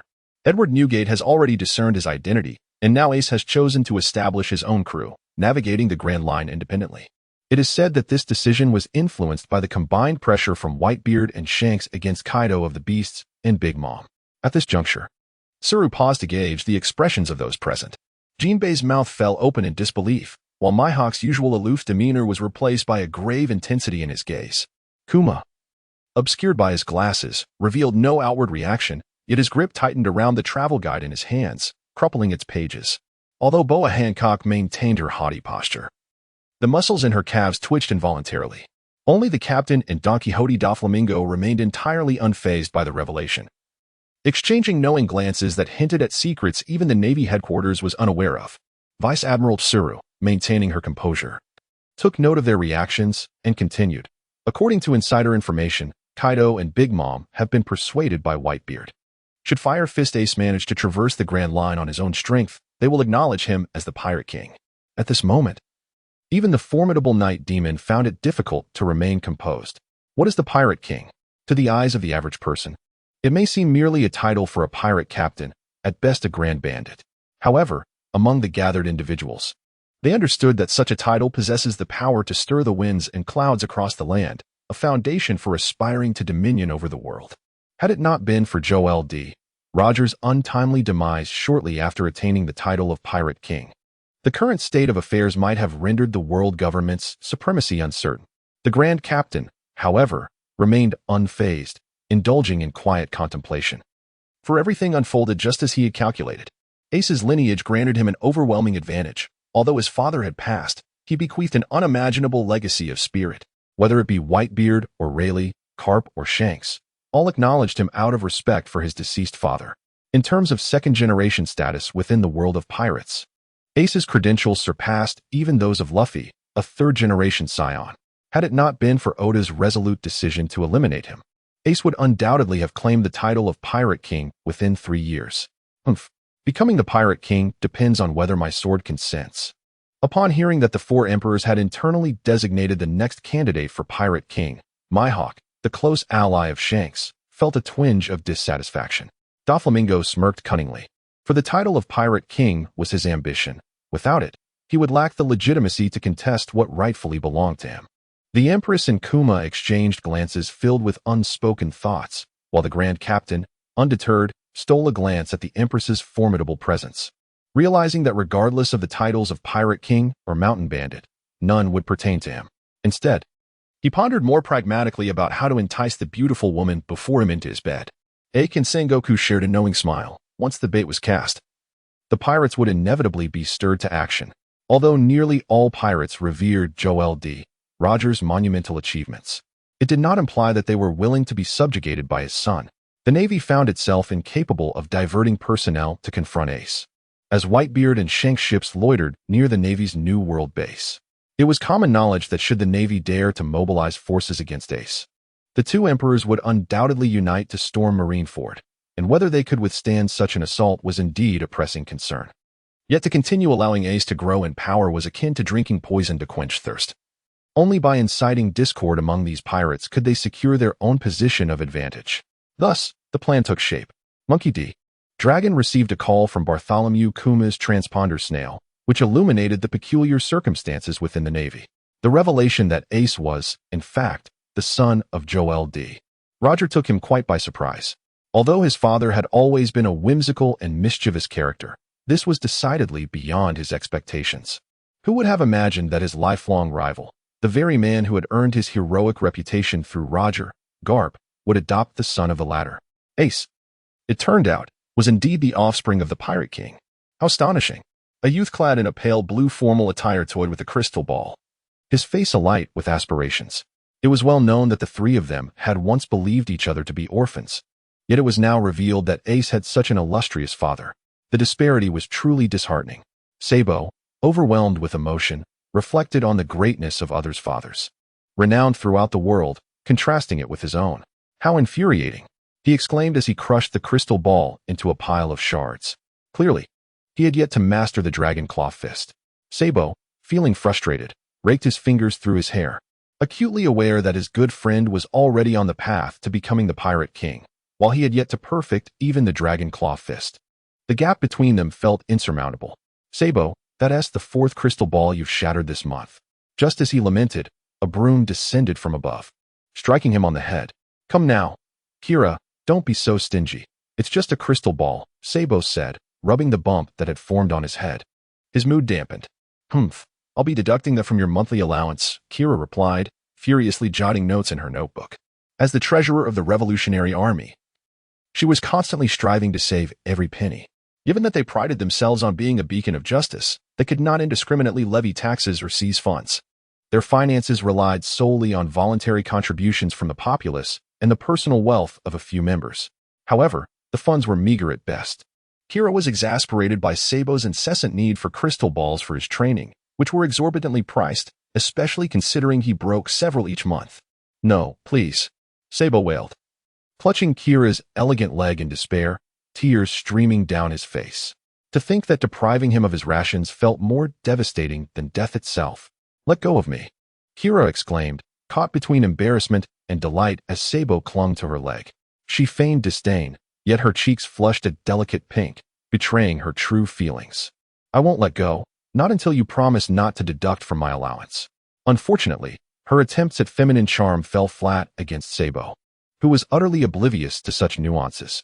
Ah, to be young is truly wonderful. Dorag observed the playful couple, a hearty laugh escaping him. Cavendish, could you please wait a moment? At long last, after the incessant chatter of Sengoku, the seven warlords' meeting had concluded. The great captain was preparing to retreat to his villa to vent his frustrations from the earlier encounter with the Empress when he was unexpectedly summoned by Sengoku. Although displeased, the captain understood that he was on another's turf. If he continued to disregard Sengoku's authority, this smiling naval commander might resort to more underhanded tactics. Thus, he reluctantly remained. Sengoku fixed his gaze upon Cavendish, cleared his throat with a couple of coughs, and finally spoke. Cavendish, let us set aside our past grievances. As the head of the Navy, Sengoku felt a profound dissatisfaction towards this young man who had so brazenly trampled upon the Navy's dignity. It had been years since the Navy had suffered such humiliation, an admiral slain, another defeated, and the so-called flower of the Navy forcibly taken. Each incident weighed heavily on his heart. However, those events were now behind them. The young man before him was recognized as one of the seven warlords, approved by the five elders in the world government, rendering past grievances as mere wisps of smoke. After all, as the head of the Navy and the chief enforcer of the world government, if Sengoku could not even muster this level of magnanimity, How could he navigate the corridors of power? Indeed, Sengoku said, his demeanor embodying high moral integrity. I have always held you in great esteem, young one. Given that the other party had chosen to speak respectfully, a few compliments would cost him nothing. Indeed, you are quite remarkable, Sengoku remarked with a satisfied smile. Recognizing the young man's cleverness, it seemed the day's agenda could unfold flawlessly. Thank you for the praise, Marshal. May I inquire why you have summoned me? The phrase "no such thing as a free lunch" echoed in his mind. He was eager to discern the true intentions of this cunning individual. The two foxes, one old and one young, engaged in light-hearted banter, appearing as if they were old friends. An uninformed observer might believe they shared a profound camaraderie. The world belongs to you, as well as to us, but ultimately, it remains yours, Sengoku continued, his spirits lifted, patting the great captain's shoulder. We are growing old. The future of this world rests upon your shoulders, especially yours. I have great expectations for you. The great captain was momentarily taken aback. It seemed this old fellow had not been drinking, yet his words felt rather nonsensical. You must understand, the peace of these seas is hard won. The core of our world government is stability. We must ensure the tranquility of the world. Anyone who seeks to disrupt that peace is our enemy. The captain of the grand ship, with a heavy heart, grasped the arm of his companion and spoke. It is worth noting that the captain had been diligently engaged in the construction of palaces and houses on the island, while simultaneously enhancing the living standards of the slaves assigned to the archipelago. At the very least, the number of those who succumbed to starvation each year had diminished from tens of thousands to a point where starvation was no longer a frequent occurrence. Of course, this does not account for those who perished due to training mishaps. Thus, the naval analysts surmised that Cavendish possessed a temperament of complacency, content to live as a local despot in a small realm, provided he was left undisturbed. Indeed, had it not been for Robin's unborn child igniting the captain's fighting spirit, he would likely have preferred to remain in the archipelago, basking in his small dominion. For only by experiencing this world can one truly understand the allure of the dream of unchallenged supremacy. As tomorrow marks the return to work after a new year devoid of respite, I shamelessly request a leave of absence for today. I hope for your understanding. Additionally, I shall be sending Tina's training results to the first group. Should anyone in the first group be untraceable, please seek assistance in the second group to obtain the link. Lastly, I extend my gratitude for the recommendation rewards that have been diligently amassed by my devoted supporters. However, such acts are unnecessary, as your unwavering support is already immensely gratifying. In a rather audacious manner, I promote my new book, The Dark Feng Shui Master. You may find this work by clicking on my avatar. It was just added to the library this afternoon, and I hope you will help by collecting and recommending it. Rest assured, this book shall not be abandoned midway. My lord, you have returned. The captain, burdened with thoughts from the warring states, returned to his villa, only to be taken aback by Avril's unexpected display. Although she had been compliant in recent days, she had never been so proactive. Now, she knelt at the entrance to welcome his return, clad only in a sheer black fishnet garment, her fair skin shimmering through the mesh.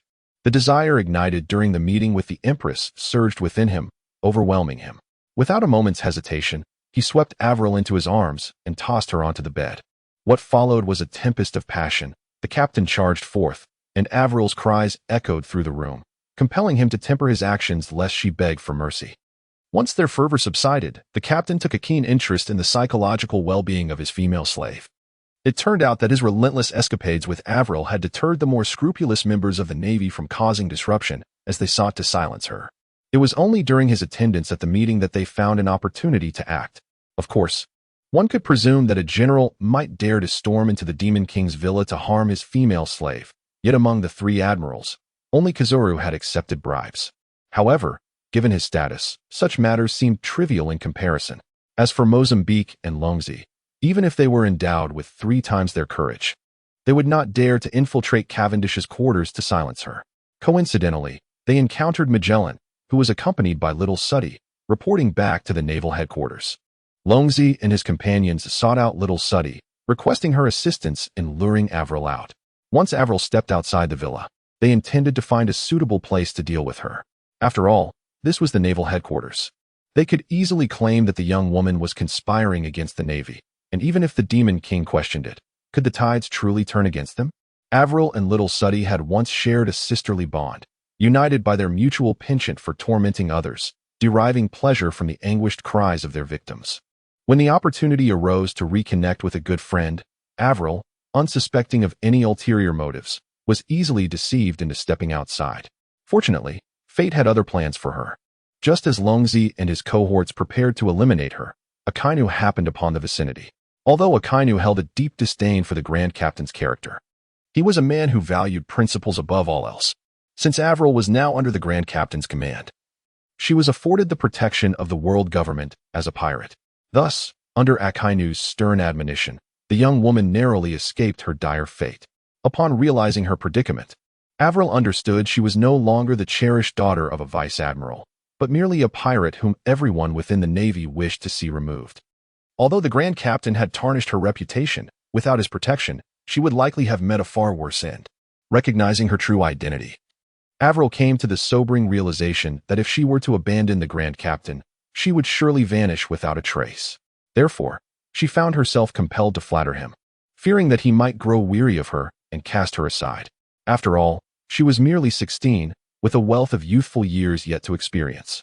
The Grand Captain reclined in bed, relishing her oral ministrations, utterly surprised that a mere meeting could precipitate such chaos. The waters within the Navy were truly murky. Sengoku, that old trickster, had deceived him into shielding himself from danger, all the while hoping the Grand Captain would confront Ace. Meanwhile, those insidious vice-admirals were scheming to obliterate any incriminating evidence. Strangely enough, the very Akainu he least favored had unwittingly garnered a favor from him. Life was indeed unpredictable. You just mentioned Little Suddy. Could it be the same Little Suddy who guards Impel Down? The Grand Captain mused, his fingers gently caressing Avril's golden locks. Inspired by the thought, upon hearing his inquiry, Avril paused her ministrations and looked up to respond. Yes, it is indeed that wretched woman who watches over Impel Down, Master. Would you like me to help you lure her here? You should know, that wretched woman's bosom is quite ample. Betrayed by someone she once regarded as her closest confidant, she has now succumbed entirely to darkness. The thought of capturing that wretched individual and relishing in the torment of her anguished cries fills Avril with a sense of joy tenfold. Reflecting on the alluring figure of little Sadie from the anime, the captain inadvertently pressed Avril's head down further. Although she yearned to bring that enchantress to her bed, the timing was simply not right. It is essential to remember that they were at the Navy headquarters. Even if Whitebeard were to arrive, caution would be paramount. Furthermore, there was Magellan, that perverse individual, who, despite spending most of his days seated upon a toilet, possessed strength that was undoubtedly at the admiral level. If it weren't for the severe side effects of his devil fruit powers, he would not remain confined to that little corner of Impel Down. Admiral Carp, are you fishing? In the splendidly adorned villa of Mariewa, an elderly man sat beside a viewing pool, gripping his fishing rod. Admiral Akiji, dispatched to Mariewa on official business, had only been granted the opportunity to visit after receiving approval from the 5 elders. The former naval hero, Vice Admiral Monkey D. Carp, due to his advancing age, had been reassigned as the Supreme Commander of Defense at Mariewa, holding the rank of Marshal. This is the order issued by the 5 elders to the world. Unbeknownst to the junior naval officers, they genuinely believe that this naval hero has come to Mariewa to enjoy his twilight years. Akiji glanced at the densely packed figures in black nearby, uncertain whether his predecessor, Carp, the current commander of the defense, was being protected or was protecting others. Ever since the incident at the war dance, the 5 elders realized that they could no longer delay their decisions regarding Carp. Moreover, the fact that Isaac had been severely beaten by Carp compelled them to confront Carp's formidable strength. Following Carp's defeat of Isaac, instead of fleeing, he returned to his cell, leading them to reconsider whether they had wrongfully accused him. Faced with the dilemma of being unable to kill or detain him, they had no choice but to place him under house arrest. If he were indeed innocent, it would be a grave mistake to eliminate such a powerful ally. Deception and trickery abound, and with unparalleled skill and vices, let us observe how the cunning Li Qingyuan employs his second-rate ghost-catching techniques to navigate the urban landscape. Beautiful lady, I see 2 significant waves in your life. Do you need assistance in unfastening your... Oh no, I mean, in interpreting the ominous signs? The new book, Dark Feng Shui Master, has been uploaded, and I hope everyone will collect and vote for it. Please do not vote or reward this book. Save all your support for that one. Thank you. Master, why don't you take a seat and rest for a moment? Seeing the captain pacing like an ant on a hot skillet, Miranda amiably brought over a chair, hoping to persuade him to stop his restless wandering. Sit, sit, sit. What are you doing? However, the captain was too anxious to pay her any mind, scanning the doorway with a worried demeanor. How long has it been? Why hasn't she given birth yet? Today is the day Robin is due. The captain had just returned from Marineford, and hadn't he finished reviewing the reports from the entire island when he received an urgent message from Veer that Robin was in labor.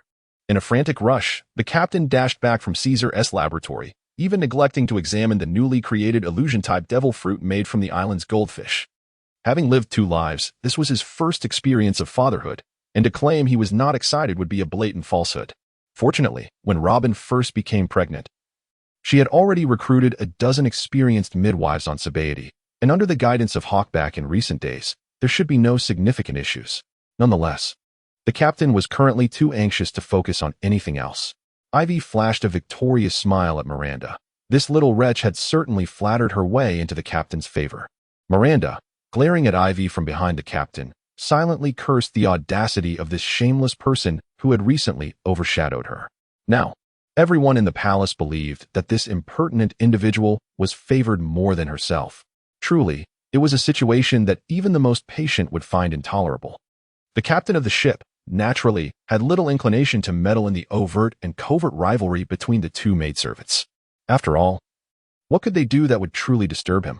However, as he wandered outside the door, pacing anxiously for what felt like an eternity, he could no longer contain his agitation and forcefully pushed open the tightly shut door to burst inside. A flurry of midwives surrounded Robin, bustling about in a state of disarray. It was essential to recognize that while assisting in childbirth could earn them monumental praise if successful, any mishap could jeopardize the lives of the entire family. Upon the captain's entrance, the midwives quickly knelt in respect, but the captain, consumed by urgency, could not afford to let them impede the proceedings. Pay no heed to me. Attend to the lady. If anything goes awry, I shall have you all thrown to the fish, he commanded. Initially, a few midwives contemplated cautioning the captain about the impropriety of men entering the delivery room. But upon hearing his words, they obediently shrank back, silenced. Robin lay on the bed, drenched in perspiration, a white towel cushioning her beneath her. Her belly was prominently arched, and one could distinctly observe a tiny hand or foot occasionally pressing against the surface. What are you doing here? She gasped, despite the pain that drenched her in sweat. Her gaze locking onto the captain's anxious expression. Cavendish gently took the warm towel from the midwife's hands and tenderly wiped the beads of sweat from Robin's forehead. How could I possibly remain outside while you suffer within? He murmured. I'm fine. It's just this little one who is rather mischievous and refuses to make an appearance. Robin confessed, her heart fluttering at the tenderness reflected in his eyes. Although this man was known for his flirtations, brutality, and wayward affections, he had truly shown her love, respect, and understanding. Meeting him in her lifetime had brought her a sense of fulfillment. Dear little one, do hurry out. Your mother is quite exhausted from your antics. The captain leaned down, addressing Robin's belly. Despite the pain that was almost unbearable, Robin could not help but laugh. Who would have imagined that the fearsome captain would display such a playful side? She's coming. She's coming. Just as the captain was caught in a moment of bashful confusion, a midwife suddenly exclaimed. It turned out that Robin's laughter had facilitated the opening of the birth canal, and the midwife could clearly see a tiny hand emerging from within. Push, my lady, push with all your might. At this moment, no one paid attention to the captain, as everyone hurried to boil water or prepare for the delivery, with one midwife quickly placing the sliced ginseng into Robin's mouth. During childbirth, a woman's greatest fear is lacking strength, and although these ginseng slices may appear inconspicuous, they can sometimes be life-saving. The captain held Robin's hand tightly. She was becoming somewhat dazed from the pain. It is well known that the agony of childbirth is considered to be the pinnacle of pain, a level 12 torment, and even Robin, with her years of resilience and indomitable spirit, was not exempt from its grasp. Keep going, madam, you can do it. A chorus of midwives shouted, as if their cheers could provide the necessary encouragement. Remarkably, perhaps their rallying cries indeed worked. Gradually, the baby's head and shoulders finally emerged. Observing that the upper half of the infant was now visible, the most experienced midwife immediately exerted her strength, gently yet swiftly pulling the child into the world. As soon as she cleared the amniotic fluid from the baby's mouth, the infant let out a loud cry. Congratulations, Island Master. Congratulations, madam. It's a princess. The midwife wrapped the newborn, and presented her to the captain. Cavendish struggled to steady his trembling hands, gingerly lifting the small life that weighed only 6 or 7 pounds. My daughter, my daughter. Dear, do you see her? My daughter. The captain proudly brought the infant to Robin Eschew. She is so ugly. Robin exclaimed involuntarily upon seeing the newborn. How can she be ugly? My daughter is the most beautiful in the world, the captain replied, cradling the baby with a hint of indignation. In truth, the newborn's face was wrinkled and hardly resembled beauty, yet, in the captain's eyes, this little one was the most exquisite creature on earth. Beautiful, beautiful. If you say she is beautiful, then she is.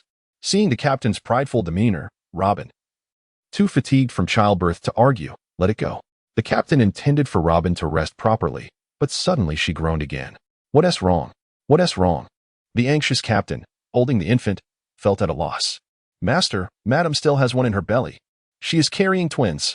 The experienced midwife quickly observed that Robin's abdomen appeared unusually large for a woman who had just given birth. The sounds of 2 infants wailing echoed back and forth in the delivery room. As one ceased its cries, the other commenced, resulting in a cacophony that seemed unending. My dear, look at our children. They are simply adorable. The captain, proudly cradling his twin offspring in each arm, exuded a sense of fulfillment. Little did he realize that Robin was bearing a pair of dragon and phoenix twins. As a traditional individual from the Celestial Empire, he felt a profound sense of accomplishment with the arrival of both a son and a daughter. Robin lay feebly upon the bed, her robust constitution, compared to that of an average woman, aiding her recovery. Nonetheless, the earlier peril had greatly alarmed the captain. With the assistance of way air, she managed to lift her upper body, leaning against the pillow while observing Cavendish, who was grinning foolishly, cradling the 2 infants. Bring them over for me to see. If the scene were altered, Robin could easily be likened to a regal queen from a palace drama, reclining on a soft couch, issuing commands to her attendants. However, the captain displayed no semblance of a henpecked husband, cheerfully presenting the 2 infants before Robin. My dear, look at our daughter. She is so lovely. In response to his proud display, Robin remained unfazed and reached out to hold her swaddled son in her arms. Our son is the truly handsome one. The captain furrowed his brow in resignation, fully aware that it was indeed their daughter who was the more beautiful. Yet, given the circumstances, he was wise enough not to engage in a dispute with Robin and conceded, they are both beautiful. All children born to a wife as lovely as mine are destined to be charming. Robin, uninterested in the captain's feigned enthusiasm, gently traced her finger across her son's cheek before inquiring, Have you decided on names for the children? Yes, yes, the captain hastily affirmed, knowing that to admit otherwise would invite scorn. He lifted the infant girl and proclaimed, Her name shall be Rommel Christine. Cavendish's full name was Rommel Cavendish. Though it had never been used before, Robin nodded with a smile, quite pleased with the choice of name. As for their son, the captain pondered for a moment before stating, Let us name him Nicholas. How unrefined. Initially, Robin was delighted by the name chosen for their daughter, but upon hearing the name of their son, she could not help but express her disdain. What sort of name is that? It sounds so unsophisticated. Cavendish felt a wave of exasperation. After all, this was a name that had been passed down for over 300 years within the royal lineage of the Tsars. To have it deemed unsophisticated by his wife was a blow, and he could only imagine that if the spirits of the Tsarist family were aware, they would be enraged to the point of spitting blood. What about Alexander then? Alexander the Great, the most illustrious sovereign of the entire Western world and the foremost commander in the annals of European history, possessed extraordinary talents and ambitions that could encompass mountains and rivers. Within a mere span of a few years, he forged an empire that stretched thousands of miles, achieving military feats that resonate through the ages. And he nearly unified all of human civilization. Such a name should be worthy of one's son, should it not? It sounds rather unpleasant, evoking a sense of immaturity. Let us choose another. Alas, the mature woman cares not for matters of emperors or their grandeur. This name simply does not sit well with me, thus I must pass. Alexander wails in the underworld. I have lived 33 years, mind you, 33. Then what about Napoleon? The captain, somewhat at a loss for words, decided to try again. Napoleon Bonaparte, also known as Napoleon I, the emperor of the First French Empire, who spent his life on the battlefield, claiming nearly uninterrupted victories. Had it not been for the harsh weather against the Russian bears, he would have swept across all of Europe. The woman frowned, contemplating for a long moment before stating, No, let us choose another. This one sounds as though it may lack stature. Napoleon the Great is now weeping inconsolably in the restroom. At least I stand at 167 centimeters tall. Gilgamesh. The captain, feeling increasingly at his wit's end, wondered why this world seemed devoid of such figures. Yet the woman's instincts were remarkably precise. Gilgamesh, the ancient king of heroes, is indeed not merely a character from a mushroom-themed game, but a figure truly recorded in the annals of history, perhaps the oldest emperor verifiable in Western historical accounts. No, I can't shake the feeling that bestowing this name might lead my son to become rather effeminate. The woman resolutely cast a veto. The king of heroes raised the star of separation in the hall of heroes, exclaiming, "I must vanquish those who so carelessly depict me in a feminine light. I, a robust male figure, the grandest of heroes, have been reduced to a caricature by these misguided souls. What about Caesar?" The captain began to rack his brain, aware that his historical knowledge had never been particularly commendable. "No, I fear my son might be assassinated." "Attila? No, this name sounds barbaric." "Bismarck? Next. Ferdinand? Change it." "Trump? Are you trying to get this book banned sooner?" "Change it." Countless illustrious names of Western leaders were crossed out under the woman's scrutiny, leaving the captain in a state of bewilderment, questioning the heavens. "Oh God, must you torment me so? I have never passed a foreign history class in my life." In a moment of exasperation, the captain casually uttered a name, only to find the woman's eyes brighten with excitement. "Yes, indeed, this name is splendid." The captain, bewildered, glanced around in confusion, pondering what he had just said. After a brief respite, the woman, having regained some of her strength, cradled her son in her arms, beaming with joy as she proclaimed, "My dear son, you now have a name. Adolf? How does that sound? Rommel Adolf. You shall undoubtedly grow up to be as dashing as your father." Is this truly happening? Cavendish now felt as though he could spew a mouthful of blood upon the ceiling. His son had been named Hitler. Trembling, he edged closer to Robin, intending to ask the lady to change his son's name. After all, the very thought of it made him feel quite uncomfortable. "Son, this is your father. I've given you a splendid name, haven't I?" Robin cooed playfully while holding the child. "Well, Hitler it is, then. Deception and trickery, he could master them all. Indulgence in vice and gambling was his forte. Let us observe how the cunning Li Qingyuan employs his mediocre ghost-catching skills to triumph in the city. My dear lady, I see two significant waves in your life. Do you require my assistance in unfastening your— Oh no, I meant, foretelling ominous signs. The new book, The Dark Feng Shui Master, has been uploaded. I hope everyone will cherish and support it. Please refrain from voting or tipping for this book. Save all your support for the other one. Thank you." Roar. With a thunderous explosion, Dong Li transformed into an immense Tyrannosaurus Rex, a fearsome beast whose oppressive aura reached the heavens and the earth, casting a shadow over the sun itself. Originally a towering giant, nearly 60 meters tall, he had consumed the artificial T-Rex fruit created by Caesar, tripling in size and now rivaling the formidable Oz, the demon from Moria. What an overwhelming presence. Drake found himself compelled to retreat under the pressure emanating from Dong Li, filled with terror.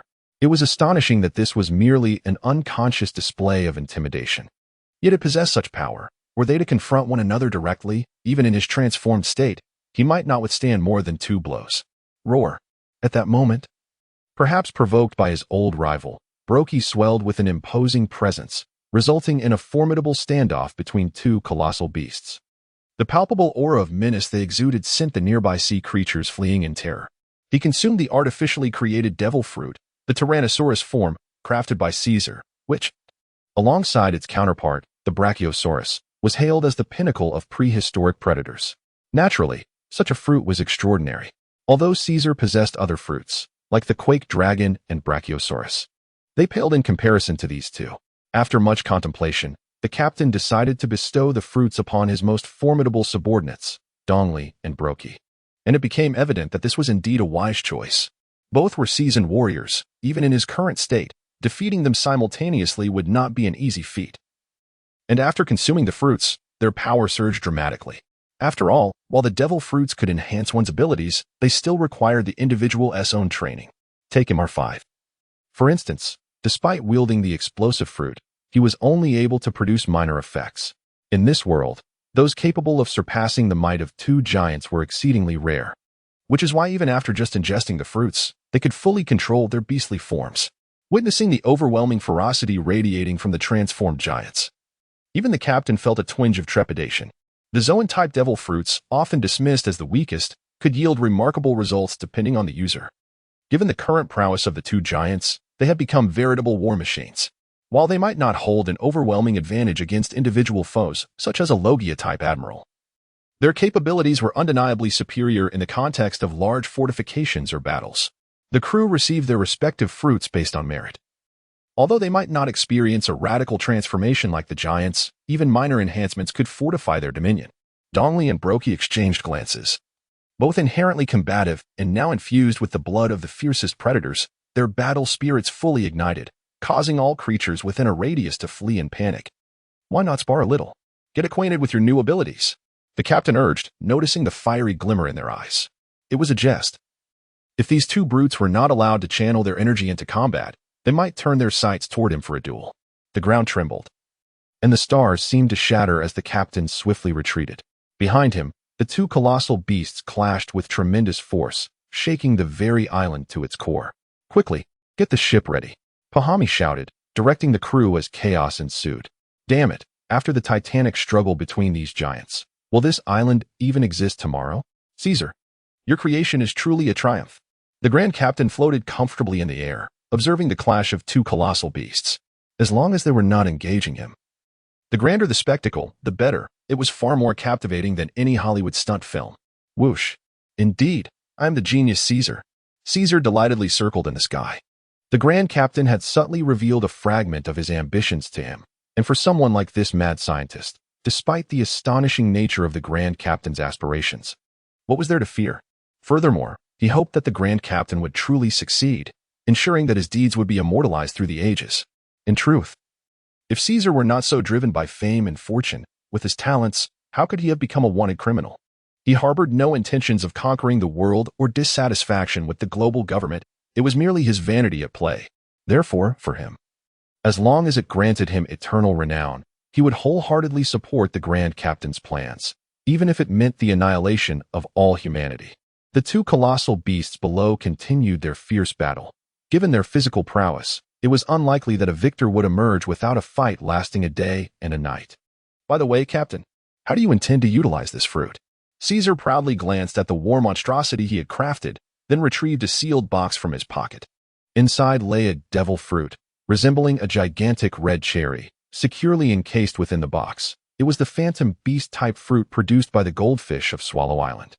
The Phantom Beast-type devil fruits, in the original narrative, were even rarer than those of the natural type, yet each one birthed a formidable powerhouse. Whitebeard's subordinate, Captain Marco, wielded the bird fruit, Phantom Beast-type, in the form of the immortal phoenix. The current Marine Fleet Admiral Sengoku possessed the human fruit, Phantom Beast-type, in the form of the Great Buddha. The proud Red Leadfield harnessed the Bat fruit, Phantom Beast-type, in the form of a vampire. These three individuals are undeniably formidable, particularly Riderfield. If he had not recklessly challenged both Steel Bone Kong and Iron Fist Carp simultaneously, there is truly no one in this world who could capture him. Of course, one cannot consider someone like Momonosuke, who possesses a synthetic devil fruit, as part of the mythical Zoan category. Although Caesar's fruit is also artificially created, it does contain a genuine mythical creature within it. Despite the vastness of this world, it remains uncertain when one might encounter another mythical being. Thus, this particular mythical fruit could very well be the only one the Great Captain encounters in his lifetime, and the question of its distribution has indeed become a perplexing conundrum. Deceitful and cunning, adept in indulgence and vice, let us observe how the shrewd Li Qing Yuan employs his second-rate ghost-catching skills to reign supreme in the city. Beautiful lady, I see two significant waves in your life. Do you require my assistance in unfastening your... Oh, I meant to say, in interpreting the ominous omen. The new book, Dark Feng Shui Master, has been uploaded. I hope everyone will collect and vote for it. Please refrain from voting or rewarding this book. Save all your support for that one. Thank you. For friends on QQ Book City or Chuangsha Chinese, this book is not yet available on those platforms. Please support it there or await its release. Thank you. Come here, my dear daughter. Let me hold you. As the Great Captain entered the quarters of the palace, Robin was reclining on the bed, engrossed in a book, while the two infants lay quietly in their cradles, listening to the gentle melodies hummed by Vare. Chris blinked curiously with wide eyes, bewilderedly being lifted from the cradle by the Great Captain. You. You never even glance at our son. You only hold our daughter." The refined woman leaned against the bed, somewhat puzzled. It is known that in the world of One Piece, the values lean towards an ancient perspective, where the preference for sons over daughters is quite entrenched. Thus, Robin has often found it difficult to comprehend the great captain's evident favoritism towards their daughter over their son. Observing the twinkling eyes of his son, the great captain remarked, "It's not that I do not like him. However, every time I hold him, I cannot help but associate him with the image of the Frere, which is simply too much for me to bear. In this world, there seems to be but one person audacious enough to claim the title of a father to the Frere." After amusing himself with his daughter for a while, he finally perched himself on the edge of the bed and inquired of the elegant lady, "Are you feeling any better now?" Robin, in a fit of boredom, stretched languidly. "I feel as though I have been pampered like a pig under your care for nearly a year. I've put on quite a bit of weight." The elegant lady self-deprecatingly jested a little, noting that during her pregnancy, the captain had prohibited her from moving about freely. Now that she had finally delivered the child, she found herself still confined, as he insisted on adhering to the customs of their homeland, which dictated that a woman must rest in bed for a month following childbirth. What sort of nonsensical rules are these? Fortunately, she is of a rather quiet disposition. Had it been someone like Nami, brimming with vivacity, would the entire situation have become unbearable? How could my wife possibly be overweight? Just look at her figure. It remains unchanged, identical to how it used to be. Though the mature lady has indeed gained a bit of weight recently, only a fool would admit such a thing. With that, the captain's indiscreet hands ventured beneath the lady's garments. How indecent! The lady cast a charming glance at him before resuming her reading. The captain, having indulged his whims upon Robin, reluctantly withdrew from her magnificent embrace, mindful that the lady was still in a recuperative phase, unsuitable for certain enjoyable activities. "Have you recently taken a fancy to that woman again?" The book in the lady's hands had long since been tossed onto the bed, as she leaned against the pillow, succumbing to the captain's mischievous grasp. However, her words startled the captain. With a nervous chuckle, he retreated to the bedside like a chastised schoolboy, allowing the lady to sit up and adjust her attire. "My dear, how are you so perceptive?" Cavendish, uncharacteristically bashful, ruffled his hair. While there is nothing inherently wrong with having a harem, Robin had never reproached him for his dalliances. Yet, considering she had just borne him a pair of children, and the fact that he was thinking of other women while being intimate with her, it was, even for him, a bit excessive. Robin observed the captain, who hung his head as though bracing for reprimand, and couldn't he help but feel a surge of amusement despite her irritation. Were she the type to be jealous, she would have surely drowned in a sea of envy by now. She and Cavendish could be considered a couple forged through adversity. Compared to Noki's carelessness and Nami's contradictory nature, she truly understood the captain better than anyone in the world. Although he had displayed his usual eagerness earlier, the feeling was entirely different. With her sharp intellect, she knew he was certainly thinking of another woman. "Speak up. Have you set your sights on that vixen again?" Robin inquired, fingers interlaced, pressing him for answers. Well, my dear, let me explain. At the last Marine headquarters meeting for the 7 warlords, I happened to pick up a trinket along the way." The captain began to evade the topic. "Don't play games with me. I've met that girl, Avril. And it's certainly not her. Be honest," the lady asserted with an air of authority. The captain fumbled for words. "You attended the 7 warlords meeting, and the legendary beauty Boa Hancock must have been present as well. Your hesitance suggests you suffered some embarrassment at her hands, which is why you're reluctant to speak." I assent it. With a bit of analysis, the lady quickly discerned the captain's thoughts. "As expected, my dear, you are remarkably astute." The elegant lady deduced the circumstances herself, leaving the captain with no choice but to acknowledge the truth. Rarely does a weasel refrain from stealing a chicken. "What? Is that woman truly formidable? Given that the Snake Princess is renowned as the world's most beautiful woman, her physique and appearance are undoubtedly beyond question." The lady's curiosity lies solely in how exceptionally powerful this woman must be to render the lustful and reckless man before her utterly defeated. It is worth noting that when he first embarked on his journey, he boldly challenged the Crocodile King, Crocodile, with the singular aim of obtaining her. Reflecting on it now seems almost incredible. The captain nodded in resignation. There was no denying that the Empress's restraint over him was overwhelmingly significant, and the sweet fruit's abilities posed an almost insurmountable challenge for a lecherous man like him. Perhaps it is for the best to avoid a scenario where a newcomer is welcomed home while an old flame lingers by the door. If you truly manage to bring home the world's most beautiful woman, I fear that our trio may have to find new accommodations. The lady commenced her emotional offensive, Although Cavendish currently treated her with unparalleled kindness, she felt uncertain should the rival be the Empress, the Snake Princess. After all, this man's reputation for lechery is well known.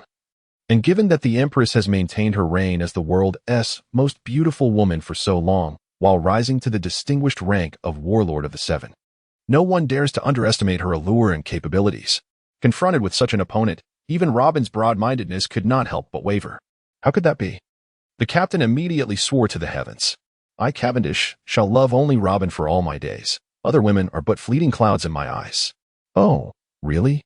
The lady asked with a sly smile. Of course, more genuine than gold. The captain boasted recklessly, oblivious to the implications. Oh, then how do you explain those two behind you? The lady smiled mischievously. The captain turned his head in disbelief, only to see Noki and Nami standing at the doorway. Looking dazed, Noki appeared heartbroken, tears in her eyes, while Nami stood fuming, her tiny fists clenched in indignation. He pointed awkwardly at Robin, who was laughing uncontrollably on the bed, a mix of despair and fury washing over him. Wife, you've deceived me. Capable of all tricks, skilled in indulgence. Let us see how the cunning Li Qingyuan employs his mediocre ghost-hunting techniques to revel in the city. Beautiful lady, I see two significant waves in your life. Do you need my assistance to unfasten your bra? Oh, I meant, to avert disaster. The new book, Dark Feng Shui Master, has been uploaded. I hope everyone will collect and vote. Please do not vote or reward this book. Save all support for that one. Thank you. For friends from QQ Book City or Chuanshi Chinese, this book has not yet been listed there. Please support it, or wait for its release there. Thank you.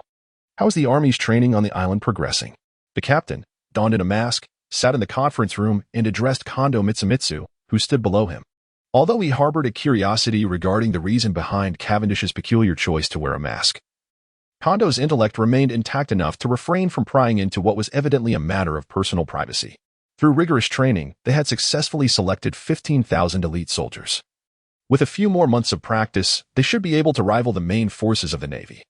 It is not surprising that Kondo could transform what were once inept recruits into formidable adversaries within merely a year. After all, the captain had entrusted him with a staggering 60,000 men, with a mortality rate of 3/4. It is a feat that only the deranged captain would dare to pursue in military training.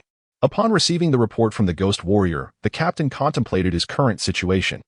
He commanded formidable assets in the form of Dong Li and Brooke, whose combined strength could equate to that of a general. Alongside them were the likes of Lafitte, Aniel, Drake, and Kondo Mitsumitsu, who oversaw nearly 30,000 troops, making them a significant power in any region. However, in the grand scheme of things, their strength still appeared woefully inadequate. Recent news indicated that the fated son, Luffy, had crossed over from Rogue Town, where he encountered the already infamous Smoker. After a fierce battle, he successfully entered Reverse Mountain. Meanwhile, the other fated son, Ace, having triumphed over Blackbeard, was sailing smoothly and thwarting multiple Navy ambushes. Drawing near to Sabayati Archipelago, should Ace navigate through Fishman Island into the New World, the world of pirates might witness a historical transformation. For once he sets foot in the New World, he would be encroaching upon Whitebeard's territory. Presently, Whitebeard remains incapacitated by illness, and with the legendary Rayleigh aboard, both Kaido and Big Mom find themselves unable to act. Recently, Sengoku has been incessantly urging the warlords through the Din Mushi, seeking to employ them as cannon fodder to eliminate Ace in the initial phase. After all, Whitebeard and Shank's fleet seem to spend their days merely circling the Red Line.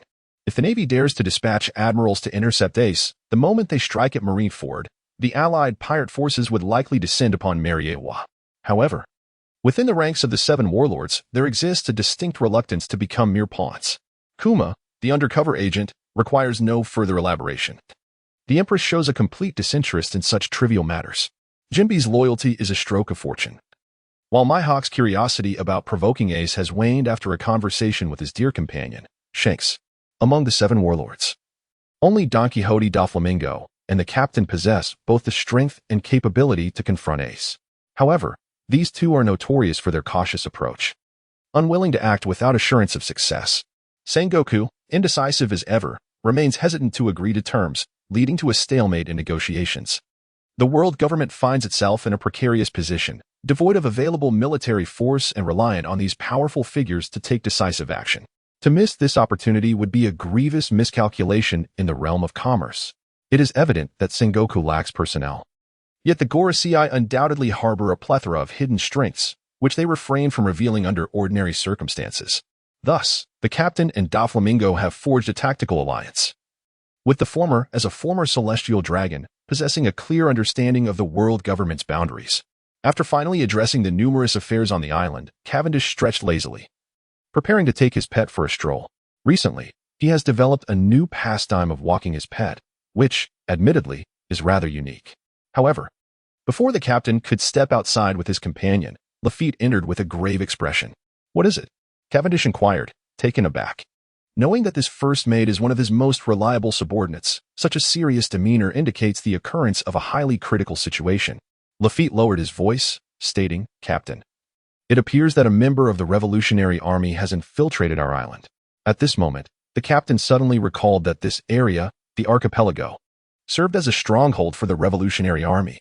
According to the original narrative, after Robin was transported here by Kuma, the Revolutionary Army initiated an uprising within mere days, overthrowing the previous reign of the world government and subsequently integrating Robin into their ranks. To suggest that the numerous islands and the tens of thousands of stationed troops could be toppled by the Revolutionary Army in such a brief span is almost laughable. Any insurrection requires meticulous planning and comprehensive preparation to stand a chance of success. Thus, it is evident that the Revolutionary Army had laid their groundwork here long before, albeit unexpectedly facing a new adversary in the form of Captain Monkey D. Dragon. The captain slowly began to retrieve buried memories, realizing that he might soon confront one of the most enigmatic figures from the original tale.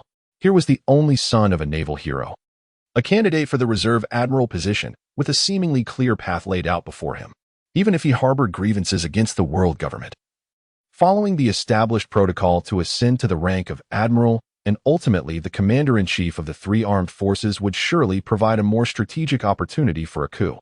Although this route would undoubtedly take decades of patience, it would be far simpler than leading a handful of men with a few firearms in a revolution. Yet, there was no need to dwell on the complexities of such thoughts. Since the Revolutionary Army dared to instigate turmoil on his territory, there was no reason for courtesy. After all, the captain's position was fundamentally opposed to that of Monkey D. Dragon, leaving no room for reconciliation between the two. This represents the struggle between the antiquated feudal ruling class and the burgeoning forces of popular democracy, a clash where only one can prevail, leaving no room for compromise. Deceit and trickery abound, and indulgence in vice is second nature. Observe how the cunning Li Qingyuan employs his mediocre ghost hunting skills to dominate the urban landscape. Ah, fair lady, I perceive that your life is fraught with two significant tribulations. Do you require assistance in unfastening your metaphorical constraints? No, wait. What I meant to say is, foreboding omens abound. The new book, The Dark Feng Shui Master, has been uploaded. I hope you will cherish and support it. Please refrain from voting or rewarding this book. Direct your generosity to the other one instead. Thank you. For friends on QQ Book City or Chuangsha Chinese, this book is not yet available on those platforms. Your support there would be greatly appreciated, or you may await its release. Thank you. Comrades, behold your plight. Each day, you are barely clothed and scarcely fed. While they Gorzen gestured toward a wooden villa, which appeared palatial compared to the squalid shanties surrounding it, live in warm abodes, feasting on the finest delicacies and consuming the most exquisite spirits, all while effortlessly depriving us of the fruits of our labor. At this point, he clenched his fist with fervor. What is most detestable is that they have taken all our beautiful women. Gorzen indignantly pointed at the densely packed crowd below. Look at Mond. As he gestured, the onlookers turned their gaze toward a young man, bare-chested and scarred, whose expression radiated deep sorrow and resentment. This year, he was to wed his beloved Ashari, but alas, that man residing in the villa. Gorzen's voice grew more intense. It was that rogue named Ross who, enamored by Ashari's beauty, forcibly claimed her and left Mond in such a wretched state. How can we endure this? Originally, the residents of this small island shared familial ties, and they felt a degree of sympathy for Monda's plight. Yet, in these times, such as the world, who among them has not suffered at the hands of the privileged? Initially, they faced the oppression of the world government-esque garrison, only to be succeeded by the scum under Cavendish. Regardless, it mattered little, for to the oppressed inhabitants of this island, any arrival would be just another overlord to serve. Even Mond himself could only lament his misfortune, for he was not the sole victim of these tribulations. However, this Mr. Gorzen has brought forth a glimmer of hope. A mere passerby, he dares to challenge the powerful on behalf of the downtrodden, embodying the essence of a true hero. Under Gorzen's impassioned rhetoric, the once-numbed islanders began to awaken, their eyes now gleaming with the fire of vengeance. Let the flames of rebellion ignite. Let them boil over. As he gazed upon the fervently stirred crowd, Gorzen's eyes shimmered with a pilgrim-like radiance. Our noble revolutionary movement shall undoubtedly ignite like a spark, ultimately incinerating the vile remnants of the old society. Lord Long, your profound ideology has consistently illuminated my path like the sun.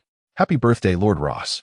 Within a villa regarded as a thorn in the side by numerous islanders, vibrant decorations adorned the space, and guests filled the halls. As one of the earliest cohorts to follow the Grand Captain, Ross, despite being arguably the least capable officer under his command, had secured a comfortable position through his seniority. Today marks his 38th birthday, although it is not a momentous occasion for those eager to curry favor. A leader's birthday, regardless of age, warrants a grand celebration akin to honoring one's own father. Long may Lord Ross live. May Lord Ross enjoy 100 years of life. The sycophantic accolades echoed from the burly men, each of them grinning like blooming chrysanthemums, joyfully bestowing their well wishes upon the day's honoree. Ross bared his teeth in a menacing grin, his gold-capped smile glinting under the lights, blinding all who dared to look. Presently, he served as the chief overseer of the island's construction, having distanced himself from the combat ranks. Yet, the rewards were considerably greater, though the Grand Captain was ruthless. None among his ranks dared to engage in treachery. However, for certain matters, he chose to turn a blind eye. After all, the funds Ross embezzled were not his own. Being a veteran, he was well aware of the Grand Captain's character, as long as he fulfilled the captain's orders in a timely and adequate manner. Shifting a bit of wealth here and there would merely invite reprimand, if discovered. Ultimately, the Grand Captain understood that a crystal-clear pond harbors no fish. If no benefits were extended to those below, why would they risk their lives for him? Old Ross. You old rascal, today you are the birthday star. Come, let us drink to this. Pahami, with a tongue loosened by drink, wrapped his arms around Ross's neck, which was as thick as his own thigh, exhaling a cloud of alcohol. In the outer hall, before a gaggle of subordinates, Lord Ross was currently bowing and scraping like a sycophant. There was no alternative. He simply could not afford to provoke them. The sycophant was inexplicably able to attach himself to the captain's thigh. After mingling in Mariewa, he returned transformed into the captain of the combat sequence. Although he was responsible for the logistics ship, it was evident to anyone with eyes. This lad, Pahami, was highly favored by the great captain. Thus, even battle leaders like Bahare or Chiore treated Pahami with utmost courtesy, and Ross naturally dared not act superior in his presence. Old Ross, I hear you recently married a beauty. Why not present her to us for a glimpse? After Ross had managed to appease Pahami, Kahori began to stir up trouble. Unable to refuse, Ross summoned the beauty, Ashali, whom he had recently acquired. After all, those seated in the inner hall were esteemed gentlemen. Ashali was originally just an ordinary village girl from this small island. While her appearance was quite charming, she was certainly not dazzling. Otherwise, she would not have been overlooked during the great captain's selection of his harem. She had believed she had escaped calamity and could live a life of love with Mond. But unexpectedly, Ross discovered her. There was little to discuss. As one of the earliest crew members under the great captain, Ross had thoroughly learned his temperament. Upon encountering such a lovely young woman, he swiftly claimed her, and the fact that he did not kill Mond on the spot could be considered a gesture of mercy. Ashali cautiously endured the unwanted advances from all directions. After being soundly chastised by Ross, she had learned to acquiesce. Moreover, although she had lost her freedom and rights here, her living conditions were infinitely better than before, leading the young girl to relent under the pressure. As a great man once wisely stated, life resembles a robust force. If one cannot resist, then one ought to embrace enjoyment, with cunning, deception, and an array of vices. Watch as the scheming Li Qingyuan employs his mediocre ghost-catching skills to triumph in the city. Beautiful lady, I see two major waves in your life. Do you require my assistance in unfastening your, foreboding signs? The new book, Dark Feng Shui Master, has been uploaded, and I hope everyone will support it with their collections and votes. Please refrain from voting or tipping for this book. Save it all for that one. Thank you. For friends from QQ Book City or Chuangshi Chinese, the book is not yet available on those platforms. Please support it there once it is. Thank you. Charge. Brothers, as long as we rush in, we shall feast on delectable meals, sip exquisite drinks, and rest in warm beds. Everyone shall eat their fill. Golzen activated his extraordinary persuasion mode, leaving a group of naive islanders utterly bewildered. Many of these individuals have never tasted the flavor of alcohol in their entire lives, and the occasions on which they can indulge in meat are exceedingly rare. Now, stirred by his rhetoric, the latent fervor and valor within them have been awakened. After all, living is but a wretched existence. Who knows when they might be extinguished due to the whims of these aristocrats? It is far better to seize their own destiny with their own hands and strive for a brighter future. The tattered individuals, when confronted individually by the lords, would tremble in fear at the mere sound of a cough, unable to even contemplate resistance. Yet, when gathered in sufficient numbers, an inexplicable confidence emerged among them. Thousands of islanders, wielding an eclectic array of makeshift weapons, scythes, shovels, carrying poles, clubs, and even brooms, joined the formidable tide of revolution. Two lowly pirates, tasked with welcoming guests at the entrance, were disheartened as they consumed their drink, filled with envy and resentment as they observed their colleagues indulging in excess within the villa's opulent parlor. Despite their humble status as mere extras, the islanders' lack of discipline was far more pronounced. Their multitude lacked organization and leadership, appearing formidable yet disjointed, akin to a scattered sand. Even from several miles away, the ruckus they caused caught the attention of the lookout pirates, who immediately sounded a sharp alarm. Serving under the captain, one need not possess great strength or capability, however. Experience in combat was essential. Eschew, in a state of partial disarray, was ensnared by Kahori and Genji, their hands exploring, while Ross stood awkwardly nearby, hesitant to intervene. After all, she was merely a plaything. To offend two high-ranking captains over her seemed unwarranted. Yet, the thought of being humiliated in front of others if they were to take liberties with his newly acquired concubine was disconcerting. Lord Ross found himself in a tumult of emotions, pondering why these two, being senior captains with numerous women at home, would act so brazenly. Moreover, if they truly desired her, they could at least have the decency to retreat to a more private setting. Such public behavior was a blow to his dignity. Just as Lord Ross wrestled with his conflicted feelings, the clarion call of salvation finally rang out. The scoundrels in the hall abruptly ceased their actions and swiftly returned to a state of readiness for battle. After all, under the captain's command, indulgence in vice was commonplace. Yet during combat, any cowardice or hesitance was utterly unacceptable. Ross gazed at Kahori, who, with a face full of vexation, hastily pulled up his trousers, a cold sweat narrowly avoiding cascading down his forehead. It was a close call, had circumstances been slightly different. Lord Ross might have found himself in a most compromising position today. Outside, the pirates had already clashed with the islanders, engaged in a fierce and tumultuous battle. Logically speaking, given their physical capabilities and combat experience, the islanders should have been no match for the pirates. Yet, paradoxically, the fight had reached an impasse. The pirates, having indulged in copious amounts of alcohol, found themselves somewhat sluggish, while the islanders, outnumbering their foes, fought with fervor, driven by a thirst for vengeance that often compelled them to fight tooth and nail. Furthermore, the pirates lacked formidable fighters at that moment, while Golzan remained concealed within the throng, ready to rush to the aid of any beleaguered comrade, thus contributing to the current stalemate. "Bastard!" Kahori exclaimed, charging forth with twin blades in hand. Moments ago, he had nearly mounted his steed, yet now his younger companion stood defiantly, chest out.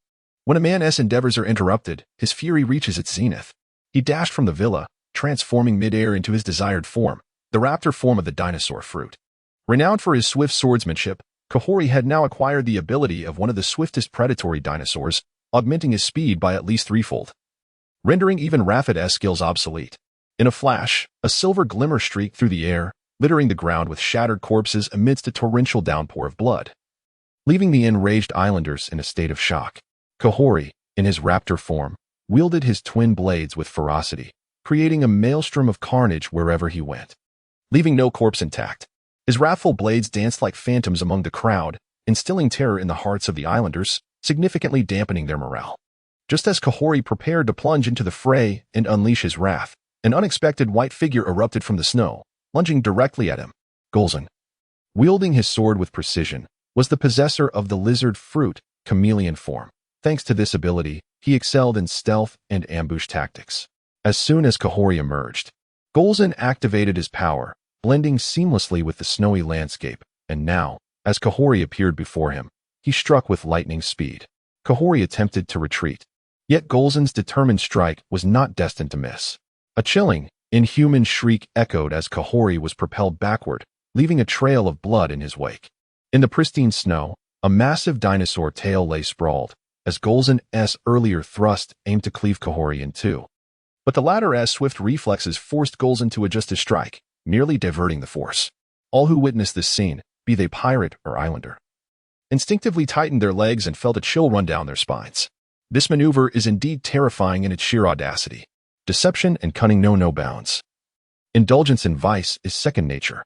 Observe how the scheming Li Qingyuan employs his mediocre ghost-catching skills to reign supreme in the urban landscape.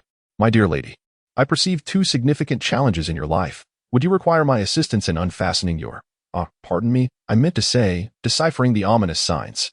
The new book, The Dark Feng Shui Master, has been uploaded.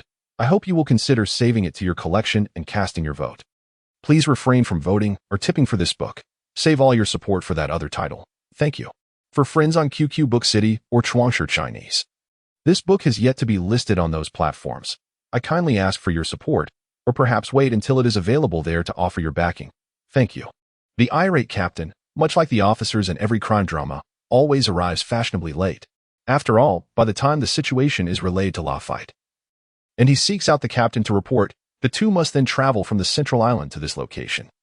A journey that cannot be completed in less than 2 hours. In the context of warfare, 2 hours may merely be a warm-up. However, for a massacre, it is an ample duration. Indeed, a massacre. Although Golzen's breathtaking strike sent shivers through the souls of all pirates, the disparity in strength between the two sides remained staggering.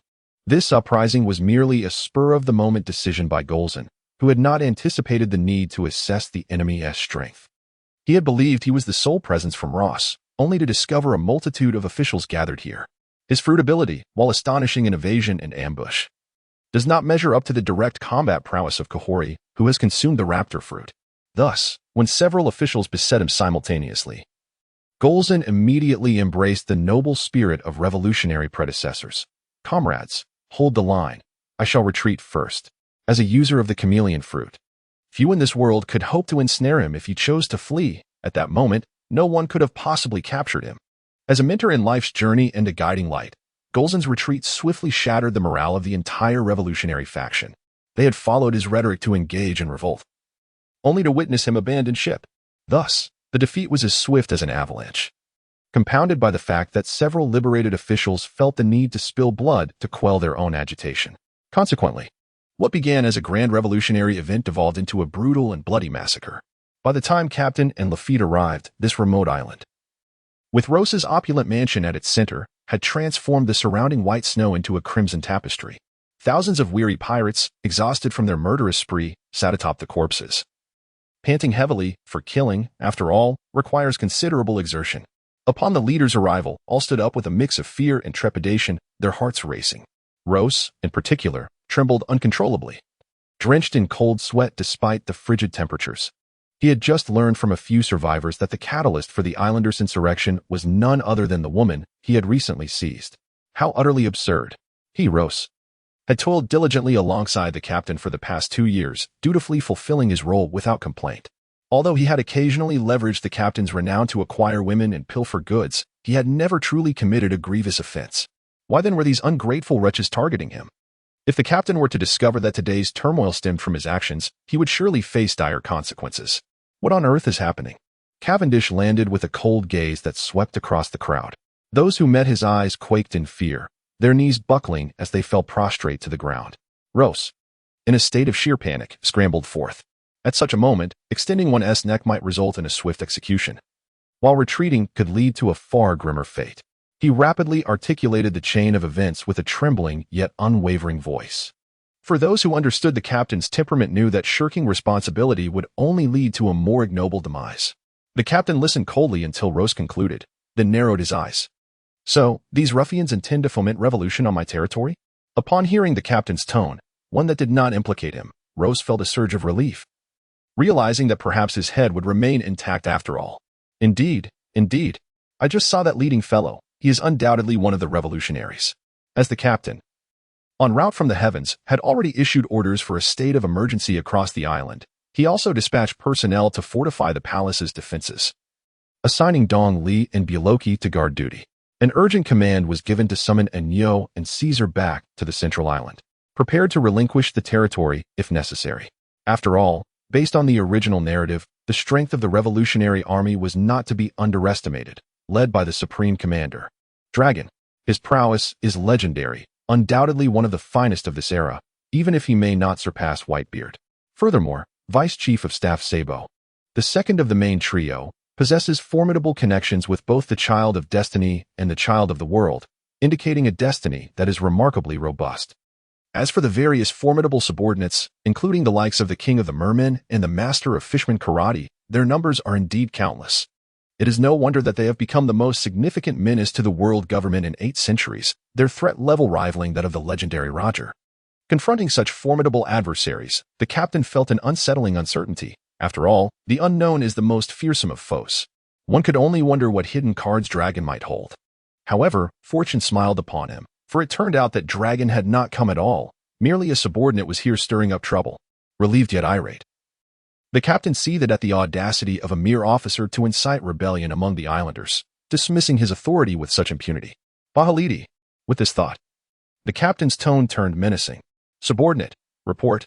The blood-red snow wolf had transformed into a blood wolf, kneeling before the captain.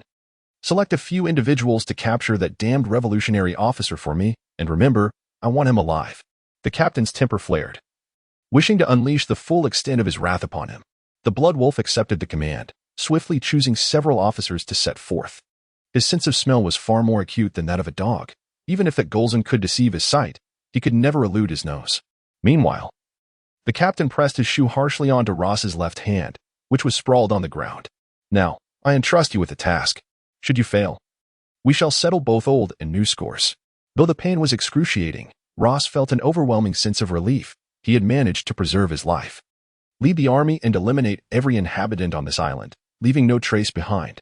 Deception and cunning were his forte, and he reveled in showcasing his dark talents amidst the urban chaos. My lady, I see 2 significant waves in your life. Do you need my assistance in unfastening your... Oh no, I meant signs of doom. The new book, The Dark Feng Shui Master, has been uploaded, and I hope everyone will support it with their collections and votes. If you are friends from QQ Book City or Chuangshu Chinese, this book is currently not available on either platform. Please support it, or wait until it is available there to show your support. Thank you. In the conference hall, the captain sat high upon a chair draped in white tiger skin, hurling a golden goblet at Bahalay. The snow wolf knelt in fear, unable to move. As the goblet shattered his skull, the vivid crimson of his blood mingling with the rich cream from the cup, creating a gruesome spectacle.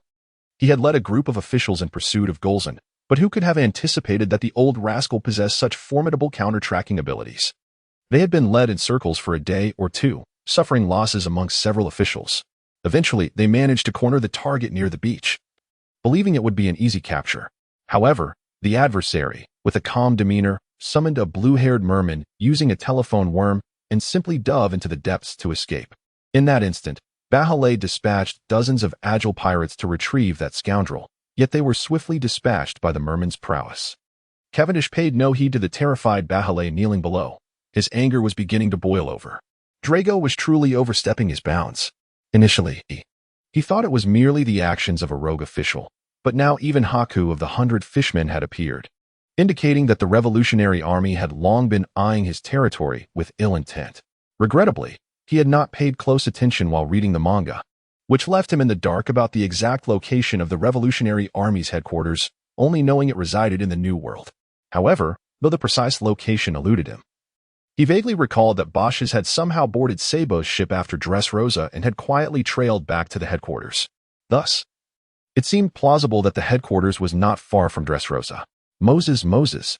With this thought, the captain retrieved his specialized telephone worm and dialed the 5 elders. Cavendish, what is it that you seek from us? After a brief moment, the call was answered. Normally, the 7 warlords would not have the privilege to converse directly with the 5 elders, yet exceptions do exist. I believe I possess information that might pique your interest. What news do you bring? The wise elder felt a headache brewing at the sound of the captain's charming voice. That damned fellow had previously played this game, selling them news that Ace was Roger's heir, resulting in a chaotic situation that remained unresolved. Now he was resorting to the same ruse once more. One could only wonder what troubles would arise this time. Monkey D. Drago, the current leader of the Revolutionary Army. I'm curious if the 5 elders have any interest in him. The captain languidly remarked from the other end of the telephone worm. Interest? Indeed, we have a substantial interest. For many years, the five elders have maintained their dominion over the world with remarkable precision, encountering only two notable failures, both at the hands of the formidable duo, Garp and his son. While it is true that Garp took in Roger's child, one could argue that such an act is rooted in reason. After all, his singular mindset, when faced with a worthy adversary, would undoubtedly perceive that individual as a lifelong companion. However, the actions of Dragon have left them utterly perplexed. It is worth noting that at merely 20 years of age, he had already been designated as a candidate for the rank of admiral, a fact that was an open secret within the world government. Moreover, Sengoku had previously expressed his intention to bestow the position of fleet admiral upon him upon his retirement. At that time, Dragon was indisputably the most illustrious second-generation figure in the world, with fame, wealth, and power readily within his grasp. Even the five elders held him in high regard. Yet, who could have anticipated that in a single night, this illustrious heir, already entrenched in the upper echelons of society, would forsake all that he had acquired, escaping to establish a so-called revolutionary army? Upon receiving this startling news, all who heard it were left in disbelief. And even the five elders confirmed the information thrice, before realizing that it was no jest from the lower ranks. To this day, the events of that fateful night remain shrouded in mystery. No one knows precisely what transpired, why Dragon chose to defect, or what this so-called revolutionary army truly represents. Nevertheless, despite their urgent desire to ascertain Dragon's whereabouts, the five elders cannot afford to show weakness, for who knows what exorbitant demands that shameless individual might make. Oh, I have heard that a revolution has erupted on one of the islands under your jurisdiction. Surely, Dragon must now be a significant concern for you, remarked the wise elder with a subtle smile, as if to mock the notion that he would be at a loss. What grave threat could there possibly be? I recall a great leader once said, "In this world, there are no problems that cannot be resolved with death." The inhabitants of that island have been entirely eradicated. Even if there were any remnants of the revolutionary army or spies, they too have met their demise. Is there really any fear of a resurgence? As for the denizens of the other islands, they are now silenced by fear, and even if they were granted 100-fold courage, they would never dare to challenge the authority of the captain. After all, they are no longer on the brink of starvation. Although life remains arduous, it is far better to endure than to perish. As long as they can survive, who would wish for death? Upon hearing the profound words relayed by the captain, the five elders fell into a momentary silence. The assertion that the death of a person resolves all issues requires not only genius but a chilling indifference that is truly formidable. Consequently, a fervent debate ensued regarding the true worth of the headquarters of Don Quixote da Flamingo, ultimately concluding at the staggering sum of 1.2 billion berries. Despite the fact that Monkey D. Dragon's bounty had soared to an astounding 5 billion, making him the most wanted man in the world. The captain was not coercing him into claiming the reward. He merely uttered the location of his hideout. Furthermore, if we were to entertain the notion that the five elders stubbornly refused to pay, the captain would simply have to accept his misfortune. For in the face of the revolutionary army's might, his only recourse was to have the world government deal with such matters to ensure that Dragon would not have the bandwidth to trouble him in the near future. For today, I shall refrain from recommending new books and instead address the queries of my readers. Regarding the requests from Chuangshi and QQ Book City, I lack an account and cannot respond there, so I shall convey my message here. Recently, there have been frequent criticisms of my daily updates in the book reviews, which compel me to express my grievances. This book has been published for over 3 months, encompassing more than 340,000 words, with total earnings of merely 211 yuan, an average of less than 2.5 yuan per day. This is not a lamentation of poverty or otherwise. I merely wish to clarify that this work has not and will not enter VIP status. It is entirely free, and I do not seek any rewards. This book is solely a means for me to find closure. Now, let us return to the narrative. The formidable Don Quixote da Flamingo, standing at the docks of the Exile Islands, gazed in astonishment at the approaching figure of the celestial demon, Trafalgar Law. It is worth noting that although they share an alliance, this former celestial dragon concurrently holds the title of King of Dressrosa, and his frequent absences from his duties would have resulted in the loss of his position were it not for the pirate-laden world in which they reside. Ah, it is the spirit of hospitality. Today, I come bearing a significant business proposition. Da Flamingo chuckled lightly, choosing to remain silent afterward, understanding the unspoken implications behind Law's demeanor. The captain promptly instructed his maid to disperse everyone in the vicinity. Once the meeting room was left with only Doflamingo and the captain, Law produced a transponder snail from his pocket. "What is this?" Cavendish inquired, astonished, for how many individuals could command Law to act as a messenger. "This is Kaido of the Beast's transponder snail, and here is another." Doflamingo, with a flourish, revealed yet another transponder snail. "This one belongs to Big Mom, Charlotte Linlin." With a wry smile, Tion Yacha placed 2 transponder snails on the table, creating an atmosphere thick with awkwardness. Both he and his companion were recognized as Warlords of the Sea by the world government, a title originally intended to counter the 4 emperors among pirates. Yet, here stood the illustrious warlord, Tion Yacha, reduced to the role of a messenger for the emperors, a situation both ironic and disheartening. However, when 2 of the 4 emperors come seeking your presence, those bold enough to refuse would likely be few and far between. Certainly, among those select individuals, one would not find the astute Tion Yacha. Observing the transponder snails before him, the captain understood that the inevitable had arrived. The existence of Port Gasti Ace posed a grave threat not only to the Navy's dominion, but also to the prestige of the world government, leaving both Big Mom and Kaido in a state of unease. According to their pact with Whitebeard, should Ace follow in the footsteps of Roger and complete his journey, he would be recognized as the Pirate King, commanding their allegiance henceforth. For the 2 individuals who have wielded power for decades, this is an utter humiliation. I was ruling my domain comfortably at home. Why should I succumb to the orders of a mere novice? Yet, confronted with the unyielding presence of the formidable Whitebeard, the imposing red-haired Shanks, and the ever-resilient Rayleigh, they indeed lacked the courage to confront them head-on. Despite the comic portraying Kaido of the Beast as brashly seeking death, as if living were a grave sin, it is merely an act of bravado. If he truly wished to end his existence, why not challenge Mariewa directly? Or face Whitebeard in a duel without retreating if he were to lose? One can only imagine the devastation Whitebeard could unleash upon him. The captain promptly activated Kaido's transponder snail and established a connection. "Hello, is this Mr. Kaido? Cavendish, is that you?" Came a rugged, wild voice from the other end, filled with an intimidating aura that could easily frighten the faint-hearted. Although they had never met, both swiftly recognized each other's identities as the intermediary, the Night Demon, would never commit such a blunder. "I'm curious as to why Mr. Kaido has summoned me," he feigned ignorance, which is the essence of business, after all. "To be blunt, I require you to eliminate Port Asti, Ace." However, the figure on the other end was clearly not accustomed to the nuances of business. Ordinarily, one would engage in casual banter, exchanging compliments before subtly broaching the matter at hand amidst a plethora of trivial chatter. Currently, Whitebeard and red-haired Shanks were poised for battle. Akin to famished wolves, their combined might as 2 of the 4 emperors exerting pressure that rendered the entire world helpless.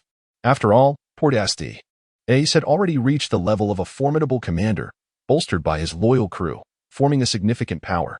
In such circumstances, only a select few worldwide possessed the capability and leisure to eliminate Ace, with the captain undoubtedly being the most suitable candidate for the task. As for Don Quixote Doflamingo, the Night Demon shrugged, well aware that the kingdom of Dressrosa was encircled by the territories of Whitebeard and red-haired Shanks. Should he dare to confront Ace, Whitebeard would undoubtedly unleash a tremor that could obliterate his kingdom. "Mr. Kaido, I am currently quite occupied and truly lack the time," the captain began to elaborate, weaving a tale of grandeur. Merely declaring an intention to eliminate Ace was inconceivable. Not only would it provoke Ace, but it would also invoke the wrath of Whitebeard, Shanks, Rayleigh, and, most importantly, the son of destiny, Luffy. Moreover, from the vantage point of the captain, situated in the first half of the Grand Line, what significance did Kaido of the Beasts hold? Doflamingo's trepidation towards Kaido stems from the fact that his entire fortune and life are entwined within the New World. Should he truly provoke that formidable individual, it would take mere moments for Kaido to unleash his wrath upon him and his family. Although it is certain that the world government would seek retribution in due course, what solace is that to a man whose grave is already a meter deep? Yet for the great captain, such concerns are trivial. "If you possess the audacity, come confront me in the earlier stages. 1 nature-type cloud fruit, 100 billion berries, and 10 stunning maidens." Kaido disregarded the captain's incessant ramblings and laid forth his own conditions without hesitation. If this fellow were to venture into business, he would undoubtedly face ruin. Let me ponder this for a moment. Given that someone like Kaido is incapable of conducting business, I must conclude this call for now. Although Kaido's offerings demonstrated his sincerity, they also indicated his impotence regarding Ace. Otherwise, with his notorious temperament, he would never entertain negotiations. Deception and trickery are his forte, indulging in vice and excess with unparalleled expertise. Let us observe how the cunning Li Qingyuan employs his mediocre ghost hunting skills to triumph in the city. My dear lady, it appears that you harbor two significant tribulations in your life. Do you require assistance in unfastening your metaphorical constraints? Forgive me, I meant to say ominous signs. My new book, The Dark Feng Shui Master, has been uploaded. I hope you will support it with your votes and collections. Please refrain from voting or rewarding this book. Rather, direct all support to that new work. Thank you. If you are friends from QQ Book City or Chuansha Chinese, this book has yet to be listed there. So your support would be greatly appreciated, or you may await its release on those platforms. Thank you. As the captain concluded his call with Kaido and opened the Din Din Mushi, he was greeted by a series of repulsive swallowing sounds from the other end. Speaking of Big Mom, her lack of decorum is astounding. Eating while on the phone is truly impolite. Is this Cavendish? This is Ling Ling. Before he could ponder further, the nauseating voice of Big Mom echoed through the line. Struggling against the urge to vomit, the captain pinched his nose and replied, "It is I. What brings you to contact me, Big Mom?" Truth be told, were it not for the fact that this woman is among the most powerful and influential in the world, her appearance alone would dissuade the captain from granting her even a glance, as it would surely diminish his appetite. I merely wish to chat casually. Having heard that you are the most promising young man of this era. Compared to Kaido's obstinacy, Big Mom is far more adept at business. Unfortunately, her appearance leaves much to be desired, diminishing the captain's desire to engage in conversation. Big Mom, let us discuss matters directly. While her daughter, Charlotte Bre, is somewhat appealing, given Big Mom's current demands of the captain, if Cavendish were to propose marriage, it would likely be a foregone conclusion. However, Charlotte Bre is hardly a paragon of virtue, and her memory fruitability is rather formidable. Having her as a spouse would indeed be a source of considerable concern. Furthermore, should she be wed, the hierarchy within the harem would inevitably be challenged. With Robin, the captain's rightful consort, having borne him 2 children, her status as the primary wife is sacred and unassailable. Yet, Charlotte Bre, backed by the formidable Big Mom, would never be content to remain in the shadows. Splendid. I adore your youthful spirit. Would you consider becoming my son-in-law? The matron jovially declared from over there. Well, your esteemed self is indeed the only one among your daughters who possesses a visage that aligns with human aesthetics. The others are quite the eyesores. Truly a sight to behold. One wonders, could it be that that girl, Buling, is a result of genetic mutation? Thank you for your kind words. But I must regrettably inform you that I am already wed. To allow your daughter to marry me would indeed be a disservice to her. Let us refrain from pursuing this matter further. In the interest of maintaining harmony within his harem and societal stability, the captain resolutely declined the matron's proposal. Farewell to my 3-eyed maiden, he thought bitterly. Once I attain sufficient strength, I shall certainly retrieve that little vixen, Buling, to engage in a series of encounters. First one way, then another. After indulging in a lengthy exchange of trivialities, they finally concluded the call. As for Avril, the fiancée of Perispero and the matron's intended daughter-in-law, she was wisely overlooked by both parties. After all, the initial arrangement for Perispero to marry Avril was primarily due to her father, Blamide, and with Blamide now disposed of and impelled down, Avril had effectively lost her value. The matron reasoned that it would be folly to offend a key ally for the sake of a woman devoid of worth. The captain, feeling somewhat vexed, glanced at the celestial demon seated across from him. Dover, you have certainly brought me a massive conundrum. According to Cavendish's original intentions, he had no interest whatsoever in Firefist Ace. That fool, aspiring to become the Pirate King, was deluded. Does anyone truly believe that securing that title would command the world to obey? Nonsense. He hadn't even ascended to the position yet.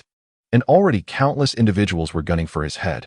If he were to attain that title, given his foolish nature, it would be precarious indeed. Moreover, even if the new world were to be utterly destroyed, what concern would it be to the captain? In fact, he would prefer it to be in utter chaos. As for the notion that Ace could unify all forces and overthrow the world government upon becoming Pirate King, that was even more ludicrous. The world government's 800-year foundation could hardly be toppled by a mere Pirate King. Of course, turmoil was inevitable, yet the more chaotic the world became, the more advantageous it would be for the captain, was it not?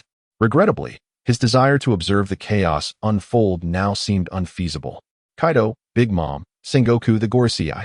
If any one or two of these forces sought his assistance as an assassin, he could possibly navigate that. After all, the captain was no pushover. Anyone seeking to consume him must be prepared for a fierce rebuttal.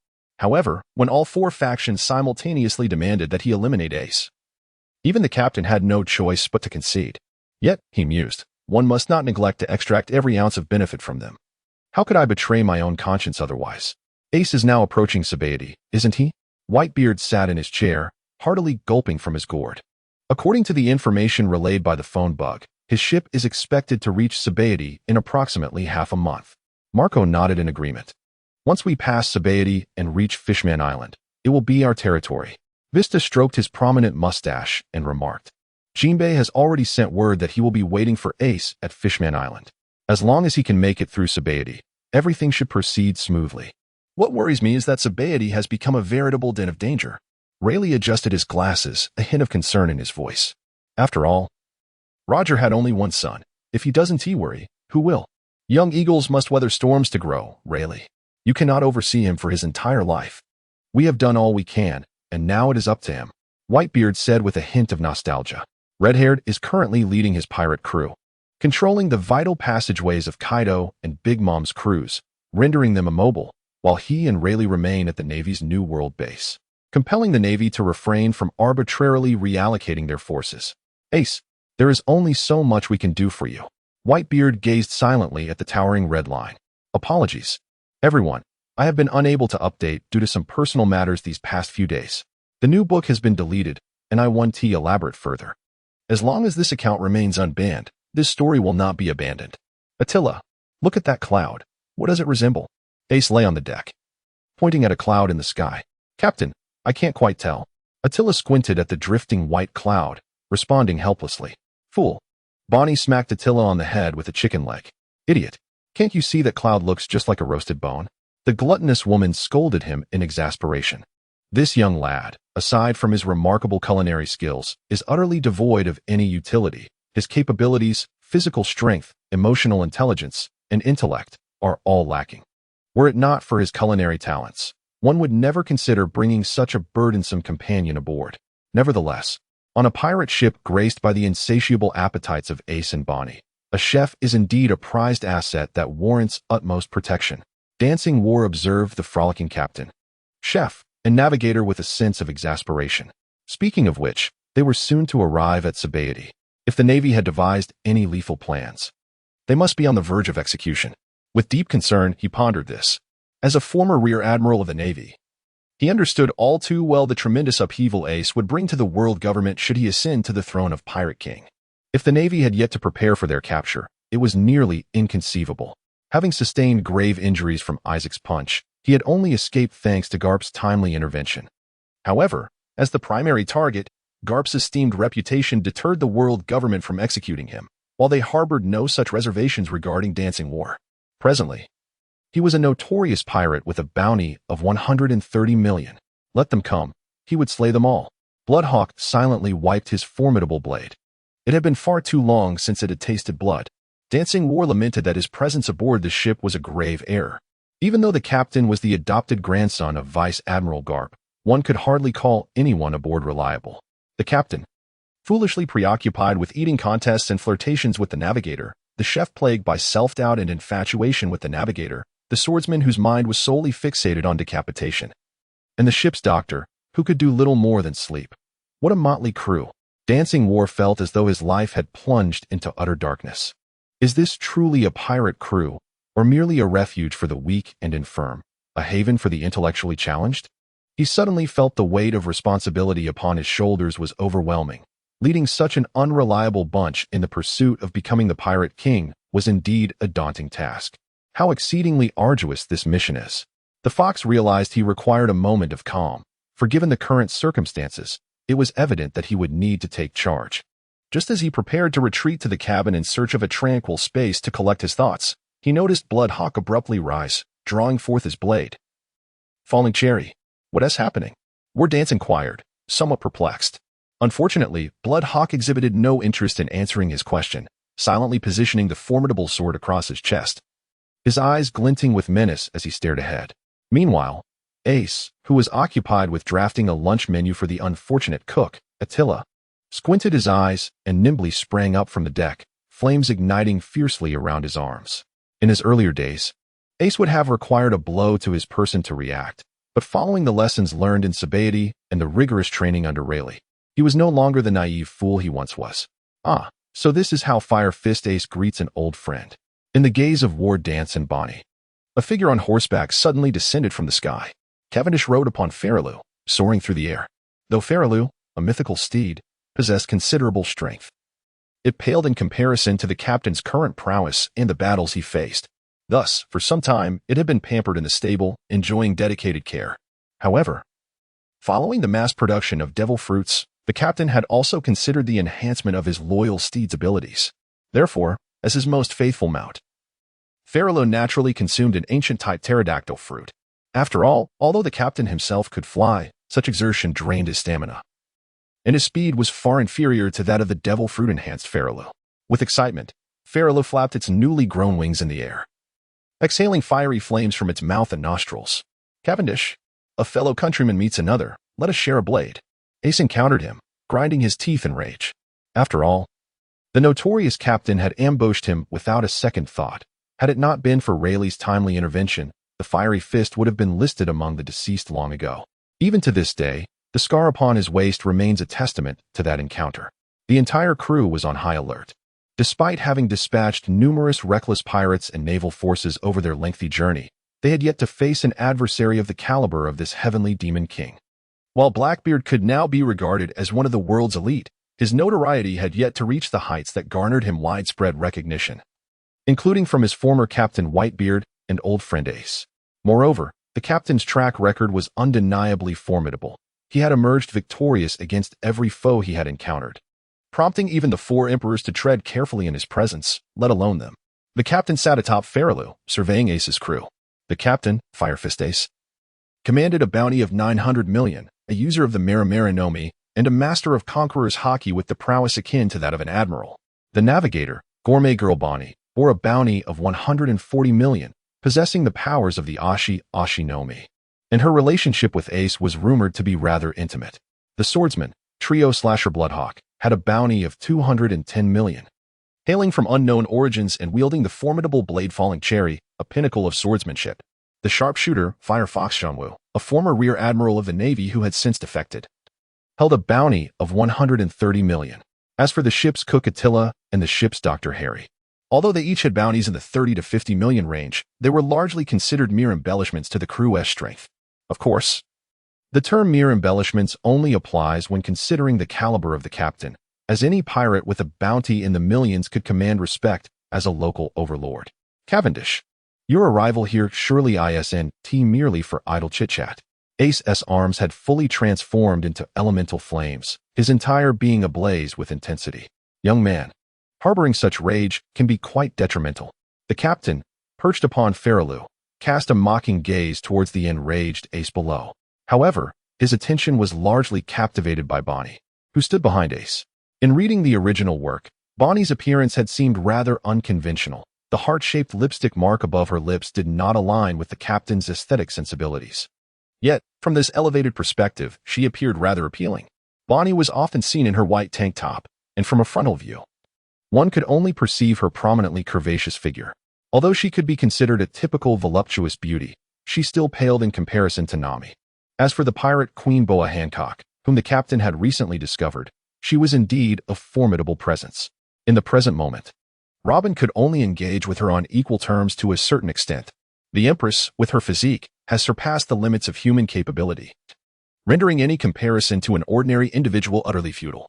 From his vantage point above, the captain could distinctly observe Bonnie's prominent curves, her figure. If one were to disregard the exceptional combat prowess of the Empress or Robin, could indeed be deemed as a devilish temptation. He stepped back, positioning himself in front of Bonnie, effectively shielding her from the captain's penetrating gaze. Bonnie cast a shy glance at Ace, surprised that this blockhead had finally shown some awareness. TSK. So this woman is your partner, the captain remarked with a sinister chuckle from above. As the saying goes, one often covets what they cannot have. Although Bonnie's beauty was certainly above average, it was far from breathtaking. The captain, having been spoiled by an array of stunning women, remained largely unfazed by all others, save for the Empress. However, with Ace's protective stance, the captain's interest was piqued. Nothing is more delectable than dumplings, and nothing more entertaining than a married woman. While it remained uncertain whether Bonnie had shared a bed with Ace, the current atmosphere suggested that engaging in playful antics would undeniably be exhilarating. The captain, with a lewd smile, fell into deep contemplation, while Ace had already commenced his actions. Ghost fire. Instant prison kill. Ace gently waved his arms, and hundreds, even thousands, of colorless, transparent flames suddenly materialized around the captain. Since the last ambush, this honest child has been subjected to the cunning teachings of that seasoned trickster, Rayleigh, and has now succumbed to a darker path. Though he may appear to merely be striking a pose in an attempt to appear cool, he has secretly enveloped the surrounding sky with formless flames, a newly acquired skill. Magnetic escape, thunderous blade. As Ace made his move, the captain discreetly initiated his own actions. Hundreds of metallic orbs, no larger than the marbles children play with, swiftly soared towards Ace's pirate ship under the command of the magnetism fruit. These metallic orbs, generously provided by Caesar's advanced technology, contain immense electrical energy. When detonated by Cavendish using the magnetic fruit, they can instantaneously create a chain reaction of damage within a certain radius. While they may not be particularly useful against skilled adversaries, they are undeniably effective for destruction. "How dare you ambush me?"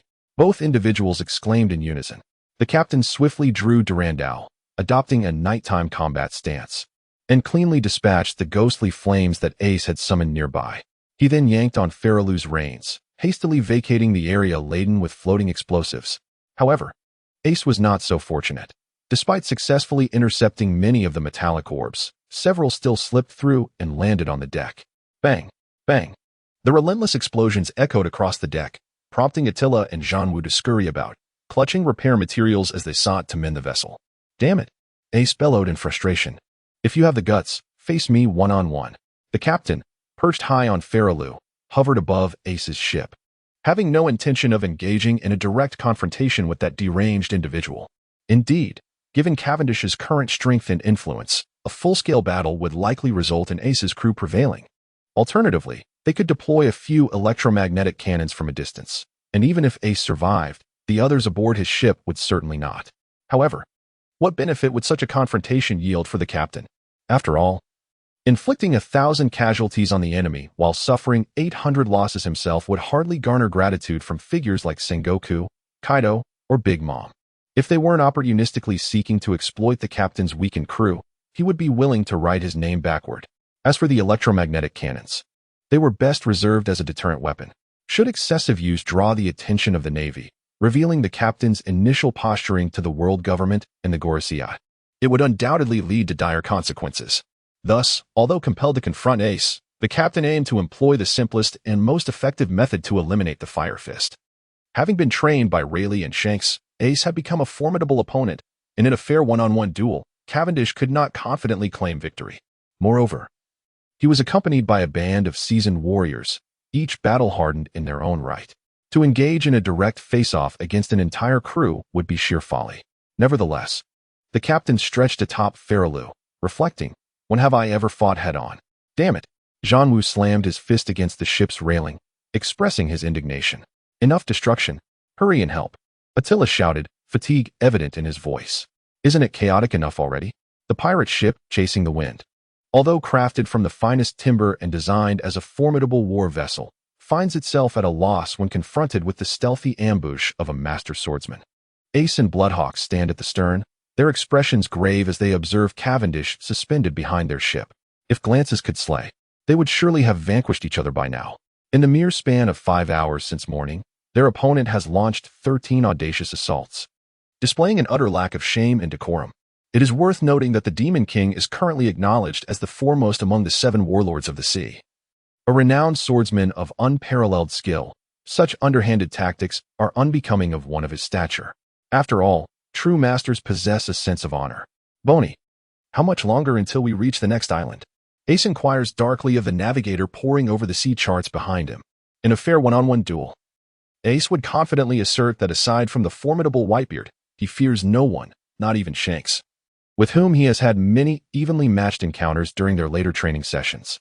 Of course, one cannot entirely dismiss the possibility that Shanks was holding back. However, as a devil fruit user, no matter how powerful he may be, he remains vulnerable to the sea. Alongside him, the navigator, sniper, and even the ship's doctor are also users of abilities, should this vessel truly sink. Bloodhawk alone would stand little chance against the airborne Cavendish, an endeavor akin to chasing phantoms. Cavendish, taking advantage of his ability to fly, has resorted to such shameless tactics, leaving them at a loss for countermeasures. It is essential to recognize that most battles in the realm of pirates tend to occur on land. If all were to fight on the sea, the fishmen would undoubtedly reign supreme. The captain floats in the air, observing the resilient ship that continues to defy the odds, admiring the tenacity and resolve of Ace's crew. The vessel has been cleaved in twain by his sword energy, yet remains afloat, slowly advancing despite the loss of its sails. This resilience is indeed inspiring. After all, the ship's sails have long been severed, and Ace must remain vigilant against further ambushes, with only the half-hearted efforts of the sniper, ship's doctor, and cook propelling them forward.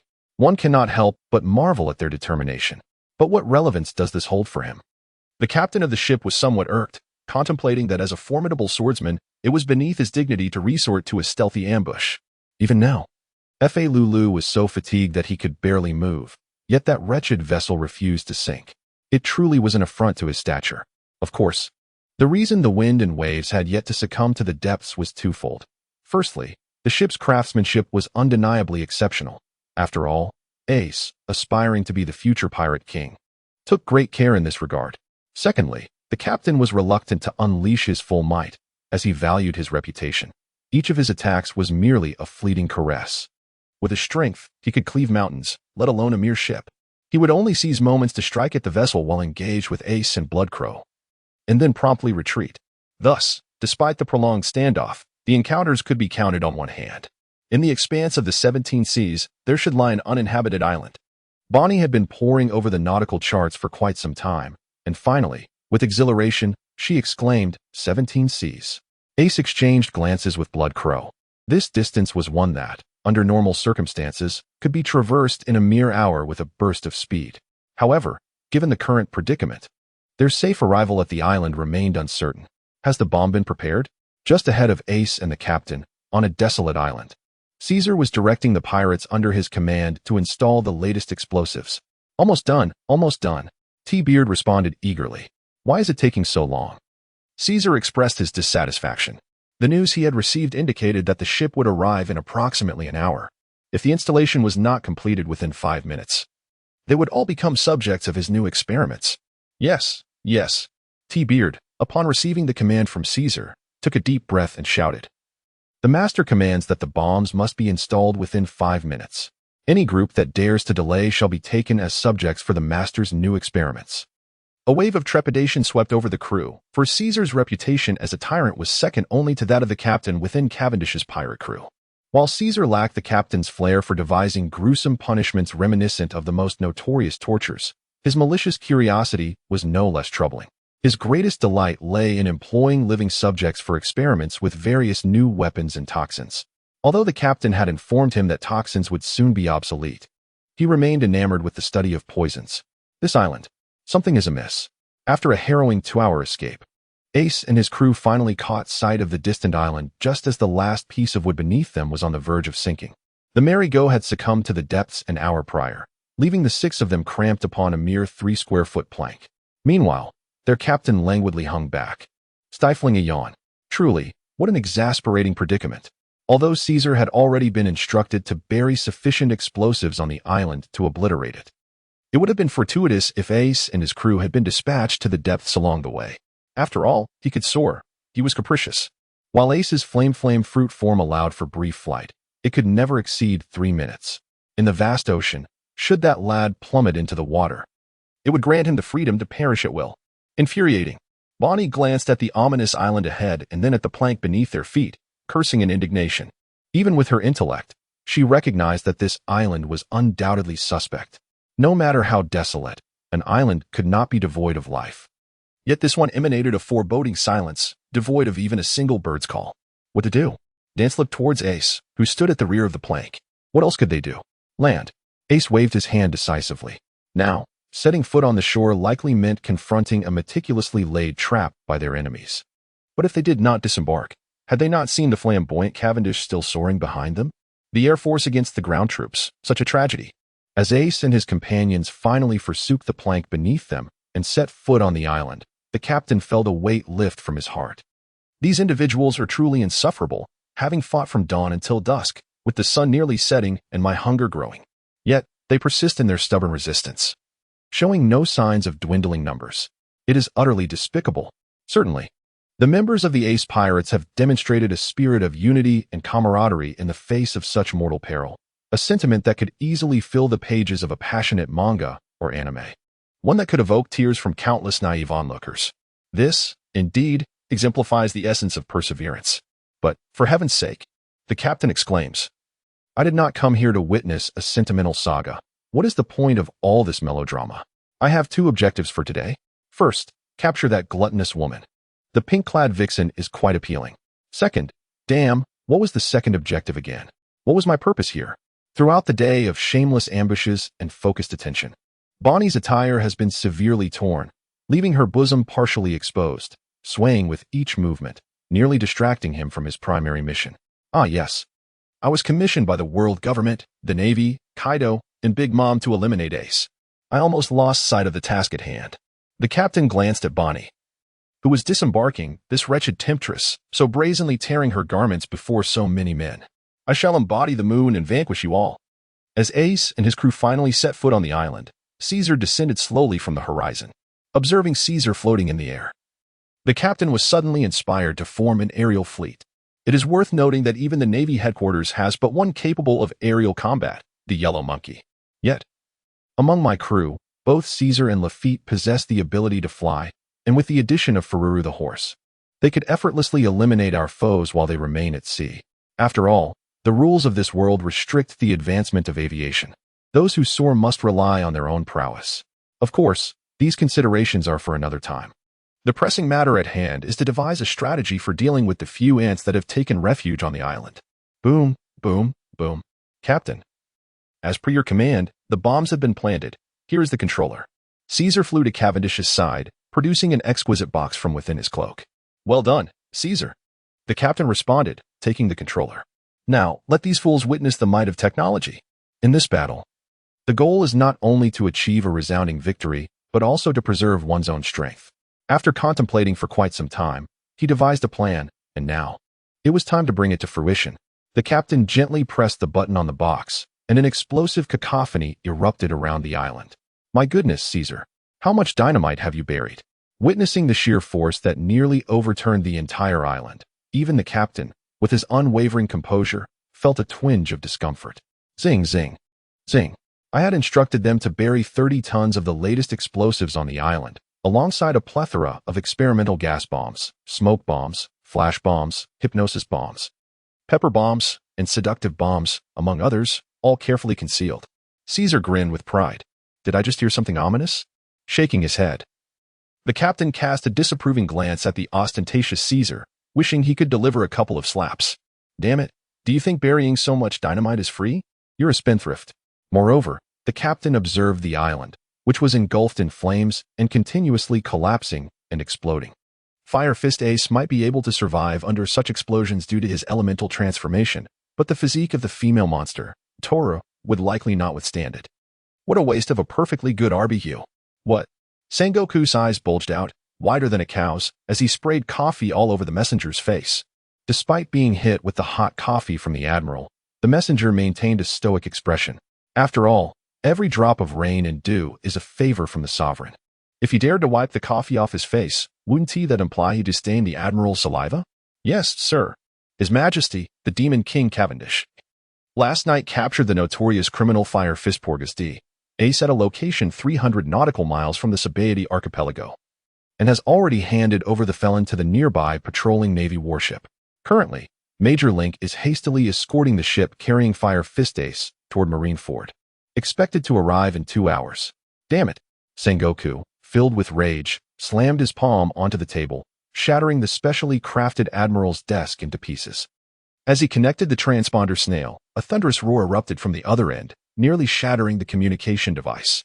Naturally, the prepared captain had already thrown the snail away at the moment of connection, waiting until the tirade of curses subsided before beckoning.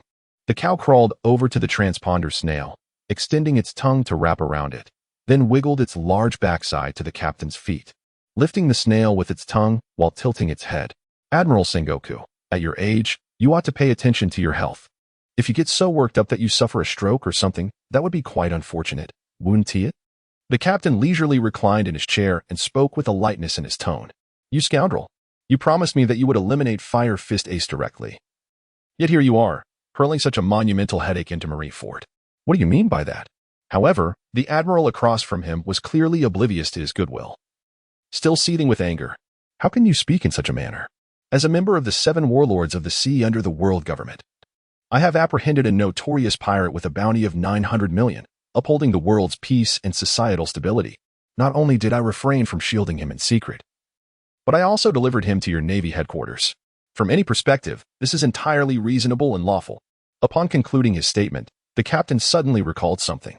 Oh, and do remember to reward me with that bounty. 900 million is enough for my wife to purchase several fine garments.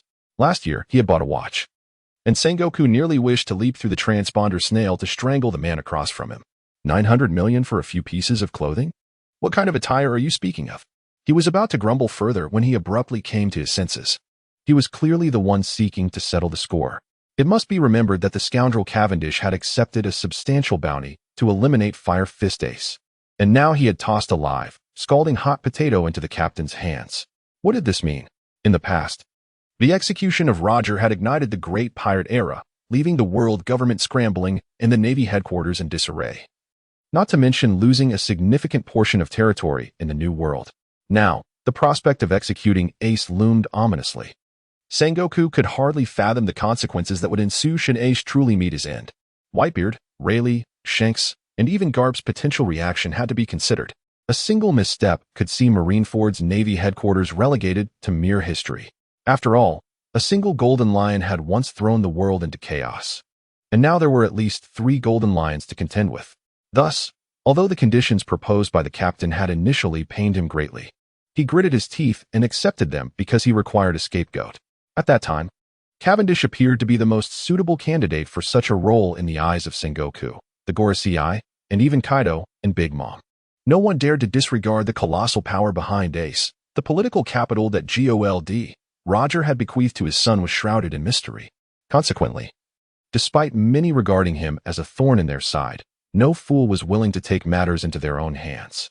Everyone had cast this burden upon the captain. Yet he deftly flung it away. Ridiculous. These individuals viewed him as a simpleton, but in this world, who is truly the fool? Captain Shishirin abruptly ended the call with the snail phone, dismissing the raucous laughter and indignation of the marshal on the other end. After all, the remaining matters were no longer his concern. As long as Port Gas D, Ace did not perish at his hands, all troubles would be extraneous to him. He lightly nudged the cow before him with his toes, and Tina promptly understood his intent, obediently placing the snail phone on the table before retreating into her pen. How was Hawkback faring? Once the island had completely vanished from the map, the captain led his crew to tidy up the aftermath. The trio of War Dance Attila and Harry had been utterly obliterated, leaving only fragments to signify their identities. Surprisingly, the voracious Bonnie had escaped death. Ace had not opted for elemental transformation to flee the explosion, instead using his own body to shield her from the brunt of the impact, thus sparing her life. However, the cost was nearly fatal for Ace himself, a thought that had genuinely startled the captain. The prospect of this young man dying at his hands and the incessant torment from Whitebeard, Rayleigh, and Shanks thereafter was a daunting consideration, even for one with his composure. Fortunately, Ace's beastly physique had preserved his life, and after directing Hawkback to ensure his survival, the captain contacted Doflamingo to summon the prearranged naval vessels. Yet, it seemed the swordsman aboard had eluded detection, leaving no trace, alive or dead. The new book is finally ready, with Perseverance adopting a new guise. I shall never disclose that this new identity has been blacklisted by certain individuals. Dear readers, please assist with your collections, recommendations, and support. Thank you. This book does not require voting or donations. I appreciate everyone's kindness. The most ruthless pirate descendant, Gold, Roger's orphan, has been captured. The Navy has once again upheld justice, apprehending the heir of the Pirate King. The glory of the world government shines upon the astonishing secrets enveloping Ace. What in the world? Sengoku exclaimed, gazing at the deluge of newspaper headlines, as if 1,000 teddy bears were rampaging within him. He was desperately trying to conceal the fact that Ace had fallen into the hands of the Navy. Yet who would have anticipated that these damned newspapers would dare to spread such outlandish claims?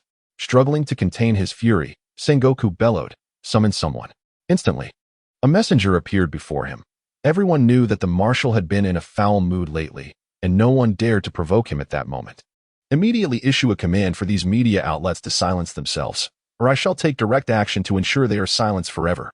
As the supreme authority of the world's most formidable violent organization, should anyone perceive the warring states marshal as merely a benevolent figure, he would gently yet firmly strike your chest with his tender fist, imparting a lesson on the essence of affectionate care. Although he possesses the power to command these media outlets to cease their indiscriminate chatter, the articles that have already been published cannot be obliterated. Cavendish, Doflamingo. I shall remember you both. The warring states etched their names indelibly in his mind. The only one capable of orchestrating such a concerted effort among numerous media outlets is the formidable Doflamingo, however. That individual is known for his reluctance to act unless assured of success, making such a thankless endeavor unlikely. The only one who could compel that celestial demon to comply is the heavenly demon king himself. After all, since Doflamingo allied with the Grand Captain to monopolize all narcotics trade, his influence has expanded significantly, rendering him less fearful of the likes of Kaido or Big Mom. The strategy of driving wolves to devour tigers is hardly ingenious. Anyone possessing a modicum of intelligence could discern it at a glance. Regrettably, this is an overt scheme.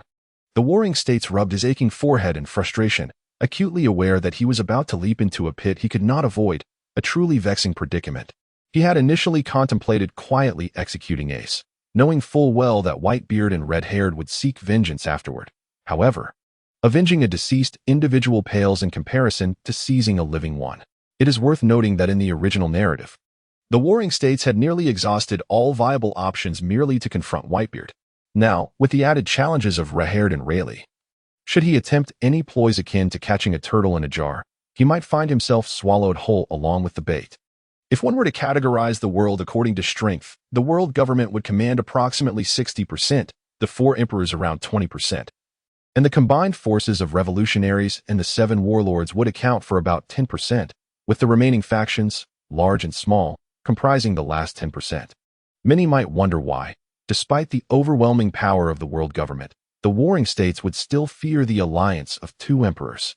The answer lies in the distinction between the world government and the Navy. Not to mention, the 5 elders are unrivaled masters. Yet can the warring states maneuver them? Furthermore, these 5 venerable individuals are singularly focused on the pursuit of immortality. Unless someone were to breach Mariehua and threaten their very existence, they are unlikely to budge. Additionally, hidden among the celestial dragons are formidable experts, along with the top generals and high-ranking officials within the Army and CP organizations. Who among them could the warring states truly command? After all, colleagues can be rivals. For years, the Navy has enjoyed the highest salaries and the best treatment, and it would be a lie to claim that the other departments harbor no grievances. Our esteemed warring states marshal is likely overwhelmed by the situation. Inside the palace of Dressrosa, the knight Yasha is welcoming his most crucial business partner. The captain reclines in a lounge chair, while Ivankov kneels beside him, gently massaging his legs. Meanwhile, Miranda diligently extracts watermelon seeds with a silver spoon, one by one, given the captain's cowardly nature. Even though Don Quixote Doflamingo is his most significant business associate and current best partner, he would never engage in such perilous dealings deep within enemy territory. However, this meeting is of such paramount importance that even the phone bugs are deemed too risky. Only face-to-face discussions among the parties involved are permissible. Thus, the captain has no choice but to arrange the island-esque defenses and lead his elite forces here. Of course, in a show of caution, Caesar's scientific vessel is rapidly circling 30 kilometers off the coast of Dressrosa, with its 4 high-powered electromagnetic cannons fully charged. At a mere command from the captain, the entire Dressrosa could be erased from existence. Such is his fear of death. In the face of this palpable distrust, Doflamingo exhibits no displeasure. Rather, the demeanor and magnanimity between the two are worlds apart. It remains to be seen whether warring states dares to shift the blame. Should he choose to place it on the elders, he might find himself secretly pleased. The captain opens his mouth to savor the carefully selected seeds presented by Miranda. His green eyes wander over the three beauties near Doflamingo, baby 5, the bespectacled maid who is almost compliant, the perfect choice for playful exploits, Snow Woman Mona, a sporty figure with a natural fruit ability, capable of enhancing the experience in bed and fighting fiercely outside of it, and Viola, Doflamingo's former lover, a stunning beauty with full lips and brown skin. While her complexion may detract slightly, her figure is undeniably alluring, rivaling even that of the Empress. Regrettably, these three are almost entirely Doflamingo's possessions. Even the captain is aware that daring to encroach upon another's territory could lead to a bloody conflict. The new book is finally ready, having changed its guise. I would never admit it's because this guise has been blacklisted by certain individuals. I kindly ask everyone to support The Evil Exorcist with collections, recommendations, and rewards. Thank you. This book does not require voting or donations. Thank you all. Doflamingo, the guests have arrived. As the captain, under the pretense of subtlety, measured the busts of the three women before him with a gaze he deemed discreet, Tory Bowl emerged from the ground. The sight of the mucus perpetually dangling from his nose filled the captain with a sense of revulsion. Fortunately, it was Doflamingo who could endure such a sight. Had it been under his command, he would never allow this individual to repulse others. Although Tory Bowl was a user of the sticky fruit, relying entirely on his slime-like form, this peculiar habit of letting mucus hang from his nose seemed to emanate a peculiar sense of personal amusement. Ha ha ha, dear Cavendish, our guest has arrived. Should we not discuss matters of importance? The nightmarish figure rose from the embrace of the three beauties and addressed the captain. Very well. The captain, too, stood from the service of his two female attendants. Compared to his desolate, snowbound island where birds would scarcely dare to land, Dressrosa was akin to paradise.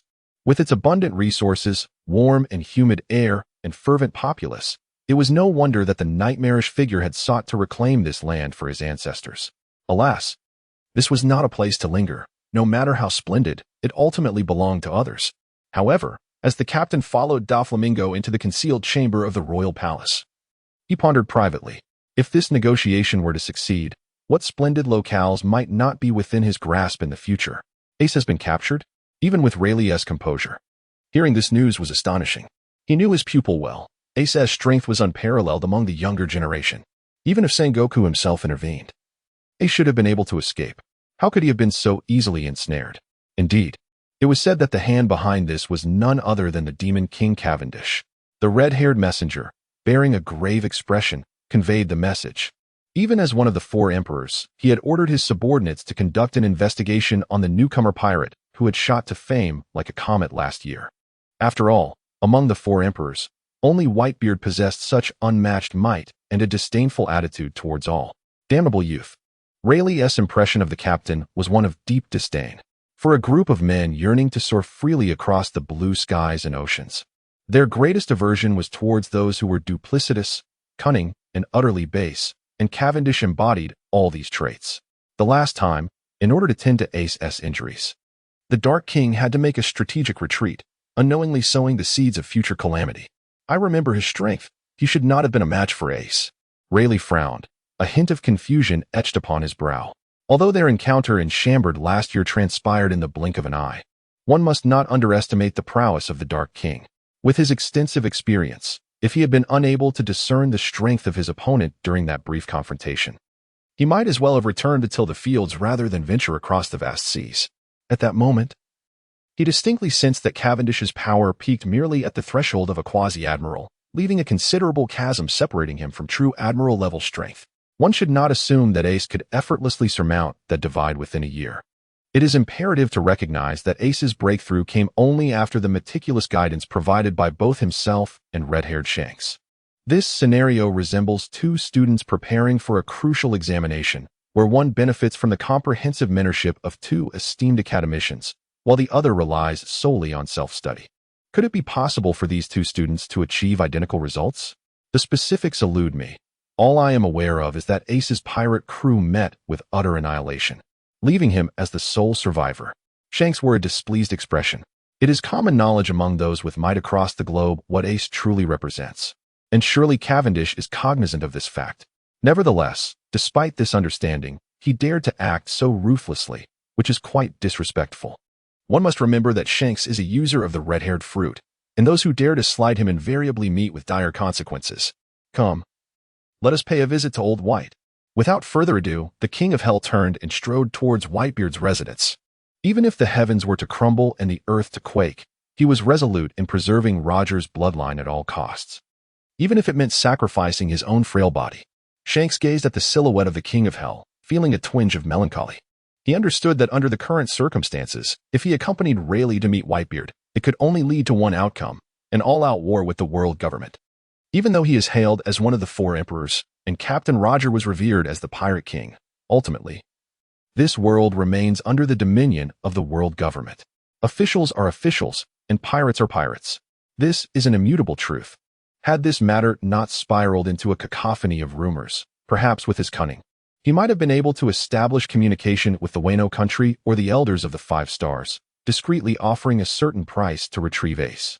However, the situation has now escalated to the point where the truth can no longer be concealed. Thus, no matter how aware the world government is of the impending peril, it must inevitably plunge into the abyss. The burden of reputation is indeed exhausting. Meanwhile, neither Whitebeard nor Rayleigh could possibly stand idly by while the heir of Captain Roger is slain. The only outcome of this would be an all-out war. In such moments, where should he go? To speak honestly, Captain Roger has been a mentor in his life, a figure he has revered much like a father. Thus, for Ace, Shanks has regarded him as a younger brother. If the man with the red hair were merely a solitary figure, then sacrificing his life would merely serve as a means to repay Captain Roger's kindness. However, he is no longer that inexperienced cabin boy of yore. He is Shanks, the red-haired emperor, renowned across the world. He carries the hopes and futures of all his crew upon his shoulders. And every action he takes will determine the fates of tens of thousands, even hundreds of thousands. Can he truly afford to act as recklessly as he once did? The new book is finally completed. Perseverance has donned a new guise. I shall not mention that this persona has been blacklisted by certain individuals. I kindly ask everyone to support The Evil Exorcist with your collections and recommendations. Thank you. This book requires neither votes nor rewards. I appreciate your understanding. 40%. A massive hand slapped against the table, leaving a profound imprint on the conference table crafted from atom wood. It is noteworthy that the hardness of atom wood rivals that of sea stone. Yet the owner of that formidable hand left a clear mark with ease, having deliberately restrained his strength. Otherwise, a single strike could have potentially collapsed this hidden chamber deep within Dressrosa.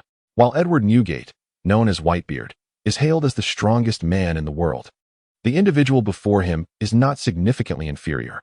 Kaido, the beast, possesses the strongest physical form on the planet, with muscles so robust that even the supreme-grade Great Blade cannot sever them, coupled with an almost immortal healing capability. Even for Whitebeard, attempting to slay him is no trivial endeavor. Kaido shook his head in fury, the horns atop his head swaying with his roar. In the depths of the hidden chamber in Dressrosa, for individuals were each staking their claim as they engaged in a nefarious negotiation. Kaido, the Beast, Charlotte Linlin, the Big Mom, Don Quixote da Flamingo, the Heavenly Yiksha, and Cavendish, the Heavenly Demon King.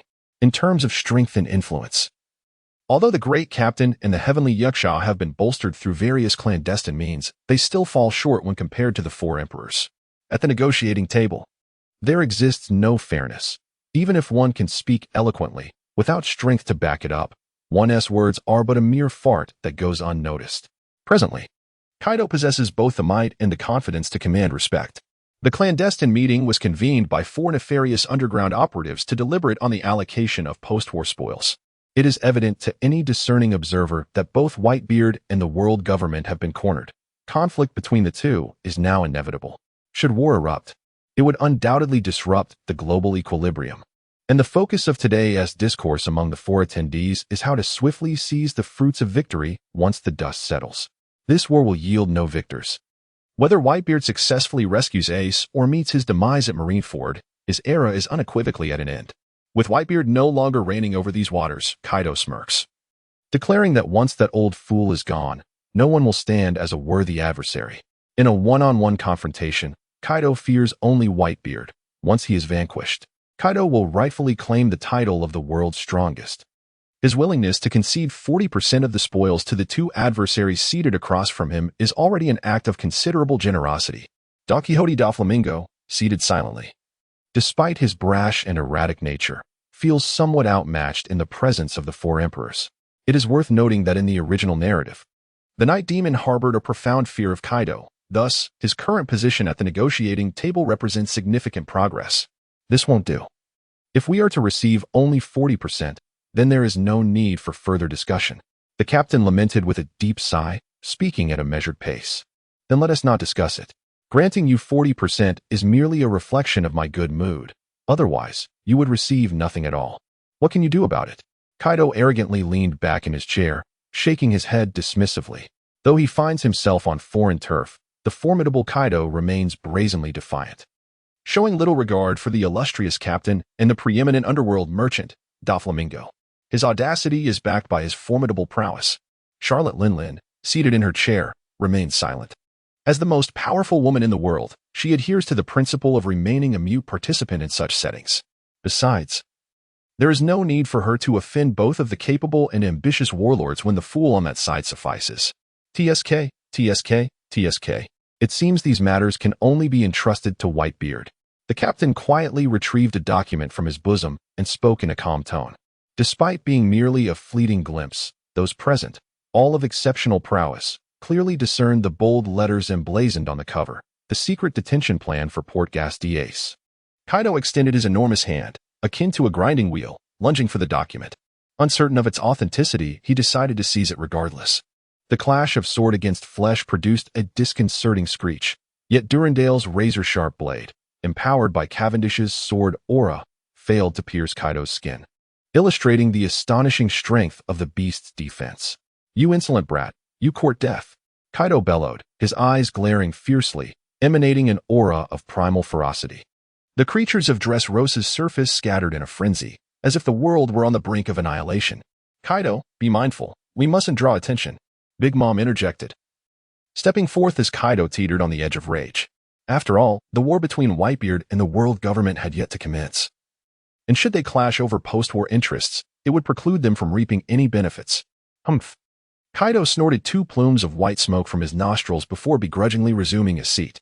Beneath the table, he flexed his fingers. For though that sword had not breached his defenses, it had nonetheless strained his muscles, imparting the realization that the individual before him was not to be trifled with. A master of Cavendish's caliber could at least flee if bested, and while Kaido often eschewed cerebral pursuits, it did not imply he relished inviting trouble upon himself. The captain, with an air of nonchalance, tucked the document back into his bosom, disregarding Kaido's predatory gaze, and slowly articulated, "Fire Fist Ace. Whether in terms of his identity or the ramifications he brings, possesses the potential to upend the balance of the entire world. Consequently, he is currently being clandestinely detained by the world government on an obscure island." At this juncture, the captain paused, adding a dramatic dash. Little did the world government anticipate that the officer overseeing Fire Fist Ace, vice commander-in-chief of the G5 fortress in the New World, Admiral Virgo, is one of Doflamingo's men. Upon hearing this, even Kaido and Big Mom, known for their composure, involuntarily shuddered.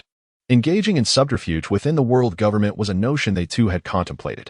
Big Mom's singular ambition to unite her eldest son with that young lady, Pudding, had been a strategic move to court Brulee's favor. After all, Commander Virgo of the G5 fortress, as one of the prominent figures in the New World, is undoubtedly familiar to him.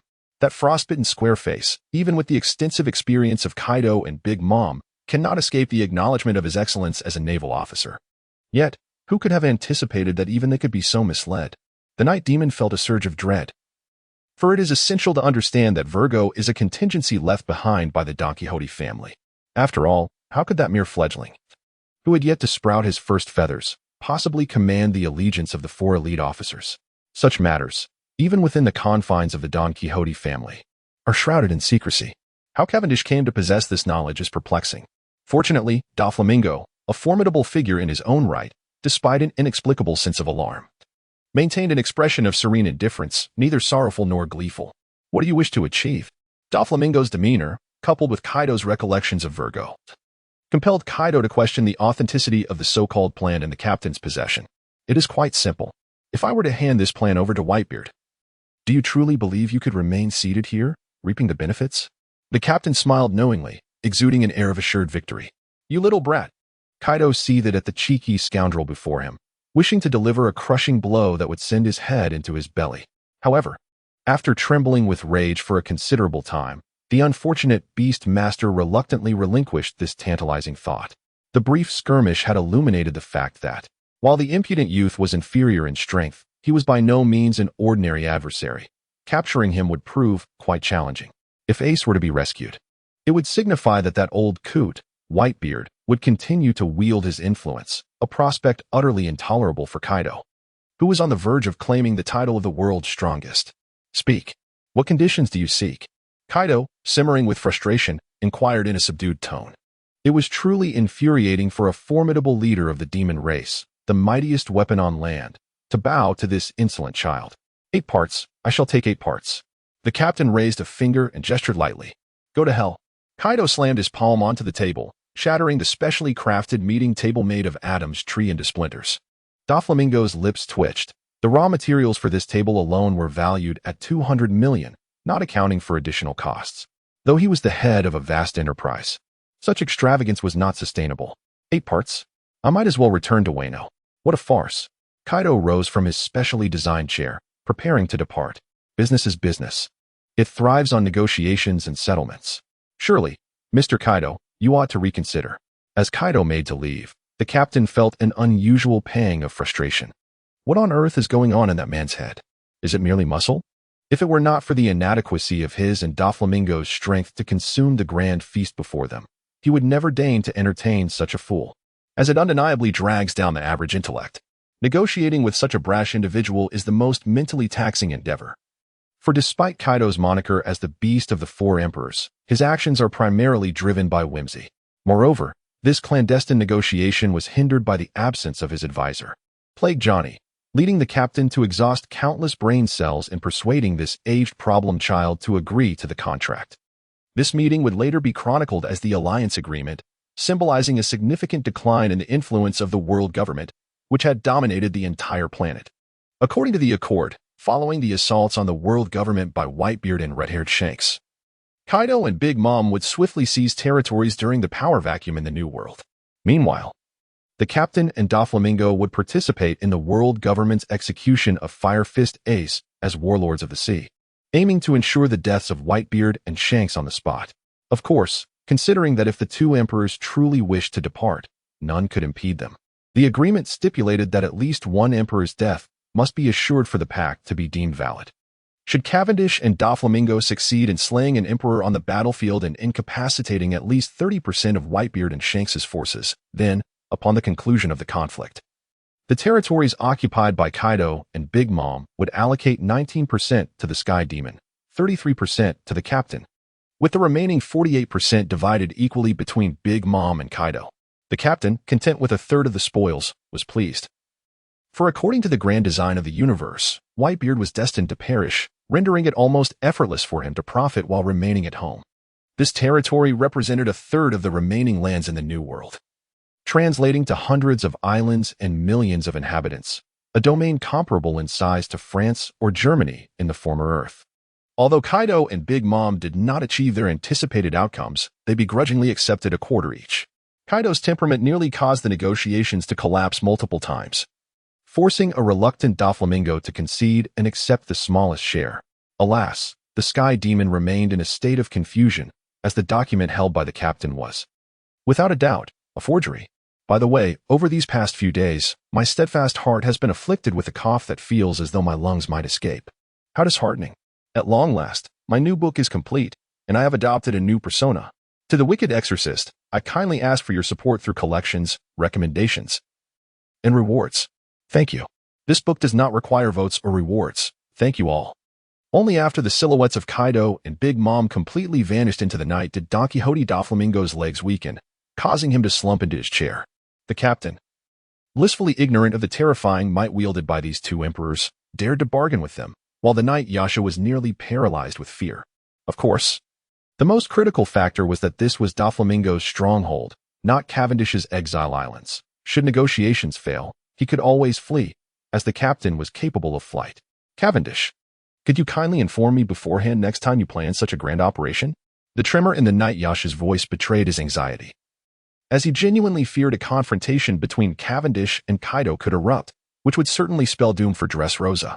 Doflamingo wiped the cold sweat from his brow, vowing that such perilous meetings should never again be held in his own lair. It was far too nerve-wracking. What if I divulged such matters to you in advance, and you displayed any signs of weakness? The captain smugly tucked away the alliance agreement, retorting to the Knight Yasha. Doflamingo nearly choked on Cavendish's remark. What did he mean by showing weakness? Did he not realize that as a proud descendant of the celestial dragons and the head of the Don Quixote family, he was no coward? However, reflecting on his own earlier demeanor in contrast to the others, he realized the vast disparity. After all, when Kaido's fury erupted, the Knight Yasha had nearly been paralyzed with fear. Clearing his throat awkwardly, the Knight Yasha coughed twice. By the way, Doflamingo, considering the numerous benefits my brother has secured for you, could you spare one of your men for me? The captain's eyes gleamed with mischief as a wicked idea sprang to mind. Coughing violently, Doflamingo was taken aback by Cavendish's bold inquiry. Indeed, despite having received a mere 19%, that still amounted to dozens of islands. Such a lavish gift, it is not merely a matter of one individual. Even if several were required, from a rational perspective, he could hardly refuse, could he?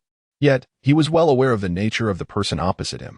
While others may be oblivious, he certainly was not. Earlier that morning in the palace, he had discerned that the captain harbored certain inappropriate intentions towards his three subordinates. However, one could understand such behavior from a man. The captain believed his actions were subtle, unaware that he had already fallen into the watchful gaze of Doflamingo. A lingering glance would not cost him anything, so he remained indifferent. After all, the celestial demon had grand ambitions. How could he allow such trivial matters to disrupt his plans? Throughout history, how many prominent figures have faltered due to the allure of women? Regrettably. Although Doflamingo was a formidable figure, he was not on the level of a notorious rogue. At best, he was akin to a mere Chalaman. Had it been the notorious rogue, he would have undoubtedly sent the three women directly to the captain's bed without a second thought, for to him, women were inconsequential. However, given Doflamingo's disposition, such an act was utterly beyond him. Setting aside his intimate connection with Viola, even Baby 5 had always been regarded as a sister in his eyes. What kind of brother would cast his sister into a perilous situation? Thus, he found himself compelled to employ a delaying tactic. His violent coughs evoking concern that he might cough up a long cough, cough, cough, cough, cough, cough, cough, cough, cough, cough, cough, cough, cough, cough. Is it truly necessary?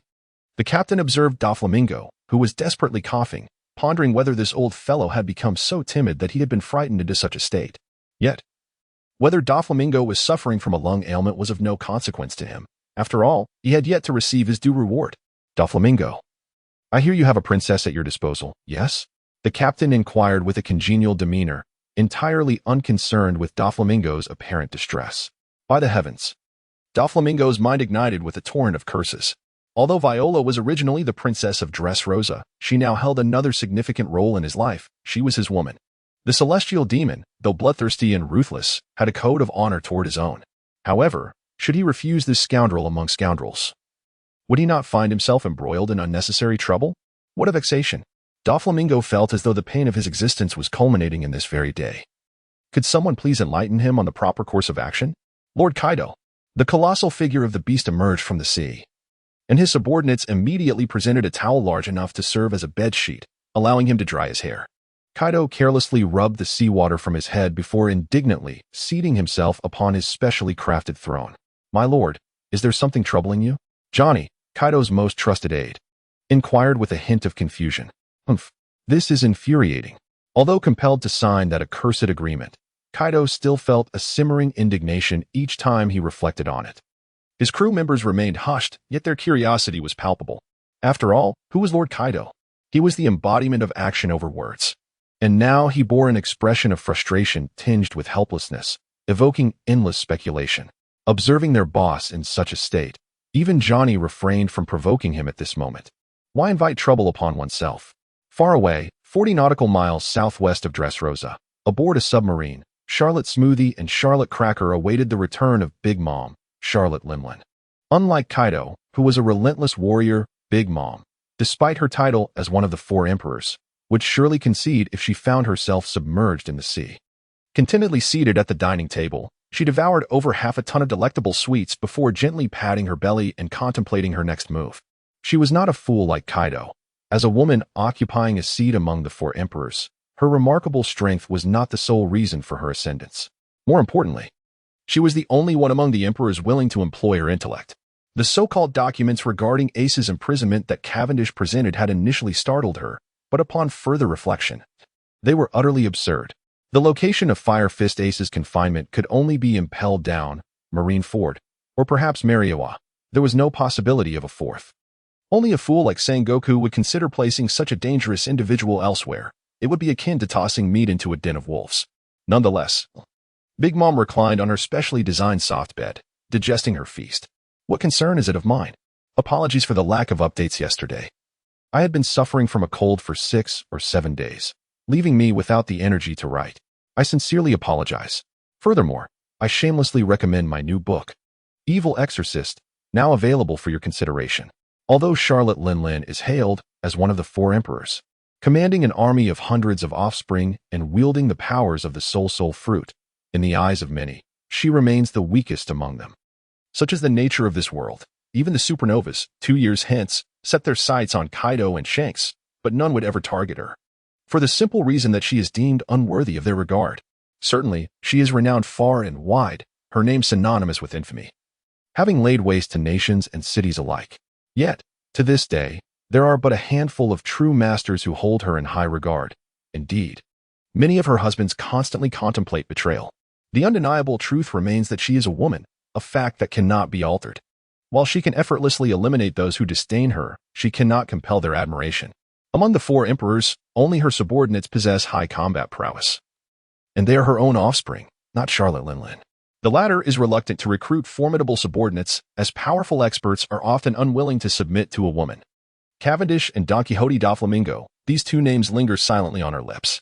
She is no stranger to these two warlords of the sea, as the underworld business of the Night Demon is widespread, and she has had her fair share of encounters with them. The captain of the great ship had dominated the world's headlines last year. It would be impossible not to be familiar with him.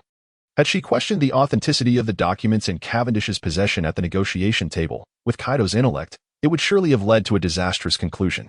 After all, once Whitebeard and red-haired Shanks suffered significant losses in Marineford, the entire New World would inevitably fall under the sway of that brute. Within the realm of Wano, Charlotte Linlin boldly claims to fear no challengers. However, venturing out to seize territory against that muscle-bound simpleton does give her pause.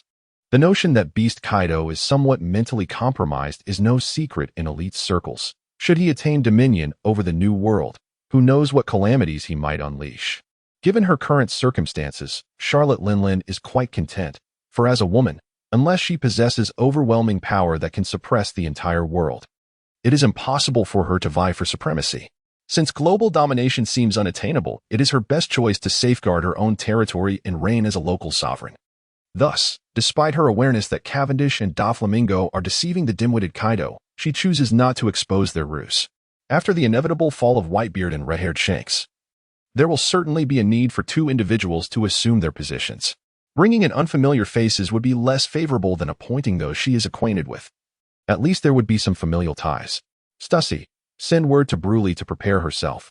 It is likely that I shall be marrying her off soon, the matriarch proclaimed as she reclined on the specially crafted grand bed in her cabin. Ah, Stussy replied, somewhat taken aback. Although their children's marriages have always been orchestrated by the matriarch, whether marrying in or marrying out, it has always been the other party who has joined their family. However, this time, it seems that the matriarch intends to marry off Bruley. Bryn is undoubtedly the most charming among their offspring, winning the affections of the matriarch. The thought of marrying her off, even to a man who might come to reside with them, would have seemed unthinkable, yet here they are, surprising Smuggy. However, in the face of the matriarch's directive, she dared not show any sign of reluctance. After all, Charlotte Lingling is hardly a nurturing mother figure to them.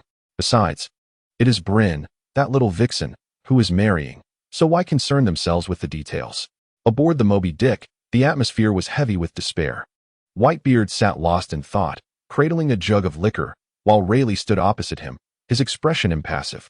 The entire Whitebeard pirates exuded a sense of pessimism. What are we to do?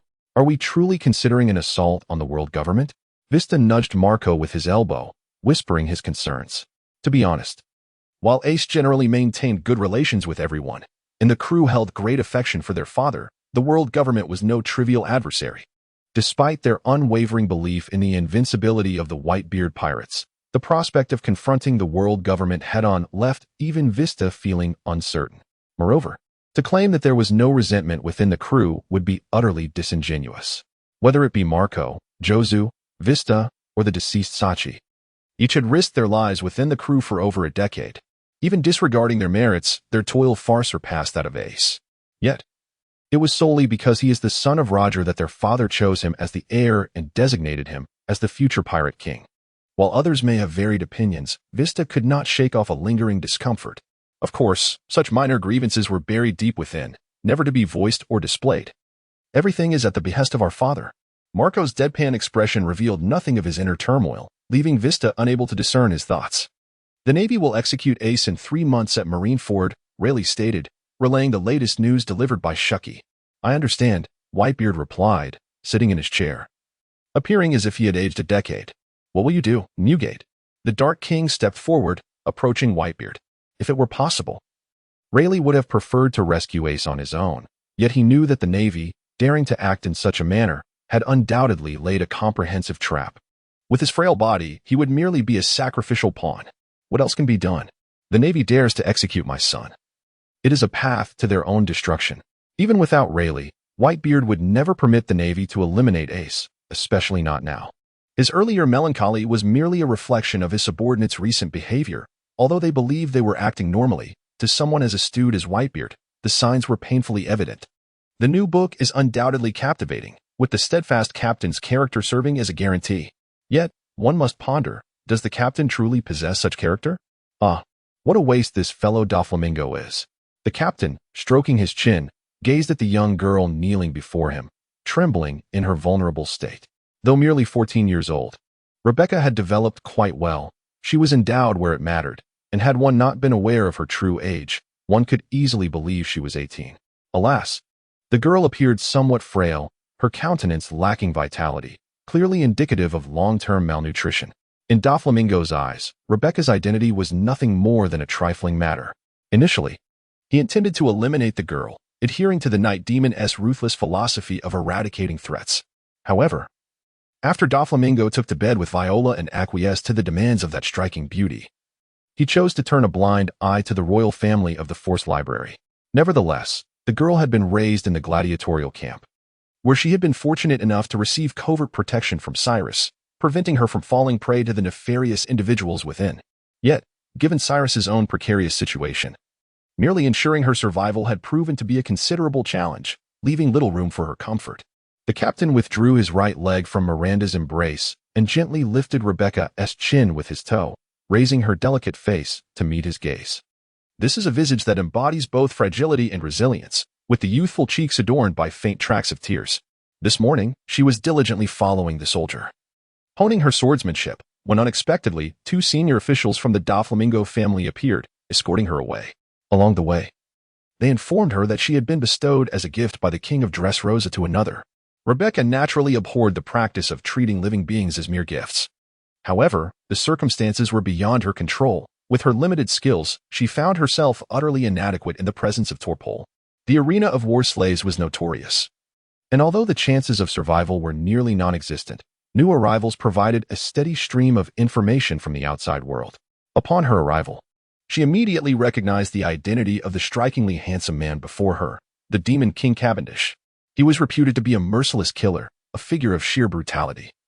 And even the notoriously fierce inhabitants of the war slave camp paled in comparison to him, appearing almost as law-abiding citizens by contrast.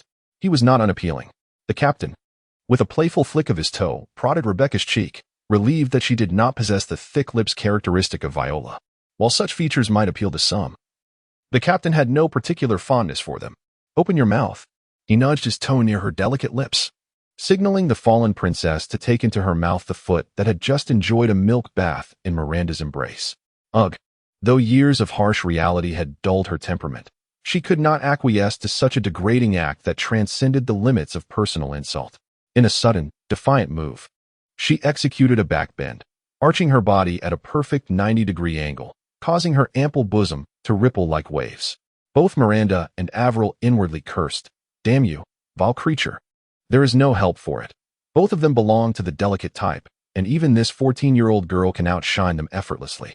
However, although Rebecca's reaction is considered swift by normal standards, to the Grand Captain, it is hardly more rapid than a snail's crawl. With a powerful thrust, he stepped directly onto her ample bosom. Initially, Rebecca intended to lean back, create some distance, and leap into the sea to escape. Although jumping into the ocean unprepared is akin to courting death, being near this man felt even worse than dying. Yet, with the Grand Captain's foot pressing down on her sensitive area, she immediately lost her strength.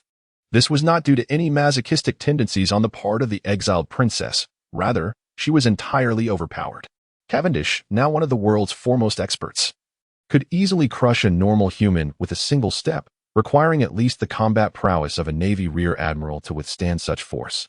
If the Grand Captain truly exerted himself, this 14-year-old beauty would likely meet a tragic end.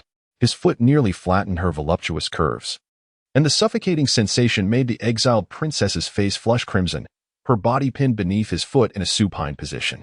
It appeared that he still had not been properly trained. The Grand Captain slowly began to grind the heel of his foot against Rebecca's chest, the pressure causing her to gasp for air. Just then, a glimmer of cold light flashed, followed by a sword that soared like a dragon. At that moment when the exiled princess was struggling to breathe beneath the Grand Captain's weight, a streak of sword light shot in from the side. Defensive QQ candy. Avril, though treated as a mere toy by the Grand Captain these days, had genuinely honed her skills and instantly summoned a piece of QQ candy the size of a bed to block the attack. However, this candy, which had previously thwarted Vice Admiral Mozambique, melted away under the sword light as if it were snow in June. Before Avril could react, the sword light was already upon her. Clang! The Durandal, which had been at a distance, was now in the Grand Captain's hand, and with a swift motion, he dispelled the sword energy. Come forth. The Grand Captain stood lazily on the deck, his right leg still resting upon Rebecca's bosom, clad only in loose shorts, exuding a nonchalant demeanor. Avril looked apprehensively in the direction the Grand Captain pointed. She had rarely encountered anyone capable of piercing her defenses with a single sword strike. However, one must ponder, does the captain possess a personality? At this moment, Avril felt a flutter of trepidation as she gazed in the direction indicated by the captain. She had rarely encountered anyone capable of effortlessly piercing her defenses with a mere sword aura. What had she just witnessed? Although Avril considered herself seasoned in the presence of grand spectacles, the scene unfolding before her was still somewhat difficult to fathom. A toy soldier, with a single leg, emerged from the shadows below. This is a doll less than 30 centimeters tall, missing a leg, and it undeniably resembles the type of shabby merchandise one might casually select for 30 berries in a store. Dressrosa is renowned for its toy citizens, a fact that even Aver is aware of.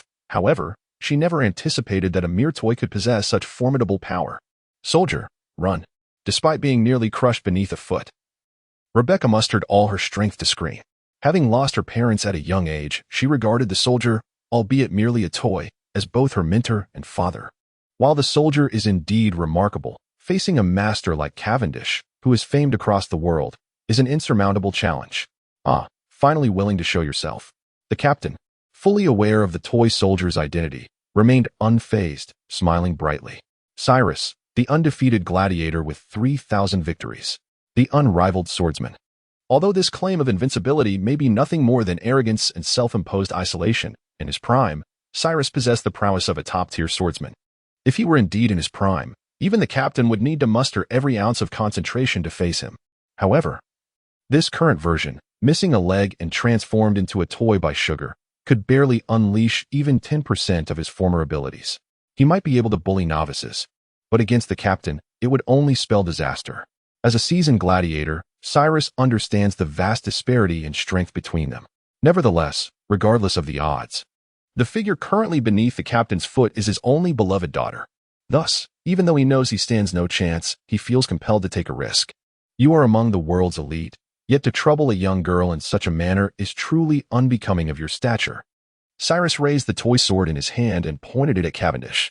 Although a doll wielding a plastic sword in such a manner seemed rather ludicrous, the rest of the crew, aside from the captain, found no amusement in the spectacle. The moment the doll drew its sword, An inexplicable pressure enveloped the hearts of those present, rendering the air seemingly thick and making even the act of breathing laborious. Cavendish gazed at Cyrus. Though the doll's face betrayed no emotion, he could distinctly perceive a fierce battle spirit emanating from it. Truly, a person of unwavering will, he thought. Unable to suppress his admiration for the tenacity and resolve of the figure before him. Observing Cyrus's current demeanor, it was evident that even as a mere toy, he had relentlessly honed his martial skills over the years. Had it not been for that unfortunate incident with the man's talent and determination, he might have already ascended to the realm of the great swordsman. Alas, the world knows no what-ifs, despite Cyrus's perseverance, talent, and strength. The truth remained, he was merely a doll. With a gentle strike, this undefeated gladiator, renowned for his 3,000 victories, was sent flying, his body marred with cracks, and various pains peeling away from his form. No. Rebecca finally seized the moment while the captain was engaged with Cyrus to shift her position. Although one of her feet remained pinned beneath the weight of the man, the one near her heart was liberated, allowing her to speak normally at last. I find this toy quite amusing. Perhaps Caesar would be intrigued to dissect it. The captain, with a bemused expression, playfully tapped Rebecca's tear-streaked face with the blade of his sword. Please, I beg you, whatever you wish of me, just spare Mr. Soldier. Rebecca pleaded anxiously. She was merely a 14-year-old girl. No matter how strong she tried to be, her limitations were clear. Moreover, the man standing upon her was a presence feared even by the world government. Did she truly possess the strength to resist? TSK. How much better it would have been had you recognized your position sooner. The captain leisurely lifted his foot from Rebecca's chest, pressing his toes against her lips. This time, the princess of the fallen kingdom offered no resistance, quietly weeping as she took the captain's toe into her mouth. In a new world, for individuals were gathered around a desolate beach. Just a few days prior, the captain had convened a meeting of 4 in a basement in Dover, a gathering that could be considered a confrontation among the pinnacle of power. Yet, compared to the 4 before him now, it seemed to pale in comparison. Seated at the head of the table was the imposing figure of Edward Newgate, renowned as the world's strongest. Beside him was the bespectacled, elderly man known as Silvers Rayleigh, the so-called right hand of the pirate king. The illustrious Shanks, with his crimson hair, found himself relegated to the last seat. Yet, seated in the guest position was someone entirely unexpected, Monkey D. Dragon. Even Shanks, ever curious about this elusive figure, felt a tinge of intrigue. Though Dragon was a revolutionary, and they were pirates, their paths seldom crossed. It was indeed curious that Dragon had appeared alone in their territory. Dragon placed a package on the table before speaking. This was discovered beside the pillow of a member of our Revolutionary Army. It is of utmost importance, which is why I felt compelled to deliver it personally. The sudden appearance of this package had startled the individual in question. For if one could leave a package beside a sleeping person, taking their life would be an effortless endeavor. What could possibly warrant your personal delivery? Shanks inquired, puzzled. For it was well known that Dragon, the leader of the Revolutionary Army, was far busier than any of the pirate captains present. Dragon merely smiled and did not respond. Instead, opening the package, the rescue plan for Ace. You seem quite pleased. Robin cheerfully approached and settled beside the captain.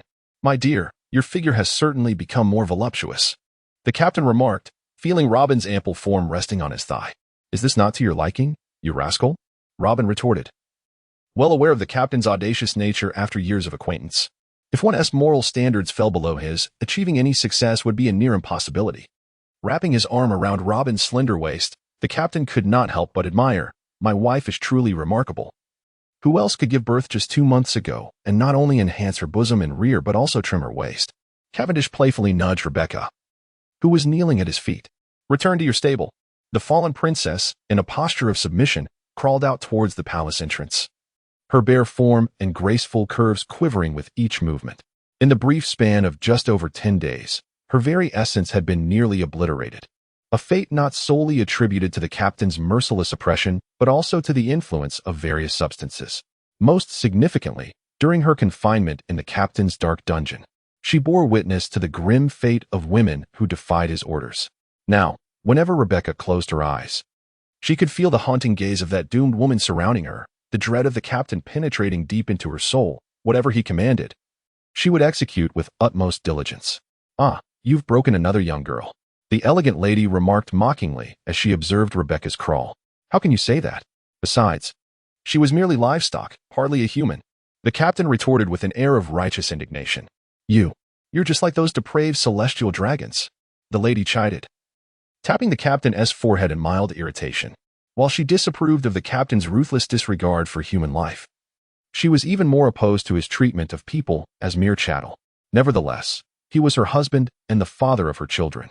Robin would never be foolish enough to jeopardize their marital bond over the plight of outsiders. Even Nami, the most morally indignant of the harem, had ceased to confront the captain over such matters. Humans are inherently emotional creatures, although they might occasionally feel pity for the slaves subjected to brutality. When personal interests are at stake, they unconsciously align themselves with their own side. Of course, despite being scorned as a celestial dragon, the captain felt no shame. Rather, he seemed quite pleased with himself. My ambition is to unify the world, ensuring that our children and grandchildren can live lives akin to those of the current celestial dragons. Enough of that. The sight of those celestial dragons is repugnant. If our son turns out like that, I will have words with you. At the mention of their beloved son's future, the lady grew visibly agitated. My son should be unparalleled, at least a dragon among men. Are you suggesting we raise him to be one of those worthless celestial dragons? What you see are merely a few degenerate members of the celestial dragons. If the entire class were as foolish as those few, do you think the world government would tolerate such imbeciles wielding power over them? Following the signing of this covenant, the enigmatic figure of Ten Yasha finally began to confide in the Grand Captain insights that had hitherto circulated only among the celestial dragons, and the few elders began to surface within his awareness.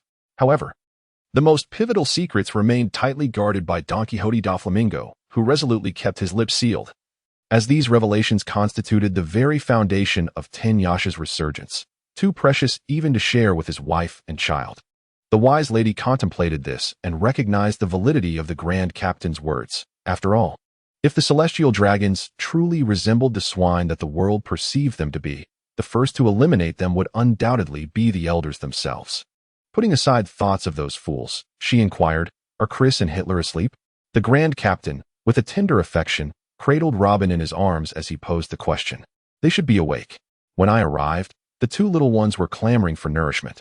I imagine Vyar is currently tending to them, she replied, nestling comfortably in the crook of the Grand Captain's arm. For over a year, she had been nurturing her pregnancy, and just as things began to stabilize, Cavendish was once again preoccupied with a myriad of chaotic matters, resulting in their infrequent encounters. Thus, upon learning that the captain was in the study, she made her way there directly. Although she was aware of Cavendish's genuine affection for her, and now with the addition of their twins, Robin's position within the harem was as firm as a rock. However, in matters of the heart, even the strongest of couples may find their feelings waning over prolonged separations, especially considering that the captain was hardly a figure one could trust completely. As she nursed, the captain's hand instinctively found its way to Robin's bosom, which had reached its natural limits. His expression tinged with curiosity. Robin nestled against the captain's arm. Last month, Caesar had invented a new lactation enhancement product, which, when administered to powerful women, could produce milk imbued with the ability to bolster the body's immunity and potential. But what were the side effects? The captain, naturally, had a degree of faith in Caesar's black technology. However, the corresponding side effects were of paramount importance. While the mother might not experience immediate effects, it was said to significantly shorten her lifespan. According to his experiments, she might live only another 8 to 10 years at most, Robin remarked coolly. Ah, so it's meant for the cows? The captain confirmed.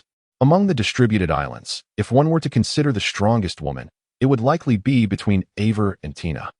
However, since Aver had remained by his side, it was evident that the test subject for this medication was none other than the former Navy colonel, Smoker's old flame, Tina. Yes, Robin replied readily. In other circumstances, she might not have been so resolute, but when Caesar mentioned the benefits of the milk for infant development, any remaining compassion seemed to vanish. The Robin of the past would likely have grappled with the innocence of others, but now, faced with a choice between Hitler's health and the lives of dozens of innocents, she would not even furrow her brow. After all, it was merely a minor side effect. It has been quite a while since we dined together, Noki remarked at the pristine table. In the past, the four of them often shared meals aboard the ship, but since taking charge of the distributed islands, their time together had dramatically diminished, particularly with the captain's frequent departures, making such gatherings increasingly rare. What is there to enjoy? In the early morning, I was dragged out of bed to have breakfast.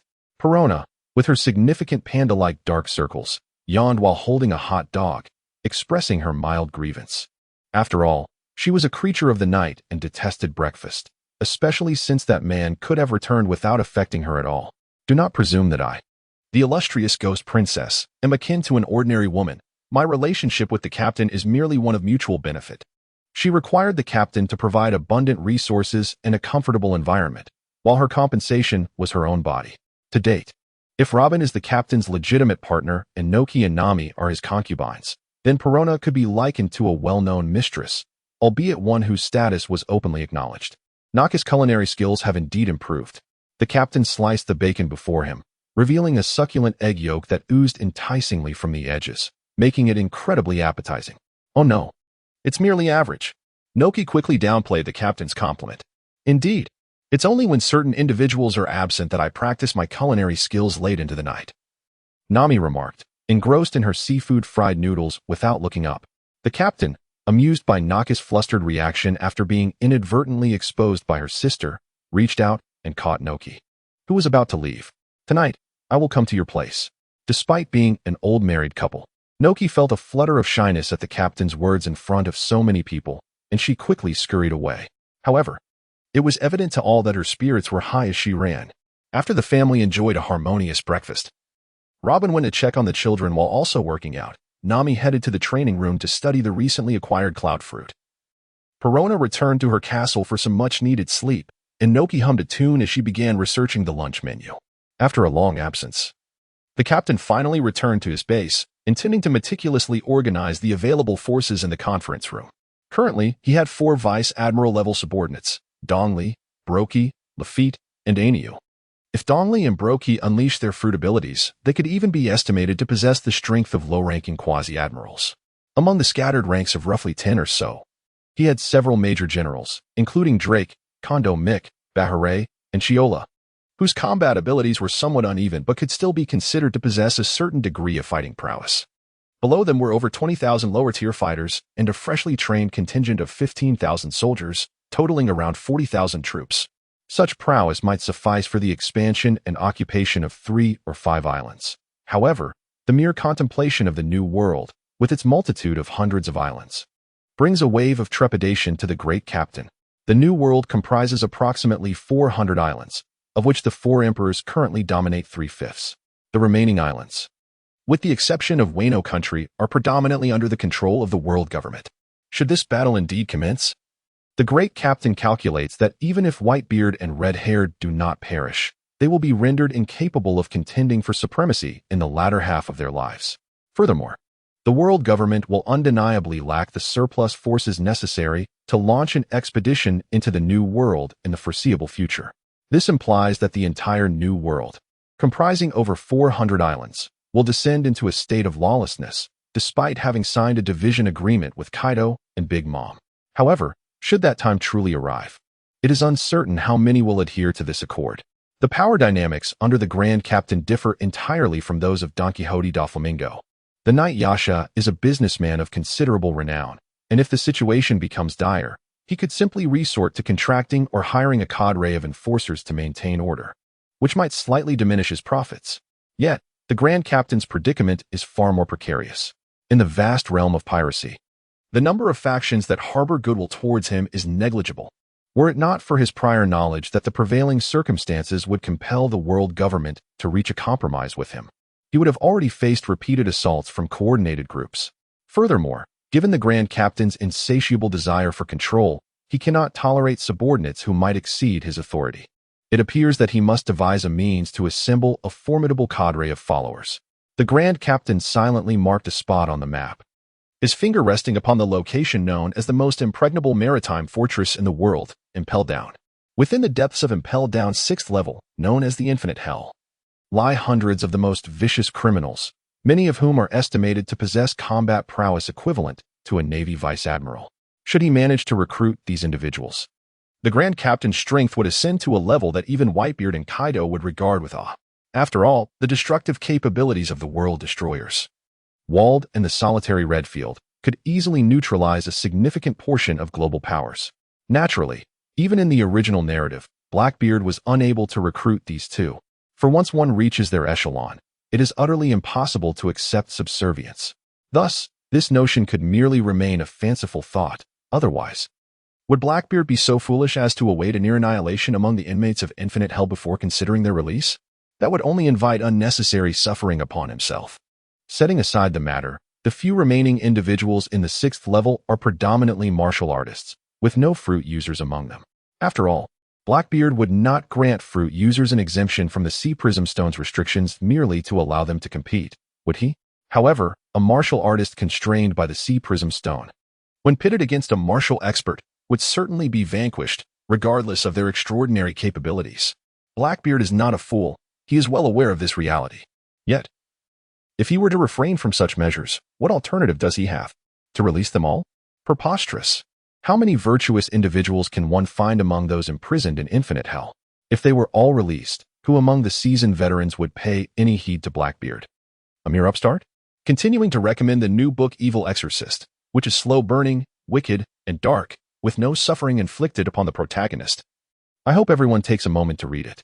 Beneath the blue sky, amidst white clouds and green seas, it is indeed a rarity that you, in your current state, have the leisure to take me on a journey. Seated on a specially crafted yacht, the sophisticated lady addressed the Grand Captain, who was reclining on a beach chair. Here lie the Gaia Islands of the Great Waterway, a considerable 20 days' journey from the territory of the illustrious captain, even with the latest power vessel developed by Caesar. The voyage still spans a daunting 10 days. In these precarious times, embarking on such an extensive expedition seems ill-advised. While the world may currently appear tranquil, Robin, well versed in the intricacies of the situation, can distinctly sense the brewing tempest, an atmosphere thick with impending turmoil. Whether it be the 4 emperors, the world government, or even the 7 warlords and other formidable factions, all are diligently consolidating their defenses and assessing their forces in preparation for the chaos anticipated in 3 months. Amidst this tense period, it is quite perplexing that the captain has requested Robin to accompany him on a leisurely excursion, leaving the seasoned woman bewildered. Is this truly a time for travel? Regrettably, while Robin often makes decisions on trivial matters within the family, when it comes to the captain's directives, she finds herself compelled to acquiesce. On this journey, aside from the Grand Captain and Robin, only a handful of companions, including Drake, accompanied them, making for a light expedition that hardly stirred anyone as they arrived at the Gaia Islands. Ahead lies Gaia. What could possibly be worth neglecting your numerous pressing matters to venture here? The elegant lady inquired, glancing at the islands emerging in the distance. She had posed this question several times along the way, yet regrettably, this obstinate fellow had maintained his secrecy so well that even in the intimacy of their bed, she could not coax the truth from him. All right, Drake, take the youngsters to Gaia to prepare for resupply. We shall return shortly, within a day or 2 at most. Or 3 to 5 at the latest, the Grand Captain instructed, sidestepping Robin's inquiry. Understood. Although the Tyrannosaurus Rex was known for its fierce temperament, it recognized the hierarchy of power before the formidable Demon King, whose strength and ruthlessness far surpassed its own. It now resembled a docile chihuahua.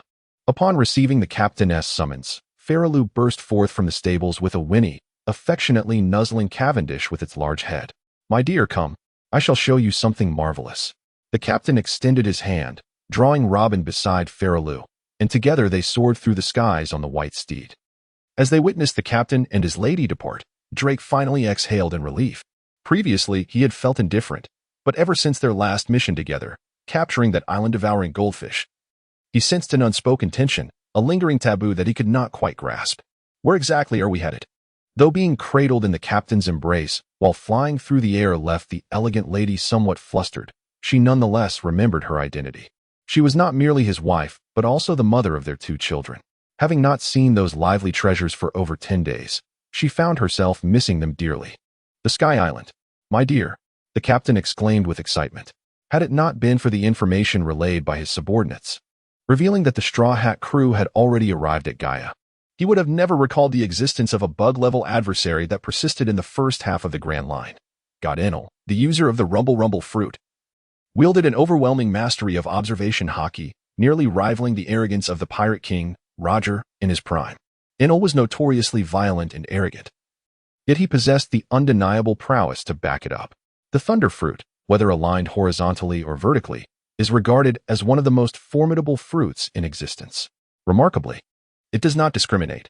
Anyone who consumes it, with diligent training, can become a formidable warrior. This fruit allows its user to embody the essence of lightnings, harness the power of thunder, execute movements with blinding speed, and unleash intense heat, all while enhancing their observation hockey through electrical waves. Truly, the thunder fruit deserves its reputation as a premier natural-type fruit. I recall when I first watched One Piece, our illustrious captain often fantasized about acquiring such a fruit. Alas, that extraordinary fruit has fallen into the hands of the arrogant Enel, a true waste of potential. While the magnet fruit is also one of the fundamental forces of the universe, it pales in comparison to the straightforward and powerful thunder fruit. Currently, we find ourselves in the calm before the storm. Neither side is likely to engage in conflict during this period, rather than languish on the island. It is far more enticing to seek our fortune. Is this the Sky Island? Robin stood atop the soft, fluffy clouds, somewhat incredulous. Although she has encountered numerous peculiarities while accompanying the captain and has heard many tales of the Sky Island, this is her first experience actually walking on clouds. Indeed, this is the uncharted Sky Island, White Sea. The captain, intrigued, also tested the clouds beneath his feet, although he had known of the Sky Island's existence from the anime. The sensation of walking on clouds is truly exhilarating. Faru, somewhat breathless, trailed behind the captain, despite being a mythical steed. Carrying two individuals from the ground to an altitude of 10,000 meters was still a taxing endeavor. The two wandered slowly across the clouds, encountering not a single soul. Neither the elusive Gonfall nor the gorillas of Skypiea seemed to be present. Even the indigenous inhabitants, who should reside in the Sky Island, were nowhere to be found. Is it possible that this place is uninhabited? The mature woman pondered, wondering how a legendary Sky Island could lack its residents. I suspect everyone is gathered up there. The captain pointed towards the heavens. Robin gazed upward and noticed a cluster of dark clouds gathering in the distance, evoking an apocalyptic sensation despite their remoteness. What lies there? She queried, aware that they were already at an altitude of 10,000 meters. Yet those clouds appeared to be even higher. It seems we have arrived just in time. The captain felt a sense of relief. Encountering Enel would bewilder anyone. Even the captain himself could not claim absolute victory over such arrogance. However, to forego the opportunity to reap the rewards now would be a disservice to one's own conscience. Continue to explore the new book Evil Exorcist, which unfolds slowly, steeped in malevolence and darkness, devoid of cruelty towards the protagonist. I urge everyone to take a moment to peruse it. With a heart-wrenching roar, Luffy stood atop a colossal vine, raising his immensely powerful hand, weighing several tons, and aimed it at Enel, who was perched upon the floating golden ship. Did he strike true? Zoro, Sanji, Usopp, Nami, and Chopper gazed wide-eyed at Luffy's desperate blow. Although their crew had recently faced numerous perilous encounters, vanquishing several notorious pirate crews with bounties in the tens of millions, their captain Luffy had now become a notorious pirate with a bounty of 45 million. However, due to the prior defeat of Crocodile by their formidable captain, they had yet to confront any life-or-death battles, for Luffy's prowess had been honed under the tutelage of Garp, making him more than capable of handling the pirates of the first half of the Grand Line with relative ease. Yet, this time, they had truly encountered a formidable opponent. The entire crew, young and old, exerted their utmost strength, uncertain if they could conquer the man standing upon the golden ship. What a spectacle this was! Just as the anxious onlookers awaited the outcome, a flippant voice echoed from behind. Indeed, Enel's theatrical flair as a special effects master was commendable. The ominous dark clouds surrounding them would have required a budget of billions to replicate. Zoro, Sanji, and the others instantly recognized their captain's visage. For the reputation of the warlord of the sea is not one to be taken lightly. Moreover, the ongoing debate regarding whether their captain or Mihawk holds the title of the world's greatest swordsman had reached a fever pitch. For Zoro, a sword enthusiast, both figures represented formidable adversaries he must eventually confront. Is that the user of the thunder fruit? Robin, following closely behind the captain, was equally astonished. Despite having witnessed nearly every master in the world while at Luffy's side, she had never truly experienced the full force of a great general's power, particularly due to Cavendish's tendency to retreat swiftly after a failed strike. Now, however, Enel unleashed his thunderous technique from the golden ship in a state of frenzy, evoking a sense of impending catastrophe. Upon hearing the words of the elder sister, The crowd of onlookers recalled that their captain was still engaged in battle with the enemy above. Yet, it appeared that a slight deviation had occurred. While Luffy's iron fist did indeed land upon Enel, it did not send the arrogant foe crashing to the ground as depicted in the manga. Instead, it incited Enel's fury, intensifying the oppressive dark clouds above, from which countless silver serpents rained down. It seems they may not be able to exert their influence after all.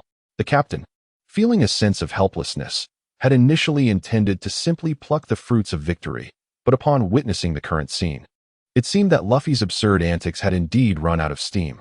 Although he was never meant to be aligned with someone like Luffy, the rampant egotist had spiraled into madness. If left unchecked, this chaotic frenzy could lead to the utter destruction of the Sky Island. Of course, even if the island were to perish, it bore little consequence for the captain, though there would inevitably be some minor repercussions. Mortals perish. Enel struggled to stretch out his arm, aiming at the panting Luffy across from him, preparing to unleash his most formidable technique to obliterate both the insufferable insect before him and the entire Sky Island. "Ah, this simply won't do, young one. Perhaps you should rest a while."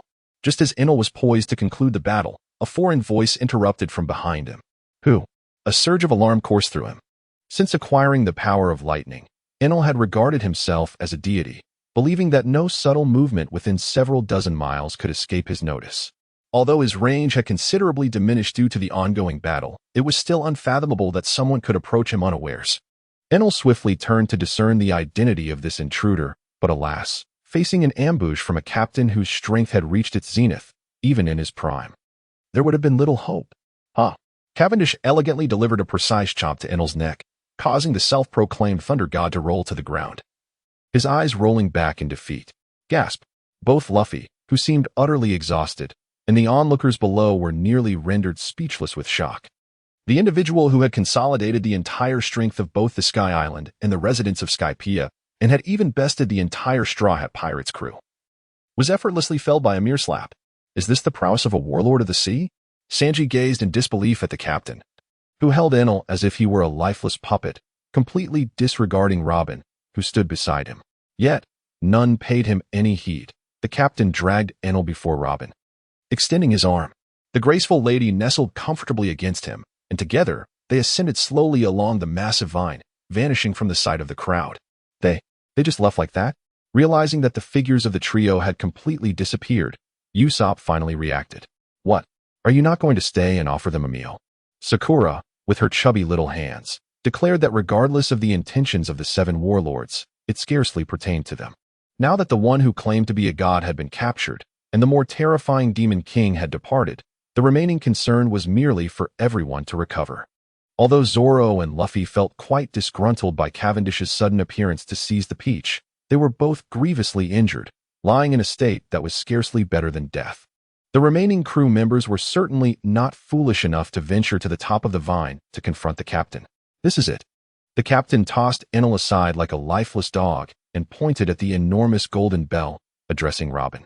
The lady did not gaze at the resplendent golden bell, but instead fixed her profound gaze upon the massive stone beneath it. The historical text. A melodious and profound sound gradually resonated from the heavens, capturing the attention of Lachi and Kamachili as they looked up. The lights of Sandora. Weber struggled to rise from the ground, his eyes vacant as he stared into the sky, as if trying to pierce through the thick clouds to glimpse the peculiar treasures that existed in ancient legends. "What exactly is he doing?" Sanji questioned, perplexed, glancing at the severed giant vine. Without this as a staircase, they could not ascend. Moreover, even if they could, the current situation did not permit them to act independently. Luffy and Zoro were receiving urgent treatment from Chopper, and it would be wise to avoid provoking such formidable figures as the 7 warlords. Duong, Duong. Duong, the massive golden bell reverberated amidst the blue sky and white clouds, its heavy metallic sound causing the entire cloud layer to tremble. "Oh, this bell truly appears to be a magnificent object." The lady finally finished examining the historical text and turned to see the captain idly striking the bell out of boredom. "Indeed, it is indeed a remarkable artifact. I wonder how it was crafted in the first place. This towering bell, standing hundreds of meters high, would be absurd to attribute to the Sandorian people of old. Moreover, the most significant aspect was that it was pure gold. Just this single bell, based solely on the value of its gold, would be worth billions of berries, not to mention its historical and craftsmanship value. It was truly a veritable mountain of gold. Regrettably, it appeared there was no way to package it for transport. The captain gazed at the golden bell with some vexation, pondering how splendid it would be to bring such a treasure back to hang in his yard. It would certainly add 100 points to his show-off effect. What shall be done with this individual? Robin pointed to Enel, who lay on the ground like a lifeless dog. Little AI was still in a daze. Although he possessed considerable strength, he had unwittingly fallen victim to a surprise attack from a formidable opponent. Had Enel engaged the captain in a fair duel, even in defeat, he would not have met such a dire fate. Yet, at this moment, the captain dispatched him with a mere flick of a finger. Such is the nature of this world. In the past, the arrogant Redfield boasted of his invincibility, single-handedly defeating the world government's 3 admirals, including the formidable Steelbone. Yet, shortly thereafter, he was knocked down by Carp with a single punch. Thus, one must acknowledge that vigilance is paramount. The captain observed Enel sprawled on the ground and unsheathed Durandal. He contemplated executing him. In a flash, Durandal surged forth, aiming directly for Little AI's heart. Just as the blade was about to pierce, Enel instinctively transformed into an elemental state, sidestepping a few feet to evade the deadly strike. The Thunder Fruit indeed proved to be a remarkable power. The captain marveled at Enel, who was gasping for breath. Despite being on the brink of exhaustion and having just suffered a blow from the captain, he managed to regain some mobility through the electric stimulation. Truly, the resilient spirit of a creature that, though mortally wounded, refuses to perish. "Who are you?" Enel inquired, a hint of fear creeping into his voice. He had felt the chilling presence of death moments ago and realized that had he hesitated even slightly, he would not be standing here now. He had always viewed himself as a divine being, and even when battered by Luffy and his crew, he clung to the delusion that it was merely a result of underestimating his adversaries. Thus, even in the face of the captain, Enel maintained an air of arrogance. "Let us converse," the captain replied, ignoring Enel's question as he settled onto a golden stone platform. Enel's haughty demeanor revealed his disdain. "I am in need of a subordinate. Your abilities are commendable. Should you choose to ally with me, I can offer you the position of Chief Combat Officer." The captain laid his intentions bare. After all, the role of first mate belonged to Lafitte, who, despite having diminished strength, was indispensable for his strategic oversight. Since Cavendish set sail, Lafitte had remained loyally at his side, contributing tirelessly. Thus, the first mate's position was non-negotiable. However, given the captain's own prowess, the role of Chief Combat Officer would suit Enel well. Regrettably, the captain understood the nature of the individual before him. He recognized that such offers were mere formalities, devoid of genuine hope. As expected, despite lying there like a defeated dog, Enel's eyes reflected a scornful disdain. "A mere mortal dares to seek my divine favor? Absurd. I knew there was nothing to gain from conversing with someone so steeped in delusions." The captain of the grand ship, with a hint of exasperation, addressed the striking woman in his embrace. Having encountered countless fanfiction narratives where the first step involves recruiting the likes of Enel as a subordinate, he could only express his utter disbelief. Enel, with his brazen demeanor, epitomized the archetype of a rebellious youth, dismissing even the mightiest of deities. Even if he were to be vanquished, one could surmise he would steadfastly refuse to bow to anyone. With negotiations having collapsed, the only recourse left was to eradicate the root of the problem. The captain, with a deep sigh, brandished his Durandal once more, pointing it menacingly at Enel. "Humph, mortal. Do you truly believe that a deity can be so easily subdued?" The arrogant figure, bare-chested, rose from the ground. Having regained a modicum of combat prowess through a strategic delay, despite having been defeated by Luffy, Enel was still infatuated with his own strength. In his mind, even in his current weakened state, a tactical retreat was still a plausible option. Yet, the true circumstances remained uncertain. Without further ado, Hungshin announced he would be taking a brief leave today, apologizing to all present. Moreover, he shamelessly continued to promote his new book, Evil Ghost Master. It is a rather slow-burn novel, to the extent that Hungshin himself feels somewhat embarrassed to label it as wicked. After all, why has the protagonist not committed any nefarious deeds thus far? Hungshin earnestly beseeches everyone to support and recommend his new work, Evil Ghost Master. He acknowledges that many may be hesitant to explore different genres, yet he implores their assistance. Meanwhile, standing atop the Golden Mary, the striking woman marveled at the ocean currents 1,000 meters below the horizon. This magnificent masterpiece, a culmination of the collective efforts and resources from the floating island, has now been proclaimed as occupied by the audacious captain. Originally, had it fallen into the hands of another, its utilization would have been hindered.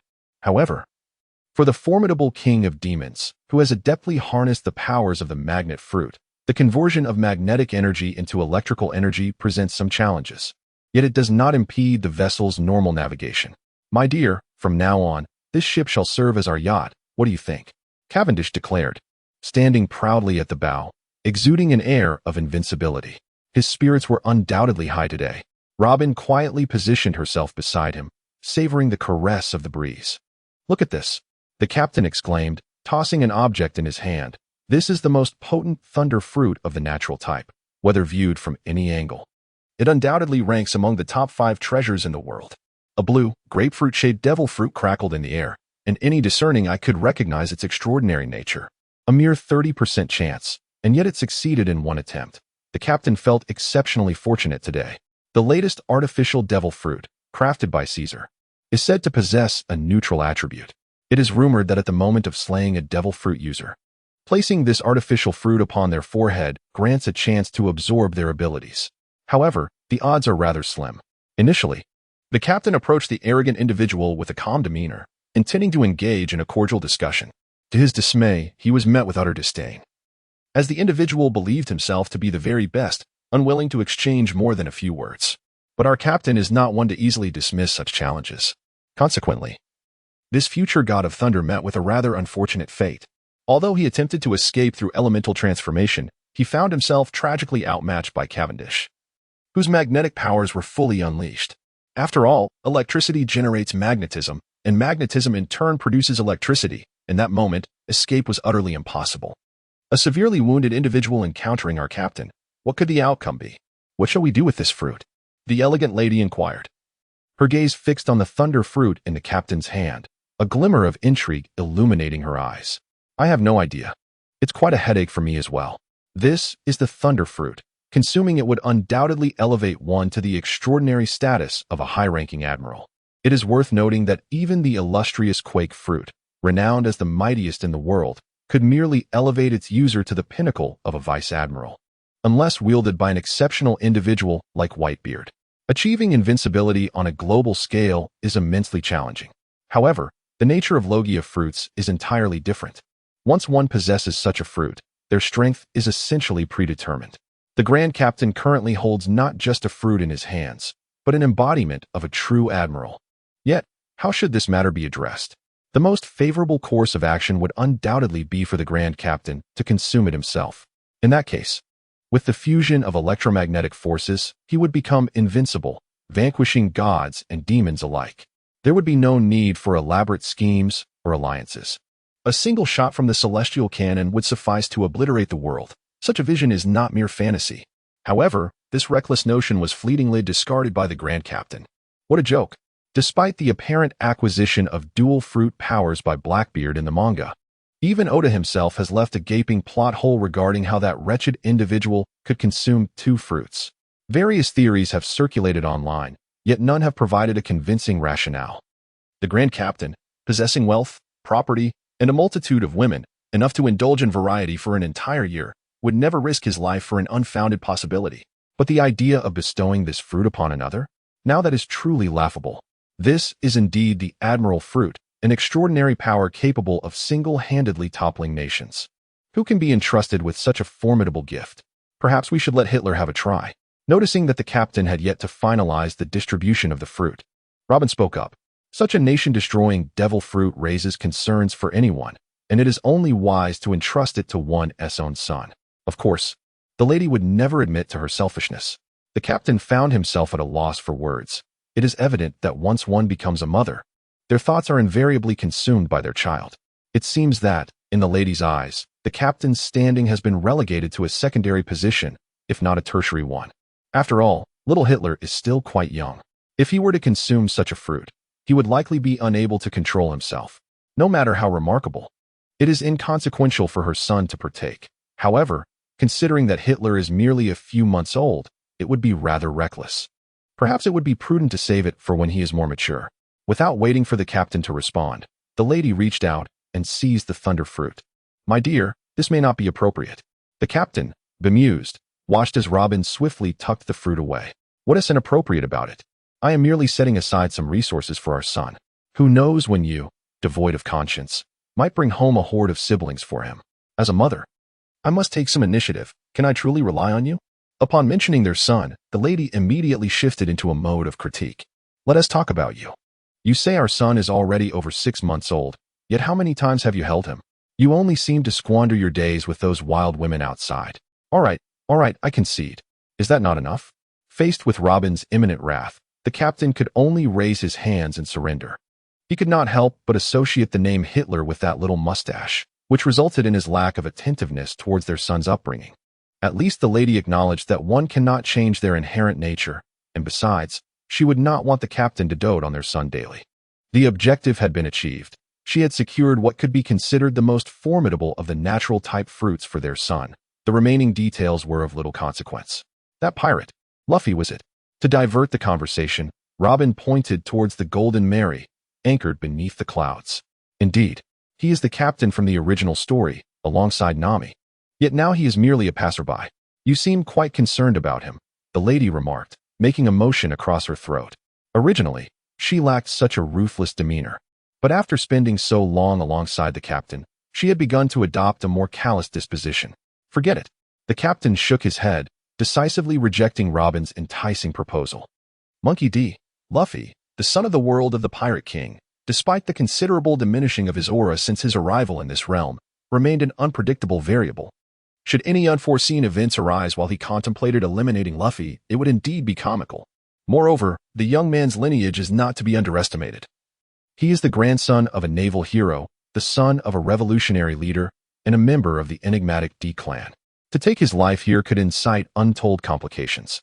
Nevertheless, the primary objective of this expedition to Sky Island has already been achieved, and the remaining trivial matters need not command excessive attention. As for the dominion over this floating island, if it were mobile, the captain would be intrigued to bring it under his command. However, the immediate priority remains the initiation of the Summit War and the safeguarding of his own interests. The rest can be addressed in due course. Have the intelligence reports been clarified? In the Marine headquarters at Marineford, Sengoku gazed sternly at the intelligence officer. The moment is critical for the survival of the Navy. Even the slightest detail could render all plans futile, leaving no room for negligence. Whitebeard, red-haired Shanks, Rayleigh the Dark King. The three individuals, each a formidable figure renowned across the globe, become even more formidable when united. Our personnel dispersed throughout the New World to monitor Whitebeard and red-haired Shanks have suffered near total losses. However, according to intelligence relayed from our informants, there has been a discernible trend of consolidation among the 47 pirate crews under Whitebeard and the 36 crews under red-haired Shanks. The messenger answered meticulously, "A storm is brewing. Anyone who makes their living at sea can sense the oppressive atmosphere. And all of this turmoil stems from the individual imprisoned in the lowest depths of Impel Down. Is there any unusual activity concerning Fire Fist Ace in Impel Down?" Sengoku, aware of the recent catastrophic losses of our intelligence operatives, did not express frustration but instead inquired about Ace's condition. According to Magellan's response, he is currently recovering well inside. Rear Admiral Akainu entered from outside, casually remarking, "Umph. While the entire world is in disarray because of him, he seems to be quite at ease." Sengoku waved his hand, dismissing the intelligence personnel. "What brings you here?" As the Chief of Staff of the Navy, Rear Admiral Akainu would not casually enter his office without a significant reason. Marshal Barrett and Isaac have arrived. In this instance, to counter the formidable triad, Sengoku has seemingly mobilized every possible connection at his disposal. Barrett, the Grand Marshal of the World Government's Army, and Isaac, the Supreme Leader of the CP organization, hold positions that place them on equal footing with Sengoku. Given the circumstances, it is only reasonable for Sengoku to extend a proper welcome. "I understand. I shall attend immediately," Sengoku declared, brushing his disheveled hair aside. In light of strategizing how to handle Ace, he had scarcely enjoyed a good night's sleep for several days. By the way, the summons for the warlords should have been issued, right? Let's see. I wonder how many of those fellows will prove useful, Sengoku lamented. Currently, only 6 warlords remain: the Demon King Cavendish, the Night Demon Don Quixote da Flamingo, the Empress Boa Hancock, the Hawkeye's Dracula Mihawk, the Tyrant Bartholomew Kuma, and the Sea Knight Jinbe. If these 6 truly aligned with the Navy, their combined strength could easily rival that of a Yonko or even more. In such a scenario, The Navy might withstand the Triad's onslaught without requiring additional military reinforcements. Regrettably, this notion was merely a fleeting thought. Sengoku was well aware that these individuals would likely flee at the first sign of benefit, and relying on them for unwavering loyalty was nothing short of a delusion. The position of warlord still awaited one candidate, Marshal D. Teach, a former crewmate of Whitebeard, who had recently captured several notorious pirates with bounties exceeding 100 million and delivered them to the nearby Navy branch in hopes of securing a warlord position. "What do you think?" Akira inquired leisurely. "Blackbeard Teach," Sengoku replied, a hint of skepticism in his voice. "Is he not the one who attempted to capture Fire Fist, Ace, only to be vanquished? How could he possibly qualify as a warlord? In the original timeline, Blackbeard ascended to warlord status by capturing Ace's leverage. However, the current timeline has taken an unexpected turn. When Blackbeard challenged Ace, he was defeated, and subsequently, Ace was captured by the notorious captain. Consequently, in the eyes of the world, Blackbeard's prowess is regarded as barely warranting a bounty of 400 to 500 million. While such a bounty may signify a formidable figure on the seas, it falls short of the requisite stature for a warlord. Sengoku shook his head, preparing to dismiss the proposal. After all, the warlord system was established to balance the pirate forces at sea, and appointing a perennial failure as a warlord would be utterly disgraceful. Although past figures like Crocodile and Gecko Moria had also faced defeats, their adversaries were formidable foes such as Whitebeard and Kaido. Merely surviving such encounters is commendable. On the other hand, one must ponder Blackbeard's achievements. Aside from his brief tenure under Whitebeard, what remarkable feats has he accomplished? When he first betrayed the Whitebeard pirates, he rushed to confront the great captain, only to be utterly defeated without even catching a glimpse of his face. After painstakingly recovering from his injuries, he sought to challenge Ace, only to suffer yet another brutal defeat.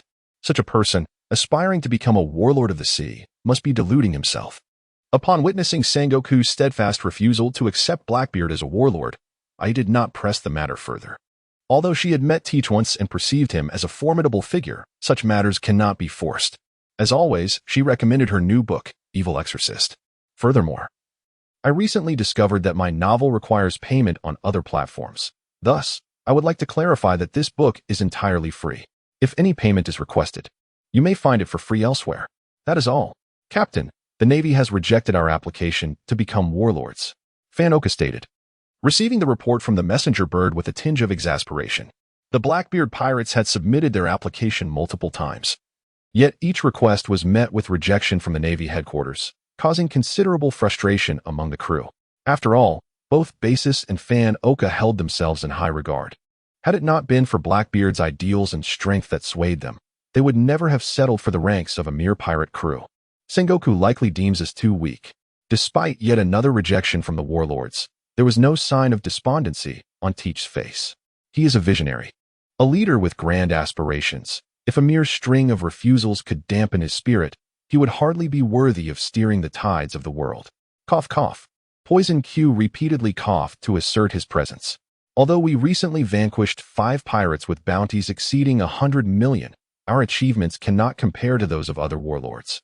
Especially when contrasted with that individual, Fanoka pragmatically remarked. Despite the considerable effort they had invested in hunting down pirates, how many truly formidable adversaries could one encounter in the first half of the Grand Line? In the original narrative, Blackbeard's pirate crew ascended to the status of the 7 warlords with relative ease, owing not only to his formidable reputation gained from vanquishing Fire Fist Ace, but also to the circumstances surrounding the crimes of Crocodile and the defeat of Gecko Moria. Although both Moria and Crocodile have met their untimely ends, the addition of a ruthless figure such as Captain Cavendish has elevated the standards for selection by Sengoku, making them far more discerning than in the original tale. After all, the inclusion of new warlords is not solely a matter for the Navy. If the candidates are deemed inadequate, the remaining warlords may express their dissent. Cavendish, with his notorious reputation capable of silencing the cries of children and his impressive track record, naturally faces no opposition to his position. Indeed, alongside Mihawk, Jinbei, Moria, and Crocodile, he has bested them all, and the notorious Night Demon, a transactional counterpart, further solidifies his standing. Thus, Cavendish's appointment as a warlord is perceived as an elevation of status rather than a demotion. However, should Sengoku agree to appoint Blackbeard as a warlord, it would likely stir considerable dissent among the ranks. Upon hearing the name of Van Augur, the members of Blackbeard's crew fell into a contemplative silence. Despite his shrewd demeanor, Teach's expression shifted slightly at the mention of the captain's name. Ever since encountering that wretched individual, his fortunes had taken a turn for the worse. Reflecting on the time he first obtained the powers of the dark fruit, he had felt invincible, brimming with confidence, only to narrowly escape death from a single cannon shot without even laying eyes on his opponent. After enduring a lengthy recovery, he prepared to capture Ace, fully confident that he could easily defeat the arrogant youth. Yet, who could have anticipated that Ace would display such remarkable prowess, appearing almost superhuman? Teach, who considered his strength to be among the pinnacle of the world, found himself nearly bested by Ace, an utterly humiliating realization. Initially, Teach thought that if he could not contain Ace, then no one else in the world could, and although he had failed, the collective failures of others would obscure his own inadequacies. However, no one could foresee that the infamous Night Demon would single-handedly challenge the entire Fire Fist crew. Teach was utterly flabbergasted upon receiving that news. The audacity of Cavendish left him questioning whether the man was even human. From Teach's perspective, Ace's abilities were formidable enough to rival those of an admiral, and his crew boasted a skilled swordsman, a true master in his own right. The outcome was that a single individual had eliminated the entire crew with startling efficiency, rendering them utterly annihilated. It was truly terrifying. In Blackbeard's perception, the only person capable of such a feat was none other than Whitebeard himself. Even formidable figures like Kaido of the Beasts or Shanks the Red-Haired would find it nearly impossible to achieve such a result. Thus, on the list of adversaries Blackbeard most wishes to avoid, the esteemed captain has ascended to the second position, right after Whitebeard. In his opulent palace, the captain is indulging in a professional massage. It must be acknowledged that while Kaido of the Beasts possesses a wild demeanor and often acts without thought, he is surprisingly honorable in his dealings. Despite the discomfort caused by the four-way treaty negotiations, he has fulfilled his promises without exception. The promised bounty and the mythical Zoan fruit had been delivered to the captain long before his journey to Dressrosa. And now the 10 exquisite female slaves he had agreed upon have also arrived. The 10 female slaves were not only exceptionally beautiful, but they also possessed an unrivaled mastery of seductive arts, their skills in massage surpassing even those of seasoned masters. The despicable Kaido, relentless in his schemes, resorted to such shameless tactics. Truly, he is unworthy of being called a man. The captain lay naked upon a waterbed, surrounded by the 10 female slaves, who, equally unclad, reverently employed their softest parts to massage him. "You seem to be enjoying yourself." Robin entered from the bathroom, a radiant smile gracing her lips. "Greetings, madam." Upon seeing the main wife, all the female slaves immediately knelt in respect. The entire harem was well aware that even if one were to offend the captain, exceptional skills could avert death, but to incite the wrath of the madam was another matter entirely. Just 2 months prior, a particularly audacious slave, believing herself favored, dared to act arrogantly before Robin. The result? The elegant lady merely instructed V to relay the message to the captain's ears. Now, that presumptuous slave had been transformed into a finely crafted wax figure, displayed in the exhibition room. "Not at all. My wife, Kaido, that scoundrel, dares not confront me openly. So he sends these women as sweet temptations, hoping to corrupt me," the captain declared with righteous indignation. "Shall I assist you in dealing with them?" the elegant lady inquired with a cunning glint in her eye. The captain, feeling cornered by Robin's gaze, hastily diverted the conversation, as he habitually promoted his new book, Evil Exorcist. Furthermore, he recently discovered that his novel was being sold on other platforms. He wanted to clarify that this book is entirely free. If one must pay, they can find it here for no charge, just like that. Although he had just claimed that these female slaves were sent by Kaido to corrupt him, it was merely bravado. After all, while the captain had countless female slaves, those who could reach the caliber of these 10 were exceedingly rare, especially since each possessed a unique talent. "What's wrong? Are you reluctant?" Robin flashed her signature smile, gazing at the captain with a playful curiosity to see his response. The 10 female slaves knelt in silence, their fates hanging by a thread. If the captain chose not to protect them, they would likely meet a grim end at the hands of the madam. Under the scrutinizing gaze of the elegant lady, even Cavendish's confidence faltered. "Of course not, my dear. Handle it as you see fit." The captain gritted his teeth, blood seeping from his throat as he forced out these words, his heart heavy with frustration. My slaves. There are still 4 unaccounted for. The 10 female slaves collapsed in terror, with a few particularly timid ones succumbing to their fears. What a foul stench. The elegant woman, with a disdainful pinch of her nose, kicked away the terrified maid who had lost control of herself, then gracefully settled beside the captain. Come now. Do not be so reluctant. I am merely teasing you. Really? Exclaimed the captain, springing up from the waterbed with a start and enveloping the lady in his arms. Of course, I know your character well. If I were to deal with these individuals, though you may not voice it, I can only imagine the tales you would concoct about me. Robin gently leaned against his shoulder, her voice soft. How could that be? These women, nay. These mates, together do not hold a candle to even a single strand of hair from you, my wife. Seeing that the lady had no intention of dismissing the women around them, the captain immediately resumed his charming banter. Oh please, you only spout nonsense. If you truly had the gall, vow never to take in another woman, Robin said with a playful smile, gazing into the captain's eyes. Ah, well, my dear. The weather is splendid today, he stammered. What a joke. The Empress has not yet been collected, and there are still White Star, Shirley, Monet, and so many more. The expansion of my harem has just begun. I knew you spoke no truth. Robin lightly tapped the captain's forehead with her finger, unaware of how she had been enchanted by this man, losing her heart in the process. As the most trusted confidant of Cavendish, the lady was fully aware of the discussions surrounding the Four Seas Conference, and she was privy to the captain's latest plans. If those plans were to succeed, she knew well how formidable his influence would grow. At that point, he would become a true king without a crown. If she did not keep him in check now, who knew how many women he would welcome into his domain? Certainly, she did not perceive those maids as a threat, but in her heart lingered a thorn, the renowned beauty, the pirate Empress Boa Hancock. Although the captain had sworn after the last warlords' meeting that he would never betray her, Robin, being a woman herself, understood her husband's true nature. His resistance against beauty was nearly non-existent. If that time were to come, how much of his word could she trust? Even she could not be certain.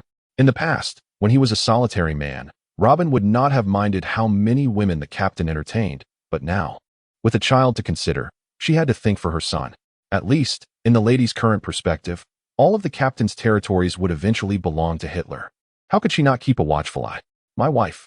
Hee. Why don't we indulge in a little of what we love to do? The captain, aware that the lady was not truly upset, began to grow playful. Not today. I am a bit indisposed. You should continue your revelry. Robin nimbly slipped away from his embrace, exiting with a graceful flair. The captain, somewhat at a loss due to the striking woman's presence, remains uncertain of her intentions. Could it be merely to stir trouble for these few female slaves? What is he still hesitating for? Is he seeking his own demise? Does he not see that I remain steadfast? However, one should never attempt to decipher a woman's thoughts. It is best to inquire directly. The kneeling slaves, now in a flurry, scrambled to their feet, swaying their bare forms as they approached. Yet, each of their faces was still adorned with glistening tears, leaving one to ponder whether their emotion stemmed from fear or exhilaration. Go and clean yourselves up, you reek. The beauty who had lost control attempted to crawl over, only to be unceremoniously kicked out of the bathroom by the captain. Though these female slaves possessed commendable appearances, to the captain, they were merely disposable commodities. Had the imposing woman not insisted on their complete disposal, but rather suggested the removal of only 3 or 4, he would have remained entirely unfazed. The remaining female slaves trembled submissively, hastily donning enchanting smiles as they cautiously attended to the captain. I have yet to depart. Robin re-entered from outside, her white crystal shoes stained with a hint of blood. Through the shadow of the doorframe, one could discern the fallen slave, her head seemingly fractured, blood oozing forth. The maids responsible for cleaning hurried over to carry her away. With a skilled physician like Hawkback present, her life was assured. My dear, I hope you were not harmed. The captain expressed a hint of embarrassment, recalling how the imposing woman had likely just reached the doorway when he had inadvertently kicked the slave out. Had she struck Robin, it would have been unfortunate. Robin waved her hand dismissively. While her agility was not exceptional, she was hardly someone who could be easily knocked over. I forgot to mention, I sought you out because the new warlord list from the world government has been announced. Originally, Sengoku had not considered the matter of the warlords until reminded by Vice Admiral Aker. In these tumultuous times, attracting attention from formidable figures was advantageous. Thus, a powerful individual was selected from among the world's pirates to serve as a warlord, with hopes of contributing during decisive battles. Who is it? The captain inquired, somewhat disinterested. After all, in the entire pirate realm, true experts could be counted on one hand. It was uncertain from which obscure corner Sengoku had unearthed this individual. However, upon hearing the name Robin uttered, even his composed demeanor faltered, prompting him to exclaim, "Heavens, are you jesting with me? Daily recommendation of my new book, Evil Exorcist, is nearing a thrilling climax. I hope everyone takes a look." Also, for the imaginative readers, can you guess who the new warlord is? Those who already know the answer in the group are forbidden from spoiling it, or I shall expel you. Raffet, how are preparations on the fleet proceeding? In the conference room, all the captain's senior officers sat upright, awaiting his command. The latest 12 warships have undergone testing and encountered no issues, Raffet stood to report. Excellent. Kondo, what of the troops? The captain gestured for Raffet to sit, as he inquired further. Reporting to you, Captain, 30,000 death warriors are at your service, ready to obey your command. The ghost warrior rose from his seat and performed a respectful kneeling gesture, humbly proclaiming his deference. Although the captain's primary requirement of his subordinates was mere obedience and the ability to wield a blade, the establishment of dominion had led to a clearer delineation of hierarchy among his men. Particularly, the individual known as Pu Hamina, despite his lackluster prowess, possessed a keen intellect and swiftly mastered the rituals and protocols of the celestial dragons, disseminating them throughout the entire distribution archipelago with remarkable efficiency. Such matters are certainly not beyond the keen awareness of the formidable captain. However, as a true traverser of the celestial empire, I wholeheartedly embrace such customs. After all, our culture venerates the traditions of 3 kneelings and 9 knockings, and values unwavering promises over fleeting concepts of democracy and freedom. The captain swiftly compiled the entirety of his subordinate strengths before declaring the dissolution of the meeting. The assembly of miscreants withdrew with utmost reverence, leaving only Lafitte and Caesar in attendance. Captain, are we preparing for action? The results of the 4-way conference were well known to Lafitte, the captain's most trusted confidant, and Caesar, his most formidable intellect. Both understood that their captain was on the precipice of becoming the new 4th emperor, and they felt a deep-seated admiration, reassured that they had chosen the right leader. Indeed, according to the intelligence, in a month's time, the Wano Kingdom will execute Port Gasti, Ace, at Marineford. As per our original plan, Whitebeard and Shanks will undoubtedly intervene, and Monkey D. Dragon will certainly seize this once-in-a-lifetime opportunity. That moment will be our prime chance to navigate the turbulent waters. The captain nodded, yet an unsettling doubt began to surface in his mind. Every operation was meticulously aligned with the plan, and these were all overt strategies. Even if the adversary recognized it as a trap laid by him, they would have no choice but to step into it. However, the thought of the newly appointed Shichibukai filled him with distaste akin to swallowing a fly, like a venomous chill piercing through him. Yet, this sentiment was one that even Robin could not articulate, for it was too bizarre and perplexing to comprehend. Moreover, to maintain the image of omnipotence before his subordinates, he must present a facade of calmness, despite the tempest of anxiety raging within. For he, the Demon King Cavendish, was the stabilizing force of the entire pirate crew. As long as he remained composed, the crew would follow suit. Conversely, should the captain falter, it would be uncertain how many of these scoundrels would genuinely support him. Ideally, he envisioned disregarding all else and accompanying the navy to Marineford, eager to discern whether the newly appointed Shichibukai was indeed the person from his memories. However, now that all preparations were in place, they could not afford any deviation from the established plan, unless the captain was willing to submissively partake in the leftovers of Kaido or Big Mom. This operation could not tolerate the slightest error. Very well, perhaps I shall defer this visit for another time. After all, even if it is indeed that person, confirming it would yield no advantage. Have all summons for the Shichibukai been dispatched? Within the office, Sengoku was making his final confirmations. Ordinarily, such matters would not require his reiteration. However, this battle was exceptionally perilous. Despite the deployment of numerous formidable experts from within the world government, a sense of trepidation lingered. The stakes were high. A loss in this confrontation would not solely tarnish Sengoku's reputation, but could also disrupt the delicate balance within the world government. Hence, even the 5 elders and the celestial dragons regarded this battle with utmost seriousness, dispatching many of their hidden talents. All reinforcements have arrived, yet an issue has arisen. The messenger replied, visibly anxious. What is the situation?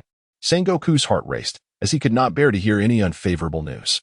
Jinbei, the fishman, has refused our summons to the 7 warlords, expressing his unwillingness to engage in combat with the Whitebeard pirates. He even urged the advancing Vice Admiral to halt the execution of Ace. Furthermore, reports from Vice Admiral Mole indicate that the Empress Boa Hancock has been unreachable for 5 days. Are they the only two? Is there any trouble with Cavendish, the Demon King? Had this been the original storyline, Sengoku might have felt a pang of panic regarding the status of these 2 warlords, but now, as long as the captain remained unscathed, all would be well. No, Cavendish has complied with our summons, reported Vice Admiral Mozambia. They shall set sail today. That is reassuring. Given that Cavendish is currently the most powerful and influential among the 7 warlords, Sengoku harbored concerns about any potential mischief he might attempt en route. However, once he arrives at Marineford, under such overwhelming circumstances, even Whitebeard would be compelled to kneel. No matter how formidable the captain, he could not soar above the heavens. Sengoku, was your selection of the new warlords a tad hasty? After the messenger departed, Vice Admiral Akainu appeared mysteriously. Initially, Sengoku had anticipated that after rejecting Blackbeard, he would opt for seasoned pirate veterans to assume the mantle of the new warlords. It was utterly bewildering that he chose an entirely obscure newcomer. Nay, I have personally verified this pirate. His strength is on par with that of Admiral Akiji, Sengoku asserted with unwavering conviction. What? Even Vice Admiral Akainu was taken aback. When did the prowess of admiral-level experts become so devalued? This is a magnificent structure located in the doldrums, with its portion above the surface of the sea spanning several kilometers in width, not to mention the extensive architectural components beneath. The origins of this prison remain a mystery, and the methods by which such an imposing structure was erected amidst the ocean are now lost to time. Perhaps only the documents within the inner sanctum of the world government hold the answers to these enigmas. As the violent arm of the world government presented to the outside world, Impel Down houses an unknown number of the most heinous criminals, rendering it one of the most perilous locations on the planet and a veritable nightmare for pirates worldwide.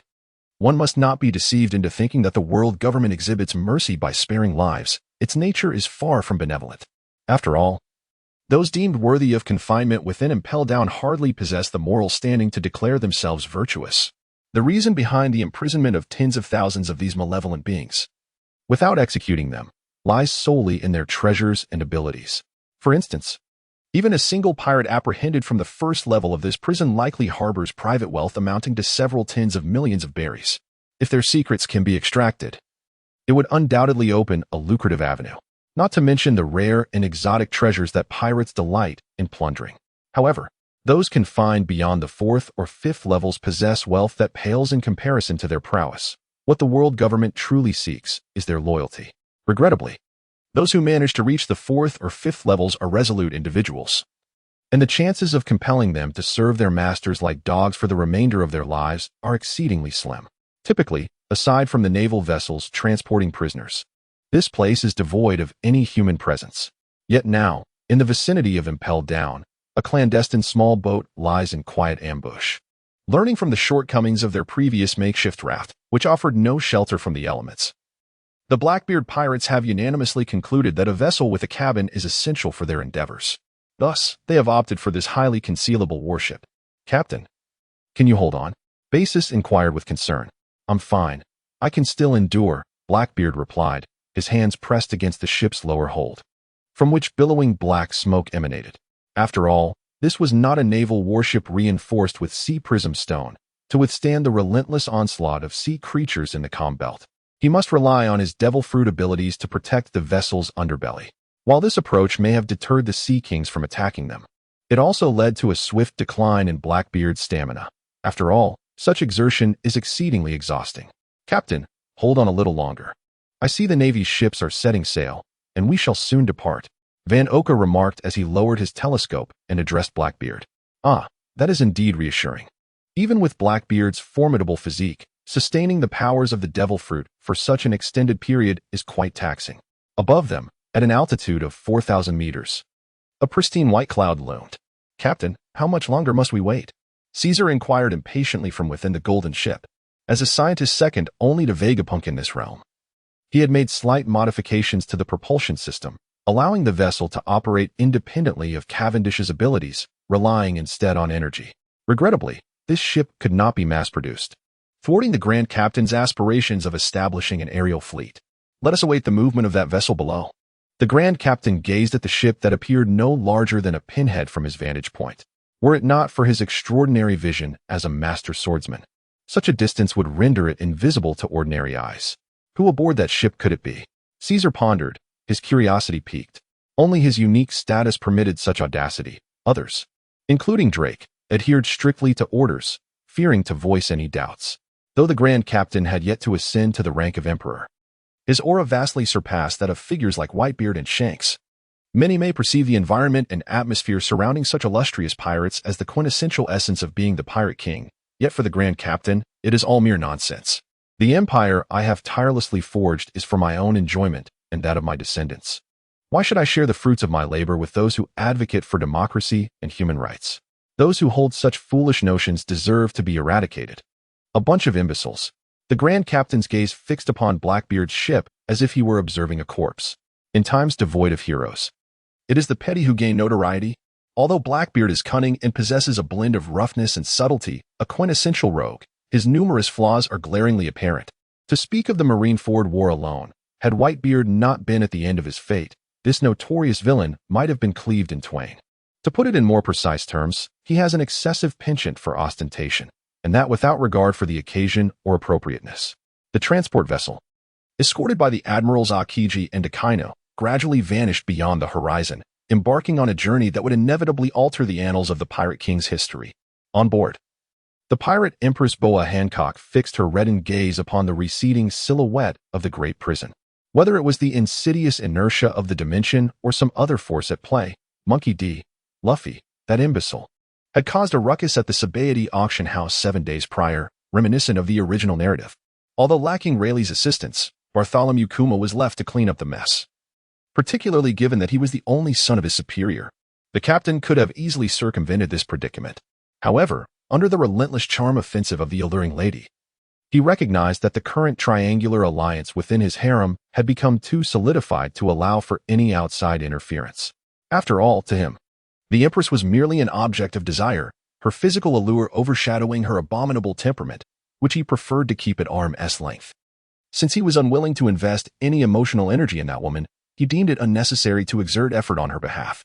Ultimately, even the most beautiful woman, devoid of affection, was merely a sophisticated plaything or a decorative vase. Moreover, the thought of pursuing another's wife was far more exhilarating than chasing after a single woman. Was it not?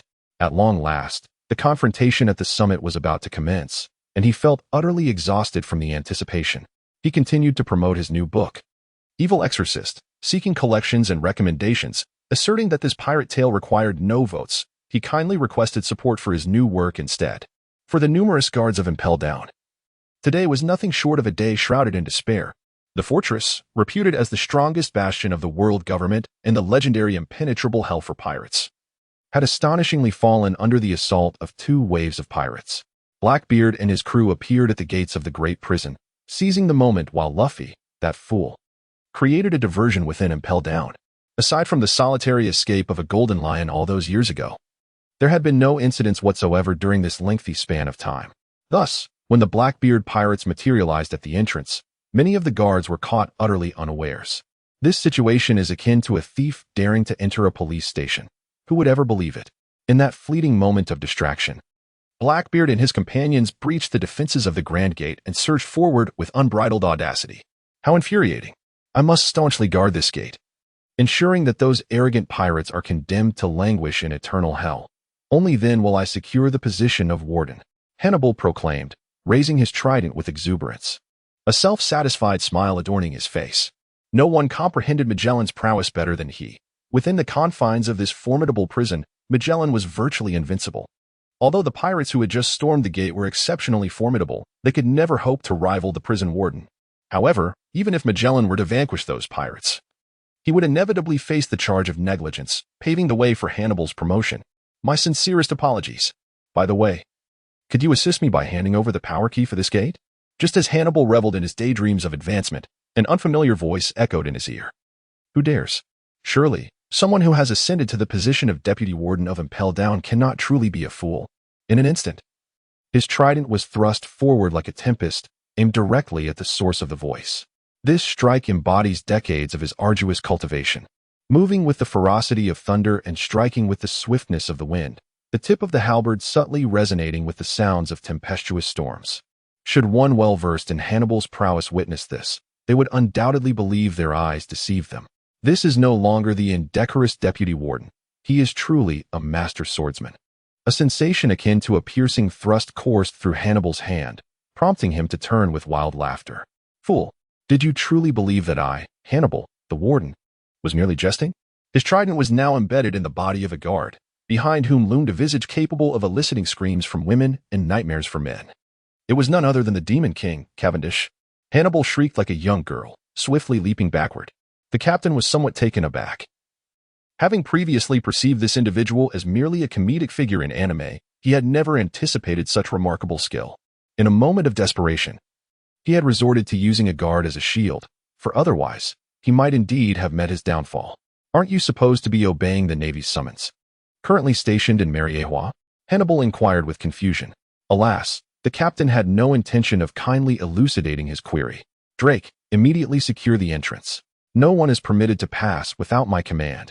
With the captain's orders, a select band of miscreants swiftly surged from outside the door. It was then that Hannibal realized. Apart from himself, all the other guards at the entrance had perished. Condomikage coalesced like a wisp of smoke, his dagger saturated with the blood of countless victims. Do you dare to rebel, Cavendish? Do you not understand that with a mere call, the world government would dispatch overwhelming force to crush you? Hannibal continued his desperate resistance. His voice hoarse. The world government. Huh. They can barely look after themselves at this point. The captain laughed heartily. At the same time, in Eschew, within the office of the 5 elders, the time for the execution of Fire Fist Ace approaches, does it not? Elder Wu inquired, somewhat perplexed. Having existed for several centuries, their perception of time had become exceedingly vague, particularly for someone like Elder Wu, who was consumed by martial pursuits and could scarcely recall matters of little importance. There are 6 hours remaining. Sengoku has scheduled the execution for 2 o'clock in the afternoon.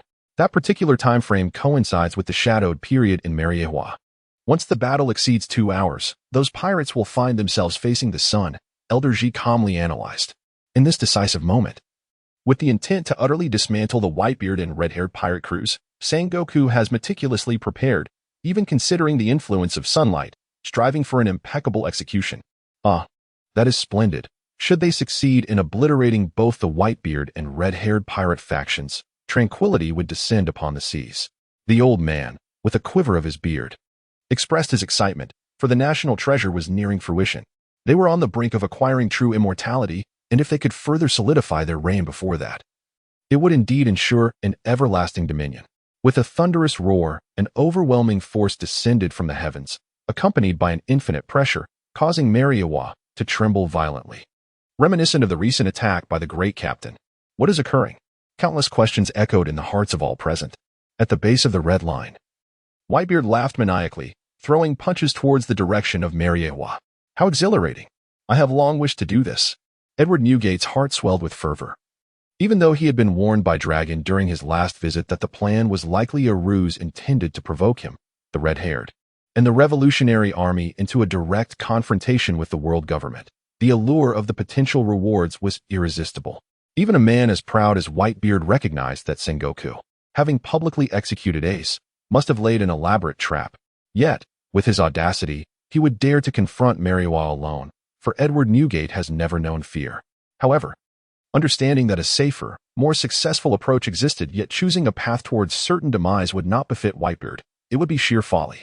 The tidal waves, summoned by the Tremor fruit, soared nearly 1,000 meters into the sky, crashing violently against the continental shelf of the Red Line, leaving the Holy Land in a precarious state. The Tremor fruit, reputed to possess the power to annihilate worlds, is not to be taken lightly. Currently, the new book requires significant revisions. Hence, I shall take a day off, and this is the official notice. Please continue to support the new book, Evil Exorcist. Seeking collection and recommendations, this pirate tale truly requires no votes. Kindly direct your votes to the new book. Thank you. What? Sengoku took the transponder snail. Nearly stunned by the news conveyed from the other end. Whitebeard and red-haired are attacking Eschew. Goodness, these two are utterly disregarding ethics and conventionality. He had meticulously set a trap, mobilizing elite forces from all corners of the world government, with the 3 admirals and the 7 warlords in position, awaiting their arrival to capture them in one fell swoop. Yet, absurdly, he was informed they were abandoning the plan. Is this a joke? Even a fool could discern this as a stratagem to divert attention. But what could Sengoku do? Could he truly allow Whitebeard and Redhair to assault Mariewa without intervention? Admiral Akainu, Sengoku bellowed with immediate solemnity. Get ready, subordinates. Although Ahi shares a close friendship with Sengoku, she remains strictly disciplined in such a public setting. Unlike that old rascal Carp, who lacks respect and engages in idle chatter at any moment. Mary Geos is currently under siege, and I am leading reinforcements to assist. You will take command here in my stead. Sengoku gestured towards the soldiers who stood ready below. But Sengoku, this is the enemy's ploy. We cannot let chaos ensue. Ahi promptly cautioned. I am aware. Sengoku sighed heavily. But what can we do now? He pointed towards the external reinforcements that had been dispatched. The army, the CP organization, and even the guards of the celestial dragons were all present. The defenses of Mary Geos were at their most vulnerable. If Whitebeard and Shanks were to breach its walls, even if we were to eliminate 10 or 100 of Ace's flames, it would be of no avail. Upon hearing Sengoku's concerns, Ai found herself at a loss for words. Undoubtedly, the 5 elders, the supreme authority of the world government, had yet to intervene. But if circumstances compelled them to act, the ensuing repercussions would be dire. Sengoku swiftly assembled his troops, preparing for departure. In such times, not even half a minute could be squandered. Borsellino, accompany me. Your speed will allow you to hold the line for a while. I will leave Akainu, Kazan, and the 7 warlords behind. Since Whitebeard and Shanks are both present at Mary Geos, any rescue for Ace will likely come from forces that are not overly formidable. Our remaining strength should suffice. While Sengoku fervently hoped that the 7 warlords would valiantly join the fray, he knew it was an improbable expectation. Bringing them to Mary Geos could potentially create more trouble than assistance. It was better to leave them behind. Without waiting for Ahi's response, he hurriedly took his leave. Fully aware that even at great speed, the journey from Marineford to Mary Geos would take at least 2 hours. Who could tell how long the defenses would hold? It seems our 2 allied forces are doing quite well. The Grand Captain strolled along the first level of Impel Down, disregarding the pirates reaching out for help from both sides. These scoundrels confined on the first level are merely worthless trash, valued around a few million berries. Such pirates, under the esteemed command of a great captain, could attract a considerable following with just a wave of his hand. Naturally, while he, as the leader, is disinclined to concern himself with such detritus, his subordinates, including Drake, are keenly interested in recruiting new members. After all, for these mid-level officers, bringing aboard these pirates under their banner will only enhance their own influence within the crew, proving immensely beneficial for their standing.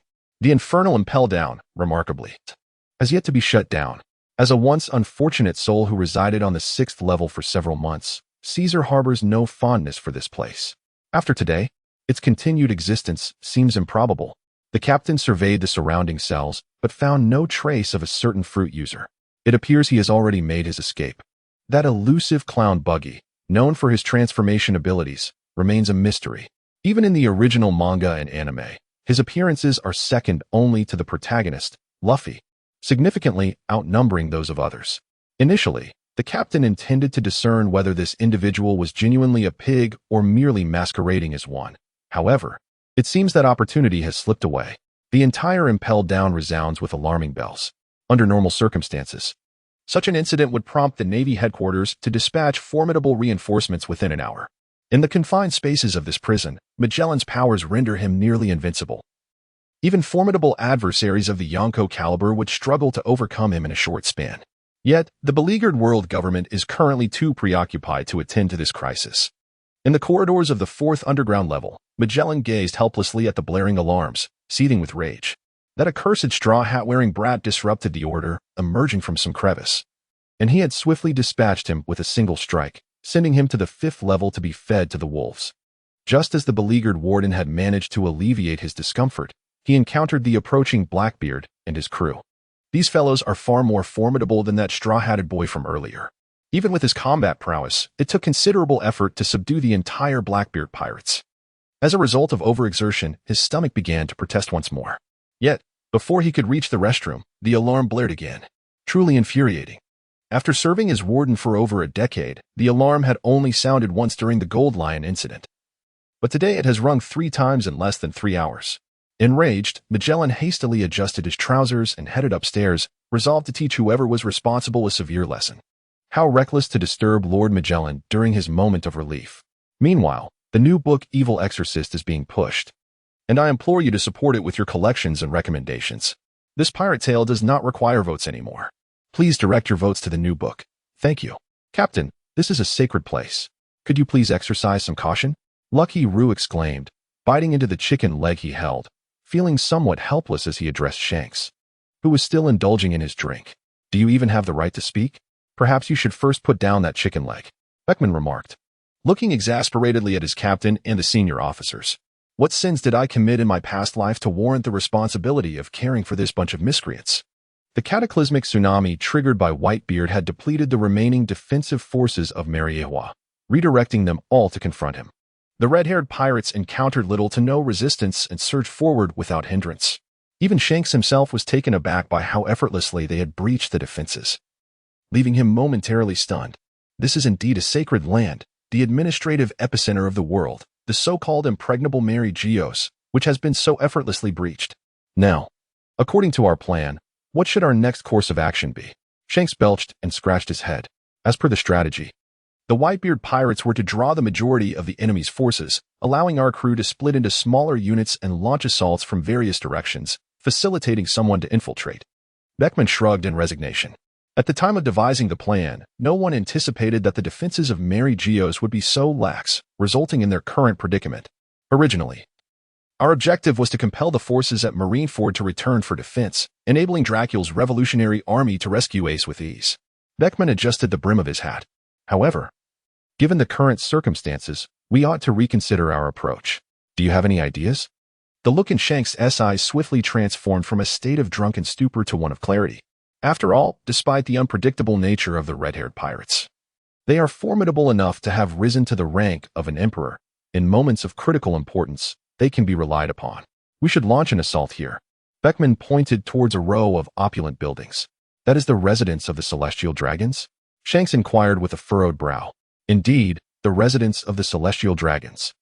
If we were to attack the world government's headquarters, setting aside the question of whether we could succeed, we would undoubtedly incur substantial losses. Beckman elaborated. However, the residence of the Celestial Dragons is different. Among the 19 families, there are bound to be weaker ones. If we can capture 2 or 3, not only could we secure Ace's release, but we could also ensure that, when there is no avenue left for retreat, they could serve as hostages. Under normal circumstances, if the first mate were to propose such an act of hostage-taking, Shanks, with his pride, would have dismissed the suggestion without a second thought. Yet this time, as the first pirate crew to boldly step into the sacred land, their notoriety would undoubtedly reverberate across the seas. At such a moment, he must consider the well-being of his entire pirate crew and their future. Whitebeard let out a hearty laugh, launching powerful punches towards the red land. Given the current momentum, if no one intervened, he could indeed sink the continental shelf. Stop. A blade of energy descended from the heavens, aimed directly at him. Well met. Marco swiftly ascended, the azure phoenix unfurling its wings to confront the incoming sword energy. As the captain of the 1st Division of the Whitebeard Pirates, Marco's strength was unquestionable. In the original narrative, he had matched the likes of Kazara without losing ground, a truly unparalleled master. Yet, in the face of this formidable sword energy, a grave expression clouded his features. Due to the properties of the phoenix fruit, he typically refrained from evading enemy attacks, believing that it was far better to strike back rather than dodge. Even against the formidable Shanks, Marco had clashed. Yet the pressure from this sword energy was more terrifying than that from the red-haired swordsman. When confronted with such a relentless assault, temporary evasion was the wisest course. Having navigated the turbulent waters of the world for 30 years, Marco knew well when to evade and when to endure. However, he felt a deep anguish within. Observing his father below, still radiating power, alongside the numerous onlookers, Marco's heart bled. He had to maintain his facade, even if it meant shedding tears. He extended his wings across his body, and at the moment the sword energy approached, he forcefully flapped his wings open. The immense recoil redirected the sword energy, sending it soaring towards the sky above. What was once a dawn-lit sky was now abruptly torn apart, revealing the vast expanse of a starry night. Marco's wings were severed, and the once mighty phoenix, now wingless, plummeted from the sky like a lifeless bird. Vista immediately sprang forth, catching the falling phoenix midair. If it were to plummet into the sea, it would truly become a dead bird. Only then did Whitebeard cease his assault, a grave look crossing his face. As Marco's first mate, his strength was beyond question, yet the fact that an enemy could incapacitate him with a single sword strike was utterly astonishing. Led by Wu, the remaining forces of Mariewa surged forth from the continental shelf, their demeanor fierce. For such formidable warriors, a 90-degree cliff posed no greater challenge than flat ground. As the supreme commander of the world government, it was expected that he would never engage directly in battle. After all, who had ever witnessed a ruler personally stepping onto the battlefield during times of war? However, it is truly infuriating that Whitebeard's cunning strategy is excessively ruthless. It must be noted that the five of them, the Ancient Ones, have lived for centuries, and their singular desire now is to await the ripening of the national treasure. Just as the fruit is on the verge of maturity, Whitebeard executes such a devastating maneuver. In the past, the great captain merely fired a single cannon shot, compelling them to reluctantly sign the Treaty of Surrender. Yet now, Whitebeard's actions seem to sever their very roots. Consequently, even the elder Wu could no longer remain seated. He armed himself and charged out with his men. Of course, his decision to mobilize all remaining forces resulted in Shanks advancing through an almost deserted landscape.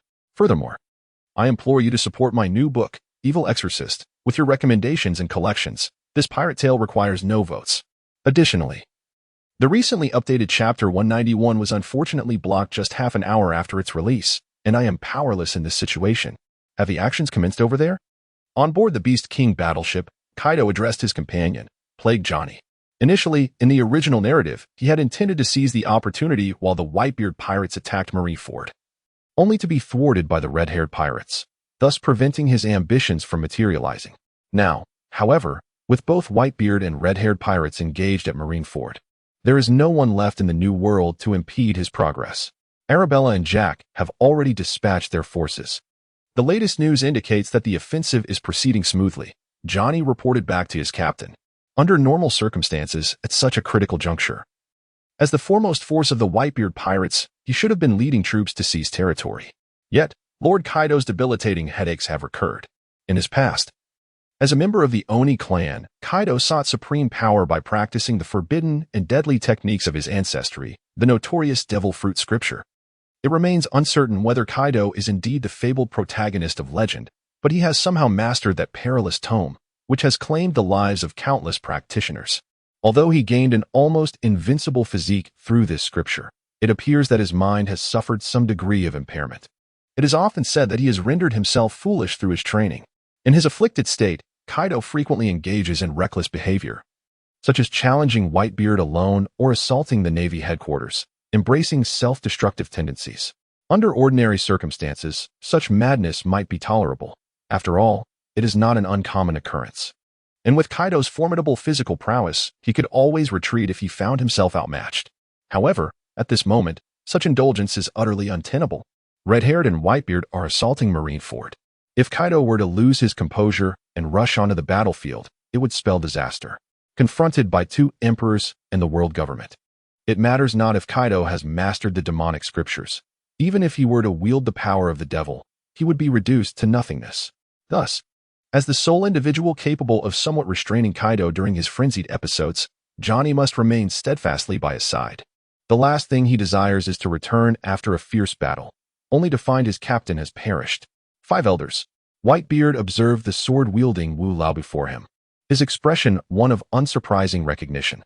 As the highest authority of the world government, anyone who perceives the 5 elders as mere decrepit old men must surely have had their brains kicked by a mule. Edward Newgate. How dare you launch an attack on Mariewa? In 800 years, you are the first to exhibit such audacity. Wu Lao hovered in midair, brandishing the legendary sword Shodai Katetsu, pointing it menacingly at Whitebeard. I am Whitebeard. Is there anything in this world I would shy away from? Whitebeard bellowed with a thunderous laugh, exuding an aura of invincibility. Seeking death, Wu Lao instantly unleashed an attack, transforming into a mere afterimage. With a resounding clash, Whitebeard's Naginata ascended violently, colliding with the sword that had materialized from thin air. The shockwave generated by their confrontation parted the sea, causing Wu Lao's lingering afterimage to gradually dissipate, revealing his true form before Whitebeard. Impossible. Zhang exclaimed in astonishment, staring in disbelief at the suddenly appeared Wu Lao. Even with his keen eyesight and perception, he had failed to grasp how Wu Lao had manifested so swiftly. Cold sweat beaded on Bista's forehead, renowned as the Flower Sword. He was famed for his exquisite swordsmanship, though he acknowledged his skills were not on par with Mihawk or the Grand Fleet Admiral. He had always stubbornly believed himself to be the fastest swordsman in the world. However, upon witnessing Wu Lao's prowess, he realized that he had merely been observing the world from the confines of a well. To withstand my instant hell kill, Whitebeard truly lives up to his formidable reputation, Wu Lao stated, pressing down on Whitebeard's blade with both hands. It was evident that the strength of the five elders was no trivial matter. With the Naginata raised, Whitebeard summoned all his strength to slowly elevate his blade. Wu Lao's swordsmanship emphasized a lethal strike. In terms of sheer strength, the centuries-old warrior could not possibly rival Whitebeard. In a swift motion, he evaded, unleashing 23 sword strikes in midair. Sword 23. This ultimate technique, once the bane of all adversaries, had been refined over centuries to reach its pinnacle of perfection. Father, quickly evade.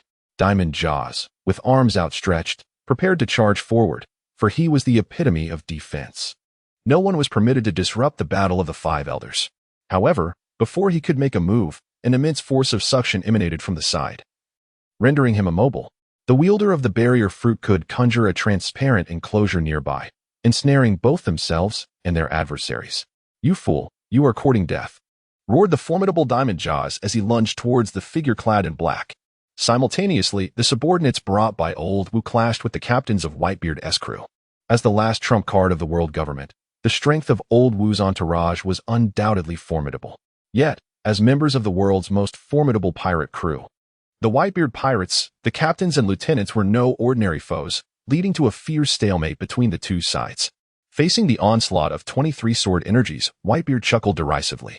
When it came to evasion or defense, even he could not withstand Old Wu's earth-shattering blow. Nevertheless, he was Whitebeard. His Naginata sliced through the air with an overwhelming might, aimed directly at Old Wu, who hovered midair. The essence of the 23 swords lay in the wielder's ability to control the trajectory of the sword energies at will, making it nearly impossible for anyone to withstand the oncoming barrage of sword energies, which possessed a tracking capability. Yet, Whitebeard advanced rather than retreated. Should Old Wu dare to remain suspended in the air and execute his technique, he must be prepared to endure Whitebeard's strike. Mathematically speaking, exchanging 23 swords for one blow was certainly in his favor. However, in reality, Old Wu believed he still had ample time to revel in life, to create his own destiny. The notion of trading his life for that of this opponent was utterly out of the question. In the depths of hungry hell, Magellan observed the approaching captain with a somber expression.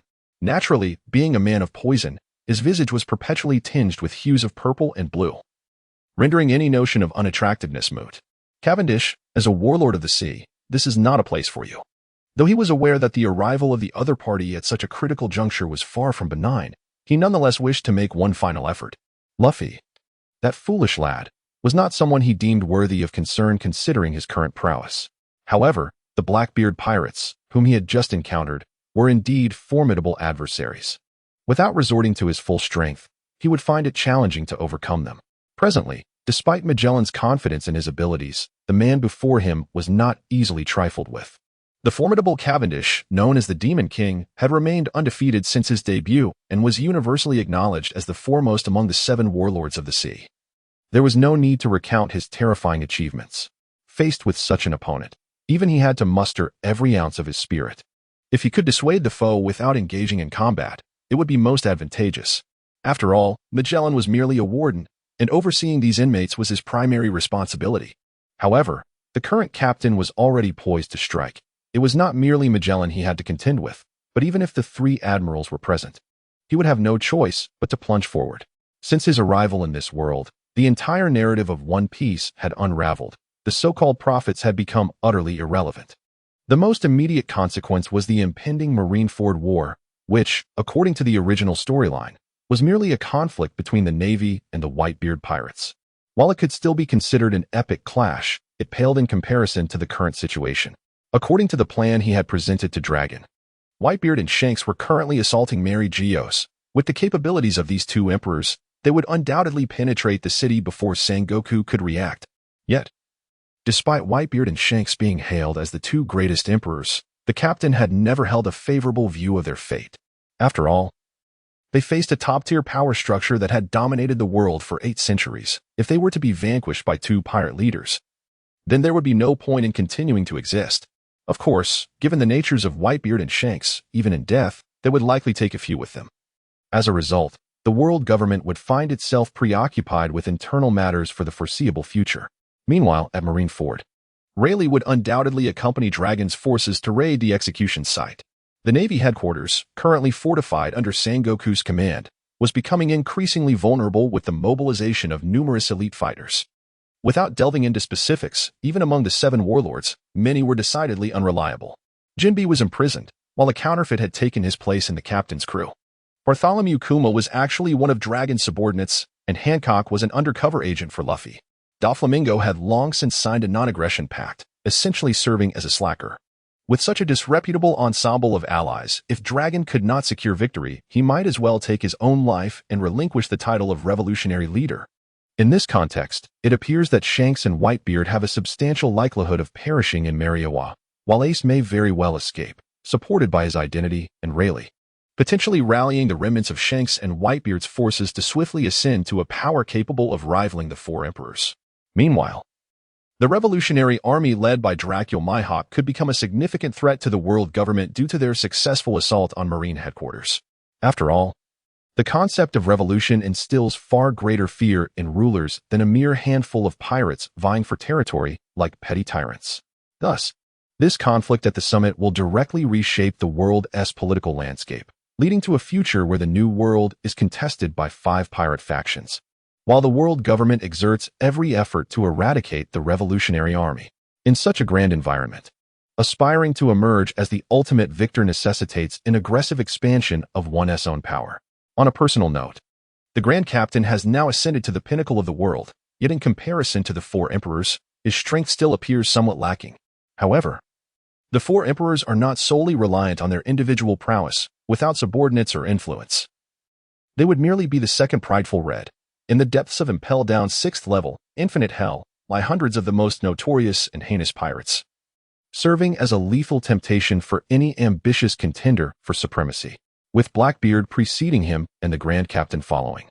Should he manage to defeat this poisonous adversary before him and recruit even a fraction, 1/3 or 1/4 of those in Infinite Hell, his strength could reach or even surpass that of the 4 emperors. Nevertheless, regardless of how many he needs to subdue, he must first eliminate Magellan, who stands before him. Cavendish unsheathed his Durandal, a chilling aura of murderous intent emanating from his entire being. It seems you seek your own demise, O King of Demons. Upon witnessing his movement, Magellan immediately began to drip various toxins onto the ground, causing the floor to sizzle ominously. As the wielder of the poison fruit, he is most untroubled by close combat. Lord Magellan is indeed an invincible force in melee, in Mariewa, within the residential area of the Celestial Dragons. To emphasize the distinction between the Celestial Dragons and the commoners below, the Celestial Dragons primarily dwell in the eastern part of Mariewa, an area encompassing 1/3 of the Holy Land, where only 19 opulent palaces exist. Originally, there were 20. But following the declaration by Dong Quixote's previous clan leader to renounce his identity as a Celestial Dragon, their palace was promptly demolished. In recent days, the palace of the Celestial Dragons has been a realm that the common folk could never dare to tread upon. Even the illustrious captain of the great ship, upon being summoned by the world government to the Holy Land, had to seek permission and report before meeting a loathsome Celestial Dragon, despite his esteemed position as the foremost of the 7 warlords of the sea. However, today, before what should be the most revered abode of the Celestial Dragons, a motley crew of peculiar individuals, each with disparate appearances, has arrived. Led by Shanks and his cadre of officers, they stepped cautiously yet boldly into this isolated territory. Commoners. Who dares to enter the domain of the divine? In the square before the palace, 3 elderly Celestial Dragons, adorned with bubble helmets, stood prominently, and the one in the center began to utter words that were utterly repugnant. Yet, despite the simplicity of his vile utterance, it caused the entire pirate crew to change countenance. Marineford, the headquarters of the Navy. Today, this location was supposed to be the epicenter of the world's attention. For the Navy was to execute the last scion of the Pirate King Roger, the one whom Whitebeard had proclaimed the next Pirate King, Fire Fist Portgasti, Ace. In the original narrative, the battle that unfolds today is referred to as the Marineford War, a conflict that would dramatically alter the very fabric of the One Piece world. With Marineford standing as the focal point of global interest, unrivaled by any other. Yet now, it seems to be relegated to mere background scenery, after all. Compared to the monumental news of the two great Yonko pirate crews assaulting the Holy Land, even the execution of Roger S. Son pales in significance. Nevertheless, despite its diminished status, Vice Admiral Akaina promptly ordered reinforcements to fill the defensive gaps left by the withdrawal of a significant number of elite forces under Sengoku. Beneath the execution platform, the two admirals remained on high alert, and the 6 warlords of the sea sat serenely in the square. Chief of Staff, the time for execution is fast approaching, exclaimed Vice Admiral Mole with a salute. Akainu, somewhat puzzled, gazed towards the horizon, having yet to detect any sign of pirates. Could it be that Whitebeard and his crew had truly forsaken Fire Fist Ace? However, this fleeting thought was quickly cast aside. She understood that the arrogant old man valued family above all else. To make him abandon his kin would be a task that even the Grim Reaper could not accomplish. Yet, just moments ago, through the transponder snail from Mariawa, it had been confirmed that Whitebeard and red-haired Shank's main forces were currently engaged in fierce combat within the Holy Land. Even if they possessed the ability to fly, they would not return within 2 hours. What could their true intentions be? As Akaina contemplated, dismissing all impossibilities, a startling realization dawned upon her. Could it be that Whitebeard and his crew were planning to abduct several prominent figures in the Holy Land as leverage for a hostage exchange? Such matters have always been second nature to pirates. Recently, the renowned captain kidnapped the kings of 17 nations, forcing Akiji to retreat in defeat. In the past, Charlotte Linlin abducted a celestial dragon in exchange for her son, who had been captured by the world government. If Whitebeard and Shanks were to seize 2 celestial dragons at Mariehua, the wary world government might indeed have no choice but to use Ace as a bargaining chip. Fortunately, as of now, no such news has emerged from Mariehua, suggesting that their attempts have yet to bear fruit. Major General, order the execution. Upon reaching this conclusion, Akaina disregarded the passage of time and issued his command. But, Chief of Staff, the time has not yet come. As a seasoned Vice Admiral, the Mole was perplexed by Akainu's current mindset. After all, this was a significant event that had garnered worldwide attention, and with numerous journalists present, any unilateral change to the execution schedule could tarnish the Navy's image. Before departing, Fleet Admiral Sengoku entrusted this matter to my full authority. I now command you to carry out the execution. However, Major General Akainu was too weary to explain his reasoning and simply reiterated his order. Delaying further would risk the possibility of Whitebeard's faction capturing hostages, making it truly too late. As a member of the Navy's Justice, Akaina held a profound disdain for the celestial dragons, who relied solely on the fortunes of their ancestors for their power. Rather than allowing these swine to be taken hostage, it would be preferable to eliminate Ace first. In the eyes of the celestial dragons or the world government, Ace's life may hold less value than theirs. However, in the perspective of Akainu and Sengoku, the lives of the celestial dragons pale in comparison to Ace's. Execute. With the Mole's command, 2 executioners wielding gleaming axes raised their weapons high, the white blades shimmering under the sunlight. The axes descended swiftly, but just as they were mere centimeters from Ace's neck, a sudden interruption occurred. Crack. Diamond Meteor Fist. Jozu executed a powerful throw, sending the user of the barrier fruit crashing into the continental shelf. Whoosh. He inhaled deeply, astonished at the strength of his opponent. Had he not discarded his shirt, he might have indeed struggled against him. This scoundrel has encased the large barrier with a smaller one, enveloped on all sides by protective shields. Each time I strike, the force is repelled back to me. Fortunately, his body was remarkably resilient, impervious to the recoil, for had it been anyone else, they would indeed have found themselves at the mercy of this foe. He lifted his gaze to survey the chaos surrounding him. All around were the tumultuous clashes of battle. He sought to locate Whitebeard, but before he could take a step, he beheld Ryderdoma being relentlessly pursued by 2 men in black suits. With no other choice, he let out a mighty roar and charged in that direction. For it was not in the nature of the Whitebeard pirates to abandon someone in peril. Moreover, their captain was an invincible force. Within the chaotic battlefield, there existed a brief respite, as both combatants instinctively retreated from the fray. This space was rife with rent dimensions, and one misstep could lead to being torn asunder. What exhilaration! For the first time in 50 years, the old man fought with such fervor. Whitebeard, brandishing his naginata, laughed heartily towards the heavens. Undeterred by the fresh blood oozing from the wound in his abdomen, which did nothing to quell his indomitable spirit. In stark contrast, Old Was held the original Kitetsu, yet his hand began to tremble slightly. Although he had been pressing the attack against Whitebeard, the more he fought, the more he felt constrained. Should anyone have the clarity to observe their movements, they would be astonished to see that despite Whitebeard's injuries, it appeared as though he held the upper hand. Take this. Ignoring his wounds, Whitebeard left himself open, delivering a powerful downward strike. Even the most skilled swordsman could have struck him before the Naginata descended, let alone Old Was, who was revered as the true sword saint of the realm. Yet, despite such a glaring opening, Old Was hesitated to thrust forward with his Kitetsu. With a clash, he parried Whitebeard's strike, causing the very fabric of space to tear at the point of their confrontation. Old Was faltered. Truly, he had succumbed to fear. Centuries of a life of privilege had transformed his mindset. He was no longer the proud sword saint who looked down upon the world, but merely an old man wishing to extend his years. Had he thrust out that sword just now, he was 99% certain he could cleave Whitebeard in two. But equally, there was a 50% chance that Whitebeard would retaliate with a fatal blow before his demise. He dared not gamble. In the midst of this turmoil, Magellan emerged, his body coated in a blood-red viscous substance, like a malevolent giant stepping forth from a nightmare, exuding an aura of deathly dread. This is his most formidable form, the toxic giant soldier. With the viscous substances enveloping him, he could easily poison millions without breaking a sweat. Although Cavendish possesses a formidable reputation, enduring even a single strike from him would undoubtedly leave one sprawled on the ground like a lifeless dog, even without a direct hit. The noxious gas he emits can gradually induce toxicity in his opponents. In this regard, Magellan harbors complete confidence.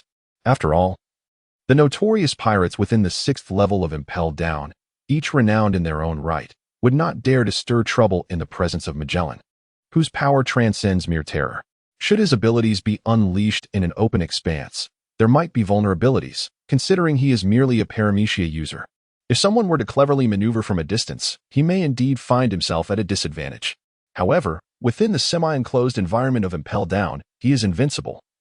He embodies fear itself. Cavendish, prepare to spend your remaining days within Impelled Down. With his full powers unleashed, Magellan directed a punch towards the captain. He has always harbored an inexplicable confidence in his strikes. No one in this world has ever been able to withstand his attacks, not even Whitebeard or Kaido. Anyone who faces him is left with no choice but to evade, as the capabilities of the poison fruit are simply too grotesque. As Magellan unleashed his punch, he paid no heed to the captain's movements, immediately following with another strike directed towards the sky. This is the experience he has garnered over many years of battle. No one dares to withstand the venomous strike of his poisonous spear. The optimal direction for evasion is the sky, as it not only allows one to completely escape the range of the poisonous spear's attack, but also offers an opportunity for a surprise assault. However, Lord Magellan has thoroughly analyzed the tactics of these foes. Those who take to the skies will inevitably fall victim to his anticipated venomous spear. At that moment, he can already envision the expression of the unfortunate adversary, curled up on the ground, succumbing to the poison. Foolish giant, what are you staring at? Just as Magellan was reveling in the capture of yet another formidable pirate, Cavendish's voice unexpectedly pierced the air beside him. What? The chief warden was filled with confusion. But before he could lower his gaze to discern the whereabouts of his enemy, he felt a searing pain coursing through his body.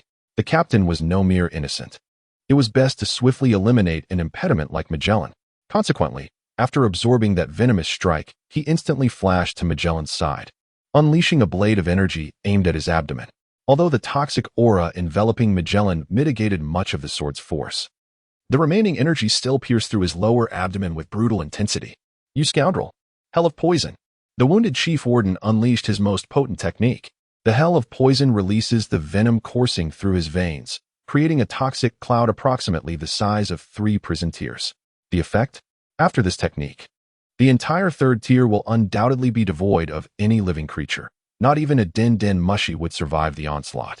As the billowing red poisonous mist approached, the captain merely extended Durandal, a calm smile gracing his lips. Kneel, you wretched commoners. In Mariehua, the residence of the Celestial Dragons. 3 exceptionally aged Celestial Dragons stood defiantly before the advancing red-haired pirates. The one in the center, more audacious than the rest, brazenly commanded the Emperor's pirate crew to kneel before him. This is utterly preposterous. Indeed, the The celestial dragons possess the most esteemed privileges in the world, and it is a stipulation of the world government that ordinary citizens kneel before them. However, one must consider the individual as character. No? This is the pirate crew of red-haired Shanks, one of the 4 emperors. Their objective here is to abduct a celestial dragon. These 3 ancient beings, rather than fleeing, are posturing as if they are the so-called descendants of a creator, believing that others would not dare to challenge them. Shanks has always considered himself somewhat of a jester. However, upon encountering this celestial dragon today, he realized that there are indeed greater fools in this world. Just as he was preparing to mock the celestial dragon before him, a sudden thud echoed from behind. "What is happening?" Shanks exclaimed in surprise, noticing his crew members kneeling in unison. "How peculiar. It feels as though we are compelled to kneel." Beckman struggled to rise, perplexed. As he moved, Lockie and several other senior officers also shakily stood up. Meanwhile, the ordinary crew members, despite their desire to rise, found their knees inexplicably tethered to the ground, rendering them immobile. Indeed, these pirates, audacious enough to attack the Holy Land, possess the ability to resist my conqueror's fruit powers. The elder celestial dragon marveled, impressed by the sight. The conqueror's fruit, a paramecia-type ability, exerts mental pressure on foes. However, if an opponent's strength reaches that of a near admiral, the fruit's influence can be mitigated. Among the illustrious red-haired pirates, many undoubtedly possess such formidable strength, as evidenced by the sudden rise of several more individuals. Hee. Now it is my turn to act. The celestial dragon on the left chuckled mischievously, breaking the facade of superiority they usually maintained in public. Spark. Take the brothers away. Shanks, now cautious, drew his sword, entering a serious mode. Understood, Captain. Spark, with the powers of the string fruit, instantly unleashed countless ropes that lifted the still kneeling pirate crew members, preparing to drag them away. Thinking of escaping? Stay put. Dimensional slash. The celestial dragon on the right pointed a finger, and a rift in space erupted from the tip, ready to unleash chaos. At long last, Luffy, with the aid of the lightning-wielding Imisazuna and the enchanting Okama King Ivankov, has surged forth to this location. Alas, for hours prior, the fiery ace had already been escorted aboard a transport vessel, and he has long since arrived at Marineford. Fortunately, they encountered the captured fishman Jinbei, and the 4 of them united with the subordinates whom Ivankov had liberated from the depths of the Okama Paradise on the 5th level, resuming their vigorous ascent. Along their journey, they encountered the Blackbeard pirates, who had just been rescued by Rain D. Shiryu. After a brief skirmish, both parties realized that they were evenly matched and tacitly decided to part ways. Luffy and his companions were in haste to reach Marineford and rescue Ace, while Blackbeard was eager to return to Infinite Hell to gather his crew. Despite their mutual animosity, they chose to temporarily suppress their hatred and pursue their respective objectives. Meanwhile, let us not dwell on Luffy and his companions, who were racing through the icy depths in search of an exit. Instead, we turn our attention to the 6th level of Hell. Marshal D. Teach stood before the immense iron gates, his heart racing with exhilaration. For countless years, his dream was on the cusp of realization. He had endured hardships for 2 decades, all for this singular day. Once he captured several formidable henchmen from Infinite Hell and stormed Marineford to seize the Trimmer fruit from his father, Whitebeard, who could possibly stand against him. With a creak, the colossal iron door swung open under his forceful push. Beyond this threshold lay his destiny. However, a moment of bewilderment struck him as he gazed at the throng of bustling souls within Infinite Hell. Had he perhaps miscalculated his entrance? Mr. Redfield, I sincerely wish to discuss the prospect of joining forces with you. Your lack of courtesy complicates our next steps. Deep within the innermost recesses of Infinite Hell, in a specially designed cell crafted entirely from sea prism stone, the captain earnestly conversed with the elderly figure before him. Ah, sincere intentions, you say? Remarked the Red Count, a slight smile gracing his lips as he regarded the shackles binding him. But, as businessmen, we must first negotiate the terms before proceeding to the next stage, mustn't we?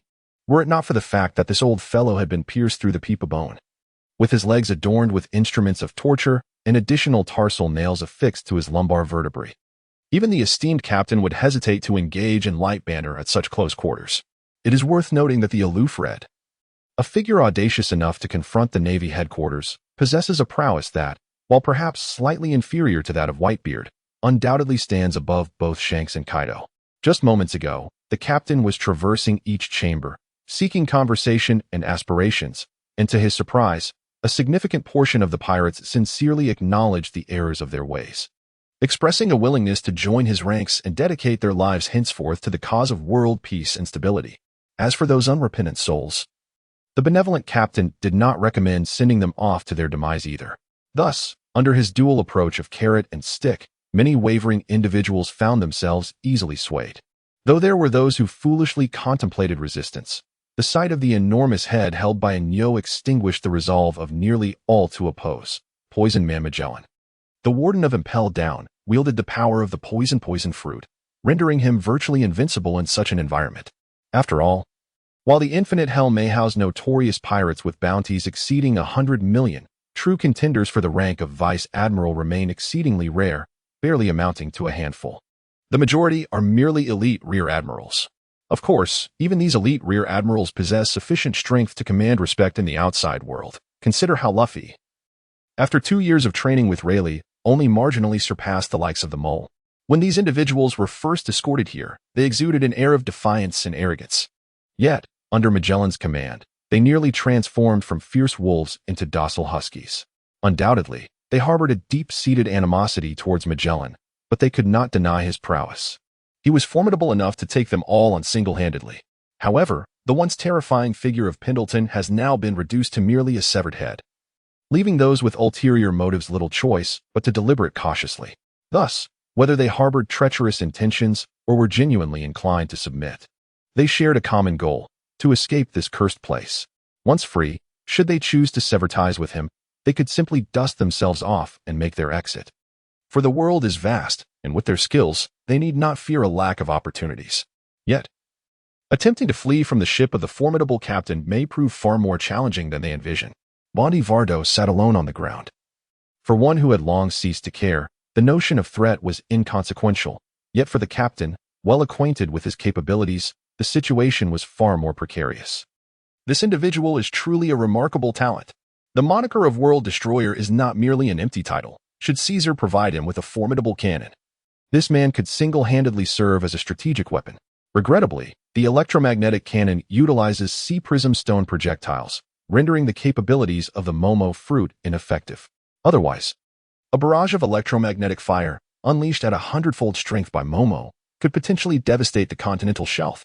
Although Walder has grown indifferent to life and death, his pent-up fury seeks an outlet. Fortuitously, he encounters this merciless captain, who promised to assist him in seeking vengeance. The Navy's forces would be at his mercy, and after weighing the pros and cons, this World Destroyer reluctantly acquiesced.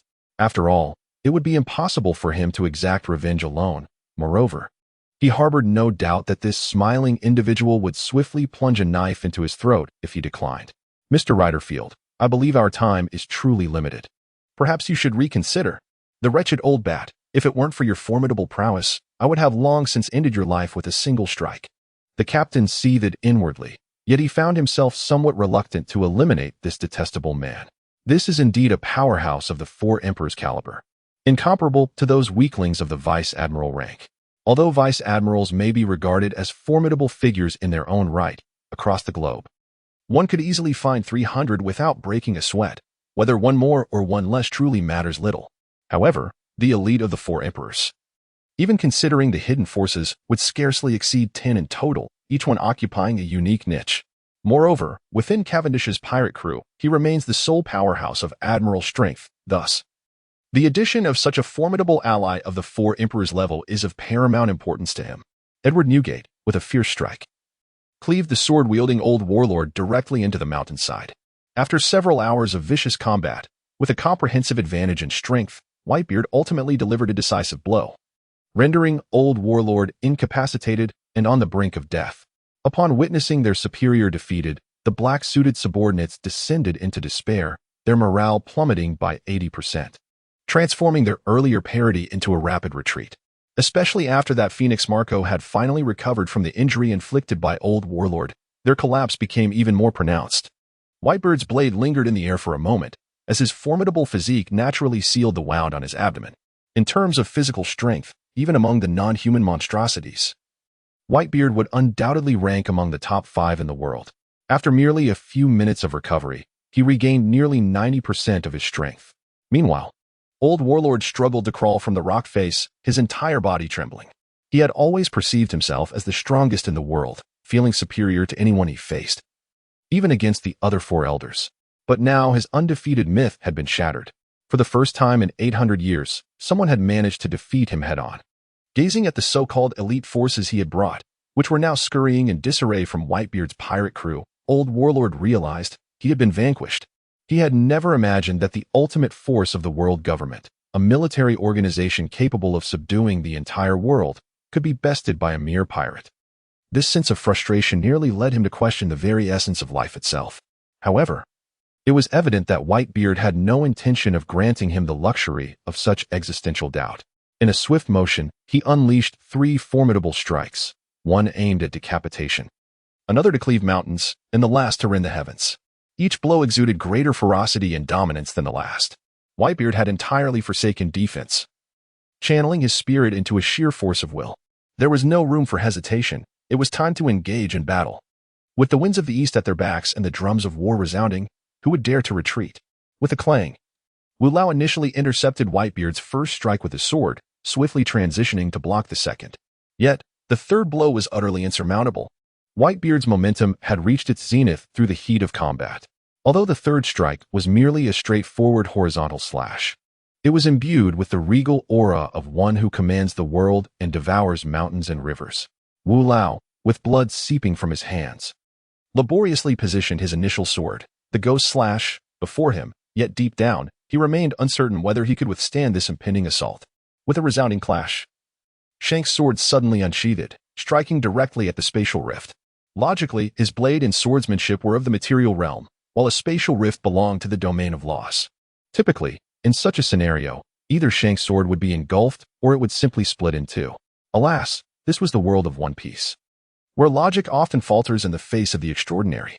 Thus, that seemingly majestic spatial rift was cleaved asunder by Shank's singular strike.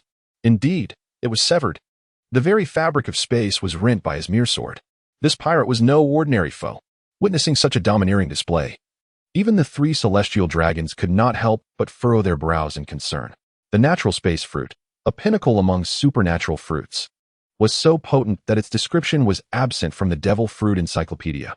Multidimensional slash. Upon seeing his technique dismantled, the celestial dragon fumed, bringing his hands together as dozens of spatial rifts materialized around him in an instant. Shanks, with a grave expression rarely seen, surveyed the multitude of rifts surrounding him and commanded with an air of urgency, "Beckman, immediately lead the charge and seize the hostage." The pressure brought upon him by these spatial rifts was overwhelming, so much so that even he, a formidable member of the 4 emperors, was compelled to resort to such despicable measures. After all, spatial phenomena differ significantly from natural elements such as water, fire, wind, and thunder. Whether it was Akainu's flames or Akiji's ice, with Shank's robust constitution, as long as he did not directly endure a powerful attack, such scattered assaults were almost negligible. However, spatial disruptions were a different matter altogether. Even if Kaido of the Beast were present, he would not dare underestimate the danger posed by these rifts. Draw the sword. Sheathe the sword.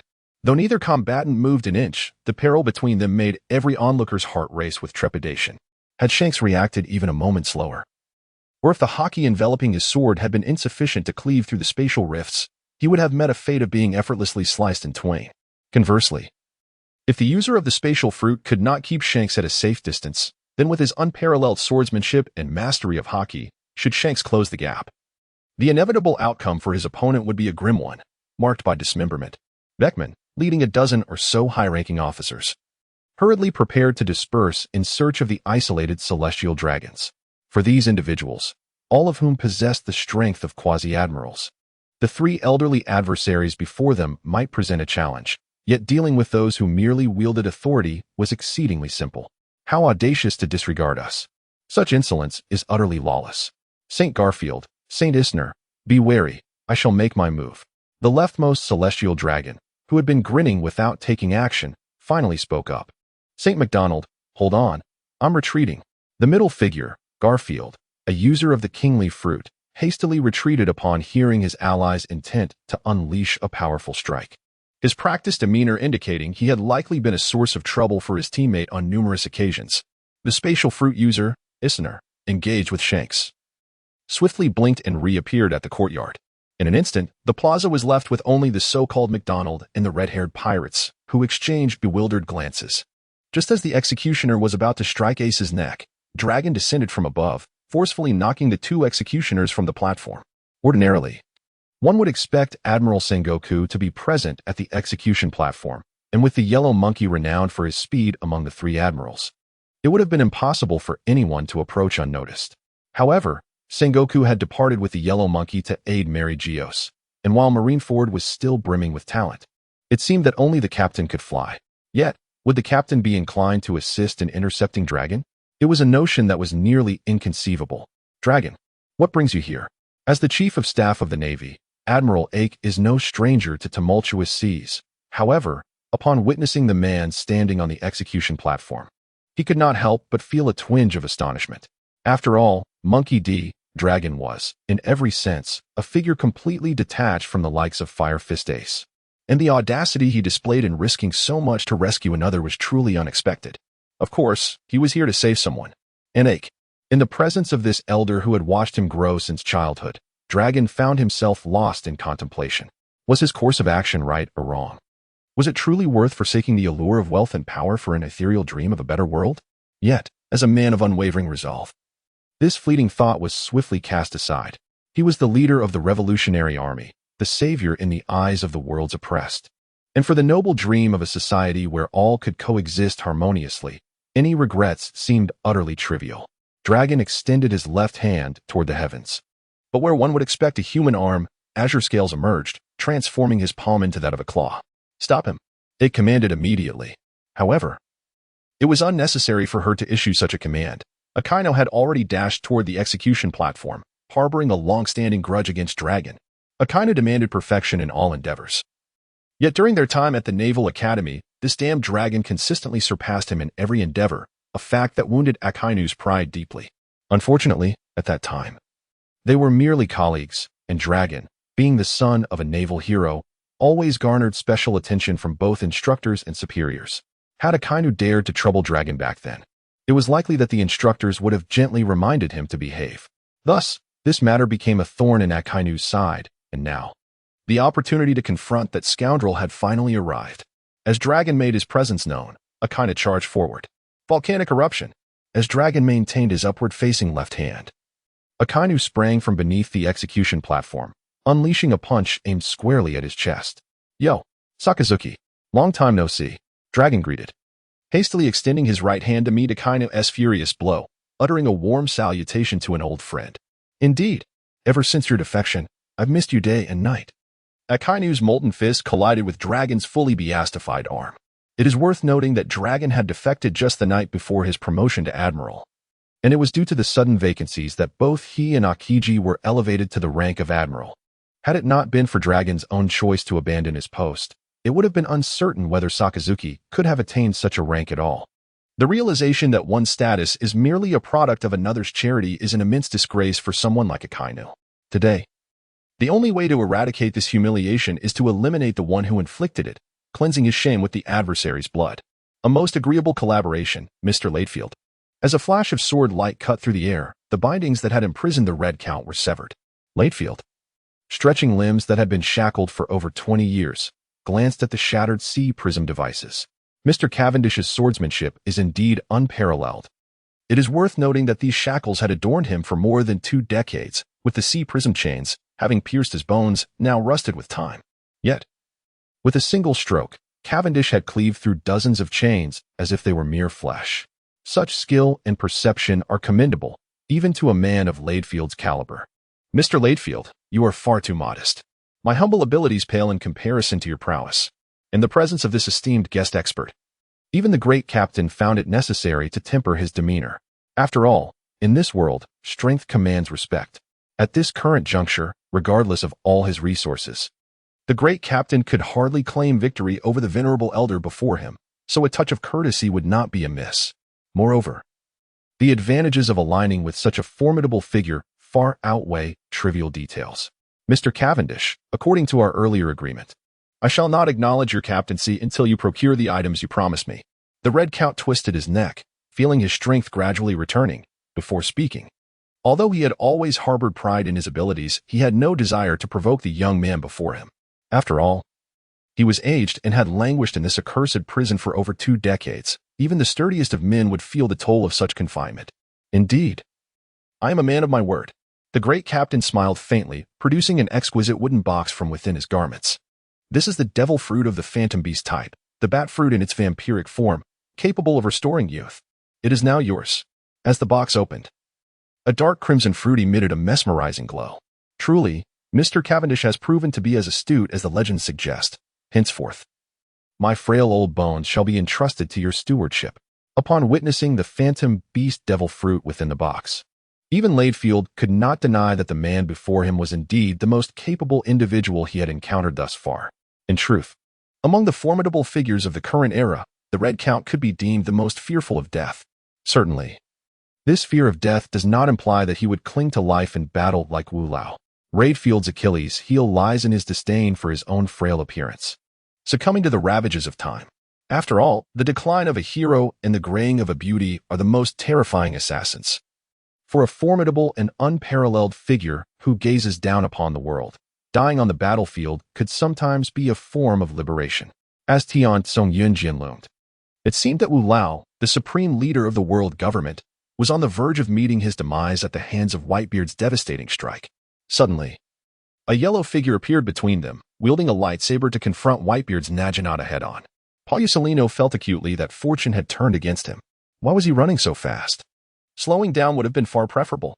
As the possessor of the light fruit, his speed was unparalleled, which is why he had been dispatched early by Sengoku to aid Mariehua. Before he even reached the battlefield, he witnessed Whitebeard unleashing his formidable might, poised to deliver a fatal blow to the 5 elders. Traditionally a cautious individual, the yellow ape had merely intended to make a brief appearance on the battlefield, waiting to reap the rewards once Sengoku's main forces arrived, content to play the role of an onlooker. However, Whitebeard's overwhelming ferocity was alarming. If word spread that Palusolino had arrived only for the 5 elders to be slain by Whitebeard, he would undoubtedly find himself in dire straits, potentially suffering significant repercussions. Thus, despite cursing under his breath, he steeled himself and charged forth. In a dramatic turn of fate, the seemingly doomed Wu Lao beheld his loyal subordinate, one of the 3 Marine admirals, Palusolino, bravely confronting Whitebeard's fearsome strike, cutting through the heavens. Regrettably, our yellow ape admiral was honorably sent flying by that very blow. Whitebeard's strike shattered the Tian Tsung Yunjin in Palusolino's grasp, landing powerfully upon his shoulder. Though he swiftly utilized his fruit ability to transform his body and evade the full force of the blow, he could not escape the severe injury he sustained. In a direct confrontation, he certainly would not have been able to defeat Whitebeard, yet the outcome would not have been so swift and definitive. It is worth noting that, even in his prime, Whitebeard could only match 2 admirals at best. Had Palusolino truly unleashed his full potential in a drawn-out battle, he could have held his ground for hours. Alas, that was under normal circumstances. The blow delivered moments ago was a culmination of Whitebeard's relentless battle spanning several hours, harnessing the residual might from his victory over the world's foremost master, Warlord. This strike epitomized the convergence of opportune timing, advantageous positioning, and human synergy, placing it among the most formidable attacks in the annals of the One Piece universe. One might liken Whitebeard's recent strike to Guan Yu's fabled death-dealing blow. It is noteworthy that in the realm of the 3 kingdoms, Guan Yu's prowess scarcely surpasses that of Yin Liang and Wen Chou. Yet he is capable of executing a lethal strike when the narrative demands it. Regrettably, our unfortunate comrade, Kizaru, met his demise within mere seconds of his appearance. However, a silver lining emerged. Following that monumental strike, Whitebeard would never again be able to summon such a lethal aura, granting Warlord a temporary reprieve, allowing him to endure long enough for reinforcements to arrive. Thus, comrades, let us acknowledge that Admiral Palusolino was indeed a commendable ally. He devoted his fleeting existence to safeguarding the 5 elders at a critical juncture, truly a paragon for the world. Kizaru lay sprawled in a star formation upon the continental shelf, laboriously extending his middle finger. I surmise there is still a chance for me to be revived. With a thunderous crash, Dragon caught a Kainu's volcanic flames with a single hand. However, given his audacious act of challenging the frenzied Akainu with one hand, Dragon was subsequently struck down from the execution platform by a punch from Sakazuki, hurtling over 100 meters before crashing into the structure of Marine headquarters. Dragon, Aren't you known for your combat prowess? Come on. Akainu, in a frenzied state, pursued the retreating figure. Sakazuki, who told you I intended to engage in combat? Despite blood trickling from the corner of his mouth, Dragon maintained a calm smile and abruptly slashed downward with his elevated left hand. This is bad, Ake hurriedly warned. But it was too late. A cacophony of relentless lightning cascaded down like writhing silver serpents, engulfing the vicinity of the execution platform. Within a radius of 100 meters, blue electric sparks danced everywhere. Yet, this extensive electrical assault, though visually imposing, amounted to little more than a mere probing strike for those situated near the execution platform. Those qualified to stand in such proximity were, at the very least, rear admirals of the Marine headquarters. Withstanding such lightning strikes was impractical. But evading them was a simple endeavor. Thus, while Dragon unleashed a significant attack, it bore no impact on the Marine's capabilities. Dragon, is this truly all you can muster now? Sakazuki remarked with a hint of disinterest, perceiving the man before him as a once formidable adversary, now diminished far too much. You scoundrel, are you attempting to kill me? Before Dragon could respond, a brilliant flash of fire erupted from the center of the shattered execution platform, which had been struck by thunder. Hiki, how do you like this surprise, Sakazuki? Dorag remarked with a hint of mockery, observing the twisted expression on Akainu's face. The previous lightning attack was merely a diversion. The true assault was directed at the thunderbolt binding Ace's wrist. As a user of a devil fruit, Dorag was unable to come into contact with Sea Prism Stone. Yet the elemental nature of lightning allowed him to bypass its properties entirely. Although the Sea Prism Stone is formidable, summoning a bolt of heavenly lightning capable of shattering handcuffs is not a daunting task for a master like Dorag. Damn it, capture them. Before Vice Admiral Akiji could issue his command, he had already lunged forward with his ice blade aimed at Ace. Dorag's prowess should have surpassed that of Akainu. But having sustained a slight injury from a single-handed clash with his opponent, coupled with Akainu seizing the initiative, left him at a disadvantage in their current confrontation. The dragon fruit is considered one of the most exceptional mythical Zoan fruits. Had it not been for the significant contributions of Garp and his recognition by the world government as the next potential fleet admiral, this fruit would undoubtedly have fallen into the hands of the celestial dragons. However, the development of the dragon fruit is far more challenging than that of any other fruit. And even with Dorag's remarkable talent, he has yet to fully harness its potential. Captain, do you need me to deal with this fellow? In the depths of infinite hell, Raidfield inquired of Cavendish while gazing at Blackbeard before him. The old fellow ultimately succumbed to the allure of the vampire fruit. Acquiescing to the captain's request and joining the beauty is just as pirate crew as an honorary elder. While the mythical Zoan fruit is immensely valuable, securing an ally of such caliber, akin to the Four Emperors, is certainly a worthy gain. Moreover, given Cavendish's proud nature as the Proud Red, he harbored no fears of betrayal. After all, those who reach such heights possess their own sense of dignity. No need, Mr. Ryder, to trouble yourself with this insignificant pest, remarked the captain, gazing upon Blackbeard with a sense of contemplation. This fellow is truly remarkable. I merely spent a mere 10 minutes inside conversing with that old bat. Yet he managed to sway nearly 1/5 of the offenders with his silver tongue. Such eloquence is truly wasted if not employed in the realm of persuasion.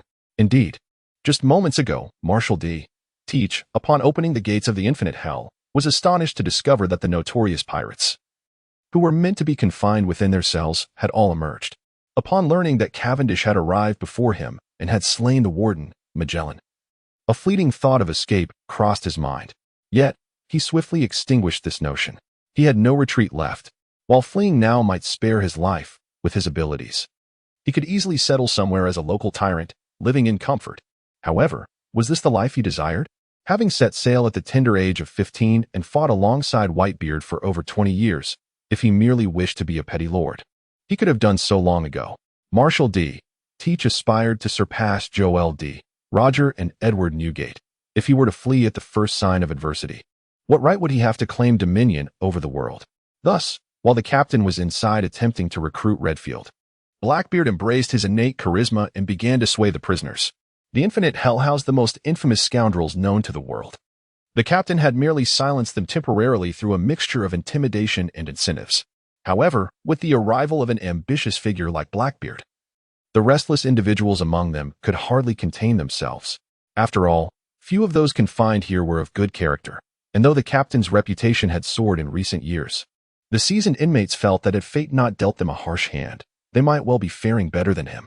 Furthermore, Blackbeard possessed a keen understanding of human nature. He realized that if he wished to recruit others as captain, he would need to adopt a different approach. Therefore, he promised those he sought to rally that they would form a pirate alliance, aiding one another in their endeavors. Cavendish, today, we must settle the score between us. With the sight of the captain emerging from within, Blackbeard stepped forward, positioning himself directly before him. The wretched man before him was nothing short of his nemesis. Every encounter with him seemed to herald misfortune, and unless he eliminated this foe, he would find no rest or solace. When it came to combat, he possessed a considerable degree of confidence. After all, he was the wielder of the dark fruit, while his opponent merely commanded the power of the magnet fruit. In terms of their abilities, he held a decisive advantage. Though the adversary was a formidable swordsman, he was equally assured in his own physical prowess.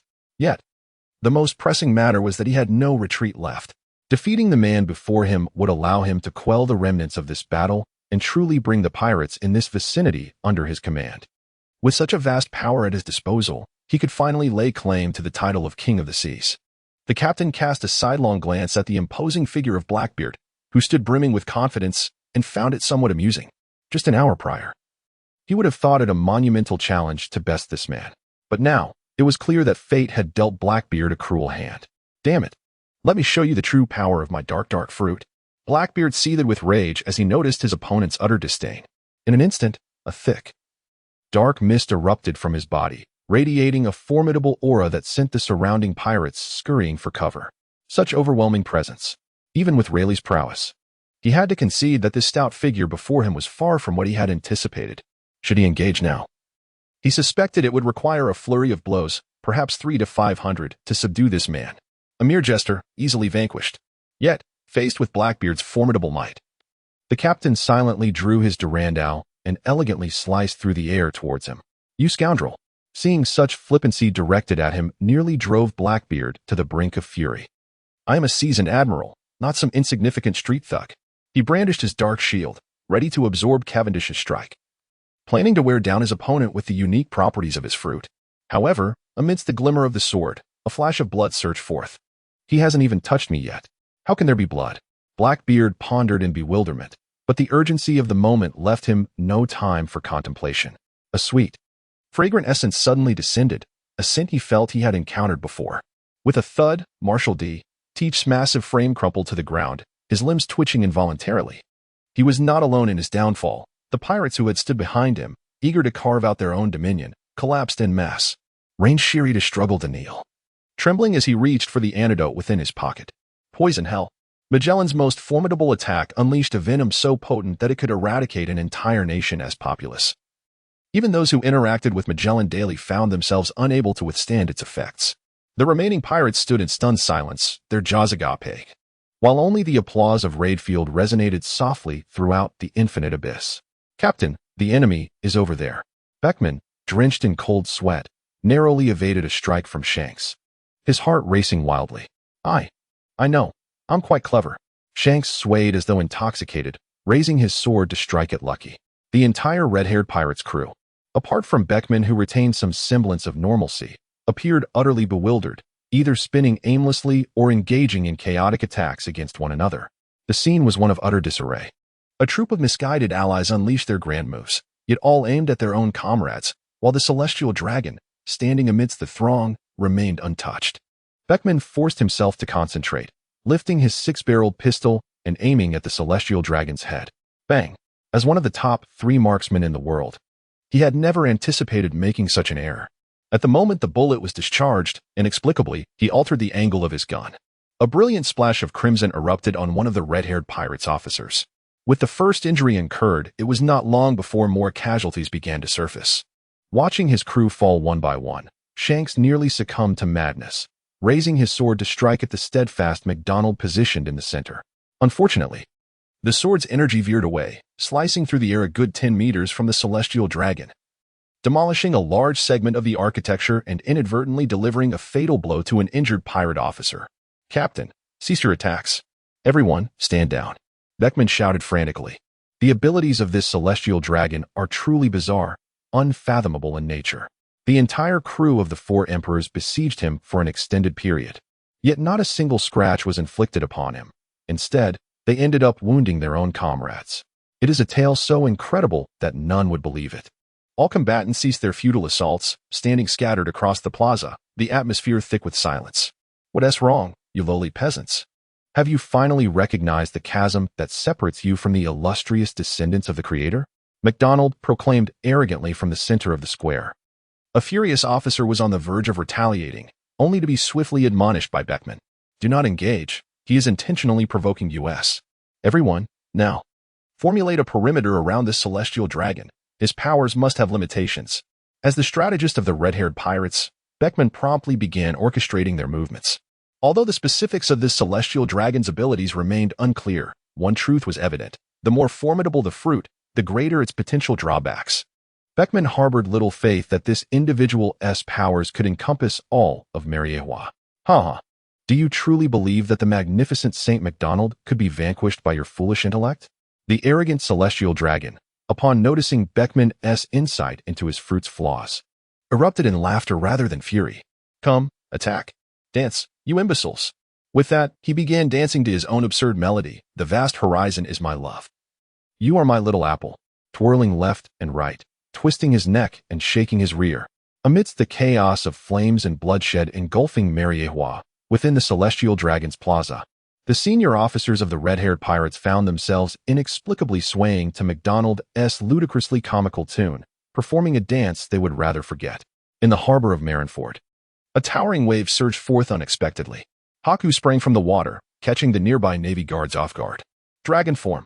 Alongside Haku emerged Sabo, clad in a blue coat, his arms igniting with twin dragon flames, sending every adversary before him flying.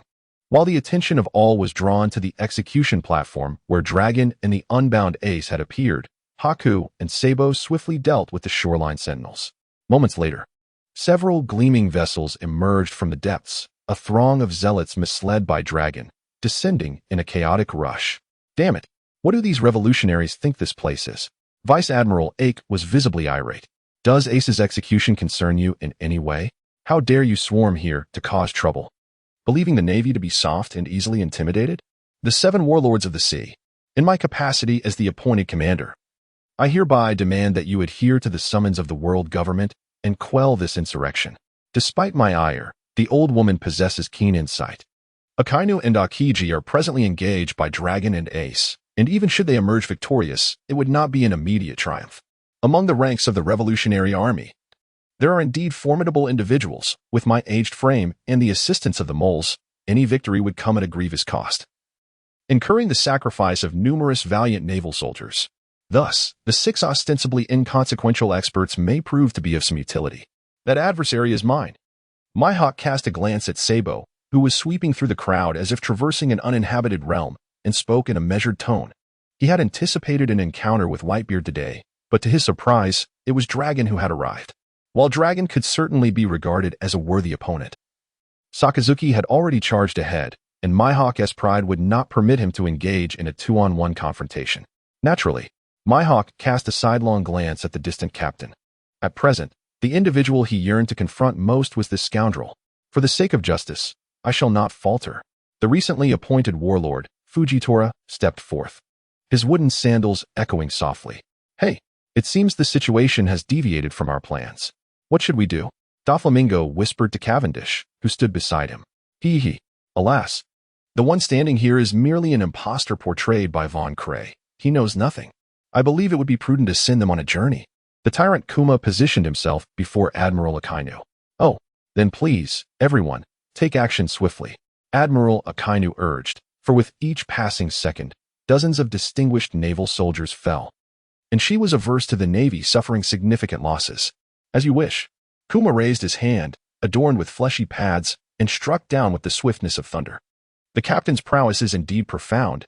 It is truly admirable that this towering figure has been vanquished in the blink of an eye. Riderfield once again expressed his astonishment. Yet this time, he found himself genuinely impressed. While others may have overlooked the incident, his keen perception allowed him to grasp the entirety of the unfolding events. At the moment Cavendish drew his sword, the blade inexplicably morphed, its edge transforming into the peculiar shape of a goldfish. Even with his extensive experience, Ryderfield could not discern the species of that enigmatic fish. More alarmingly, the substance expelled from its mouth was undoubtedly the most potent toxin of the now-deceased Magellan, which was why the stout figure across from him fell victim to its effects, not even afforded a moment to react before meeting his demise. If one were to consider the situation from the perspective of the unfortunate black man, the Red Count surmised that even he would have found it exceedingly difficult to evade such a treacherous strike. "Mr. Ryder, you are being too modest. These are merely inconsequential gestures. Had you chosen to act earlier, it would have been but a mere flick of your wrist." The Grand Captain, lowering his demeanor, made Ryderfield feel somewhat embarrassed, prompting him to suggest, "Captain, let us ascend at once." "Very well, Mr. Ryder." With that, the two made their way towards the lift, a unique apparatus within the Grand Prison, facilitating swift passage between the 6 tiers of incarceration. This was precisely why Cavendish, despite arriving later than Blackbeard, managed to reach the destination ahead of him. Of course, the central hub of this device resided within Magellan's office, without eliminating the Poison Master. No one else would have access to it. "Captain, how shall we handle these individuals?" Just as they were about to depart, a figure emerged, pointing at the incapacitated Blackbeard and his companions. May I ask your name?" Although these individuals had introduced themselves during their rescue, the sheer number, hundreds, had made it impossible for the captain to remember all but a handful of the more notable names. Fortunately, after witnessing his swift execution of over 30 formidable pirates, the fear these individuals harbored towards him had reached its zenith, preventing any indignation over being forgotten. "I am Galhesh," replied the one who stepped forward. "This fellow, how shall I articulate it? He undeniably possesses an appealing visage, and his appearance can certainly be deemed that of a remarkable individual, at least more so than the motley crew under the captain's command. Yet, for reasons inexplicable, the mere sight of him incites an urge to deliver a swift kick to his face, truly baffling. To slay him, must I be consulted on such trifles? Were it any other individual posing a query, Cavendish would have seized the opportunity to elevate them, thereby consolidating loyalty among his ranks. However, in the case of Garheg, he had to exert considerable restraint to suppress the impulse to unsheath his sword and administer a fatal blow. Naturally, the prospect of promotion was promptly dismissed. After all, the captain had already harnessed the power of the attribute-less devil fruit crafted by Caesar during the recent encounter with Blackbeard. Regrettably, Lady Luck did not favor him this time, and the capabilities of the dark fruit now remained shrouded in uncertainty regarding their current whereabouts. As for the remaining 30-odd pirates, while they may constitute a formidable force, they pale in comparison in the eyes of Cavendish. These scoundrels, having dared to betray him once, certainly do not merit a second chance. Infuriating wretches. Shanks, consumed by rage, feels as though his very blood might burst forth from his crown. Although he possesses a foolish disposition, it pales in comparison to that of Luffy, whose intellect verges on the non-existent. The entirety of the red-haired pirates stands at the mercy of a celestial dragon, with the senior members of the crew shamefully engaging in a public display of an embarrassing square dance. This spectacle ignites fury in this eccentric, aging simpleton. Moreover, while Shanks may have partaken in square dancing before, it is utterly intolerable that the insufferable celestial dragon, MacDonald, dares to suggest they perform a striptease. At this moment, even the red-haired individual, who had always been oblivious to the concept of shame, found himself engulfed in embarrassment and fury. Consequently, when physical attacks proved futile, he resorted to his ultimate trump card. With a resounding crack, the location where he stood became the epicenter of an overwhelming display of conqueror's hockey, which surged forth like tumultuous waves, indiscriminately radiating outward. The very fabric of space trembled under the sheer intensity of this formidable aura, giving rise to a phenomenon akin to spatial distortion. This is the formidable capital that enables Shanks to rise as one of the 4 emperors, possessing the most powerful mastery of conqueror's hockey in the world. The tempest of energy surged forth, forcefully dispersing all those surrounding him, including the celestial dragon. From a distance, Isner, who had been observing, was taken aback to witness the supposedly invincible MacDonald being vanquished, his mouth agape in astonishment, rendered speechless. MacDonald possessed the powers of the idiot fruit, which influenced all entities within his aura, rendering both sentient and non-sentient beings into the ludicrously foolish state often depicted in novels and films. It was akin to thousands armed with machine guns and tanks besieging a single individual, only to find that none of their bullets touched even a hair on that person, while they inadvertently decimated their own ranks. The potency of the idiot fruit could, in certain respects, be deemed nearly invincible. However, the unfortunate reality remained that its wielder was a celestial dragon. For these progeny of deities, relying on the power of the fruit to achieve victory negated the need for arduous physical training. Thus, despite possessing what could be considered a power unparalleled in the world, MacDonald's physical prowess was merely on par with that of a Navy petty officer. Consequently, when the red-haired conqueror unleashed his conqueror's haki, which the fruit's power could not evade, the so-called invincible MacDonald promptly rolled his eyes back and succumbed to unconsciousness. As Bartholomew Kuma's hand was about to strike Vice Admiral Ahe, this seemingly frail elder unexpectedly launched a counterattack. A thunderous explosion ensued, scattering both combatants apart. It was at this moment that the mole finally reacted, drawing a dagger and positioning himself protectively in front of Vice Admiral Ahe. Bartholomew Kuma, do you intend to betray the world government? Why do these Marines always pose such foolish questions? Behind the colossal figure of Kuma, Keela, and Gorzin emerged, followed by a multitude of revolutionary officers who stepped forth from various corners. As a member of the 7 warlords of the sea, and with Kuma's imposing stature, it was remarkably simple to smuggle individuals into Marineford undetected. Furthermore, due to his involvement in Vegapunk's experiments, no suspicion had arisen among the world government personnel regarding him. If Vice Admiral Ahe had not sensed the fleeting aura of malice emanating from Kuma prior to his attack, she would not have realized that this tyrant had ulterior motives. The Revolutionary Army. So it turns out, Kuma, you have always been one of them. As these individuals gradually made their entrance, it would be utterly unbecoming of Major General Ahe to remain oblivious. Tyrant Big Bear gazed at Ahe with a hint of frustration. Sengoku Carp. And Ahe, the iron triangle of the Navy from 30 years prior, though circumstances and personal reasons had relegated Ahe to the rank of merely a major general throughout these years. Even admirals treated her with profound respect. He had initially intended to catch Ahe off guard by sending her away, thus weakening her adversarial strength. However, a mere flicker of murderous intent had thwarted that scheme before it could even materialize. Yet, given the circumstances, he had no choice but to proceed with a forceful approach. What should we do now, Cavan? Asked the anxious celestial demon from the corner, turning to the captain beside him. The situation before him was utterly divergent from the original plan. Fon Keeley gazed at the scene in disbelief, pondering how he might navigate this unexpected turn of events.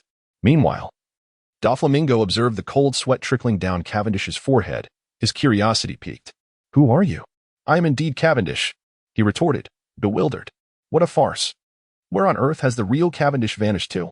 In just a few exchanges, Doflamingo deduced that the individual before him was undoubtedly a subordinate of Cavendish, endowed with the powers of the imitation fruit. I assure you, I am the captain himself, Cavendish insisted, but Doflamingo, having lost interest in further inquiry, recognized that in the eyes of the great captain, everyone except for his few women was merely a pawn. This individual could not possibly know Cavendish's whereabouts. Yet, the question lingered, where on earth was that insufferable fellow? Captain, I deserve the utmost punishment. On the top level of Impel Down, Drake knelt in trepidation. The great captain had tasked him with guarding the gate, and initially, he had believed it to be a straightforward task. Little did he anticipate encountering a band of unreasonable adversaries. Gazing at the bloodied and wounded Drake, the great captain realized that this predicament was beyond what he could bear. Luffy, the chosen one of this realm, accompanied by that cursed fishman Jinbei, along with the revolutionary cadre, the transvestite king, and a multitude of Tier 5 pirates, posed a challenge that even the great captain himself would find formidable to impede, let alone the still maturing Tyrannosaurus. However, although the Tyrannosaurus had not been negligent in its duties, a mistake warranted punishment. Otherwise, the authority of future commands would be undermined. Drake, it has been a year since you joined me, has it not? Cavendish casually tapped the Durandal at his waist, posing a seemingly irrelevant question. Drake, trembling in fear, was drenched in sweat. The great captain was known for his capricious temperament, and aside from his lady, no one in the pirate crew could decipher his moods. Although he posed an off-topic inquiry, who could assure him that he was not displeased with Drake and contemplating retribution? Observing Drake quaking with anxiety, Cavendish found himself contemplating. Had the Tyrannosaurus exhibited even the slightest hint of defiance, he would not have hesitated to eliminate him. Yet, the reaction displayed by Drake made Cavendish reconsider, for in time, this individual could mature into a formidable enforcer. Ignoring the trembling Tyrannosaurus, the great captain strode past him. Captain, you have finally emerged. Outside Impel Down, Caesar observed the grand captain emerging from within, accompanied by a group of individuals, before gracefully descending from the skies. Had Caesar possessed the capability to maneuver the golden flying ship to assist Drake, even Luffy would have found it exceedingly challenging to escape. However, Caesar expressed his reluctance, questioning his familiarity with the individual and the necessity of guarding the entrance. Moreover, he asserted his identity as a scientist, not a brawler, leaving the brutish tasks to those beneath him. Allow me to introduce you. This is Mr. Red Count Riderfield, who will henceforth serve as an elder in our pirate crew. Should Mr. Ryder require your assistance, I trust you will fulfill his requests to the best of your abilities. He continued, Mr. Ryder, this is our chief scientist, Caesar Clown. Should you desire any innovative gadgets, do not hesitate to approach him. His prowess in cutting-edge technology is unparalleled in the world. Having made a brief introduction, the Grand Captain ushered the gathered assembly of 70 to 80 notorious scoundrels aboard the golden vessel. Although their loyalty wavered around the threshold of acceptability, the promise of hope and a future would render them no different from the most destitute pirates. What could be more exhilarating than the prospect of plundering Mariewa? Master, the 2 female slaves have been dealt with. Would you like to take a look? Avril promptly approached as they entered the cabin. Little Suddy had been captured directly by the Grand Captain from the 2nd level, while Domino had been seized during the recent skirmish. As one of the only 2 females imprisoned and impelled down, many inmates had lustful intentions towards the golden-haired deputy warden. It was well known that the prisoners confined within these walls could not expect Magellan to address their physiological needs with any kindness. Thus, upon her release, hundreds of inmates gazed at Domino with a fervor that gleamed in their eyes. Fortunately, Drake understood the nature of his Grand Captain. Even if the gate was breached and individuals escaped, it would be considered a negligible offense in the captain's eyes. However, should anyone dare to violate that woman, it would surely result in their own demise.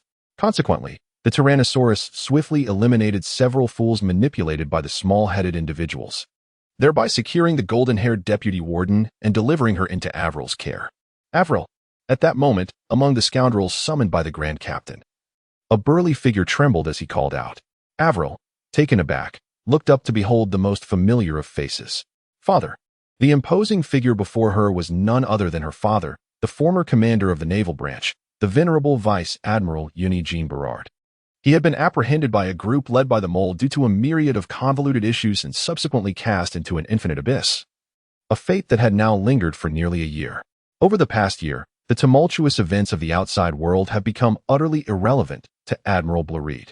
The only source of solace in his heart is his beloved daughter.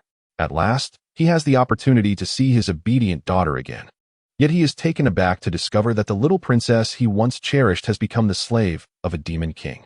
Their reunion evokes a sense of nostalgia. But nearly a year of imprisonment has stripped them of their former pride and arrogance. After all, their current status pales in comparison to their previous glory. Disregarding the poignant scene of Avril's reunion with her father in the corner, the captain seized the phone bug. Lafitte, what is the situation over there now? As a user of the bird fruit in its dove form, Lafitte's abilities might not be particularly formidable, yet his vision is undoubtedly second to none. Presently, the vice captain of the Beauty is Justice Pirate Crew stands atop the highest red tree in Sabaody Archipelago, observing every movement within the Holy Land. The situation is not as we anticipated. Captain, Lafitte's voice conveyed a hint of confusion through the phone book. What is the matter? Cavendish inquired, astonished. Captain, it seems that the white-beard and red-haired pirate crews are exhibiting an unexpected ferocity. As an observer, Lafitte had witnessed the unfolding events in their entirety. The reality was that Whitebeard had unleashed his might, forcing the Gorosei to flee in panic, and then he dealt a grievous blow to Kizaru, who had come to aid them. Eventually, Sengoku led a substantial force to subdue him, but then another complication arose with the red-haired pirates. The formidable Celestial Dragon Triad, protectors of the Celestial Dragons, had been vanquished by the red-haired pirates. Although the red-haired crew incurred some losses to defeat these exceptionally powerful opponents, the most crucial of their 7 commanders remained unscathed. Consequently, unshackled, the red-haired pirates began wreaking havoc within Mariewa. One should not assume that Shank's crew refrains from malevolent deeds. After all, even Roger's crew had engaged in acts of murder and arson in their time. Naturally, they cloaked their actions under noble pretenses, such as acting in the name of justice, which, at least on the surface, seemed far more palatable than the captain's gluttonous approach. Faced with such a dire situation, Sengoku felt an overwhelming urge to curse in frustration. Just as he was poised to muster superior forces to eradicate Whitebeard, a new calamity emerged, making him feel like a mere fireman. However, no matter how vexed he felt, he had to extinguish this fire, lest the red-haired pirates set Mariewa ablaze. Meanwhile, the remaining 4 Gorosei had erected a barrier to safeguard the national treasure, entirely ignoring the chaos outside.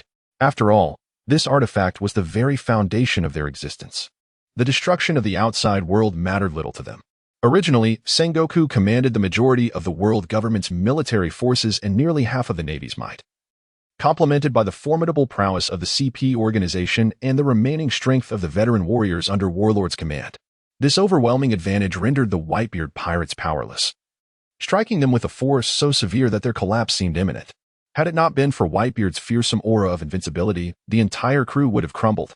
However, the dispersal of troops is a grave strategic blunder, and as the supreme commander, Sengoku would undoubtedly bear the blame for this miscalculation.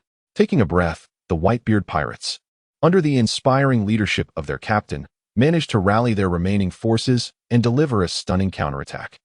Are you suggesting that both the Whitebeard and red-haired pirate crews have breached Mariewa, leaving the world government utterly incapable of regaining control?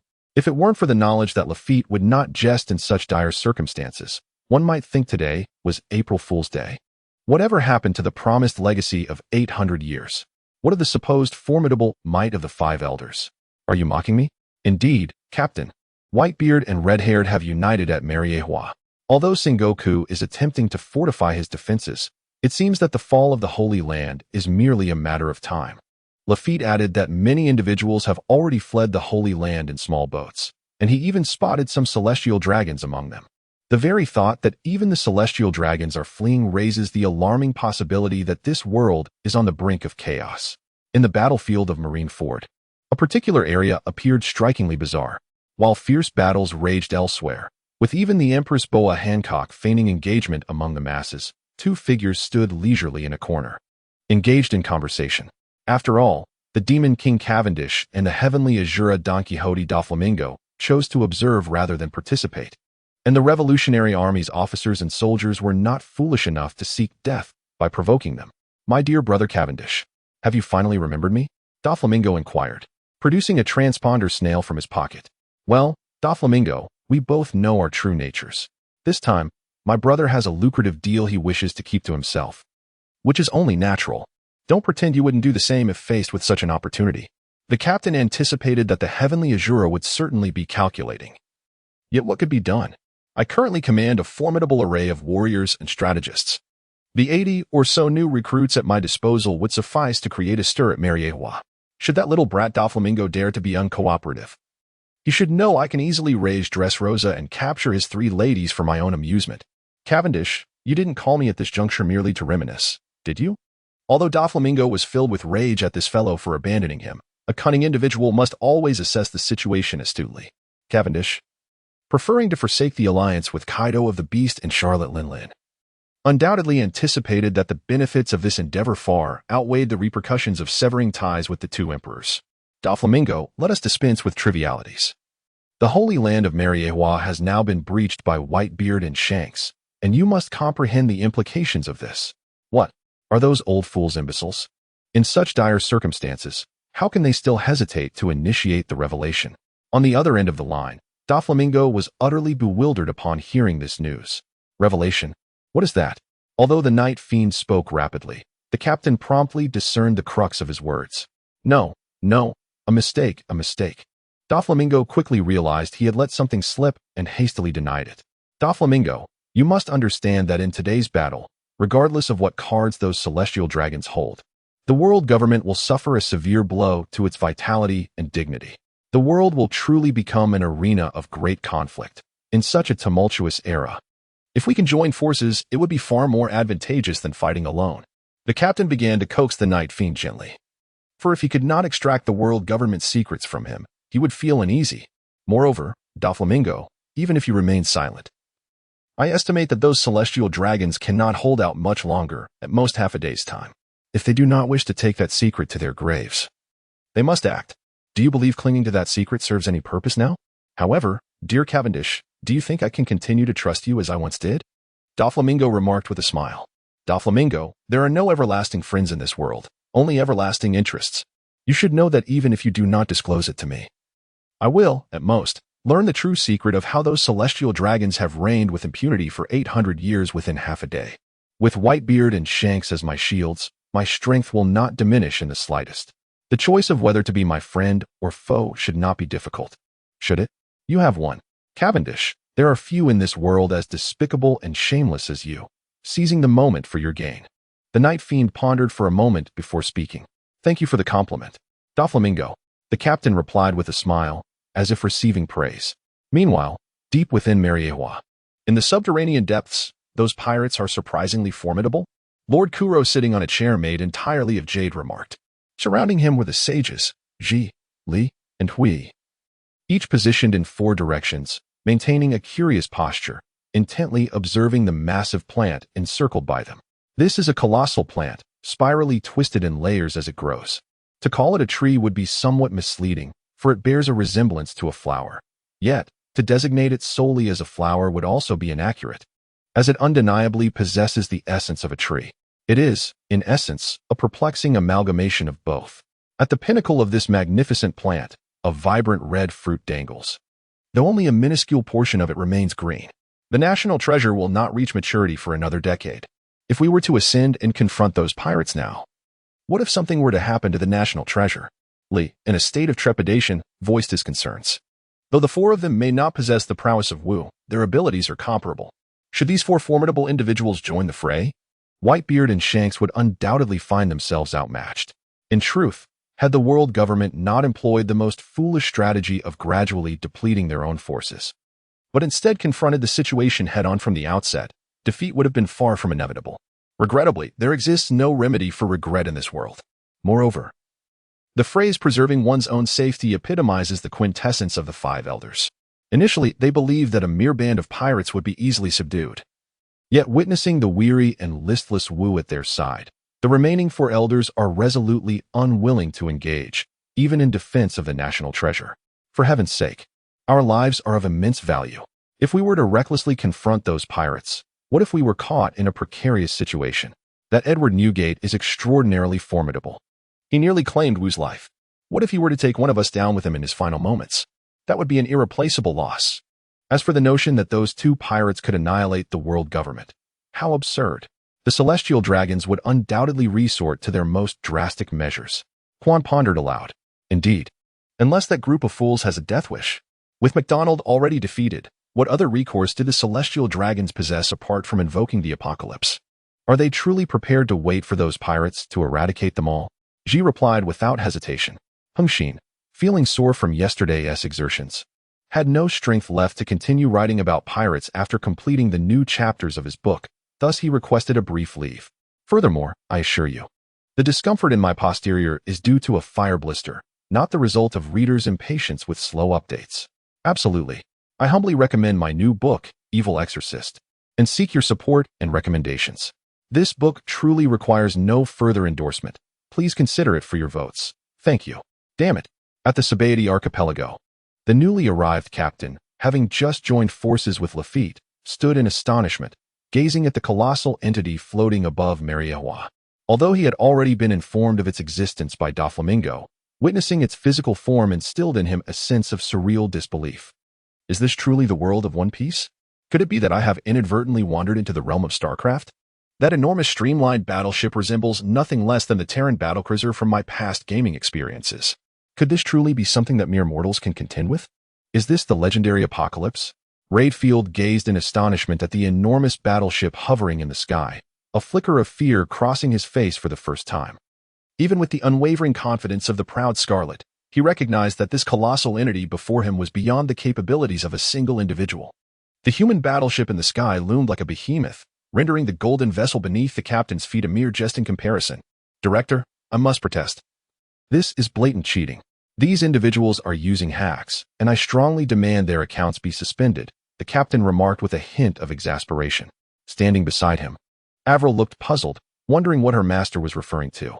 Of course, in reality, there is no concept of account suspensions for using hacks. Besides, the ancestors of the celestial dragons have wielded such advantages for 8 centuries, and what began as an egregious cheat has now become legitimized. Caesar, can you recognize that thing? The captain shook his head in resignation. No wonder they have stood unchallenged for 800 years, a lineage of imbeciles. Yet no one dares question their existence with a weapon of such apocalyptic magnitude at their disposal. Even he understood that this aerial warship was surely equipped with world-destroying armaments. He just could not ascertain whether it bore a planet-annihilating cannon or a stellar obliteration bomb. At the very least, a massive mushroom bomb should be equipped on it. Although the captain could now be considered among the greatest of the contemporary elite, he was uncertain if he could escape if a great mushroom were to be hurled his way. It turns out that the rumors were indeed true. Caesar's eyes widened as he fixated on the flying battleship, murmuring to himself, "What rumors are true?" Cavendish inquired, somewhat astonished. This was merely a piece of gossip circulating among the top-tier scientists, suggesting that the great empire which once ruled the world had achieved a pinnacle of technological advancement a millennium ago, yet for reasons unknown, it was obliterated 8 centuries past. It is said that the prodigious Vegapunk owes his prowess to the technological legacy of that ancient empire. Caesar stated, somewhat incredulously. A genius like Lord Caesar clown, unparalleled in intellect, would undoubtedly surpass that fool Vegapunk had he acquired the Empire's technological inheritance. So, does this imply that the battleship is currently under Vegapunk's control? The captain, who had yet to encounter this renowned figure in the world of One Piece, pondered. Impossible, Caesar exclaimed. Given the rigid mindset of those celestial dragons and their pervasive distrust of all, how could they possibly allow anyone outside their circle to access what is evidently their ultimate weapon? Even among the celestial dragons, those who are aware of this device are likely few and far between. Upon hearing this, the Grand Captain felt a slight sense of relief. If this warship were indeed under the control of Vegapunk, then the annihilation of the world would be merely a matter of 3 to 5 days. Even if Caesar were to take charge, it could likely be realized within a couple of months. However, it is essential to clarify that this research does not imply the actual construction of the vessel, but rather the proficient operation of such a colossal warship, as the control systems would undoubtedly be quite remarkable.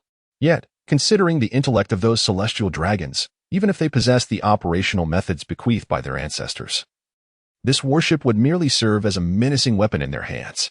My heavens, what on earth is that? Even the Grand Captain, who is far removed from the events happening in the Sabaody archipelago, is astonished by the immense size of this warship. One can only imagine the reactions of those situated in Mariewa. Whitebeard, his expression grave, gazed up at the towering steel monstrosity above, and despite being the world's foremost expert in combat, he felt a twinge of trepidation in its presence. Nevertheless, he understood that he must not falter at this juncture. Planting his Naginata firmly into the ground, he summoned all his strength. Break it. Ahe. The full might of the tremor fruit surged forth, causing the very skies to tilt. A cataclysmic shockwave surged towards the warship hovering in the heavens. Beep. The pale yellow protective shield instantly activated, neutralizing the oncoming shockwave. Impossible. All members of the pirate crews stood in stunned disbelief. They were well aware of the terrifying effects of their father's full exertion of the fruit's powers. Capable of splitting the sea, yet it simply dissipated into nothingness.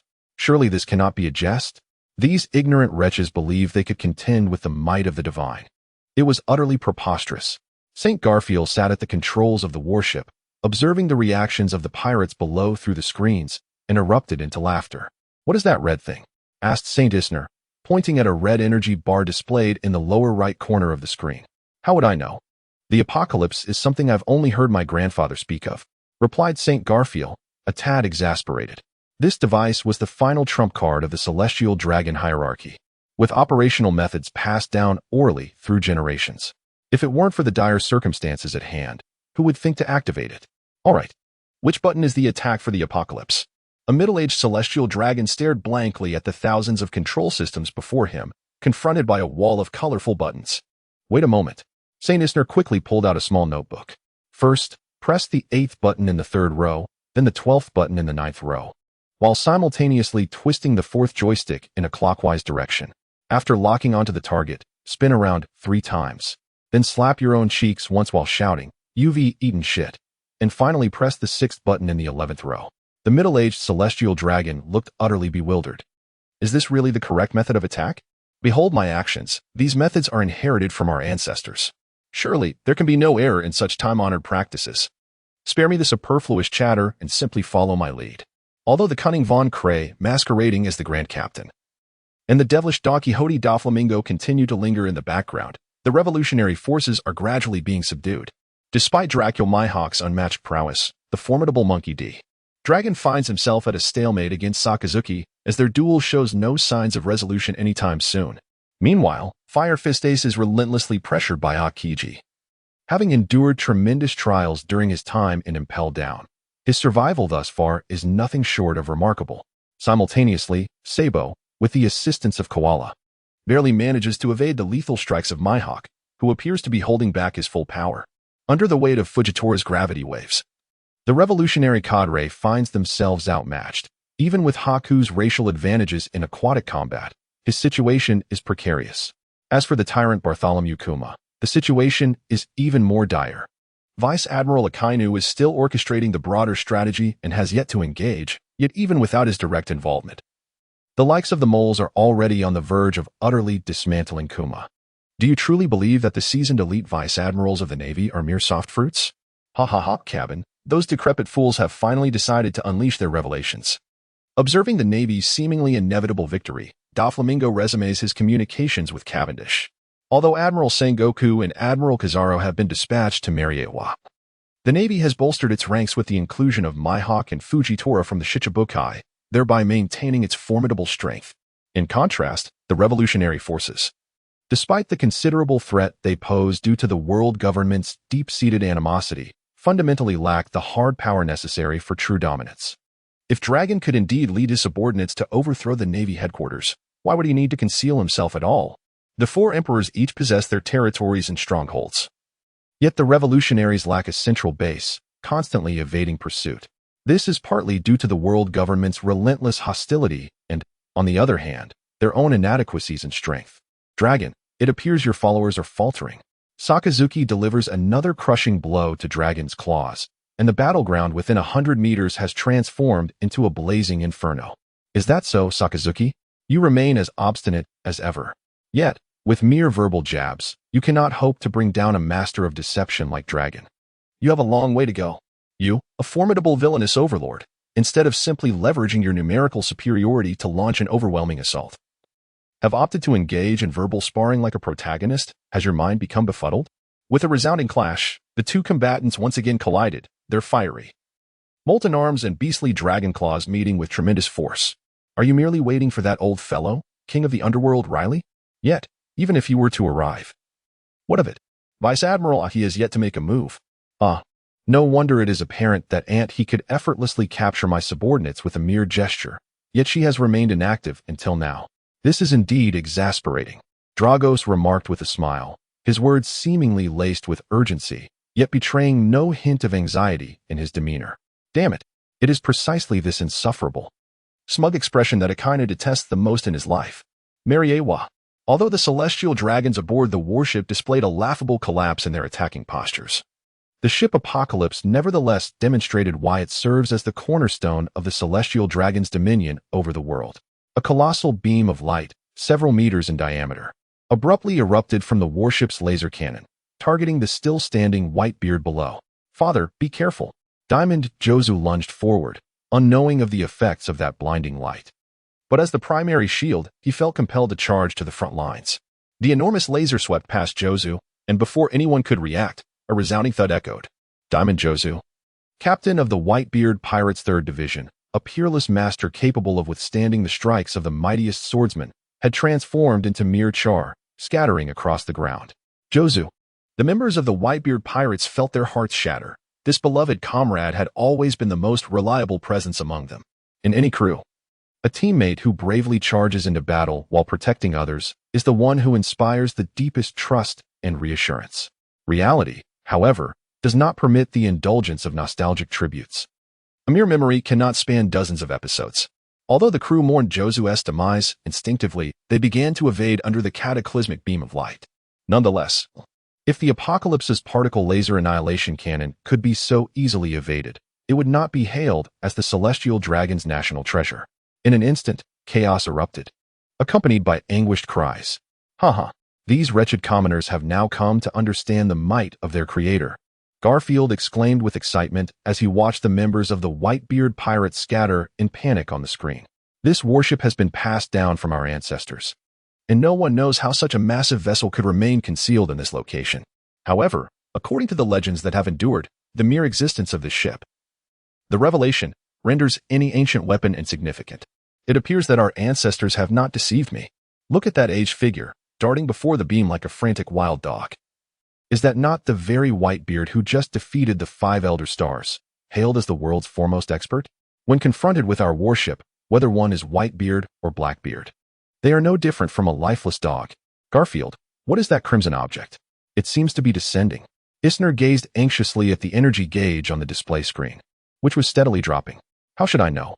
No one can decipher the inscriptions within. Garfield shrugged. You ask me, but who should I ask? My sincerest apologies to those awaiting updates. Due to a minor surgical procedure for a perianal cyst, Hengxin is currently in a recovery phase and unable to provide updates. Please accept my understanding. As indicated, although I have been discharged from the hospital, I still cannot sit up to type on the computer.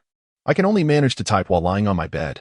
Therefore, under these circumstances, I must prioritize the updates for my new book.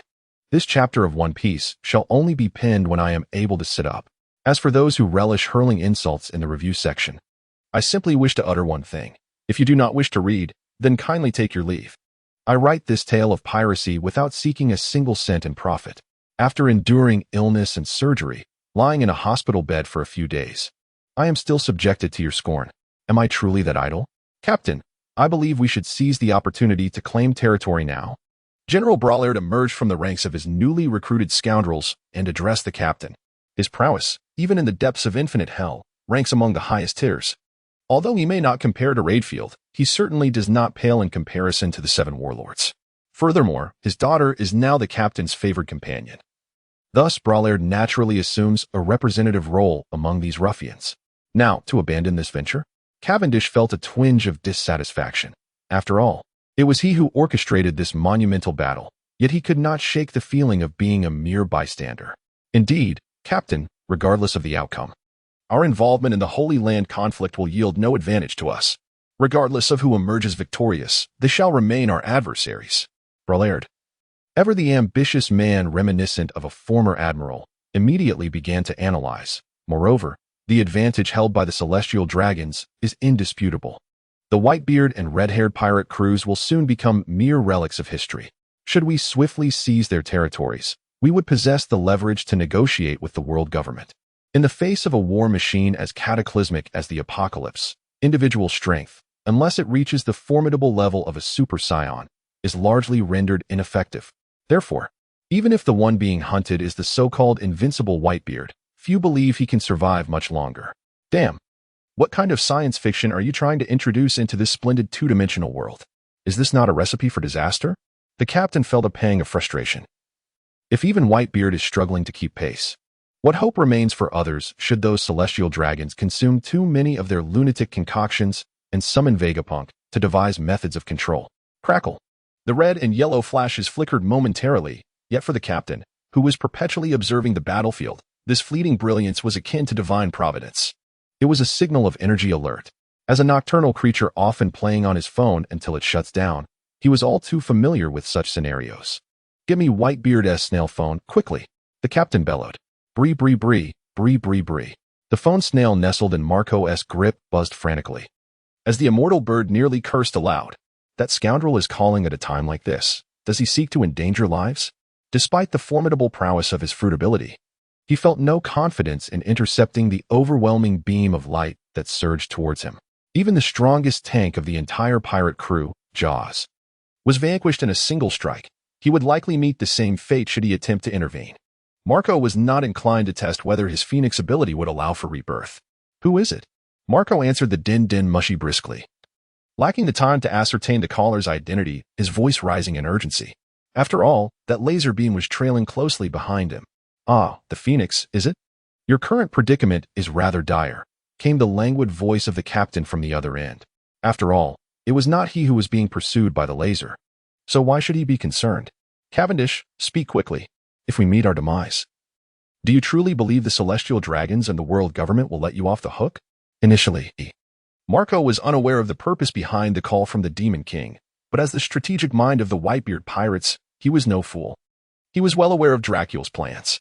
As the second-in-command of the Whitebeard pirates, he had heard the discussions among the strategists, who had racked their brains trying to discern the identity of the mastermind behind these events. Now, if he could not connect the dots, he might as well find a block of tofu to end it all. A wolf devouring a tiger. Both sides suffering losses. Such a simultaneous strike against the Yonko and the world government could only benefit the hidden puppeteer.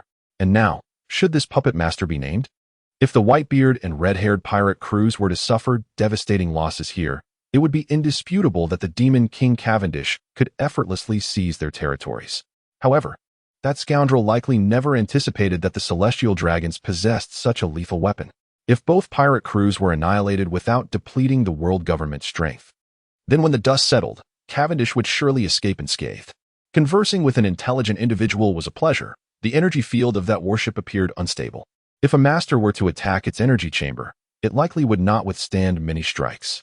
Although the captain was unfamiliar with the construction of such a cosmic battleship, he had played StarCraft for years and had purchased manual models, thus understanding the location of the energy chamber. Initially, Whitebeard had unleashed the power of the Tremor fruit to assault the battleship, but that wide-range attack was mitigated by the ship's energy field. However, should a master like Red-Haired come to strike at the energy chamber, the battleship would find itself defenseless.